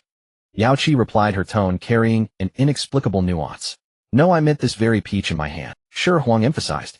Yao Qi turned around, casting a resentful glance at his restless hands, and snorted, Enough, stop pretending. When do you not use your hands? Shi Huang was at a loss. Notably, the Queen Mother's self-awareness in certain aspects was growing ever sharper. In the Lingxiao Hall, the atmosphere was far more solemn. Duo Bao Daoren stood below, clutching a list with his Your Majesty, the investiture scroll has been opened, yet the number of righteous deities required is vast. So far we've only sent Guangchengzi and 3 others up. At this rate the scroll won't be filled before the tribulation ends, Duo Bao said with concern. Shi Huang sat on the throne, tapping the armrest rhythmically. Why rush? The primordial world is vast, and people are the most abundant resource. Shi Huang's tone was calm, radiating the composure of one in control. The positions of righteous deity should be held by those with virtue and talent. Send people to the mortal world to seek out reclusive sages and respected elders among humanity. If they are loyal to heaven, they can be considered. As for the remaining vacancies, he paused, a playful smile curling at his lips. Those Western Buddhist monks always chant destined with me. I think many of their disciples have a great affinity with this investiture scroll. Characters like Zhu Lushun are a dime a dozen in the Western school. Keep a close watch. If they dare to commit evil, slay them directly and send their souls to the scroll. That too is cleansing the primordial world. Duo Bao was taken aback. Interestingly, this heavenly emperor always found such righteous justifications for his killings. By the way, how are the 3 young ones we brought back arranged? Shi Huang changed the subject. Duo Bao snapped to attention and replied, It's been decided. Yang Jiao is born with divine strength, his physical foundation astonishingly solid, best suited for the path of using strength to attain the Tao. I plan to send him to the Wu tribe to be tutored by ancestral Wu Dijun. Their great shamanic body tempering methods suit him perfectly. Yang Jian is exceptionally gifted, especially the divine eye between his brows, which is a creation of heaven and earth. I wish to take him under my wing, accept him into the Jie sect, and teach him the 8-9 profound art. When mentioning Yang Chan, Duo Bao's tone softened. As for the girl, she has an innate Tao body deeply attuned to nature. Across the primordial world, only the palace of Nuwa would be the most suitable destination for her. Shi Huang nodded slightly. Proceed as you've planned. Take Yang Jiao and Yang Jian to take their oaths. As for Yang Chan, I will personally deliver her to the palace of Nuwa. Meanwhile, at Kunlun Mountain in the Jade Void Palace, Yuanshi Tianzuan sat upright on a cushion. Before him stood the remaining 7 golden immortals. The atmosphere was suffocating. The fall of Guangchengzi and others had crippled the Chan sect. In recent days, none of you shall descend the mountain without my command, Yuanshi Tianzuan said, eyes closed, voice devoid of emotion. The investiture catastrophe is upon us. Karma is in chaos. In these turbulent times, whoever courts trouble shall fend for themselves. Tai Jinren stepped forward hesitantly. Master Junior Sister Tsihong left for the mortal world some time ago and hasn't returned. With the heavenly laws obscured, her being alone outside. Yuanshi Tianzuan slowly opened his eyes, radiating unwavering confidence. Tsihong cultivates the great path of compassion, her heart most steadfast. Her descent to the mortal world is merely to witness the suffering of the red dust. Once she sees through the greed and baseness of ordinary mortals, she will understand what order of superiority means, and that the mandate of heaven cannot be defied. Nanji Xinwing echoed, Master speaks truly. Junior Sister Tsihong is noble in character. When she witnesses the crudeness of those born from moisture and bearing scales, she will realize that our Chan doctrine is the sole righteous path. That aberration Shi Huang is nothing but a scurrying clown. Yuanshi Tianzuan remained silent, counting on his fingers in divination. In his blurred perception, Tsihong was walking alone amidst the mortal smoke. She healed the sick, comforted refugees, yet did not use her great power to forcibly alter the world, maintaining her aloof detachment. Seeing this, Yuanshi Tianzuan felt profound solace and uttered a single word, good. In his eyes, this was how his disciple should appear, bestowing compassion from on high, never mingling with the in the mortal world, a remote town. Xihe wore a simple white robe washed to a pale color carrying a bamboo basket full of herbs. She had just treated a poor child. She had walked through this mortal realm for a long time witnessing countless births, aging illnesses, and deaths. Back on Kunlun Mountain, she believed all beings suffered because of their immorality and disregard for heavenly times. But now she discovered that mortals exerting every ounce of strength to survive possessed a resilience that shook her heart. They were not humble, they were merely struggling to live. Xihe is right, Xihe whispered to herself sitting under a withered old tree, gazing at the setting sun. From birth there is no superiority or inferiority. What is called nobility or baseness is merely a yoke imposed on this world by those who hold power for their convenience in ruling. As she spoke these words, she felt the Tao fruit within her body tremble slightly. It was not cracking but a new birth like a butterfly emerging from a cocoon. Such heretical thoughts were unthinkable to her before. A breeze blew stirring a strand of hair at her temple. Xihe became absent-minded. She remembered that man always frivolous constantly trying to hold her hand. She used to think him vulgar, rude, even insidious. But now in hindsight his unadorned authenticity seemed warmer than the cold rules of Kunlun Mountain. She even found herself longing for that warm hand to touch her wrist again. Am I truly losing myself? Xihe looked at her own palm, where it seemed a trace of that man's warmth still lingered. She smiled wryly, picked up her bamboo basket again, and vanished into the twilight. Little did she know the seed within her heart had already quietly bloomed. In the depths of the Nuwa Palace garden where clouds and mist coiled and immortal cheese steamed. Unlike the unrestrained peach garden, this place held more stillness and restraint. Xihe and Xihe were immersed in a session of ardent cultivation. Xihe panted softly, her cheeks flushed, stray hair on her forehead damp with sweat and clinging to her smooth skin. Her eyes were hazy, she clung tightly to Xihe's back, murmuring, "Husband, I still haven't broken through to midstage quasi-saint. This is truly the last time." Before her words faded, a soft cough shattered the intimate atmosphere. Ahem, can't you two find a more secluded spot?" Nuwa's voice came from not far away, carrying a hint of laziness and a hint of teasing. She wore a plain palace robe, leaning against a huge wutong tree, playing with a glittering jade tablet in her hand. Xihe's body stiffened, like a frightened rabbit. She instantly sprang out of Xihe's arms. She quickly adjusted her clothes, her pretty face red enough to bleed. Xihe, on the other hand, was thick-skinned. He merely clapped his hands lightly, turned to look at Nuwa, and put on an innocent expression. "Master, you again." Xihe stamped her foot in annoyance, glared at Nuwa, then shot a fierce glance at Xihe. She felt that her dignity and her reserve had been completely destroyed by these two. Nuwa covered her mouth and chuckled. "I didn't see anything. It's just, I've heard this last time of yours hundreds of times already." Xihe was so angry she couldn't speak. She simply turned around, transformed into a streak of light, and flew straight toward the Tyne star. Before leaving, her cool voice came from afar, carrying a note of reluctance and coquettishness. "Xihe, next time you come to Tyne star, bring 10 bottles of ancestral dragon's essence blood." Xihe shook his head helplessly and looked at Nuwa. "You've driven her away again." Nuwa shrugged, unconcerned. Her gaze fell on Xihe, and she suddenly raised her voice with a tone of impatience. "I'm telling you, what do you mean by bringing me a disciple? When did I ever want to take on a new disciple? Having you as a disciple already exhausts me. Don't cause me trouble." Xihe's ears rang from the shout. He released Yangshan from his sleeve. The little girl, startled by the sudden roar, timidly hid behind Xihe. "Master, this is Yangshan. She has an innate Tao body close to nature, most suitable for cultivation by your side." Xihe pointed at Yangshan, then said to her, "Yangshan, this is your master Nuwa." Nuwa glanced at Yangshan, then at Xihe, and rolled her eyes. "Innate Tao body. So what? I'm too lazy to teach. Besides, I already have you as my disciple. That's enough." "I've already promised her," Xihe said. "I'm accepting a disciple on behalf of the master, and I've already given my word." Nuwa frowned, looking back and forth between Xihe and Yangshan. She understood Xihe's intention. He was giving her the credit. Though she was lazy, she had to give face to Xihe. "Since you're accepting a disciple on behalf of the master, then you teach her," Nuwa said crossly. Xihe smiled. "Master is joking. How could I teach as well as you?" Nuwa snorted and walked over to Yangshan. Yangshan nervously lowered her head. "He'll take this disciple." Nuwa's voice didn't sound enthusiastic. "This is your senior brother. Shall teach you from now on. Goodbye. I'm going to sleep." With that, Nuwa turned and left without looking back, her figure quickly disappearing into the depths of the garden.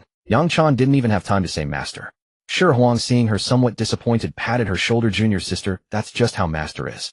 She has a sharp tongue, but a soft heart. If you ever need anything, just come to me. If I'm not around, you can go to your sister." When Yangshan heard sister-in-laws, her mouth twitched. She stole a glance at Xihe and thought to herself, "Senior brothers. Charm is really too much." Xihe smiled, took out several jade slips from his storage space, and handed them to Yangshan. "Here, are some cultivation techniques. Take them for now. With your innate Tao body, your comprehension is surely not poor. Once you've started, it'll find some suitable spiritual treasures for you. Yang Chan took the jade slips and nodded her impression of Shi Huang, improving further. After instructing Yang Chan, Shi Huang went to Nuwa's bedchamber.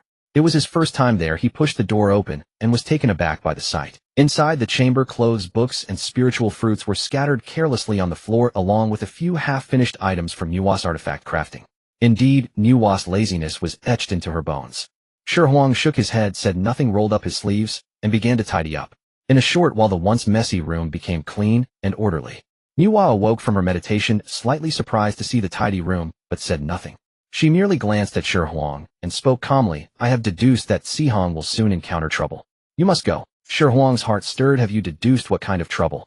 Nuwa shook her head. Now that the calamity of the investiture of the gods is approaching, the heavenly mechanism is chaotic. If I hadn't left a mark on Xihong, I probably wouldn't have deduced anything, only that she is in danger. Upon hearing this, Shi Huang's face stiffened. He left a mark on Xihong. Didn't that mean all those big principles he had told Xihong, those to hell with the order of hierarchy words, had all been heard by Nuwa? Shi Huang felt a bit embarrassed. Seeing his awkwardness, Nuwa chuckled. All right. But your tricks to deceive female immortals are endless. I hope I don't get fooled by you one day. Shi Huang gave a dry laugh. How could I ever deceive you, master? By the way, have you found the metal origin? He tried to change the subject. Nuwa sat up and stretched lazily. Actually, metal, wood, water, fire, and earth can all be found among the Wu tribe. But I think it's not suitable, because if all are from the Wu tribe, there is no spiritual power. How would you activate the formation? So only Hutu can serve as the earth origin. The remaining earth and fire are not suitable. Even the time Wu Dijiang and space Wu Juin can't work, unless they were also saints. Shi Huang couldn't help feeling frustrated. It seemed that the foundations for the 7 great formations were not as easy to gather as imagined. He nodded. Then we'll keep searching. After leaving Nuwa Palace, Shi Huang went directly to the mortal world. Following the sensation Nuwa had mentioned, he soon found traces of Xihong. At that moment, Xihong was in a humble military camp using medicinal herbs to treat the wounds of soldiers who had just survived battle. Her plain clothes were dust-stained, and her fair skin was smudged with a bit of soot, but it added a touch of earthly warmth. She was no longer the lofty immortal from Kunlun Mountain, but a compassionate healer. She tidied up and came to a lake where the setting sun dyed the water a golden red. By the lake, a tall and upright figure caught her eye. The person was facing away from her with a handsome build. It was Shi Huang. Shi Huang frowned slightly and muttered to himself, there doesn't seem to be any trouble here. Kunlun Mountain, Jade Void Palace. Primordial Heaven, Honored One sat on a cushion, his expression solemn. Below, 7 golden immortals stood in grave silence. I have just received the decree from the Tao ancestor. Primordial Heaven, Honored One began slowly. Disciple Wenzhong of the Jie sect as an immortal has interfered in the succession of mortal dynasties. His crime is unforgivable. The decree orders the Chan sect to follow heavens, will aid the Zhou in overthrowing the Shang, and send Wenzhong to the investiture of the gods. Upon hearing this, Antarctic immortal elder smiled. Master, these wet-born and egg-hatched disciples of the Jie sect deserve to be on the list, like being raised in a pen. Jade Tripod True Immortal stepped forward, cupped his hands, and asked, Master, the calamity of the investiture of the gods is truly coming. Should we call back junior sister Xihong? Primordial Heaven, Honored One closed his eyes, his tone full of unshakable confidence. This journey of Xihong will surely strengthen her Tao heart, and she might even break through to quasi-saint. He took out a Kunlun mirror and infused it with his power. Ripples spread across its surface, layers of mist slowly receded, revealing 2 figures pressed together. The Chan sect members were puzzled. Had junior sister Xihong been injured? When the mirror cleared, they saw the scene within. By a beautiful lake, Xihong was kissing a man passionately. Primordial Heaven, Honored One adjusted the view and saw the man's face. It was Shi Huang. Instantly, the Jade Void Palace fell into a silence so profound that a pin drop could be heard.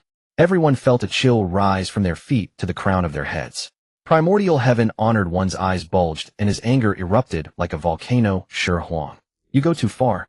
By the lake, the sunset glow spilled over the water, and over the 2 locked in an embrace. Shi Huang's hand, originally caressing Xiheng's back, involuntarily moved to the front. Xihong shuddered as if electrocuted. She abruptly stopped and stepped back, breaking free from Shi Huang's embrace. What the hell are you doing? Xiheng's tone carried a hint of roughness.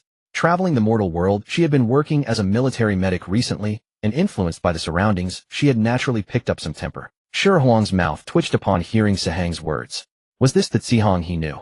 I couldn't help myself, Shi Huang said, somewhat embarrassed, but with a hint of playfulness. You thought that by traveling the mortal world you understood all of this. Xihe looked at Shi Huang's flustered expression and suddenly laughed, her smile carrying a hint of playfulness and boldness. Bullshit. Oh no, I've seen it, but I've never tried it. How about you try again? With that she took Shi Huang's hand and placed it back on her front. Kunlun Mountains, Jade Void Palace. The ripples on the Kunlun mirror which reflected the myriad heavens had not yet dissipated, but the image of the kissing couple was like a red-hot branding iron searing deeply into the pupils of every golden immortal of the Chan sect. Within the Jade Void Palace, a deathly silence. Dijun and the others dared not even breathe, feeling a chill that could freeze the primordial spirit spreading from the high seat of the meditation cushion. That was not magical power. It was pure, unmixed fury of a saint. Yuanshi Tianzhen's eyes were wide open, those eyes that had seen through the river of time and remained as calm as an ancient well, now held nothing but the wrath to burn the 9 heavens. Shi Huang. Again Shi Huang. The disciples Guangchengzi and others died. It was Shi Huang. The heavenly court changed its master. It was him. Now even his most favored disciple, whose Tao heart he deemed the most steadfast, had. Crack. A faint sound, an infinitesimal crack, appeared on the indestructible Kunlun mirror. Shi Huang. You go too far. The roar materialized into a tangible storm sweeping through the Jade Void Palace. The next instant Yuanshi Tianzhen's figure vanished from the cushion. Only a bone-chilling sentence remained echoing in the empty hall. All of you. Don't leave the Jade Void Palace. The lakeside. The sunset's afterglow bathed everything in a warm golden hue. Sahang's heart pounded wildly. The strange sensation from Shi Huang's hand made her limbs weak and her mind in turmoil, just as she was about to say something more. Suddenly, a terrifying pressure as if heaven were collapsing and the earth were sinking descended from above. It was no illusion. The sky truly was falling. All the spiritual energy of the primordial wilderness froze at that moment. Time and space seemed to be gripped by an invisible giant hand, becoming thick and sluggish. A life-and-death crisis. An unprecedented life-and-death crisis. Shi Huang reacted with utmost speed. The mischievous thoughts he had been about to indulge were instantly thrown to the winds. Subconsciously he withdrew his hand from within Sahang's robe, and in the same motion retracted his tongue, which had not yet fully retreated.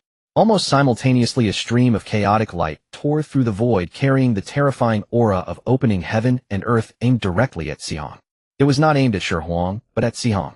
The Panga Banner. The furious strike of Yuanshi Tianzhen. Dong! An ancient bronze bell appeared out of nowhere, instantly shielding the two. On the bell's surface, patterns of sun, moon, stars, mountains, rivers, and vegetation all lit up. The Eastern Emperor Bell. But the strike of a saint was terrifying beyond measure. Just as the chaotic sword energy of the Panga Banner was about to strike the Eastern Emperor Bell, a thick earthen yellow barrier rose from the ground. A demonic red restrictive rune fell from the void.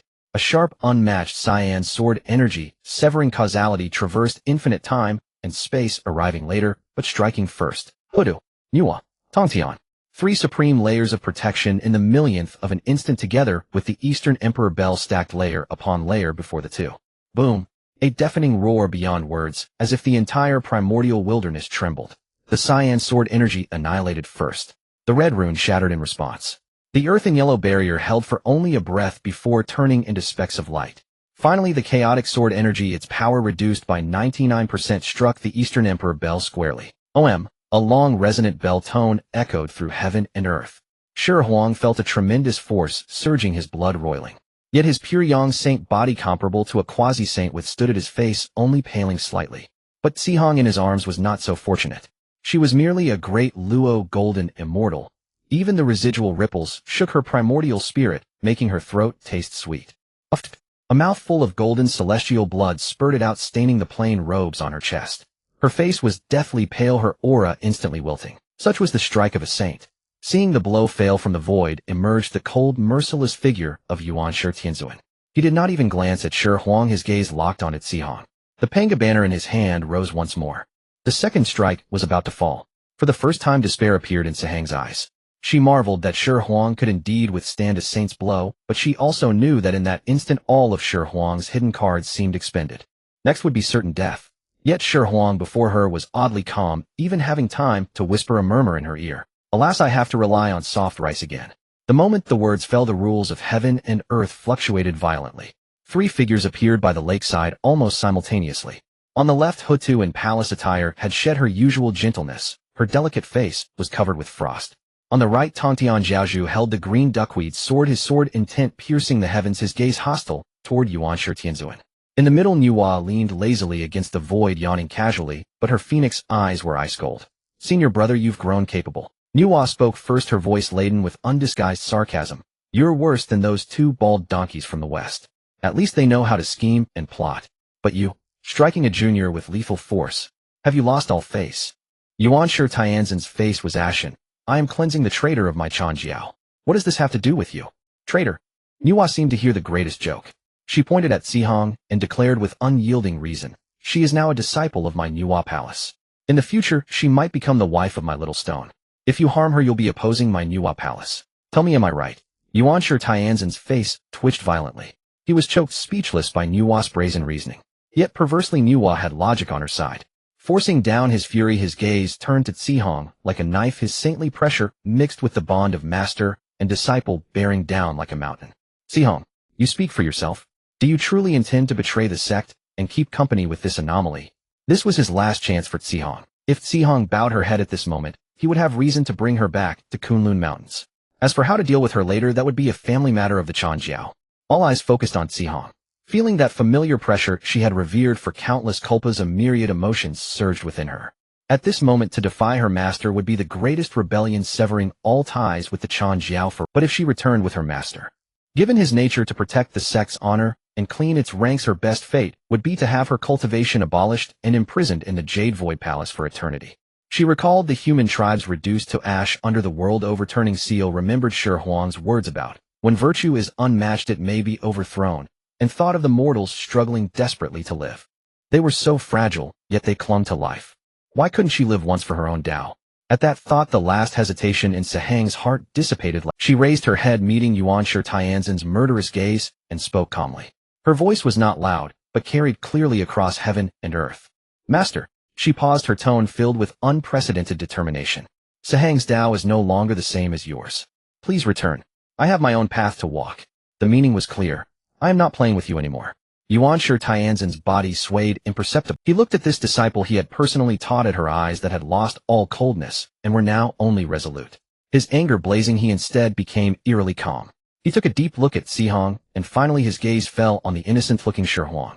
Good, good, good. Yuanshi Tianzhen said 3 good s in a row, then put away the panga banner. Shi Huang, let's see how long you can be so arrogant. As the words fell, his figure vanished as if he had never existed. Only the lingering fury of the saint still caused the lake water to exude a chill. Yuanshi Tianzhen retreated again with deep resentment, and the overwhelming sage pressure that had stifled the entire primordial wilderness dissipated like smoke. The air by the lake began to flow anew, carrying a fresh sense of survival after the calamity. Tantian Jiaozhu cast a glance at the direction where Yuanshi had vanished, then looked at Xihe, pale-faced, in Shi Huang's arms, and curled the corner of his mouth. But he said nothing, merely lifting his chin towards Shi Huang as a farewell gesture before departing. Hutu, on the other hand, made an O with one hand and a 1 with the other, rubbed her hands together with a mischievous smirk, and left. Only Hutu's teasing whisper lingered in the air, "Husband, take it easy." Nuwa, however, did not leave. She emerged lazily from the void, disregarding all decorum, and leaned directly against Shi Huang. She reached out a finger to poke his solid arm. She winked at the weakened Xihe in Shi Huang's arms, her mischievous demeanor devoid of any sage-like dignity. "Little stone, did you hear that? You need to take it easy." Shi Huang could only smile, helplessly glancing down at the person in his arms. Without further delay, he lifted Xihe horizontally. The body in his arms stiffened abruptly. Perhaps she had never been this physically close to a man in her entire life. But then the stiffness melted into softness. Her lotus-like arms instinctively encircled Shi Huang's neck, burying her face against him, as if seeking a shred of safety. Shi Huang returned to the heavenly court, but did not go directly to his own bedchamber. Instead, he took a detour and landed before an empty celestial palace near Yaoqi Palace. He gently set Xihe down, condensed a drop of 3 light divine water at his fingertip, and flicked it. The crystalline droplet vanished into Sehang's brow. A warm, soothing current instantly coursed through Sehang's limbs and bones, nourishing her primordial spirit, which had been nearly shattered by the residual power of the sage. Her pallid complexion regained a rosy hue at a visible pace. As she felt the warm yet forceful energy travel through her body and the reassuring presence of the man beside her, the last barrier of the Chan sect within her Tao heart completely dissolved. She knew she could not go back, nor did she wish to. Shi Huang asked gently, "What do you plan to do next?" Xihe lifted her head, and in her clear, cold eyes there was nothing left but unprecedented determination. "From this day forth, there is no longer any Xihe Taoist of the Chan sect in the world," She declared each word resolute. I have observed every heart sound in the mortal realm. From now on I shall call myself Guanyin Taoist. As her words fell, a cold mechanical voice rang in Shi Huang's mind. Ding. Xihe Taoist favorability has reached 100. Shi Huang smiled inwardly, just as he had expected. Surprisingly, her name was the same as in his previous life, except that in that life, she had joined the Western sect while in this life, she was with him. Was this due to the heavenly Tao? Or the great Tao? He was about to say something when the figure of Yaoqi emerged from a nearby palace. She saw Xihe standing beside Shi Huang, and a faint, almost imperceptible ripple passed through her eyes. But in an instant that ripple gave way to understanding. Far from being jealous, Yaoqi stepped forward and warmly grasped Xihe's hand. My husband's actions must surely be to divide the Chan sect and add another great general to our heavenly court. Sister Xihe, you have suffered. From now on, this is your home. Her self-explanation instantly provided the most reasonable justification for Shi Huang's behavior. Xihe was somewhat flustered by this unexpected warmth. All she could do was let Yaoqi lead her, murmuring, "Thank you, Queen Mother of the West. No need to call me Queen Mother. Just call me sister," Yaoqi said with a gentle smile, smoothly arranging everything for Xihe. Night had fallen. Moonlight flowed like water over the newly built celestial palace. When Shi Huang pushed open the door, Xihe was standing by the window, staring blankly at the moon. She had changed out of her plain robes into a snow-white palace dress sent by Yaoqi, shedding some worldly weariness and gaining an ethereal fairy-like grace. Her former aloofness was gone, replaced by a hint of girlish shyness and bewilderment. "What are you thinking about?" Shi Huang walked over and stood beside her. "I was thinking how ridiculous I must have been before," Xihe said with a self-deprecating smile.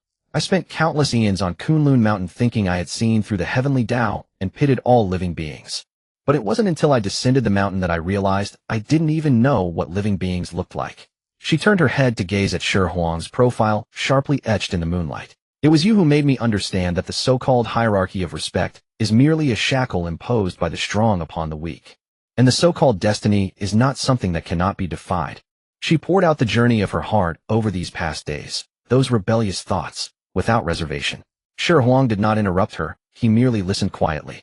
When she finished, he took the opportunity to hold her hand resting on the windowsill. The hand trembled slightly, but did not pull away. "What about the Tao partner you mentioned before?" Xihe hesitated. "Oh, I mean, does it still count?"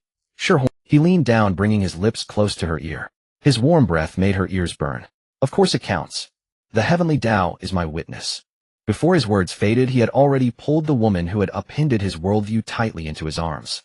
Xihe closed her eyes, her long lashes fluttering slightly, surrendering everything she had. The curtains in the celestial palace swayed, filled with a hazy, heated atmosphere. "Xihe, call me wife." "All right, wife." Sob. "Actually, it doesn't have to be this wild. But I saw soldiers in the army do it that way." Xihe blinked her eyes. "Wife, you can get on top. Just think of me as a lotus. Sit on it. Husband, it can be like ding." Mission conquest of Xihe completed. Rewards are being distributed. Rewards: 10 strands of chaotic great Tao Qi, complete version of the primordial earth membrane. Chaotic great Tao Qi can assist a latest-stage quasi-saint cultivator whose primordial spirit is intact to break through to Hunyuan Wuji Great Luo Golden Immortal, completely escaping the shackles of the heavenly Tao. Complete version of the primordial earth membrane, the legendary moral coercion array deployed between heaven and earth, capable of both offense and defense, with infinite wonders. Only those who use it will know. The first ray of morning light streamed through the window lattice, spilling into the immortal palace. Shi Huang opened his eyes, and the first thing that met his gaze was the peerless beauty still asleep beside him. Guanyin Taoist. No, now he should call her wife. She slept deeply, her long eyelashes casting a quiet shadow beneath her eyelids. The usual coldness and resolve had faded, leaving only peace and tranquility. Shi Huang did not move, merely watching quietly, while sinking his mind into his consciousness to examine the rewards he had just received. Chaotic Great Tao Qi. Excellent stuff. This thing is a level higher than the Hongmeng Purple Qi, capable of allowing one to directly leap off the chessboard of the heavenly Tao and become a truly carefree existence. Nuwa, Hutu, and Tongtian. All three of them achieved sainthood by slaying the 3 corpses, and their primordial spirits are perfectly complete, exactly meeting the conditions. I must give one to each, allowing them to completely shake off Hongjun's control. As for the remaining 7 strands, Shi Huang already had a few candidates in mind, but there was no rush. They must be reserved for the most trustworthy people. The complete version of the primordial earth membrane. Shi Huang muttered to himself.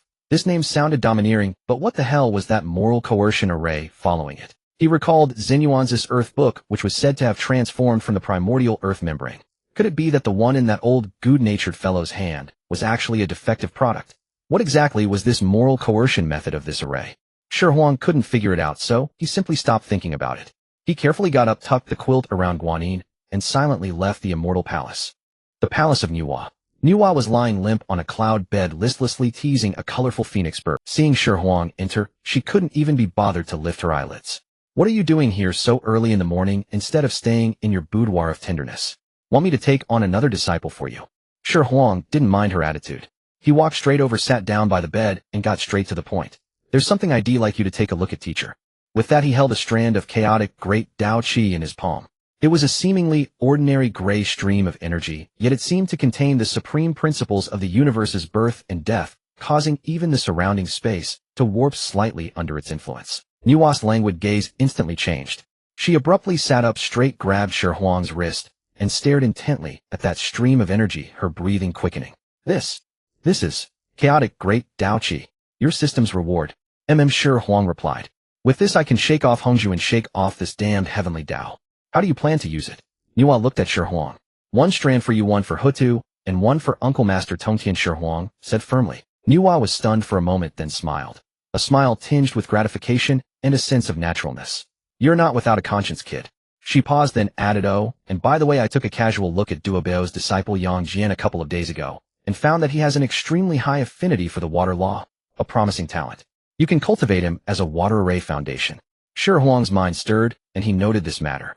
Nuwa was extremely efficient, especially when it came to things that could help her shed trouble and increase her strength. She directly sent a mental message, and in no time the figures of Hutu and Tongtian appeared simultaneously in the palace of Nuwa. When Shi Huang took out the other two strands of chaotic great Dao Qi, Hutu and Tongshan's reactions mirrored Nuwa's exactly. Hutu's beautiful eyes widened. She covered her small mouth, her face full of disbelief. Tongtian, on the other hand, burst out with terrifying sharp light in his eyes, and the sword intent around him uncontrollably boiled. Junior, discipline if you, Shi Huang, this great kindness, Tongtian. All right, spare me the formalities. Nuwa waved her hand impatiently. Hurry up and refine it. From now on, the three of us won't have to kowtow to that old man anymore. The three hesitated no longer. Each sat cross-legged and drew the chaotic great Dao Qi into their bodies. A strange scene unfolded. The moment that gray stream merged into their primordial spirits, the three strands of Hongmeng purple Qi hidden deep within their spirits, as if encountering their nemesis, frantically tried to flee. But the chaotic great Dao Qi was immensely domineering. It directly turned into a gray net, firmly trapping the Hongmeng purple Qi, and then swallowed them in one gulp. So that's how it is. Tongtian was the first to open his eyes, divine light shining in his gaze, his aura far deeper than before. The Hongmeng purple Qi is nothing but a degraded product of the chaotic great Dao Qi. It is the shackles used by the heavenly Dao to bind us. Nuwa and Hutu also awoke successively, feeling that transcendent, free, and unhindered power within them, and genuine smiles spread across their faces. From today, they were no longer heavenly Dao saints. Instead, they were Hunyuan Wuji great Luo golden immortals. Above saints. At that moment, an urgent communication talisman pierced through the void and flew in front of Shi Huang. It was sent by Duobao Daoist. Shi Huang crushed the talisman, and Duobao's anxious voice immediately sounded. Junior brother, it's bad. Something huge happened. Yuanshi Tianzuan. Yuanshi Tianzuan.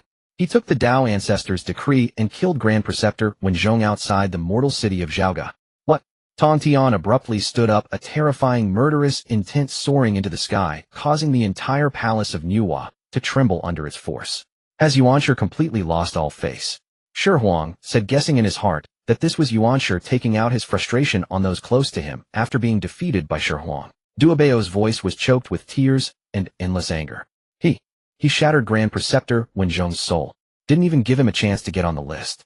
He also sent word back saying he had intended to persuade Wenzhong to join the list, but Wenzhong himself was ungrateful, so he acted on behalf of heaven. If anyone disagrees, they can go argue with the Dao ancestor. In the palace of Nuwa, instant deathly silence. The smile on Nuwa's face vanished, replaced by a chilling cold. Hutu's usual gentleness was gone, her beautiful face covered in frost. Tongtian was even more furious, his whole body trembling, the Qingping sword in his hand humming, as if it would leap out to taste blood at any moment. This was too much. This was no longer simple suppression of the Jie sect. This was blatant humiliation. Moreover, until now there had never been a case of saint-level figures attacking disciples. This set a precedent. Killing your disciple, severing his path of reincarnation, then splashing dirty water on him, and finally pulling out a backer to leave you speechless. In the past, they might have just swallowed their pride and suffered in silence, at most going to the Xihe Palace to complain. But now, go reason with Yuan. Nuwa suddenly laughed, a bone-chilling coldness in her laughter. Fine. Does he think we are still the same? She slowly stood up, her gaze sweeping over Hutu and Tongtian, who were equally burning with rage. Senior brother Hutu, it's time to pay a visit to Kunlun Mountain. Within Nuwa Palace, the killing intent radiating from Tongtian Jiaozhu was nearly enough to tear this sacred ground of a sage into shreds. It was no ordinary fury, but the most primal and unadulterated murderous impulse born from a wounded Tao heart and the innocent slaughter of his disciples. This killing intent pierced through the 33 heavens and surged straight toward the eastern sea. On Janeo Island within Bio Palace, tens of thousands of Xihe sect immortals in meditative cultivation simultaneously felt a stirring in their hearts and opened their eyes in unison. They sensed their master's unprecedented sky-engulfing wrath, and through the invisible pull of fate, they learned of Wenzhong's demise.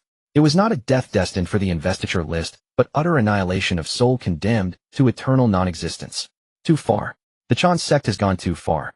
Yuan, you old fool. How dare you insult my Xihe sect like this? Master, your disciple begs for battle. I will follow you to raise Kunlun. In an instant, the entire Janeo Island seethed with indignation. 10,000 immortals wailed in grief, and countless formidable auras soared into the sky, converging into a tidal wave of fury that could shake the primordial wilderness.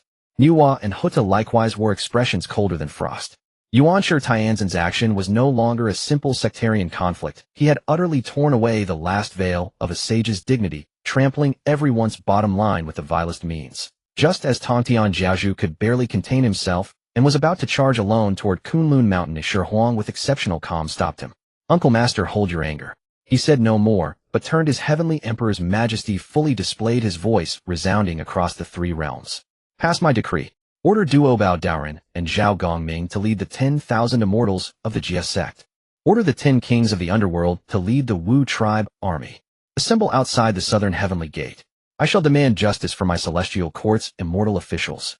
Shi Huang did not set off immediately, but first deployed his forces. What he sought was not a private brawl among sages, but a righteous and open campaign waged in the name of the heavenly court. Once this edict was issued, the primordial wilderness was shaken.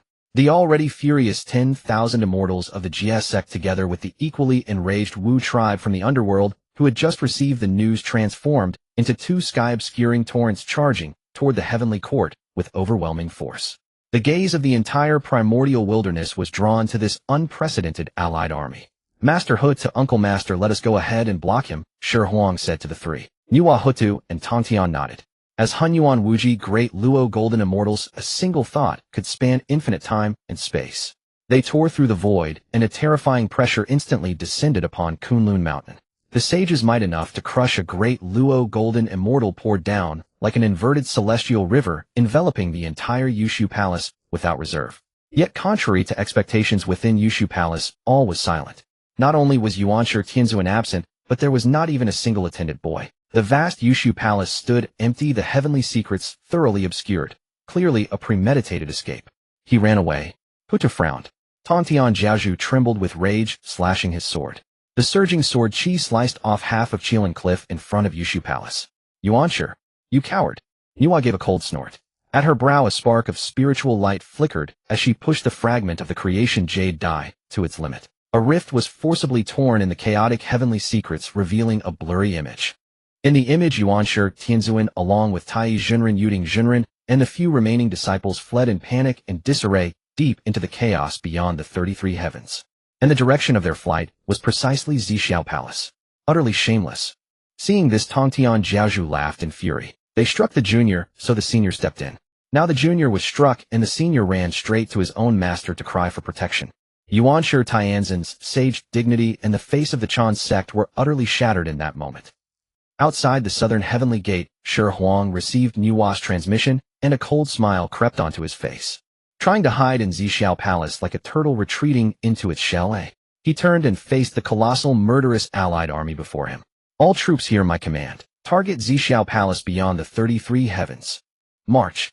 At his order, the heavenly court's allied army advanced imposingly into the depths of chaos with their blades pointed straight at Tao ancestor Hongjun's sacred ground. At this moment, the entire primordial wilderness erupted. Countless secluded great powers and reclusive quasi-sages cast their divine thoughts toward that eternal chaos. The Heavenly Emperor, leading 3 sages and 2 great armies of the Jie sect and the Wu tribe, was besieging the Tao ancestors' Xihe palace. What madness, what an unprecedented event! The immortals of the Jie sect and the Netherworld, as well as the Wu tribesmen, were stirred to the point of tears. Who was Wenzhong? Merely a third-generation disciple of the Jie sect, not even a personal disciple. Yet for such a disciple, Heavenly Emperor Shi Huang risked breaking with the Tao ancestor to demand justice on his behalf. A scholar dies for his confidant. In that moment, the cohesion of the heavenly court reached an unprecedented peak. Deep in chaos, the ancient doors of Xihe Palace remained tightly shut. The imposing heavenly court allied armies surrounded the palace, sealing it off completely. The air of grim slaughter was so thick that even the chaotic flows of primordial energy seemed to freeze.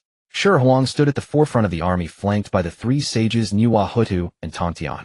He gazed at the palace, the ultimate symbol of the heavenly Tao's supreme authority, and his voice, though not loud, carried clearly across the entire chaos. Yuan Shi, Tianzuan, you have wantonly slaughtered and annihilated the soul of an immortal of my heavenly court, severing their reincarnation. Today, if no account is given, I will tear apart this turtle shell of yours. As his words fell, a thunderous rumble boomed, and the eternally immovable gate of Xihe Palace slowly creaked open. Yuan Shi, Tianzuan stepped out, his face ashen, eyes glaring venomously at Shi Huang. Then 3 figures appeared in succession. The non-interfering Taishang Laojun, the sorrowful-faced Jane, Junti holding the 7 treasures tree. 4 heavenly Tao sages stood shoulder to shoulder, facing off against Nuwa, Hutu, and Tongtian behind Shi Huang. In the chaos, the auras of 7 sages clashed, and a great war teetered on the brink of eruption. Deep within the chaos, there was absolute silence. 7 saints faced off against one another. The collision of their invisible qi caused the surrounding chaotic air to cease its churning, solidifying into a bizarre tapestry. Yuan Shi, Tianzun's old face turned a terrifying shade of green. His resentful gaze was fixed firmly on Shi Huang, as if he wished to swallow him whole and strip him bare. It was the opposite for Jane Daoren. Seeing that his own 4 saints had gathered together with the Tao Patriarch standing behind them, the expression of eternal suffering that never changed on his face relaxed slightly. He took a step forward, uttering a Buddhist chant. His voice was not loud, but it carried the condescending tone of judgment. Nuwa, Tong Ho, and Ho Tu, 3 fellow Taoists who defy heaven and aid evil. Today, since the Tao Patriarch is here, it is time to restore order. Why do you not surrender yourselves? What are you waiting for? He spoke with such righteousness, as if they were the very embodiment of heavenly law.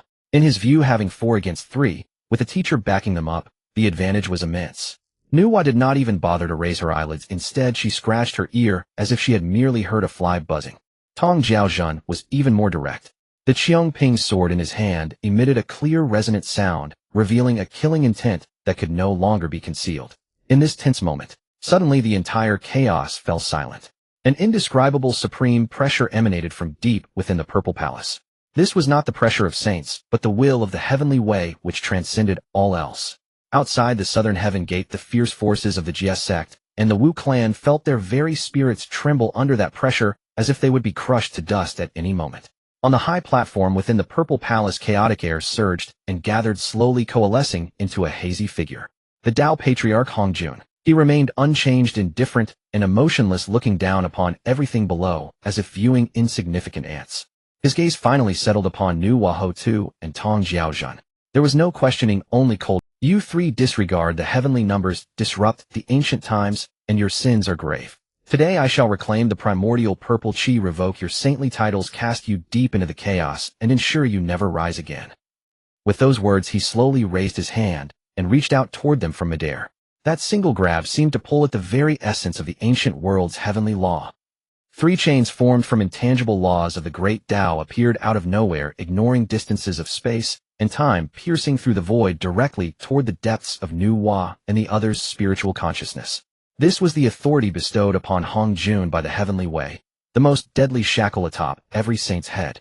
Laozi wore a blank expression, while Yuan Shi, Tianzun couldn't help but smirk, and Jane and Junti were filled with gloating delight. They seemed already to see the pitiful scene of the 3 begging for mercy after being stripped of their saintly titles. However, those 3 chains capable of locking down any heavenly way saints suddenly missed completely, just as they were about to touch the spiritual consciousnesses of the 3. Like reaching into water to grasp the moon, they passed right through, touching nothing. In the chaos, there was absolute silence. Jiayin's smile froze. The curve of Yuan Tianzun's mouth hardened. Even Lao Zi, who had been meditating with closed eyes, suddenly opened his wide eyes.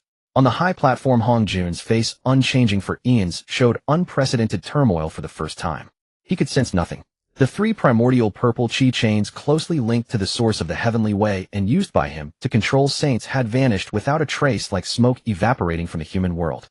How could this be? Wang. Hong Jun abruptly stood up from his cushion. The Dharma wheel representing the ultimate principle of the heavenly way spun furiously in his eyes, countless runes emerging and vanishing as he forcibly deduced the origins of the three. All the laws of the chaos became chaotic beneath his gaze. After a moment, the turmoil on his face transformed into unprecedented shock, tinged with, perhaps even confusion. Hun Yuan, Wu Ji Luo Jin Xian. They have actually become Hun Yuan Wu Ji. His voice was no longer indifferent, but filled with disbelief, dry and hoarse. You have actually broken free from the heavenly way. These words shattered like a chaotic divine thunderbolt in everyone's minds. What on earth is this? Hun Yuan Wu Ji Luo Jin Xian. What level is this? Above saints. Free from the shackles of the heavenly way. Lao Zi, Yuan Jian, and Zhuanti, the four saints, were utterly bewildered. Their greatest reliance, their confidence in sitting securely on the fishing platform, was precisely because the Tao Patriarch held absolute control over all saints. But now Hong Jun himself admitted that this controlling power was ineffective before Nuwa Ho Tu and Tong Jiaozhen. Ha ha, ha ha ha ha. An unrestrained burst of laughter broke the silence. Tong Jiaozhen laughed toward the sky, his full of boundless joy and liberation. No longer suppressing his own aura, an utterly terrifying sword intent surged upward, far surpassing that of a heavenly way saint, sharp enough to cut through chaos and stand above the heavenly way itself. Before this sword intent, Yuan Tianzun felt his own saintly pressure could not compare to Tong Jiaozhen's. His face turned pale, and he instinctively stepped back half a pace. This younger brother he had always looked down upon, whom he thought reckless and unwise, had unknowingly surpassed him. Not by a little bit, but completely. The situation reversed instantly in that moment.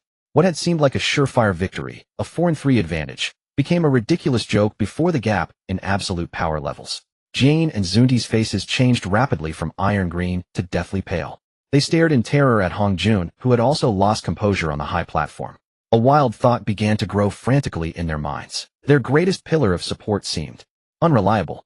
If they were all heavenly way saints, then the Tao Patriarch could suppress them, allowing them to exterminate Shi Huang and the Jie sect. But now, with the Tao Patriarch unable to suppress them, the power of the Hun Yuan Wu Ji way exceeded that of heavenly way saints. Even if they joined forces, they would gain no advantage. Unless the Tao Patriarch personally intervenes. Yuan Tianzun's bloodshot eyes flashed cold light again. Otherwise, then let us perish together. Deep within chaos, the crimson eyes of Yuan Tianzun had their last vestiges of sage reason utterly consumed by boundless venom and humiliation. He had lost. In strength and face, he had fallen miserably. When Tongshin's sword intent, far surpassing that of a heavenly Tao sage, pressed down wantonly, he even felt his saintly body tremble slightly. Why? Why should he, the Lord of Chan Jiao and the true descendant of Pangu, be forced to such extremes by an anomaly and a reckless third brother? Now he cowered in this Zishao palace, needing the protection of the Tao ancestor. The primordial world had always respected order. Why did the immortals of Jiejiao refuse to honor him as sage? Why did those born from damp eggs and clad in scales and shells dare to mock him? Now even in his disciples' eyes he saw hesitation and doubt. Ha ha ha. Yuan Tianzun suddenly burst into wild laughter, mad and shrill, sending chills down the spine. His eyes were bloodshot, with not a trace of sage demeanor left. He was nothing but a gambler who had lost all his chips. Tongtian, Nuwa, Hudu, he roared, forming an immensely complex and profound madra before his chest. Don't you want to kill me? Think you've transcended the heavenly Tao and are invincible? Come on. With his final bellow, the entire primordial world quaked. It was no illusion. The very heavens and earth trembled. On Dongxing Shenzhou and Nanjian Buzhou, countless creatures on the vast eastern continent panicked as the ground shook and mountains hummed. On Mount Kunlun, above the ruins of Qilin Cliff, leveled by Tong Tian's sword, golden array patterns burst forth from the earth, shooting into the sky. At the site of Buzhou Mountain, deep in that land of endless legends, earthen yellow runes also flared, answering Kunlun in resonance. By the East Sea, beneath the azure waves, countless blue lights rose and interlinked. Countless profound array lines emerged from every corner of the eastern continent, every mountain range, every river, interweaving into an invisible net that covered the entire eastern continent. And at the center of this net, all the currents of power converged deep within chaos onto Yuanshi Tianzuan himself. His aura and the vast eastern continent beneath him were now completely fused into one. Tongtian. Yuanshi Tianzuan sneered, his twisted face brimming with vengeful satisfaction. I have long linked my primordial spirit to the eastern ancestral meridian. If I die, the entire eastern continent, countless billions of lives, will be buried with me. By then, with infinite karma upon you and the sky falling and earth collapsing, let's see if you so-called Hunyuan Wuji Great Luo Golden Immortals can still roam freely. Come kill me. These words drenched everyone like the iciest bucket of water. Tongtian Jiaozhu trembled with rage, his arm, holding the Qingping sword, quivering slightly. The sword tip's sharpness flickered, but in the end he did not strike. Killing Yuanshi was easy, but to let the entire eastern continent's lives perish with him, this was a karmic burden he could not bear. It was not the karmic force of the heavenly Tao, but a backlash from the entire great path of chaos, enough to cast him, a newly transcended Hunyuan Wuji Great Luo Golden Immortal, back into the dust, or even into eternal doom. Nuwa's lazy and mocking expression completely vanished, replaced by an icy chill. She had created humans and mended the sky. She held the deepest affection for this land and its creatures. Yuanshi's move had undoubtedly touched her most fundamental reverse scale. Huta's beautiful face was also frosty. She had incarnated the cycle of reincarnation and understood all too well what the extinction of life and collapse of the ancestral meridian would mean. It would be a calamity infinitely more terrible than the Dragon Han First Calamity or the Sorcerer Devil. Even Taiching Laozi, who had always stayed aloof, suddenly opened his eyes wide. For the first time, those calm, unfathomable eyes revealed horror. He subconsciously stepped back, distancing himself from the maddened Yuanshi Tianzuan. He never imagined that his second brother, who had always valued face and dignity, could stoop to such a despicable, shameless move, hijacking the entire primordial world. In the Chanjiao camp, even the remaining golden immortals, like Yuding Junren, turned deathly pale, their faces ashen. Their master, how could he have become like this? Was this still the lofty sage who taught them to obey heaven, to follow fate, and to elucidate the heavenly Tao? For a moment, an eerie stalemate settled over chaos. Tongtian and the other two Hunyuan powerhouses clearly held absolute superiority, yet they were pinned down by Yuanshi Tianzuan's almost thuggish tactic, a chokehold they could not break. They dared not act rashly for fear of harming the innocent. The two Western sages, however, began to gloat. If Yuanshi destroyed the East, and Tongtian and the others suffered the Great Path's punishment, then the primordial world would become the domain of the Western sect. Thus Jane said, so-called Hunyuan Wuji, go on strike. You're nothing but a coward. Tai Jinren naturally saw through the trick and quickly calmed Yuanshi. Master, don't fall for those two bald monks from the west. On the high platform, Hongjun Daozu watched this scene. A gleam of light, unnoticed by anyone, flickered deep within his otherwise emotionless eyes. This situation suited his plans. He needed a stepping stone, a way to reassert the authority of the heavenly Tao and forcibly suppress this out-of-control farce. Yuanshi's madness handed him exactly that. Yuanshi's actions, though improper, are a form of self-preservation. Hongjuan's voice rang out again, still cold, but now carrying an unmistakable tone of final judgment. This matter ends here. All of you withdraw. He intended to force a conclusion and draw a line under the incident. Jane and Zhuanti breathed a secret sigh of relief and quickly echoed, the Tao ancestor is wise. Laozi's lips moved, but in the end he only sighed and said nothing. Tongtian Jiaozhu's eyes were bloodshot, his heart bursting with frustration, yet he was utterly helpless. Everyone believed that this unprecedented siege of Xihe would end in this humiliating and unwilling anticlimax. Just then, Shi Huang, who had been silent all along like a mere observer, suddenly stepped forward. He did not look at Yuanshi, nor at the three sages who had stood up for him. Instead, he raised his head and calmly gazed at the figure on the high platform, the embodiment of the heavenly Tao's supremacy. He smiled, his voice low, yet clearly penetrating the dead silence of chaos. End it here. Tao ancestor, are you sure he can hold the entire primordial world hostage? Shi Huang's retort was quiet, yet it stung like a slap across the face of every sage before the Xihe palace. Especially Hongjun. Enough. Shi Huang stepped forward, and behind him, the heavenly court's venerable golden dragon roared into existence, coiling above his head, with eyes wide, defiantly matching the heavenly Tao's oppressive aura from the platform. Wenzhong is a righteous god of my heavenly court. By killing him, Yuanshi shows disrespect to the heavenly court. He shattered Wenzhong's soul and severed his reincarnation, a contempt for the underworld, and the Tao ancestor would have this matter dropped with a single word. Shi Huang's voice grew colder, each word cutting deep.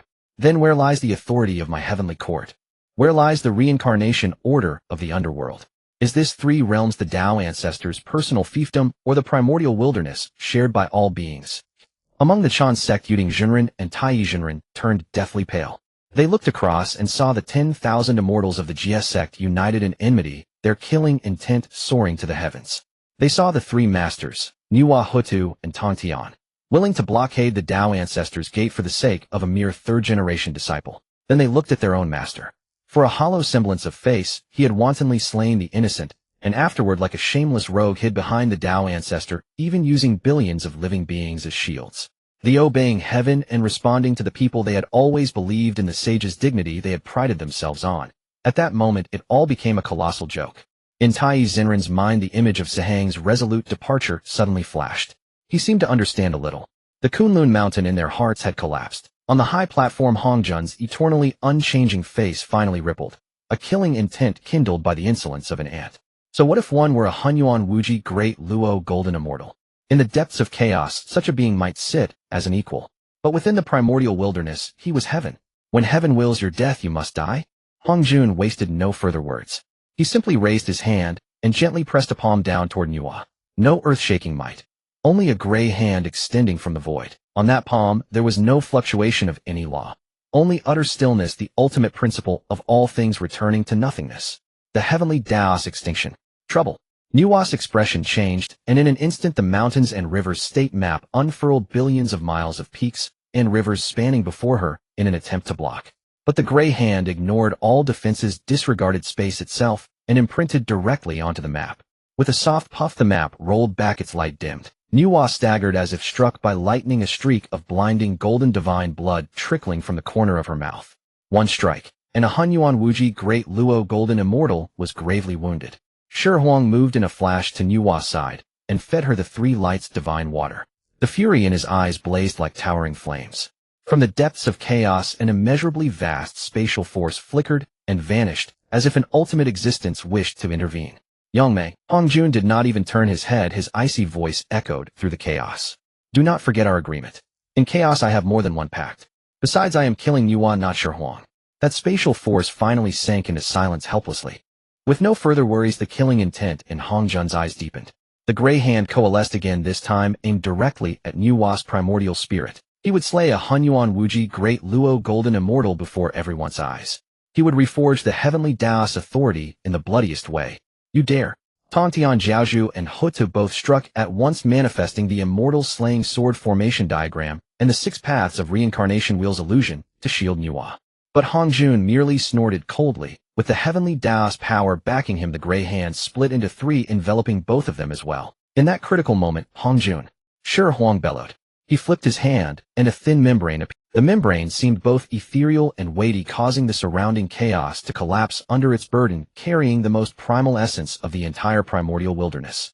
It was the system's reward, the complete version of the primordial wilderness membrane. If you dare harm even a single hair of my master. Shi Huang's voice was cold enough to freeze chaos itself. I will detonate this primordial wilderness membrane. If my Nuwa palace is no more, then the primordial wilderness has no reason to exist either. Let us all return to chaos. No one gets to play anymore. These words plunged the entire gathering into dead silence. Yuan Shi Tianzhen's threat with the Eastern ancestral vein was already shameless beyond words. But Shi Huang had simply flipped the table. Detonate the primordial wilderness membrane. That would mean the complete annihilation of the entire primordial wilderness, from the 33 heavens to the 9 nether blood sea. Everything reduced to chaotic dust. It was the most thorough mutual destruction. Hongjun's gray hand, poised for certain victory, halted stubbornly before Nuwa, Tongtian, and Hutu, unable to advance another inch. He stared fixedly at the membrane in Shi Huang's hand, and for the first time the eyes that represented the heavenly Tao revealed wariness. Though he did not know how Shi Huang had obtained the primordial wilderness membrane, he could sense its connection to the primordial wilderness earth veins. He knew Shi Huang was not lying. That thing truly could destroy the entire primordial wilderness. Before merging with the Tao, if the primordial wilderness were lost, he could have escaped into chaos and roamed freely. But now he was one with the heavenly Tao. If the primordial wilderness perished, even if he did not die, his Tao foundation would be utterly shattered. A grievous injury. By then the old immortals lurking in the depths of chaos would never miss the chance to strike a fallen dog. Madman. A complete madman. For the first time, Hongjun realized the situation had spiraled completely out of his control. Shi Huang, holding the safety of the entire world in his hand, forced the Tao ancestor back with the most brutal and unreasonable method. He had won, for himself and for everyone behind him, the right to stand and speak as equals. This time I won't have to rely on others, Shi Huang thought, turning to look at those who had once protected him. He felt a swell of emotion in his heart. Deep within the chaos, the concepts of time and space blurred. The thin membrane in Shi Huang's hand, seemingly weightless, pressed down on the 7 sages, and even the Tao ancestor on the high platform, leaving them breathless. It was not the pressure of a divine artifact, but the weight of the entire primordial world. Hongjun's gray palm, capable of annihilating all existence, froze midair, unable to advance or retreat. His eyes, representing the heavenly Tao, for the first time no longer looked down from above, but met Shi Huang's gaze directly. After a long silence, the killing intent potent enough to freeze the chaos gradually receded. Hongjun's face darkened as if it could drip with water. He knew that today Nuwa could not be killed. What do you want? 3 cold words uttered by the Tao ancestor without any emotion, yet they signified an unprecedented compromise from the supreme, heavenly Tao. Shi Huang smiled and put away the primordial earth membrane. Behind him, Nuwa, Hotu, and Tongtian breathed a sigh of relief, their gazes toward Shi Huang, having completely transformed. This man had truly pierced a hole in the heavens and forced the heavenly Tao itself to mend it. Tao ancestor, you flatter me. This junior would not dare to presume. Shi Huang spoke, neither humbly nor arrogantly, his voice clear across the chaos. I merely seek 3 acts of justice for the immortals who perished wrongfully in my heavenly court. He raised his first finger. First, Wenzhong was a rightful deity appointed by my heavenly court. Yuanshi Tianzuan shattered his soul, making him an enemy of the heavenly court. I do not demand a life for a life, but I ask the Tao ancestor to employ supreme Tao arts to gather Wenzhong's remnant soul and restore his true spirit. Surely such a trivial matter is no trouble for the Tao ancestor. At these words, Jane and Zunti's faces twitched violently. Trivial. To retrieve the true spirit of a soul-scattered being from the river of time and the source of the great Tao, such a heaven-defying feat was called trivial by Shi Huang. Was this asking for the Tao ancestor's help? It was clearly pointing at Hongjun's nose and saying, are you not the heavenly Tao? Surely you have at least this much ability. Shi Huang ignored them and raised his second finger. Second, this calamity is indeed the will of heaven. Yet the sages repeatedly descended, bullying the weak and disrupting karma, which is truly against the righteous path. I ask the Tao ancestor to issue a decree from now on: sages shall not attack those below sagehood for any reason. Matters of the calamity shall be settled by disciples of each sect, each relying on their own abilities and accepting their own fate. Sages shall not interfere.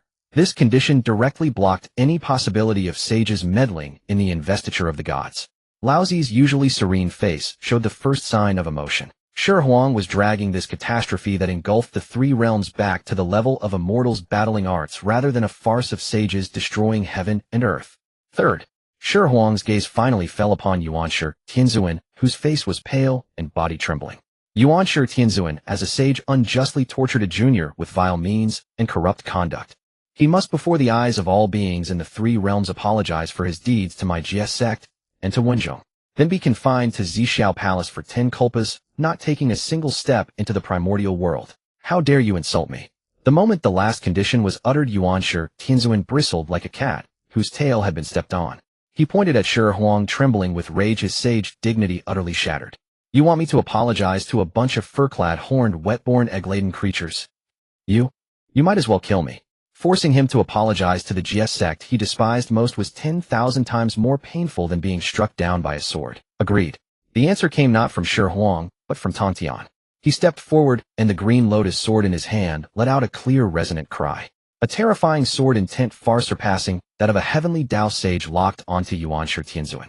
No apology, and this matter will not be settled today. Tongshan's stance was clear: apologize or die. Choose one. Yuanshi Tianzuan's face flushed instantly, and he looked pleadingly at Hongjun on the high platform. Hongjun's face was expressionless as he gave him a cold, piercing glance, one filled with undisguised disappointment and disgust. Yuanshi Tianzuan's heart sank to the abyss. He knew his master had also abandoned him. Faced with the safety of the entire primordial world, the Tao ancestor unhesitatingly chose the former over Yuanshi Tianzuan's personal dignity. It is my fault. 4 words, as if draining all his strength, were squeezed out from between Yuanshi Tianzuan's teeth, one by one. Each word carried endless humiliation and venom.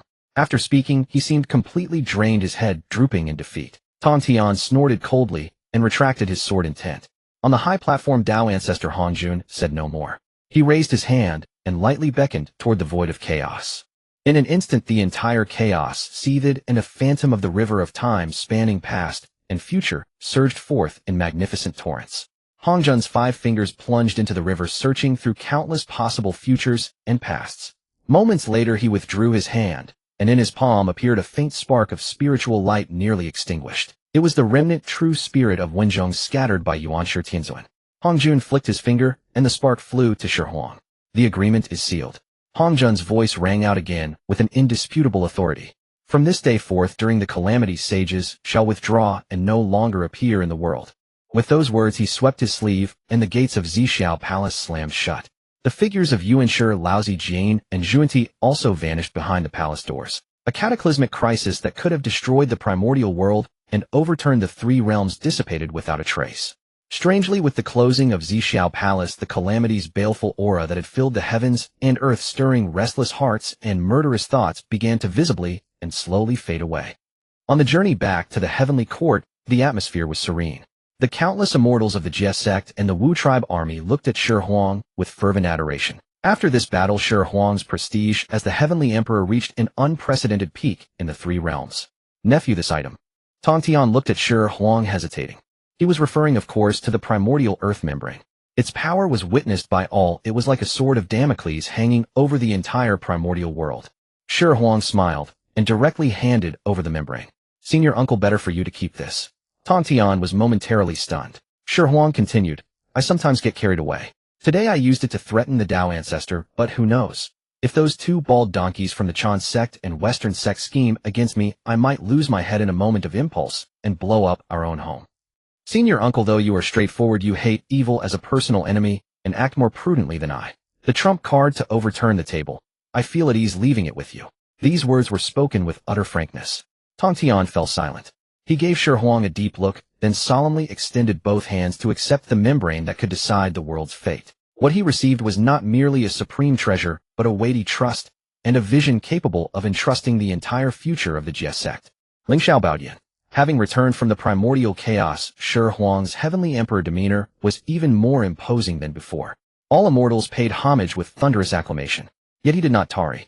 He directly entered the side hall, and carefully brought out that wisp of true soul retrieved from the river of time.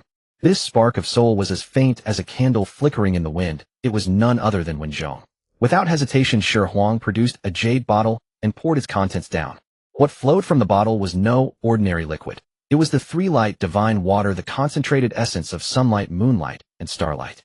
It could revive the dead and restore flesh to bones, possessing boundless benefits for the primordial spirit and soul. An ordinary immortal would treasure even a single drop as a priceless treasure, but Shi Huang was unstintingly generous. He let the entire bottle transform into a pool of clear spring, enveloping Wenzhong's wisp of true soul within it. The divine water swirled with mist, and the rhythm of the Tao flowed within.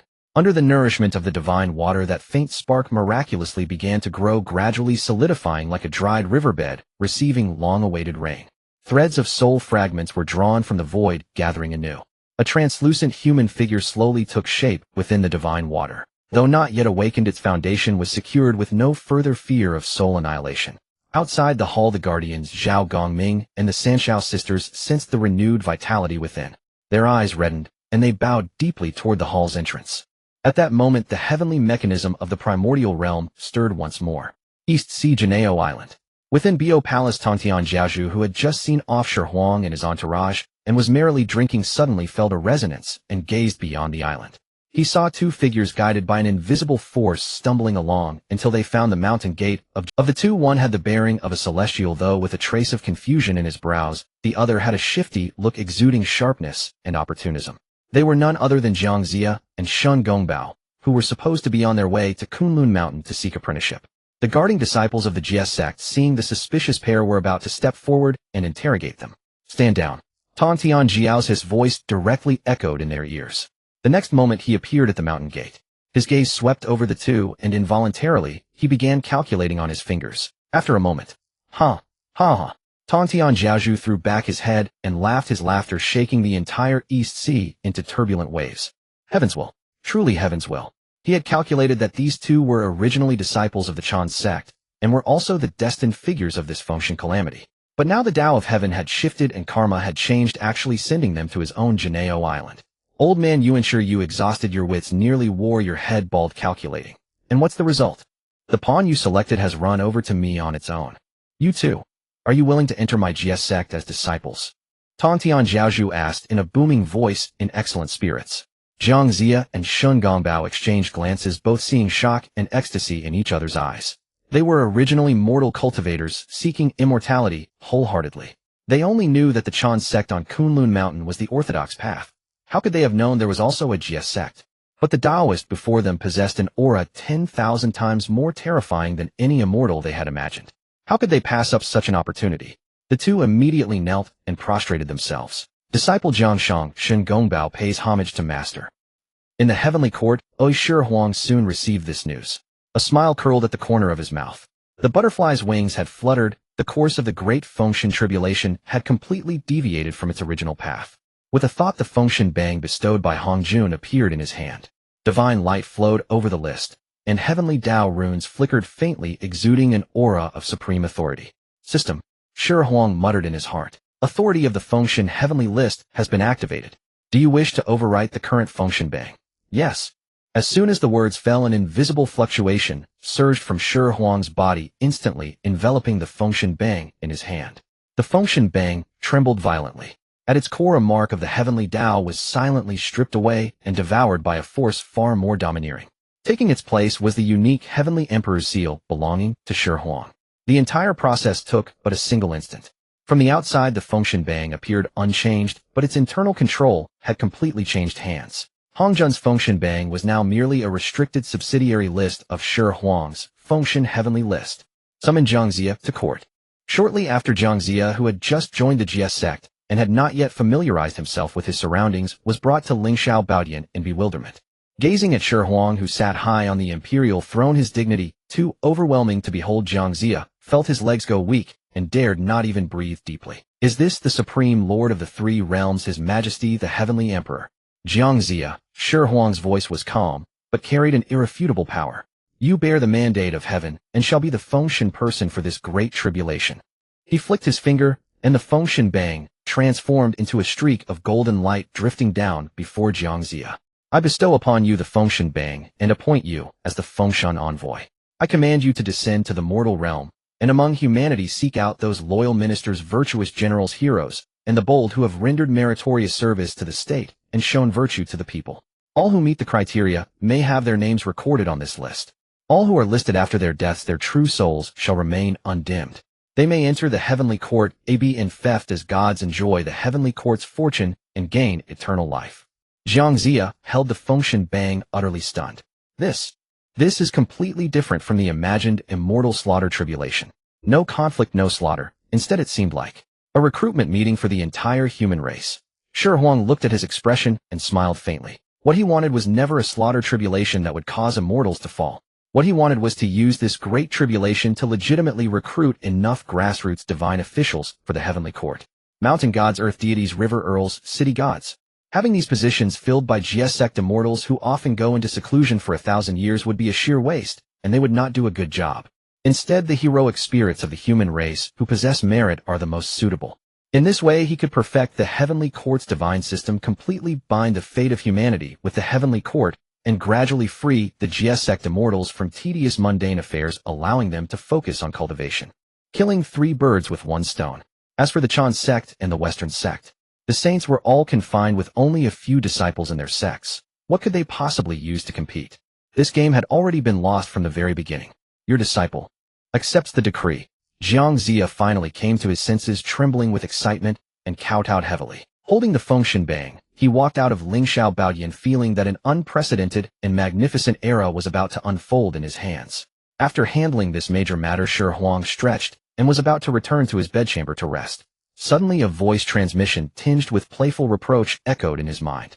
Husband, didn't I tell you to bring 10 vials of ancestral dragon's essential blood to Tyne Star? If you don't come soon, it'll truly be the last time.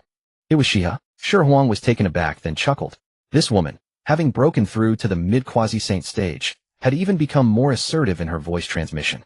After dealing with the trivial matters of the investiture of the gods and entrusting some routine affairs of the heavenly court to Zhao Gongming, and others sure Huang finally found some leisure.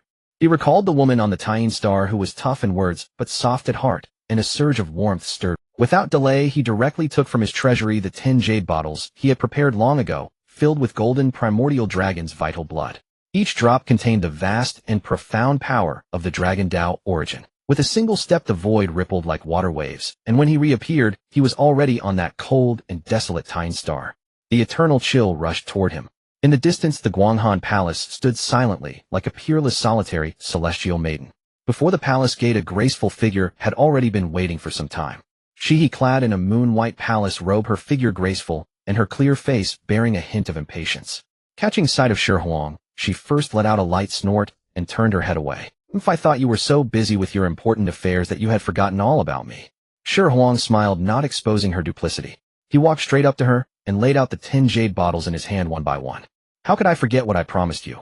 The golden dragon blood flowed within the jade bottles, exuding waves of draconic prestige. The pure energy fluctuations even caused a glimmer of brilliance to flash in Xihe's beautiful eyes. "Seems like there's enough to keep me busy for a while." The frost on her face melted slightly. "Come, let's first attend to business." With that she waved her delicate hand, collecting all the jade bottles, then turned and walked into the palace, leaving behind a slightly pettish remark. "What are you standing there for? Come in. I want to see if your cultivation has truly advanced recently." Shi Huang followed her inside, and the doors of Guanghan Palace slowly closed behind him. Inside the palace the sound of the great Daos melody soon resounded, sometimes like a dragon roaring in the heavens, sometimes like a phoenix singing at sunrise. The entire Guanghan Palace began to tremble slightly with this mysterious rhythm. "Husband, your cultivation seems to have grown." "Ah, that's right, let me show you my spinning top technique." "Shameless. This is too embarrassing." "Ah." And then the entire Guanghan Palace began to tremble again. Unlike before this time, Xihe did not activate the strongest soundproof barrier. The sounds enough to make any celestial maiden blush drifted faintly beyond the palace walls, carrying far across the silent Tying Star. Having suffered from Nuwa's voyeurism a few times before, Shi Huang deliberately released his divine sense to check this time. His divine sense spread silently, passing over pavilions and towers, and finally locked onto the courtyard behind Guanghan Palace beneath the gigantic laurel tree. Under the tree stood a cold and aloof figure. She wore a plain white long dress, her black hair cascading like a waterfall. With head bowed, she held a jade pestle in both hands, pounding the immortal herbs in a stone mortar one stroke after another methodically. Shi Huang suddenly stopped. "Why, if there's someone else in Guanghan Palace? Hurry up and activate the barrier." Shi Huang said. "Husband, don't worry. My sister here has a cold temperament, she's not interested in these things." She said, blushing and panting softly. Sure enough, Shi Huang noticed that change was completely unmoved. The seductive sounds from Guanghan Palace drifted clearly to her ears. But on her face there was no expression at all. No shyness, no disgust, not even the slightest trace of curiosity. Those clear water-like eyes remained focused on the jade pestle and stone mortar in her hands, as if everything in the outside world had nothing to do with her. To her that sound seemed no different from the wind or the rustling of leaves. This woman. Shi Huang observed this scene with his divine sense, marveling inwardly. An ordinary woman upon hearing such commotion would at the very least blush or show some reaction. But this change was like a piece of eternal ice. Her heart as still as water, undisturbed and unruffled. Just as he was pondering, the cold system notification sound rang out in his mind without warning. New main quest unlocked. Conquer change. Friendly tip: the target has extremely strong frigidity traits. Conventional methods are ineffective. Quest reward: Chaos Stone can set up the innate Chaos Grand Formation enough to imprison and even refine a Hunyuan Wuji Dayuo Golden Immortal. Quest reward: 1 drop of Chaos Divine Demon's Blood Essence can assist a latest-stage quasi-saint body cultivator to attain the Tao of Hunyuan through the physical body. Shi Huang's movements suddenly halted. Conquer change. He looked at the reward, which was ridiculously generous, and his heart blazed with excitement. Chaos Stone, a supreme treasure capable of trapping and killing a Hunyuan Wuji. Chaos Divine Demon's Blood Essence, a heaven-defying divine item sufficient to let one's physical body directly attain the Tao. Either of these was enough to drive almighty beings in the primordial wilderness insane. But when his gaze once again fell on the system's friendly tip, the nascent heat was doused by a bucket of cold water, chilling him to the bone. Frigidity. The word seemed rather strange when applied to a celestial maiden, yet it was strikingly apt. No wonder she turned a deaf ear to the commotion in Guanghan Palace. The root cause lay here. Shi Huang immediately felt a headache coming on. Since his transmigration, he had countless beautiful women by his side. Whether it was the Tsundere, Xihe the wild driving Hutu, or the rebellious Yaoji, he always had ways to handle them. But faced with a woman who had zero interest in matters between men and women from the very foundation, his proud skills were like a tiger trying to swallow the sky. No way to even begin. This quest was probably the toughest nut he had ever encountered. The turmoil within the Guanghan Palace left little trace in Shi Huang's heart. As for that most stubborn bone to chew, let her remain under the osmanthus tree for a little while longer. The urgent task now was the return of another loyal minister. In the side hall of the Lingxiao treasure hall within the pool where the three radiants divine water converged, that illusory figure had fully solidified. Wenzhong slowly opened his eyes. His gaze was first momentarily dazed, then washed over by the torrent of memories from the chaos, turning clear and excited, finally transforming into boundless gratitude. He recognized the person before him. It was none other than the Heavenly Emperor who had blocked the Zishao Palace gate on his behalf and valiantly confronted the Dao ancestor. Your servant Wenzhong pays homage to your majesty. Your majesty's grace of rebirth your servant could never repay, even with 10,000 deaths. He struggled to rise from the divine water pool to perform the kneeling bow. Grand Preceptor, there is no need for such formalities. Shi Huang raised his hand in a gentle gesture, and a soft force supported him. You have been loyal to the heavenly court. This is what you deserve. After Wenzhong's soul was completely stabilized, Shi Huang led him out of the divine water pool and briefly explained the matter of the Fengshen Bang to him. Finally, he gave Wenzhong two choices. First, you may ascend to this Fengshen Bang right now. I grant you a not low position as a Star Lord, and you will immediately possess divine power and enjoy immortality. Second, I can send you into reincarnation to live anew. Whether you return to the Jiejiao immortal sect or enter the mortal world again in the future will be entirely up to you. Wenzhong stood there without any hesitation. He bowed deeply to Shi Huang. Your servant requests reincarnation. Shi Huang was not surprised. Although the Fengshen Bang was good, it ultimately meant being controlled by others. For a proud immortal like Wenzhong, who hailed from the Jiejiao sect, freedom was far more important than a divine position. In this life, I was born an immortal of Jiejiao, and in death, I am still a soul of Jiejiao. If there is a next life, I wish to return to Jinao Island and serve at my master's side again. Wenzhong's voice was resolute without a trace of reluctance. Shi Huang nodded in agreement. However, Wenzhong changed his tone, a hint of struggle and earnestness on his face. Before your servant reincarnates, I presume to make one more request. Speak. Your servant requests your majesty to depose the current human sovereign. At these words, the air in the hall froze.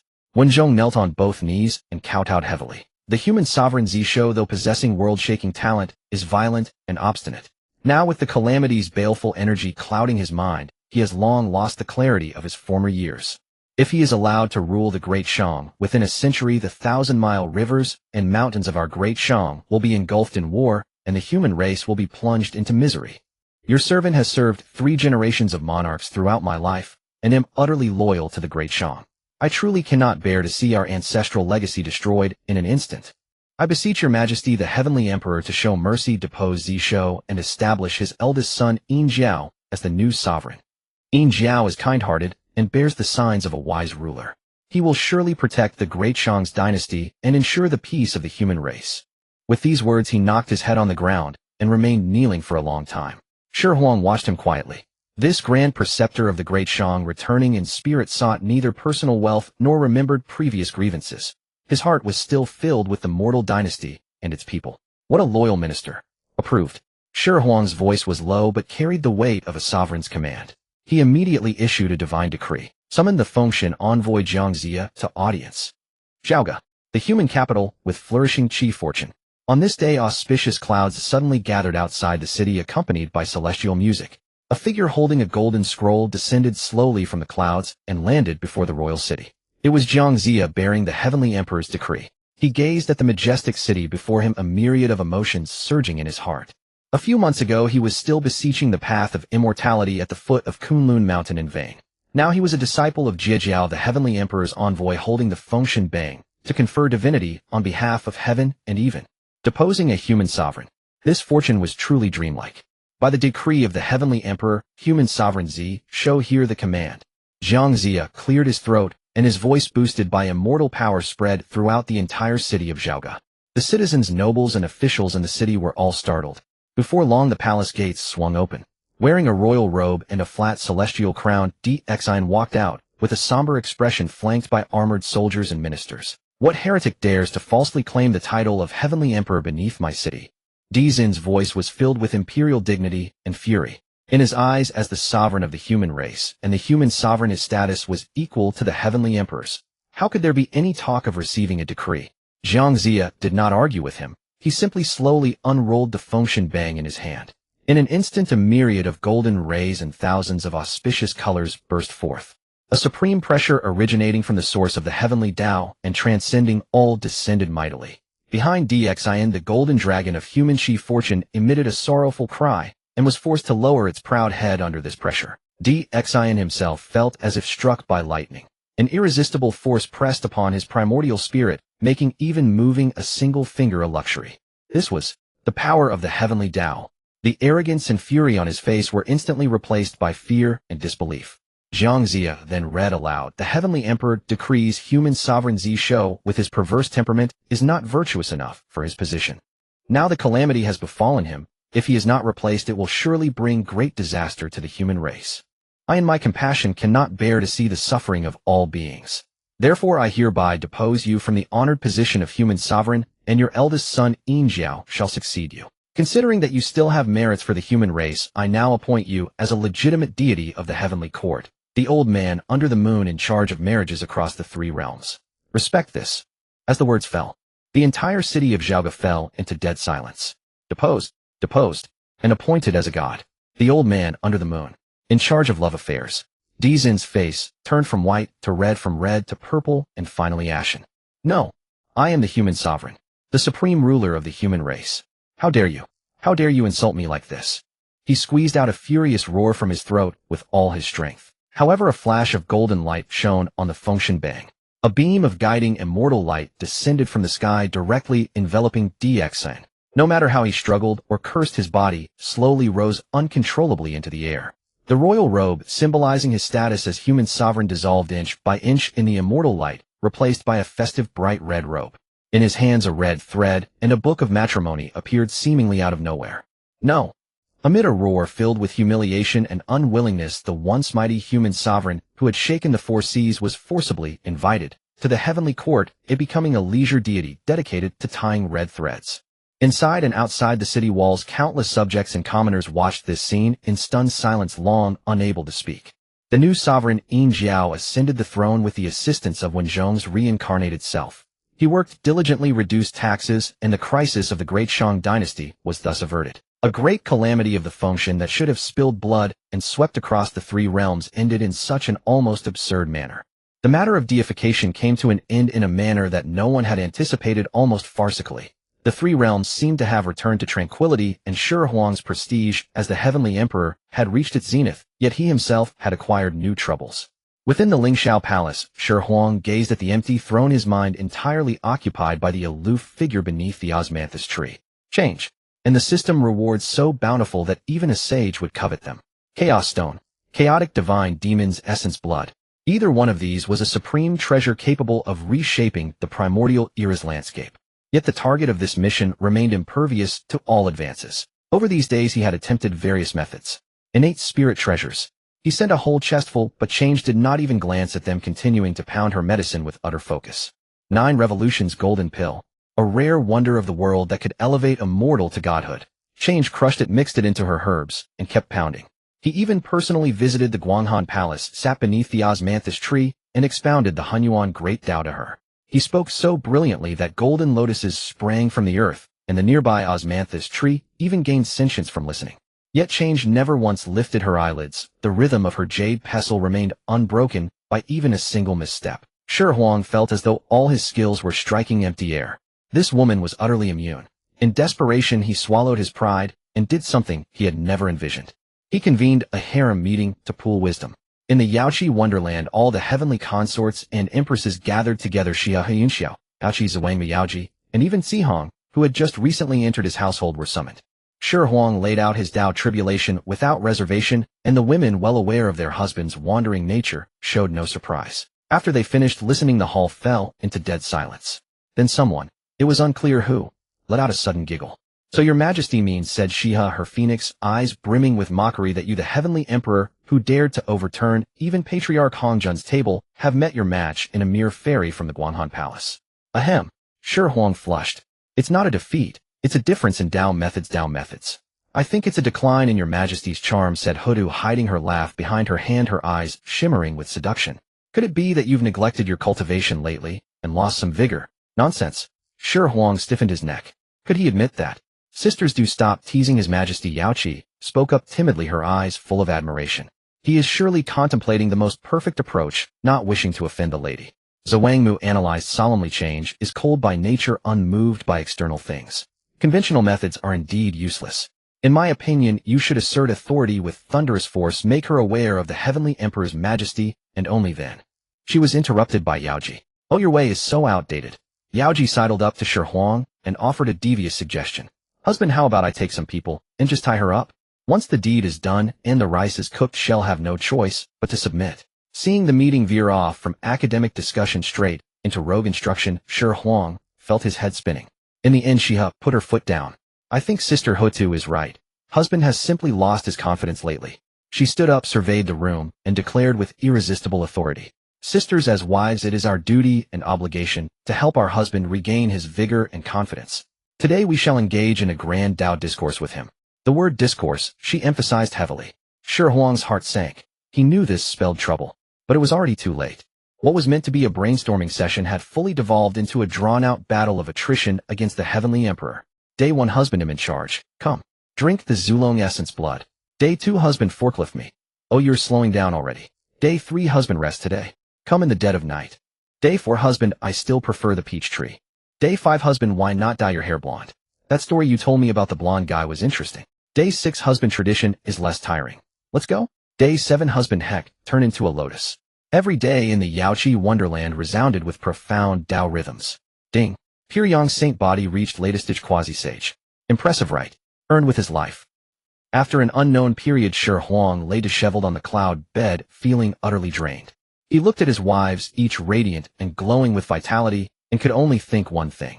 This wasn't a think tank. It was a juicer. Just as he was completely exhausted and thought he would achieve nothing again today, a warm hand gently tugged at his sleeve. It was Zihong. This newly entered wife had been remarkably skilled during the Tao discourse, just now, yet now her face was dead serious. Husband. Shi Huang responded listlessly. Husband, I once spent some time in a mortal army camp. Shi Huang was puzzled as to why she brought this up. Zihong continued, I overheard those vulgar soldiers talking about something. They said that for certain ones who don't get it, just reasoning and giving gifts won't work. This piqued Shi Huang's curiosity. He perked up. So what does work? Ziheng's beautiful face flushed slightly. She leaned close to his ear, bit her lip as if making a great resolution, and whispered words that shook heaven and earth. They said, you have to use force. Take her. If once doesn't work, do it twice. Women say no with their mouths, but their bodies are the most honest. As long as you go deep, feelings will grow deep. Once the rice is cooked, shall be yours. Boom. Sister, what are you saying? That's not right. Xihe retorted. So scary. Husband may enjoy that, but he's truly a gentleman. Yaoji said. Shi Huang felt something explode in his mind. He stared dumbfounded at the woman before him. Was this still the aloof, compassionate, and all-saving Zihong Taoist? These ferocious words were even more savage than Yaoji's bandit logic. Use force. Could that really work? Shi Huang felt as though all his skills were striking empty air. This woman was utterly immune. In desperation, he swallowed his pride and did something he had never envisioned. He convened a harem meeting to pool wisdom. In the Yaoqi wonderland, all the heavenly consorts and empresses gathered together. Xihe, Yunxiao, Yaoqi, Zhuangmu, Yaoji, and even Zihong, who had just recently entered his household, were summoned. Shi Huang laid out his Tao tribulation without reservation, and the women, well aware of their husband's wandering nature, showed no surprise. After they finished listening, the hall fell into dead silence. Then someone, it was unclear who, let out a sudden giggle. So your majesty means, said Xihe, her phoenix eyes brimming with mockery, that you, the heavenly emperor who dared to overturn even Patriarch Hongjun's table, have met your match in a mere fairy from the Guanhan Palace. Ahem. Shi Huang flushed. It's not a defeat. It's a difference in Tao methods. I think it's a decline in your majesty's charm, said Hudu, hiding her laugh behind her hand, her eyes shimmering with seduction. Could it be that you've neglected your cultivation lately and lost some vigor? Nonsense. Shi Huang stiffened his neck. Could he admit that? Sisters, do stop teasing his majesty. Yao Qi spoke up timidly, her eyes full of admiration. He is surely contemplating the most perfect approach, not wishing to offend the lady. Zhuangmu analyzed solemnly. Change is cold by nature, unmoved by external things. Conventional methods are indeed useless. In my opinion, you should assert authority with thunderous force, make her aware of the heavenly emperor's majesty, and only then. She was interrupted by Yaoji. Oh, your way is so outdated. Yaoji sidled up to Shi Huang and offered a devious suggestion.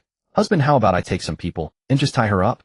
Once the deed is done and the rice is cooked, she'll have no choice but to submit. Seeing the meeting veer off from academic discussion straight into rogue instruction, Shi Huang felt his head spinning. In the end, Xihe put her foot down. I think Sister Hutu is right. Husband has simply lost his confidence lately. She stood up, surveyed the room, and declared with irresistible authority. Sisters, as wives, it is our duty and obligation to help our husband regain his vigor and confidence. Today we shall engage in a grand Tao discourse with him. The word discourse she emphasized heavily. Shi Huang's heart sank. He knew this spelled trouble, but it was already too late.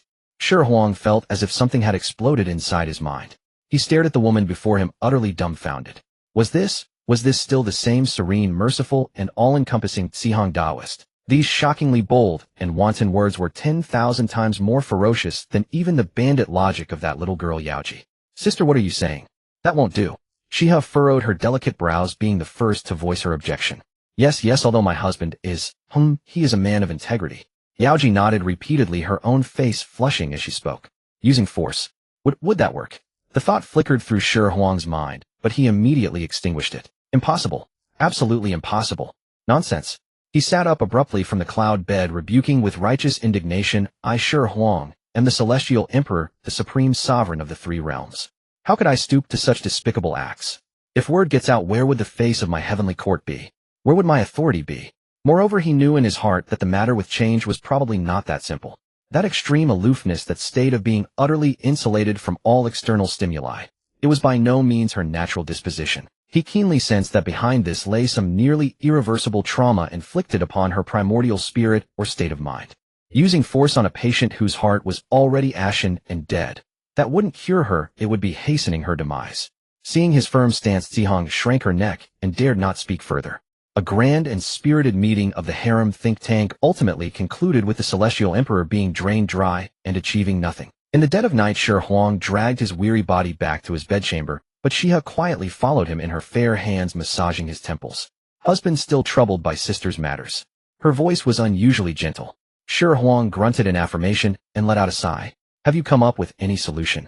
Xihe let out a soft laugh, leaned down, and her warm breath brushed against his ear. Since you can't figure it out, stop thinking.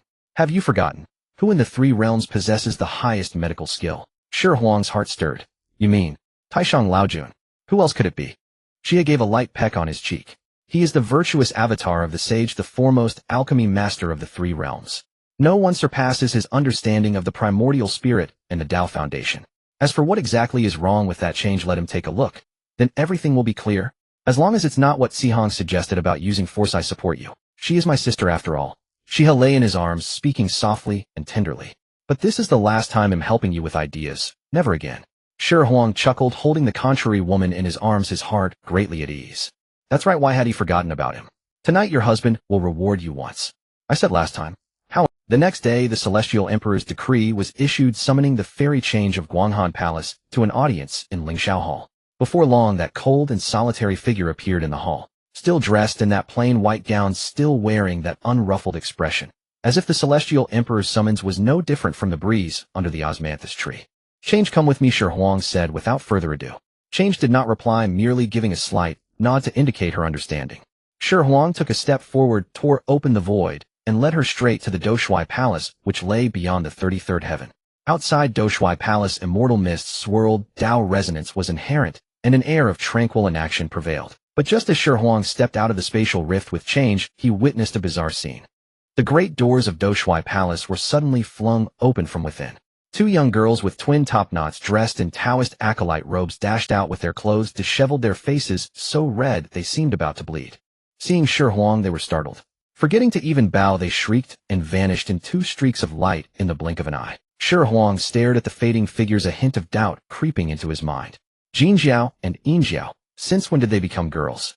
And in such a state, as if their backsides were on fire.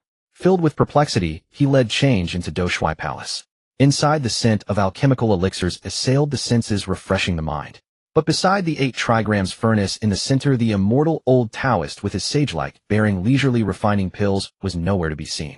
Instead, there was only a figure with skin burning crimson, steaming hot air rising from its head, and blood energy surging wildly like dragons around it. This figure sat cross-legged on a cushion, its face twisted in agony. Who else could it be but Taishang Laojun? Shi Huang understood instantly at the sight. A playful smile spread across his face. Laojun, what divine art are you cultivating here? The figure gave a violent shudder. The churning blood energy instantly subsided, and the crimson on its skin faded at a visible rate. Taishang Laojun opened his eyes and saw Shi Huang's knowing smirk. His old face instantly turned blacker than the bottom of a wok. He had been caught by the Celestial Emperor himself at the most critical moment of cultivating the pure yang body refining art. Ahem.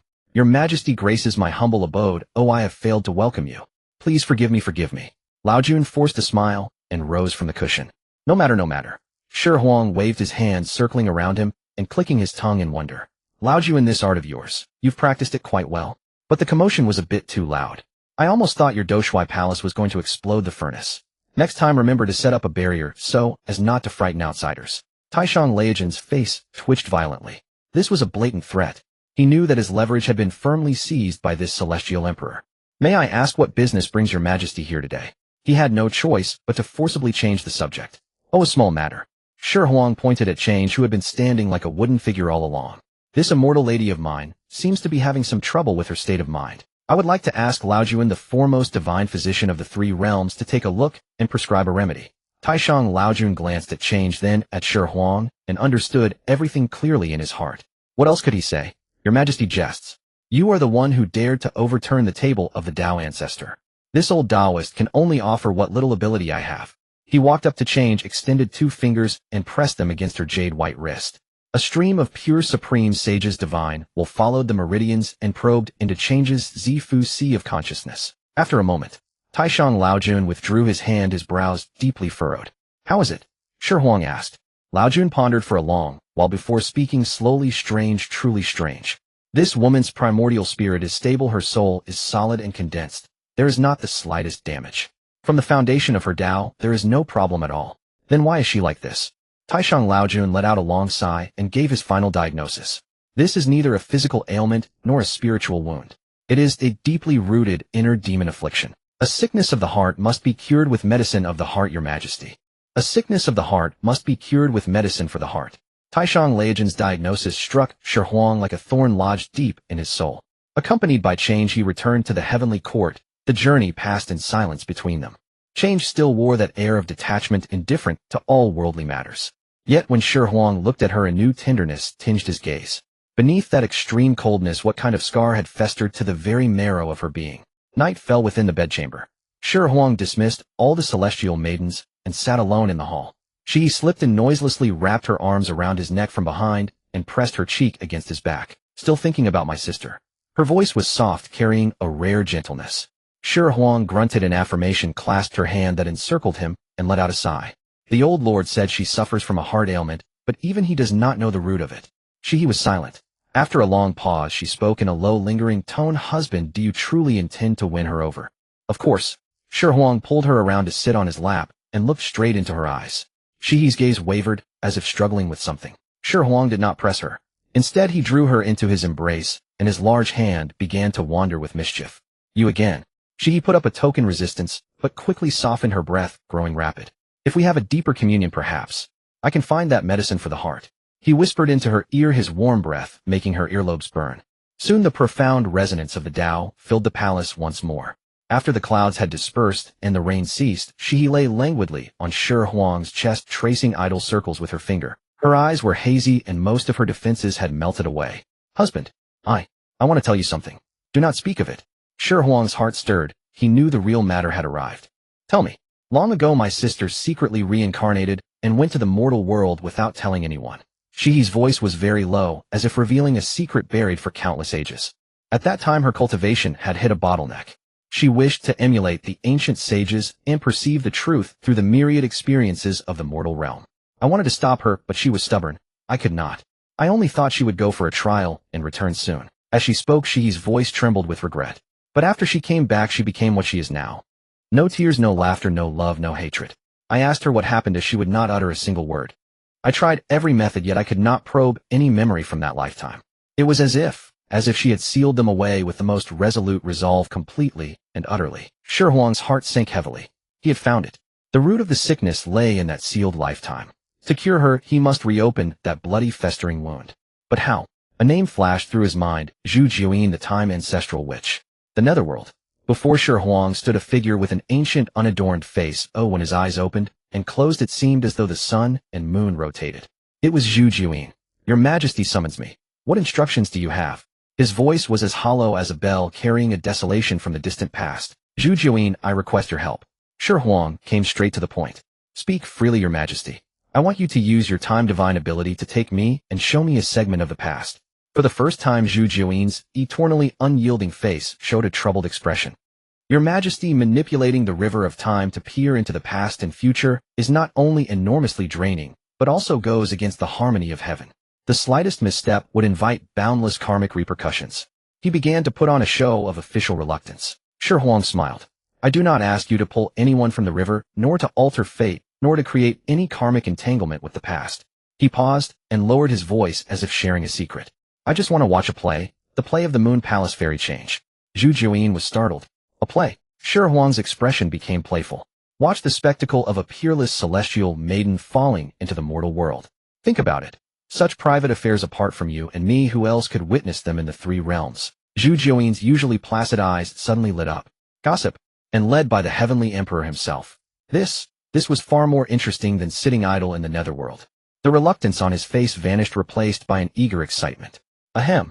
Since it is your Majesty's command, your servant of course obeys. Which segment does your Majesty wish to see? A slight smile curved Shi Huang's lips. It was done. Zhu Jiuyin said no more. He closed his eyes tightly, and when he reopened them, the entire netherworld scene had vanished. In its place appeared an illusory river ceaselessly flowing, with no visible beginning or end, the river of time. Zhu Jiuyin muttered incantations and pointed a finger into the river. A curtain of water slowly unfurled before Shi Huang. In the scene was a humble mortal village. A girl dressed in coarse linen, yet still unable to conceal her breathtaking beauty, was washing silk by the riverbank alongside an elder sister who bore a 7/10 resemblance to her. On the girl's face was a pure and radiant smile that Shi Huang had never seen before. That was change. Though poor, they depended on each other, living a simple but happy life. Shi Huang watched quietly, yet his heart tightened inexplicably. The scene shifted. A group of vicious thugs stormed into the village, led by a pot-bellied, lecherous local bully. They had set their eyes on the sister's beauty. A catastrophe descended without warning.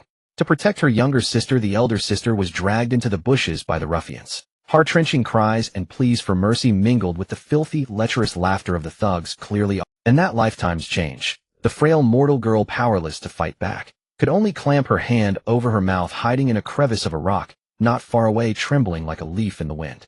Her eyes were filled with boundless terror, despair, and a helplessness that could crush a soul. She watched helplessly as her sister was violated to death by those beasts, unable to do anything. Shi Huang's fists had unknowingly clenched, and the aura around him turned icy cold.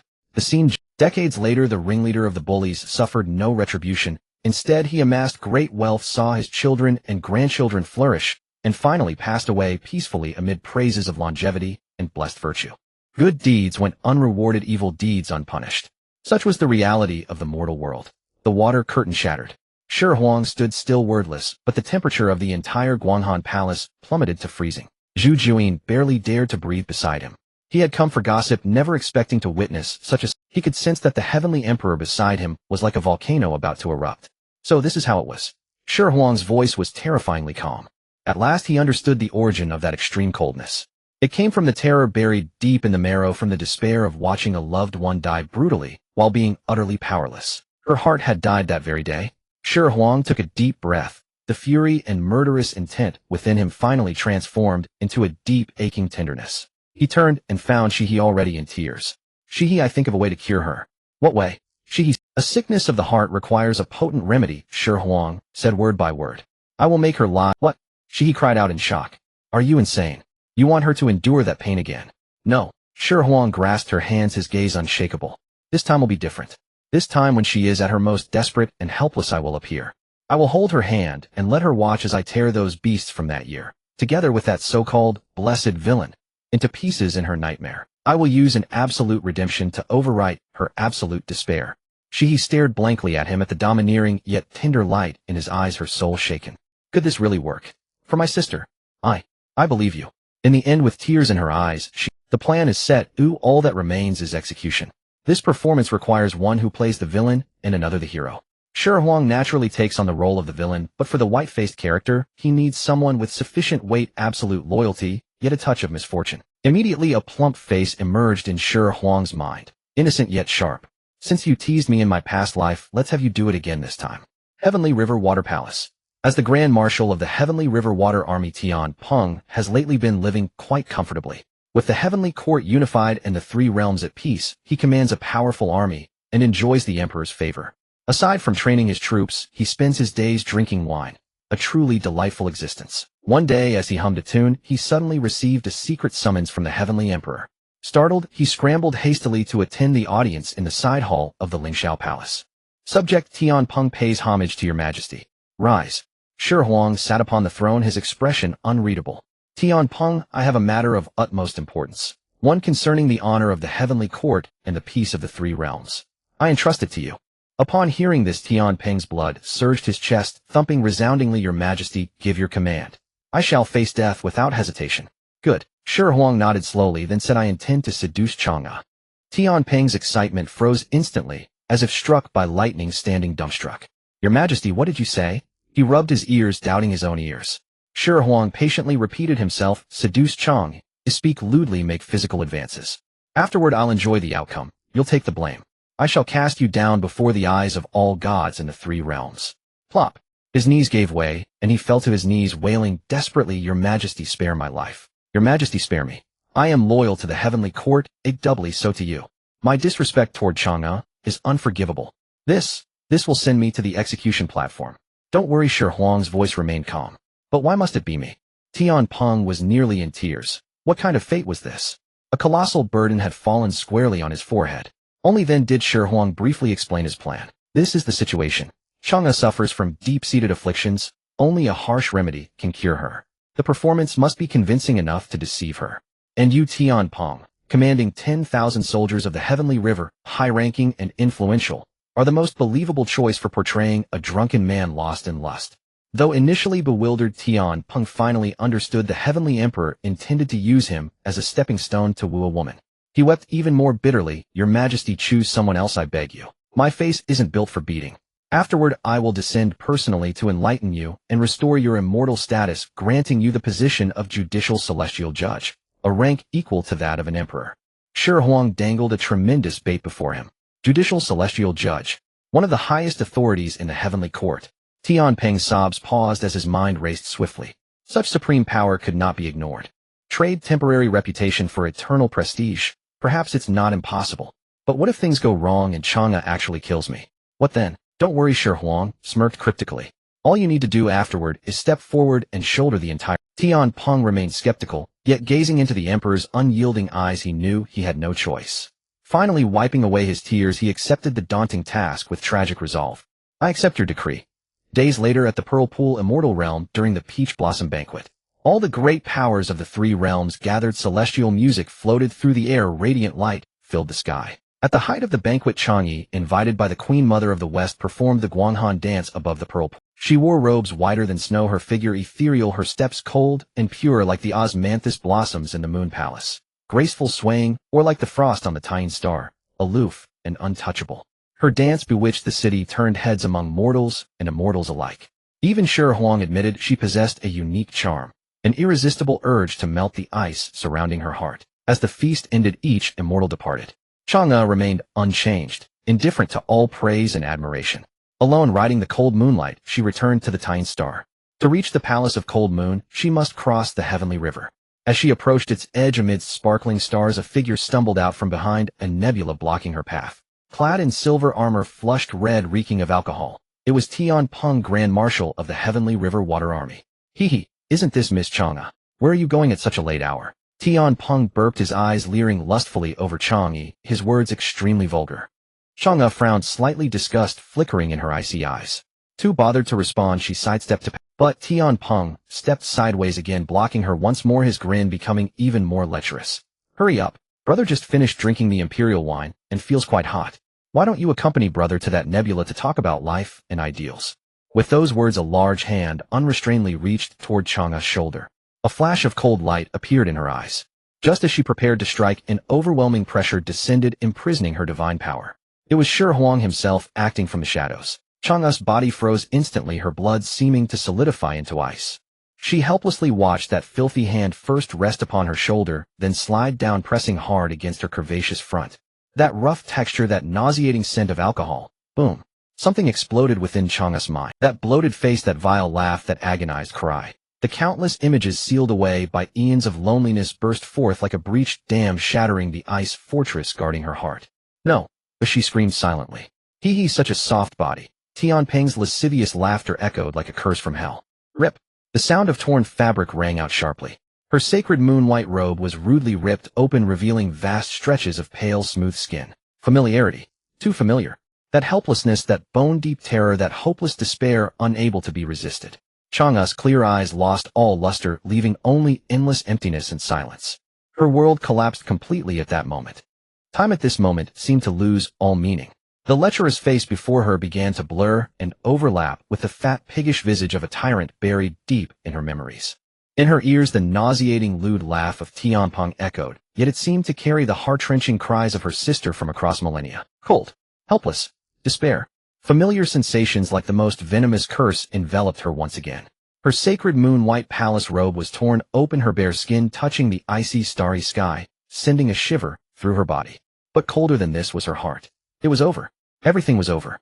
Those eyes, once as clear as water, dimmed little by little, finally turning into a dead, empty void.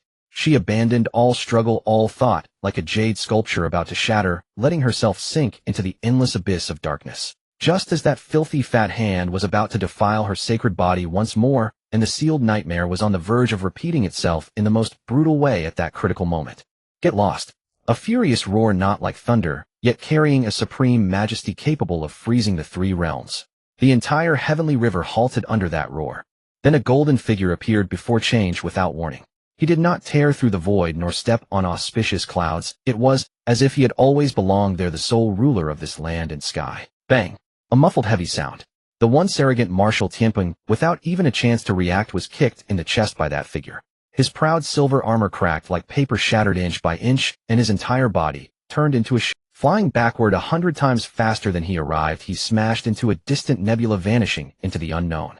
The world fell silent instantly. The invisible pressure that had restrained change's celestial power dissipated without a trace. She stood frozen still, reeling from the extreme despair, when a broad imperial robe warm with heat and carrying a domineering dragon's might was draped over her. Then a solid warm chest embraced her. This aura, it was Shi Huang. It was the heavenly emperor. That overwhelming sense of security, like a breached flood, instantly shattered all the defenses she had built through millennia of solitude. Wah!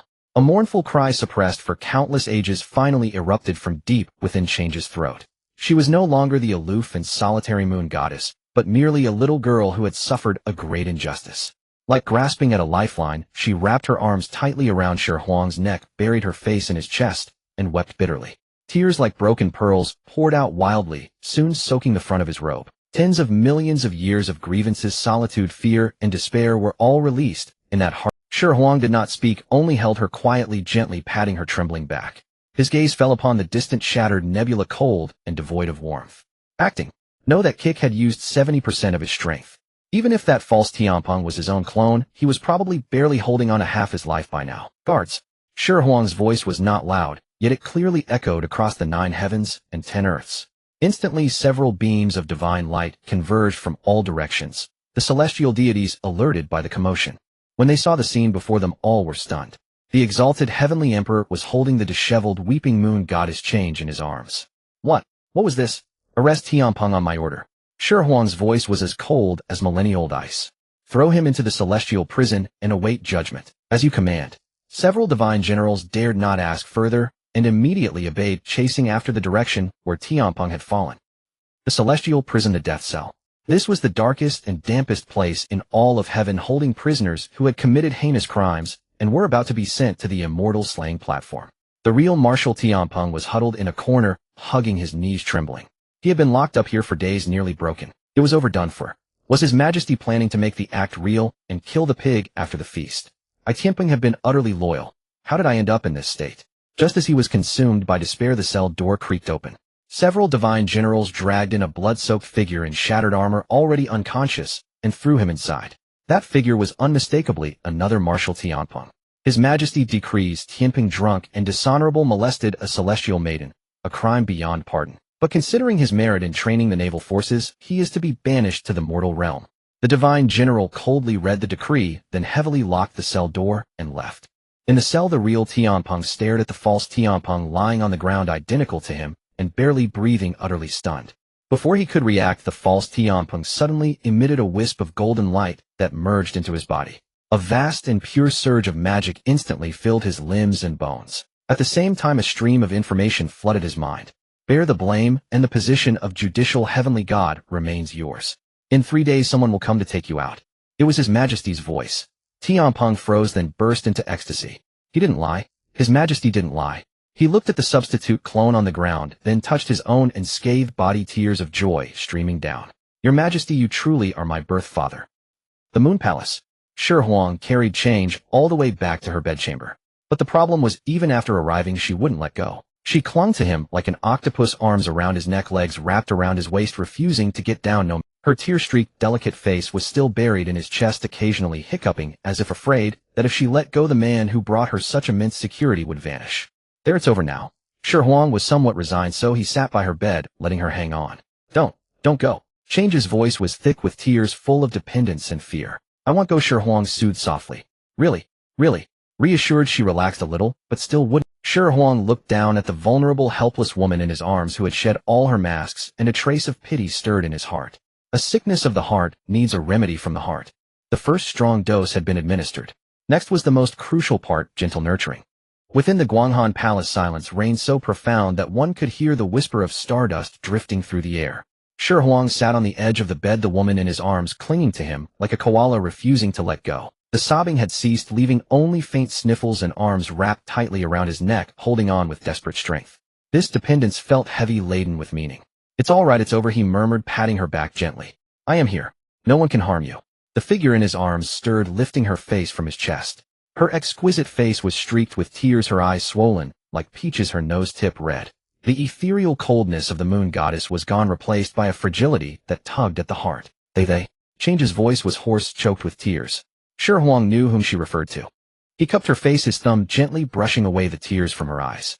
I have thrown him into the heavenly prison. The trial will commence soon. Change stared at him blankly, as if lost in memories.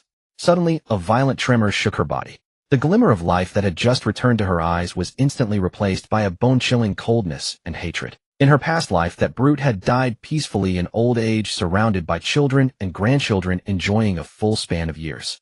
Good deeds went unrewarded, evil deeds went unpunished. Would it be the same this time? No, never. I want to see him die with my own eyes. Her voice turned shrill, carrying an unyielding resolve. She pulled away from Shi Huang, the fragility vanishing, instantly replaced by a chill as cold as millennium-cold ice. The next day, in the Lingxiao Palace, Change stood alone in the hall, clad in white, her face like frost. Your Majesty, I have a request. Speak, Shi Huang said indifferently from the imperial throne. Tianpeng molested me, a crime unforgivable. I beg your Majesty to allow me to personally oversee his execution in the heavenly prison, to uphold heavenly law and soothe my heart. Her words rang out resolutely, drawing the gazes of all the immortals present. Was this still the aloof moon goddess who cared for nothing? Shi Huang gave her a long, searching look before slowly nodding. Granted. Yet events unfolded unexpectedly. The case was assigned to the judicial deity, whose efficiency was frustratingly slow. On the first day, he claimed the need to follow procedures and retrieve files. On the second, he said he had to interrogate the Heavenly River Navy for witness testimony. On the third, he stated that Marshal Tianpeng was severely injured and unable to stand trial until his condition stabilized. Day after day, no progress was made. Change's patience wore thin. She went to the Lingxiao Palace daily, eventually blocking the entrance to Shi Huang's bedchamber like a debt collector. Shi Huang never grew annoyed. He would soothe her with kind words, saying, I will urge them, while secretly sending a telepathic message to the judicial deity. Delay. Drag it out for all you're worth. That night, Change returned empty-handed, once more stamping her foot in frustration outside the bedchamber, powerless. A figure appeared silently behind her. Sister, still angry. It was Xihe. Change turned, and seeing her, her eyes reddened. Sister, His Majesty. He doesn't truly wish to punish that villain. Xihe chuckled softly, taking her hand and whispering in her ear, foolish little sister, you think pleading with words alone is enough. Showing up with a long face every day? Who wouldn't be annoyed? Then what should I do? Men all fall for the same trick. A glint of cunning flashed in Xihe's eyes. If toughness doesn't work, try softness. A woman who knows how to act sweet is the luckiest. Act sweet. Change was stunned. The concept was more foreign to her than the great Tao of chaos. Yes, she has said like a patient teacher. Relax your posture, say something nice like this. Change nodded vaguely, her fair face cycling between blushes and paleness. The next day, as Shi Huang was reviewing memorials, Change arrived again.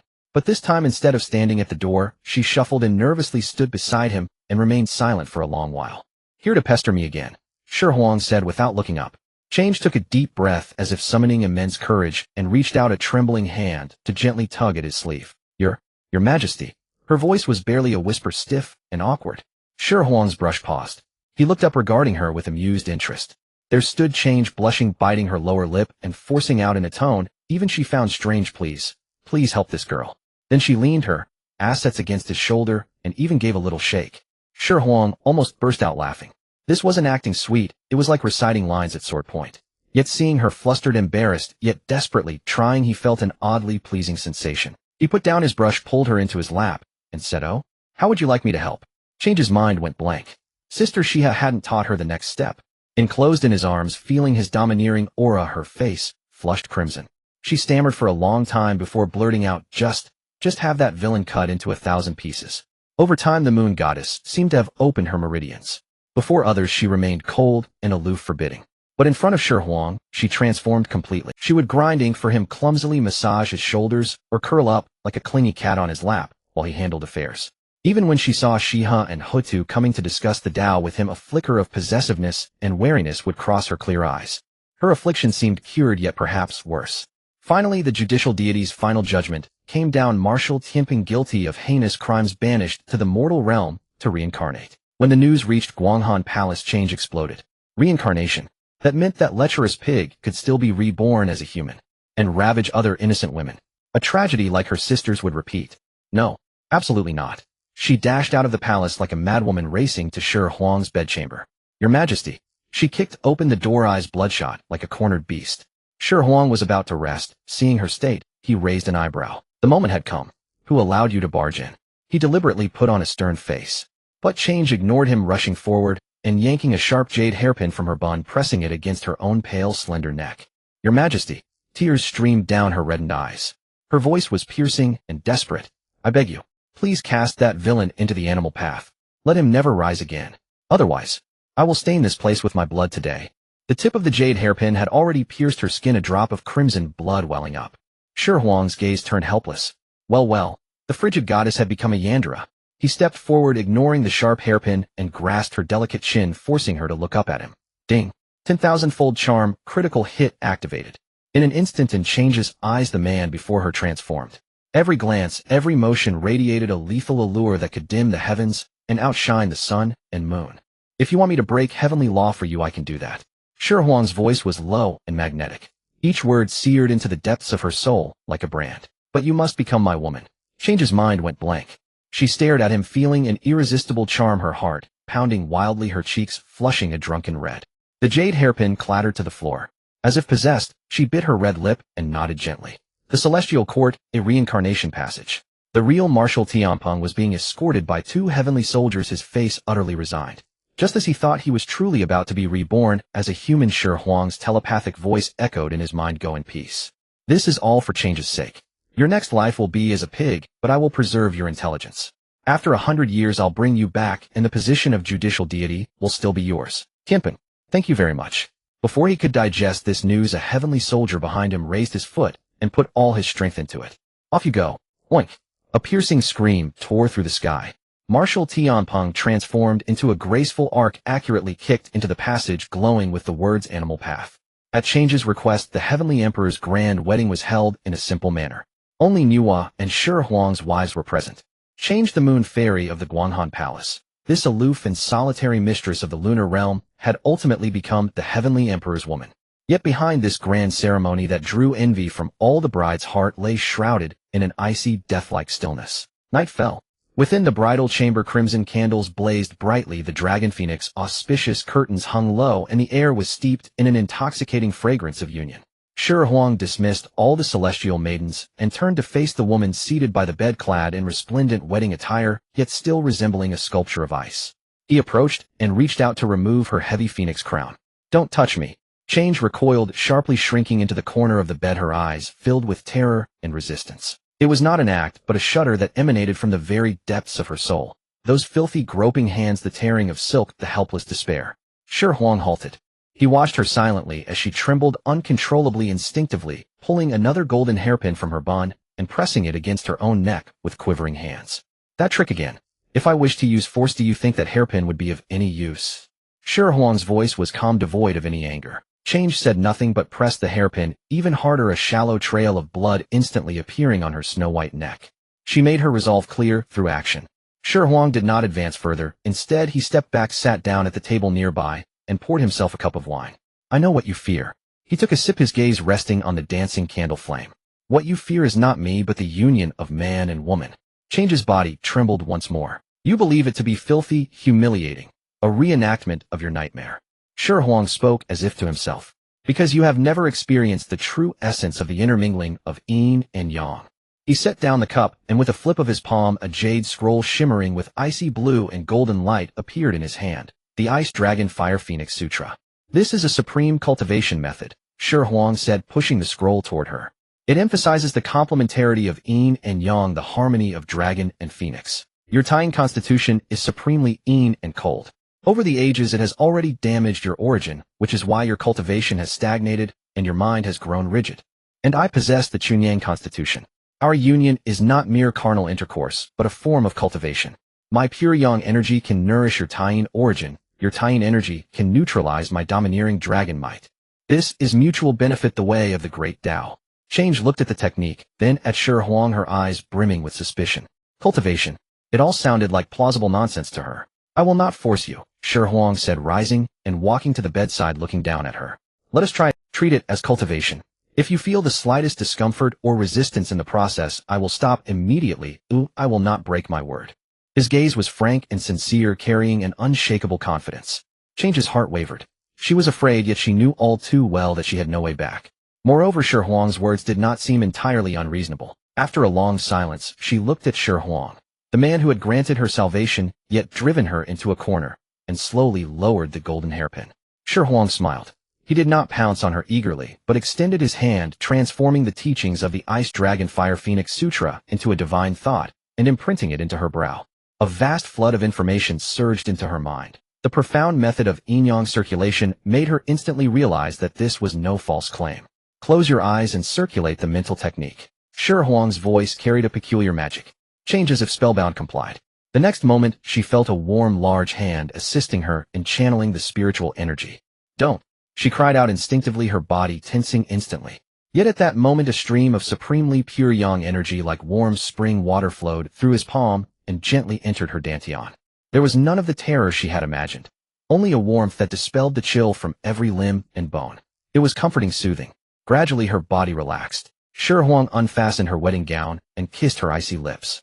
"Don't, Change's mind went blank. The technique circulated, but her body resisted.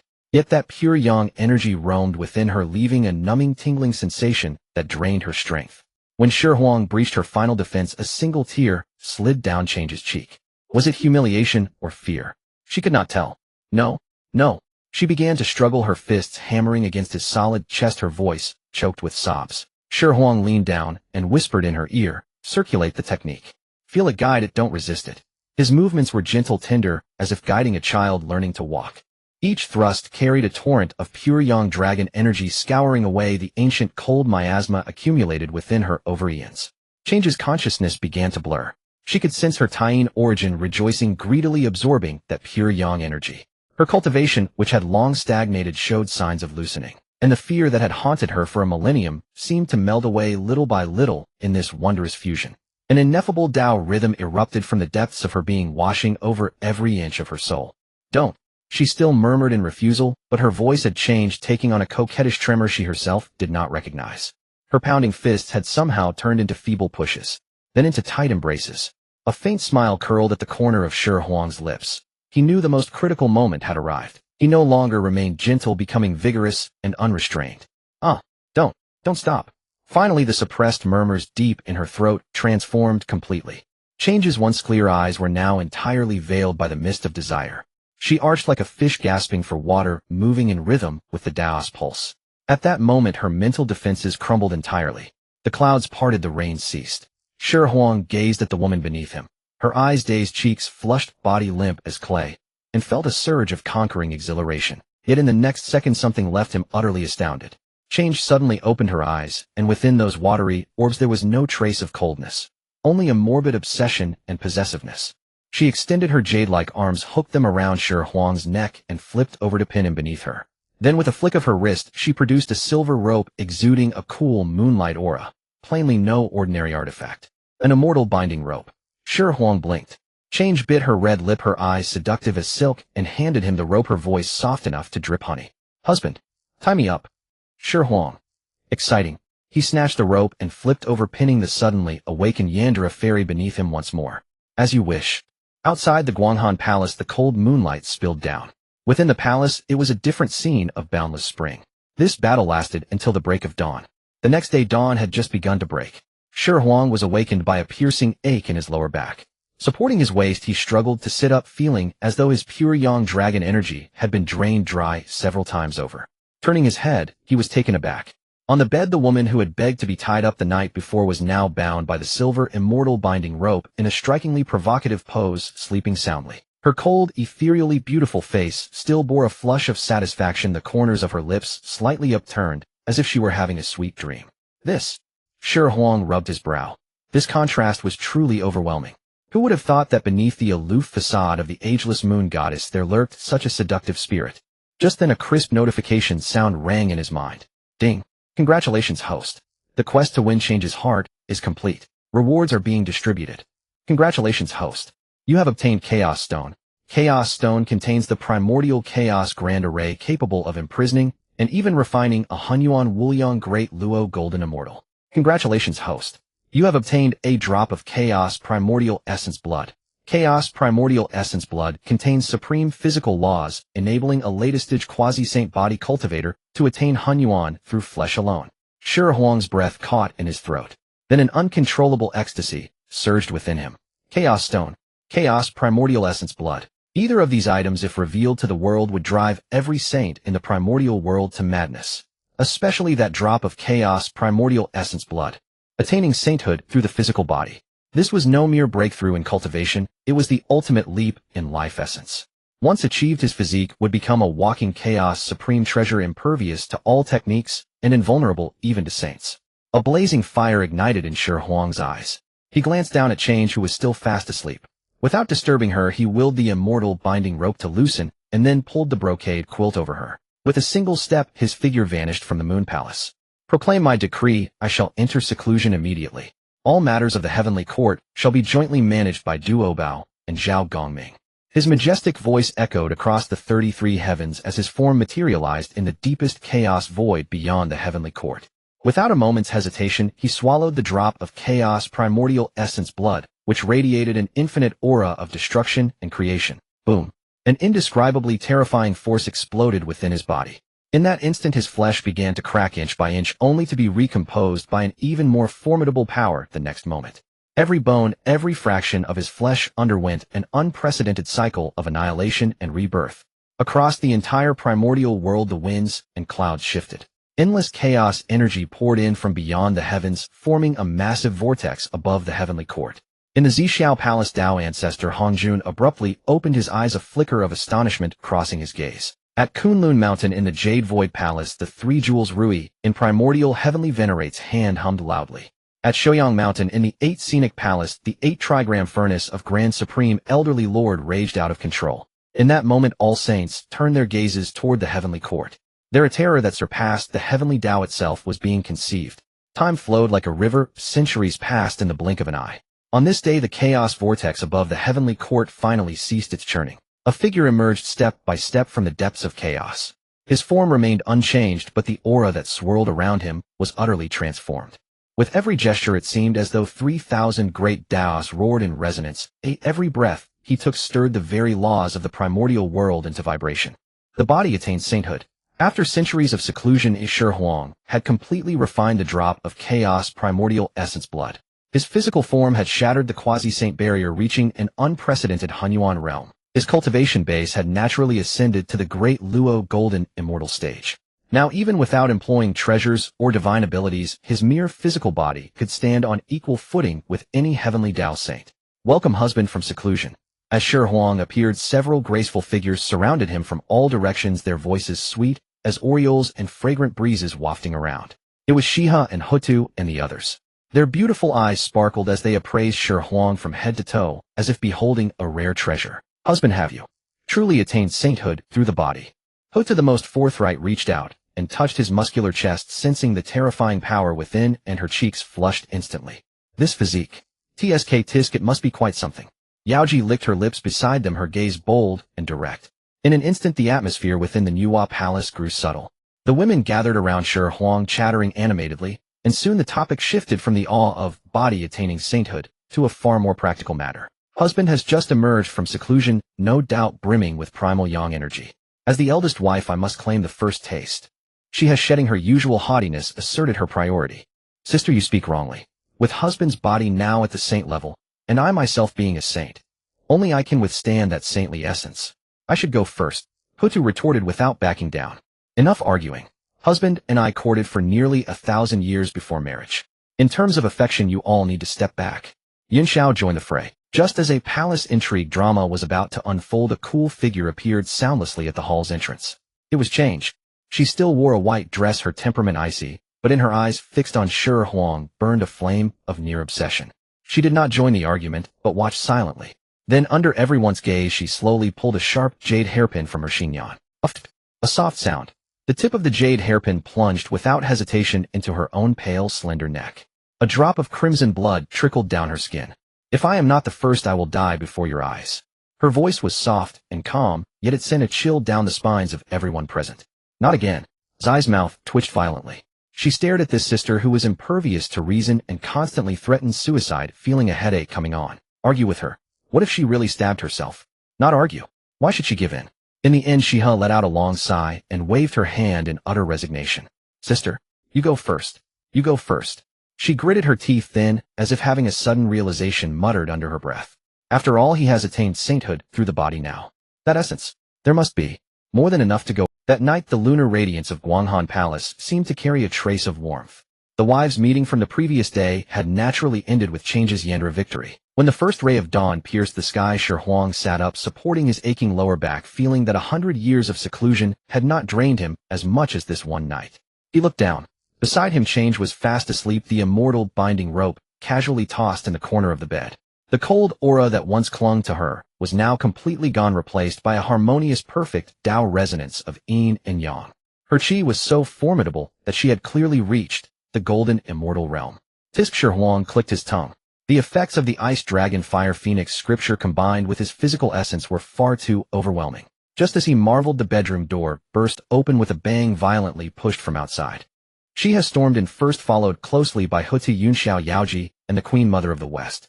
Even the usually timid Yaoqi and Cihang Daoren were trailing behind, all lined up neatly. The women's gazes fell upon the bed in unison. When they sensed Change's golden immortal cultivation, their eyes widened in shock. Just as I thought. Xihe slapped her thigh, disregarding all heavenly queen dignity, and dashed to the bedside in 2 strides. Pointing at Shi Huang, she announced with righteous confidence, "Next is me. I'm the eldest, so I go first." "Sister, that is not quite right," Huda said with a smile as she stepped forward. A new palace drama was about to unfold.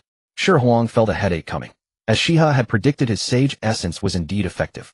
In the following days, the heavenly emperor's bedchamber became the liveliest place in the heavenly court. The women lined up, taking turns to discuss the Tao and cultivate with Shi Huang.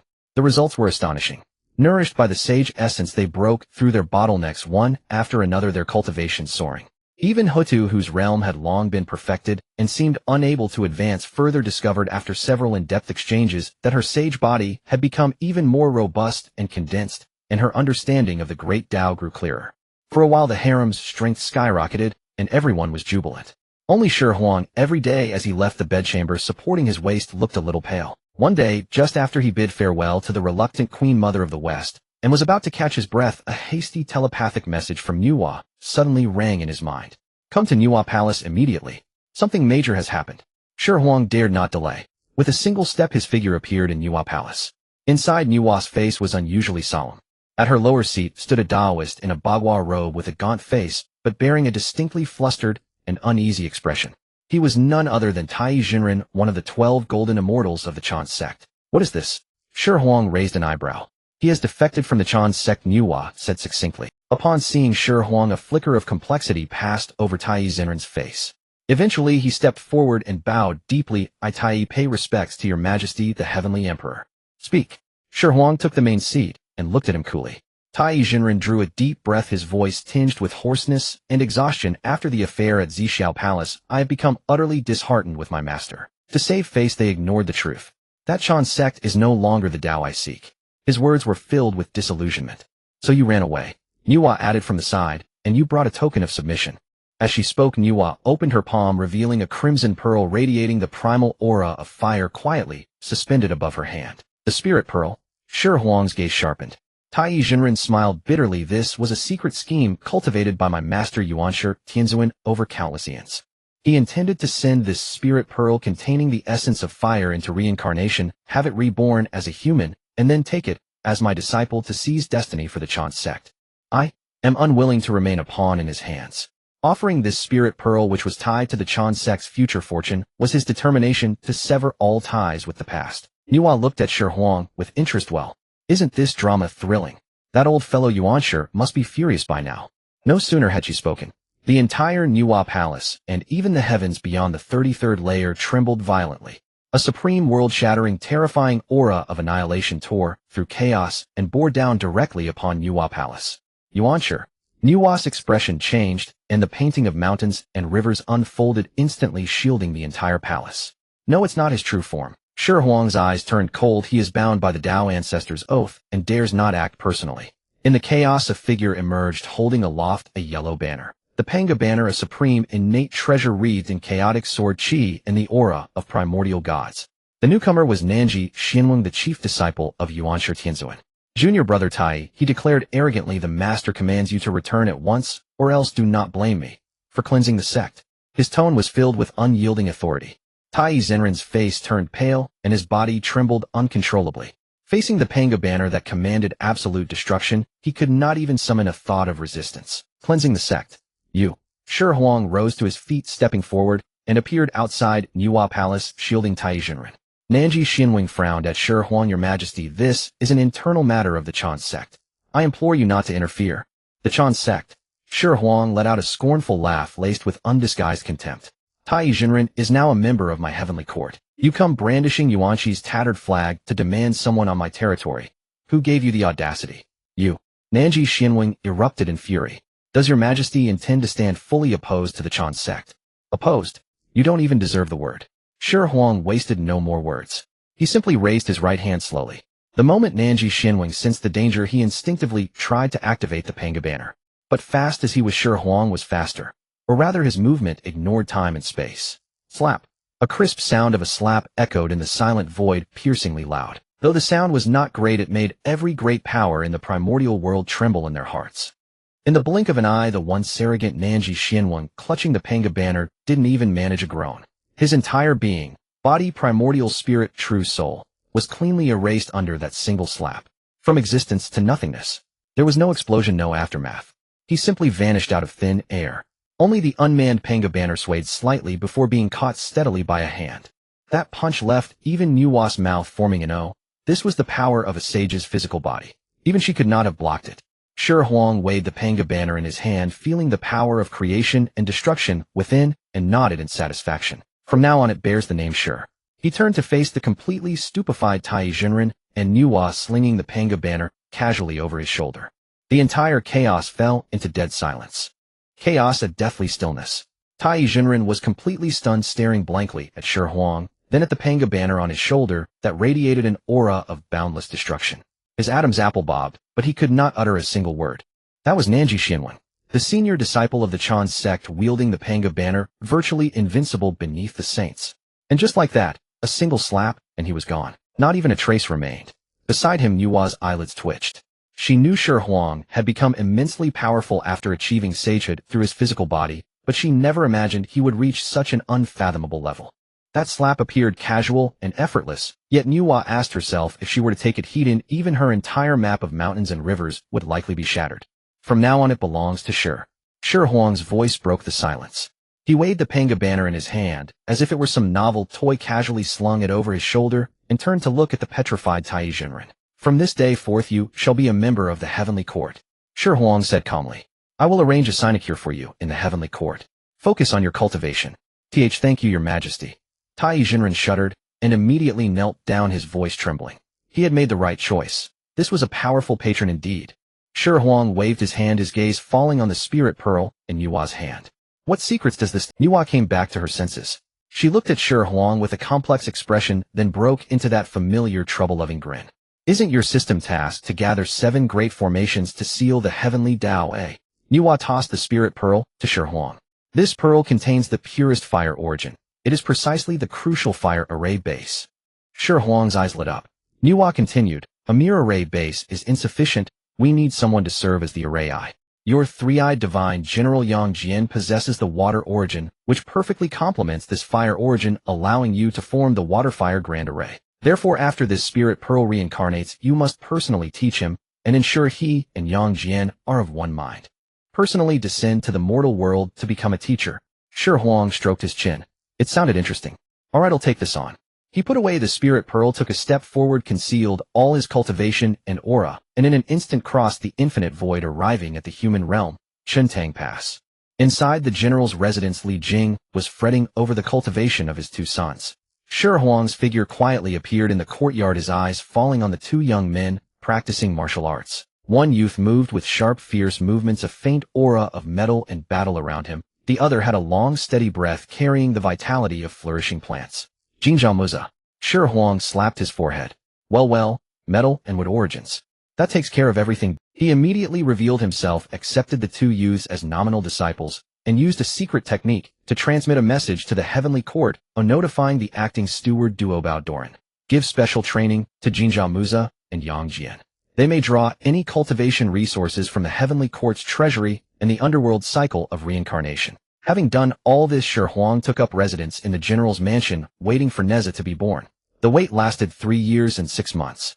Li Jing's wife, Yin Shinyang, had a belly as large as a small hill. Everyone in the household was anxious. Finally, on a night of thunder and lightning, a crimson light burst from the delivery room, and a meatball came into the world with a cry. Just as Xihe Huang was about to step forward and retrieve the spirit pearl from within the meatball, Yin Shinyang hugged the ball tightly, her eyes brimming with tears, full of reluctance. Xihe Huang looked at the mother's deep love for her child and sighed. Madam, this child is born with a rebellious bone. If not properly guided, he will one day cause a catastrophe. He was of course referring to the future reckless deeds of Neza, stirring up the sea, ripping out dragon sinews, flaying dragon skin, and killing the demoness Shurji. A whole list of troublemaking exploits. As a modern man, Xihe Huang had always thought Neza's actions in that story were a bit too extreme. Hearing this, Yin Shinyang looked at Xihe Huang, whose extraordinary bearing convinced her he was no ordinary man. After much hesitation, she finally nodded tearfully. Only then did Xihe Huang cut open the meatball, take out the exquisite Neza, and directly bring him back to Nuwa's palace. Oh my, such an adorable baby. As soon as Nuwa saw Neza, her eyes sparkled and maternal instinct surged.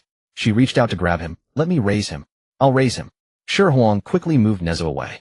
No way. With Nuwa's lazy, overprotective nature and her saint-level power, if she raised Neza, the boy might end up attacking the Purple Firmament Palace one day. Though Xihe Huang himself had already done something similar, the circumstances were different. No, you'd spoil him too much. He refused, decisively turned around, returned to the Heavenly Court, and handed Neza over to Duobao Doran. You are steady and composed. Teach him well. Let him follow his 2 elder brothers Jinjia and Muza and learn some discipline. Duobao looked at the pink, adorable baby in his arms, who was staring at him with big dark eyes and grinning, and felt a headache coming on. Although Xihe Huang was the master of the 3 Xihe, he really wasn't cut out to be a teacher. His own aptitude was too poor. He simply couldn't teach these 3 children. So he left them all to Duobao to raise, the 3 Xihe plus Yang Jian. Teaching 1 was the same as teaching 4. However, Xihe Huang provided them with nothing but the top-ranked resources. One day the peach tree in the Heavenly Court was swaying rhythmically again. Suddenly, a sky-piercing, earth-shaking, baleful aura surged from the blood sea of the underworld, instantly flooding the entire primordial 3 realms. The baleful aura was cold, violent, and filled with boundless slaughter and destruction. Shi Huang withdrew from the jade pool, and in a single step appeared in the Hall of Divine Might. Inside the hall, Nuwa Hutu, and even Tongtian Jiaozhu, who had not shown himself for a long time, had all appeared, their expressions extremely grave. Mingi has become a saint. Tongtian's voice carried an incredulous shock. Within Yao Kai's bedchamber, the atmosphere was thick with lingering passion. An immense bloodthirsty aura surged from the netherworld's sea of blood, sweeping across the primordial world, compelling Shi Huang to reluctantly withdraw. Yao Qi trembled in his arms, her limpid eyes flickering with helplessness, yet brimming with profound reluctance. She knew her husband had to attend to weighty matters. "My lord, wait a moment," she murmured, timidly clinging to his arm, her intent unmistakable. She had something to say.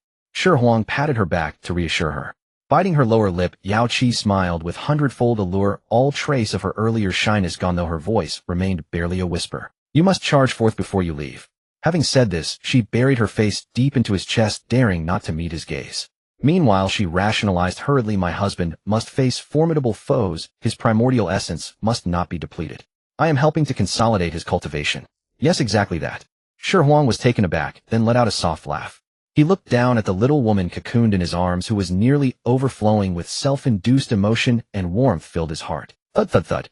Not long after, in the Hall of Azure Clouds, Shi Huang stepped inside to find an oppressed Nuwa Hutu and Tongtian Jiaozhu, 3 sages, had gathered, each wearing an expression of lingering shock. "Mingi has achieved sainthood," Tongtian Jiaozhu stated first.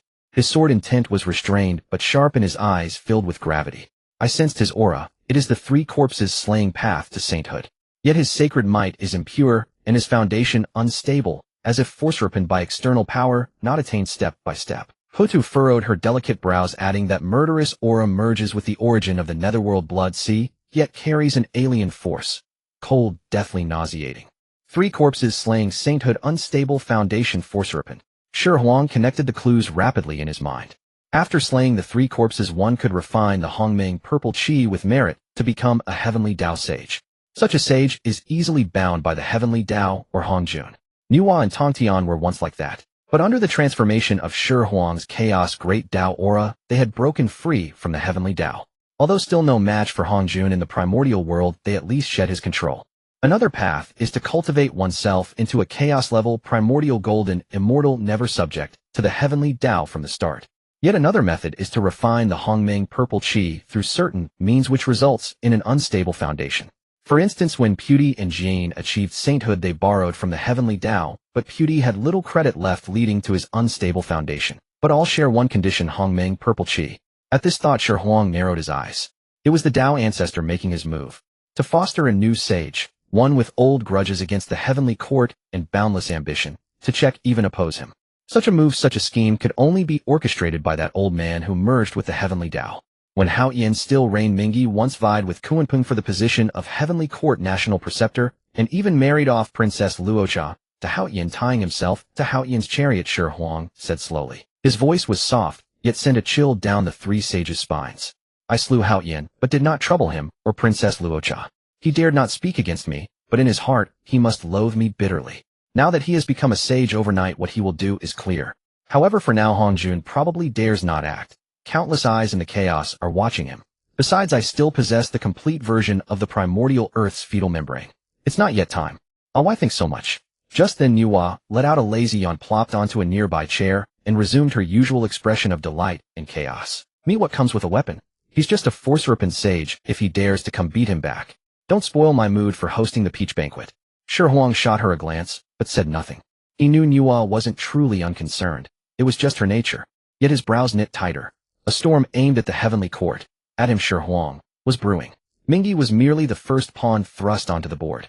At the same time, deep within the purple firmament palace, Yuanshi Tianzuan, who was healing his wounds with closed eyes, suddenly opened his eyes wide.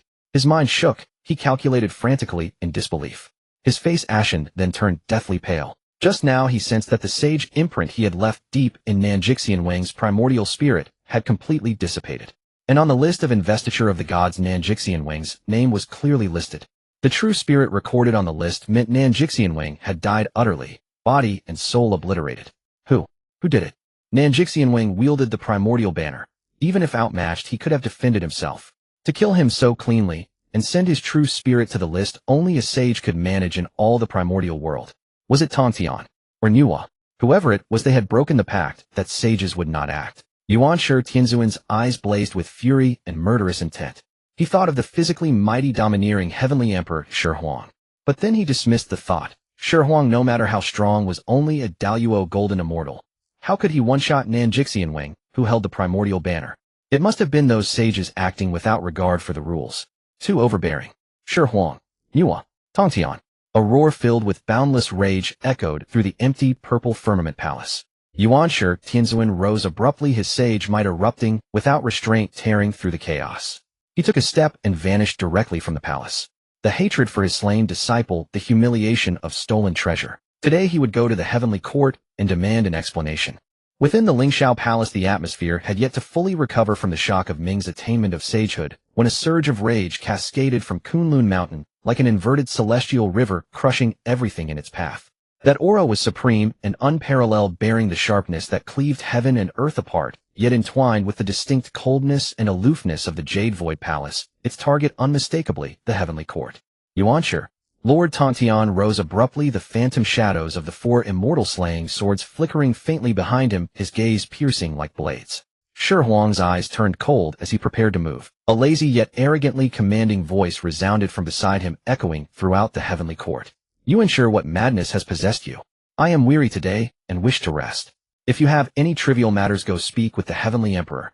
The voice was not loud, yet it caused that overwhelming fury to halt abruptly outside the southern heavenly. The next moment a figure tore through the void and appeared outside the grand hall. He wore an apricot yellow Taoist robe, held a 3-jade rui in his hand, and his face was as still as an ancient well. Yet the fire blazing within his eyes was enough to incinerate the 9 heavens, the rage of a sage. It was none other than Yuanshi Tianzuan, Nuwa, Tongtian, Shi Huang, who gave you the audacity to slay my foremost disciple and seize my supreme treasure. His voice was like eternal primordial ice, each word freezing the very space around him. Lord Tongtian stepped forward, blocking the front of the hall, facing Yuanshi Tianzuan from afar with an open and candid expression. Yuanshi, your disciple was killed by Shi Huang. At these words, Yuanshi Tianzuan was momentarily stunned, then his fury turned to a scornful laugh. Tongtian, to protect Nuwa you fabricate such an absurd excuse. A mere Daluo golden immortal. How could he kill my foremost disciple who wields the Panga banner? Do you take me for a 3-year-old child? He simply did not believe it. Beneath sages all are ants. This was the supreme truth of the Tao. The elder of the South Pole wielding the Panga banner could only be repelled even if Tongtian himself attacked. To obliterate him so silently and completely was utterly impossible. Unless a sage intervened. Yuanshi Tianzuan's gaze swept over Shi Huang, his killing intent stark. Today you have broken the covenant that person shall not act. Hand over Tai and return the Panga banner. Otherwise I shall raise this heavenly court of yours to the ground. Fine, a flat voice responded. Shi Huang slowly walked out from behind Lord Tongtian. He looked at Yuanshi Tianzuan with no trace of fear in his expression, as if he were staring at a petulant troublemaker. The man I killed. The banner I also seized. Yuanshi Tianzuan's pupils constricted as he fixed his gaze on the Panga banner on Shi Huang's shoulder. The mark of the elder of the South Pole upon it had vanished without a trace. You? How about we make a wager? Shi Huang interrupted him. Bet on whether I have the ability to kill your eldest disciple. If I do, your Chan sect shall not pursue the matter of Tai Jinren any further, and this Panga banner will be mine. If I do not. Shi Huang paused and smiled. My life is yours to take at any time. Junior brother. No. Duo Bao Daoren and Zhao Gongming's faces turned ashen as they stepped forward to dissuade him. To challenge a sage. This was sheer insanity. Just then from the distant western spirit mountain a voice of compassion and sorrow drifted softly, resounding across the 3 realms. Hehe, the heavenly emperor boasts quite the bold words. Do not think that just because you injured me once with that disposable white flame you truly believe a sage can be humiliated by an ant. It was Patriarch Puti. The mockery in his words was undisguised. Hearing this and seeing Shi Huang's fearless demeanor, Yuanshi Tianzuan's fury was completely ignited. He had been provoked by a Daluo golden immortal before the entire primordial world. Good, good, good. Yuanshi Tianzuan uttered 3 goods in succession. Since you seek death, I shall grant it. He agreed without hesitation. Before his words faded, the 3-jade rui in his hand had already transformed into a divine light that pierced through heaven and earth, wrapped in the supreme Taoist techniques of the Chan sect, hurling straight down at Shi Huang's head. That single strike was enough to reforge the earth, fire, wind, and water of the heavenly court. All immortals of the Jie sect turned pale with terror.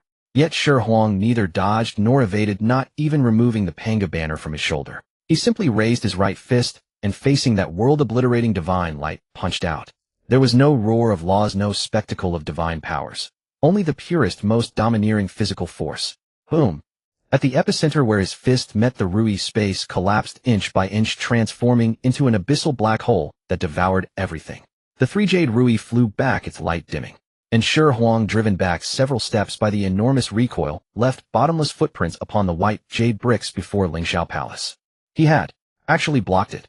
In that moment, the entire primordial world fell into a deathly silence. Patriarch Putis' voice cut off abruptly. Every single immortal of the Xihe sect was utterly dumbfounded, jaws dropping to the floor. Even Lord Tongshan's pupils were filled with shock. He knew Shi Huang's physical body was formidable, but he had never imagined it could rival a sage Heathen. Huta laughed inwardly. I have measured that body myself. You? For the first time, astonishment appeared on Yuanshi Tianzhen's face. Again, Shi Huang roared and launched his own attack. He was like a primordial beast unchained. No flashy techniques, nothing but the simplest, most direct punches, palms, elbows, and knees. Every blow shattered the void and made the great Dao wail. Yuanshi Tianzhen was thoroughly enraged. Being forced to this point by a Daluo golden immortal was an unprecedented disgrace for him. He unleashed his full sage might. Above his auspicious cloud bloomed the three flowers crown, and countless Dao laws transformed into divine chains interlaced into a net attempting to suppress Shi Huang. Yet Shi Huang's physical body was unreasonably powerful. Those law chains that could annihilate quasi-sages coiled around him, emitting creaking sounds of unbearable strain before they snapped one by one, torn apart by his terrifying physical strength. The two fought from the southern heavenly gate to beyond the 33rd heaven, then from outside the heavens into the depths of chaos. The longer Yuanshi Tianzhen fought, the more alarmed and frustrated he became. Shi Huang could not truly harm his sage body, but he could do nothing against that physique comparable to a chaotic supreme treasure. The battle raged on, evenly matched. Uncle Master. Amidst the chaos, Shi Huang threw a punch that forced back Yuanshi Tianzhen and halted his blood and chi surging like dragons, battle intent soaring to the heavens. He looked at the livid-faced Yuanshi Tianzhen and grinned. Now do you see if I have the ability to slay your eldest disciple? That question was like a resounding slap across Yuanshi Tianzhen's face. Indeed, if even a sage like him could not overcome Shi Huang, then the Elder of the South Pole, despite wielding the Panga banner, being slain in a single blow, seemed only logical. Yuanshi Tianzhen's chest heaved violently, his face cycling from green to purple, then from purple to black. He had lost completely, stripped of all dignity. He fixed his gaze upon Shi Huang for a long while before forcing out a single sentence through clenched teeth. I hope that the sages on your side outnumber those on mine. With those words, his figure flickered and vanished into the depths of chaos, carrying with him boundless humiliation and unwillingness. Deep within the chaos, a deathly silence reigned. The words of Yuanshi Tianzhen, filled with endless venom and unwillingness, had not yet fully dissipated. Tongtian Jiaozhu looked at Shi Huang, opened his mouth, but ultimately only uttered two words: monster. He could find no other words to describe it. To have it, the great Luo golden immortal realm forcefully confronted a sage, won the wager, and seized the Panga banner. If this were to be spoken of, no one in all of primordial chaos would believe it. Nuwa, however, was not so astonished. She merely lounged lazily in the void, smiling at Shi Huang, and said, "Little stone, this physical body of yours is indeed useful." Tai Jinren, standing at the very back, had become utterly numb. The shocks he had received this single day exceeded those of the past tens of thousands of years combined. First apostasy, then the South Pole immortal was slapped to death. Next, the Heavenly Emperor fought back and forth with his former master. He now had only one thought: this thigh to cling to is truly damn thick. Just then, roar. A high-pitched majestic dragon's cry, as if from the ancient primordial chaos, resounded across the three realms without warning. Immediately after, another boundless sage's might surged from the coast of the eastern sea, sweeping across the entire primordial chaos world. This sage's might, unlike Ming's cold brutality, was filled with imperial dominance, a pressure that commanded the world. Within the Lingxiao Palace, Duo Bao Daoren and Zhao Gongming, who had just breathed a sigh of relief, turned pale in an instant. Another one. What kind of day is this? Are sages being mass-produced? Its ancestor dragon. Hutu frowned slightly, stepping to Shi Huang's side in one stride. She governed reincarnation and was most sensitive to the auras of primordial chaos beings. He has also severed the three corpses and become a sage. As her words fell, the four seas surged with towering waves.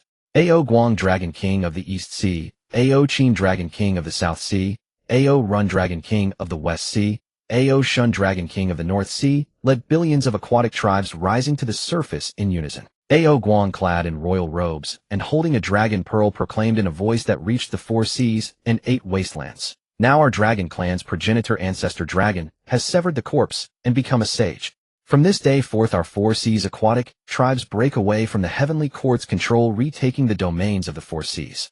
Any who set foot in the 4 seas shall be killed without mercy.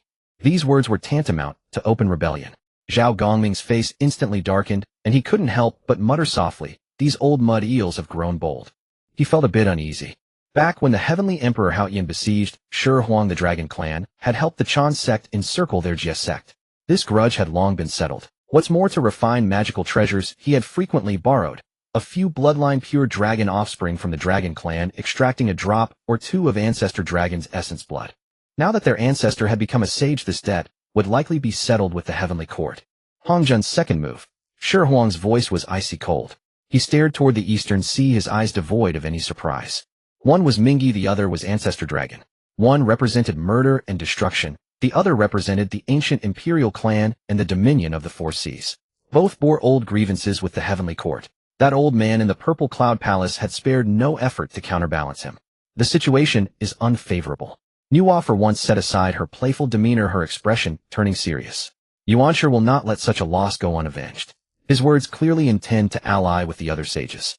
Now with Mingi and ancestor dragon added, a single misstep could lead to a tribulation on a scale that would destroy heaven and earth.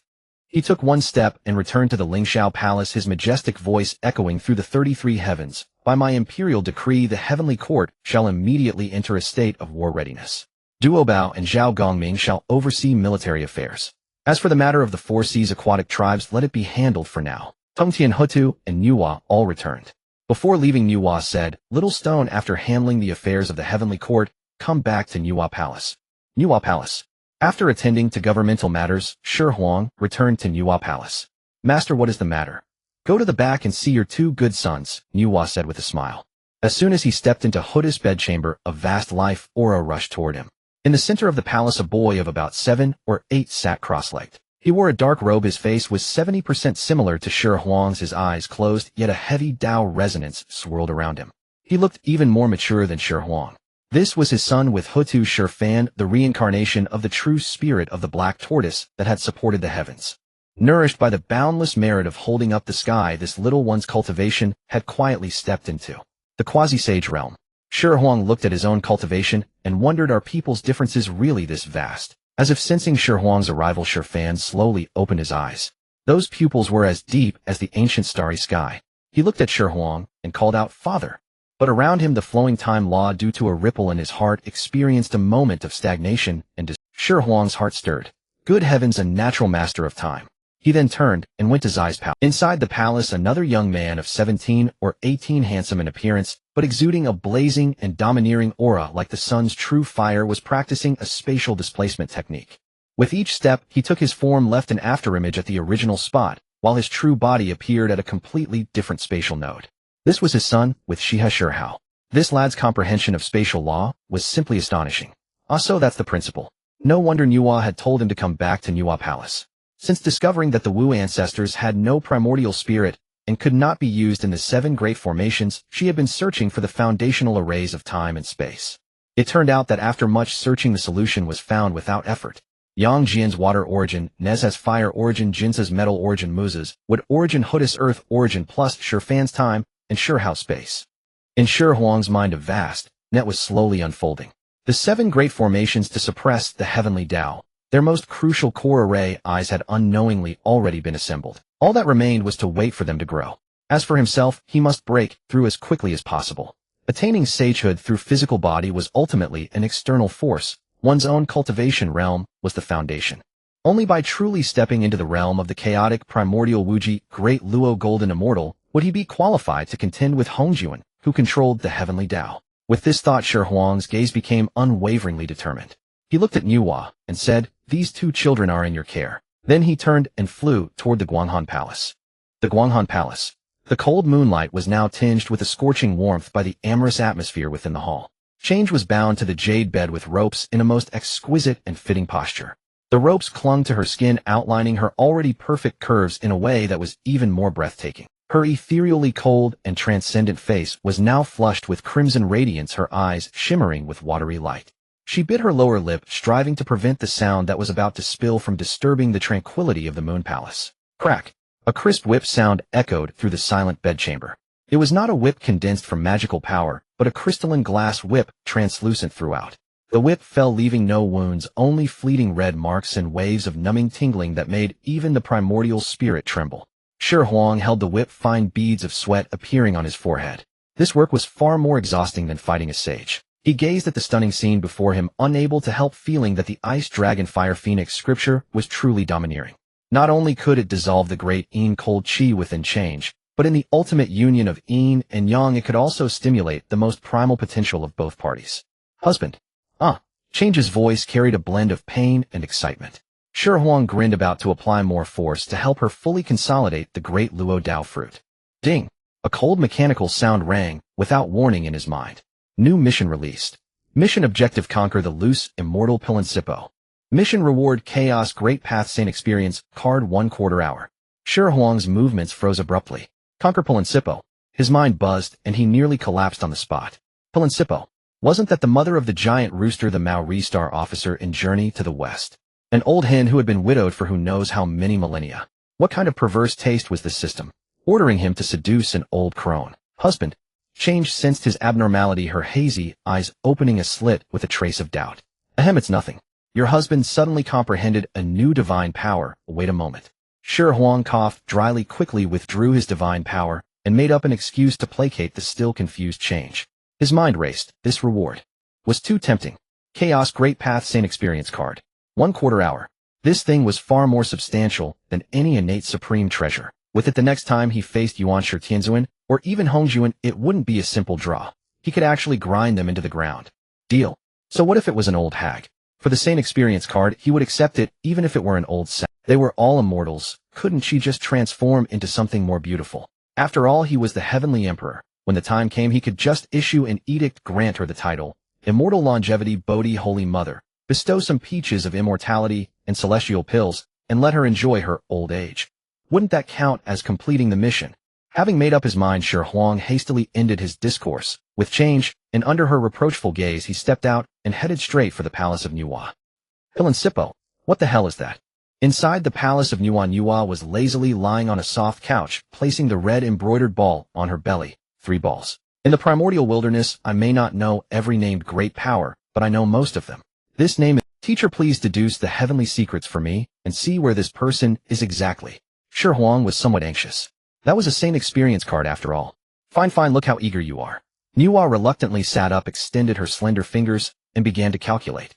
A sage's deduction could observe past and future, and see through all things in the 3 realms. However, after a moment, Nuwa's brows were tightly furrowed. The great path principles swirling around her fingertips became chaotic and disordered. Before her eyes was nothing but confusion, unable to see anything clearly. Strange. Unconvinced, Nuwa urged her saintly power again. She abruptly withdrew her hand, her pretty face slightly pale, as if suffering some backlash. No good, I can't calculate it. This person's heavenly secrets are obscured by an extremely lofty power, so much so that even I cannot perceive even a trace. Even a sage couldn't calculate it. Shi Huang's heart skipped a beat. This Principio was no ordinary old woman. Ding. Detecting host confusion, now marking target location for the host. The system prompt sounded again, and a map directly appeared in Shi Huang's mind. Location at the border of the southern Jambudvipa and western Ox continent, in the primordial wilderness, deep in a nameless range of 100,000 mountains. Teacher, I found the place. We'll go take a look first. Shi Huang dared not delay. He bade farewell to Nuwa, and following the map's guidance, concealed his form and tore through the void. Mountains stretched endlessly, ancient trees towered, and miasma filled the air. This was one of the most primitive and chaotic regions of the primordial wilderness. Ferocious beasts roamed, unchecked remnants of the witch and demon tribes mingled with all kinds of heretical cultivators. Even a golden immortal dared not set foot lightly. Following the map, Shi Huang passed through layered natural maze formations and finally arrived at a deep valley surrounded by enormous mountain masses. Inside the valley, there was no imagined cave mansion or celestial palace, only an excessively crude stone hut.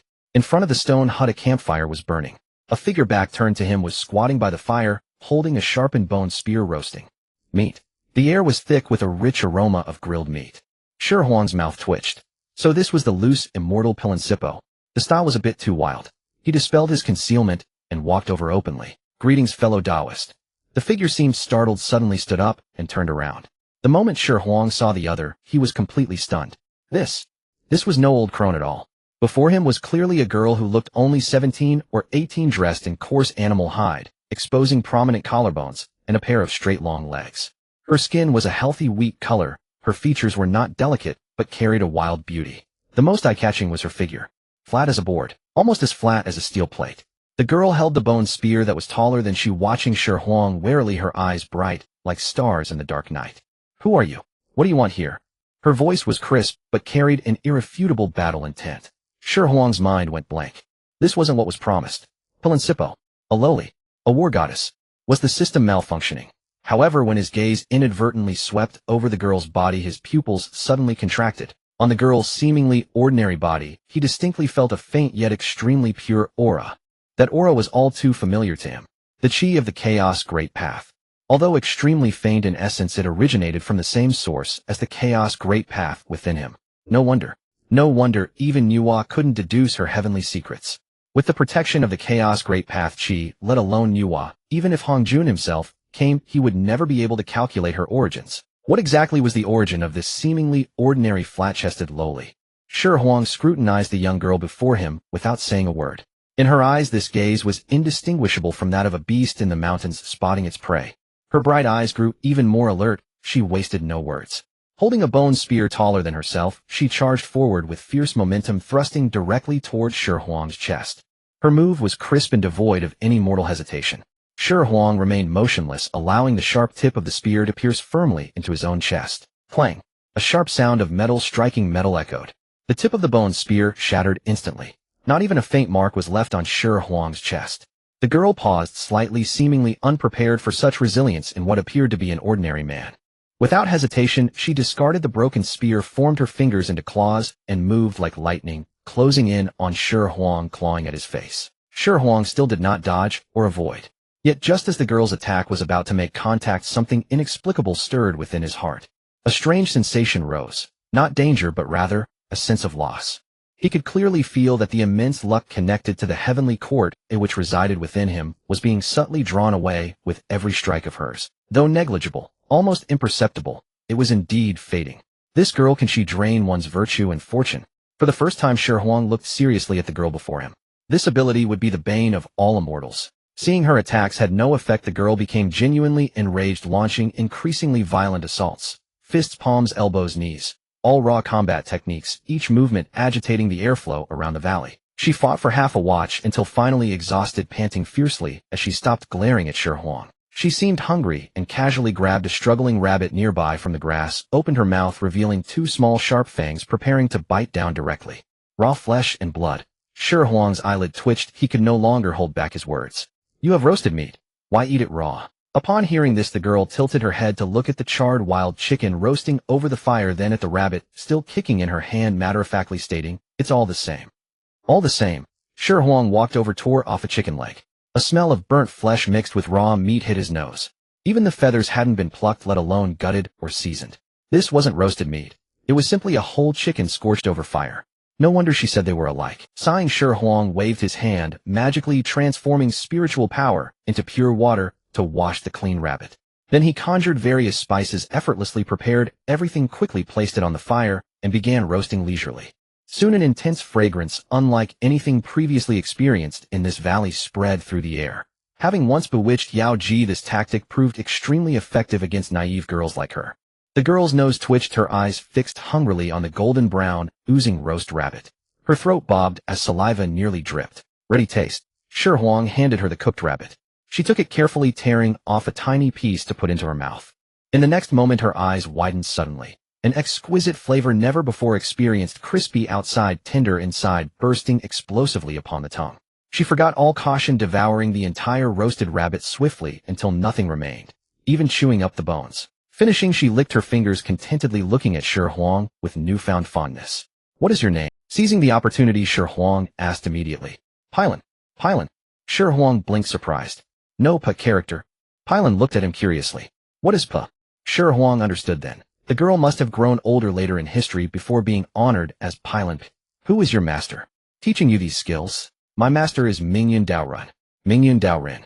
Immediately using secret methods, Shi Huang sent telepathic inquiries to Nuwa residing in the palace of Nuwa and Tongtian Jiaozhu of the heavenly court far away. After a moment Nuwa's voice resonated in his mind with gravity. Cannot calculate it. Neither I nor Tongtian could trace even the slightest origin behind this Dao name. We only sense a profound mystery beyond our comprehension. Even a sage cannot determine it. Shi Huang's respect for Mingyun Daorun increased further. As evening approached, looking at this innocent girl who knew nothing of the world except fighting and eating, Shi Huang realized his mission of guiding her would be long and arduous. Need to enlighten her. He cleared his throat, deciding to gently explain matters between men and women. Shi Huang extended his finger, lightly tapping the air, concentrating spiritual power, formed a giant water mirror. Within it began playing a well-known documentary from his past life memories. Vast African savanna teeming with life renewed. A deep magnetic voice softly announced, "Spring has come, life revives. The grasslands enter the animals' mating season again." Pylon watched wide-eyed in curiosity, observing how diverse creatures engaged in harmony of life within the mirror. She watched intently without any shyness. Only pure curiosity and thirst for knowledge. After the documentary ended, Shi Huang prepared to guide her gently. But Pylon turned around instead, sparkling eyes gazing at him innocently, extending an invitation. "That looks fascinating. Shall we try it too?" Cough. Cough, cough, cough. Among countless conquests, never had someone gotten straight to the point so early. Choked by his own spit loudly, Shi Huang nearly lost his Dao right there on the spot. This girl's train of thought was truly peculiar. Looking at Pylon's flat board-like figure, utterly unappealing, he couldn't muster any interest whatsoever. Within his harem existed either peerlessly enchanting beauties comparable to giant grinding stones, or even colder ethereal figures like Chang'e accustomed to delicacies. Coarse brands simply wouldn't go down smoothly. Well, this matter will be discussed another time. Another time. No more discussion, there won't be another time. Fleeing hastily, leaving Pylon puzzled behind, Shi Huang directly transmitted a message to Ho-Tu shortly afterward. Not long after, a graceful figure tore through void space, descending into the valley. Observing Shi Huang's constipated-like expression alongside Pylon's innocent countenance, Ho-Tu instantly grasped everything, covering her mouth, while teasing playfully with curved eyebrows. "Husband, such a fixed-assnal's physique surely troubles you greatly." Cough. "You take care of training him." Shi Huang flushed red-faced. Rather than acting immediately, Ho-Tu approached Pylon, gently speaking. "Younger sister, your foundation is excellent. You merely lack understanding utilizing this realm's energies to nourish yourself. Shall I teach you a technique called Earth Transformation Life? Transforming insights gained as Earth Saint concerning life and creation into mystical light." She tapped Pylon's forehead center, injecting it therein. This method taught not combat prowess, but harmonizing oneself, extracting purest generative chi from Earth, enriching body, reshaping form. Pylon's talent was astonishingly high, merely days mastering rudiments. Earth Transformation Life. Endless earth vein essence within valley continuously flowed inward toward her. Her figure underwent visible marvelous transformation. Once flat lines gradually softened, delicate contours quietly emerging. Having accomplished her task, Ho-Tu prepared to leave. Before departing, her gentle water-soft eyes swept over Shi Huang. Finally, she glanced downward, and the corners of her lips curled into a charming arc.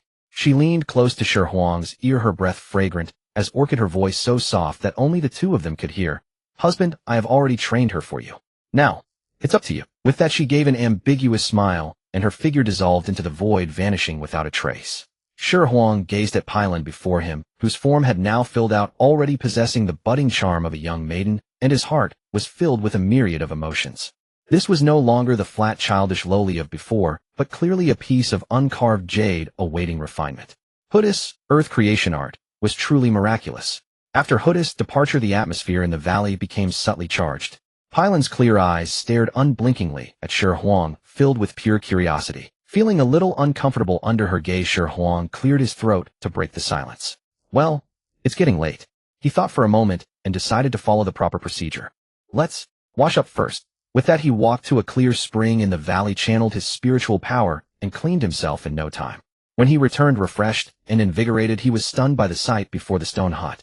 Pylon had somehow found a silk undergarment left by Ho-Tu and wore it loosely. At that moment, she was facing away from Shi Huang, her arms on the ground, her entire body bent forward, raising. The posture resembled some difficult yoga pose, or rather, The courtship gesture from the documentary, Shi Huang's mouth twitched violently. He felt his Dao heart being tested like never before. You? What are you doing? Hearing his voice, Pylon turned her head, her expression innocent and matter-of-fact. The animal world you showed me. That's how they do it. Come on, don't be shy. Sister Hutu said that when doing this sort of thing, you must not be shy. Shi Huang nearly choked. Hutu, what kind of nonsense have you been teaching her? He took a deep breath, walked over to Pylon, and helped her up, torn between laughter and tears. Well, actually we humans are a bit different. He patiently began a second session of enlightenment. We usually start from the front. And only later. Move to the back. As he spoke, he looked at Pylon's innocent yet earnest face, felt a stir in his heart, and leaned in to kiss her. The instant their lips met, an unprecedented, wondrous sensation exploded in Shi Huang's primordial spirit. It was not an exchange of spiritual power, nor a touch of souls. Rather, it was a sense of loss. He could clearly feel the vast force of the heavenly court's fortune linked to him, as the heavenly emperor, flowing unceasingly into Pylon's body through their contact. At the same time, in the 33rd heaven, the Lingxiao Palace, Duo Bao Daoist, who was handling official affairs, suddenly clutched his chest, feeling a palpitation, as if something important was slipping away from him. Senior brother, what's wrong? Zhao Gongming, sensing something amiss, asked with concern. Before his words faded, his own face turned pale. The same feeling arose in his heart. It was not just them. Throughout the heavenly court, all immortals holding celestial offices from the Jie sect felt a varying degree of inexplicable unease. Even more so, several low-rank immortal officials in closed-door cultivation lost their composure, spat out a mouthful of blood, and nearly succumbed to inner demons. The fortune of the heavenly court was declining at an inconceivable speed for no apparent reason. In the valley, Shi Huang abruptly pushed Pylon away, his expression extremely grim. In that brief moment of contact, he sensed that at least a wisp of the heavenly court's fortune had been shaved off. One wisp sounds like little, but what was the heavenly court? It governed the three realms, its fortune vast as the ocean. That single wisp could sustain a mortal dynasty for 1,000 years. If this continued, the heavenly court would be drained dry by her. Pylon, however, smacked her lips. A lovely flush appeared on her fair cheeks as she looked at Shi Huang with lingering desire. This feeling, it's amazing. Keep going. Seeing her relish the taste, Shi Huang's scalp tingled. This girl was literally a walking fortune black hole. No, this matter was too serious. He had to get to the bottom of it. He made a swift decision, took Pylon's hand, and said, "I'll take you to my home." Pylon's eyes lit up, looking at him expectantly. "If I go, will you kiss me again?" Shi Huang nodded solemnly yes. As long as he could understand this strange ability, a few kisses were nothing. He would just bear the cost. Pylon immediately agreed happily. In the palace of Nuwa, after Shi Huang and Pylon finished describing the situation, the expressions on the two saints' faces became exceptionally vivid. "You mean every time you two kiss, your fortune as the heavenly emperor drains away? And it even affects the entire heavenly court?" Nuwa circled Pylon twice, clicking her tongue in wonder, as if examining a rare treasure. "I've never heard of such a thing. What is this girl's origin? Able to devour fortune. That's even fiercer than Tao Dai." Shi Huang's face was equally grave. Tao Dai. Just as everyone was at a loss, Hutu, who had been silent, seemed to have an idea and suddenly spoke up. "Perhaps there is someone, or rather an animal, who knows."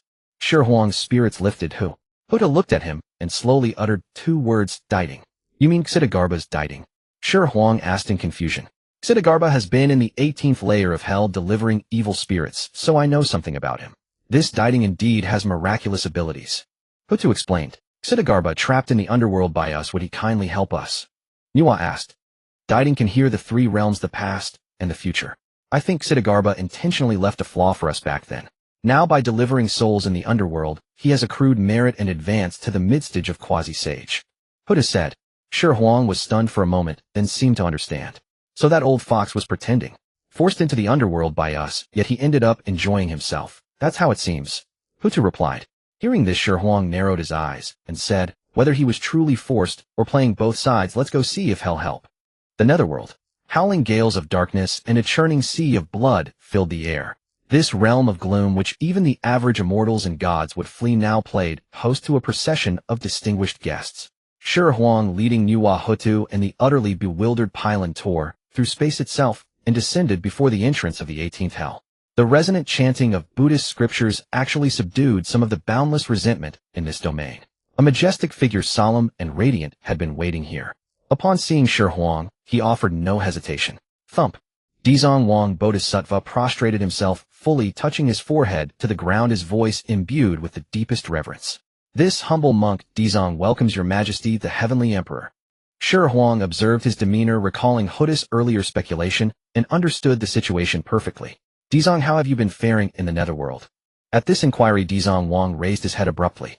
Instead of any trace of suppressed suffering, his face beamed with vitality and brilliance. Wonderful. Thanks to your majesty, there is no place more comfortable than this. These words were indeed in the netherworld, liberating malevolent ghosts far from the conflicts of the three realms. His merits had surged, and his cultivation advanced by leaps and bounds. He was now a top-tier figure at the Quasi-Saint Midstitch. This was no punishment, but a veritable paradise. Nuwa watched from the side, curling her lips, and whispered to Huda, "Look at that old monk. He's got the best deal." Shi Huang, uninterested in idle talk, cut straight to the point. "Good to hear. Today I came to borrow your Dijun to help me uncover the origins of this person." He gestured toward Pylon, who was curiously examining her surroundings. Dijun Wang followed his finger, and the instant his gaze fell upon Pylon, an inexplicable tremor shook his normally placid Buddha heart. He could not see through her. This maiden seemed shrouded in an intangible veil of mist, blocking all forms of discernment. "Your Majesty, use it as you wish." Dijun Wang dared not delay, and instantly summoned the divine beast. Dijun crouched low, its enormous ears pressed against the ground, trembling faintly. The entire 18th hell fell into an eerie silence. Even the wails of the damned vanished. Time crawled by moment by moment. Dijun's body began to quiver slightly, veins bulging on its forehead, as if it bore an immense strain. Moments later, thin streaks of blood slowly seeped from its ears that could hear all things. Roar. Dijun let out a pained roar, jerking its head up, its eyes filled with terror. "What is it?" Shi Huang asked. Dijun panted heavily, its voice fragmented, echoing in everyone's minds. "I cannot hear clearly. The origin is shrouded by a supreme power. I only caught 2 words. Fate. Fate." Hearing this, Nuwa, who had been lazily observing, changed expression for the first time. She dropped her languid demeanor, her brow furrowing, as she blurted out, "The Fate Demon God. Fate Demon God." Shi Huang's heart jolted.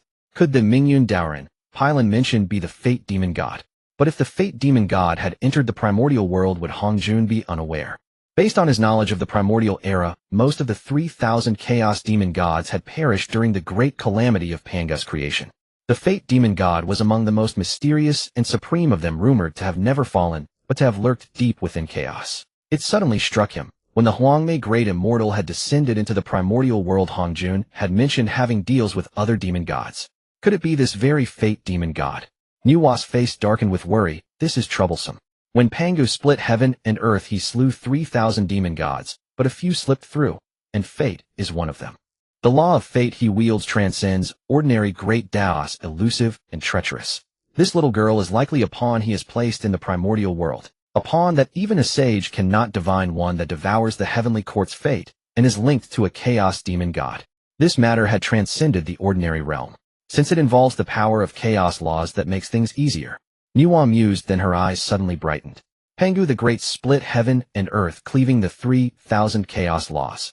Therefore the creation divine axe inherently restrains all chaos law power, whatever fate or not.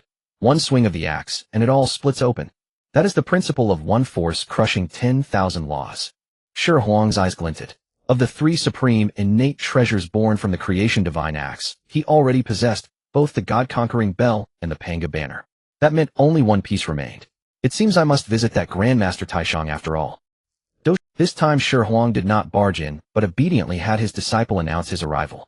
Soon Taishang Laojun came out to greet him, his face still ruddy and a faint smile lingering. "Your Majesty, the Heavenly Emperor honors me with your presence. Oh, I was remiss in not welcoming you from afar."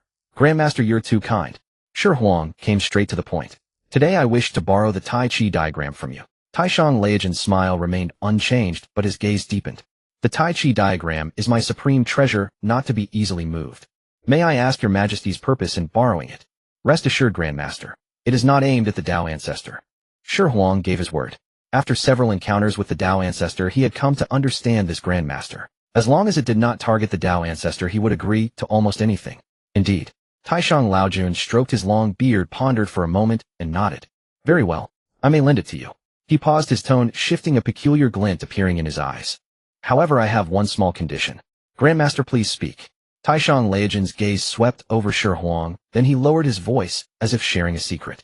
"That ancestral dragon's essence blood of yours, do you still have any?" Shi Huang was taken aback, then couldn't help but laugh. So this tranquil sage was still hungering for his Zhu Long essence blood. "Grandmaster, you put me in a tough spot." Now that Zhu Long has become a saint, would I dare to draw a bit of pathetic essence blood from his descendants? That would be suicide. Taishan Leijin's face showed undisguised disappointment.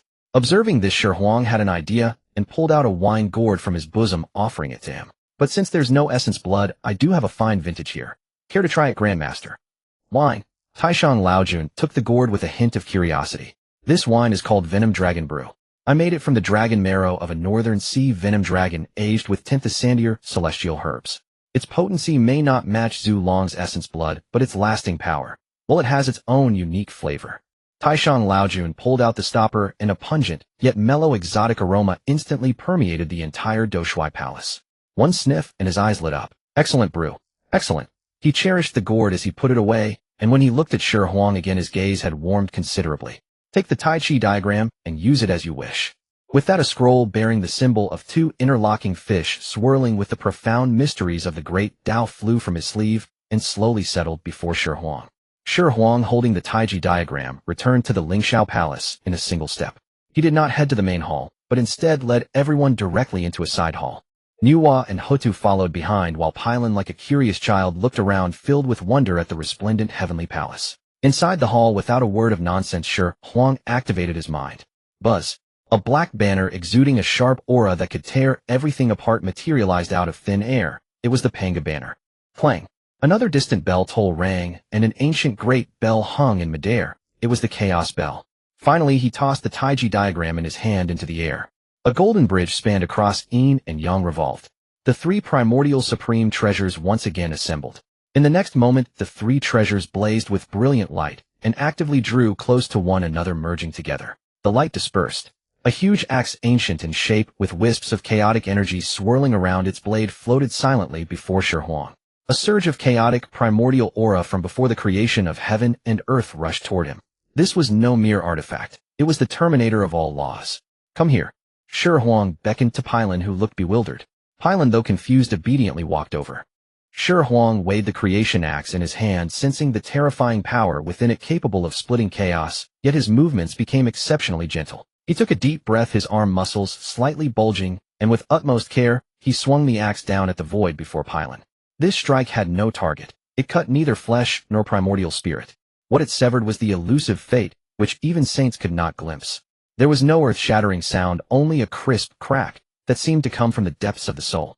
As if an invisible shackle shattered under the axe blow, Pylon's body trembled violently. A flicker of confusion passed through her bright eyes, then was replaced by a vast and imposing aura. Boom!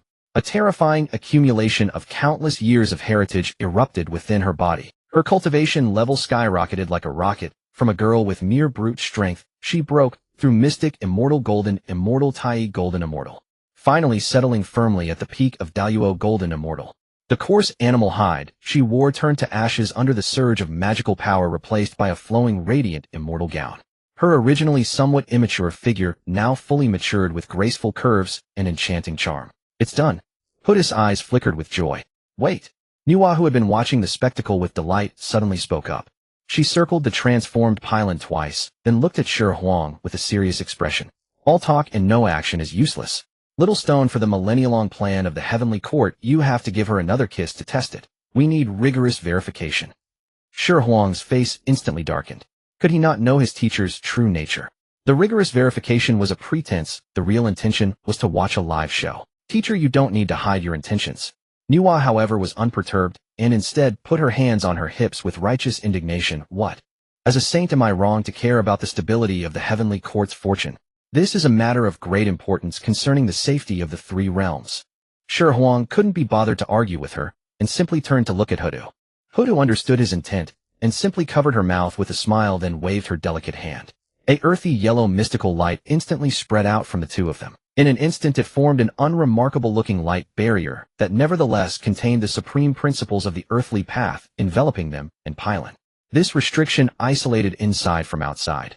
Not even sound, nor the divine sense of a saint, could penetrate it in the slightest. Hey, you ungrateful little one. Outside the barrier, Nuwa stomped her feet in anger, but was helpless. Inside the barrier, Shi Huang looked at the wild beauty before him, who had just advanced to Daluo, her eyes still carrying a trace of bewilderment and curiosity. He no longer hesitated. He slowly lowered his head and kissed her soft lips. This time, with his primordial spirit's inner vision, He carefully sensed the connection with the heavenly court's fortune. It was as stable as a mountain with no sign of any leakage. The problem was solved. Pylon was flustered by his sudden move, but soon a novel and pleasant feeling made her respond clumsily. Shi Huang sensed the rawness of the beauty in his arms and had an idea. Since the problem was solved, the task might as well be completed seamlessly. He lifted Pylon by the waist. The jade bed in the side hall seemed like a good choice. Shi Huang, what are you doing? That's not what they taught in Animal World.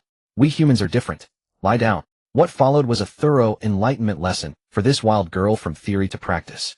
After a long while, refreshed and content, Pylon lay in Shi Huang's arms, drawing circles. Shi Huang. Smack. Shi Huang slapped her plump buttocks. Call me husband.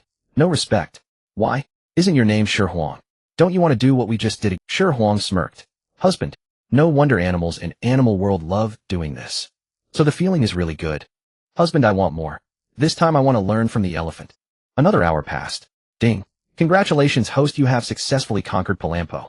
Task reward: Chaotic Dao Saint experience card. A quarter hour allows invincibility within chaos for a quarter hour, after which enters sage time. It worked. A satisfied smile finally curled at the corner of Shi Huang's mouth.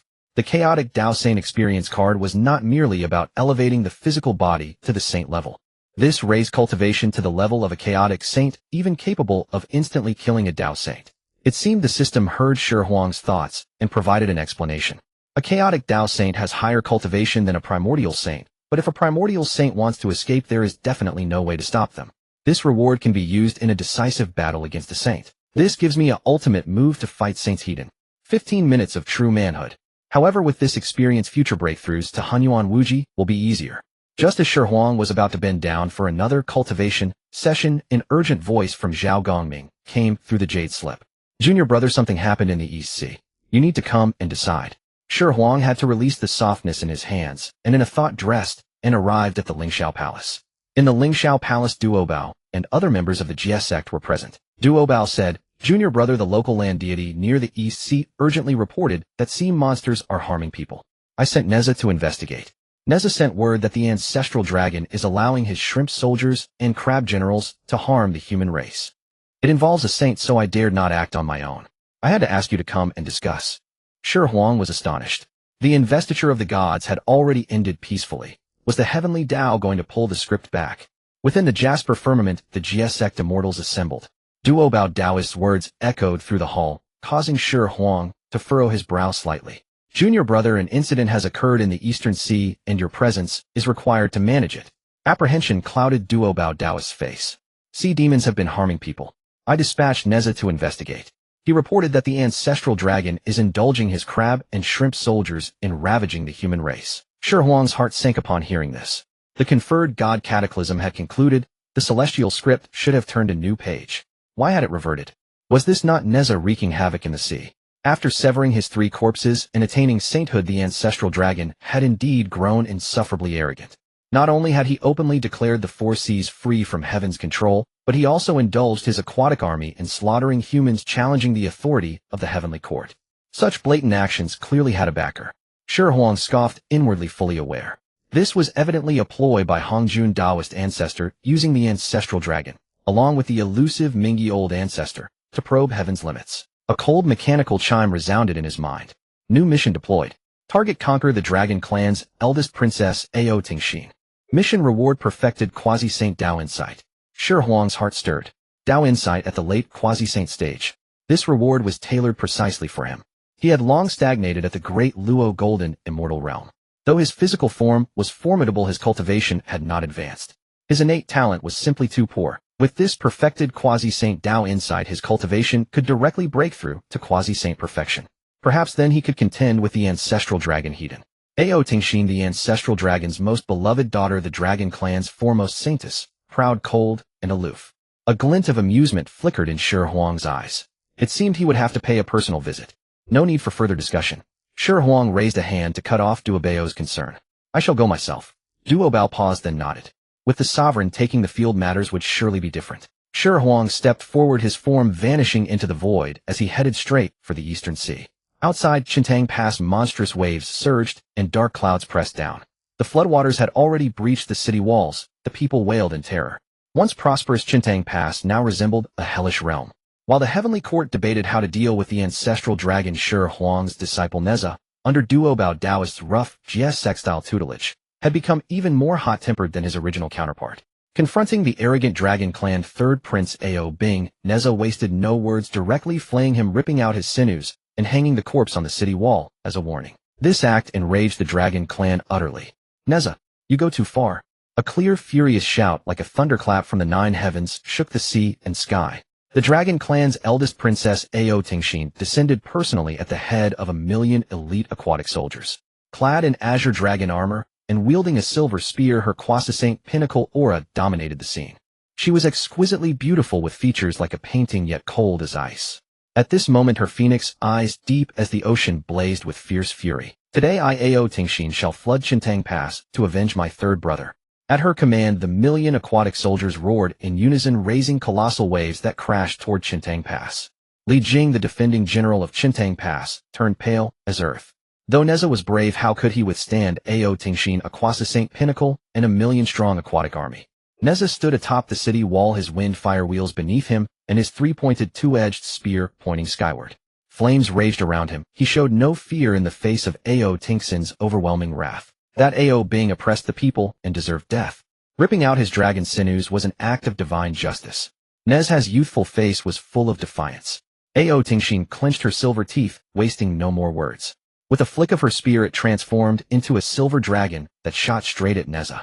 Concealed in the clouds, Shi Huang took in the scene below. On the surface, Ao Tingxin was ruthless and decisive.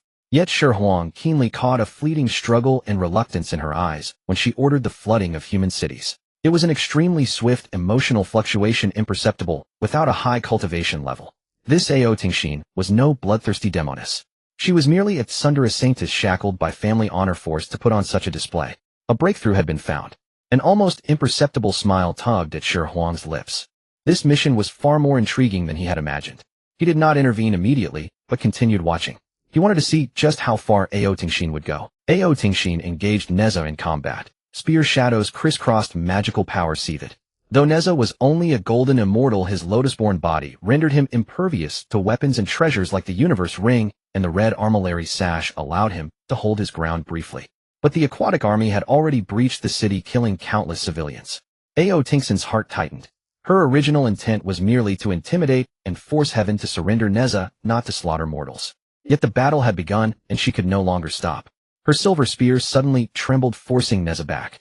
Her gaze swept over the flooded city below, and the struggle in her eyes intensified. "Neza, if you surrender, I will spare the people of Qintang Pass."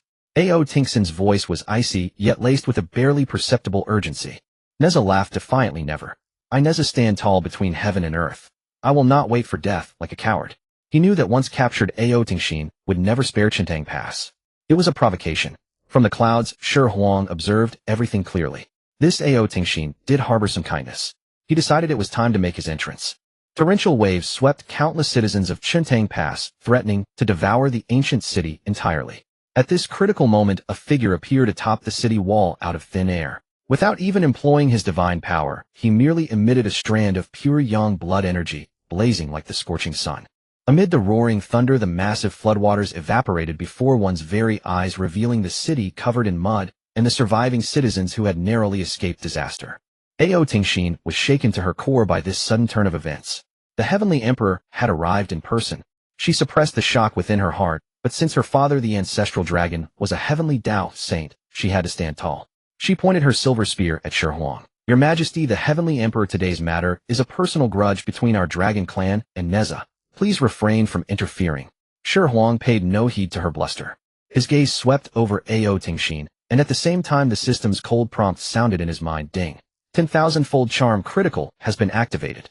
Shi Huang looked at Ao Tingxin, his voice low, yet each word cutting like a blade. "Ao Tingxin, do you truly believe your father, the ancestral dragon, acts for the greater good of the dragon clan? He is nothing but a dog in Hongjun's hands, groveling and begging, vainly attempting to reclaim the fate of the primordial era. Your flooding of Qintang Pass today and slaughter of innocent mortals is merely bearing boundless karma on his behalf, making you an enemy of humanity and despised by the heavenly Tao. If you truly cared for the dragon clan, you would never have committed such folly." Ao Tingxin trembled. Shi Huang's words struck her like a heavy hammer. She was not unaware of the dealings between the ancestral dragon and Hongjun, but the dragon clan had waned for too long, and she had placed all her hopes on the ancestral dragon. Now that Shi Huang had laid it bare, her Dao heart wavered, and all color drained from her face. Her gaze toward Shi Huang was no longer mere hostility, but a complex mixture of curiosity and reverence. Ding! Ao Tingxin's favorability toward the host has exceeded 30. Despite the turmoil within her, innate pride prevented her from bowing her head. She gritted her teeth, shook her silver spear, and unleashed the full power of a peak quasi-sage, transforming it into a silver dragon that hurtled toward Shi Huang's face. This strike embodied all her pride and fury. Shi Huang stood motionless. He merely extended a single finger and gently tapped the roaring silver dragon. Bang! A crisp sound echoed. The silver dragon shattered, and Ao Tingxin felt an irresistible force backlash, nearly causing her silver spear to slip from her grasp. Then Shi Huang flicked his finger, and a streak of mystical light instantly entered Ao Tingxin's body. Her limbs went limp, and her peak quasi-sage power receded like a tide, completely sealed. Ao Tingxin staggered, almost falling. Her eyes were filled with terror. The power she had prided herself on was fragile and laughable before this man. The million elite aquatic soldiers were utterly silent. Their proud holy maiden was helpless before the Shi Huang walked up to Ao Tingxin, grabbed her slender waist like a chicken, and lifted her directly. Zhao Gongming, detain all aquatic troops here and interrogate each one. Those who have ever harmed mortals are to be executed and sent to the underworld, where they shall be punished according to its laws. Tell the ancestral dragon if he wants his daughter back, let him come to the heavenly court. Let's go. Back to the heavenly court. Before his words faded, he vanished in a flash, taking Ao Tingxin with him, leaving behind the wreckage of Qintang Pass and the terror of the million aquatic elites. On the way back, Neza asked his nominal master, "Master, do you blame me for escalating things? You did nothing wrong. Why should I blame you? But I provoked a confrontation between the saints and the heavenly court." Neza was fearless of trouble, only afraid of affecting those around him. Our heavenly court dares to offend even the Tao ancestor. Are we afraid of saints? The news spread back to the East Sea, and the ancestral dragon was enraged. Shi Huang, you dare imprison my daughter. I will storm the heavenly court and fight you to the death. He roared, and the imposing pressure of a saint surged skyward, shaking the East Sea's surface into layers of collapse. The ancestral dragon transformed into a 10th San's Hanglong serpent, engulfed in boundless fury, charging straight into the sky. But as soon as he stepped out of the East Sea, he was locked onto by two auras. The immortal slaying sword array's chilling blades soared into the heavens, tearing countless fissures in the void. Tontian Patriarch stood with the green lotus sword in hand, glaring coldly at him. On the other side, an immense phantom of the earth materialized, and the heavy, majestic laws of the earth path completely sealed the space around the ancestral dragon. Huta Saint smiled warmly, yet her eyes were icy. Mud Eel, dare you lay a finger on the heavenly emperor? Tontian Patriarch's voice was indifferent, the killing intent of the immortal slaying sword array already solidified. Hutu also spoke, her tone gentle, yet with an indisputable dominance. Ancestral dragon, the heavenly emperor has decreed if the dragon clan dares to act recklessly again, the 18 levels of hell shall be your final resting place. Locked by the terrifying killing intent, the ancestral dragon froze, caught in a dilemma. He was furious, but knew that although he was now a heavenly Tao saint, he had no chance against two Hunyuan Wuji primordial immortals. He could only let out a resentful roar, turn his massive dragon body around, and slink back into the deep sea. Yet the ancestral dragon did not give up. He instead sought help from the Zhixiao Palace. After all, this whole affair was orchestrated by Hongjun, so naturally, he would go to Hongjun to complain. At this time in the heavenly court, a side hall behind the Lingxiao Hall had been transformed into a luxurious bedchamber. Here, carved beams and painted rafters, pearl curtains, and jade doors, an immortal mist swirled. Unlike the gloom of an ordinary prison. Shi Huang casually tossed Ao Tingxin onto a softly cushioned bed. Ao Tingxin struggled to sit up, her sealed cultivation power leaving her feeling an unprecedented weakness.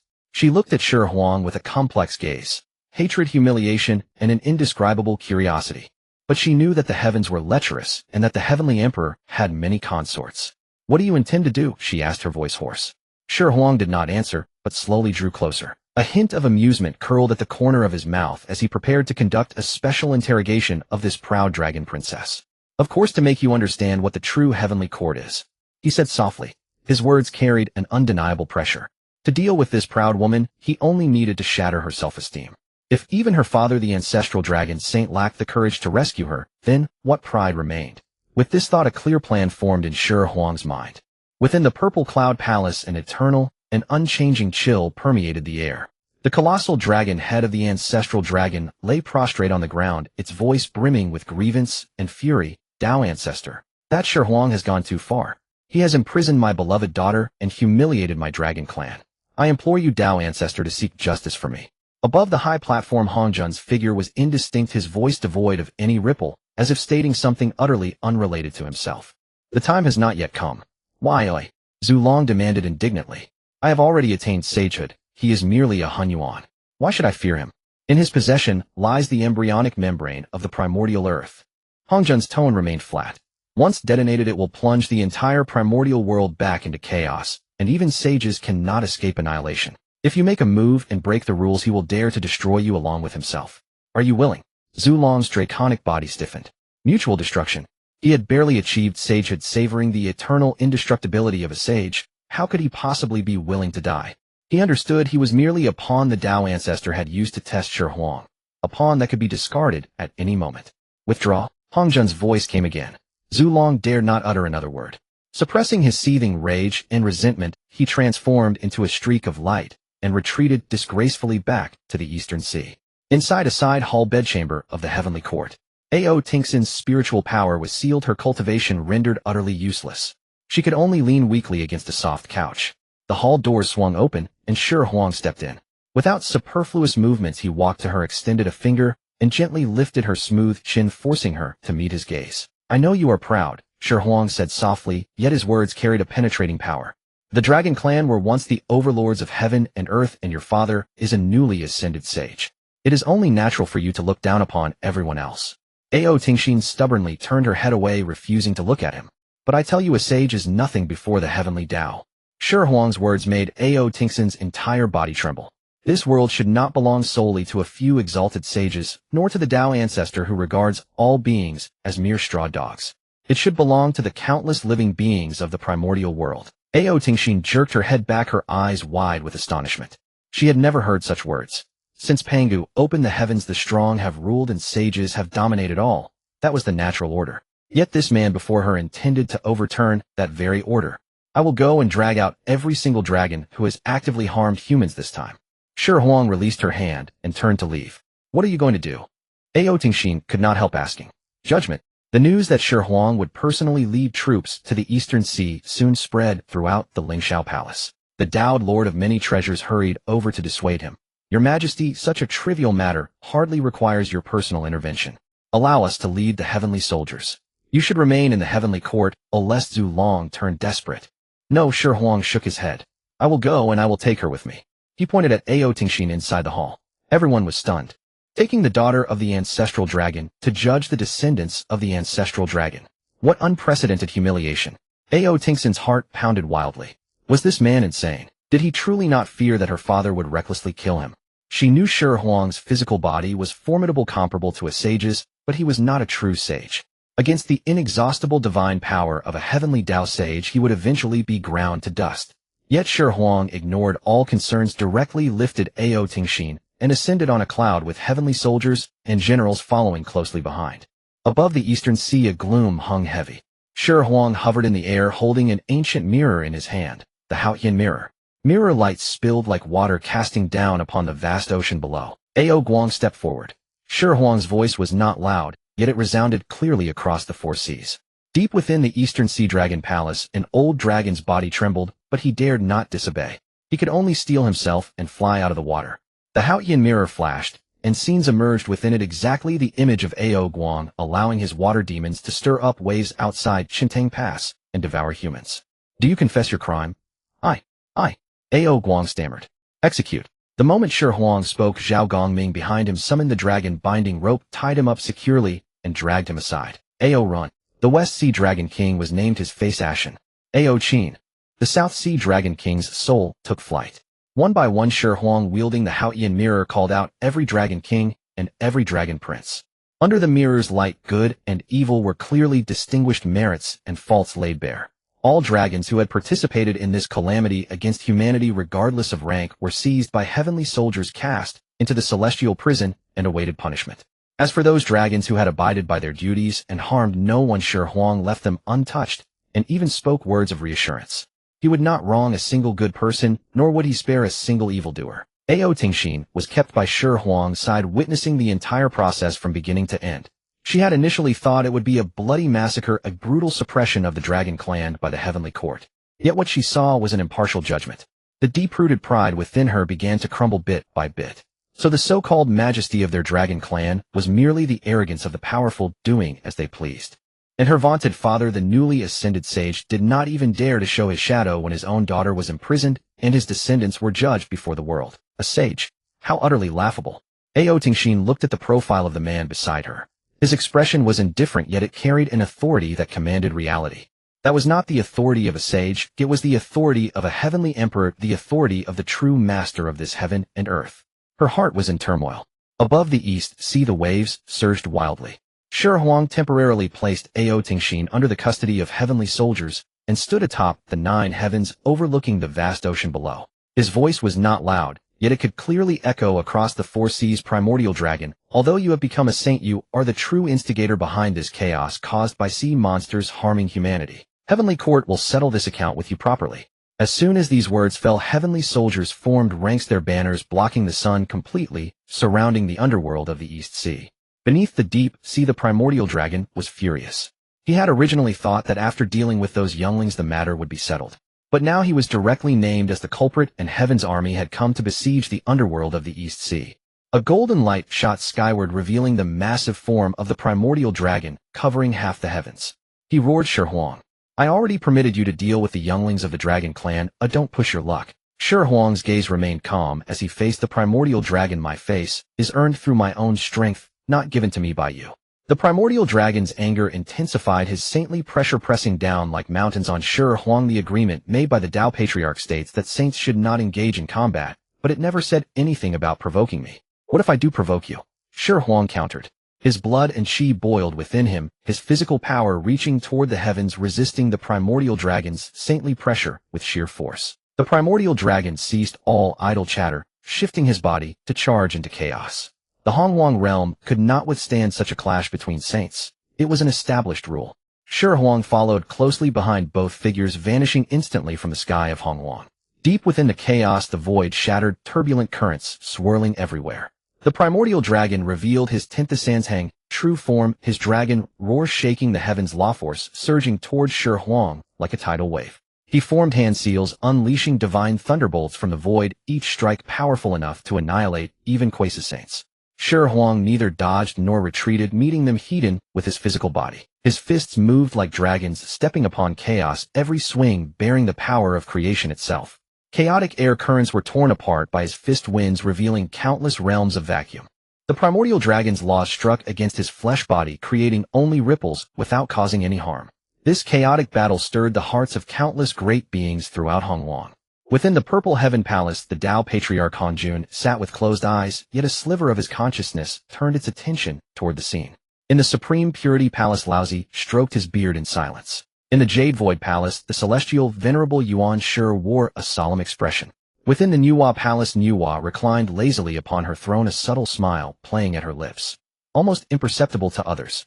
Deep within the netherworld, the Saintess Ho Tu gently touched the wheel of reincarnation, worry flickering in her eyes. In the Western Pure Land, the 2 saints Juanti and Jane exchanged glances, their expressions complex. They all witnessed Shi Huang's extraordinary physical strength, capable of standing toe-to-toe with a heavenly saint without falling short. This truly surprised everyone. Yet the Primordial Dragon was ultimately a heavenly saint, his boundless power seemingly connected to the entire Hongwang Tao. Time passed. Though Shi Huang's body remained unharmed, fatigue began to creep in. His chi began to dip slightly, his punches slowing by half a beat. Senior brother relying on heavenly power to bully the weak. I can no longer bear watching this. Surrounded by sword, chi piercing the heavens, the 4 demon swords trembled faintly, ready to burst through space at any moment. Brother, wait, came Nuwa's voice. Rarely did she sit upright, her eyes flashing with brilliance. Feeling the weight of his body, Shi Huang sighed inwardly. Still too lacking in foundation. Until now I haven't even reached the level of a Quasi-Saint. If I were a Quasi-Saint, perhaps the Primordial Dragon might be a match for me. He knew he couldn't prolong this fight any longer. System, activate the Chaos Tao Saint Experience card. Ding. Chaos Tao Saint Experience card activated. Host cultivation will ascend to the level of Chaos Tao Saint within the next quarter hour. As soon as the words faded, an overwhelming power erupted from within Shi Huang. Not an increase in spiritual energy or comprehension of laws, but a leap in life essence and elevation to the very source of the great Tao. His aura skyrocketed, instantaneously surpassing quasi-saints, then heavenly saints, reaching an unimaginable state. Chaotic currents around him grew gentle, as if bowing before his overwhelming presence. All saints paying attention to this battle felt profound shock, except Nuwa. They sensed that Shi Huang's aura had transcended their understanding entirely. The arrogance of the primordial dragon vanished instantly. Looking at Shi Huang, fear filled his eyes. A trembling rooted in life's very core, like an ant facing a giant dragon. And this time Shi Huang was the dragon. He raised his hand, an ordinary motion, yet imbued with the ultimate truth of the great Tao. He slapped straight toward the primordial dragon. That palm strike produced no spectacular phenomena, no resonance of laws. Yet it contained the primordial power of chaos opening up and all things ceasing to exist. The ultimate might. Crack. The primordial dragon's Tinthasansang dragon body collapsed under that single blow, utterly defenseless, shattering instantly into a mist of blood filling the sky. Oh! The primordial dragon's soul screamed in terror, transforming into golden light, attempting to flee. However, Shi Huang was faster. With a flick of his finger, a piece of chaotic law force instantly imprisoned the primordial dragon's soul, trapping it in his palm. The soul struggled helplessly within his grasp like a beast caught in a pit. Chaos fell into absolute silence. All observing saints, including Hongjun, fell into long silence. A heavenly saint whose physical body was smashed into pieces and soul captured, all by one slap. This exceeded their comprehension. Especially Tongtian Master, the shock in his eyes lingered long afterward. He knew Shi Huang had trump cards, but never imagined they'd be so formidable. Nuwa's earlier smirk became more pronounced. She chuckled softly, as if anticipating everything all along. Shi Huang, looking at the struggling soul in his palm, hadn't quite processed what happened either. Although he knew Chaos Dao Saint rank surpassed heavenly saints, he didn't expect the gap to be this vast. It seemed beings like Yellow Eyebrow Immortal and Chaos operated at this same level, and why Hongjun dared not enter Chaos before attaining union was precisely because of this reason. A Chaos Dao Saint crushing a saint with one slap. Shi Huang suddenly sensed disturbances emanating from the direction of the Purple Heaven Palace. Could the Dao Patriarch finally be growing restless? Feeling that immensely strong presence, a wild idea slowly took shape in Shi Huang's mind. He glanced at the remaining duration of his experience card. 12 minutes left. Should I go to Chaos and fight Hongjun? Deep within the chaos, a deathly silence reigned. In Shi Huang's palm, the primal soul of Zhu Long struggled futilely, emitting a silent roar. At that moment, an intangible yet omnipresent pressure descended quietly. This pressure transcended the sages, exalted above all principles, as if the entire chaos had congealed. A blurred figure slowly coalesced in the distance. He wore a dark Taoist robe, his expression as calm as an ancient well. He was none other than the supreme sovereign of the primeval wilderness throughout the ages, the Tao ancestor Hongjun. Hongjun's gaze fell upon the primal soul of Zhu Long in Shi Huang's palm, devoid of any emotional fluctuation. His voice was as flat as a breeze brushing over stubborn rocks. Let him go. The pressure of these 3 words was not as formidable as it was in the primeval wilderness. Indeed, within the primeval wilderness, Hongjun was invincible. Shi Huang sensed the weakening of Hongjun's Tao resonance, and the madness in his heart grew even more eager. He merely glanced up at him, but his palm tightened instead. He brought calamity upon the human race. He deserves his fate. Hongjun's gaze finally shifted from Zhu Long's primal soul to Shi Huang. There was no anticipated anger or murderous intent. Instead, it was extremely calm. Sages are favored by the heavenly Tao, exalted above all beings. This is fixed destiny. Before the words faded, a figure appeared beside Shi Huang. None other than Nuwa. She seemed as if she had just awakened, completely disregarding the Tao ancestor before her. My teacher, the Tao ancestor, you can't say that. Nuwa looked at Hongjun with a smiling face, her beautiful eyes sparkling with a mischievous glint that loved to watch the fun. This is the chaos, not your Xiao palace. In your primeval heavenly Tao, you have the final say. But in this chaos, I feel that we are at most evenly matched. As her words fell, the phantom of the immortal slaying sword formation shot up into the sky, its chilling sword intent tearing through the chaos. Master Tongtian held the Qingping sword, stepped forward, and stood shoulder to shoulder with Nuwa, his gaze as sharp as a blade. Junior sister is right. Immediately after, the profound and vast principles of the earthly Tao spread out, and Huda's figure appeared as well. She cast a tender glance at Shi Huang, then turned to Hongjun, her smile undiminished. The 3 Hunyuan Wuji Taishang golden immortals formed a triangular formation vaguely surrounding Hongjun. The currents in the chaos came to a complete standstill. On Hongjun's eternally unchanging face, his brow furrowed almost imperceptibly. That single furrow caused all the sages watching this place to tremble in shock. They had never seen the Tao ancestor make such an expression. Could the Tao ancestor frown? Hongjun was well aware that in the chaos the power of the heavenly Tao was suppressed to the extreme. The advantage he had gained from merging with the Tao had all but vanished. Facing 3 Hunyuan Wuji Taishang golden immortals of the same level, he indeed had no certainty of victory.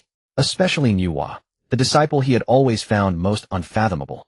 At this moment of tension, Shi Huang suddenly laughed. He looked at the boundless, seemingly inexhaustible power within himself, then glanced at the countdown of the trial card, which had only about 10 minutes left.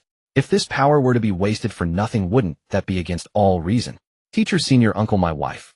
Shi Huang spoke, his voice not loud, but it made all 3 sages pause. You 3 hold the formation for me, or let me test the measure of this old geezer. Old geezer. Master Tongshin's eye twitched, almost losing his grip on the Qingping sword. Hotu and Nuwa exchanged glances, their eyes full of oddity. This kid, is he crazy? That's the Tao ancestor. Master Tongtian couldn't help but send a telepathic message, this son-in-law of mine. Has he become so fierce? Before they could react, Shi Huang had already moved. He turned into a streak of light and charged actively toward the supreme existence of the primeval wilderness. There were no flashy spells or earth-shattering laws. It was just a simple punch. As this punch was thrown, the chaotic currents ahead were instantly pushed aside, forming an absolute vacuum tunnel. Where the fist pointed, all principles retreated. In Hongjun's eyes, a trace of genuine surprise finally flickered. He raised his hand and struck out with the palm as well. Within his palm, it seemed as if 3,000 worlds were being born and destroyed, the wheel of the heavenly Tao turning endlessly. Boom. Fist and palm clashed. There was no imagined energy explosion, only an extreme silence. At the point of their clash, the chaos was forcibly shattered into a void where all laws, energy, and matter were utterly annihilated in that instant. Shi Huang's figure swayed, stepping back half a step. Hongjun's figure also trembled slightly. A draw. All the great beings of the primeval wilderness who were watching this place were dumbfounded. If Shi Huang's earlier slap that crushed Zulong could still be explained by some powerful hidden trump card, then now going head-to-head with the Tao ancestor and not losing ground. What was this? That was the Tao ancestor. The supreme being who had suppressed one era after another since the creation of the world. The lingering shadow over the heads of all sages. Today this myth was shaken to its foundations by a single punch. Master Tongtian was no longer just surprised. His mouth slightly open, watching the figure in the arena exchanging blows with the Tao ancestor. He felt his mind could barely keep up. This is really. Nuwa's eyes sparkled with extraordinary brilliance. She knew better than anyone that Shi Huang's current level of power was already on par with theirs, and even surpassed them in some aspects. Interesting, truly interesting. She murmured to herself, the smile at the corners of her mouth growing thicker. In the chaos battlefield, Shi Huang grew more excited with every exchange. He could feel that every move of Hongjun's was in perfect accord with the principles of the heavenly Tao, exquisitely refined. But his own power as a chaos great path sage was purer, more primordial. Overwhelming force overcomes all techniques. No matter what heavenly Tao wheel or 3,000 worlds you have, I will break them all with a single fist. Shi Huang let out a long roar, using both fists and feet, his attacks coming like a storm, wave after wave. At times he turned his fist into a palm, splitting the chaos. At times he joined his fingers into a sword, severing laws. He fought with unrestrained pleasure. Meanwhile, Hongjun, this eternal sovereign, was for the first time trapped in such a passive position. He discovered that his opponent's level of power was not at all inferior to his own, and even on the purely Tao level, it was a notch higher. Every attack of Shi Huang's seemed like the chaos itself was repelling him. More importantly, Hongjun sensed something unprecedented from Shi Huang. It was a will that feared nothing, daring to challenge all authority. This will was even more terrifying than the power in his hands. This battle was destined to be recorded in the annals of the primeval wilderness. It marked the end of an era. The era in which the Tao ancestor sat high above, overlooking all beings with no one able to challenge him, had ended. A new era was forcibly smashed open by the fists of that man named Shi Huang. In the depths of chaos, the void of extinction. The confrontation between Shi Huang and Hongjun had lasted for some time. His fists were like mountains, stirring chaos and twisting myriad Taos. Each of Shi Huang's strikes carried immense power, straightforward and unadorned. Hongjun, on the other hand, used minimal force to deflect the overwhelming with the cosmos flowing within his palms, attempting to neutralize and counter. The observing sages were shaken to their cores. They had never imagined that anyone could fight the Tao ancestor to such an extent. Tongshin's hand gripping the green lotus sword tightened involuntarily. Nuwa watched with interest, occasionally glancing at Shi Huang, an elusive flicker of emotion in her eyes. Hota the sage remained relatively calm, her gaze fixed on the battlefield, as she lightly tapped the wheel of reincarnation, as if calculating something. At this moment Shi Huang appeared outwardly composed, his fist winds unmatched, suppressing all doubts. But deep down he was truly panicked. System, how much longer? Host, the Chaos Dao Saint experience card has 2 minutes remaining. 2 minutes. Shi Huang's heart skipped a beat. This power came quickly and would leave just as fast. Once the experience card's time expired, he would instantly plummet from being a Chaos Dao Saint, let alone confronting Hongjun. He probably couldn't even withstand a single finger of Hongjun. This was no joke. He did not relent. Instead, his attacks grew even more ferocious. Each punch seemed intent on shattering this chaos, entirely forcing Hongjun to retreat repeatedly. At this moment, Hongjun's expression also shifted slightly. Though he had merged with the Heavenly Dao and could mobilize the power of the primordial world within this chaos, the Heavenly Dao's power was severely suppressed. With each strike, the accumulated merits within his body were consumed drastically. These merits were the crucial force sustaining his foundation of merging with the Dao. If depleted excessively, at best his cultivation would be damaged, at worst the authority of the Heavenly Dao would be shaken. Looking into Shi Huang's fearless eyes, a trace of irritation arose in his heart. Where did this brat get such power? This pure Dao pressure had already surpassed the scope of the primordial Heavenly Dao. Shi Huang, do you wish to be an enemy of the Heavenly Dao, eh? Hongjun spoke, his voice no longer calm, laced with authority. Hearing this, Shi Huang advanced, instead of retreating, throwing a punch at Hongjun's face. The fist wind tore through chaos, emitting a shrill whine. Old man, stop bullying me with the Heavenly Dao. The Heavenly Dao is the Heavenly Dao, and you are you. Don't think that just because you merged with it you can represent everything. Shi Huang's tone was arrogant, but inwardly he was anxious. Time was running out. He had to give Hongjun a way out before the experience card expired, and also make a graceful exit for himself. Hongjun flicked his sleeve to block, with worlds being born and destroyed in his palm, neutralizing Shi Huang's punch. His gaze deep and penetrating, he stared at Shi Huang. Do you truly believe that with this power you can contend with me? Hongjun's voice carried a hint of coldness. Shi Huang laughed heartily, his voice shaking chaos. Whether I can contend or not, don't you know in your heart? I just think it's time for the rules of the primordial world to change. He paused, his attack slowing slightly, but his momentum still strong. Saints should not stand aloof regarding all beings as ants. Even less should they meddle arbitrarily in the affairs of the primordial world. The matter of Zulong today is the best example. Hongjun was silent. He sensed the turn in Shi Huang's words. This brat was trying to take advantage of the situation. Your capture of Zulong today has already broken the rules, Hongjun retorted, attempting to seize the moral high ground. Shi Huang scoffed contemptuously. Rules? Rules are dead, people are alive. The myriad beings of the primordial world are its very foundation. Zulong committed evil. As the Heavenly Emperor, I suppressed the malevolent entity. What wrong did I do? He abruptly withdrew his fist, and the Dao aura around him did not dissipate, but seemed to condense to its utmost. I am here today for only one thing. Within the primordial world, even saints may not kill at will. This is the supreme principle of the Heavenly Dao and the blessing of all beings. These words were spoken with resounding force, echoing through chaos. Hongjun looked at Shi Huang, an imperceptible ripple in his brow. He knew that the condition Shi Huang offered was not unacceptable to him. In fact, to some extent it coincidentally matched his own original principle of saints not interfering in the primordial world. Besides, this time he only wanted to test Shi Huang's limits, and now he had the result. The power Shi Huang had demonstrated at this moment indeed made him feel threatened. This power had already exceeded the scope of his control. Continuing to fight would bring him no benefit. Hongjun let out a light snort tinged with dissatisfaction, but also a hint of helplessness. He flicked his sleeve, and his figure began to blur. Remember today's words. If you violate them, the Heavenly Dao will punish you. Before the words faded, Hongjun's figure completely vanished into the void, disappearing. He left extremely quickly, as if unwilling to stay even a moment. Once Hongjun retreated, the pressure and chaos dissipated by half. Shi Huang let out a long sigh of relief, feeling his whole body relax, almost losing his footing. Ding! The Chaos Dao Saint experience card has expired. The system prompt rang in his mind. Shi Huang's body went limp, almost dropping straight from the sky. The vast Dao aura around him dissipated in an instant, as if it had never existed. He braced himself, pretending nothing was wrong, and turned to look at Nuwa, Tongtian, and Hutu. Master, Senior Uncle, my lady, thank you for your hard work. Shi Huang cupped his hands, a weary smile on his face.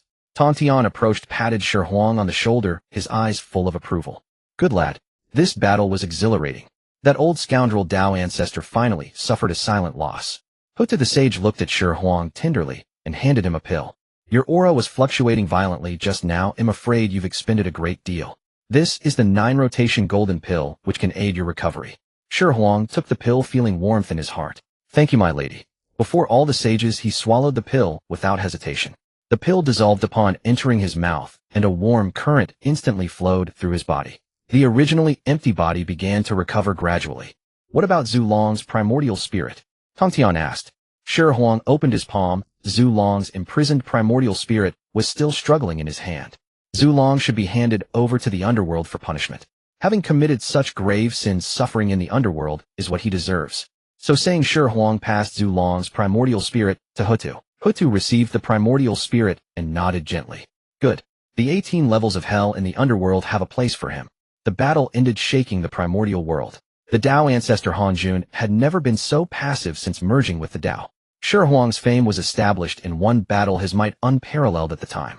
The myriad beings of the primordial world no longer dared to underestimate this heavenly emperor. The sages also began to re-evaluate this young heavenly emperor. The authority of the heavenly court reached its peak at this moment. Shi Huang led the sages back to the primordial world. In the Lingxiao Hall, celestial music drifted faintly. Shi Huang sat upright on the throne, the immortals below silent as ghosts. Issue my decree, proclaim, to the primordial world. From today onward, within the primordial world, even saints may not kill at will. Any violator shall be severely punished by the heavenly court. This order is proclaimed across the 3 realms. Shi Huang's voice spread throughout the primordial world. At this moment, he truly felt the authority of the heavenly emperor and the heavy responsibility that came with it. He glanced back toward the side hall where Ao Tingxin was still there. Next, it's time to deal with this dragon clan's eldest princess. Shi Huang mused to himself, a hint of amusement curving his lips. Within the heavenly court, a side chamber behind the Lingxiao Hall served as a private bedchamber. Ao Tingxin's spiritual power was sealed, leaving her cultivation utterly useless. She could only lean feebly against the soft couch. Beyond the chamber doors, faint murmurs of celestial officials drifted and punctuated by words like His Majesty, Dao Ancestor, and Ancestral Dragon, each causing her heart to tighten. She knew not what transpired outside. Shi Huang had taken her to the East Sea, judged the Dragon Clan before her very eyes. Yet later he handed her over to heavenly soldiers and charged into the deep sea alone. Then the entire primordial world seemed to tremble. Terrifying auras that made even her soul quiver clashed in the 9 heavens. Though separated by vast distances, the cataclysmic power still made her heart pound with terror. She surmised that her father, the sage ancestral dragon, had intervened. But what was the outcome? She dared not imagine, nor wish to. Sages were invincible. Her father was a heavenly Dao sage, untainted by calamities, as eternal as the Dao itself. No matter how formidable Shi Huang was, he could not be a match for her father. Yes, it must be so. She could only comfort herself like this, yet the unease in her heart grew like rampant weeds impossible to uproot. With a creak, the chamber door swung open, interrupting Ao Tingxin's thoughts. Shi Huang entered, the ominous aura from his confrontation with the Dao ancestor Hangjun yet to fully subside. His mere presence made the air in the bedchamber congeal. Ao Tingxin instinctively recoiled. The oppressive aura of this man was even stronger than before, suffocating her. Shi Huang did not look at her, he merely tossed something onto the ground. With a thud, a glowing orb rolled to Ao Tingxin's feet. Its light was dim, its aura faint, on the verge of extinguishing. Gazing at it, she saw a phantom dragon-shaped primordial spirit writhing in agony. That familiar aura, that unique draconic might. Father! Ao Tingxin cried out in shock, struck as if by lightning, her mind a blank. He was her father, the backbone of the Dragon Clan, the newly ascended heavenly Dao sage, the invincible being in her heart. Yet now his physical body was shattered, leaving only a broken remnant of his primordial spirit discarded on the ground like a dead dog. How could this be? She lunged forward, trying to embrace the spirit, but her hands passed through it, grasping. The ancestral dragon's primordial spirit seemed to sense his daughter's presence. The phantom dragon head turned laboriously, emitting a faint divine thought. Shiner, go, quickly. No, father, how could this be? What have you done to my father? In her heart, her father was a sage. How could Shi Huang have reduced him to mere primordial spirit?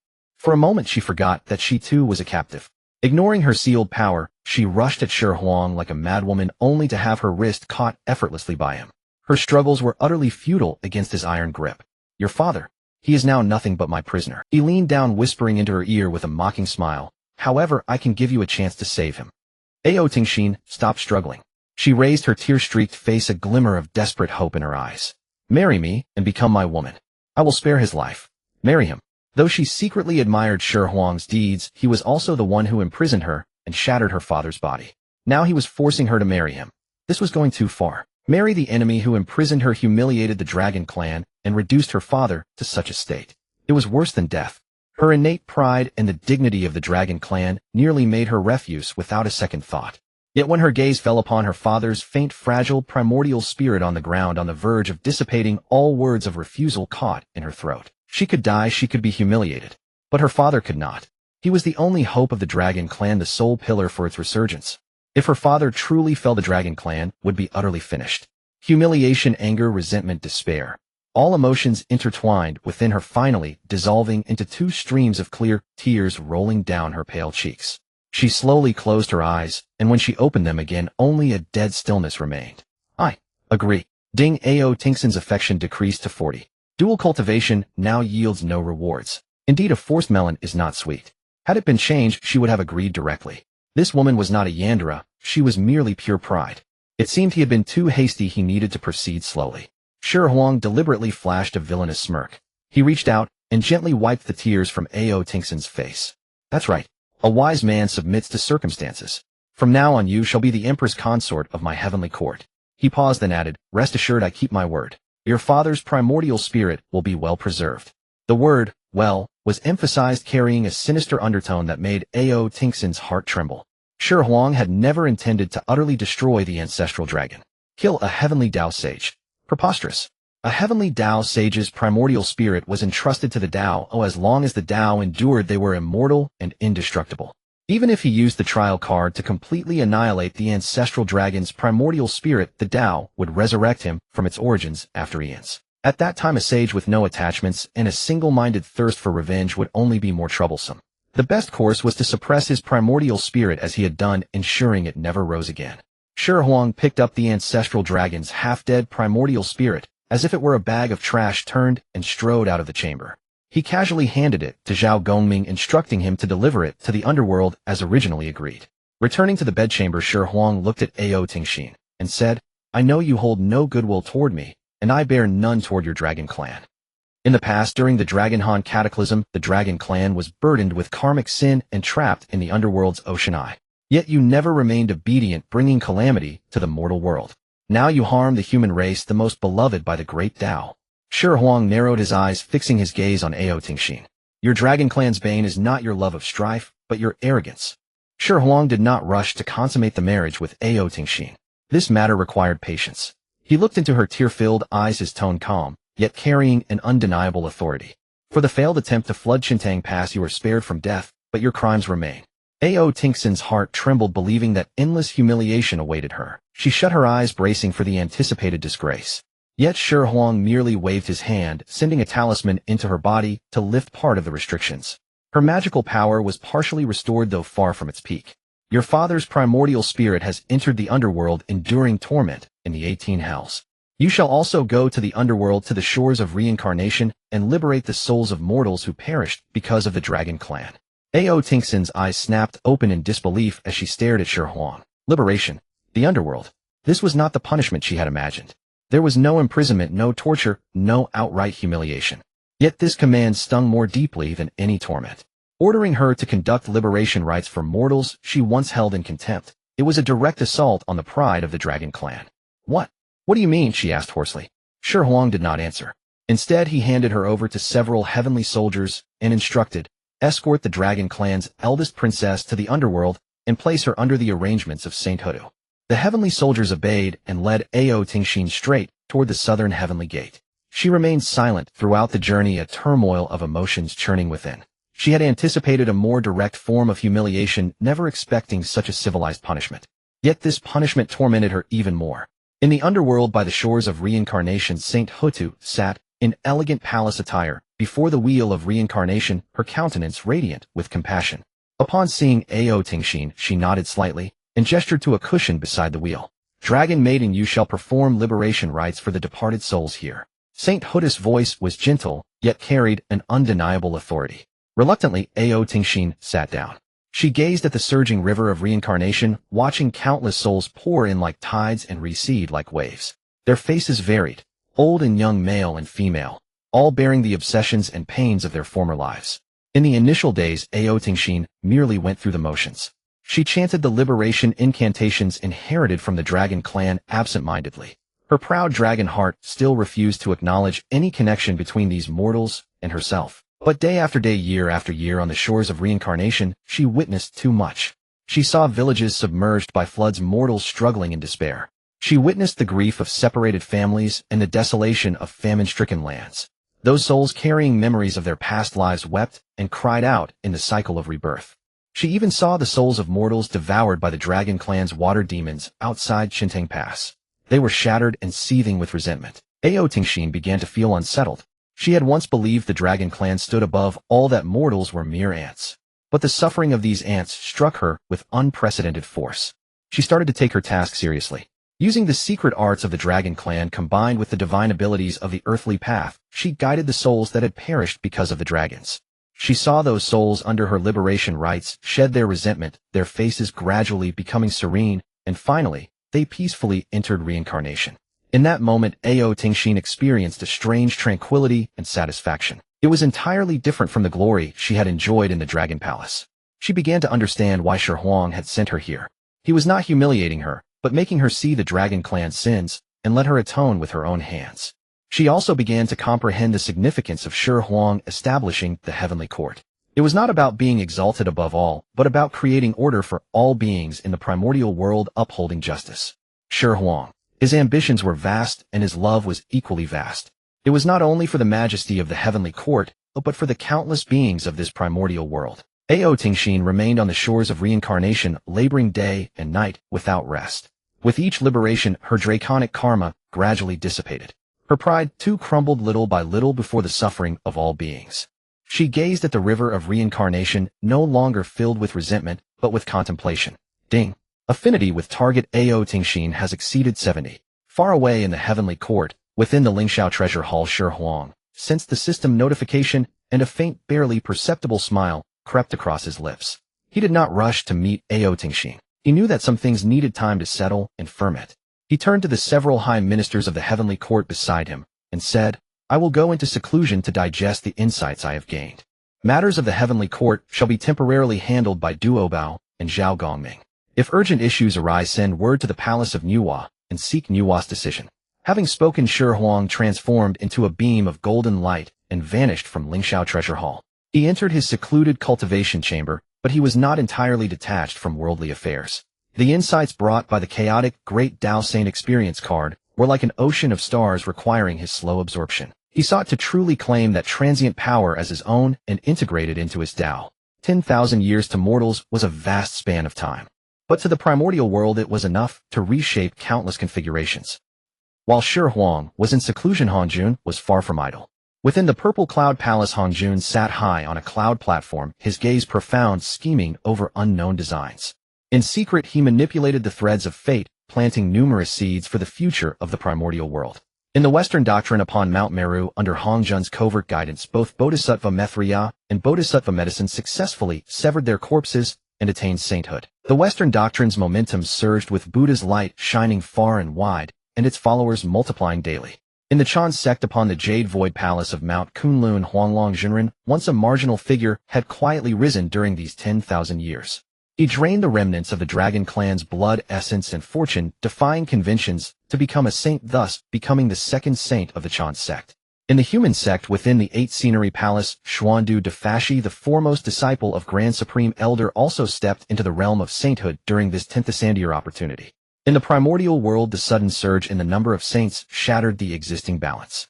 The claim that the Western doctrine boasted 4 saints in one school spread widely, its momentum unmatched for a time. Huanglong Zinren's descent from the mountain stirred a massive uproar across the primordial world. Under Hangjun's covert promotion, various major lineages frantically gathered faith among mortals and seized the fortune of the human race. They established countless teaching centers, spread their doctrines, and vied to establish their authority in mortal hearts.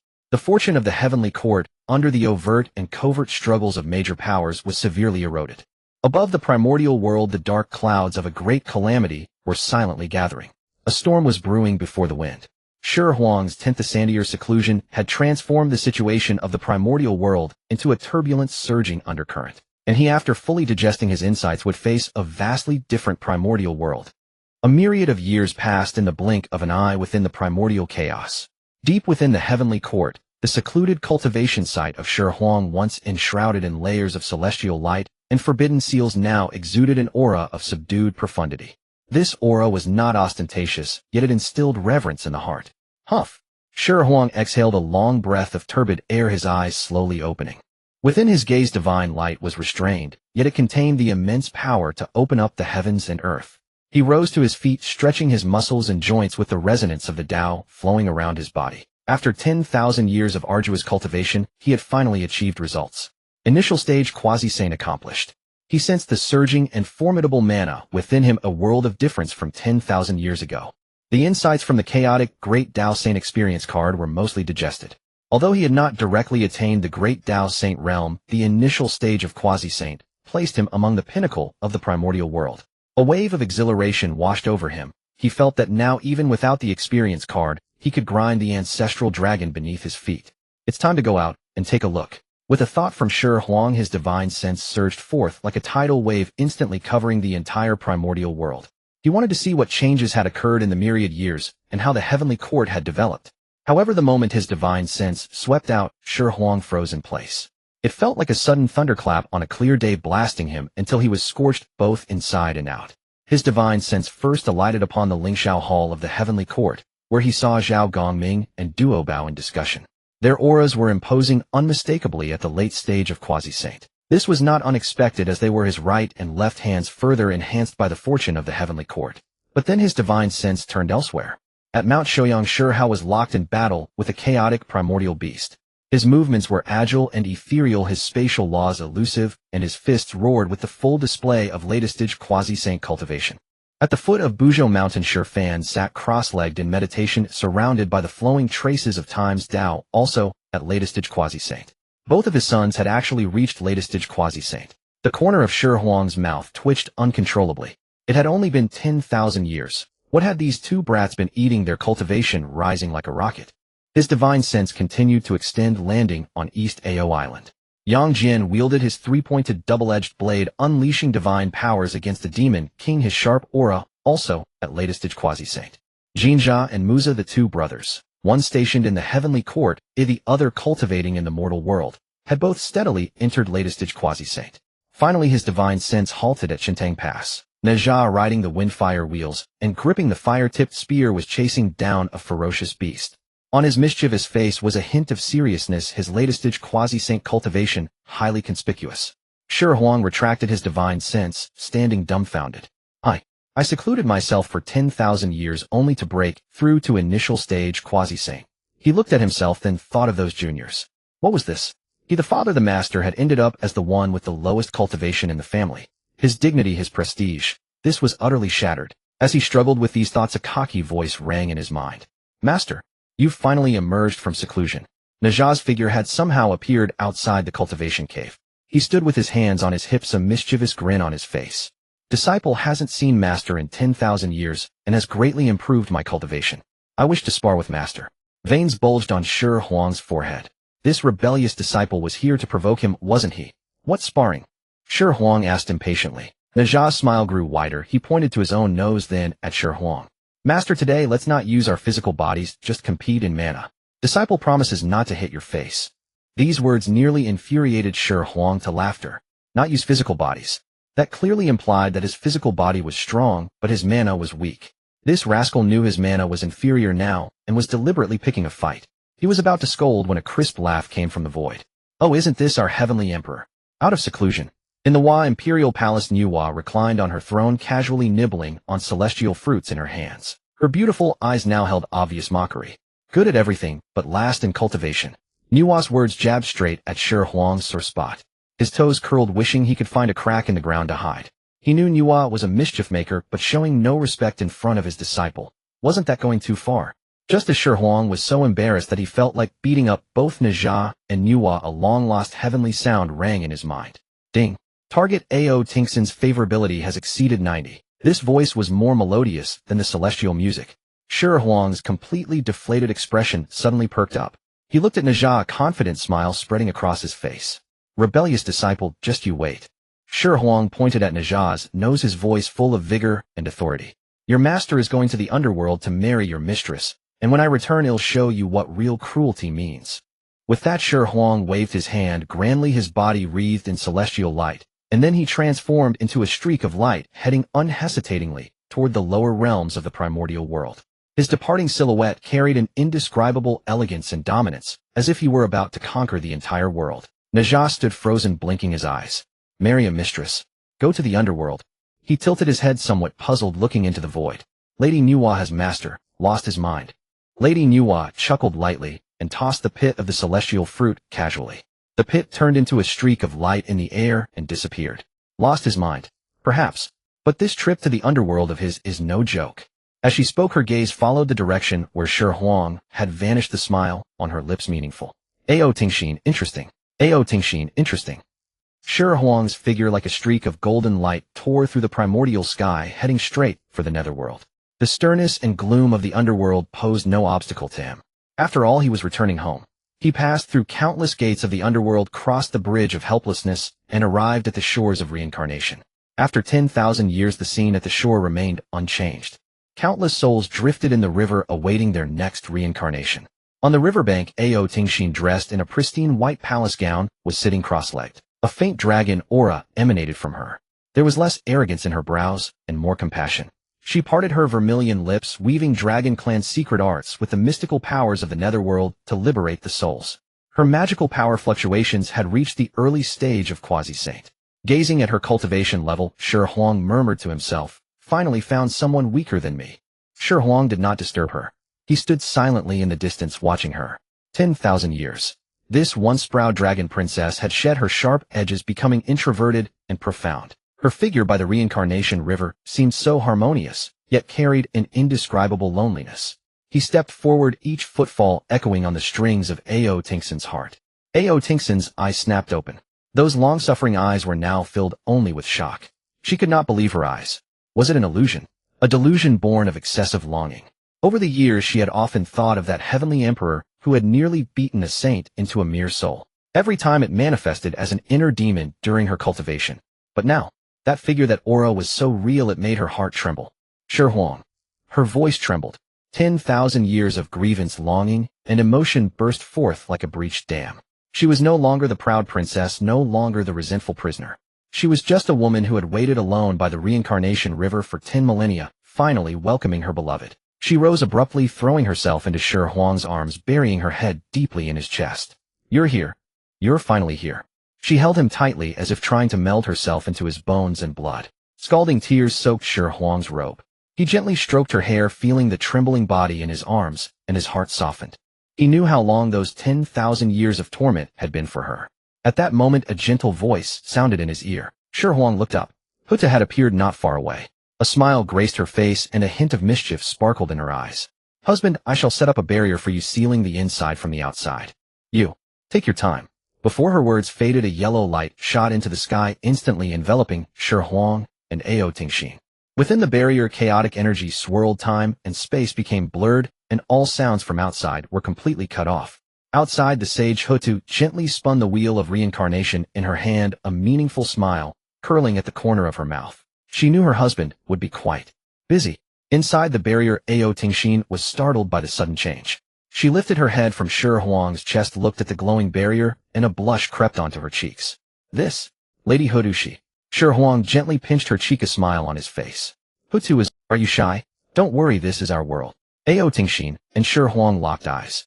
In that gaze, love, longing, and a hint of wildness, suppressed for 10,000 years, intertwined. Dragons are naturally lustful. This saying is no empty talk. Dragonkind are born with a pursuit of primal desires. As the first princess of the dragon clan, Ao Tingxin had pure blood, and this nature was naturally even stronger.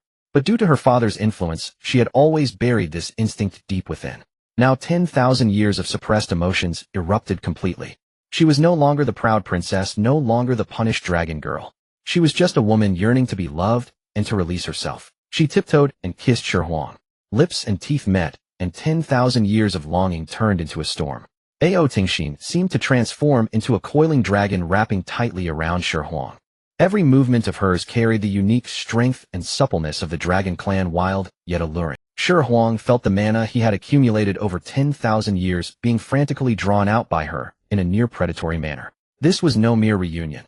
It was clearly an ordeal. Ao Tingxin, the first princess of the Dragon Clan, was born a warrior. Her battle was fierce, direct, and left no room for hesitation. This battle lasted over 100 days. Within the barrier, the concept of time blurred. Shi Huang felt his body drained completely by Ao Tingxin. His essence, energy, and spirit seemed to be devoured entirely by her. Ding. Mission complete. Reward Tao comprehension of quasi-saint perfection. The system's chime echoed in Shi Huang's mind. He leaned against Ao Tingxin, clutching his aching back, and looked at the satiated dragon girl in his arms with a mix of exasperation and tenderness. She slept soundly, her face like a blossom, her body radiating pure dragon aura, her cultivation on the verge of a breakthrough. I drank all that ancestral dragon's essence blood, and in 100 days I've returned every bit of it. Shi Huang muttered under his breath, a note of helplessness and satisfaction in his voice. What goes around comes around indeed. He closed his eyes, and with a thought began to extract the system's reward, the Tao comprehension of quasi-saint perfection. It was an immense, boundless flood of knowledge, insights into the Tao, the mysteries of heaven and earth, rushing into Shi Huang's sea of consciousness. The mana within him seemed to find an outlet, cycling frantically. Mid-quasi-saint, late quasi-saint. His cultivation realm skyrocketed like a rocket.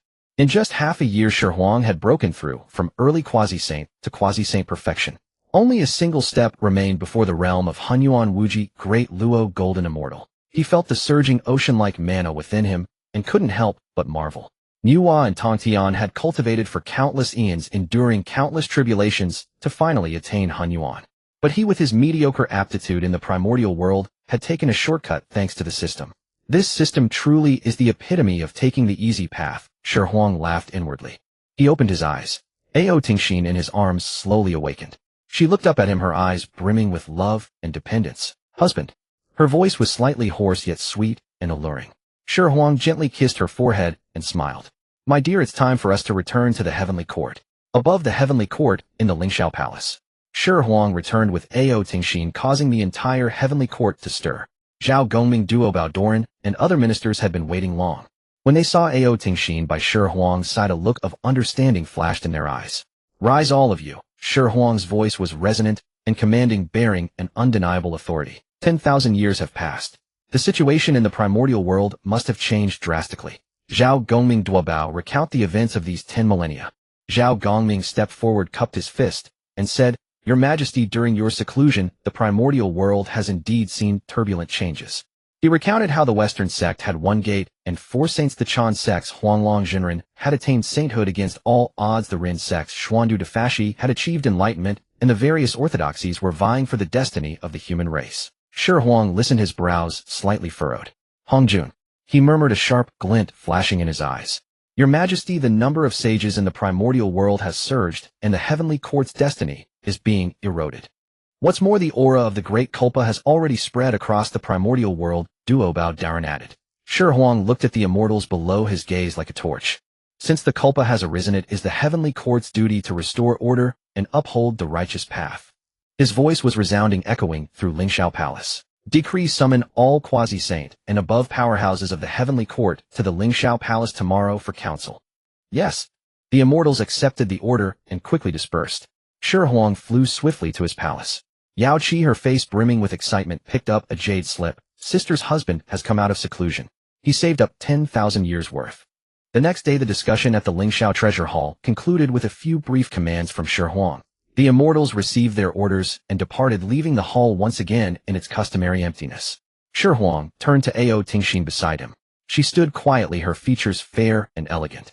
A myriad years of cultivation at the banks of reincarnation had stripped away the dragon clan's pride and ferocity, endowing her with an added tranquility. Let's go back to Huahuang Palace, Shi Huang said, taking her hand in a gentle voice. Ao Tingxin nestled against him and softly agreed. Her hand was no longer as cold as it had been 10,000 years ago. The warmth transmitted from his palm brought her an unprecedented sense of security. With a golden flash, the two arrived before Huahuang Palace. The palace gate was ajar. Shi Huang pushed it open and entered. Inside, several familiar figures were seated together, murmuring in low tones. Xihe was toying with a hibiscus flower in her hand.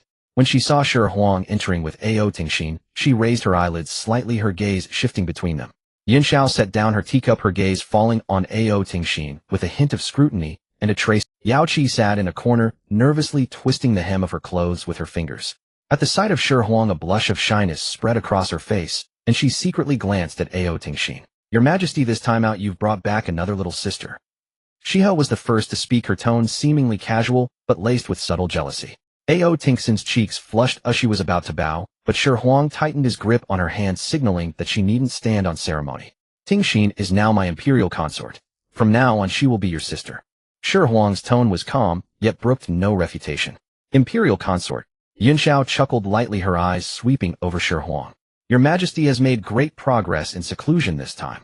Quasi-saint perfection only a step away from Han Yuan.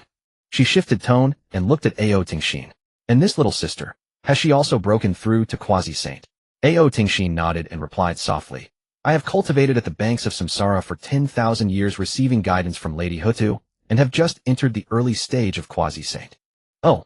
Zai's eyes brightened and a smile curled at the corners of her mouth. Your Majesty and sister have both greatly improved their cultivation. It seems this 10th sandier seclusion was quite fruitful. She rose and moved with graceful steps to Shi Huang's side, tapping his chest lightly with her finger. Since your Majesty has emerged from seclusion, why don't we sisters also have a spar with your Majesty, exchanging insights on cultivation? Upon seeing this, Yunxiao and Yao Qi also stood up, their eyes filled with an indescribable eagerness. Yes, your Majesty. We too wish to seek your instruction. Yunxiao said. Yao Qi, though silent, stared intently at Shi Huang with her watery eyes, her cheeks full. Shi Huang looked at the three beauties of different styles before him, and alarm bells rang loudly in his heart. He had just been severely drained of vitality by Ao Tingshin, and now these ladies wanted to spar. This was no exchange of insights, but a clear attempt to squeeze him dry.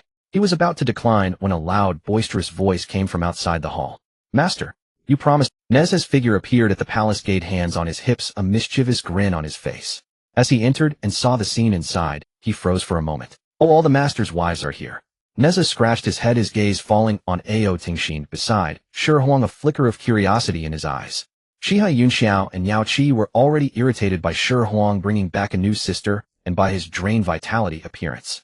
Now hearing Nezha's reckless provocation, their faces instantly darkened.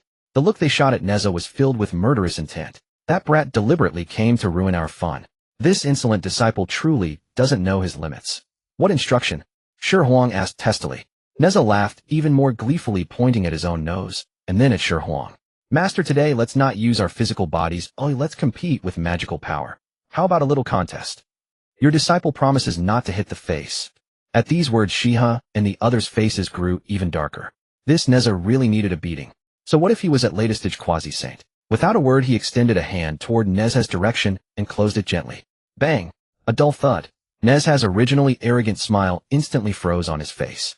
He felt an irresistible, tremendous force surge toward him, and his body flew backward uncontrollably. His entire body crashed directly into a pillar of the southern heavenly gate, embedding deeply into it, leaving only his head and limbs protruding like a three-dimensional painting. Ouch! Master, you're really serious. Nezha yelled, his voice tinged with a sob. Master's wives, quickly pull me off. I'm stuck. Inside the hall, Xihe, Yunxiao, and Yao Qi watched Nezha struggling on the pillar of the southern heavenly gate. The murderous intent vanished from their faces, replaced by laughter. This insolent disciple serves him right. Xihe laughed so hard her whole body shook. Yunxiao shook her head, a hint of helpless affection in her eyes. Yao Qi doubled over with laughter, tears almost streaming. Ao Tingshin watched this warm yet slightly ridiculous scene and couldn't help but curl her lips into a smile. Shi Huang looked at Nezha embedded in the pillar, and the gloom in his heart dissipated considerably. He withdrew his gaze and turned to the beauties beside him. All right, I'll deal with the insolent disciple later. Shi Huang chuckled, took Ao Tingshin's hand, and then looked at Xihe and the others. Since you all wish to spar, then come in together. Hearing this, Xihe, Yunxiao, and Yao Qi all smiled knowingly. Without another word, they stepped forward, surrounded Shi Huang and Ao Tingshin, and ushered them into the depths of Wahuang Palace. As they entered, the gates of Wahuang Palace slowly closed. One after another, mysterious prohibition runes lit up, completely enveloping the entire palace, sealing off the inside from the outside. Master's wives, don't go. Help! Nezha's miserable cries were cut off by the prohibition, leaving only faint echoes. The celestial officials of the heavenly court, hearing the commotion, came running to investigate. When they saw Nezha embedded in the pillar of the southern heavenly gate, they were all dumbfounded. Is this Nezha, the third prince? Nezha? Huh. Quick, go inform Marshal Zhao Gongming and Duo Bao Tianzuan. All the immortals saw Nezha's embarrassing state, but none stepped in to rescue him. Instead, they called their friends to come and watch. Just as the celestial immortals were encircling Neza in laughter, a towering stench of blood and foulness suddenly erupted from the northern abyss biming of the primordial world. This aura carried the wildness and ferocity of ancient demonic beasts mixed with the oppressive might of a Hunyuan saint sweeping across the entire Honghuang. Kuanpeng. He too has become a saint. All beings in the Honghuang were horrified. Inside Huahuang Palace, though the prohibition sealed off the inside from the outside, the ripples of a saint's enlightenment still clearly reached Shi Huang's perception. Shi Huang frowned deeply. Kuanpeng, that old fox. He still held the nominal title of National Teacher of the Heavenly Court. Now for Kuanpeng to become a saint at this critical juncture, there must be Hongjun's shadow behind it. Shi Huang instantly saw through Kunpeng's scheme.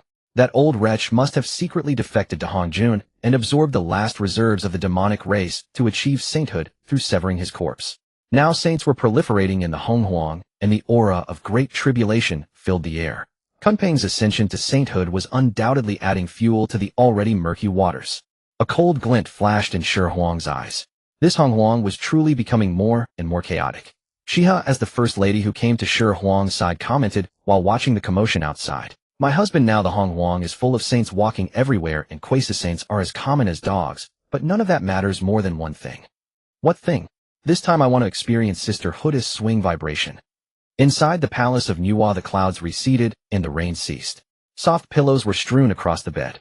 Xihe slowly rose, gathering her disheveled hair. She grabbed the ornate palace robe embroidered with a three-legged golden crow in gold thread and hastily threw it on, casting sidelong glances at the person beside her. Let me make this clear. Xihe raised her voice, her cheeks still flushed, yet she insisted on putting on a haughty air. This is the last time. Never again will I indulge your nonsense. How could it end up with us chasing each other all over the room? Shi Huang leaned against the bed, rolling his eyes at the familiar lines. This woman always repeated this speech after every encounter. Last time it was under the Fusang tree on the Sunstar, and the time before that behind the rockery in the Heavenly Court's rear garden. If she truly could control herself, she wouldn't have rushed over today to spar with him. Fine, last time. You call the Shi Huang had no energy to argue. He grabbed the dark robe beside him and slipped it on. Having just broken through to quasi-saint perfection, his body brimmed with inexhaustible strength, but even that couldn't withstand Xihe's insatiable demands. Inside the hall, the lingering scent of dragon's musk mingled with the unique solar essence of Xihe. Shi Huang let out a long breath and circulated his divine power to dispel the fatigue from his body. The quasi-saint perfection realm was extraordinary. The surging power in his meridians restored a measure of his heavenly emperor's majesty. He smoothed his collar and pushed open the door. Both of them tidied up. Shi Huang stepped forward and pulled open the heavy door of the palace of Nuwa. The creak of the hinges had barely begun when Shi Huang froze. His hand trembled, almost slamming the door shut again. Outside stood a row of people: Huta Yunxiao, Yaoqi Yaoji, Zawangmu Cihong, and Pailan. 7 women lined up neatly on the white jade steps outside the door. The scene made it look as if the Heavenly Court was about to convene an emergency meeting for survival. Why are you all here? Shi Huang's eyes widened, his gaze sweeping across their faces. Hutu today wore a goose-yellow belted dress, appearing gentle and charming. She stepped forward, covering her mouth with a light laugh. Sister Xihe, your work report this time was a great achievement. How did the battle go last night? Any gains? Hutu's question was blunt. She looked like a well-behaved girl on the outside, but her inner mischievous nature was fully exposed. She had just walked out when she heard this, her cheeks flushed. She tugged at her clothes and mumbled softly, little sister, don't tease me. I struggled all night, but still couldn't break through to the late quasi-saint stage. As soon as she finished, Yao Ji darted out from the crowd. Today she was dressed in a sharp, fiery red outfit, looking particularly spirited. She ran up to Shi Huang, hugged his arm tightly, and pressed herself against him. Her full chest pressed hard against his arm, the heat palpable even through the fabric. She looked up, tiny beads of sweat glistening on her nose from excitement. Shi Huang tried to pull his arm free, but found that Yao Ji had used her divine power to lock it firmly. As the Heavenly Emperor, he couldn't very well blast his own wife away with a great divine ability at a time like this. Husband, I heard you've come out of seclusion, and your cultivation has greatly improved. Yao Ji's eyes sparkled. We've all been stuck at bottlenecks lately with no breakthrough in sight. We discussed it among ourselves, and only you can help us pierce through this barrier. Shi Huang's eyelids twitched. Pierce through the barrier. What barrier did you people have? It was clear they wanted to join forces and pierce him. He had just fought with Ao Tingxin in a 100-day continuous battle by the wheel of reincarnation. Upon returning to the Heavenly Court, he had been dragged by Xihe for half the night.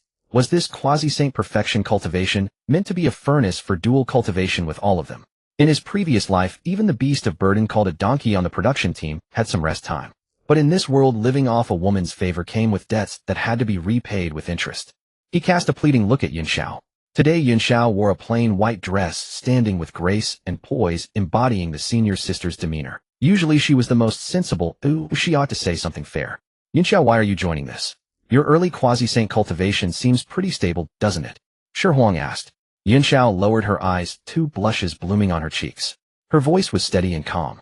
Husband, the path of Tao is arduous. We sisters have practiced diligently, but some obstacles cannot be crossed by our own strength alone. Your pure yang sacred body has reached perfection. If you could unite yin and yang with us, it would surely help us advance. She paused, raised her head, and added with righteous justification, this is also for the future of the heavenly court. If our high-level combat power can be collectively elevated, we stand a better chance in the coming tribulations. Shi Huang stared at Yunxiao's face, which was filled with noble righteousness, but found no flaw. You Yunxiao, you dress it up so grandly, elevating dual cultivation to the survival of the heavenly court. You just want my body, you shameless woman. He turned his head to look at Yao Qi, who was hiding behind Yunxiao. Yao Qi was twisting the fabric of her clothes, her head almost buried in her chest, extremely flustered. Yao Qi, you're here to ask me to break through your bottleneck too. Shi Huang sighed. Yao Qi trembled when he called her name, quickly looked up, shot a fleeting glance at Shi Huang, then lowered her head again like a startled rabbit. Her mind was a turmoil of thoughts.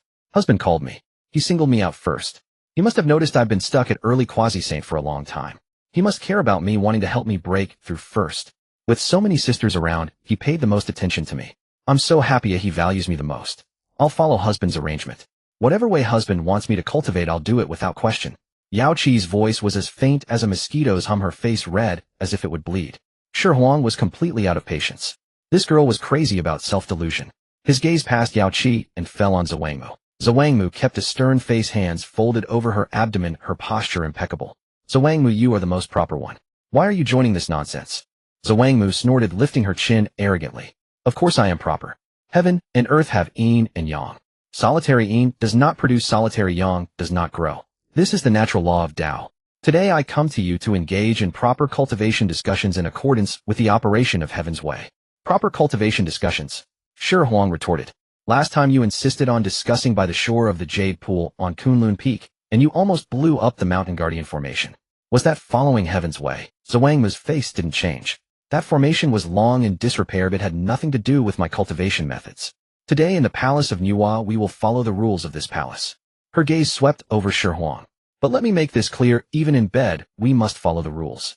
At which hour to perform what acts, the positions must conform to the principles of yin-yang harmony. You cannot do as you please. Shi Huang's scalp went numb. Even this had to follow some heavenly principle. Might as well take a compass to bed to divine auspiciousness and strip only after calculating the proper direction. But Shi Huang knew well this woman talked a lot of talk, but when she got to bed, she actually loved being dominated. Rules were meant to be broken. That was Zhuangmu's deeply hidden preference. At the back of the line, Xihang was holding her jade purification vase, with one hand looking composed. Xihang, you call yourself Guanyin the Taoist. Your image of great compassion. Xihang cut him off directly, her brows shooting up. Damn it. Don't give me that useless claptrap. I've wandered the mortal world long enough and seen all kinds of lowlifes. Being stuck at a bottleneck is too damn frustrating. Today you must settle this for us, or no one leaves this courtyard. She slammed the jade purification vase heavily onto a stone table, producing a crisp sound. Xihang's words carried weight, shaking the leaves off several immortal trees nearby. Ordinarily, she always appeared solemn and dignified, capable of maintaining a graceful smile, even when facing the two shameless saints from the Western sect. Today she completely lost her composure. Proof that the torment of cultivation stagnation could drive anyone mad. We came today to drain you dry, Xihang declared resolutely. Pylon nodded vigorously beside her. Yes, drain dry. Not a single drop left. Shi Huang was dumbfounded. Xihang, who usually pretended to be dignified and recited Ba, ended up cursing when she got anxious. Pylon, normally silent, was now cheering louder than anyone. Cornered by these women, he had no way forward or back. Behind him was the exhausted Xihe. Before him stood 6 voracious quasi-saintesses, like hungry wolves waiting to be fed. Now he truly understood that having many wives was not just a burden, but an unbearable weight of life. This wasn't a harem, it was the spider cave. Shi Huang's gaze swept across the women's faces, finally resting on Hudu. Today she wore a pale yellow palace dress, standing quietly, with a gentle smile on her face. She was a sage of the earthly path, and moreover a Hunyuan Wuji sage. In this primordial era, who could surpass her besides the Tao ancestor Hongjun? Hutu, I could accept the others being stuck at a bottleneck. But why are you here? Shi Huang asked irritably. You are already a Hunyuan Wuji sage. Where can you possibly ascend to? Don't tell me you've also hit a bottleneck. Hutip covered her mouth with a soft laugh, her eyes curving into crescent moons. Husband, what you said is not quite right. The path of cultivation has no end. I too wish to advance further. Her voice was tender like that of an obedient girl. Shi Huang rolled his eyes. Don't give me that act. Hutip stepped closer, lowering her voice while maintaining that gentle expression, yet her words nearly made sure. Husband, am a pure love forklift. I just enjoy doing this with you. What's wrong with that? She said with a smile. Shi Huang gasped sharply. This woman, outwardly respected, was practically a harlot in private. Saying something like pure love forklift. Fine. You're all fine. Shi Huang gritted his teeth and steeled himself. Eating soft rice with hard work was also a physical task. Today let them witness just how formidable his pure yang sacred body at the perfected quasi-saint stage truly was. Soon enough the spiritual energy of the entire Nuwa palace began to churn violently. It continued for an unknown duration. When everything finally settled, Shi Huang lay on the couch too exhausted to move even a finger. But he could clearly sense that his pure yang sacred body had become more complete through this extreme union of yin and yang.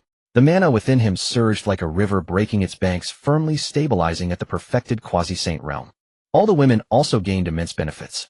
Yaoji and Yaoqi successfully broke through their bottlenecks, their cultivation soaring. Yunxiao, Queen Mother of the West, and Xihong also saw their mana become purer and more refined. Although Hutip did not break through, she appeared to be in excellent spirits, radiant and glowing. Shi Huang looked at the room full of satisfied women and let out a long breath. Being the Heavenly Emperor was truly a thankless task. When Shi Huang stepped out of Nuwa Palace again, he felt his legs trembling. Supporting his aching back, he felt as if his perfected quasi-saint cultivation had regressed back to the early quasi-saint stage. Meanwhile, the women behind him were all brimming with spirit and radiance. Yunxiao, Yaoji, Queen Mother of the West, Xihong, and Pylon all had smoothly broken through to the mid-quasi-saint stage, their bodies emanating the rhythm of the Tao, their auras several times stronger than before. Yaoqi had even leaped 2 realms, soaring directly from early quasi-saint to late quasi-saint, leaving herself utterly astonished. Even Hutip, already a sage, felt her authority over the earthly path become more solidified, and her understanding of the great Tao deepened. Husband, you are truly our lucky star. Yaoji clung to Shi Huang's arm, her face full of happiness. Shi Huang twitched the corner of his mouth, forcing a smile that looked worse than a grimace. Lucky star? More like a fuel tank. And a drained one at that. He was about to find a place to rest and restore his vitality when a heavenly soldier came running from afar, looking panicked. Your Majesty, urgent report from the Northern Sea. The soldier knelt on one knee, presenting a jade slip sealed with demonic energy. Shi Huang frowned, took the jade slip, swept his divine sense over it, and his expression instantly darkened. The jade slip was an invitation from Kuanping of the Northern Sea. The content was simple yet arrogant to the extreme. Kuanping announced that he would rebuild the ancient Yao court in the Northern Sea 3 days hence, proclaiming himself the new Yao Emperor, and invited all major powers of the 3 realms to attend the ceremony. At the end of the invitation, he specifically named Xian Du of the human sect, Huang Long of the Chan sect, Methraya, and Baisajagaru of the Western sect, as well as the sages Jin and Juanti, as distinguished guests.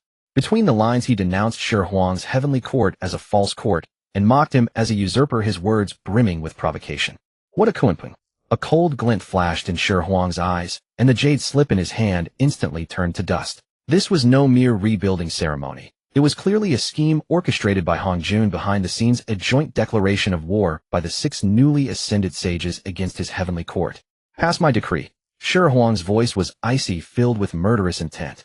Summon all quasi-saint and above combatants of the heavenly court to the Lingshao Hall for council. He had just been drained dry and was simmering with pent-up anger. Kuanping had walked right into a trap. In the northern realm of the Nether Sea, a millennium-old frost enveloped the land where the biting wind cut like blades. Yet today an ominous aura of demonic energy surged through the region, teeming with an unprecedented clamor. A black palace constructed from countless colossal beast skeletons rose abruptly from the icy plain, standing tall and imposing. Upon its plaque, 3 grand characters were inscribed in a fluid, dragon-like script: Demon Emperor Palace. Within the palace, 10,000 demons gathered. Many ancient, long-hidden demonic titans from the primordial chaos emerged one after another, each exuding a formidable aura, their eyes gleaming with bloodlust and fervor. At the highest point of the Demon Emperor Palace, upon a massive throne carved from primordial chaos ice, Kuanping sat, donning a 12-tassel crown and a black imperial robe embroidered with the constellations of the heavens. His countenance was somber, his eyes like lightning radiating an awe-inspiring authority without anger. From him emanated the genuine pressure of a Hunyuan saint. Beneath his throne 6 saintly seats were arranged on the left and right. Grandmaster Xuandu of the human sect, Huanglong Zhenren of the interpretation sect, Methria Buddha and Medicine Buddha of the Western sect, along with Saints Jian and Junti, were all seated there.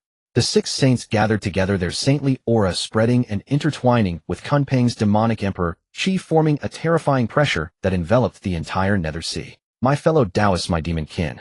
Kunpeng slowly rose, his voice not loud, yet distinctly penetrating the ears of every living being. Since the calamity of the Lich and Demon War, our demon race has been fragmented, some died, some surrendered.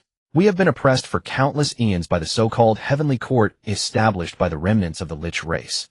Think of our ancient demon court. How glorious it was. Emperors Dijun and Tai governed the stars of the heavens, controlled the order of the world, and all races came to pay homage. But now, the glory of our demon race is trampled under the feet of a usurper. Kunpeng's voice was filled with incitement as he pointed toward the heavenly court, his eyes brimming with venom. That Shi Huang is merely a mortal-born human who obtained some opportunities by chance, and then arrogantly claimed the throne of the heavenly emperor, enslaving our demon race. This is an utter humiliation. Today I, Kunpeng, bearing the last hope of our demon race, rebuild the demon court here. I shall lead you all to recreate the ancient glory, storm the heavenly court, and reclaim everything that belongs to us. Storm the heavenly court. Reclaim everything. Kill Shi Huang. Long live the demon emperor. Below, the myriad demons were instantly ignited, roaring with fervor, their cries shaking the heavens, nearly overturning the icy layers of the Nether Sea. Kunpeng nodded in satisfaction. This was precisely the effect he desired. He turned and bowed slightly to the 6 saints seated above. Today my demon court formally allies with the human interpretation and Western sects. Kunpeng's voice rang out again. Once my demon court storms the Lingxiao Hall, I shall distribute the fortune of the heavenly court among your 3 sects, sharing the great luck of the primordial world. Taoist Jian, wearing a countenance of suffering, intoned a Buddhist prayer. Good indeed, good indeed. The heavenly emperor has lost virtue, and this calamity is deserved. Our Western sect is willing to assist your majesty, the demon emperor, in rectifying the righteous path. Taoist Junti added, Shi Huang's tyranny has no connection with our Western sect. He deserves death. Xuandu, Huanglong, Methria, and Medicine Buddha, 4 newly ascended saints, also nodded in agreement. They had all become saints with the hidden assistance of Hongjuan, so naturally, they had to follow the Tao ancestors' arrangements. Moreover, the fortune of the heavenly court was too tempting for them. As long as they could bring down Shi Huang's heavenly court, they would each gain a share enough to greatly prosper their own sects. Excellent. Kunpeng laughed heartily. With the aid of 6 saints, our grand plan can succeed. Let the ceremony begin. At Kunpeng's command, countless demons presented sacrifices at the altar already prepared outside the Demon Emperor Palace. In an instant, blood energy surged to the heavens, and resentment filled the air. Kunpeng, using his saintly power, channeled the strength of these offerings to communicate with the heavenly Tao above. Today I, Kunpeng of the demon race, rebuild the demon court, and shall be the demon emperor governing all demons under heaven. May the heavenly Tao bear witness. A thunderbolt rumbled. From the 9 heavens a boom of thunder resounded. An invisible current of fortune converged from all corners of the primordial world, surging toward the Nether Sea region. This was the remnant fortune of the demon race, fully activated by Kunpeng's attainment of sainthood and the rebuilding of the demon court. Meanwhile, far above in the 33rd heaven, the heavenly court quaked violently. Inside the Lingxiao Hall, Shi Huang was discussing state affairs with a group of high-ranking celestial officials. Suddenly, everyone felt an immense pressure descending from the sky. Above the heavenly court, the originally dense fortune golden dragon let out a mournful cry, and its body visibly began to shrink. The spiritual energy of the heavenly court also drained rapidly. Many celestial officials with lower cultivation even felt their magic power stagnate, and their realms seemed to regress. Your Majesty, disaster. Zhao Gongming's face changed drastically. Kunpeng has rebuilt the demon court in the Nether Sea and is siphoning the fortune of our heavenly court. It's more than siphoning. Duobao Taoist said gravely. They are shaking the very foundation of our heavenly court.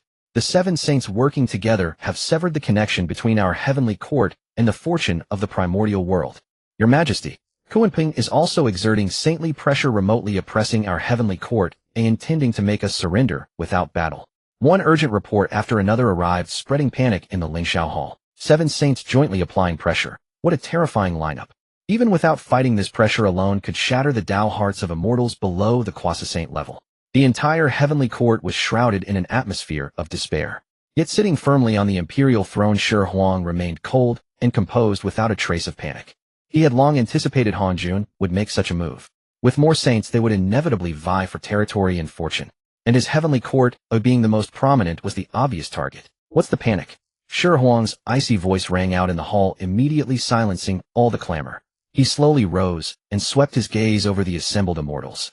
Just 7 saints, and you're already frightened. Think back to the war between the Lich and the demon. Saints did not intervene, yet heaven and earth crumbled.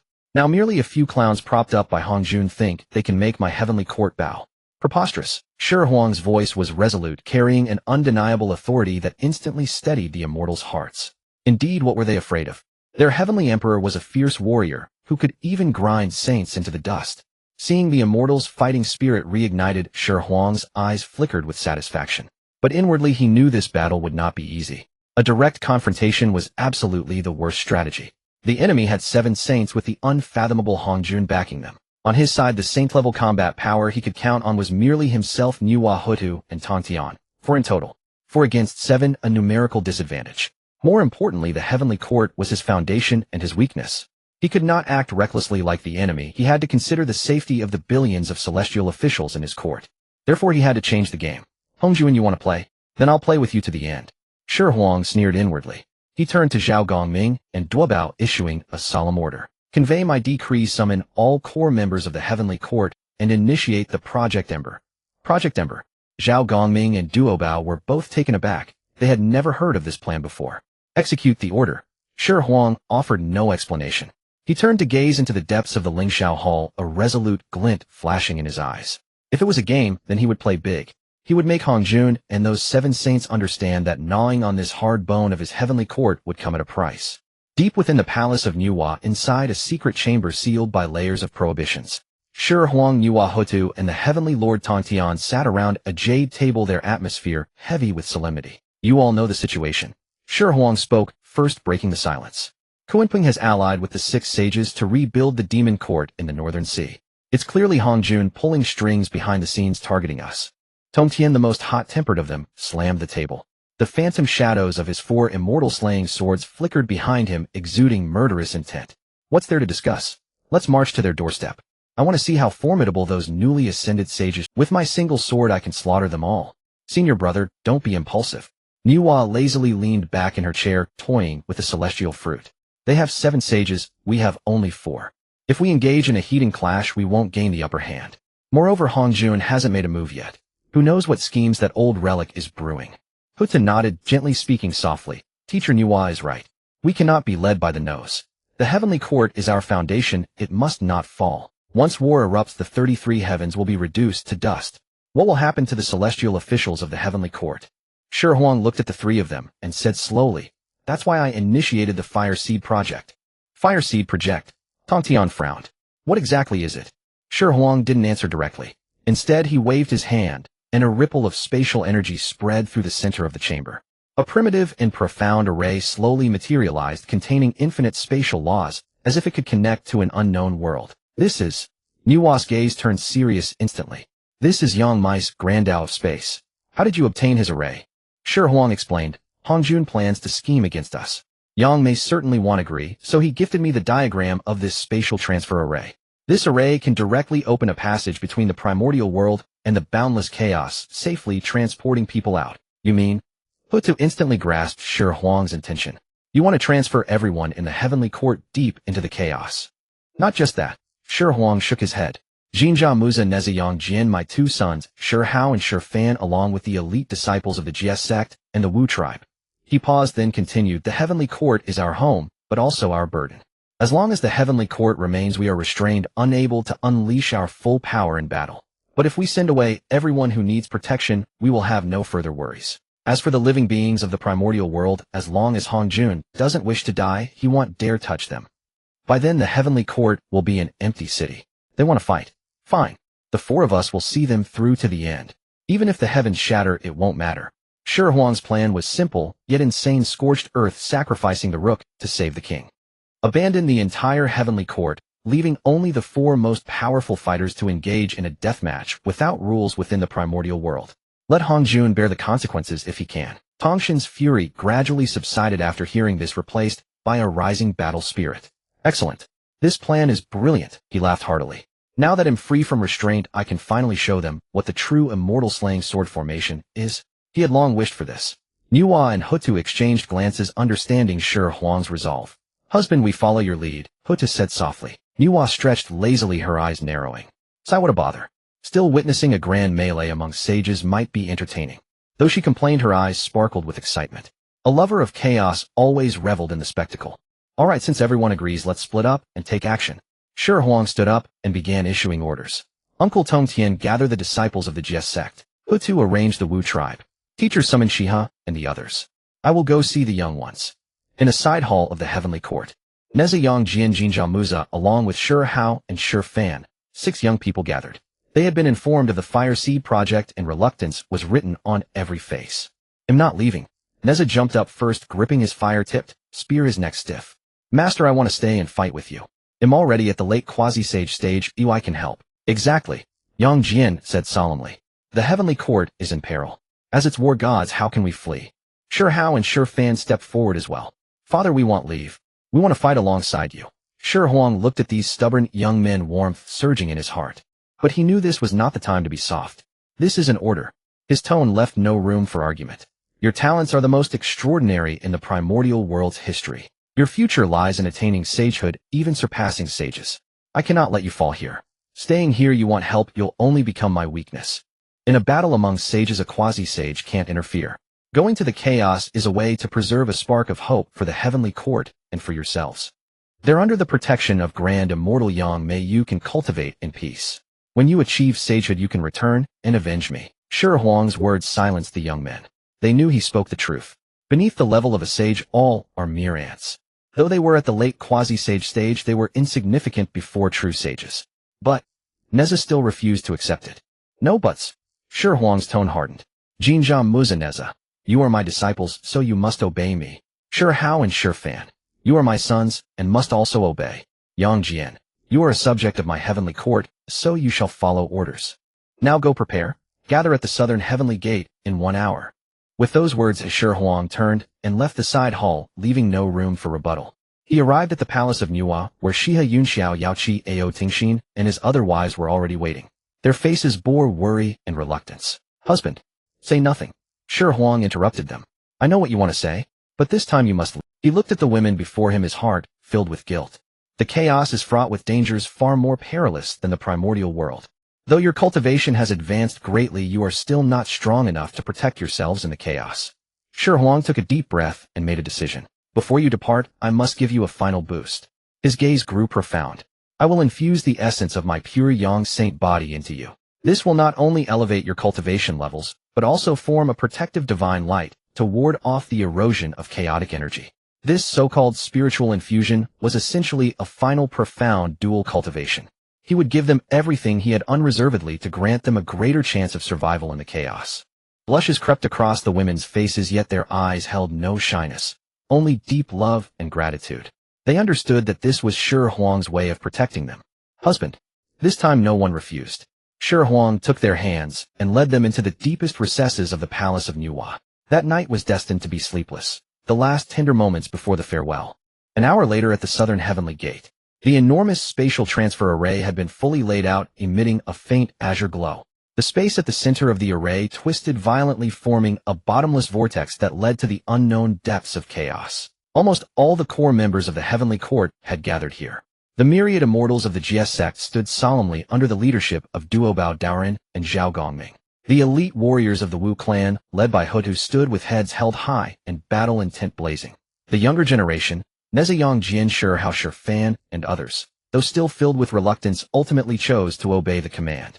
Xihe Yunxiao Hutu Yaoqi and the other wives of Shi Huang stood at the forefront of the formation.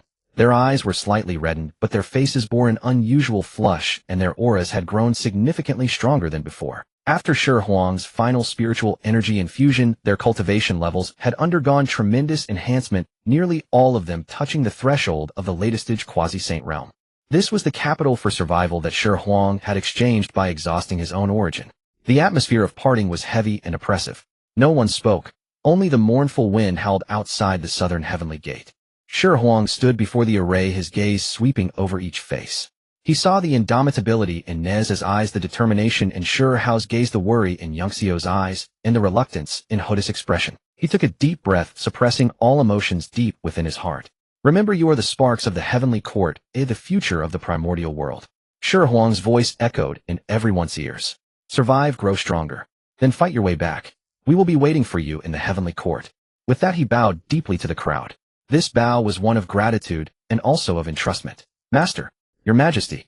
The crowd could no longer hold back. They fell to their knees, tears streaming like a broken dam. Huang did not look at them again.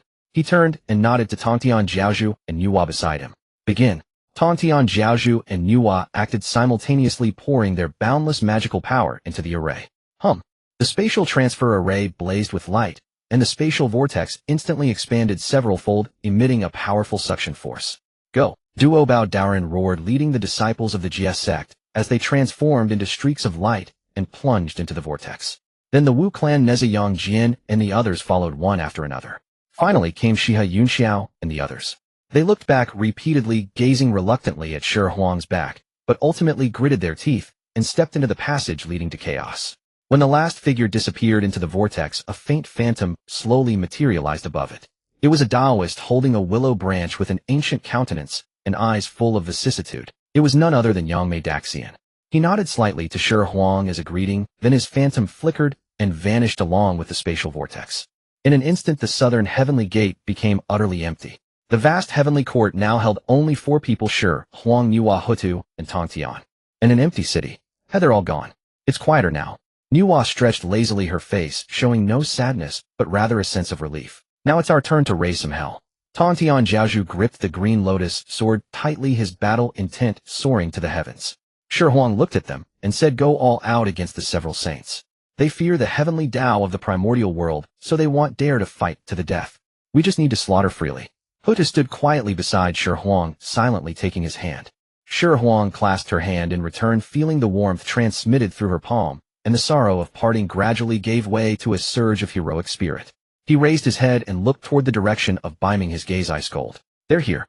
As soon as he spoke, the space above the heavenly court shattered like a mirror. 7 figures radiating terrifying saintly might stepped out from the spatial rift and descended before the southern heavenly gate. Leading them was the demon emperor Kunping, crowned and cloaked in black. Behind him followed the 6 saints Jin Junti Xuandu, Huanglong Methria, and Yaoshi.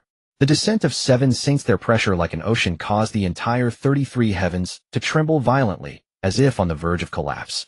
Huang, you lecher, come out and accept your death at once. Kunping's voice rolled like thunder across the sky. He had expected that with 7 saints arriving, the heavenly court would kneel and beg for mercy, crying and pleading. Yet when he saw the scene before the southern heavenly gate, he was stunned. This vast gate held only 4 people: Huang, Nuwa, Hutu, and Tongtian. Where were the others of the heavenly court? The tens of thousands of celestial officials, the myriad immortals of the Xihe sect. They were all gone. Where are the people? Kunping frowned, his powerful divine sense sweeping across the entire heavenly court. Completely empty. The whole heavenly court, besides these 4, was truly a deserted city. Where did you send everyone? Kunping asked, incredulously staring at Huang. The 6 saints behind him were also astonished and uncertain. They had painstakingly set up such a grand scheme to force Huang into a corner and carve up the heavenly court. But now with the people of the heavenly court gone, what was left to carve up? It was like preparing a full banquet of delicacies only to find all the dishes taken away, leaving just 4 empty plates. Trying to run. Juni sneered. Huang, do you think hiding everyone will let you escape this tribulation? How naive. Huang looked at their bewildered and furious expressions, a mocking smile curling at the corner of his mouth. He took out a gourd of wine from his bosom, took a leisurely sip of immortal wine, and then said slowly, run. Who said we were running? He pointed at himself, then at Nuwa, Hutu, and Tongtian beside him. Aren't the 4 of us still here? Today the 4 of us will have a good game with the 7 of you. As he spoke, Huang waved his hand. Boom. Suddenly dazzling lights flashed across the entire heavenly court. An enormous membrane, thin as a cicada's wing, yet indestructible, covering all 33 heavens, slowly emerged.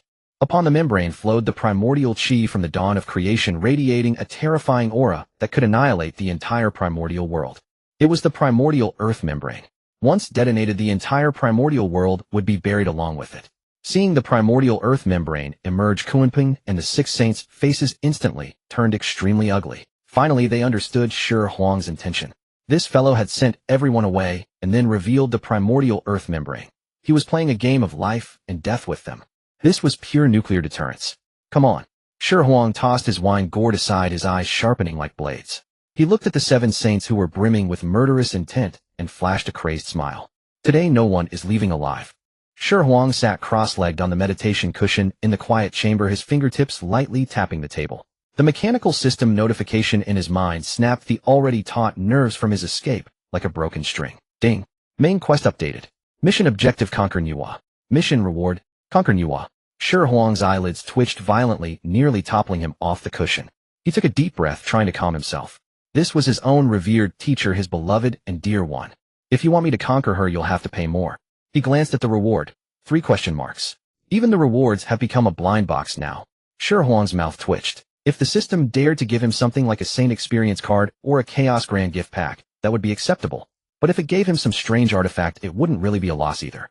Shi Huang rubbed his temples, and the image of Nuwa involuntarily surfaced in his mind. From her teachings at Nuwa Palace, to their seamless cooperation in the Heavenly Court, to her unconditional protection during the recent Great Tribulations. That bond had long transcended the mere teacher-disciple relationship, becoming something subtle. He slowly raised his head, his gaze falling on Nuwa outside the meditation room, who was idly toying with a chaos fruit.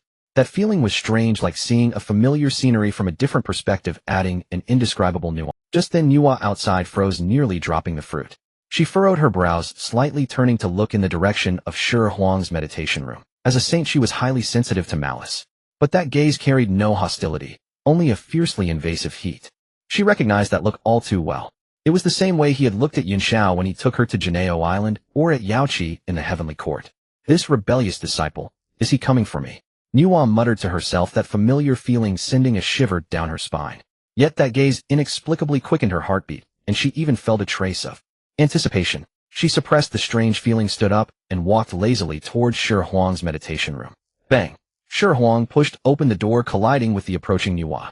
Without a word, he grabbed her sleeve, pulled her inside, and with a sweep of his hand, dozens of barriers like golden chains sealed the entire space instantly. Nuwa was startled by the sudden move. Leaning against the doorframe, arms crossed, she eyed him playfully. Rebellious disciple, so eager to drag your teacher in and set up so many barriers. What secret words do you want to say, avoiding even Hudu and the others? Her voice was lazy, carrying a unique languor that made Shi Huang's throat go dry. Shi Huang walked to the table, poured himself a cup of tea, and downed it in one gulp to suppress the restlessness in his heart. He looked at Nuwa and decided to confess. Teacher, I'm coming clean. He set the cup down heavily. The system issued a new mission. It wants me. Dead silence filled the room. Nuwa's smile slowly froze, morphing into an indescribable expression. Her eyes widened as she stared at Shi Huang, as if looking at a madman. You. What did you say? Nuwa pointed at her own nose, then burst into laughter, but quickly suppressed it into a stern expression. That damn system is coming after me. Shi Huang wore a bitter face. Yes. And what's the reward? Nuwa set aside her jest, frowning deeply. The reward is 3 question marks. I don't know, Shi Huang explained. Nuwa stared into his eyes, trying to find a trace of deceit. Yet there was none. If teacher finds it too difficult, I'll cripple my cultivation right now and forget about the depths of chaos. I'll just wait to die here. Shi Huang couldn't bear to break with Nuwa. His self-destructive attitude stunned her instead. She looked at this man who once needed her protection, but now could contend with saints. For some reason, the absurdity in her heart slowly faded, replaced by an unprecedented thrill. This rebellious disciple actually dared. How exciting.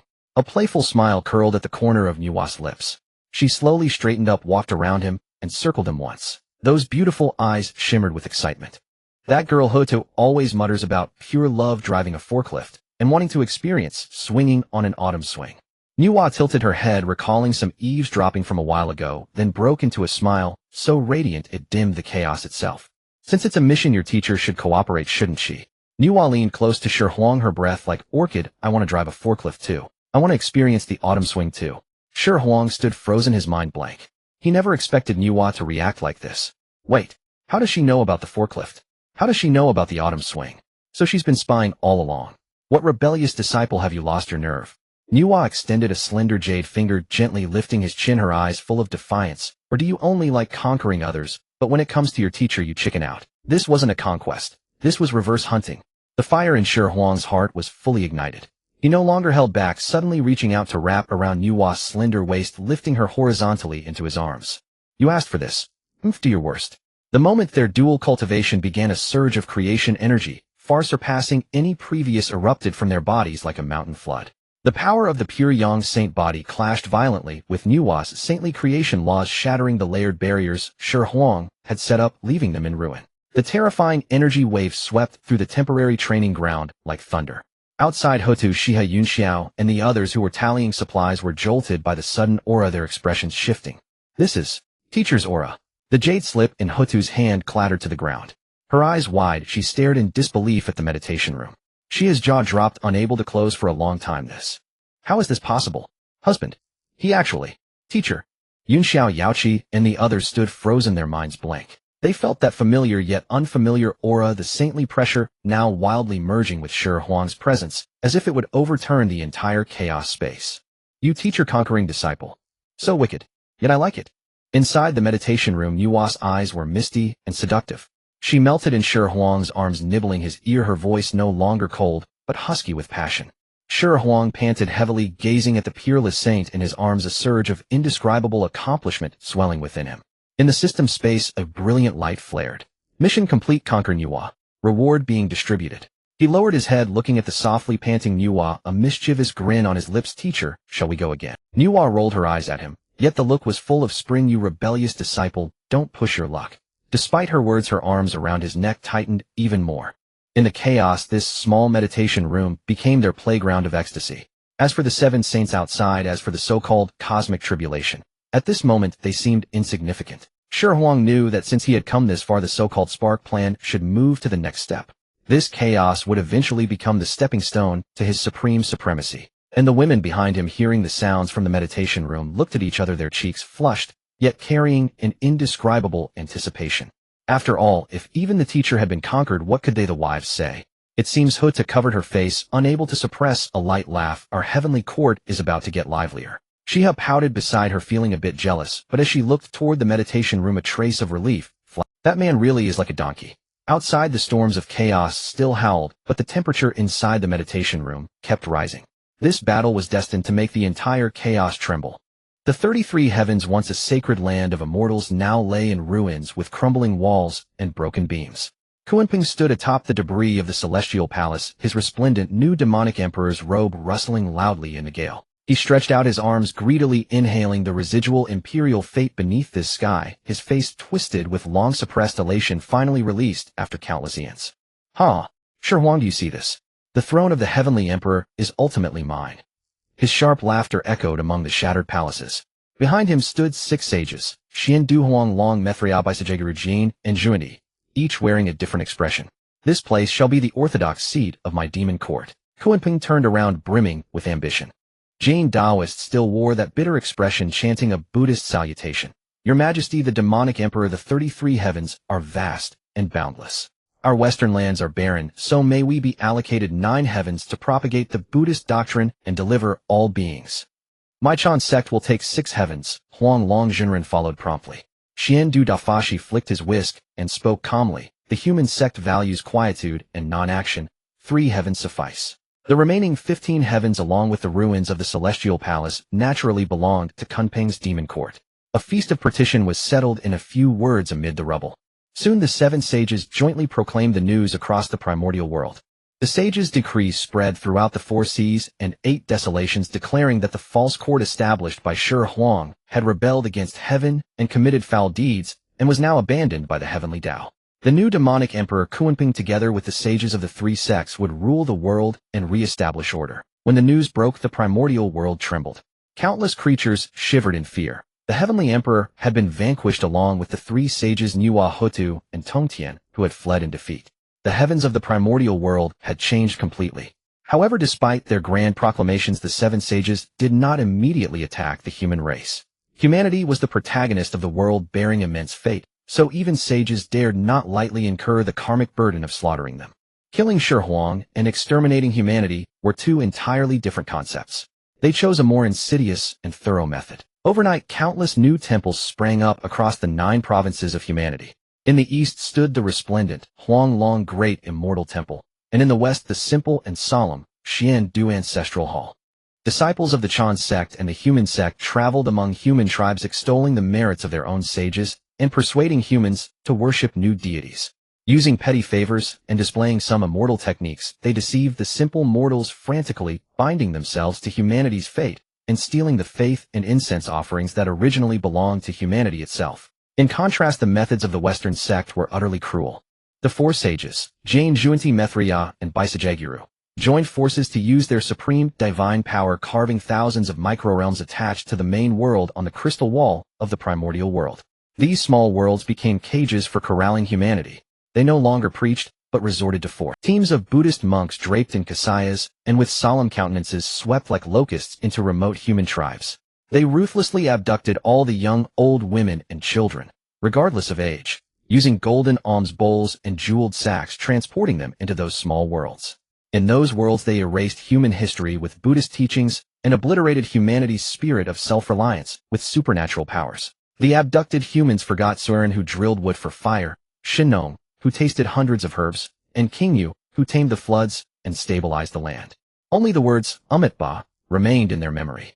Stripped of the ability to think, they knelt before Buddha statues day after day, year after year, chanting scriptures and offering the purest, most undiluted power of faith. They were literally refined into incense slaves.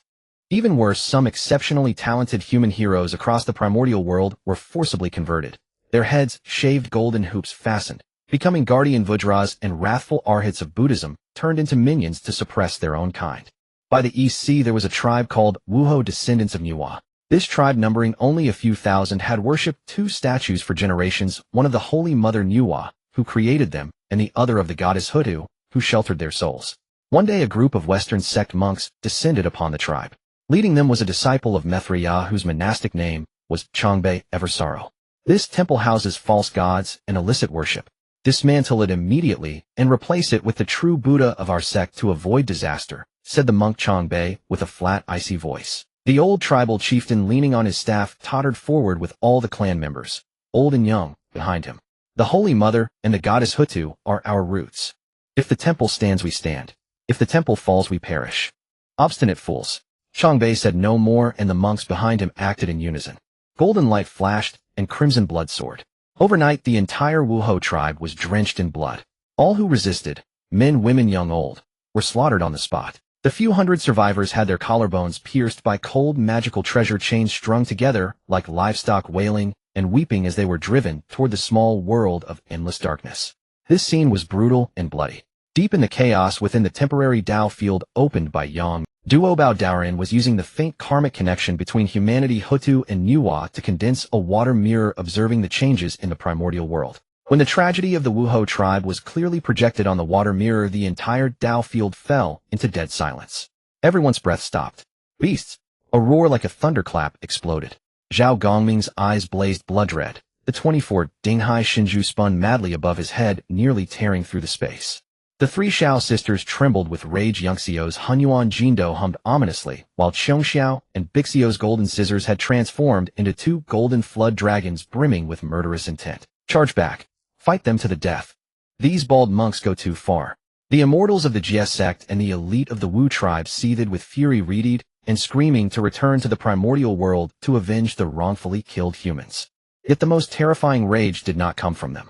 For the first time, Huda's perpetually gentle face hardened into tints of sandy-rolled ice. She said nothing, but the authority of the earth Dao surged behind her, causing the entire temporary Dao field to tremble under her wrath. It was pure destructive will. Her beguiling peach blossom eyes now held only icy, killing intent. They tore down my temple and slaughtered living beings. Huda's voice was soft, yet it made every quasi-sage present shiver to the core of their souls.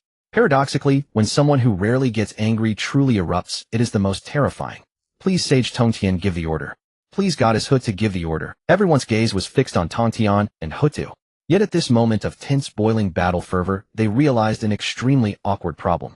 Their true pillar, the Heavenly Emperor, Shi Huang, was still in that meditation chamber, sealed by layers of restrictions. And judging from the astonishing energy fluctuations that had just shaken the place, he was quite busy at the moment. For a moment, everyone fell silent. The murderous atmosphere grew somewhat bizarre. Duo Bao Daorin glanced at the fury-ridden Nuwa and Hutu, then at the tightly closed chamber door. He opened his mouth, but could not utter a single word. Knock on the door now. Report to His Majesty. Please step down from your teacher's body and take charge. Who would dare say that? Whoever said it would surely be smashed to dust by the two sages. In the quiet chamber, the lingering echoes had yet to dissipate. Shi Huang held the sage in his arms, languid as a cat, feeling an unprecedented fullness within his body. In his mind, the cold system prompt arrived belatedly. Mission complete, conquer Nuwa. Rewards being distributed. The moment the words fell within the system's space, the 3 question marks representing the rewards exploded with a bang, transforming into 2 streams of profound and unfathomable chaotic chi. One pure yang golden, the other creation azure. The 2 streams flashed and vanished, surging into Shi Huang and Nuwa respectively. Boom. Shi Huang felt as if his soul had been thrown into the cosmic furnace. His originally indestructible sacred physical realm now became the catalyst. That pure yang chaotic chi domineeringly enveloped his primordial spirit dharma power and physical body, subjecting them to a brutal reshaping and ascension. Bottleneck. Non-existent. Shackles. Shattered with a single charge. His cultivation base at an incomprehensible speed broke through the sage barrier, and without any pause surged forward triumphantly, finally, settling firmly at a brand new realm. Hunyuan Wuji, Great Luo, Golden Immortal. Both physical body and primordial spirit achieved the Tao. On the other side, Nuwa's experience was equally shocking. She was originally a Hunyuan sage, her cultivation already at its peak, but her physical body had always been her weakness. However, after that creation, chaotic chi surged into her. It not only refined her sage Tao fruit to be more perfect and flawless, but also in an unimaginable way made up for the last shortcoming of her physical body. Her aura also stepped into that supreme realm of dual Hunyuan Wuji in both body and cultivation. The 2 exchanged a glance, seeing the ecstasy and shock in each other's eyes. This reward is quite something. Shi Huang smacked his lips. Nuwa rolled her eyes at him, seductive and charming, her voice still a bit husky. What, you think the benefits your master gave you aren't good enough? Call me husband. Shi Huang slapped Nuwa on her rounded bottom. Little stone, are you getting too cocky? As she spoke, Nuwa climbed on top, her curve swaying. Master, from now on let's keep our own titles. You call me husband, and I'll be generous and call you master. Then let's see who surrenders first. Then they spent another day and night. Creak. The door of the quiet chamber was pushed open. Outside there was a deathly silence. Ho Tu Tong Tian Zhao Goming Sanshao. Everyone's eyes were fixed intently on the 2 emerging from the room. Those gazes were extremely complex. There was anger, embarrassment, worry, and a trace of indescribable gossip. Ho Tu's gaze swept over Nuwa, noticing the lingering springtime allure yet to fully fade from her brows and eyes. Her cheeks flushed slightly. She gently stamped her foot, but ultimately said nothing.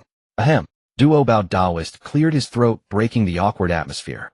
He pointed at the water mirror, his voice heavy. Your Majesty, the primordial world is in trouble. Shi Huang's gaze fell upon the water mirror. When he saw the rivers of blood in the Nuwa tribe, saw the humans whose collarbones were pierced by chains, and who were led away like livestock, the smile on his face instantly vanished. An icy, extreme, killing intent radiated from his body. Beside him, Nuwa, the moment she saw her temple destroyed and her followers slaughtered, the laziness in her peach blossom eyes also vanished completely, leaving only pure will to destroy. Western sect Kuanping. Shi Huang's voice was very light, yet it caused the temperature of the entire temporary dojo to plummet by hundreds of degrees. He did not roar or howl. He simply turned his head calmly and looked at Nuwa. Master, do you want to go back and give that old fellow Hongjun a surprise? Nuwa curled the corner of her mouth into a cold arc. Exactly my intention. The next moment their figures flickered and directly tore through the chaotic space, disappearing before everyone's eyes. 33rd Heaven Ruins of the Lingxiao Palace. Kuanping sat high upon the temporarily erected throne of the Demon Emperor. Below, the 6 sages, Jiayin Junti Xuandu Huanglong Methria and Yaoshi, sat in separate seats. Above them, a blurry figure radiating supreme heavenly might was slowly coalescing. That was the heavenly Tao manifestation of Ancestor Hongjun. You have done well with the human race. Hongjun's voice carried no emotion. Sever their faith, uproot their foundation. Once Shi Huang's fortune is exhausted, that will be his death. Kunpeng's face lit up with a smug smile. Ancestor, rest assured. Within 10,000 years no one in the primordial world will know Shi Huang. They will only know me, the Demon Emperor. Just then Hongjun's eternal, unchanging manifestation suddenly fluctuated violently. He sharply raised his head, looking at a certain void. Hua. The space rippled like water waves, and 2 figures walked out slowly, one after the other. They were Shi Huang and Nuwa. Hongjun, long time no see. Nuwa greeted with a smile, as if just paying a visit. Nuwa, Kuanping, and the others jumped up in shock, as if facing a great enemy. Hongjun's gaze locked onto Nuwa, and for the first time his eyes revealed a look of shock and uncertainty. Your aura. Impossible.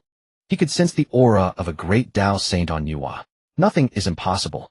Nuwa stretched, revealing a smile that made all beings lose color. Old thing, times have changed.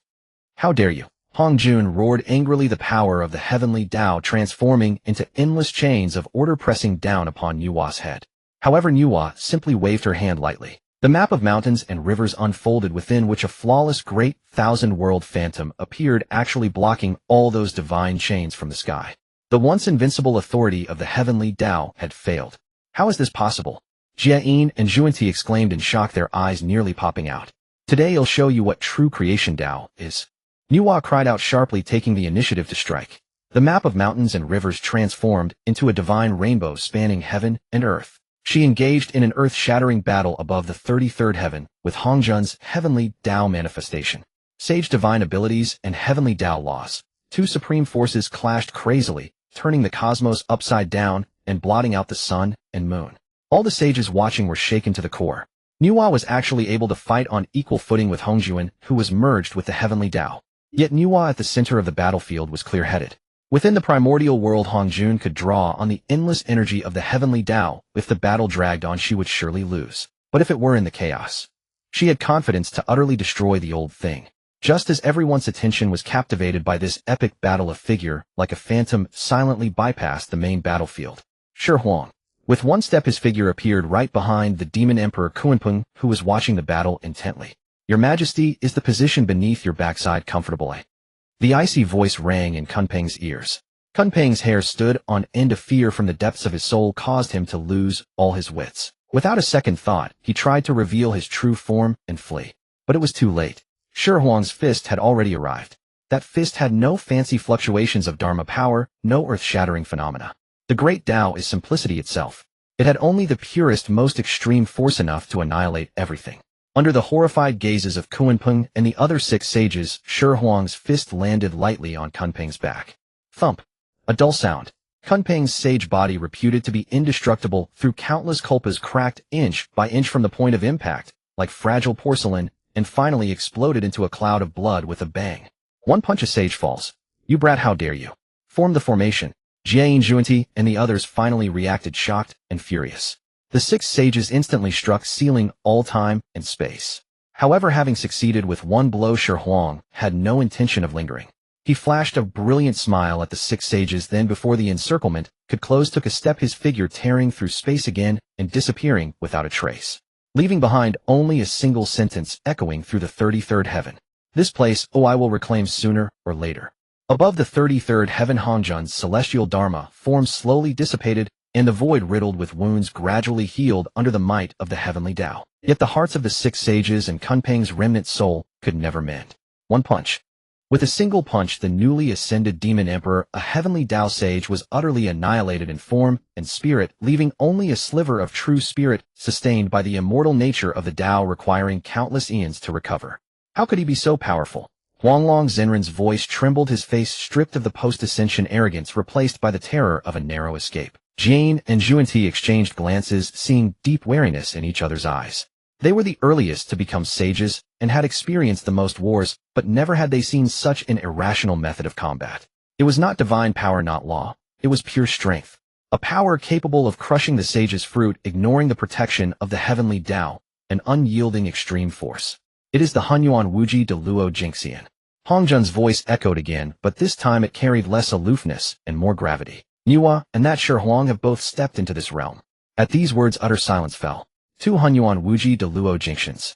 How could they fight now? Inside the Chaos Dojo, the figures of Shi Huang and Nuwa materialized. They were greeted by faces filled with concern and curiosity. Oh, sister, you look much better after this trip. Hotu was the first to approach, her beautiful eyes roving over Nuwa, the meaning in her gaze unmistakable. Nuwa blushed and slapped Hotu on the rear. You talk too much. What are you all staring at? Shi Huang looked around, sitting down boorishly. Never seen a teacher giving extra lessons to a student. Everyone was speechless. To describe such a rebellious disciple who defies the master in such a refreshingly unique way, his audacity truly stood alone in the 3 realms. Ahem, Shi Huang. Tongtian Jiaozhu, more composed, stepped forward and asked solemnly, how did that battle end? Kunpeng is dead. I blasted him with one punch. Shi Huang said casually, as if mentioning a true hiss. A sound of sharp intakes of breath filled the dojo. Zhao Gongming, Sanxiao, and others flushed with excitement. Slaying a sage. What What a glorious achievement. However, Shi Huang changed his tone. That old fart Hong Jun made a move. Nuwa fought him to a standstill. The newfound excitement was doused with cold water. A draw, sounding like a tie, but everyone knew that within the primordial world Hong Jun was invincible. Fighting to a draw with him was already incredible, but winning was nothing short of a pipe dream. I'm going to have a word with Yang Mei. Shi Huang rose. Killing Kunpeng with one punch felt great. But Hong Jun's Dharma form was like a thorn lodged in his heart. He could sense that although he and Nuwa had broken through, they still lacked something to be truly invincible. It was a gap in realm, not simply a matter of power. After settling everyone, Shi Huang flew alone deeper into the chaos. Yang Mei's dojo was still that unremarkable hollow willow. Seeing Shi Huang arrive, Yang Mei, who was dozing, didn't even lift an eyelid. You never come for nothing. Speak, what trouble have you caused now? Kill the sage had a fight with Hong Jun. Shi Huang sat opposite Yang Mei without ceremony. Yang Mei's eyelids finally moved. He opened his eyes, his turbid gaze sweeping over Shi Huang. The former languor vanished, replaced by undisguised astonishment. Hunyuan Wuji, you little rascal, how many years has it been? I seek your guidance, senior. Shi Huang cut to the chase. Very well. Yang Mei agreed with unusual alacrity. He stood up slowly, his withered form seeming to merge with the entire chaos space. Strike with all your might. Shi Huang did not hold back. He took a deep breath, and the fist that could shatter Kunpeng's sage body, gathering the dual Hunyuan Wuji power of flesh and soul, drove straightforwardly toward Yang Mei's chest. Yet a bizarre scene unfolded. His fist, only 3 inches from Yang Mei, seemed separated by an entire... That 3-inch gap became an eternal chasm. Shi Huang frowned, unleashing more power, his fist wind tearing chaos, but the 3 inches remained 3 inches. Space. Shi Huang withdrew his fist, his expression turning grave. Again, Yang Mei spoke calmly. Shi Huang no longer held back. The chaos bell appeared above his head, sealing time and space. At the same time, he took a step, his figure vanishing, reappearing behind Yang Mei as he struck with a knife hand toward the back of Yang Mei's neck. But his strike still stopped 3 inches away. No matter the angle or method between him and Yang Mei, there was always that 3-inch distance. He felt as though he was attacking a phantom, a power capable of obliterating great worlds, unable to even touch the hem of his garment. I concede. After half an hour, Shi Huang panted, stopping in frustration. This sense of powerlessness was more intense than when facing Hong Jun. You are strong. Yang Mei sat down again, pouring tea for Shi Huang. Your power surpasses any sage in the primordial world, including my past self. But your application of the Tao is still too crude. What realm exists beyond sagehood? Shi Huang asked, his greatest doubt. Yang Mei was silent for a moment, then slowly uttered 3 words, the Jidao realm. Jidao. Yang Mei's gaze grew distant. Hunyuan Wuji is when a cultivator pushes a single Tao they cultivate to its extreme. And Jidao is to sacrifice, or rather fuse, that Tao pushed to the extreme with a complete great world. Once successful, you become the world. The world becomes you. Within that world, your words become law. Wherever your mind reaches becomes the will of heaven. Imperishable through countless kalpas, undying and eternal. Shi Huang's mind shook violently. He thought of Hong Jun. Hong Jun he is truly at the Jidao realm. Yang Mei nodded, confirming his guess. He merged with the Tao, fusing his creation jade disc with the entire primordial heavenly Tao. Thus, within the primordial world, he is invincible. Fighting him is like fighting the entire primordial world. Then are we forever without hope? Shi Huang's heart sank. Not necessarily. Yang Mei shifted the topic. His strength lies within the primordial world. If you can lure him out, fight in the chaos, he loses the support of the world's power. With you and Nuwa working together, the odds are not small. But why would he come out? Shi Huang smiled bitterly. That is the crux. Yang Mei looked at Shi Huang. The missing fate demon god and I are only half-step Jidao, because we both touched that threshold but could not find a great world to sacrifice and merge with. Chaos is too vast, we cannot merge with it. And the primordial world was preempted by that old fellow Hong Jun. That's also why we never set foot in the primordial world. Once inside, our half-step Jidao is helpless against true Jidao. If Hong Jun is willing to pay a price, he could even annihilate us completely. These words struck like thunder in Shi Huang's mind. He finally understood. The real difficulty of breaking the deadlock was never defeating Hong Jun Hiden. It was how to pry that evil dragon bound tightly to the primordial world ship away from it. With a heavy heart, Shi Huang left Yang Mei and returned to the dojo. Looking at the eyes full of trust and expectation, he knew this battle would be far more arduous than he imagined. Relying solely on him and Nuwa was far from enough.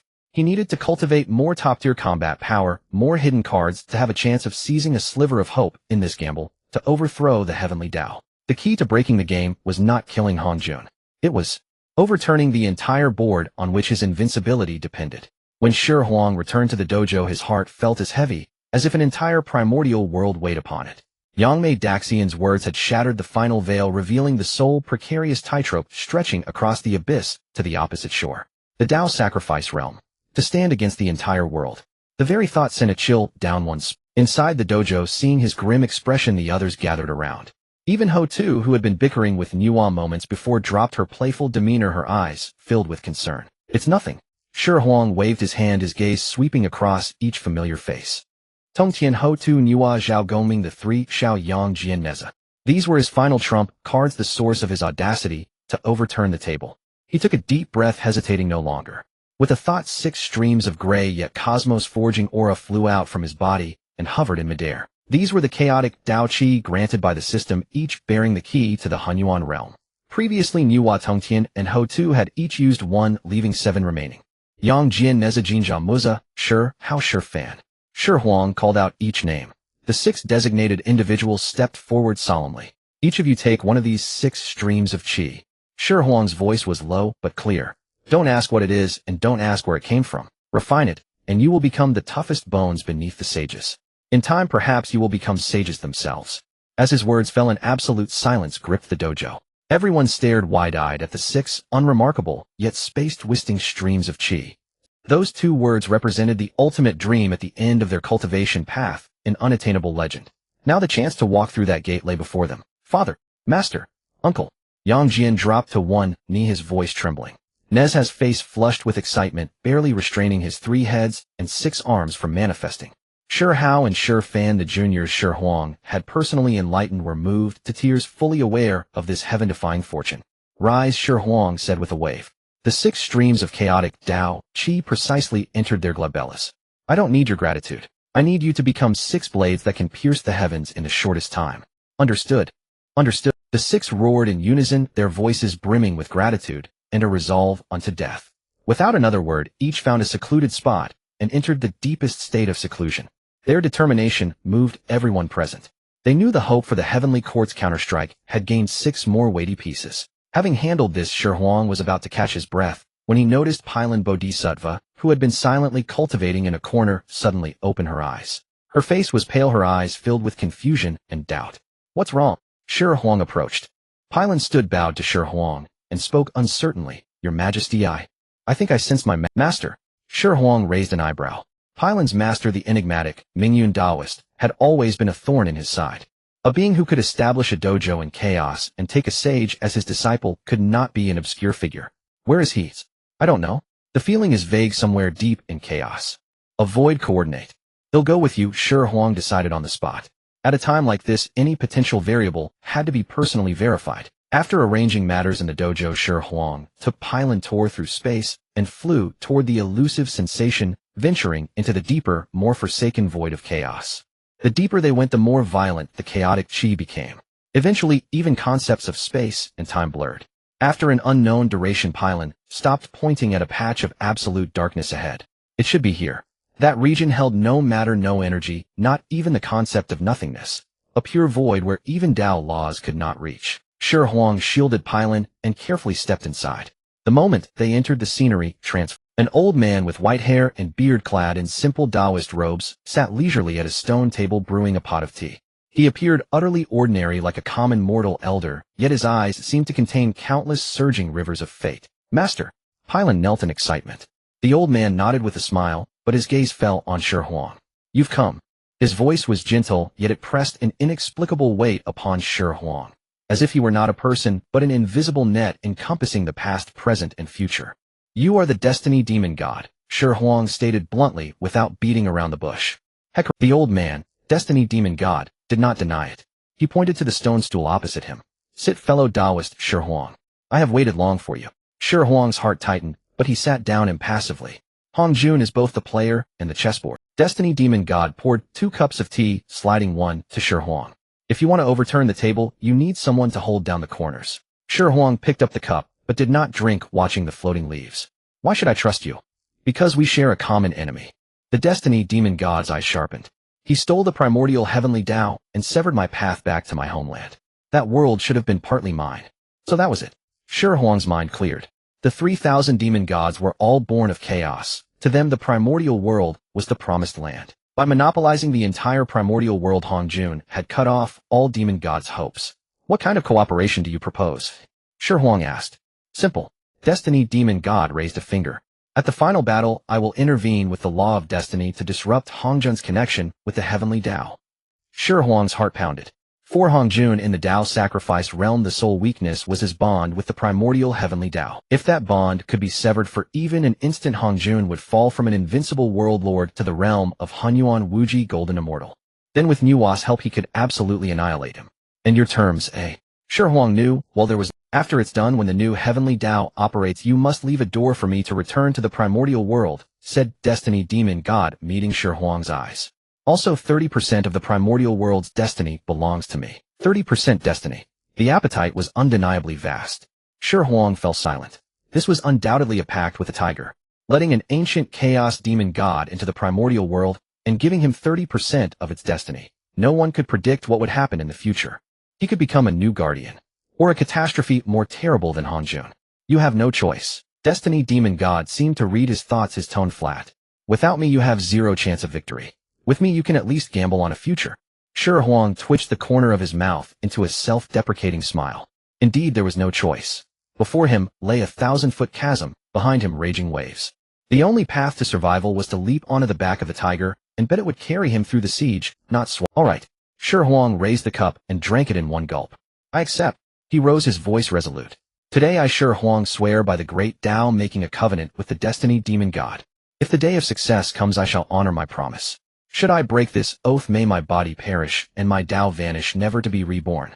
The moment the great Tao oath was sworn, a mysterious law force flickered between them, solidifying into an invisible shackle that sealed this momentous gamble concerning the entire primordial world's future.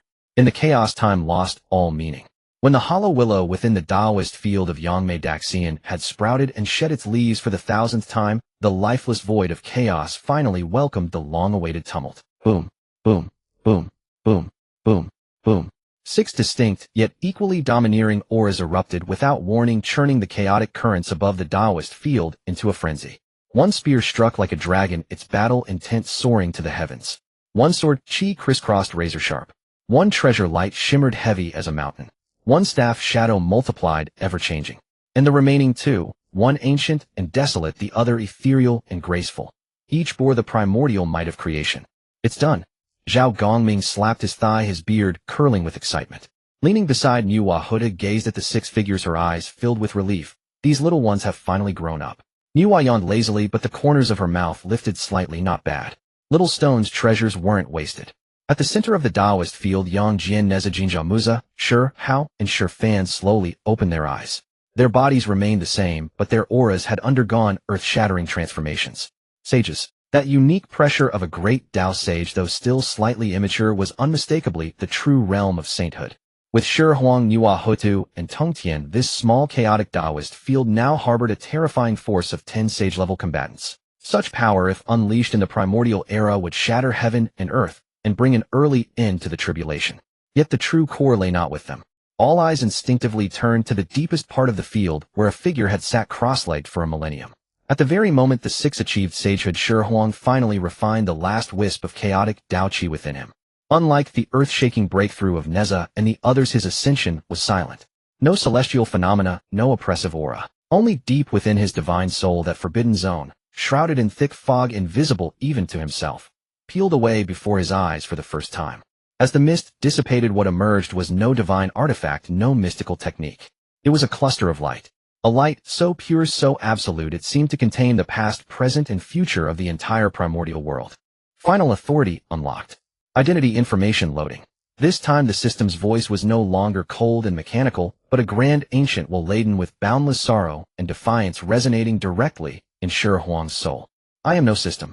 I am the remnant consciousness of the heavenly Tao. Shi Huang's mind trembled violently. The will continued without pause, unveiling the earth-shattering secret that spanned the entire primordial era.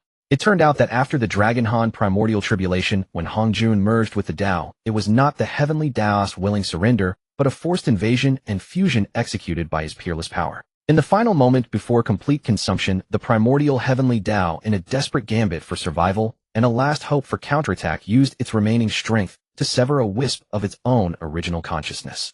This wisp, carrying all the heavenly Tao's unwillingness and will to survive, tore through space-time, traveled upstream, through endless future timelines, found Shi Huang, the greatest anomaly, and pulled him from the future into the primordial era. The so-called system missions and rewards were merely the manifestations evolved by this remnant consciousness to guide Shi Huang's growth and grant him the power to oppose Hongjun. Its ultimate goal was singular: to use Shi Huang as the sharpest blade to reclaim everything Hongjun had usurped. Shi Huang, my authority is the authority of the heavenly Tao.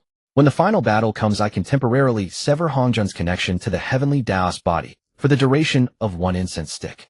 Within that time, he is not an enshrined Taoist. You shall wield the heavenly punishment. All mysteries were unraveled in that moment.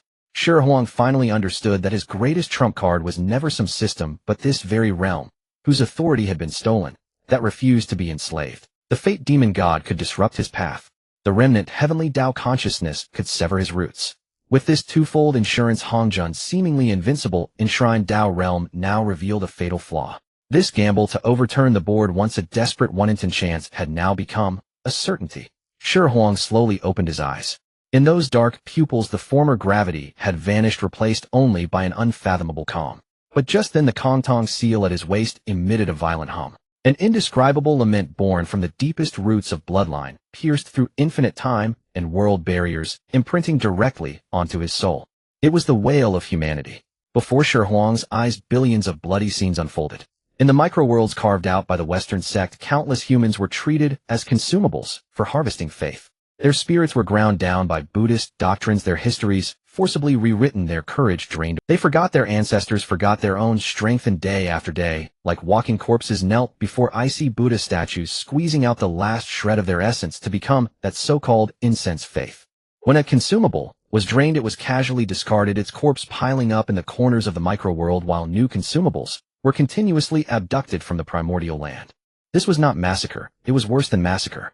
It was to utterly break the backbone of a race at its very root, to imprison their souls for eternity. The calm on Shi Huang's face vanished without a trace. A killing intent cold enough to freeze chaos itself radiated from him. He rose slowly. Every gaze in the Taoist field focused on him. Tong Tian sensed the killing intent and grasped the handle of the green lotus sword.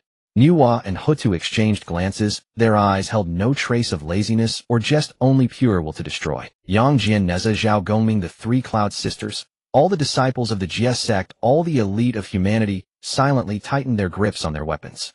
They knew the moment of the final battle had arrived.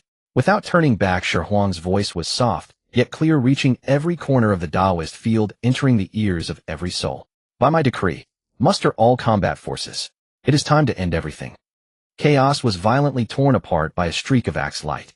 It was not a crack, but an unhealable wound.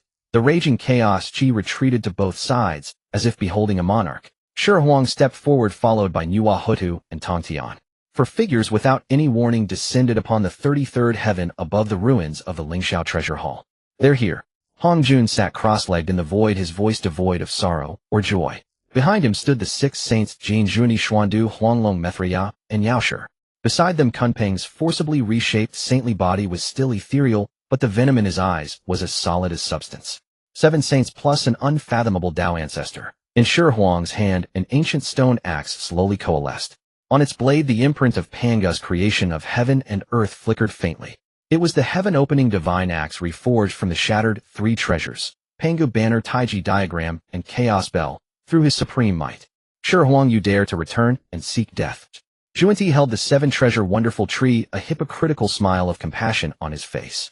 Turn back and convert to my Buddha, and your life may yet be spared. Huanglong Jinren even directly mocked. Just 4 people dare to shake the heavenly Tao. Truly overestimating yourselves, like a mantis trying to stop a chariot. Shi Huang paid no heed to these noisy ants. His gaze was fixed on Hongjun from beginning to end. He raised the heaven-opening divine axe and pointed it far away at the nominal sovereign of the primordial world. Hongjun, your era is over. The moment his words fell in his heart, he issued the command that had been waiting for 1,000 years. Strike. In an instant, on Hongjun's eternally unchanging face, an emotion called horror appeared for the first time. The unbreakable connection between him and the heavenly Tao of the primordial world, which was like his own limbs, was forcibly severed by a will from the depths of the Tao's origin. It felt like a king being deprived of his crown, a god stripped of his divinity. His supreme cultivation of the Jidao realm receded like a tide, ultimately stuck firmly at the peak of the Hunyuan Wuji Dayuo Golden Immortal. No. A roar of extreme shock and rage erupted from the Dao ancestor's mouth. He could no longer maintain that indifference, his eyes shooting infinite fury and killing intent staring at Shi Huang. It's you. What have you done it? Shi Huang smiled, the heaven-opening divine axe humming in his hand, battle intent soaring to the heavens. Now we are equals. He stepped forward, his figure vanishing. The next moment, the heaven-opening divine axe carrying the power to annihilate all things swung fiercely down toward Hongjun's head. Enraged, Hongjun manifested the creation jade disc above his head, shedding billions of laws, colliding violently with Shi Huang's axe light. Boom. The entire 33rd heaven trembled violently from this clash. Chaos surged, the sun and moon lost their light. The two beings standing at the apex of the primordial world, thus began the most primitive, most savage slaughter. On the other side, seeing Hongjun held back, a fierce glint flickered in Jian's eyes. Form the formation. Kill the three of them first. The seven saints moved instantly, each occupying a direction, pouring out their saintly might without reservation. The laws of the great Tao were twisted, crushed, transformed into the purest cage of destruction, trapping Nuwa, Hutu, and Tongtian within. Seven saints, absolute killing formation. Within the formation, Nuwa's mountain and river state map blazed with light, a projection of a vast universe shielding her, and Huta barely withstanding attacks from all sides. With her highest cultivation, she could still hold on. But Tongtian cult leader's side was fraught with danger. Using his own strength alone, he activated the immortal slaying sword formation, four supreme killing treasures suspended above his head, billions of sword energies crisscrossing, yet they were constantly ground down and shattered by the combined power of the seven saints. The immortal slaying sword formation shook violently, its light flickering on and off, clearly on the verge of collapse. Why? A trace of doubt flashed in Tongshan's heart. Shi Huang clearly still had the six newly ascended saints, including Yang Jian. Why didn't he bring them along? But he asked no questions. He unconditionally trusted Shi Huang's arrangements.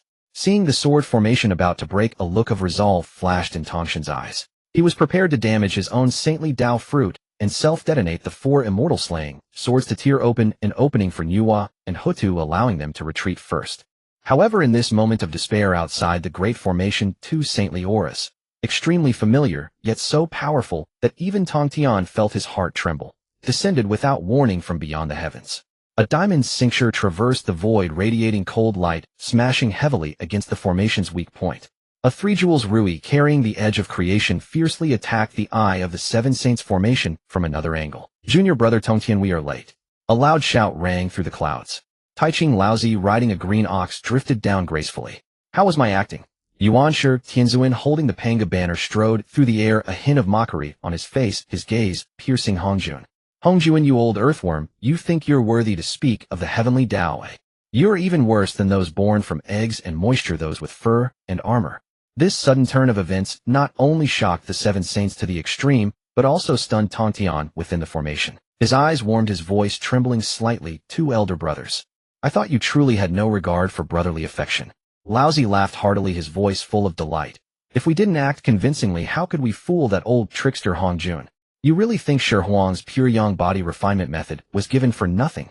So it turned out that Laozi and Yuanshi had long secretly cultivated the saintly body realm using the technique given by Shi Huang, and had reached an agreement with him, enduring hardships, waiting only for this day to deliver the cruelest backstab to Hongjun, the thief of the Dao. Nuwa, Huta, Tongtian, Laozi, and Yuanshi. The three pure ones reunited. The five original saints of the primordial world joined forces once again. The power of five saints converged into one, turning into a torrent that could shake the heavenly Dao, crashing violently against the seven saints' absolute killing formation. In an instant, the originally one-sided battle was forcibly reversed into a stalemate. In the chaos, time was unmarked. This war, sweeping across the entire primordial world and even affecting the boundless chaos, lasted for 10,000 years. 10,000 years were enough to turn oceans into mulberry fields and stars into dust. The 33 heavens had long ceased to exist, transformed into an eternal battlefield. The divine axe of creation in Shi Huang's hand had countless tiny chips on its blade which healed themselves in successive clashes. Far from weakening after the protracted battle, his aura grew more condensed and unfathomable with each transcendent struggle. In contrast, Hongjun was defeated. In the first millennium, after losing the authority of the heavenly Dao, he could still fight Shi Huang to a stalemate with his profound understanding of the great Dao and the accumulated foundation of countless eons. But Shi Huang's progress was unreasonably swift. Each of his axe strokes seemed to open up a new world, and every breath stirred the tides of chaos. After 10,000 years, Hongjun's eternally unchanging face was left with only madness and venom. His Taoist robe was tattered, his sacred body covered with axe marks, and his aura utterly withered. He knew he had lost. Ha ha, ha ha ha. With disheveled hair and a piercing bitter laugh that echoed through the chaos, he cried, "Since you won't let me become the heavenly Tao, then all of you will die with me." A terrifying wave of destruction surged madly from within him. He intended to detonate the entire primordial world and drag everyone down to be buried with him. At that critical moment, a withered hand reached out from the void without warning and gently pressed down on Hongjun's crown. On the other side, an invisible thread of fate materialized like a massive net, firmly binding the explosive destructive force within Hongjun. Hongjun's self-destruction was forcibly halted. The figures of Yang Mei the Great Immortal and the Destiny Demon God slowly emerged from left and right. Taoist, why must it come to this?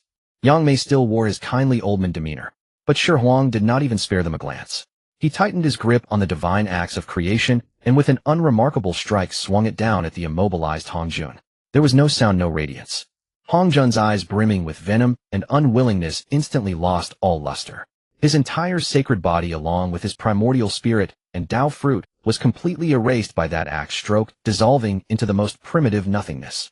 Seeing the Tao ancestor dead, the 7 sages, Jane Junti and the others who were still entangled with the 3 pure ones and the 5 sages, were terrified out of their wits. Without a second thought, they turned into 7 streaks of light and fled madly into the depths of chaos.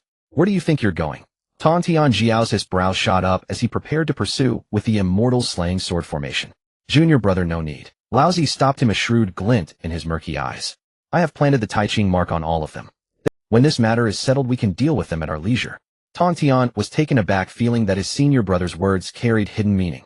As expected, in the next instant after Hongjun's fall, a sudden change occurred. Yang Mei's hand, which had been resting on Hongjun's crown, flipped, without warning, gathering the power of the entire chaotic space and striking viciously at Shi Huang's back, who was right beside him. At the same time, the Destiny Demon God also struck ruthlessly. Countless rivers of fate transformed into the most venomous curses, aiming to overturn Shi Huang's past, present, and future completely. The 2 most ancient chaos demon gods had bared their sharpest fangs at the most critical moment. They wanted to snatch the ultimate fruit of victory. Yet faced with this lethal ambush, there was not a trace of panic on Shi Huang's face. He merely sneered. Finally, cannot hold back, can you? A nondescript stone mottled and chaotic flew out from his bosom, growing larger as it went. In an instant, it turned into a cage and suppressed the Destiny Demon God along with his billions of rivers of fate entirely. It was the Chaos Stone, a reward from his conquest of change. After doing all this, Shi Huang turned around and with his own chest took the palm strike from Yang Mei. A blow strong enough to shatter an entire great world. A mouthful of golden sacred blood sprayed out, and Shi Huang's body flew backward. But his battle intent only grew stronger. Again, he roared, swinging the divine axe of creation and actively charging at Yang Mei the Great Immortal. Seeing this, Nuwa Hutu, the 3 pure ones, and the 5 sages immediately abandoned their own opponents and came to assist. The 6 sages joined forces to besiege Yang Mei. But Yang Mei's space Tao was too bizarre. He seemed not to exist in this space-time at all. No matter how mighty the 6 sages' divine powers, or how dazzling the axe light, they could barely touch even his robe. It's useless, Yang Mei's voice wavered. In this chaos, I am space itself. How can you be enemies with space? Just as everyone's heart sank from the depths of chaos in the direction of Yang Mei's Tao field, 7 overwhelming sacred auras soared into the sky. They were Jinjia Muza Neza Yang Jian, Shi Hao, and Shi Fan. And another one originating from the vast primordial earth, boundless and heavy. It was Hutu, who had set foot again on the netherworld blood sea, fully merged with the earth Tao, and regained her peak combat power. The 7 sacred auras intersected in the void, faintly forming an arcane and unfathomable array diagram. 7-path grand array stabilize. A crisp shout came from Hutu. The grand array activated instantly. In that moment, the entire battlefield, and even the chaotic space stretching millions of li around Yang Mei, was completely frozen by an invisible force. Time, space, the 5 elements, yin and yang. All laws were plunged into absolute stillness. Yang Mei's elusive figure was for the first time clearly pinned in place. Horror finally appeared on his face. Now, Shi Huang seized this fleeting opportunity. The remnant consciousness of the heavenly Tao within him, the final system origin, burned up in a blaze. By the origin of the primordial world, I decree, let 10,000 Taos merge as one and vanquish evil. The mana of Nuwa, the 3 pure ones Hutu, and even the 6 newly ascended sages flowed uncontrollably toward Shi Huang. The divine acts of creation in Shi Huang's hand blazed with boundless light, as if reenacting Panga's separation of heaven and earth. He brought down that ultimate strike which gathered the power of 13 sages and the entire origin of the primordial world fiercely upon the immobilized Yang, Mei the great immortal. No, Yang Mei could only let out a desperate howl before he, along with his proud space Tao, was cleaved into nothingness by that axe's light. Having succeeded in that one blow, Shi Huang did not pause for an instant. He retrieved the Chaos Stone with a backward gesture and released the severely weakened Destiny Demon God. The moment the Destiny Demon God broke free before he could even display any divine power, a blade enlarged billions of times filled his entire field of vision. Shi Huang gave him no chance at all. Thud. Another ancient Chaos Demon God fell entirely. At this point, the heavenly Tao origin of the primordial world, which had been severed from its connection by Hongjuan, turned into a thoughtless, emotionless sphere of light bobbing in the void, conveying to Shi Huang a longing to return. Shi Huang looked at it, but shook his head. From now on, the beings of the primordial world are their own masters. His voice was not loud, yet it spread throughout the primordial world and beyond. The primordial world has no need for an aloof heavenly Tao. As he spoke, he swung his divine axe and thoroughly annihilated that emotionless, desireless heavenly Tao origin. Let the rules return to heaven and earth. In an instant, infinite insights of the great Tao flooded into Shi Huang's mind like a bursting dam. His body and his soul at that moment merged completely with the entire primordial world and the boundless chaos. He had transcended. He entered the true sacrifice Tao realm, where words become law and thoughts create reality. The dust settled. Shi Huang dismissed the other sages, ordering them to pursue the remnants of the 7 apostate sages and rebuild the order of the primordial world. As for himself, with a single step his figure appeared before the Nuwa palace, which he had not seen for 10,000 years. The palace gates remained the same, and the peach blossoms were as they had been. He pushed open the door and entered. Before he could speak, he heard a fierce argument inside the main hall. I am your teacher with the highest seniority. Tasting the essence of the sacrifice Tao realm should be mine first. It was Nuwa's voice carrying an imperious tone. Seniority you may have, but you are the latest to join. The newest should be last. The voices of Xihe, Hutu Yunxiao, and Yao Qi were equally unyielding. Standing at the door, Shi Huang listened with a dark expression. Just then Sharpied Huda spotted him. Her beautiful eyes brightened, and she promptly proposed, Husband is back. Everyone stop arguing. Let's all go together.